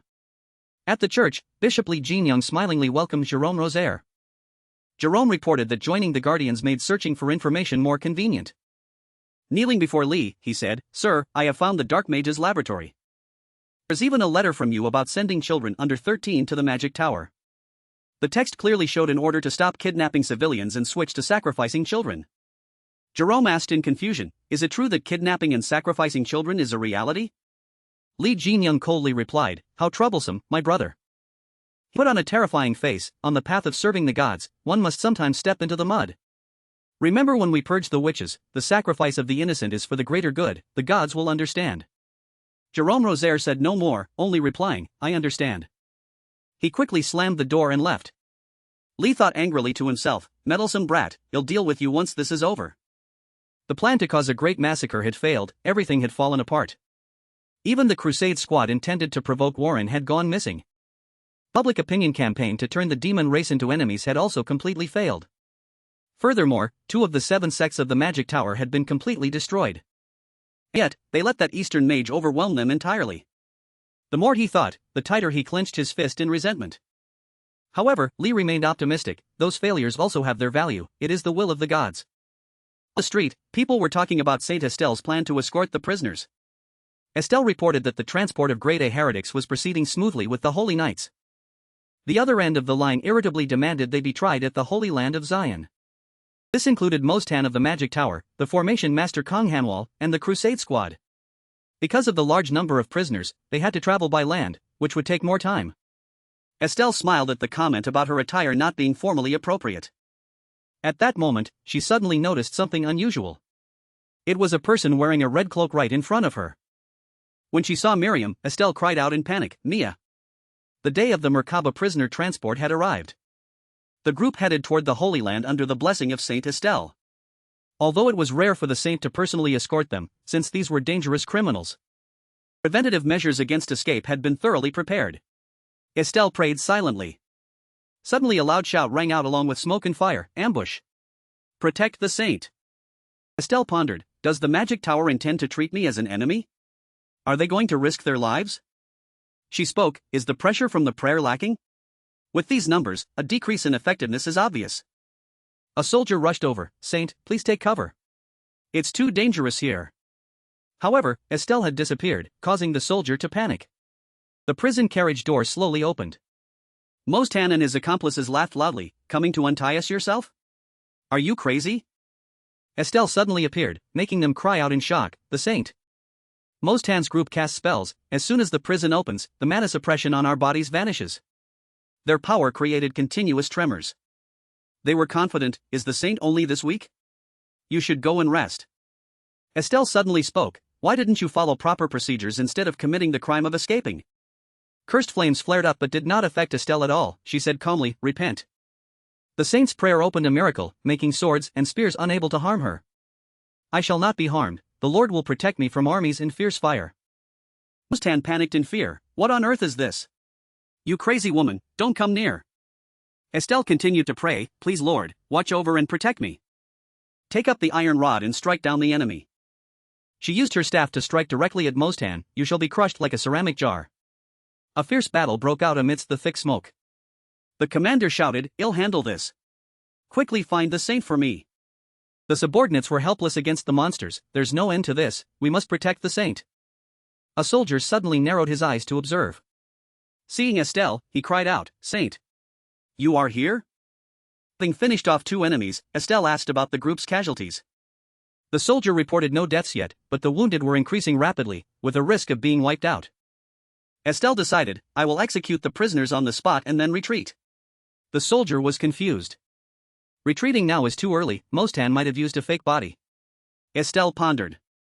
A second later, she immediately ordered, "Wait." She coldly asked the soldier, "Who are you?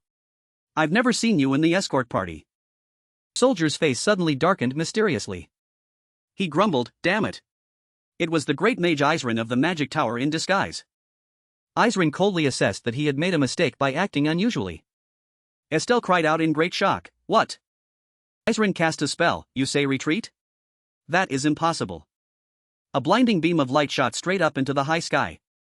Urgent news spread everywhere, the saint has been kidnapped. The Guardians Association has been summoned for a rescue. 7 elite guardian groups were mobilized, including the Corinne Guardians. Looking at the ship laden with goods in the distance, someone questioned its combat capability. The subordinate sneered, "That's them, the Corinne Guardians group." The leader of the Northern Army asked coldly, "Why drag children into such an important matter?" Marriott and Corinne were welcomed as a newly promoted elite group, surprising everyone. "Those kids are at the same elite rank as us?" The group also included Mary, Warren, and Alisa. The Corinne Guardians were linked with the Waski group and the Aiden family, possessing overwhelming force. Normally, reaching the first rank requires many complicated procedures.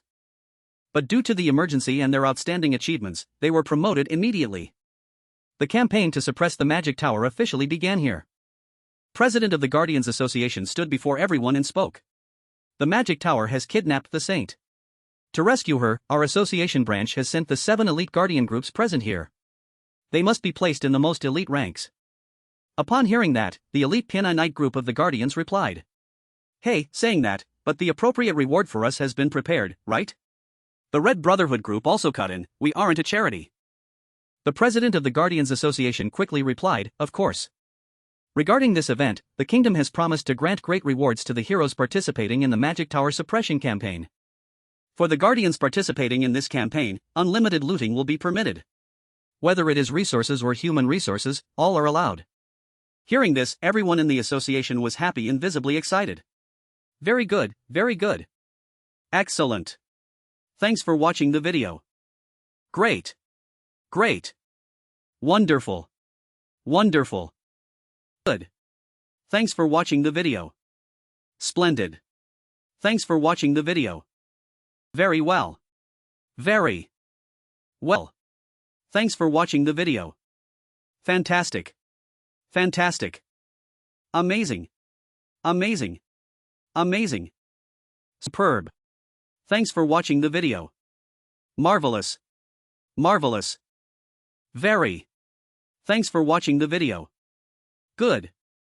Thanks for watching the video. Outstanding. Outstanding. Please subscribe to the Gin Me Go channel so you don't miss any exciting videos. Do subscribe to the Gin Me Go channel to catch all the interesting videos. Please hit subscribe to the Gin Me Go channel to not miss out on any of the fascinating videos. If that's the case, it's better to sacrifice yourself by my hand. Wow. The performance isn't over yet. Thinking this, Corinne suddenly played the instrument frantically. "I will be the first to crush the entire fleet right in the middle of the sea." The more he played, the more the sky thundered with continuous lightning. At the Royal Army headquarters, the commander shouted helplessly, "Those damn Magic Tower people, I didn't expect them to unleash great magic to manipulate nature." This was supposed to be a large-scale landing operation with over 50 warships, but unexpectedly they were pushed back, unable to approach the coast. Thinking of this, the commander immediately asked about the losses. The Northern Army Association replied, 13 warships have sunk, several others are heavily damaged. The hulls are severely destroyed, almost impossible to repair. Hearing this, the commander felt even more frustrated. Damn it, they must have suffered a massacre. The Northern Army people suddenly became hesitant and added, "That's not it. Not a single person died, there were only a few people with minor injuries due to the damaged ships." Hearing that, the commander found it strange. "What nonsense are you saying? Half the fleet is ruined and not a single person died? Everyone safely kept their lives. At this moment, they could only drift at sea on small boats." They spoke helplessly, "Damn it, those Magic Tower bastards." But luckily the Corinne Guardians brought many lifeboats. Someone from the Northern Army Association immediately cut in, "No. The thing that saved our lives was the music." The music suppressed the storm. After playing all night, Corinne replied with a tired face, "Of course, music wasn't meant for killing. According to Little Star, music is for saving lives." Corinne. Everyone cheered enthusiastically. At this moment, Corinne suddenly reached out his hand and said, "Take my hand." Then his heart was filled with thoughts. According to the original work, these elite guardians didn't even get a single chance to show off. However, they also worked so hard to become elite guardians. Just because they were momentarily blinded by greed and failed to grasp the situation. Then I couldn't just leave them to sacrifice themselves. Everyone believes the natural disaster was caused by the Magic Tower, and they believe my song prevented it. Consider that this time I saved people who couldn't be saved in the previous cycle. If possible, I wish the Magic Tower conquest event wouldn't happen, but perhaps this script is a necessary part. The main plot of the Magic Tower conquest for the humans in this world is a key event for them to know exactly what the Magic Tower is. Even people like Jack, who once chose the Magic Tower as their goal, have realized their true face. Reading the paper, Jack cried, "The Magic Tower dared to kidnap the saint, so my future is ruined." Meanwhile, Corinne Locke's thoughts surfaced: if the whole world knows the internal affairs between the Magic Tower and the Vantae's forces, then gathering forces later will be much easier. Only one thing, failing to prevent the saint's kidnapping was unavoidable. The saint is very popular, so this event will further spark the anti-Magic Tower movement. Jaeger, sitting next to Jack, also worriedly added, "What I'm more worried about is whether the saint is still alive." However, Corinne thought calmly, so there's no need to worry. Estelle is currently imprisoned in the Magic Tower, but according to the script, she is temporarily safe. She even ordered the Magic Tower people, "I told you to bring red wine." Turning to reality, looking at the people in front of him, Corinne continued to think. Just like these people, they were all cheering happily. Corinne, on the contrary, responded while playing the instrument. He seemed to have his own calculations. "I will be the one to save everyone." At the Magic Tower, fresh blood dripped onto the floor. Estelle, with a wound on her hand, couldn't help but be confused and suspicious. How could it be like this? Dunsky suddenly appeared from somewhere along with the words, "What? You thought a saint wouldn't get hurt?" Seeing him, Estelle was extremely surprised. "Dunsky, you're the wanted criminal who causes terrorism across the continent."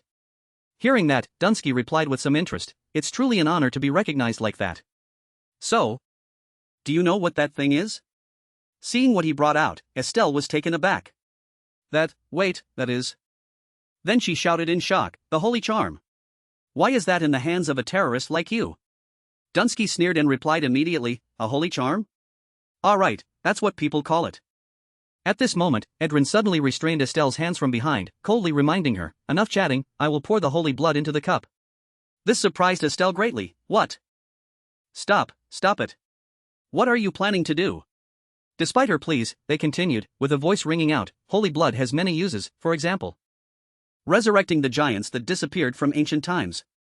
Out on the Great Sea, the ships had all been smashed to pieces. The people in the Magic Tower, witnessing this scene, kept cheering, lightning and sea waves. This is expected of the Elder Brain, such an astonishing great magic. Under everyone's cheers, the Elder Brain could only think helplessly, "I wasn't the one who did it." At the association's situation room, Aaron Daniel was discussing with everyone. "Waves like that probably aren't natural. We must assume the Magic Tower can exploit both the sky and the sea." Hearing that, the commander spoke up, "President Danua, but we can't give up like this, right?" Aaron Daniel replied seriously, "Of course, I'm not saying to give up. If it's a great magic causing waves and lightning, there will surely be a hidden magic circle, we just need to destroy it." "Right?" Clara Josephine, standing nearby, also quickly said, "Yes, during the Mana Revolution, I saw similar magic." "If the Space Mage says so, then it's true." Josephine is a character recorded in history, so no one doubted her. Of course, that was a complete lie. Josephine could only think helplessly. My student Corinne actually thought of causing a natural disaster. At this time, everyone spoke up again, "But now we can't land, so how can we destroy the magic circle? Who will participate in such a dangerous operation?" A second later, a voice suddenly cut in, "I have a plan." This made everyone curious. "What plan?" Aaron Danua said calmly, "Destroy the magic circle with a small group." Rin quickly spoke up, "Such a thing is impossible. We will go to the Magic Tower together to rescue the saint. Even a large-scale invasion would only increase useless sacrifices." Upon hearing this, Marius understood the issue and thought of the natural disaster. Meanwhile, Warren thought dejectedly to herself, "That noisy music, just thinking about it makes me sick." Josephine also spoke up helplessly then, fearing being discovered, "My heart is pounding. Deceiving the royalty like this, but this operation has a problem." The Magic Tower, after losing the Witch War, strengthened the Steel Archipelago into a fortress for 80 years. They scattered summoned spirits and chimera beasts everywhere, turning it into an impenetrable lair. Warren immediately sighed and replied, "That's not the problem." Marius also cut in, "Can't we enter using spatial teleportation?" Josephine quickly explained, "That is the problem." Not bragging, but the Magic Tower believes they failed because of spatial magic. Therefore, spatial magic cannot be used inside the tower, and even the island has limits placed on this type of magic. The conclusion is that we cannot enter the tower, and the markers around the island will be separated everywhere. After listening for a while, everyone looked in one direction along with Marius' question, "Then what is this?" "There is a marker outside the barrier fence." Josephine explained, the marker in the Forbidden Forest has a weak barrier, so one person can be sent in. But honestly, I only want to pray that no one has to go in there. Hearing that, Marius felt even more confused. Why? The distance from the coast guarded by mages is also far, so it seems safe. Josephine replied immediately, there's a reason why no one guards that place. Because it is almost the most dangerous place in the magic tower. As soon as those words were finished, Corinne made a decision, I will go. This surprised Josephine greatly. What? The others also spoke with great concern, you, Corinne, are weak. Hearing that, Corinne froze on the spot and thought, you guys are just too strong. He immediately spoke, without support from the organization, I am definitely the weakest. A second later, a voice rang out, it's okay. Looking at Corinne, Danua smiled gently and asked, our disciple, can you do it? This made Corinne freeze for a moment. Then he also smiled and replied immediately, yes. After the decision, the magic circle was laid out. Josephine, while casting it, reminded everyone, is everyone ready? Moving in 30 seconds.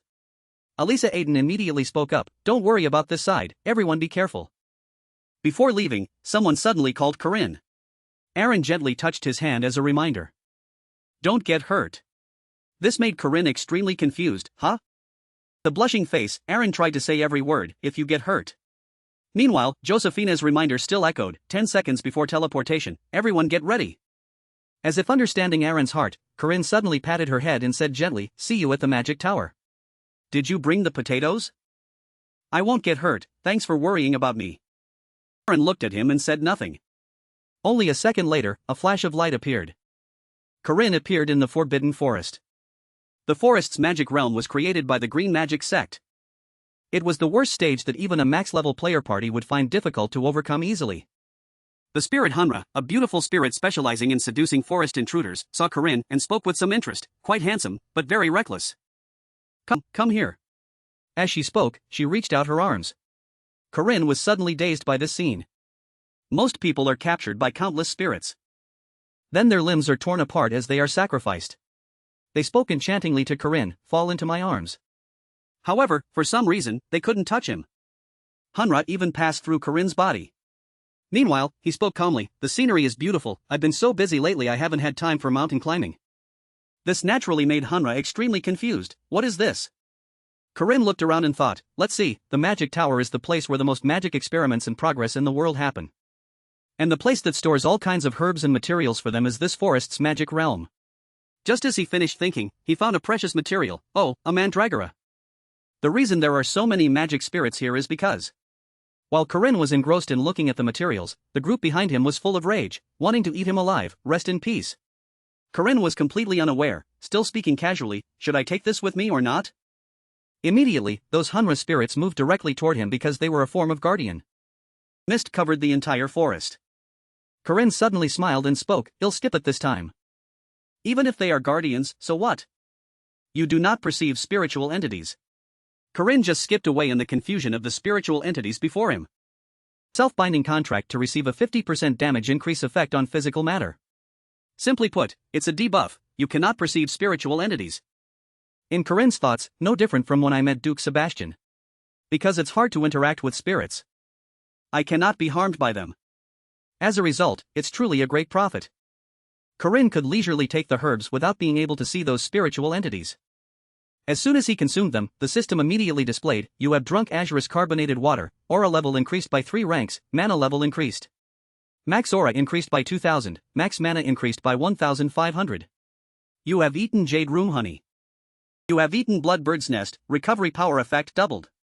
The senses of the virgin swallow feeling the wind with skin becomes more sensitive to danger. Corinne lock, aura 13,130, mana 11,920. Traits, regeneration of the resilient warrior, pain resistance, understanding of monster power domain, rune amplification, senses of the virgin swallow. Strength 233, agility 160, stamina 158, aura 174, mana 175. With these basic stats, I have now surpassed Senior Mary before she became Luna or a vampire. At this moment, Corinne was a bit surprised, what is this? Special grade magic spirit, the area boss Spirit King suddenly appeared. Its body was hideously deformed, making Corinne very startled. Why? Its eyes were blood red as it looked at him. Charging straight at it, Corinne shouted, why did you only appear now? Spirit King? Or whatever. Anyway, I have to defeat you. The treasure has a drop rate of only 1.5%. Elder Dririan, leader of the Green Magic sect, poured the sect's entire 10-year budget into importing legendary spirit herbs from the east. One of the 3 great mythical medicines of the Ahan hero legend. As soon as he defeated the Spirit King, Corinne received a Goryo ginseng. Holding it in his hand, he thought, keep this one. And this one will be a return gift. Sai received a gift, I must give one back, that's how you maintain balance, right? This is what you call helping each other, isn't it? Once finished, Corinne happily left with a smile, leaving the spirits full of confusion. In the room, a pile of potatoes was brought out to offer, everyone, take these. Seeing them, everyone was a bit skeptical, this is. Marriott immediately replied, these are potatoes I created using the ability received from Dan and Angus in Magmel. Maha's Curse, a skill that allows creating green new seeds, a type of cursed agricultural product. When this product sprouts, all men in the area will have a special sensation for 9 days. Knowing that information, Corinne flashed a sinister smile while looking at the potato. That Angus guy really gave me a useful gift. Scattering them all everywhere, Corinne shouted excitedly, grow fast, my little darlings. With a sinister face, he calculated, before those potatoes sprout, I must finish the job and get out. The sewers under the magic tower. This was the meeting point where the infiltration team agreed to gather. Charging straight into the magic tower was an extremely reckless act. Corinne used the twilight runes while thinking, gradually advancing through the underground tunnels, that is the correct attack route. At this moment he suddenly asked, but since when have you been here? I also arrived here earlier. Aaron appeared out of nowhere and replied shyly. At first I intended to turn into a fruit, but seeing that, Corinne said, I see. Aaron continued, was the way here okay? I heard this area has quite a few monsters. Going inside, Corinne replied, there seem to be a few. This made Aaron breathe a sigh of relief, it seems we were lucky. The sound of footsteps echoed. After stopping at a room, Corinne spoke up, while waiting for everyone to arrive, let's rest here for a bit. I guess it will take them another 2 days to get here. Going upstream in the sewers under the magic tower, you'll find an old management room. Looking at the dusty things, he couldn't help but wonder, this room probably needs a bit of cleaning. But hey Aaron, you hate cleaning, right? Want to switch with Ronnie? At this moment, Aaron suddenly looked down at the ground and asked, for the next 2 days, will it be just the 2 of us? This made Corinne a bit flustered. A second later, Aaron suddenly grabbed his sleeve. Then she spoke shyly and hesitantly, clean everything up, I will help you. Seeing it was already dark outside, Corinne pondered, it must be dark now. Because it's so dark here, the sense of time is becoming vague. This girl Aaron, she fell asleep without even taking off her apron. It's good that she still helped me clean. The only ones going up the magic tower this time are me, Mary, and Master Aaron, 3 people in total. According to the plan, Professor Josephine and Aaron will stay here to keep watch. Even if it's just a temporary place, it should be cleaned up. At this moment Aaron suddenly woke up. Rubbing her eyes and calling out, seeing she was awake, Corinne replied, oh, is that so? Did I wake you up? Ronnie, in Aaron's body, immediately shook her head and said, no, Aaron is still sleeping. Hearing that, Corinne gently said, you should sleep more, I still have some things to do. Ronnie's face was a bit sad at these words, and she continued, then. Let me sit like this for a little bit.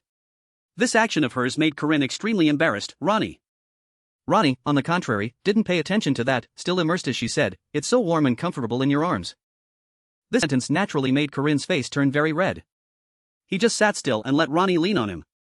At this moment, someone suddenly walked in through the door. Marriott spoke up with a delighted smile, Daiaku, thanks for leading the way. Thanks to you, we got here much faster. Seeing Marriott, Corinne called out, Senior Mary. Seeing him and Ronnie, Marriott was also a bit surprised, oh Corinne, you arrived early? Corinne, his face still slightly red, replied, yes, you could say that. Aaron Danua also walked in from the door with the words, truly my favorite student. I guess something was up since we were in the Forbidden Forest. But I just saw runes carved everywhere in the sewers, I must say it's very sophisticated. Thanks to a mana amount exceeding 10,000, he carved up to 40 runes in the sewers in one day. By the way Corinne, you brought the largest bag full of potatoes, right? Yet you planted them all by yourself, as expected of you, Corinne. Under this praise, Corinne could only laugh it off, thinking to himself, I didn't just plant potatoes. I wrapped all the elixirs and items in a large bundle and hid them in the Forbidden Forest. Furthermore, I left them in the same place as Yuthan, which once caused a natural disaster with the power of Rock Laron. That treasure is of legendary rank. Yuthan, this is the stringed instrument of the god Dagda, a giant killing harp, a symbol of legend. The thing that once killed powerful titans. Its sound, wherever it reaches, will cover that space with a magic effect. It can fly back to its owner at any time or place. When using the harp to attack enemies, it deals an additional 200% damage. Thanks to the auto-recall effect, I can retrieve the bundle at any time. Moreover, there are magic spirits guarding that place. Until I personally return, no one can touch my treasure. The more he thought, the more satisfied Corinne felt. Good, I gained even more than expected. Then he flashed a strange smile and spoke, now that everyone is here, shall we begin? Josephine immediately replied, I will prepare here so I can activate spatial teleportation at any time. Aaron, who had returned, also spoke up firmly, I will stay to guard. Professor Josephine is in charge of preparing the teleportation spell, and Aaron will handle the protection. Everyone then quickly put on their clothes. Then we just need to rescue Estelle and return. Begin the Saint Rescue operation. Outside the magic tower, everyone spoke loudly to announce, Corinne, ahead. Seeing the group in front of him, Corinne reminded, wait, hold on a moment. That group walked for a bit then stopped and stared blankly. Corinne appeared from somewhere, patting their heads while saying, oh thanks, you've worked hard. Marriott also immediately followed suit, oh thanks for putting in so much effort. Person whose head was patted couldn't help but be dazed, however, a second later their face showed clear satisfaction. Leaving, they chatted, I was praised, I'm so jealous. Seeing they weren't suspected, Marriott said happily, we got through, that was easy. Corinne quickly reminded, no, this way can only get us to the 4th floor without being blocked. From the 5th floor up, only mages of assistant professor rank or higher are allowed in. They have a very advanced eye recognition system. Hearing that, Aaron Daniel wondered, so what do we do now? Corinne immediately reassured, don't worry, I anticipated this. Sister Mary brought a combat spirit beast here. Aaron Daniel couldn't help but be curious, Diokwa? While summoning the spirit beast, Marriott replied, no, I went down south and summoned a new spirit beast. Hearing that, Aaron Daniel became even more suspicious, that person is. The one summoned was none other than the former leader of the Red Sect, Elder Admiral. At that time, the leader of the Black Sect was captured by Saint Estelle. At that time, the Red Sect leader was hit by a wave and turned into an undead. Elder Admiral shouted angrily, Corinne, I will not forgive you. However, he was immediately reminded by Marriott, sit down, Chunsik. That person is no longer Elder Admiral but the current undead named Chunsik. Marriott asked angrily, you showed your teeth again without permission, right? Want me to grill you with salt or bake you into ceramics? Chunsik immediately replied, Miss Dunalep, no, master, I'm sorry. The Red Sect and Black Sect mages who once plotted to kidnap Mary were all captured by the Dunalep family, the rulers of the South, who thought of the most cruel punishments. However, thanks to Miss Mary's tolerance, they weren't executed but sentenced to hard labor. Thanks to their efforts, Southern regional production increased by 10%. A truly happy ending. Chunsik's eyes were scanned by security sternly. However, a second later it was passed. The 5th floor was easily bypassed. Mary reminded, Chunsik, go back. The old man quickly obeyed, yes, master. Looking at the door in front of him, Corinne couldn't help but think, Estelle must be in the special area on the 8th floor, we just need to pass 2 more floors to get there. Thinking this, they went up each step. At this time, I'm afraid not only the Tower Master but also Dunsky is present here. We must be extremely careful, try to avoid clashing with them if possible. Immediately, a bark suddenly rang out. Seeing that, Corinne said worriedly, Diako, stop it. If we're discovered here, we're finished. Mary immediately spoke up for it, no Corinne, it seems Diako discovered something. It seems it's afraid. Hearing that, Corinne found it strange, Diako was afraid? What is here that makes it react so strongly? As they opened the door and entered, they felt a bit creepy. This place looked like the Magic Tower's laboratory. Corinne couldn't help but wonder, has Master ever seen this place before? Aaron Danua immediately replied, no, even when I came here as the Academy president, they never showed this laboratory. While they were talking, Diako kept barking. Mary's legs suddenly stiffened.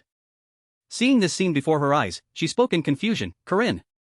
Aaron Danua was no exception, saying, could this be? Even Corinne stood frozen on the spot with vacant eyes. This thing was the first creature to ever rule this world. The Sky Titan, now only its eye remained. Marriott said worriedly, compared to the giants seen on the Sky Island, its size completely surpasses them. Just the eye alone is as big as a giant's entire body? Aaron Danua also immediately cut in, not only that, the true owner of this eye is. Before she could finish, she suddenly sensed danger. It was Dunsky's group walking in with boundless curiosity. So just a little more, and we'll get to see it. He laughed excitedly and said, oh giant King Baylor, be resurrected. I want to finish this once and for all, but having to slowly infuse the holy blood is too troublesome. Arandanua's group was trying to hide so as not to be discovered, hearing those words and whispering, as expected, the thing they are trying to resurrect is Giant King Baylor, who once killed the god King Nuada and was then defeated by the light god Luff. He is the strongest demon king in history. When King Baylor fell, the great war between the Sky Titans and the Danan also came to an end. Hearing this, Corinne couldn't help but grit his teeth and think, I know mages are always obsessed with resurrection, but this time they've crossed the line. Baylor is the greatest threat to the Danan, possessing power enough to destroy the world. Even the god King Nuada, who met him in spirit form in Mag Mel, was killed by him. And the one who destroyed Baylor was the Danan of Light, Luff. However, it's ridiculous that Vantes, who claims to be Luff's descendant and wants to restore the Danan world, is resurrecting Baylor. Indeed, they stop at no means to achieve their goal. Do they really think resurrecting something like that is okay? Meanwhile, Dunsky cast his spell and spoke with a smile. Now, let's begin. If the resurrection is successful, don't forget it's all thanks to me. Immediately a treasure was summoned. Andre, one of the 4 great holy relics of the Danan, a treasure containing infinite life. At this moment, a small noise suddenly rang out. Dunsky immediately withdrew the treasure. Then he silently looked around. This made Edrin extremely confused. Is something wrong? He immediately replied, be quiet for a moment. With purple flames blazing, Dunsky spoke, is it here or is it not? In this situation, Corinne couldn't help but break into a cold sweat and think, damn it. A large fire dragon immediately appeared along with irritation and anger as he said, you damn intruders, no wonder everything was flowing suspiciously smoothly. Keep hiding well, lest I see that head of yours. In this situation, Corinne's group could only remain silent. At that moment, Dunsky's eyes suddenly widened. Then, while breathing fire, he shouted, got you. Dunsky kept breathing fire continuously. The flames directly incinerated everything in front of him. A second later, a swarm of rats ran out of the flames in fear. Seeing that, Dunsky was completely confused. Huh, just rats? Edrin helplessly replied, they're lab rats, we keep a few to manage the laboratory. Dunsky scratched his face and asked, is that so? Then the two of them turned to leave. Edrin reminded him, we should head back now, the Imperial Army is still confronting us outside. Dunsky replied, understood. Their figures gradually faded away. Then they disappeared completely. Corinne's group finally breathed a sigh of relief. He worriedly thought, that was a close call. Inside the magic tower, he knew confronting Edrin and Dunsky was impossible. A voice suddenly rang out, Corinne is truly generous. While holding Arandanua tightly in his arms, Corinne shyly said, this is just to minimize the spell's area. Anyway, the plan was clear. Marius asked curiously, so we just need to destroy that eye, right? However, Corinne quickly countered, no, it's better not to make it go berserk first. The most important thing now is to rescue the saint. He had his own calculations, I want to trigger remote magic to destroy it, but that's not easy. The magic tower suffered heavy losses in the battle with Master, so the entire tower is covered in a protective layer against spatial and long-range magic. But for a short time, Professor Josephine can still set up a spatial array. Now, to the top floor. After arriving, Corinne's group talked, there's not much time left, let's split up and search the top floor first. Arandanua said, if discovered, cause as much chaos as possible to distract them. Marriott agreed, yes, Diogo and I will also split up to search. After discussing for a while, Corinne spoke with sharp eyes, then, everyone. Be careful. Just rescue the saint and retreat safely. As soon as he finished, everyone went their separate ways. After defeating one enemy, Corinne told himself, I must search these places. Suddenly, a bottle of red wine was thrown straight at him, confusing him, what is this? Estelle stood before him and spoke grandly, is this the 17-year-old vintage? I told you I wanted the 35-year-old Duna wine. Corinne looked at her intently and asked, you seem well. Did nothing happen while you were locked up? Instantly, Estelle realized something. He hurriedly asked, Junior? Corinne took off his hood and smiled awkwardly, thinking, I didn't think it was this bad, but is this a hotel or a prison? While he was still dazed, Estelle asked repeatedly, Junior, did you come to save me? Corinne quickly replied, we'll talk details later, for now, stay away from the bars. This made Estelle hesitate, wait. Then she reminded him, breaking these bars without drawing attention won't be easy. Corinne gathered power in his palm and calmly replied, this magic tool is the crystallization of the old men's efforts in the magic tower, every inch is engraved with mana. Don't worry. In an instant, his weapon gradually appeared. In the past, Manannan gave him a gift.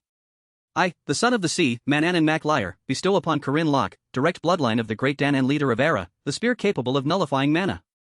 Guy Dirge, please accept it. As Corinne held it, the system immediately displayed, legendary grade, Guy Dirge. The red spear from Manannan Mac Liar's twin spears.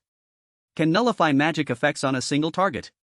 Deals 350% bonus damage against monsters. These type enemies hit will suffer the Lord's red dream curse. Corinne attacked the iron bars and calmly said, Guy Dirge. The spear of destruction, capable of nullifying magic effects. This naturally shocked Estelle. How is that possible? This is absurd. As she stepped out, Corinne reminded her, now we just need to retreat. Saint, can you pray? A blessing spell would make this much easier.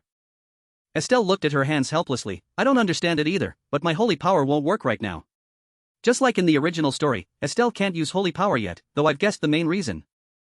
Leading her away, Corinne replied, first, we must find the others. Suddenly, he frowned in confusion, this cold aura. A figure appeared right in front of them. According to the original setting, the strongest ice barrier mage, Elder Slarian of the Blue Sect, was appearing before them. Seeing him, Corinne thought calmly, but that's only according to the original story. Instantly, Elder Slarian was frozen solid. The current strongest ice mage is Marriott Dunalev. With just one move, she easily defeated him. After finishing him off, Marriott suddenly cried out. Then she spoke shyly, Corinne, I intended to handle it quietly, but it seems I failed.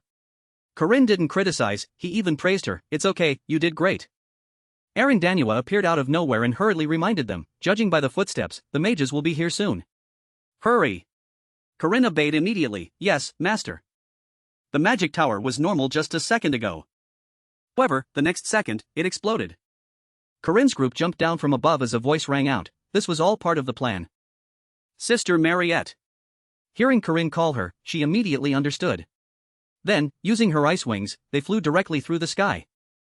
In this situation, Corinne rejoiced inwardly, good, just slow down like this and land. If we reach the magic circle in the basement. However, before he could finish his thought, a sudden laugh made Corinne freeze. Dunsky approached him with amusement, you rotten rats, so this is where you were hiding? Seeing him, Corinne was disgusted, good grief, that hideous monster. Although he had defeated Dunsky in the Celestial City, that was only one of his countless forms. Having only destroyed one dark beast and one dragon, 2 fierce dragons remained.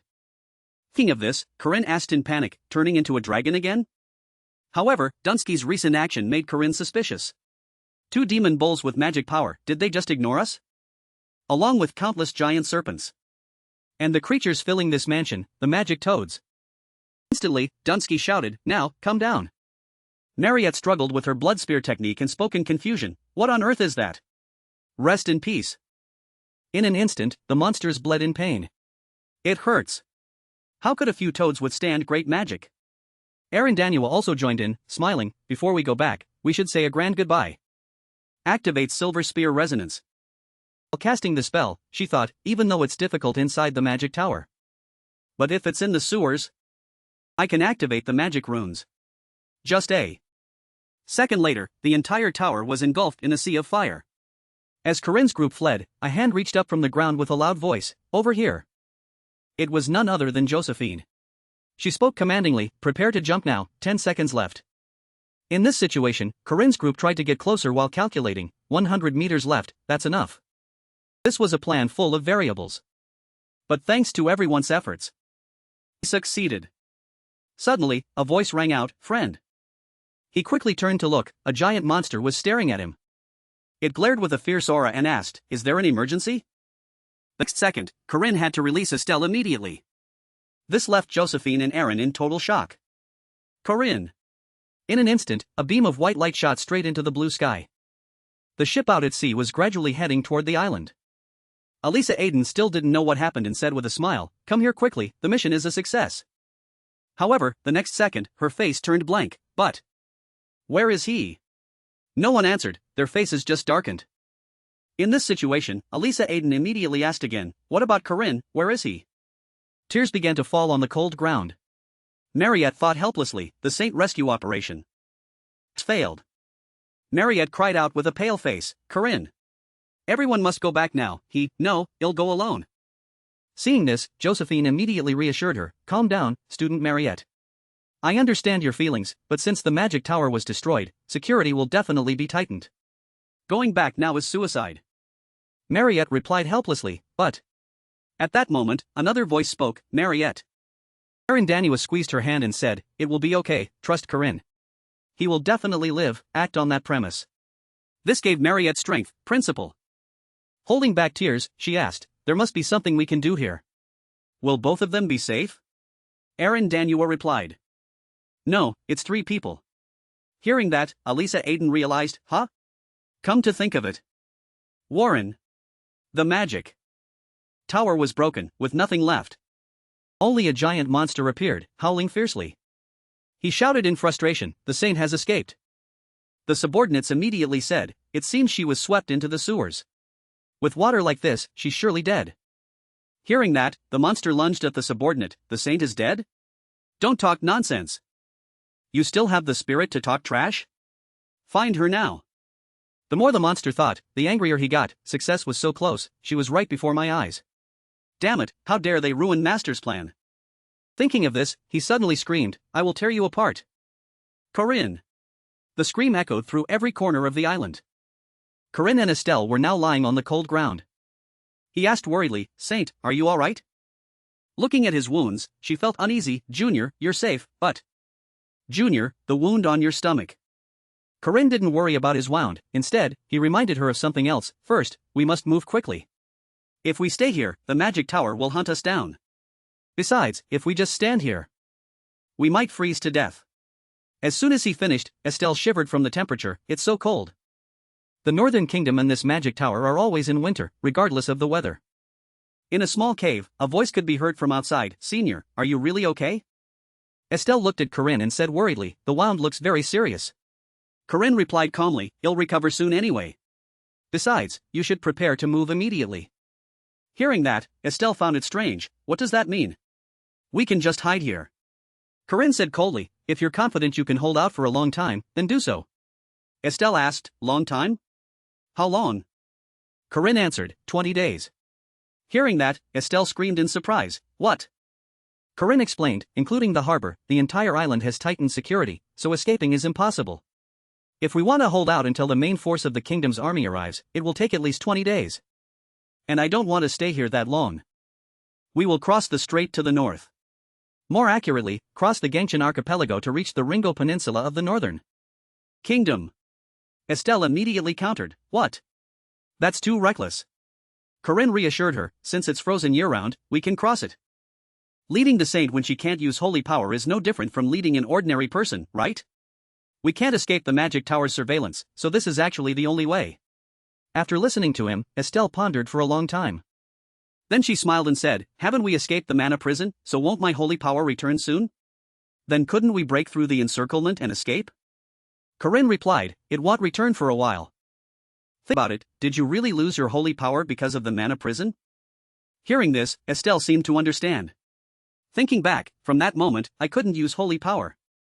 The script doesn't reveal the principle the magic tower used to block holy power, but who the mastermind behind it is clear. Corinne stood before Estelle and asked coldly, before being kidnapped, did you notice anything unusual from the people you interacted with? She was shocked, do you mean? There's a traitor among my subordinates? Corinne replied seriously, yes, especially among those with high positions in the order. As soon as he finished, Estelle interrupted, I'll give you some advice, Corinne. If you want to live long, watch your words. If you said those things elsewhere, you'd be executed. Corinne ignored her attitude and asked calmly, have you really never, even once, doubted the existence of God? A second later, he was slapped across the face by Estelle. She frowned in displeasure, why do you say such disrespectful things? Corinne just summoned his weapon, thinking silently, one day she will know the truth of this world. Estelle cried out excitedly, oh my, what should I do? She seemed mesmerized by the rabbit in front of her, our cute rabbit friend looks like both a child and an angel. How would you like to live with this princess in the garden? But as soon as she finished, the rabbit was instantly killed, shocking her, huh? Holding the rabbit carcass, Corinne spoke calmly, how lucky, it seems there are other rabbits nearby. It looks plump, it'll probably taste delicious. Seeing this, Estelle trembled in fear, you devil.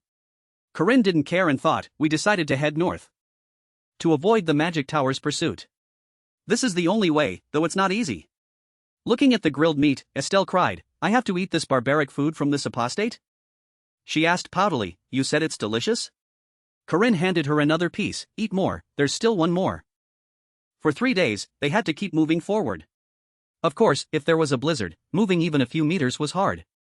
They struggled to move and spoke gloomily, even though the holy robes and prayer beads are enchanted for warmth, it's truly cold. Corinne's narration, on the way, we must always be careful not to encounter pursuers. The surveillance network is dense, but if we bury ourselves in the snow, we might be mistaken for wild animal carcasses. At night, we dig snow caves for shelter. It heats like that, but the important thing is time. We've been walking for a week, there's not much time left. Sitting next to Corinne, Estelle sighed. This made Corinne wonder, what's wrong? Estelle replied with a bored face, no, I just feel like I'm a burden beyond imagination. Corinne reassured her, this is no time to feel insecure. Looking at his haggard face, Estelle felt worried, but doesn't Junior regret it? You're suffering in a place like this just to save me. Corinne replied, I don't regret it.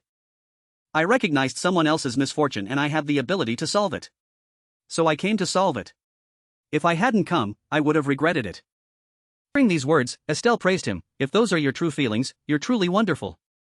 If you weren't an apostate, I'd think you're a very great man.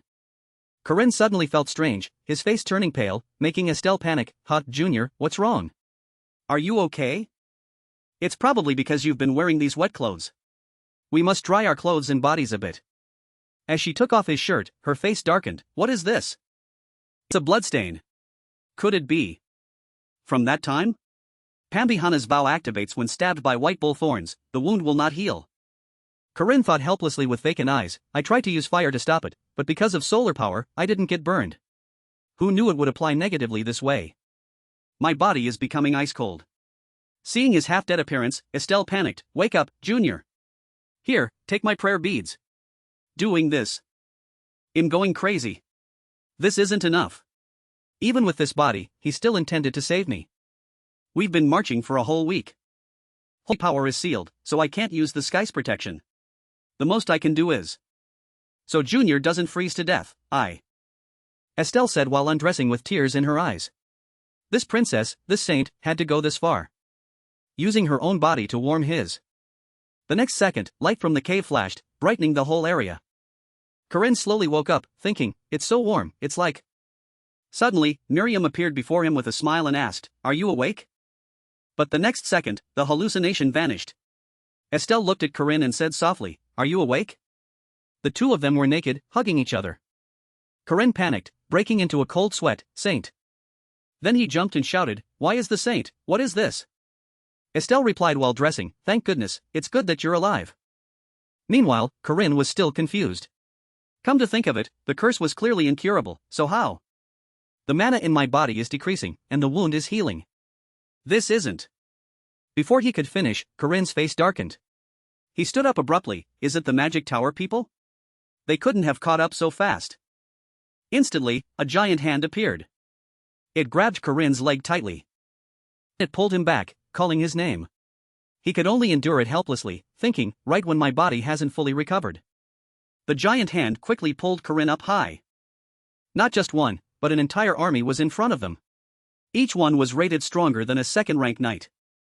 There were also those appearing between humans and giants, as subordinates of Tetra Ventaza. With glowing eyes, they looked at Corinne terrifyingly. Contrary to Corinne's thoughts, they helped the two move. In that situation, Corinne was confused, what is the meaning of this? Estelle immediately replied, these people are a tribe I know. I met them when B. Jacker said he would come to the academy.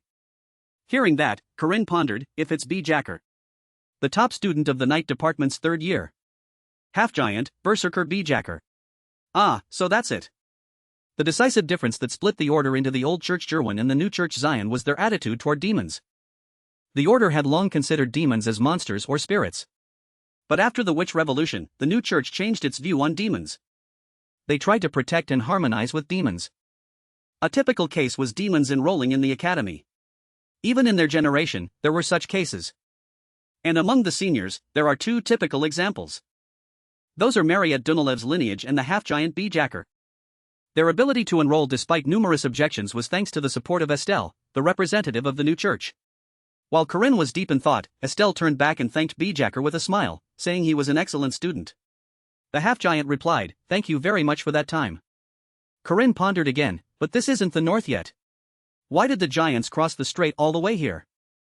Suddenly, a giant shouted, "Hey, they're over there." Hearing that, the commander replied, "Wipe them out." This confused Corinne, fighting against Iker? From afar, people in mysterious robes were using a formation to melt the thick ice. They spoke in panic, "Hurry up. We can't let those half-giants find us. The ice is too thick." Hearing that, they turned around in shock to observe. The giant commander pointed angrily at them. "The magic tower people dare to disturb the eternal sleep of our ancestors. Despicable." Seeing that, the magic tower people hurriedly said, "It's half-giants. Damn it. Set up defensive magic." A swift figure appeared instantly. Corinne used his weapon to strike directly at their defense. The weapon he held was the legendary Guy Dirge, the red spear from Maclear's twin spears. Guy Dirge nullifies magic effects on an object, deals 350% bonus damage against beast-type enemies. Wounded monsters receive the hunting effect. After performing a move, Corinne frowned. It seems it will take some time to fully recover. Of course. It looks like they don't need my help. But then, the half-giants and a large elephant shouted angrily, "Crush them!"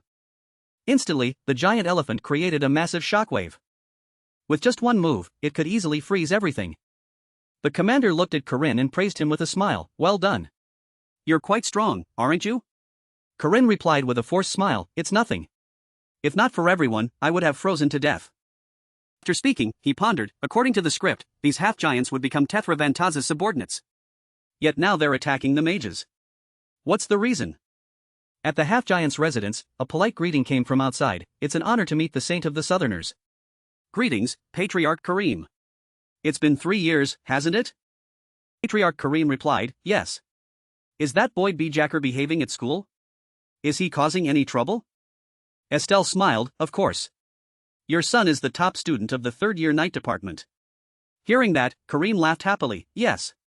As my son, he should be like that." Speaking of which, he suddenly changed the subject. "However, we don't receive outsiders. As for the person with you, who is he?" As Kareem said this, Corinne suddenly knelt on the ground and said, "Finally." With a bright face, he said sincerely, "I have long believed that giants are the true creators of this world. Every time I read their great myths, my heart races. I've always wanted to follow in their footsteps one day." Hearing that, Estelle from afar reminded him angrily, "Junior Corinne, you're blaspheming again." Kareem became more curious. "Do you Southerners still consider our history as myth? Why do you?" Corinne replied sincerely, because I have actually seen the remains of the great giant King Baylor." Hearing that, Kareem's face darkened. Corinne seemed to be calculating something, "I'm not lying. The magic tower really has the giant king's eyeball." Kareem suddenly stood up and shouted in rage, "Is that true? Excavating our ancestors' remains wasn't enough, now they dare to insult the king's remains too? Those damn mages." Immediately, before he could finish, Corinne quickly stopped him, "But they are many and strong. Of course, they can't compare to the giant tribe, but they certainly have power that shouldn't be underestimated." Kareem gritted his teeth and asked, "What should we do?" Corinne suddenly grabbed his hand. He said sincerely, "I want to fight alongside you." After finishing the conversation, Corinne and Estelle went outside. Inside, loud voices still echoed, "Prepare weapons. Let our ancestors rest in peace." Seeing Corinne smile, Estelle realized, "You look quite happy. Junior Corinne, is this also part of your plan?" Corinne replied calmly, "No, I only found out about their existence after coming here." Hearing that, she became even more curious. "Then why are you smiling?" Corinne didn't answer, just observed his surroundings and thought, "This place, according to the script, you need to increase affinity with Bjacker to be invited. So, when Bjacker and the player visit this place, they find a massacred half-giant village. In the script, half-giants appear as Vantaza's subordinates. But this tribe, who values ancestors and protects the giant's tomb, seems not to have compromised with Vantaza." After thinking for a while, Corinne said, "Everyone. Because they haven't left yet." In his thoughts, just like that, we formed an alliance with the half-giants. I survived with Estelle for a week. And with the help of the half-giants, for 2 weeks. We returned safely. Seeing him, Alisa, Aiden and Marriott immediately hugged him. He sobbed, "I thought Corinne was dead." If Corinne died in this situation, he could only reply helplessly, "Yes, yes." Meanwhile, Aaron Danua's voice rang out from afar, "I have always believed in my disciple. Fortunately, you returned safely. Corinne, the saint, and Warren too. Corinne smiled and scratched his head. If everyone knew what I achieved, they'd be very surprised. Suddenly, he asked in confusion, Warren, where is Warren? This left everyone stunned. Wasn't she with you? Where is she? In the place covered in snow year-round.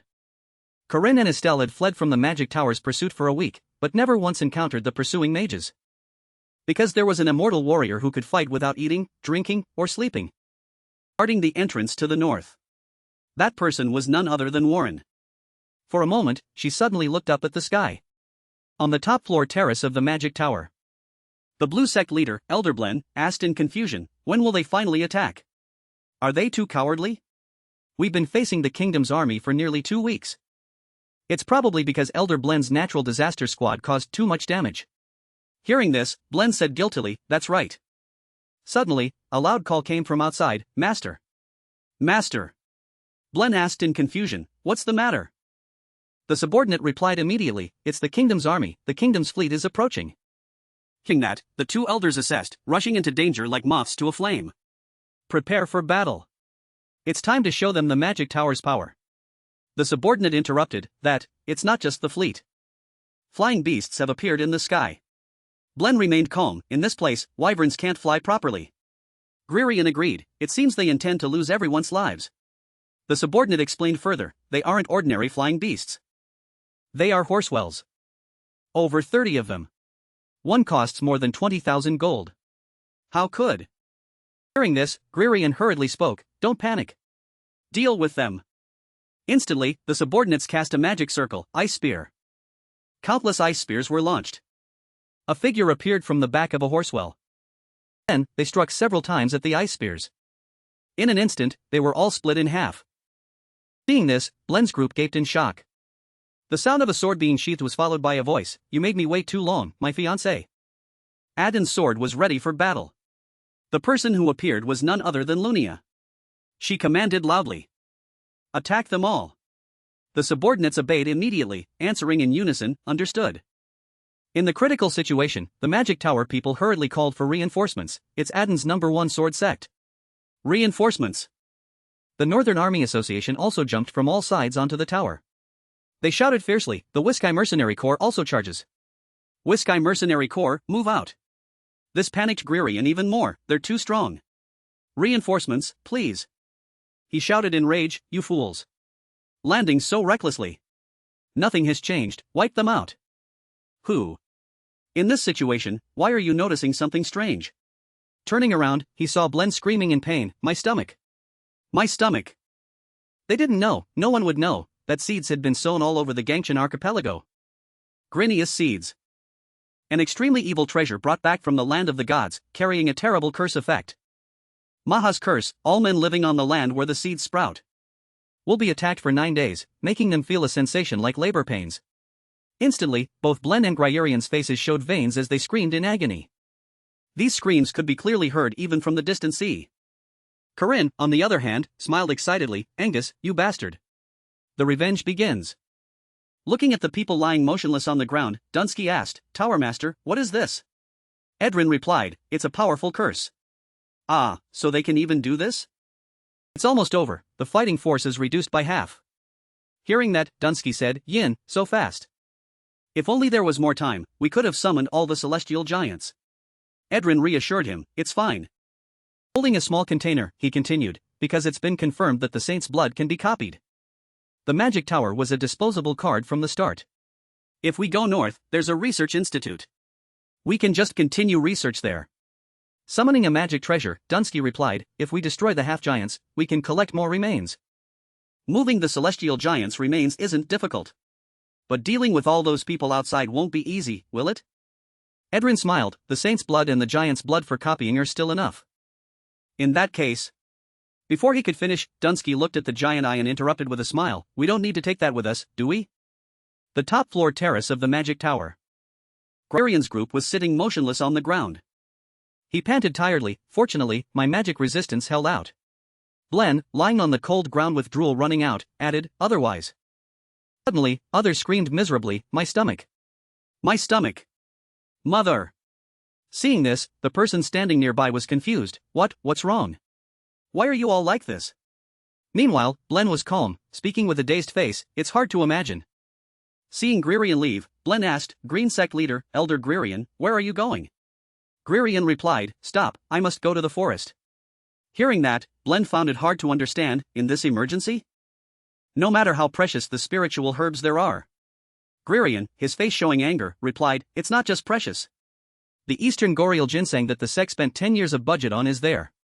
Speaking, he left immediately, that alone must be recovered. Elder Greerian couldn't have foreseen that the forbidden forest had been broken into. Witnessing the scene before him, Greerian was stunned. The magic tower. Because of Maha's curse, more than half of our strategy was lost in an instant. We've also lost control of the familiars. As soon as he saw the King of Spirits in the forbidden forest, Greerian screamed in fear, save me. Only miserable screams remained in the forest. Eastern Gangchan Archipelago. Aaron Danua's group spoke in panic, everyone. This way.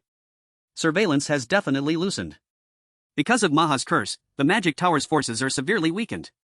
The Eastern landing plan is a success. At the Magic Tower. Seeing someone break in, the mages shouted angrily, my precious experimental materials. You bastards. Do you know how much they're worth? The Magic Tower was taken by the Wiskai Mercenary Corps. Western Gangchan Archipelago. Lunia and Alisa Aiden were fighting monsters. They talked while attacking, it's still too early to be at ease. Focus. Yes, sister. The West is being invaded fastest thanks to Aiden. Southern Gangchan Archipelago. A subordinate reported while observing, Captain, we've surrounded the East, West, and South. But the mages are escaping north through the frozen strait. We don't have enough troops to contain the north. They'll all survive at this rate. Hearing that, the captain was suspicious. I heard there were troops? The subordinate replied, nothing more than a rookie. Captain Wardians, at this time, Corinne is fighting alongside the giants. Seeing them, the mages cried out in fear, why? Why did these bastards come all the way here? Dream spoke calmly, Corinne, you were right. Corinne replied, yes, to achieve their goal. They are people who stop at nothing. Suddenly, a massive shockwave rang out. At this sight, Kareem realized immediately, thinking helplessly, truly, the ancestors should have been at peace. Corinne looked up at the sky in confusion, has it finally been resurrected? The mastermind who murdered Nuada, the god of the Danann, and also the giant king. Baylor of the evil eye. Seeing Baylor, the mages were confident, see? This is the essence of the magic tower. The ultimate superweapon that transcends sacrifice. However, as soon as they finished, their eyes widened.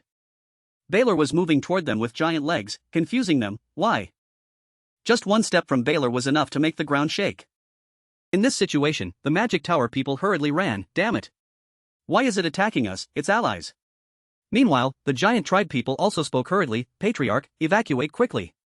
Conversely, Kareem stood his ground, thinking, it's my sin. Speaking, he reproached himself painfully, the ancestors cannot rest in peace. Punishment is being dealt. Baylor noticed them. It attacked directly. A light suddenly flashed, followed by a voice that shocked Kareem. This isn't everyone's fault. The bastards at the magic tower made our kin slaughter each other. Seeing Josephine cast a protective shield, Kareem and his kin cried out in joy, we're alive. Corinne stated clearly, do you understand now? The difference in class. The more he heard, the more he shouted unwillingly, impossible. The salvation of magic, cannot end like this. Hearing that, those who were sleeping woke up vaguely, is it morning already? The loudspeaker announced continuously, morning exercise for the Dunalev house begins. 1, 2. 1, 2. Attention. Salute the golden potato flower flag. Following the slogan, the white-haired old man asked, hey Jolin, what's for breakfast? Jolin replied, I heard it's boiled potatoes, roasted potatoes, and dried potatoes. Hearing that, the old man said boredly, potatoes again? Damn it. Is she haunted by a potato-starved ghost? Just then, a guard approached them. He hit Jolin and reminded him, no private talking. Meanwhile, the loudspeaker continued, potatoes. Potatoes. And potatoes. The trash you're eating was grown by farmers' sweat and tears, the precious tax money of the people. Working hard, Jolin gritted his teeth, it's all because of that potato-obsessed girl and that gigolo-looking guy. Just wait, when this dark period passes, I will fly high once again. Did you think Professor Jolin would fall here? Suddenly, he noticed something. Jolin called out in confusion, Professor Ronan? Ronan, standing before him, was also confused, Professor Jolin? Seeing everyone arrive, Jolin shouted happily, and everyone from the magic tower too. Finally! Have you finally come to save us? Ronan immediately countered, no. Then, he cried and told the story, we were captured too. Hope is just a mask to hide despair. 1 month later. While working, Corinne's parents talked. Dear, did you see the letter that arrived this morning? You mean from that unfilial son? I didn't look. I raised him wrong. It's my fault. He's barely breathed the academy air and already ignores his parents. Last summer vacation he went south, in winter he went east. He's probably busy playing around, isn't he? He ran without stopping. A scream suddenly rang out, shocking Park Ciu. How on earth? The next second, he tried to use magic to defend himself. However, Diogo easily broke through, leaving Park Ciu stunned. How can he do everything right? I hate physical labor, so I chose magic. Based on stats, I could even solo Marriott when she's weakened by hunger. Damn it! Park Ciu had nowhere to go. A dead end. Games and real combat are completely different. At this time, Marriott S approached. Next second, a massive shockwave rang out. Park Ciu, his body covered in blood, fought helplessly. It hurts. Damn it! Game over. No! I'll die like this. I'll die. Die. The more he thought, the more he cried in fear. However, the next second, Park Ciu felt something unusual. A voice rang out, making Park Ciu open his eyes. Hey! Corinne stood right in front of him, even though his body was pierced by sharp ice shards, and asked, Are you okay? This action surprised Park Ciu. You? Brother Corinne? Corinne coughed a few times and replied, If you can still talk, you're probably okay. That really hurts. The more he looked, the more confused Park Ciu became. Why? You and I have no relationship. Why go this far? Corinne replied calmly, Do I need a reason to save you? A reason? I don't need that. I like happy endings. If possible, wouldn't it be better if everyone was happy? Someone dying isn't good at all. You too. Seeing him collapse on him, Park Ciu shouted, Brother. Wake up. Don't sleep. Do you want to rest in peace? Corinne smiled at him and said, You have to be happy too. Stopping in a place like this is not allowed. The next second, he was motionless. This made Park Ciu grit his teeth helplessly. This idiot. You crazy guy. You bastard. Don't sacrifice yourself. Brother. Holding Corinne's body, Park Ciu cried out, No. Brother. After returning from the brink of death, Park Ciu looked at the unconscious Corinne and thought, Idiot. Dancing around with a spear only to not recover for nearly a month. Partly because the wound was too deep, but the weak body of a named character like Corinne clearly has its limits. It doesn't matter. Because now I know better what I have to do. Corinne stood right in front of him, even though his body was pierced by sharp ice shards, and asked, Are you okay? This action surprised Park Ciu. You? Brother Corinne? Corinne coughed a few times and replied, If you can still talk, you're probably okay. That really hurts. The more he looked, the more confused Park Ciu became. Why? You and I have no relationship. Why go this far? Corinne replied calmly, Do I need a reason to save you? A reason? I don't need that. I like happy endings. If possible, wouldn't it be better if everyone was happy? Someone dying isn't good at all. You too. Seeing him collapse on him, Park Ciu shouted, Brother. Wake up. Don't sleep. Do you want to rest in peace? Corinne smiled at him and said, You have to be happy too. Stopping in a place like this is not allowed. The next second, he was motionless. This made Park Ciu grit his teeth helplessly. This idiot. You crazy guy. You bastard. Don't sacrifice yourself. Brother. Holding Corinne's body, Park Ciu cried out, No. Brother. After returning from the brink of death, Park Ciu looked at the unconscious Corinne and thought, Idiot.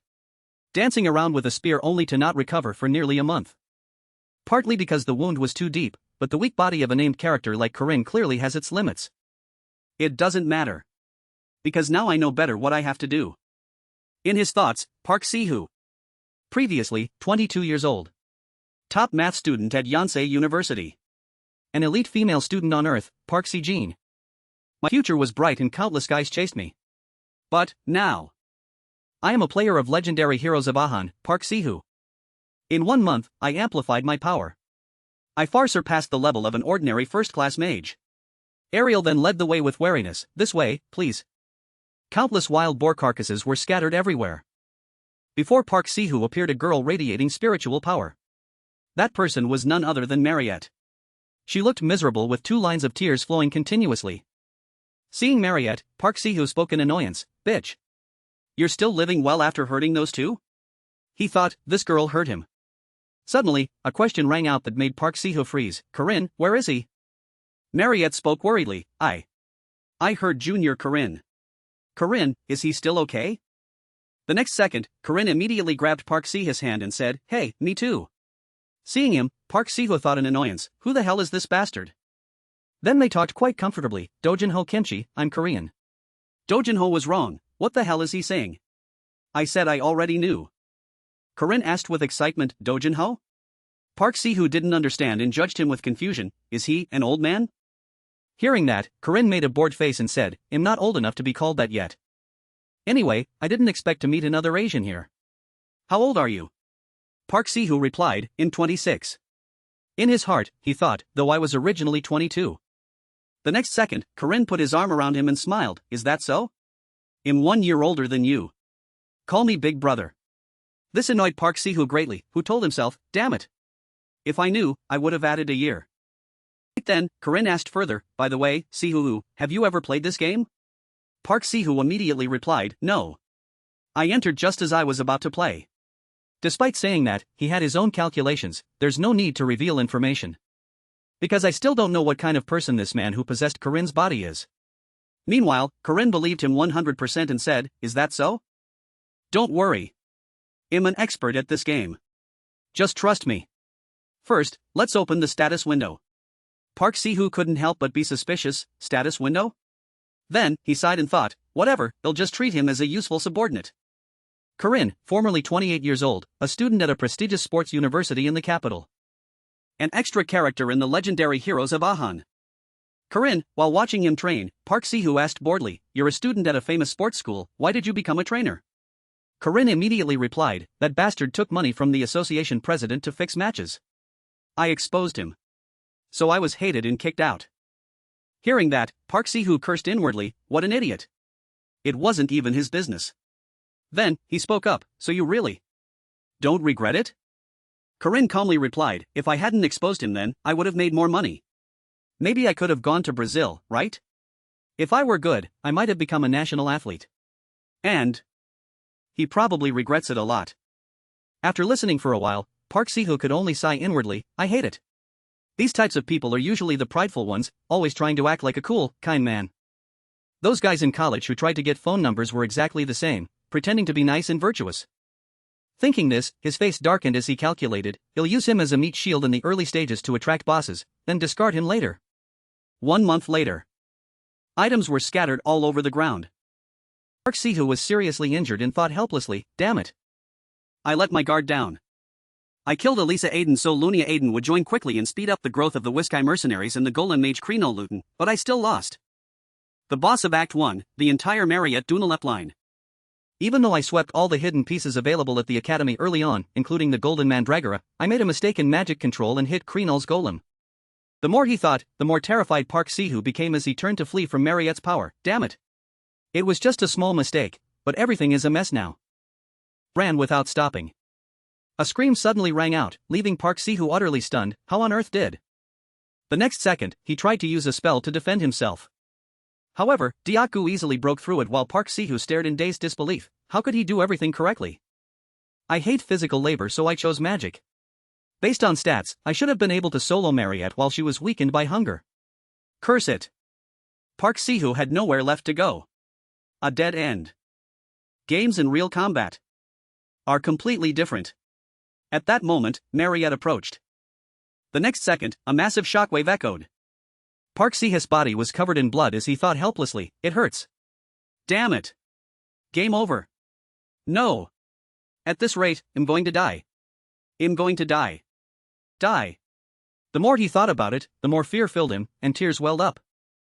However, the next second, Park Ciu suddenly felt something unusual. A voice rang out, making Park Ciu's eyes widen. Hey. Corinne stood right in front of him, even though his body was pierced by sharp ice shards, and asked, are you okay? This action surprised Park Ciu immensely. You? Brother Corinne? Corinne coughed a few times and replied, if you can still talk, you're probably fine. That really hurt. The more he looked, the more confused Park Ciu felt. Why? You and I have no special relationship. Why go this far? Corinne, on the contrary, simply replied, do I need a reason to save you? A reason? I don't need that.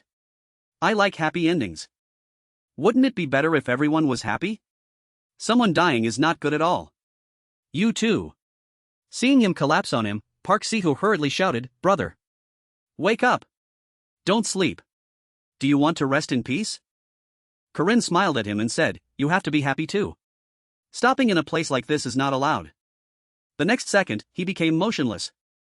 This made Park Ciu grit his teeth in helplessness and cry out, this idiot. You're crazy. You bastard. Don't sacrifice yourself. Brother.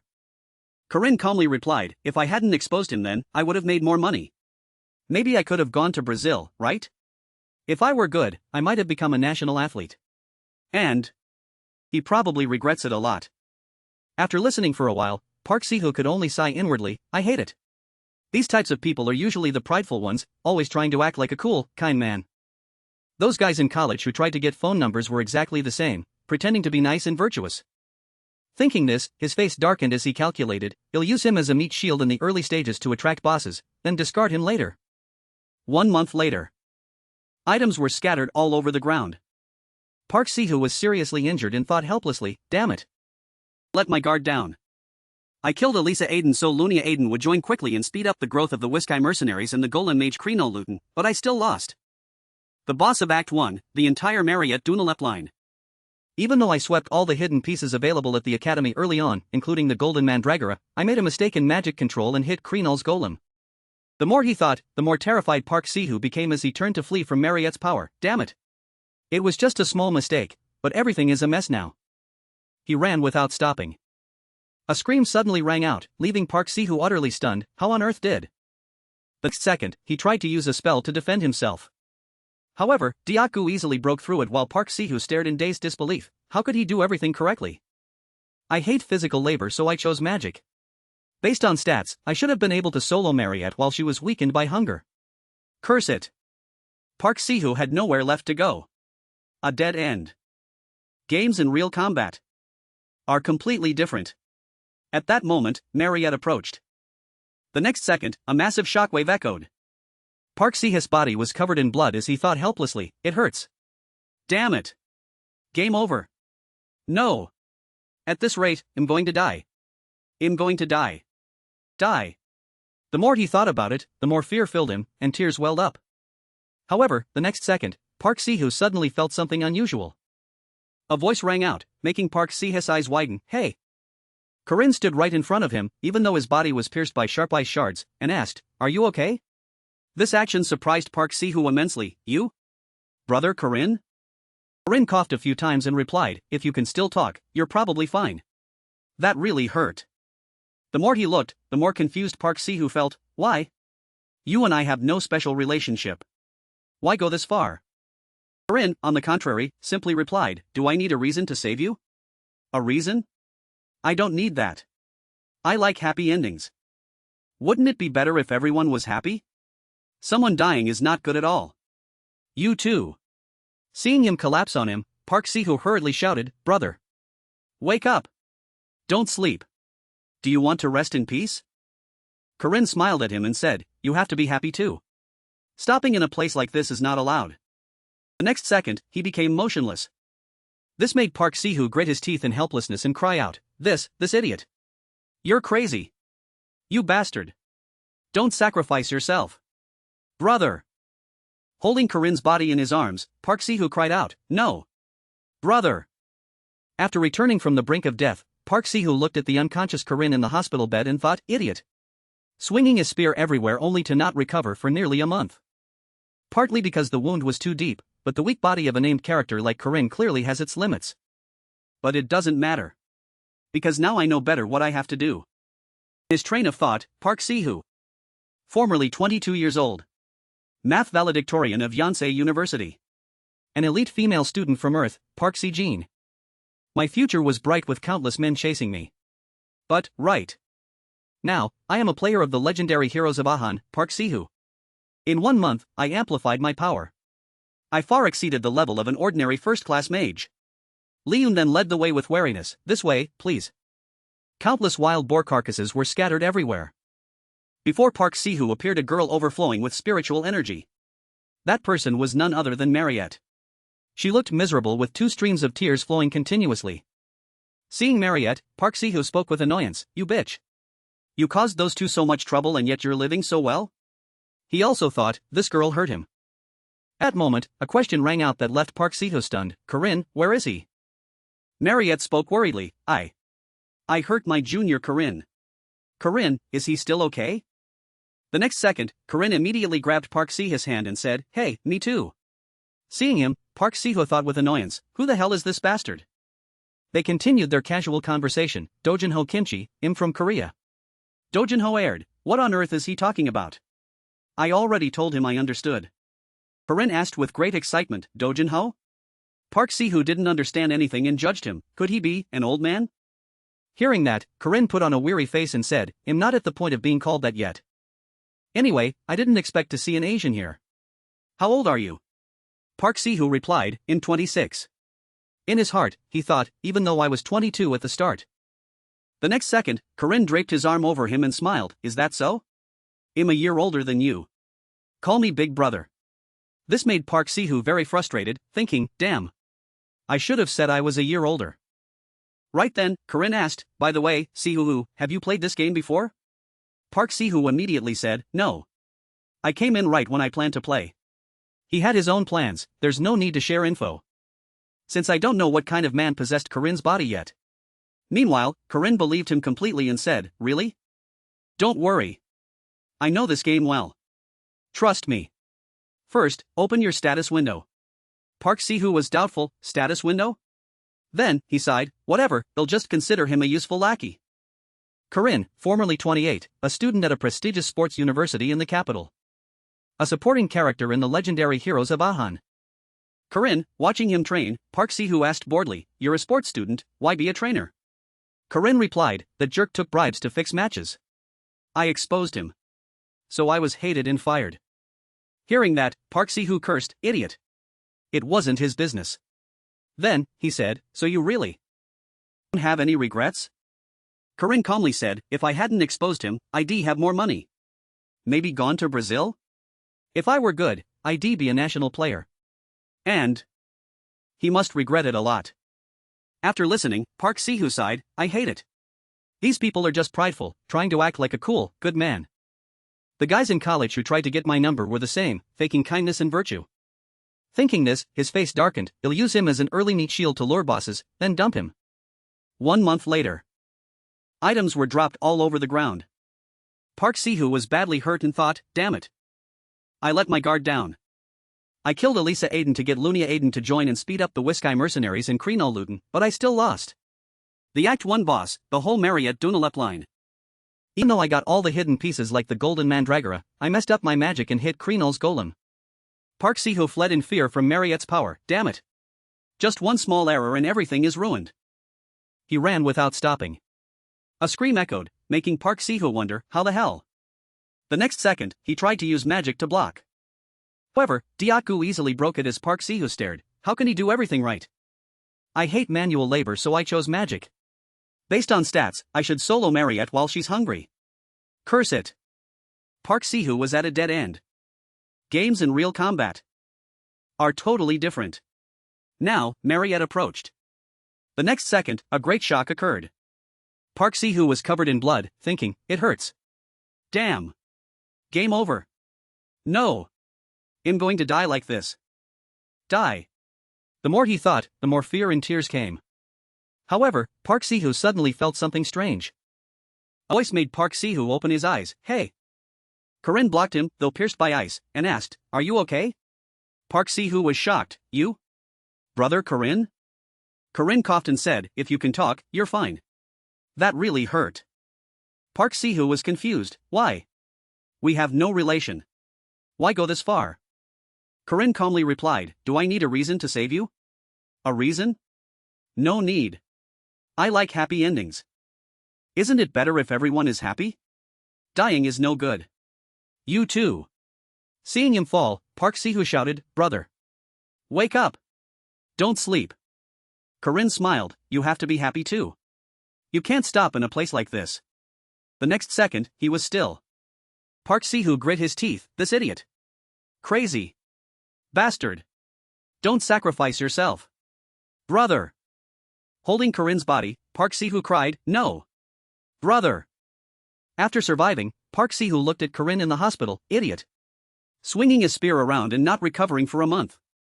Partly the wound, but Corinne's weak body clearly has limits. It's fine. Now I know exactly what to do." In his thoughts, Park Ciu, formerly 22, math valedictorian of Yonsei University, an elite girl on Earth, Park Si-jin. My future was bright with many suitors. But now, I am a player in the legendary Heroes of Ahan, Park Ciu. In a month, I boosted my power. I'm beyond a normal first-class mage. Li Yun led him warily, this way. Boar carcasses were everywhere. Before Park Ciu was a girl with intense mana. It was Marriott. She was crying in pain. Seeing Marriott, Park Ciu said, "Bitch. You hurt them and you're still fine?" He thought she hurt him. A question stunned Park Ciu, "Corinne, where is he?" Marriott said worriedly, I heard Junior Corinne. Is he okay?" The second, Corinne grabbed Park Ciu's hand, "Hey, me too." Park Ciu thought, "Who is this bastard?" Their relaxed chat went on, "Dojinho Kimchi, I am Korean. Dojinho made a mistake, what is this guy blathering about?" I said I got it. Corinne asked excitedly, "Dojinho?" Park Ciu was puzzled, "Is he an old man?" Corinne looked bored, "I'm not that old yet." "Didn't expect an Asian here." "Age?" Park Ciu said, 26. He thought, I was 22 originally. Corinne hugged him, "Really? I'm a year older. Call me big brother." Park Ciu was annoyed, "Damn. Should have said I was older." Corinne asked, "Ciu played this game?" Park Ciu said, "No. Just started." He thought, "Keep my secrets. Don't know this guy yet." Corinne believed him, "Oh? Don't worry. I'm an expert. Trust me. Open your status window." Park Ciu thought, "Status window? Whatever, he's a useful pawn." Corinne, formerly 28, sports student in the capital. An extra in the legendary Heroes of Ahan. Corinne, Park Ciu asked, "Why be a trainer?" Corinne said, "Exposed a match fixer. Got fired." Park Ciu thought, "Idiot. Not his business." He asked, "So you really don't regret it?" Corinne said, "Could have made money. Gone to Brazil? National team? And he must regret it." Park Ciu thought, I hate these good guy types. Just like the college guys faking kindness. He plotted, use him as a shield, then toss him.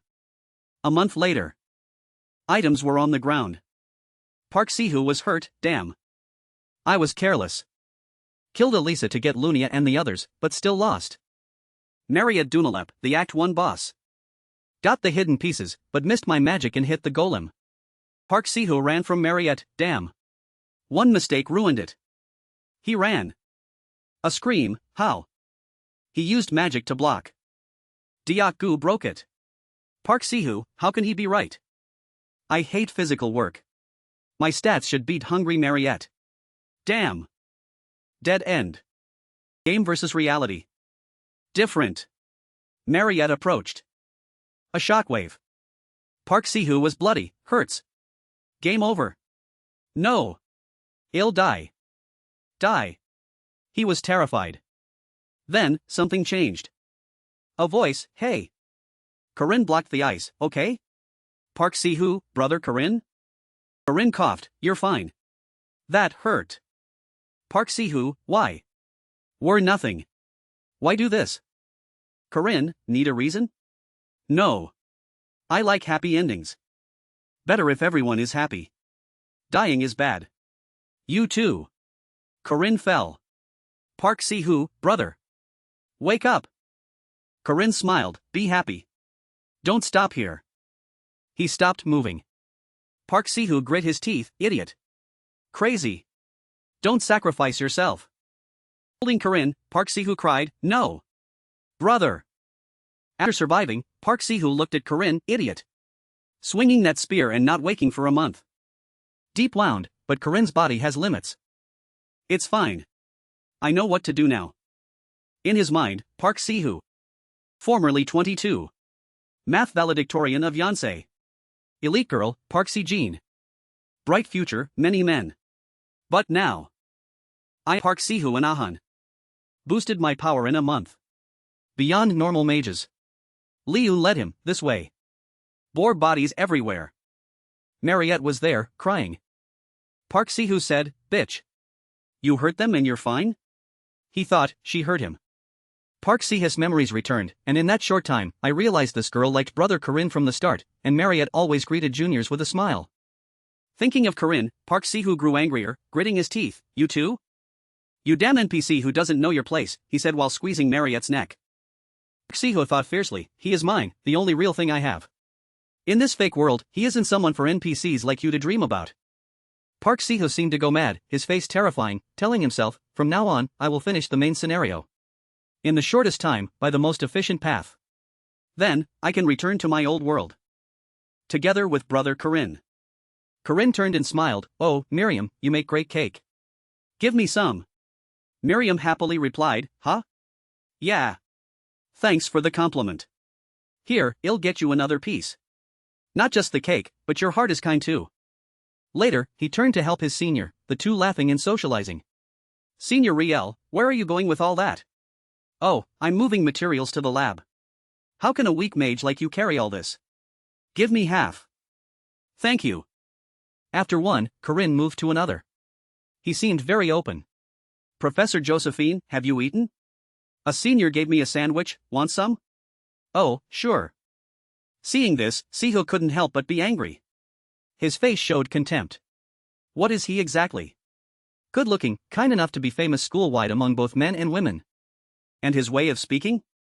Every word was characteristically friendly, making the other person feel happy. The problem was Corinne took a refreshing sip of water, mentioning Han Baiyel, who did PT with him. Wonder what she's doing lately. He continued, that girl even gave me free massages. A good person. Then Han Baiyel had asked Corinne, brother, is it comfortable? Of course, he didn't hesitate to give her a like. Then, Corinne muttered to himself, also curious about Se-yun. The one forced by the coach to fix matches, what is she doing? We got closer after that, even walked along the embankment, right? She playfully let him taste her ice cream cone, it was good, right? Corinne smiled faintly, too bad. If only I had dated once before coming here.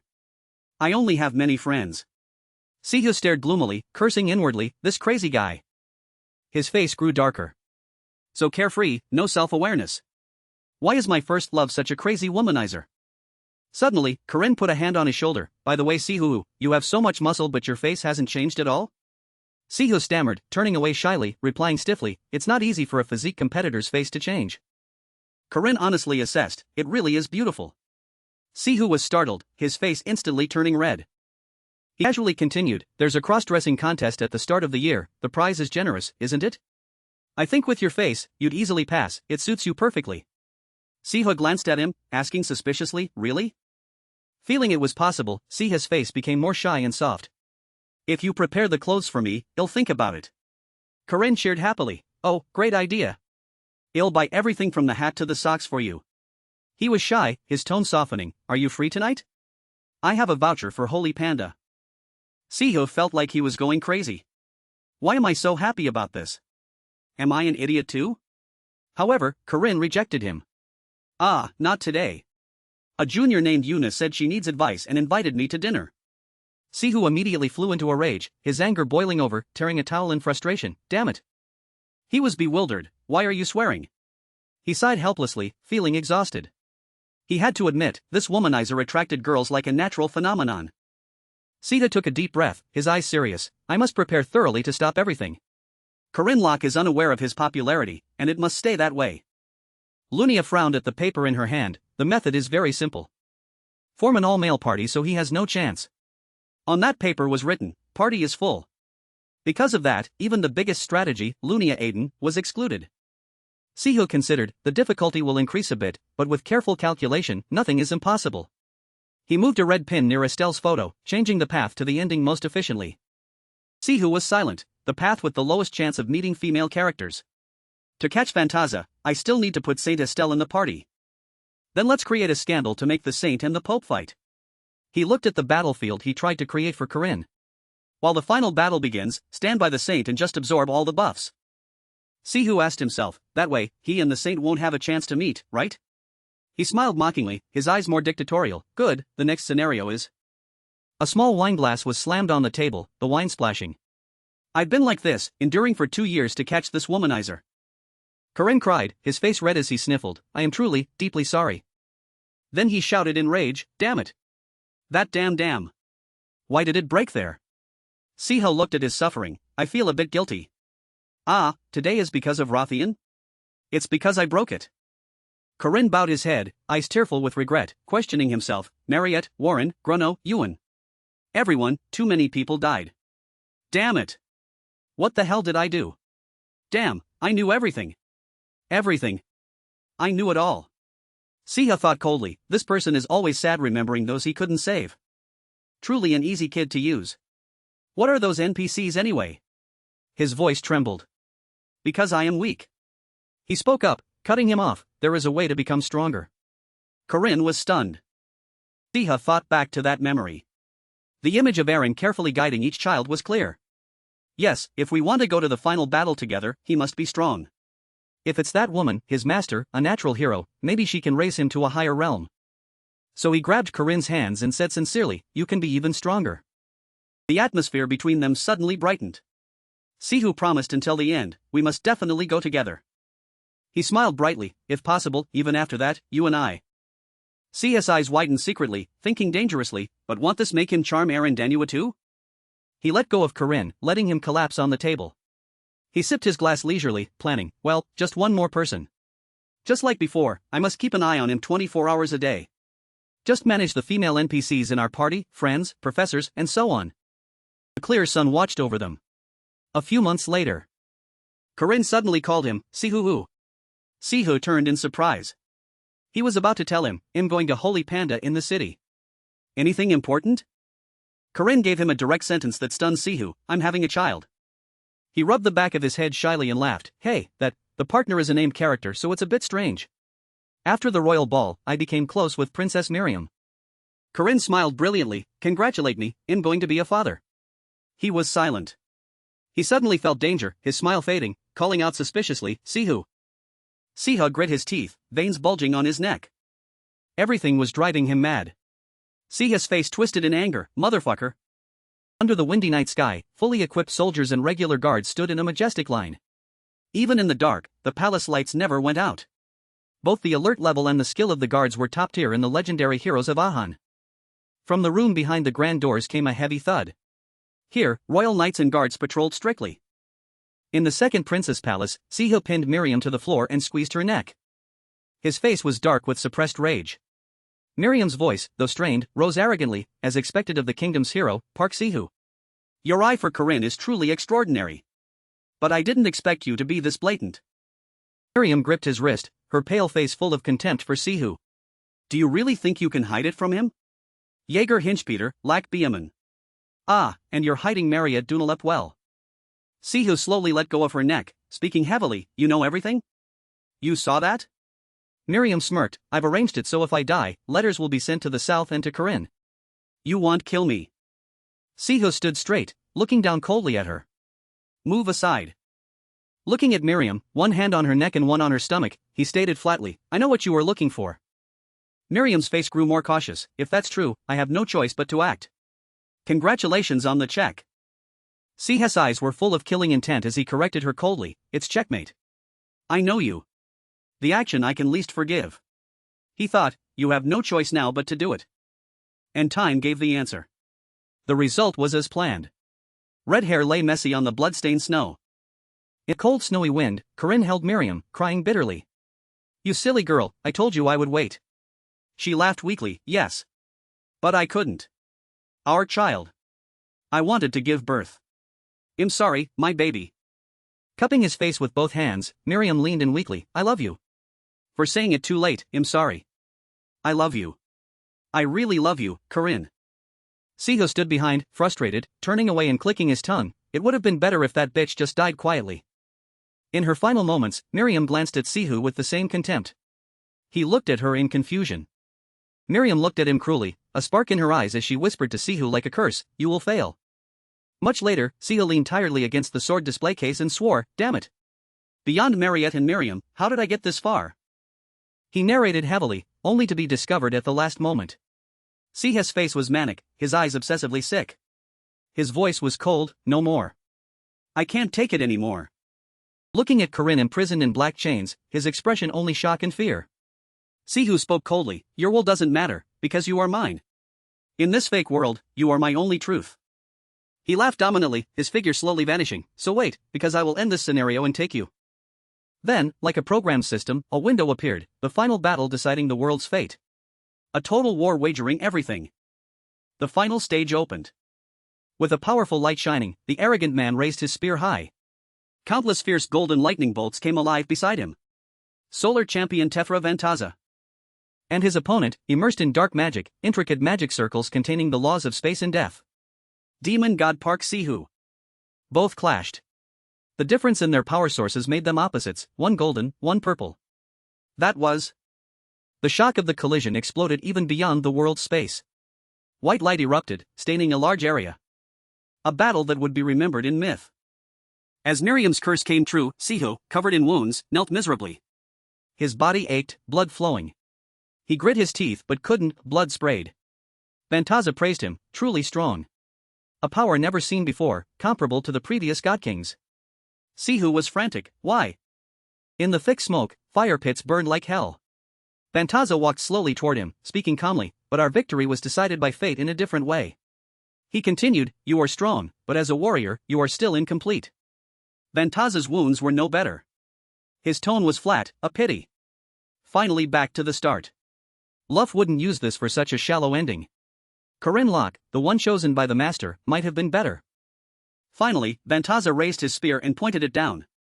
The power flowing in it shone brightly. No need for regrets. He concluded. Because no matter how many times we redo this, the winner is still me. With those words, the spear pierced Siho from behind. Tears filled his eyes. Siho felt more pain than unspoken regret. The regret wasn't about winning or losing, or even survival. His throat felt bitter, I couldn't say it. Siho closed his eyes, letting tears flow down his nose. He thought, if I knew it would end like this, then those words of love, even if he's a boy, I should have said them sooner. The words Siho hoped to send to Corinne, that I like you, that I love you. The scene suddenly changed. A bright white ceiling and a reaching hand. Sijin woke up as if from a nightmare. She breathed heavily, "This is my room." On the glowing computer screen, a notification window appeared, startling Sijin, "You have failed. All play logs will be reset. Thank you for your hard work in a long playthrough." Just then, her mother pushed the door open. "Sijin? Stop playing games and come eat." "Ha?" Sijin sobbed, rushing to hug her tightly. Her voice full of longing, "Mom. It's been so long." Her mother was surprised. Oh, her cheeks were wet with tears. Yet, Sijin still remembered and whispered in her mother's ear, "But I have to go." She immediately ran out of the house.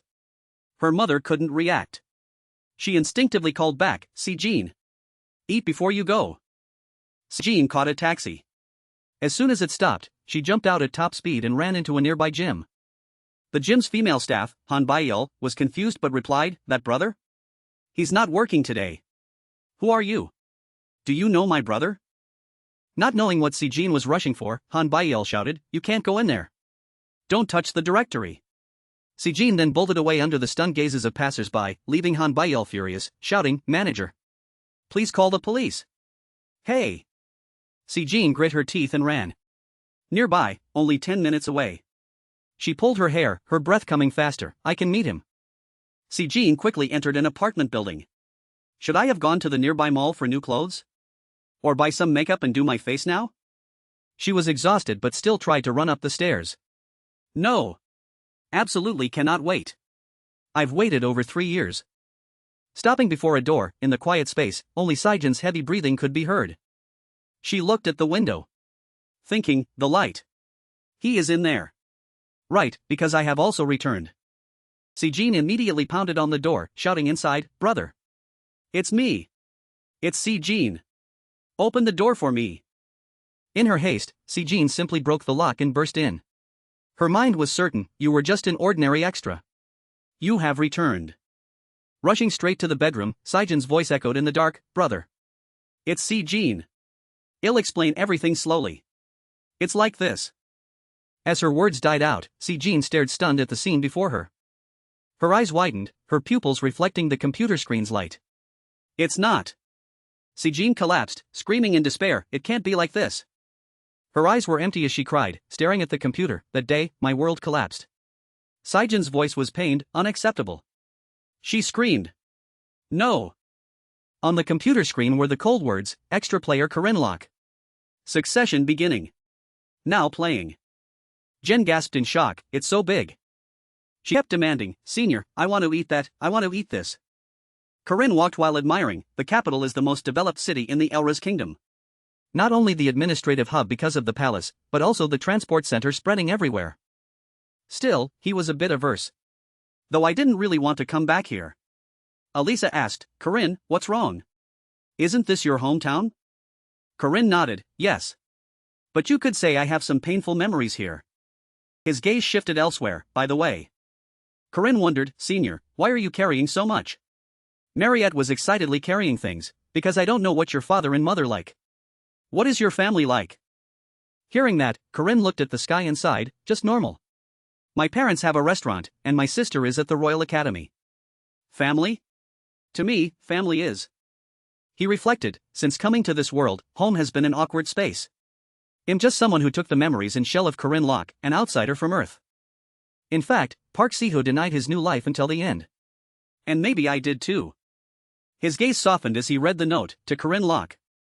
On it was a photo of Corinne's family. If not for his family. In the previous life, I was also very confused. Did I take Corinne Locke's soul, or did both merge into one entity? I don't know. But his family accepted me naturally, even though I suddenly became a different person. Since then, I've accepted it. Finally, he took courage and said, "To me, the family here is." Corinne said proudly, "They are the ones who made me who I am today."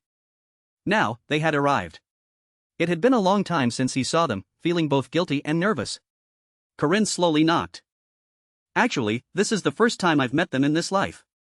Unbelievably, he cried while running in, "Mom! Dad! Your useless son has returned." I couldn't stop myself from becoming emotional. The next second, he was hit straight in the forehead with a bowl. He knelt in collapse, "Mom! Dad! Sister!" While his father was angry, "You!" Corinne interrupted, wondering why. He roared, "You bastard are not my son. Get out of my son's body, you demon." Corinne gasped, "Dad! Even though I haven't been home in a long time, what is this?" They angrily pointed at something behind, "Look." He questioned, "What are all these things?" Corinne was confused, "How would I know?" His father's anger didn't fade, "You brat." Time went back 1 hour. The three were stunned, "How could our house?" They were surprised by the presence of Lady Josephine, hero of the Witch War. And she is the president of the academy where my son studies. Danua slowly introduced, "Corinne is a truly excellent student, right? He is the top second-year student at our academy. And personally, Corinne and I have a master-disciple relationship. Our Corinne. A personal master-disciple relationship." And that shy look too. Then, she hurriedly left, "Well then, uncle, aunt, I have an appointment with the royal family, so please excuse me. I'll leave the gifts here."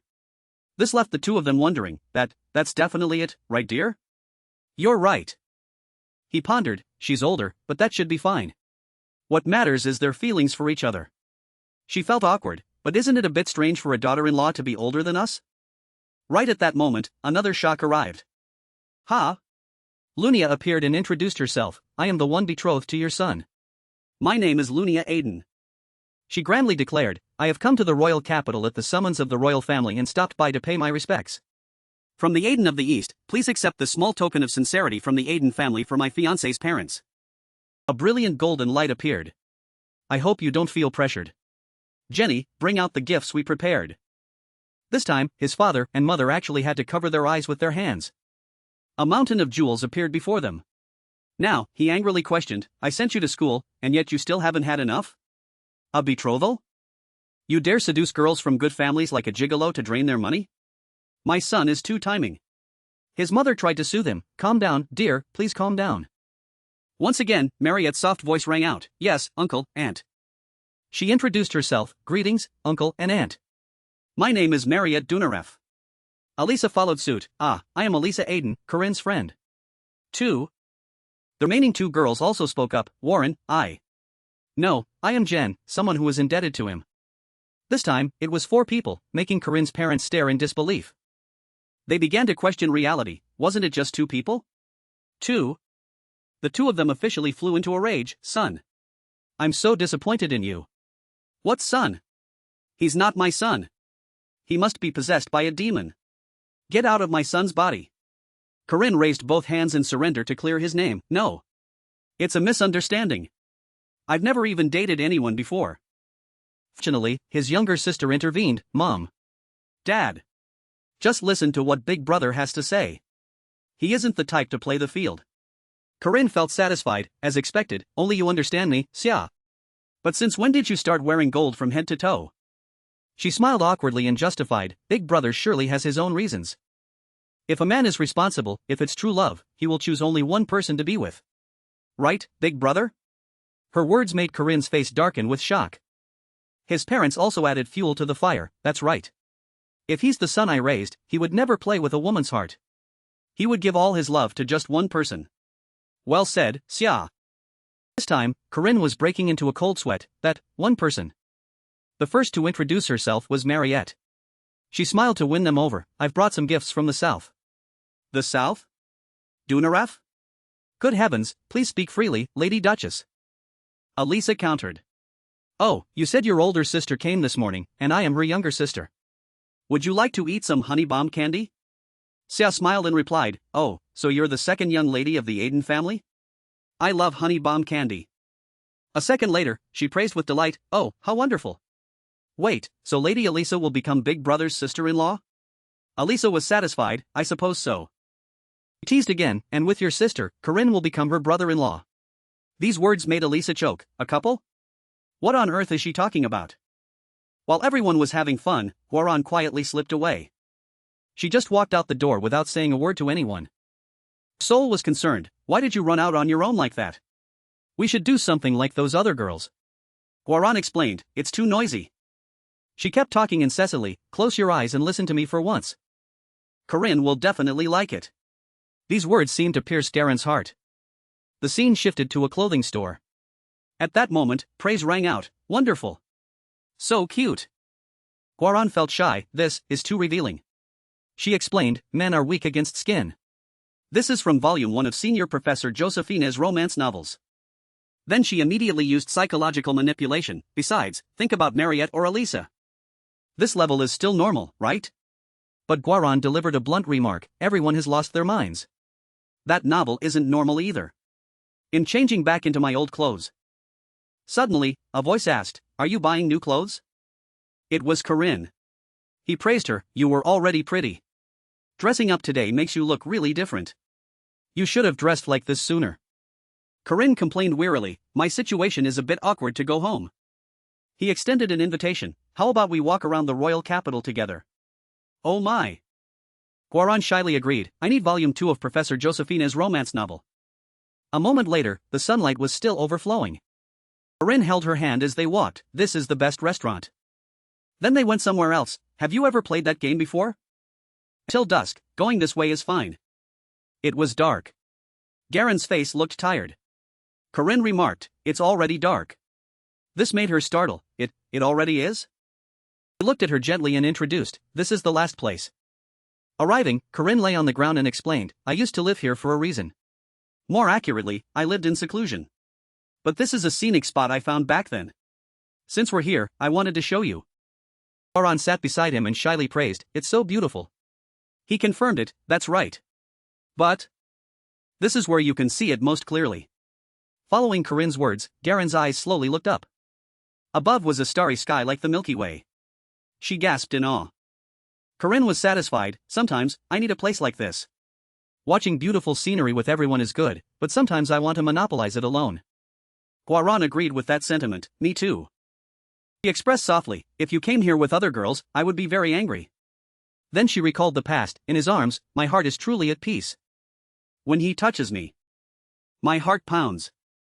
She lowered her face in shame. Warren's lips were tightly pressed as if preparing to say something. She mustered all her courage to confess, I think I've fallen for you. Corinne was completely stunned. A confession without any lies or pretense. However, it was difficult for him. But how could he respond? Perhaps I should be beaten up as my father said. I could pretend not to know. But Marriott and Alisa. And even Warren. I know that they all like me. That was also the part that I have always struggled with. He wondered, in the end, who will I end up with? But the problem isn't who. In the end, who will I end up with? It's about ending up with someone. After completing the script, maybe you'll have a chance to return to Earth. Then he pondered, if that time comes, what choice will I have to make? If I leave, the person I end up with, and whether I can live well after parting with them? Corinne's hand tightened at the thought. Therefore, my final answer is. He coldly refused, I'm sorry. Warren had moved closer to Corinne. She took all her courage and kissed his lips, This was a scene Warren probably hadn't even dared to dream of. A few seconds later, the two separated. Her cheeks were flushed red as she gently asked, do you hate it?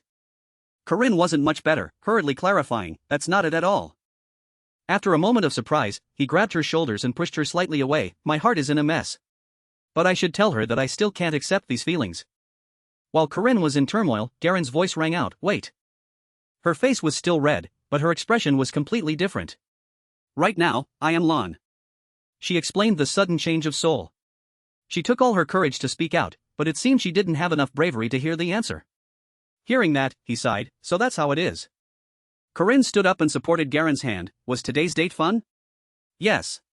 She happily replied, because I'm always with Hua, I'm very happy to share memories like this. There was a bit of sadness and regret in Corinne's eyes, that's a relief. I hoped this would become a memory you'd occasionally look back on. Saying that, he turned to leave, well then, shall we head back? That voice stopped him, wait a moment.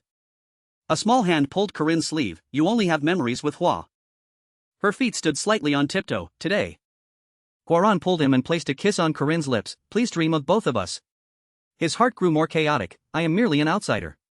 Yet I am receiving love far beyond what I deserve. In his eyes was a struggle, is it really okay for things to continue like this? Memories returned to the day Miriam lay bloodied in his arms, I love you. Sorry for saying this too late.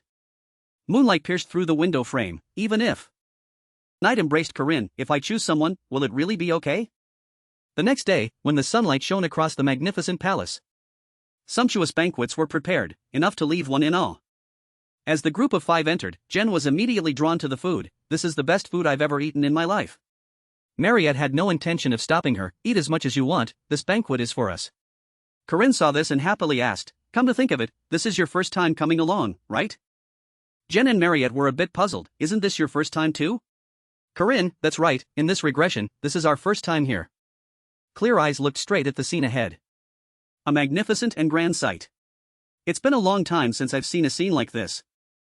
3 nobles stood not far away pouring wine, are those the ones who performed well at the Magic Tower? Drink up, drink up. I didn't expect Makaba Academy to train such excellent students. Alisa, who was in a corner eating pastries, was also approached, are you Lady Alisa? Could I please have your signature? Her gluttonous face turned red, me? I don't have a signature yet. Corinne sat quietly beside her, observing. The person who came to find her was very enthusiastic, please sign here for me too. Alisa was flustered, I still don't have my own signature. Jen and Warren took this opportunity to show off their superhuman eating abilities, attracting no small amount of attention, even though we shouldn't do anything but train, we've been through a lot at the Magic Tower. So, at least for today, let's just rest comfortably. Nearby, a thumbs up was sent his way. Corinne naturally responded with the same sign, of course, I still have work to do. Immediately after, the doors on the upper floor of the castle opened. The king and queen arrived. The curtains fluttered, bringing with them a bit of shimmering light. The entire hall performed a salute as the king's voice echoed, everyone, listen here. The girl standing next to Miriam, in a gorgeous dress and a small crown, bowed, today is a commemorative ceremony to celebrate my beloved daughter, the saint, chosen by the gods themselves, who has been rescued from the hands of evil mages. The voice of the ruler was full of majesty and gratitude, and there are guardians who have dedicated themselves to this cause. Spoke loudly, heroes, raise your heads. The sound from the high balcony reached the people still saluting below. I have heard of your illustrious feats. Oh great knight, as long as you wish, I will grant you anything. Corinne already knew this step would come, just like in the story. At this point, players could not only receive precious treasures or elixirs but also territories or titles. He spoke up, there is only one thing I desire. Not money, not items, nor power. What I want is... When Corinne made his request, the king froze for a moment, a royal pardon. He continued to speak amidst everyone's astonishment, I request a royal pardon, something that can only be used once, but can erase any crime. The crowd seemed to fall silent. The king quickly ordered, the banquet will end here. Then he reminded him, move to another place. Many people might wonder about Corinne's choice, but only he knew. I had many regrets in the previous regression, but the most painful memory was seeing Marriott imprisoned with my own eyes. Fire enveloped the capital along with the lonely but brave back of that girl. Trusting Park Ciu like a fool, not realizing those around me were falling one by one, and failing to protect my master. It was the scratches of helplessness on Corinne's hands, and the inability to prevent that incident. Everywhere was submerged in smoke and fire like the apocalypse. If everything goes according to the script, a storm of blood will soon sweep through this place, and I will fail to stop it again. Returning to the present, he remained in a kneeling position, head bowed, fists clenched in silent determination, but this time will be different. And to do that, what I absolutely need is... In front of Corinne was the king on his throne, a royal pardon? Only once, but you want me to pardon any crime? It depends on each person's interpretation. The monarch's face hardened, that sounds as if you are declaring that you intend to commit a crime. However, he still wanted an explanation, now you have been granted a private audience with me. Speak, what is your plan? Corinne didn't dare raise his head, I cannot reveal it. If he didn't want to speak, there was no way to force him. The king thought for a moment and said, all right, then I will grant you a royal pardon for all crimes except treason and the assassination of the royal family. Does that satisfy you? But Corinne's answer made his eyebrows knit tightly, please forgive me, but I... This time he directly kowtowed, I want a royal pardon that can erase all sins. The king's hand slammed down on the throne, do you understand? In a tone that couldn't hide the rising anger, what you are saying? How arrogant! Are you openly declaring right in front of me that you will commit treason in the future? Corinne's face showed no fear, only silently calculating, is this method not working? His anger flared up, whether you are the hero who saved my daughter or the executioner who punished the magic tower, it doesn't matter. If your blade points toward the royal family, there is only one thing I must do. Immediately after, he ordered, guards. Seize this man. At this moment, a soft female voice stopped him, you cannot kill a hero with your own hands. The saint of the kingdom appeared, Father. Estelle. She came to his side, Corinne Locke conquered the magic tower and saved me.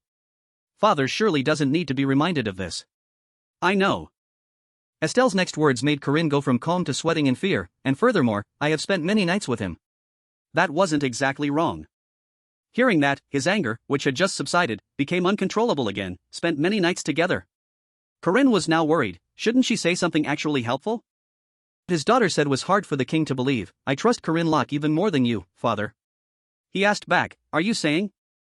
Estelle affirmed, more than anything else in this world. Then she also knelt on one knee in salute, this is not advice as Princess Estelle, but as the saint. The king reminded Estelle, seeing this unexpected action, are you thinking of your status as a saint before speaking? She didn't hesitate, of course. However, a small expression didn't escape Corinne's eyes, saying she trusts me more than anything in the world is truly blasphemy. And she's trembling. At this moment, he also understood, so that's it. The timing is a bit early, but Estelle has discovered the secret of the church, and she needs my help. Not paying much more attention, anyway, if I have Estelle's support, there might be a chance. Another sound rang out, making his eyes move slightly, revealing surprise, what an interesting sight. Miriam's graceful figure entered from the door, clapping as she walked, Lord Corinne always knows how to create entertainment, doesn't he? I didn't expect. A wicked smile directed at him, you actually requested a royal pardon. In Corinne's heart, a warning bell immediately rang, Miriam. This appearance was not a good omen. This was the worst possible time. Miriam is the saint of the new church, and since I was the one who destroyed the magic tower, which was an ally of the new church, she certainly wouldn't be happy.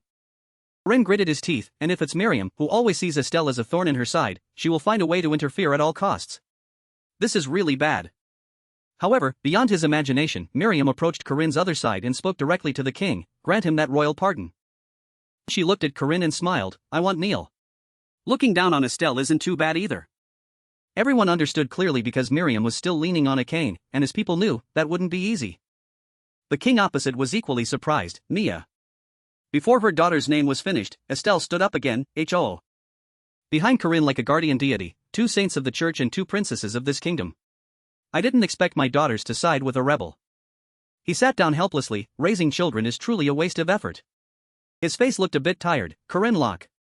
As you wish. Finally, he could only agree. I will grant you a single royal pardon that can erase all sins. He immediately shouted, "Thank you, Your Majesty." Even so, Corinne wasn't truly comfortable. I succeeded, but I can't shake the feeling that I'm missing something. In Corinne's memory, it was the same when we fought the magic tower before. Miriam once told him, the magic tower went to hunt those wolves. Then Corinne laughed. This time was the same. But why? What he didn't understand as night enveloped the palace, why did Miriam help me? She sat on the edge of the bed in a space where there seemed to be a strange noise. But Miriam was stroking the snake coiled on her arm, my fake father. He must be worried about how far my anger and hatred will spread. A tall figure appeared. By the way, I'm disappointed. I can't believe you'd barge into a lattice room without permission. You truly lack the manners of a gentleman. By the window, a stranger had arrived at some point. I hope you understand. Fantasia even winked at Miriam. I don't like things getting too noisy. Fantasia stood leaning against the window frame, his tone leisurely. Understand me. He said again, I don't like noise. Miriam slowly walked over. You've suffered heavy losses lately, haven't you? To the point of making me a bit disappointed. Is there any point in me supporting you like this? In his hand was a sparkling crystal.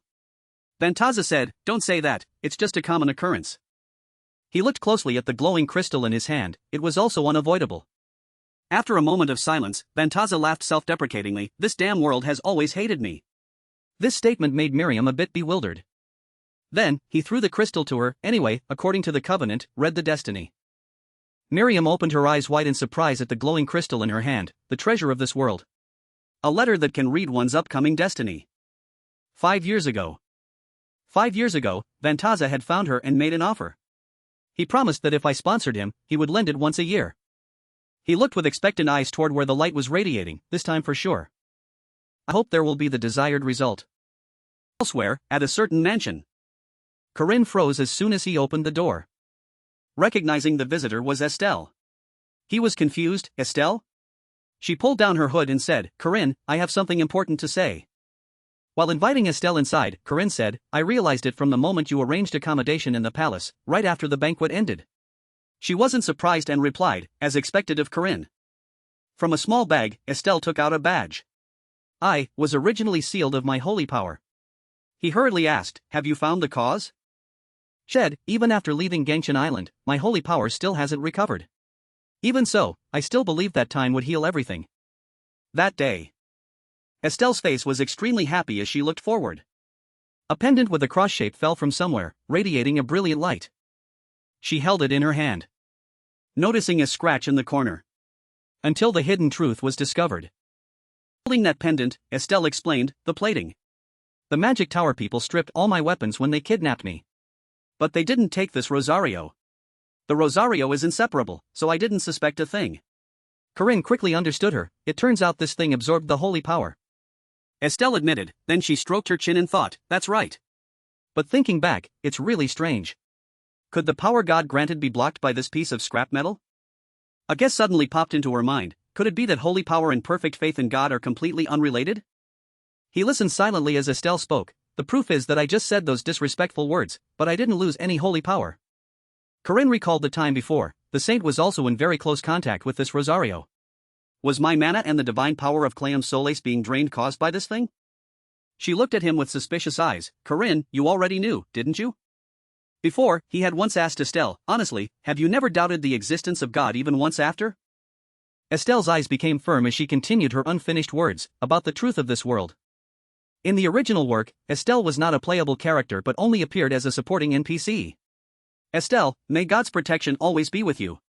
Meaning she couldn't intervene deeply in the script. Estelle couldn't discover the traitor in the new church until the very end. Therefore, the fact that the Rosario was a fake was not clarified, and it became a plot point among the player community. But things have changed. From the moment Estelle returned to Makaba Academy, I predicted that this day would come. Corinne walked out the main gate and said to Estelle, "Follow me." At the treasure island, Mag Mel. Estelle exclaimed in surprise, "No way. Unbelievable."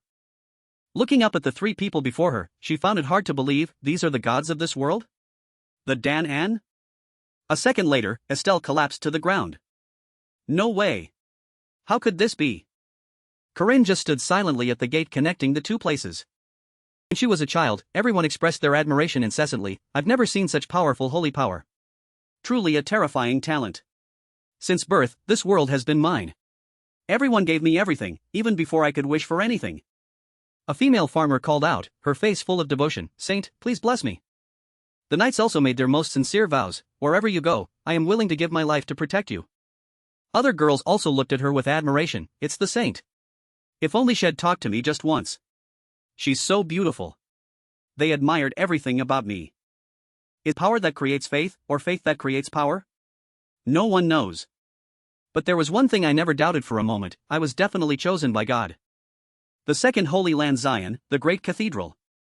Estelle entered. "Hello, Pope Sikori." He quickly turned around. "Saint, do you have business with me?" Her face was clearly not good. "Pope." Then Estelle asked again, "Do you believe in God?"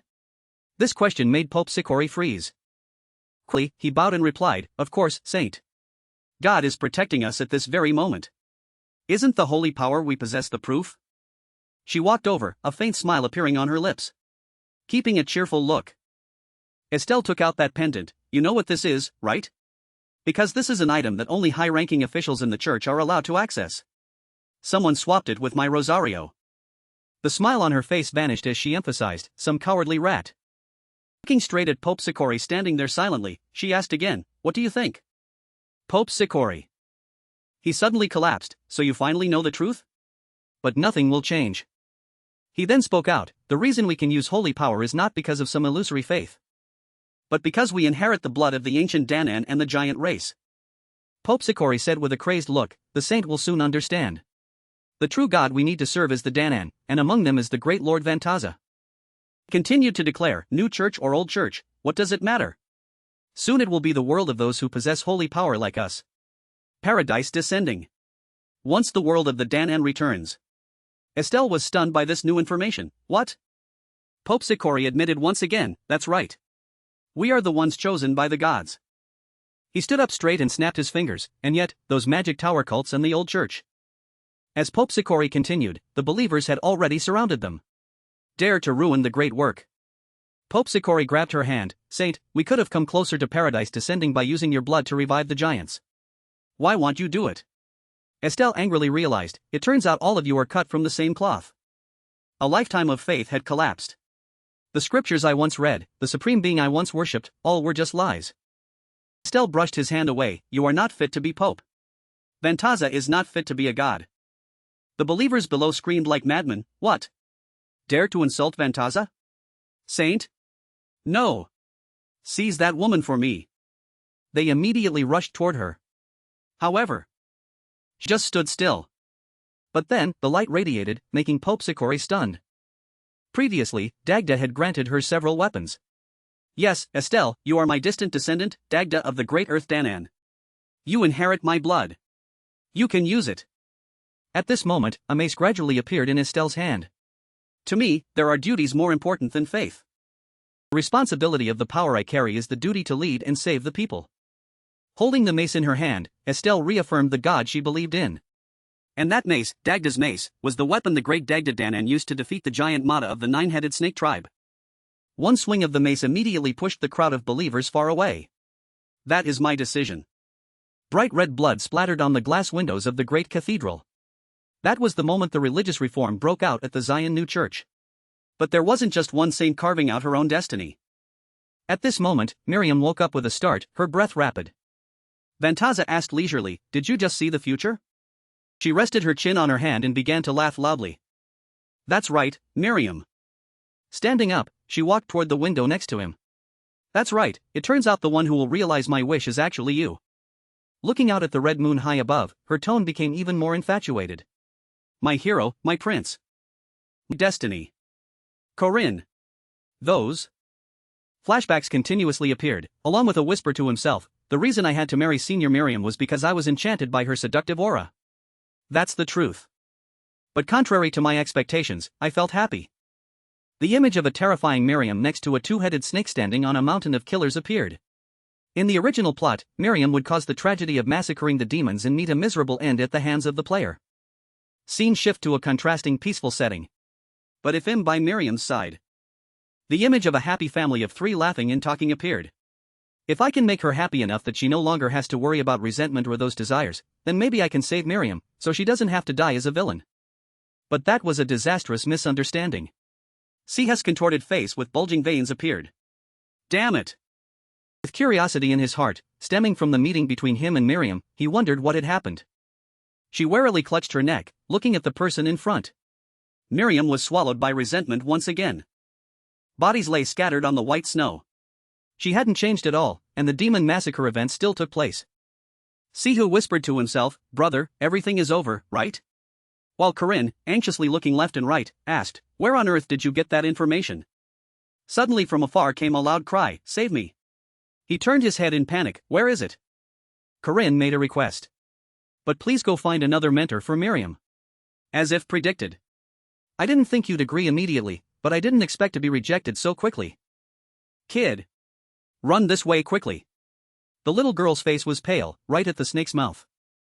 Thinking she could escape by reaching out, the girl smiled happily, "I'm alive." Before the words were finished, the giant snake had swallowed the person in one bite, blood splattering. Then he froze, his hand reaching out but failing to grab before witnessing the whole scene. Corinne alone faced the enemy head-on. He leaned down, hand gripping the spear, continuously asking, "Why?" In a flash, his shadow disappeared. A strong gust of wind appeared. Corinne, his face dark with anger, gripped his spear and rushed up. "Why do you have to go this far?" He delivered a powerful blow, easily piercing through the mouth of that carnivore. Corinne frowned, opening his eyes as wide as possible. An unimaginably shocked expression was clear. Looking at the scene before him, he had personally pierced his spear through her.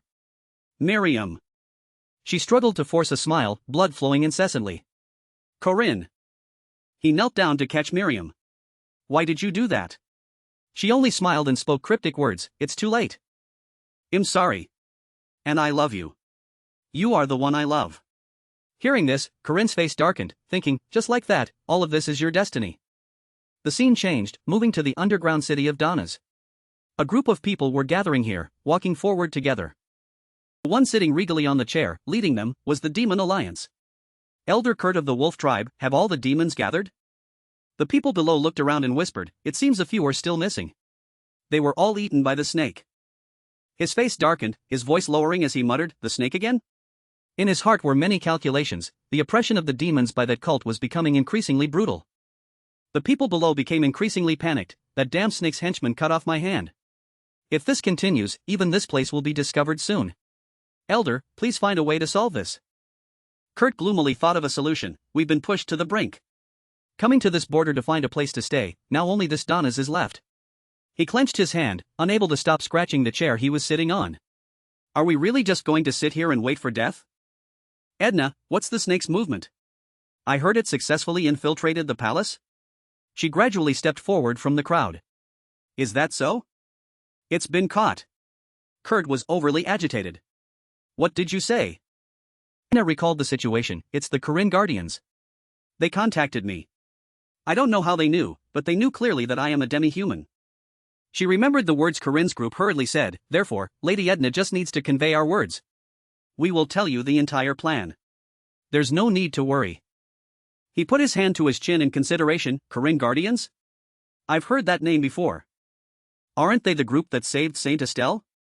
The people standing below had also heard of his reputation through circulated information and became rowdy. "The leader of the Corinne Guardians? The one who defeated even the Golden Archmage?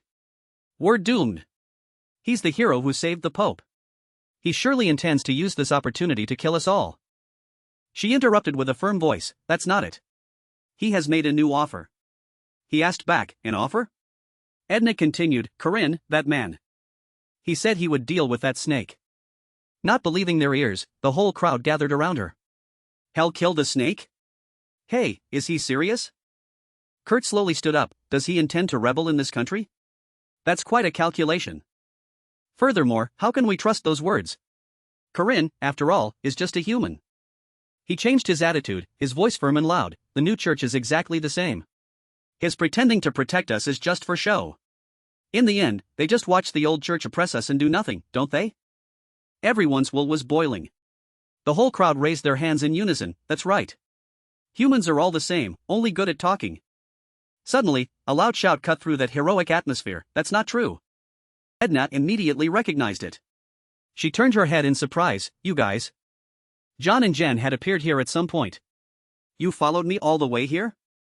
Kurt noticed and asked, are you from the Golden Wolf tribe? I thought the tribe was wiped out. Both walked through the crowd. Jen replied in disagreement, we almost suffered that fate. The image of the two being imprisoned in the past flooded back. Among us, those who almost became lab rats. And they met Corinne. Were helped by him to escape. Our lives were saved by Corinne. And currently attending Makaba Academy. Thanks to the help of Saint Estelle as well. John quickly followed up. If not for the help from those two, we wouldn't be who we are today. He still had no reaction, his attitude still full of dislike and caution. Elder, I am infiltrating as an official in the kingdom. Edna stepped up and spoke clearly and loudly. According to my observations, their plan is feasible. For stateless demons living in exile like us, this is an opportunity to be recognized as citizens of the kingdom. Kurt fell into contemplation, his head bowed in silence as he listened. The next second, he looked up like a giant. One hand raised as if to strike the three of them. I don't trust humans. Kurt gently stroked her head. However, he smiled affectionately at Edna. I will try to trust you this time. She looked up, deeply moved. Her cheeks were red, and tears almost couldn't be held back. The scene changed. On a clear blue day in the royal capital. The holiday had ended. Even though Makaba Academy was holding its opening ceremony. But he had business elsewhere. Corinne stood on the opposite side of the dining table, looking at Marriott. He held a bag of some sort. Corinne broke into a cold sweat, sighed in relief, and placed it on the table. He thought back. He had gone into the forest and continuously ate the things in there with relish. Precious elixirs obtained from the forbidden forest when sneaking into the Gangchan archipelago. Besides those things, even if he collected many other things, they couldn't compare to this. She stared at the bag emitting a brilliant light and asked, is Corinne really going to eat this? Shouldn't it be kept as a family heirloom? He held it in his hands with great excitement. Wild Korean ginseng. An extremely rare herb that grows by absorbing spiritual energy from dragon veins for tens of thousands of years. If brewed, it enhances magic power. If eaten raw, it boosts aura. Corinne thought to himself, this is a 1,000-year-old mountain ginseng, something even the gods cherish as a priceless treasure. He let go, dropping it into a boiling pot. But I will brew it to drink right now. Corinne had his own calculations. For wild Korean ginseng, the absorption level will be worlds apart depending on the preparation formula. Therefore, I need someone who understands wild Korean ginseng the most. Having arrived, he stood behind, unable to stop his drool. Marriott beside him cheered enthusiastically, Desik, good luck. The person they found is Desik. Former Elder Drerian. Corinne felt a bit excited. The precious elixir I've painstakingly cared for. A pot of shimmering bright yellow mixed water was boiling and bubbling. He picked it up, slowly taking each sip, savoring it. Corinne set it down firmly, laughing heartily as he wiped his mouth. Done. A notification board appeared, absorption of wild Korean ginseng complete. Magic power increased by 37,564 points. Magic power level promoted from ultimate to special. He glanced at it with satisfaction. Finally, magic power has exceeded the 50,000 mark. Of course, it still can't compare to Sihu, Ohad, or Vantaza. But I still have the Gias and Erjitlam. A set of swords and an arm appeared. Gias, I will save the world. If it's a battle related to saving the world, all stats will increase by 200%. Sanctuary Aura set effect, magic power increases by 200%. Amplifies the effect fourfold, equivalent to possessing 200,000 magic power points. Tried on the arm armor. Corinne moved it back and forth, feeling it, and silently marveled, I have enough magic power to control the sun more easily now. Before long, it will probably be time to use it. Both in actual history and the first loop, when he thought he had controlled all variables, Miriam still caused the massacre. Just like that, it was a fate that had to happen. Only one happy with this damn destiny was him alone. Vantaza. He wanted the old church and new church, humans and demons to become enemies and destroy each other. He wanted those who hindered the descent of paradise to destroy themselves. What he needed to do was only one thing. Gius, I will not ignore the misfortune of good people. Gius, I will save the world. If I betray the vow, there is only the path of death. To continue surviving, I must stop the villain who wants to destroy the world and prevent the misfortune of innocent demons. Everything is prepared. Corinne suddenly remembered that image. I grant the right of pardon. Can erase all sins in just one time. He knelt and bowed in gratitude. Thank you. He was very certain in his heart. I've obtained the right of pardon. Although I really want to avoid it, I'm also ready for the battle that might occur. Until then, I must avoid meeting Miriam as much as possible. If she hears about the things I'm secretly directing now, the entire plan will surely go down the drain. In the previous loop, Miriam caused the demon massacre, and I couldn't stop it. I will never make the same mistake twice. Scene transition. Corinne entered the room. Josephine was busy with work and spoke up. Student Miriam has submitted a request for a mentor. As you know, in exchange for a huge donation, it's a system that allows choosing to study after class with a professor or student of one's choice. Corinne happily pointed to himself. So, Princess Miriam wants to meet me after school every day? She took out the information. Something like that. He bowed his head, falling into deep thought. What on earth is the scheme here? Corinne remembered. At that time, Miriam's arrogant look as she glanced at him while the magic tower set out to hunt the wolves. Or even when she strongly helped Corinne, please pardon him. He thought. Even then. Does she intend to keep me by her side to monitor me? Seeing Corinne standing motionless for a long time, Josephine reminded him in confusion, if you don't want to, I'll refuse for you? He didn't hesitate and gave a decisive answer, no. Corinne's eyes were firm. He reached out to receive the document. I will be her mentor. Corinne silently analyzed again. Mentoring, the mentor system. The mentor system is a long-standing tradition of Makaba Academy. It means juniors will receive one-on-one instruction from seniors rich in knowledge and experience. If the junior's ability improves, the senior also receives special bonus points. But conversely, if the results worsen, points will be deducted. Jaeger asked curiously, are you interested in being my students? Therefore, when the new semester begins, seniors often look for juniors to take as disciples. However, homework alone is already a big burden for juniors. Furthermore, this system offers no special benefits. Because of that, almost no one proactively requests a senior to be their mentor. But, there are also rare cases. That is when juniors want to find an opportunity to be near the senior they secretly love, so they register for this system. Of course, this man thought that wasn't anything important. He held the pile of letters in his hand, delighted. Determined to become stronger by following the senior's example? That's wonderful. But for Corinne, this junior's offer was a special case. Because that person was the saint of the new church and the second Princess Miriam. She was very welcoming. Congratulations, Corinne, my mentor. However, he put the letter down on the table and refused. I'm truly sorry. Corinne made a request, asking her to find another mentor for Miriam. As predicted, I didn't think you'd agree immediately, but I didn't expect to be rejected so quickly. He waved his hands helplessly and explained, because my schedule is quite busy. I have to do missions with the Guardians, and autumn is coming, so I have to prepare for the festival. Not to mention the upcoming Guardian promotion exam. Hearing that, her face couldn't help but darken. Corinne. Miriam began to fantasize. You are my destiny. Although I don't know the specific method or process, in the picture of the future the destiny showed. Corinne is there. He embraces me and sheds tears. That is the future where my wish comes true. Killing all the demons belonging to the Maveo Demon Alliance. My long-held wish is to complete that purge. Currently, Maveo's location still cannot be determined. So, the only reliance right now.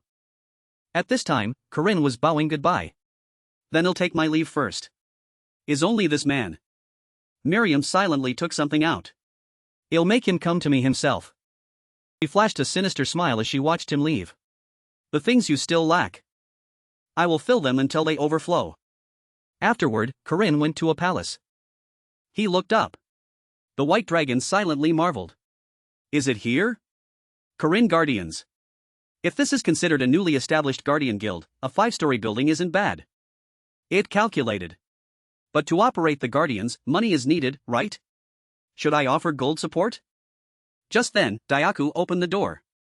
He waved in greeting. Good morning, Daiaku. This is the house of the person who, clean up a bit, will you? He felt panicked inside. A dog? A pet? Is this a dog kennel? The white dragon was also curious. Could this place be? Corinne was busy talking.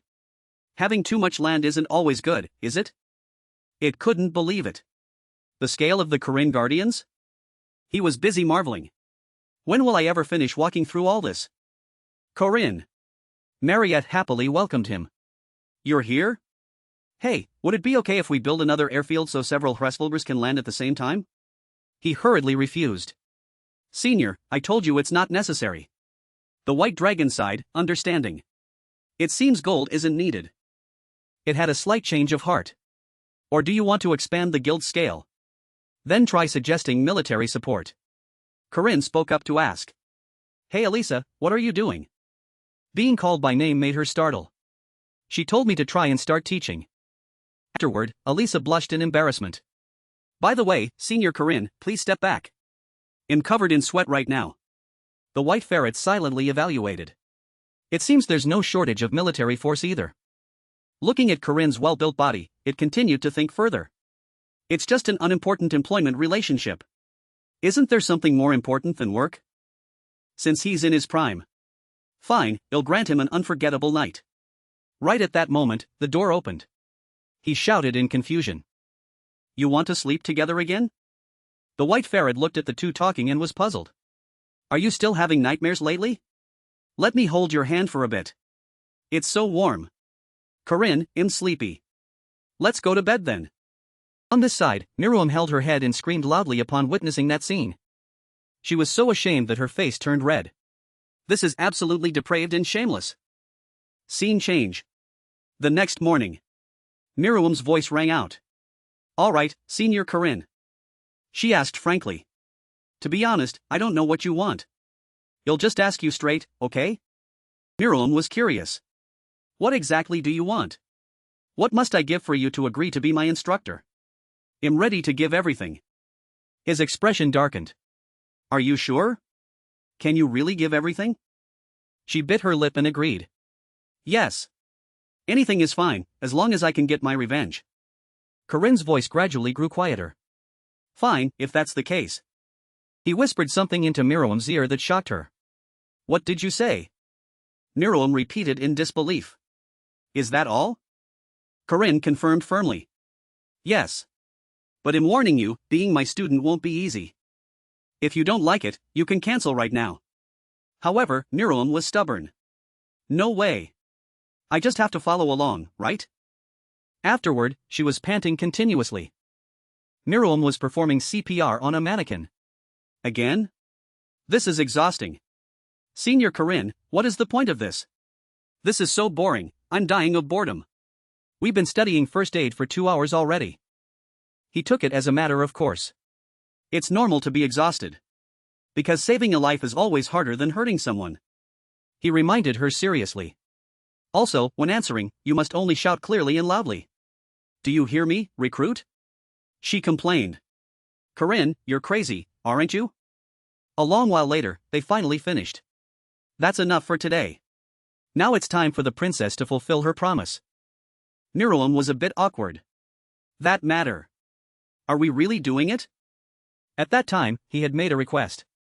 Every time a lesson ends, show me a sincere smile. That alone is enough.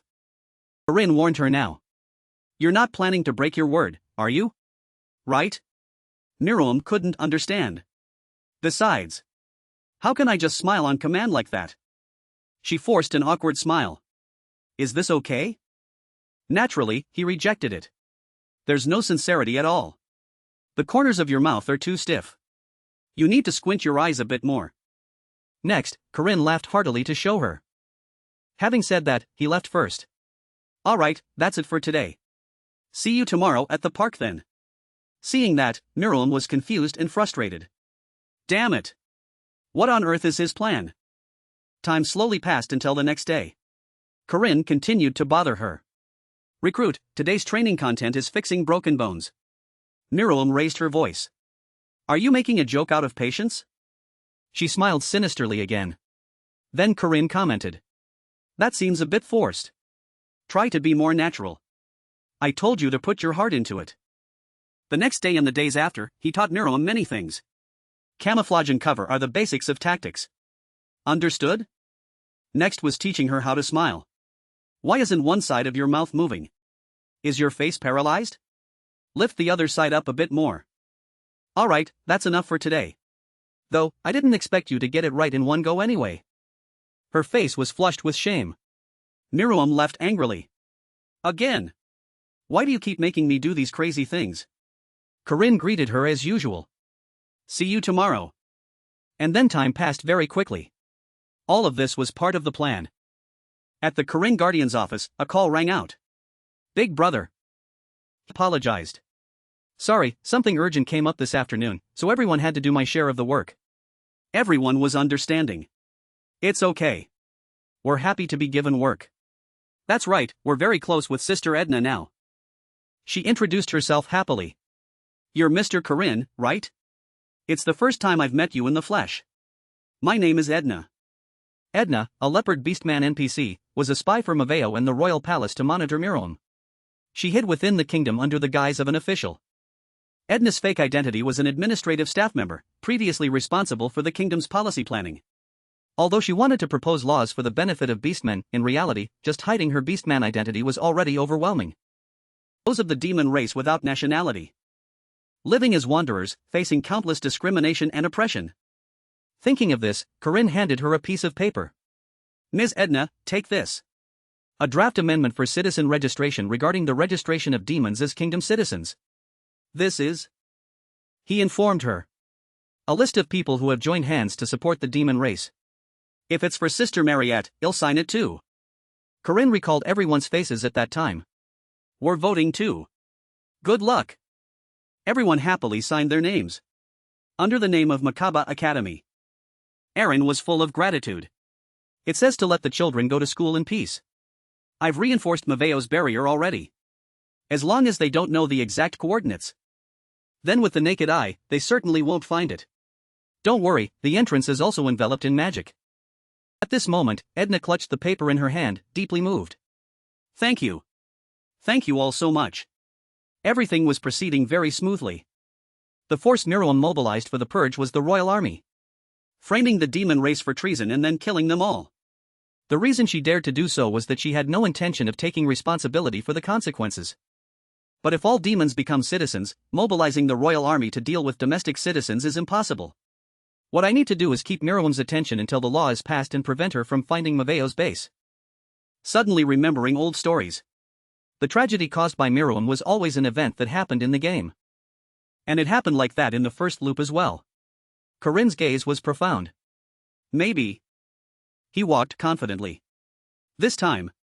Suddenly Corinne caught sight of something that surprised him. Today he didn't see her coming. Miriam. Scene changed to the clock tower of destiny. It was still spinning. Miriam was here. Her gaze was cold as she looked down. So you were hiding here? On the table was a map. Disgusting, lowlife animals. Miriam flashed a sinister smile. Finally. Just like myself, the one trying to change destiny. She was extremely excited. Found you. Meanwhile, Corinne felt as if he was being watched. The towering spire rose into the sky. The glass windows emitted a gloomy purple light, like the breath of dark magic. Inside that heavy silence, on the cold floor, dark red drops of blood fell. Estelle's voice trembled as it broke out. Her hands clenched until they were pale. Her eyes widened in disbelief at the scene before her. How can this be? Like this again? A cruel pleasure flashed as if anticipating this desperate reaction. What? Did you think a saint wouldn't get hurt? She took half a step forward, then shouted in indignation. Dun skies. You're a wanted criminal who specializes in causing terror across the continent. He chuckled upon hearing that. It's truly an honor to be recognized like that. Well then. Dun's words suddenly stopped. Do you know what that thing is? Estelle let out rapid breaths. That? Wait, that is? Her voice screamed in horror and rage. Holy blood. Why is that in the hands of a terrorist like you? He smirked mockingly. Holy blood? Right, that's what people call it. The man suddenly approached while gripping her hand tightly. That's enough chatting. I'll pour the holy blood into the chalice. Estelle couldn't help but feel a bit bewildered. What? Seeing Dun's bizarre smile, she screamed in despair. Stop it. What are you planning to do? He didn't forget to explain. Holy blood has many uses. For example. The man spoke slowly, his voice as heavy as a boulder. Reviving a giant that has disappeared since ancient times, for instance. Outside, the sea surface began to fluctuate violently. In a small room, a group of people simultaneously raised their arms and shouted a slogan. Lightning and ocean waves. This is... Someone cheered excitedly. As expected of the elder brain. The person next to him grinned. Such an incredible grand magic. Hearing this, the scene quickly moved to the association's situation room. Inside, a flat screen. Erin leaned forward. She spoke slowly. Waves like that probably aren't natural, right? We must assume the magic tower can exploit both the sky and the sea. A resourceful chairman. But we can't give up like this, can we? Erin leaned her hands on the meeting table. Her cold gaze swept across everyone. Of course, I'm not saying to give up. If it's a grand magic causing waves and lightning, then there must be a hidden magic circle. We just need to destroy it. She turned her head and asked, her voice low but full of trust, right? Clara Josephine nodded slowly and replied, yes, I saw a similar spell before during the Mana Revolution. She nodded in understanding, then said, if the space mage says so, then it must be true. Josephine was a figure recorded in history, so no one doubted her. She thought to herself. Student Corinne, thinking of causing a natural disaster again. Of course, that's a complete lie. Just at this moment, someone couldn't help but speak up out of curiosity. But right now, we can't land. So how can we destroy the magic circle? The person next to him coughed slightly. Who will participate in such a dangerous operation? Hearing this, Erin spoke bluntly. I have a plan. He raised an eyebrow and looked toward her. A plan. Erin continued. Her eyes shone with cold determination. Strike straight at the center. Avoid all unnecessary combat. Destroy the magic circle with a small group. A long while later, Corinne immediately objected. Such a thing is impossible. He spoke decisively. His hands clenched into fists. We will go to the magic tower together to rescue the saint. Even a large-scale invasion would only increase useless sacrifices. Hearing this, Marriott nodded in understanding. That's why we thought of a natural disaster. Warren held her head and groaned. That noisy music, just thinking about it makes me sick. I'm so afraid of being caught that my heart is pounding. Josephine shook her head slightly. Her eyes were full of concern. Deceiving the royal family like this. But this operation has a problem. She continued, her voice serious and cold. After losing the Witch War, the Magic Tower reinforced the Steel Archipelago into a fortress for 80 years. They've scattered summoned spirits and chime beasts everywhere, turning it into an impenetrable lair. Hearing this, Warren let out a long breath. That's not the problem. Marriott raised her hand to speak. Can't we enter using space teleportation? Josephine immediately interrupted. That's exactly the problem. She continued further. Her voice echoed through the space. I'm not bragging, but the Magic Tower believes they failed because of space magic. Therefore, space magic cannot be used inside the tower. And even the island has limits placed on this type of magic. Josephine then summarized. Deeply frustrated by the tension. The conclusion is, we cannot enter the tower. And the markers around the island will be separated everywhere. Marriott stared at the object below. Then what is this? She spoke up quickly. There's a marker outside the barrier. She lowered her voice to emphasize each word. The marker in the Forbidden Forest has a weak barrier, so one person can be sent in. But honestly, I just want to pray that no one has to go in there. Marriott couldn't help but feel a bit bewildered.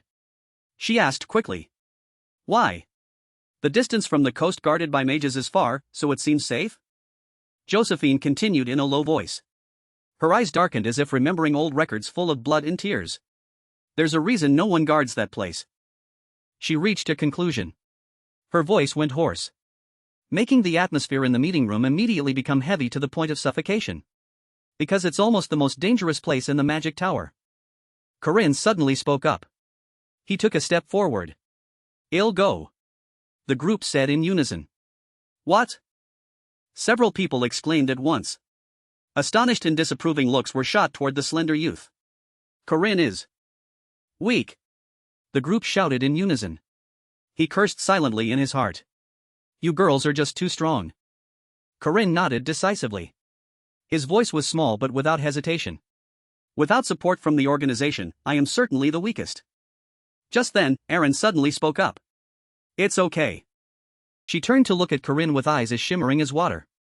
Our disciple, can you do it? At the unexpected question from Aaron, he was momentarily stunned. Immediately after, Corinne smirked. He declared loudly. Yes. A long while later, a magic circle was quickly formed. Josephine immediately moved to the center area. She shouted loudly. Is everyone ready? Moving in 30 seconds. Don't worry about this side, everyone be careful. Just at this moment, a small voice rang out from behind him. Corinne. Warren hesitantly approached. She lowered her voice to a whisper. Don't get hurt. Immediately after, Warren let out a shout. If you get hurt. Josephine began the countdown. 10 seconds before teleportation. Everyone, get ready. Seeing that, she hurriedly asked. See you at the magic tower, Corinne. Did you bring the potatoes? Corinne turned around. His hand gently rubbed her hair. I won't get hurt. Thanks for worrying about me. Warren's cheeks suddenly turned as red as a ripe tomato. Only a streak of light was seen flashing in the middle of the day. In a split second, Corinne moved to the Forbidden Forest. The forest's magical landscape was created by the Green Magic Sect. It was the worst level that even a max-level player party would find difficult to overcome easily. A seductive female voice rang out among the trees. Hunra stared at him. Quite handsome, aren't you? But you're being too reckless. The spirit Hunra, a beautiful spirit specializing in seducing those who intrude into the forest. Her voice was as soft as honey wrapping around his hearing. Her hand reached toward Corinne. Come here. In that moment, his eyes became soulless. Most are captured by countless spirits. The crowd frantically rushed toward him. Fall into my arms, and your limbs will be torn apart until you die. Only a pillar of light was seen stabbing straight into Corinne's eyes. That pair of legs flew through him. Ah, no need for praise. The scenery is truly beautiful. I've been so busy lately that I haven't had time for mountain climbing. Hunra spun around. Ah, she screamed in horror. What is this? Corinne mumbled in his throat. Let's see. The magic tower is the place where the most magical experiments and progress in magicology in the world take place. And the place where all kinds of medicinal herbs and ingredients for them are kept. It's this magical forest. He looked around. Mandragora. The reason there are countless magical spirits here is because. Die. Corinne paused. He asked himself. Should I bring this along or not? Then suddenly, a large wave surged straight toward Corinne. Because they are a form of guardian. Only a cloud of white smoke was seen enveloping his body. A long while later, Corinne smirked. He'll skip it this time. He thought to himself, somewhat ironically. Even if they are guardians, so what? Immediately after, Corinne frantically rushed toward the forest. You do not perceive spiritual bodies. A self-binding contract to receive a 50% damage increase effect on physical matter. Simply put, it's a debuff. You cannot perceive spiritual bodies. It's no different from when I met Duke Sebastian. Because it's hard to interact with spirits. I also cannot be harmed by them. The conclusion is. A moment later, Corinne slowly reached his hand toward the pouch at his waist. Corinne glanced at a spirit screaming right in front of him without it even knowing. Then he shouted frantically. This is truly a wonderful prophet. You have drunk Azura's carbonated water. Aura level increased by 3 ranks. Magic power level increased. Maximum aura amount increased by 2,000. Maximum magic power amount increased by 1,500. You have eaten jade chamber honey. Poison resistance enhanced. You have eaten blood bird's nest. Recovery power effect doubled. The swift sense of feeling the wind with skin becomes more sensitive to danger. Corinne Lock Hero Aura 130 Mana 11,920. Traits: Warrior's Regeneration, Strong Pain Resistance. Domain Understanding, Monster Strength, Rune Amplification, Swift Sense. Strength 233, Agility 160, Stamina 158, Aura 174, Magic Power 175. With basic stats, I have now surpassed even Senior Marriott before she became Lunia or a vampire. Corinne suddenly stopped. His whole body tensed up. When a terrible pressure weighed down on the forest. What is this? Special Grade Magical Spirit. Central Area. Spirit King. Before the horrific sight, he was almost stunned silent. Why is? Only its eyes were seen lighting up with a bizarre red glow. Contrary to expectations, he suddenly rushed straight toward the Spirit King. Corinne grinned. Why did you only appear now, Spirit King? He mumbled, his hand clenching his weapon. His eyes shone with greed. Or whatever. Anyway, I have to defeat you. The treasure has a drop rate of only 1.5%. Elder Dririan, leader of the Green Magic sect, spent the sect's entire 10-year budget to import it from the east. A legendary spirit herb, one of the 3 great mythical medicines of the legend of Ahan heroes. Hastily, Corinne swung the iron pole in his hand high. In front of him was Goryo ginseng. He quickly grabbed the medicinal herb. I'll keep this. Then Corinne leaned down to pick something up. A rotten fruit. And this is for a return gift. He thought to himself, his heart couldn't help but feel a bit excited. Since I've received a gift, I must give one back. That's how it balances out. This is what you call helping each other, right? Scene change. Marriott casually reached her hand toward the group. Everyone. Explaining seriously.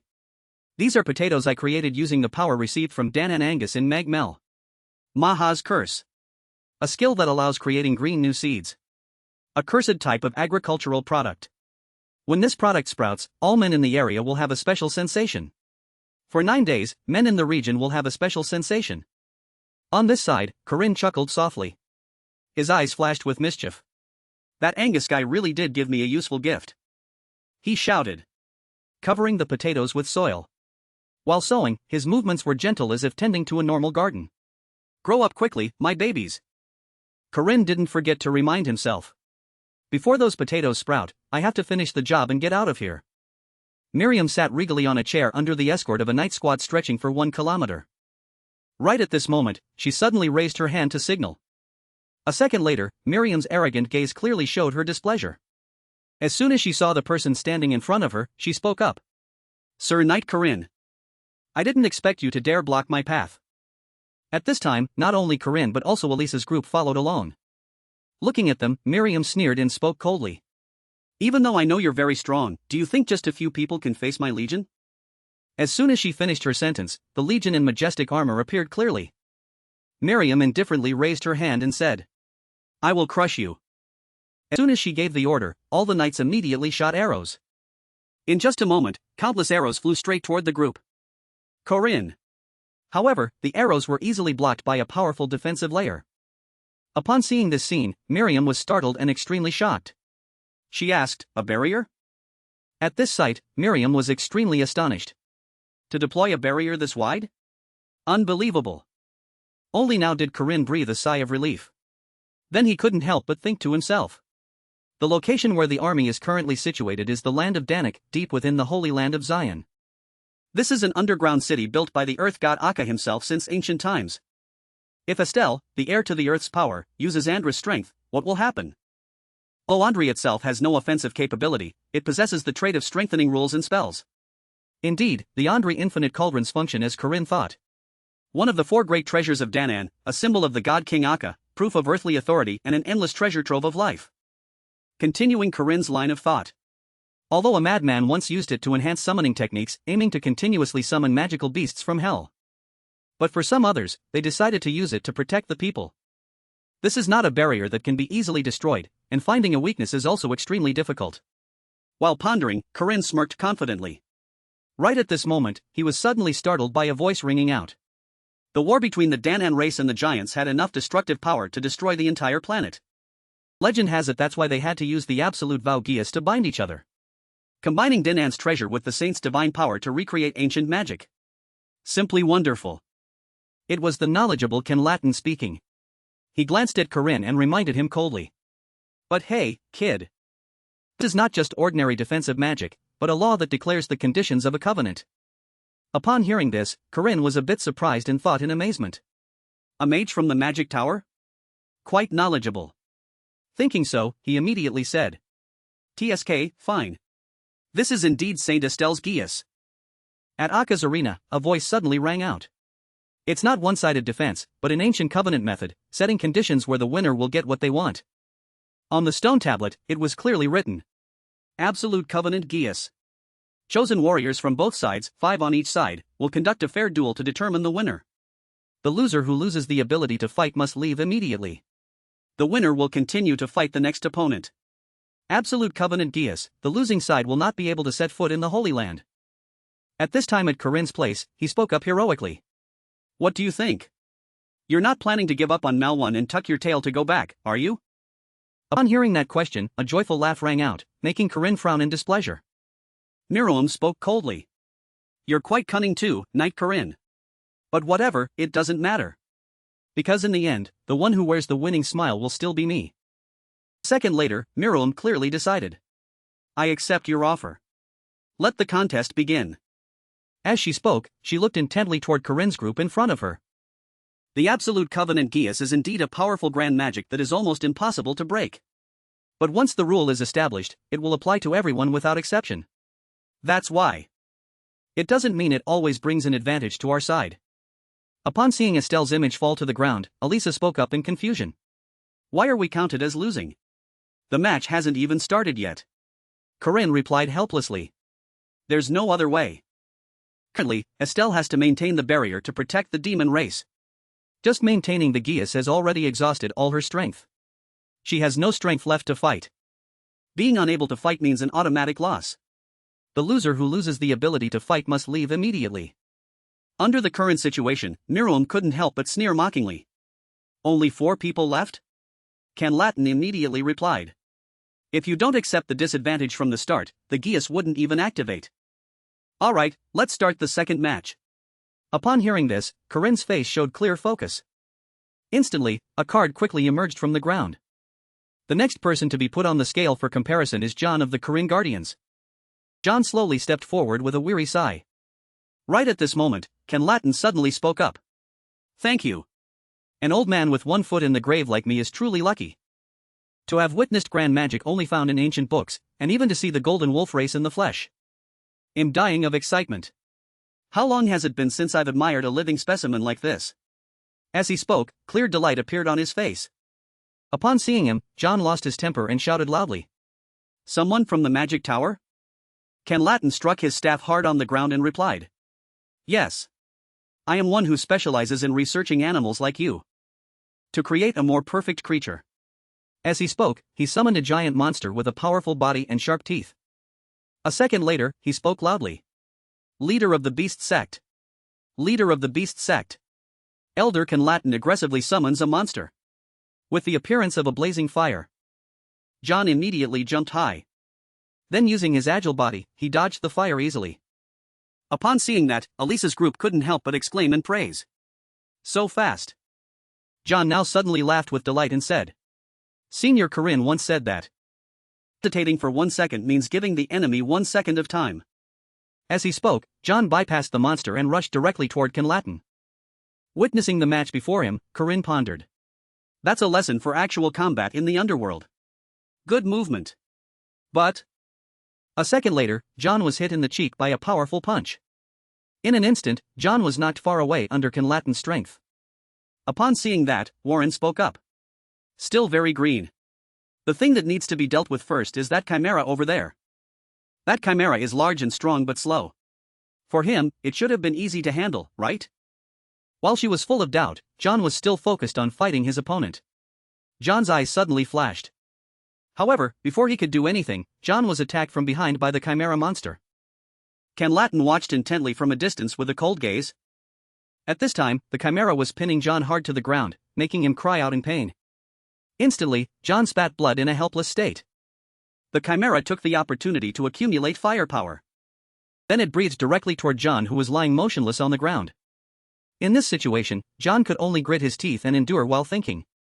Look closely at this monster.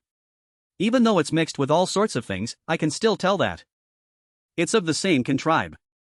Latin suddenly spoke up. The golden fur of the golden wolf race is a top-grade material. It helps greatly enhance defense and magic resistance. Of course, its beauty is also wonderful. In the end, it's just an animal. But low intelligence is unavoidable. Anyway, it's just a puppet following my orders. At this time, the chimera was grabbing John's leg and tossing him into the air.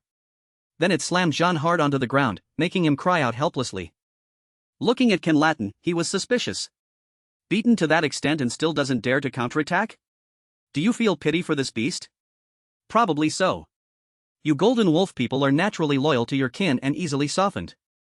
He spoke with a delighted attitude. While the Chimera was beating John to a pulp, Ken Latin continued to speak. I have researched you to the point of mastery. You would never lay a hand on your own kind. That is a mark engraved deep in your genetic code, even more terrifying than any law. My creation is different. Look at those unhesitating movements. A chimera that has completely eliminated the Golden Wolf's weakness. Researching the cutting and engineering of genes at will is the science closest to the gods. He spoke up to hear and suddenly burst out laughing happily. Instantly, John's card fell to the ground. John failed in a tattered state, with no strength left to resist. Under the situation, Ken Latin was even more full of confidence and spoke heroically. Go, kill them all for me. Then capture all the test subjects swarming in Malgun back here. I will turn them all into chimeras. Right at this moment, a loud noise suddenly rang out from the Geas board. Dust rose up in a blur. A figure suddenly appeared right in front of John and spoke. Genetic transfer? Because of that, you can't attack? I don't know. I don't think so. It was Warren. She was using herself to withstand the chimera's powerful bite to protect John. Upon seeing that, Ken Latin summoned more monsters and said heroically. Do you want to talk about compassion or humanity or something? In just an instant, all the monsters were rushing toward John. In a split second, a violent tremor rang out. The more he looked, the more Ken Latin laughed with delight. However, he hadn't laughed for long when his eyes widened at the voice ringing out. I don't know. With bloody hands, a figure slowly walked forward. Then heroically added. Compassion? Humanity? I don't have those things. That figure was none other than Warren. She was speaking with eyes and a face full of coldness. Those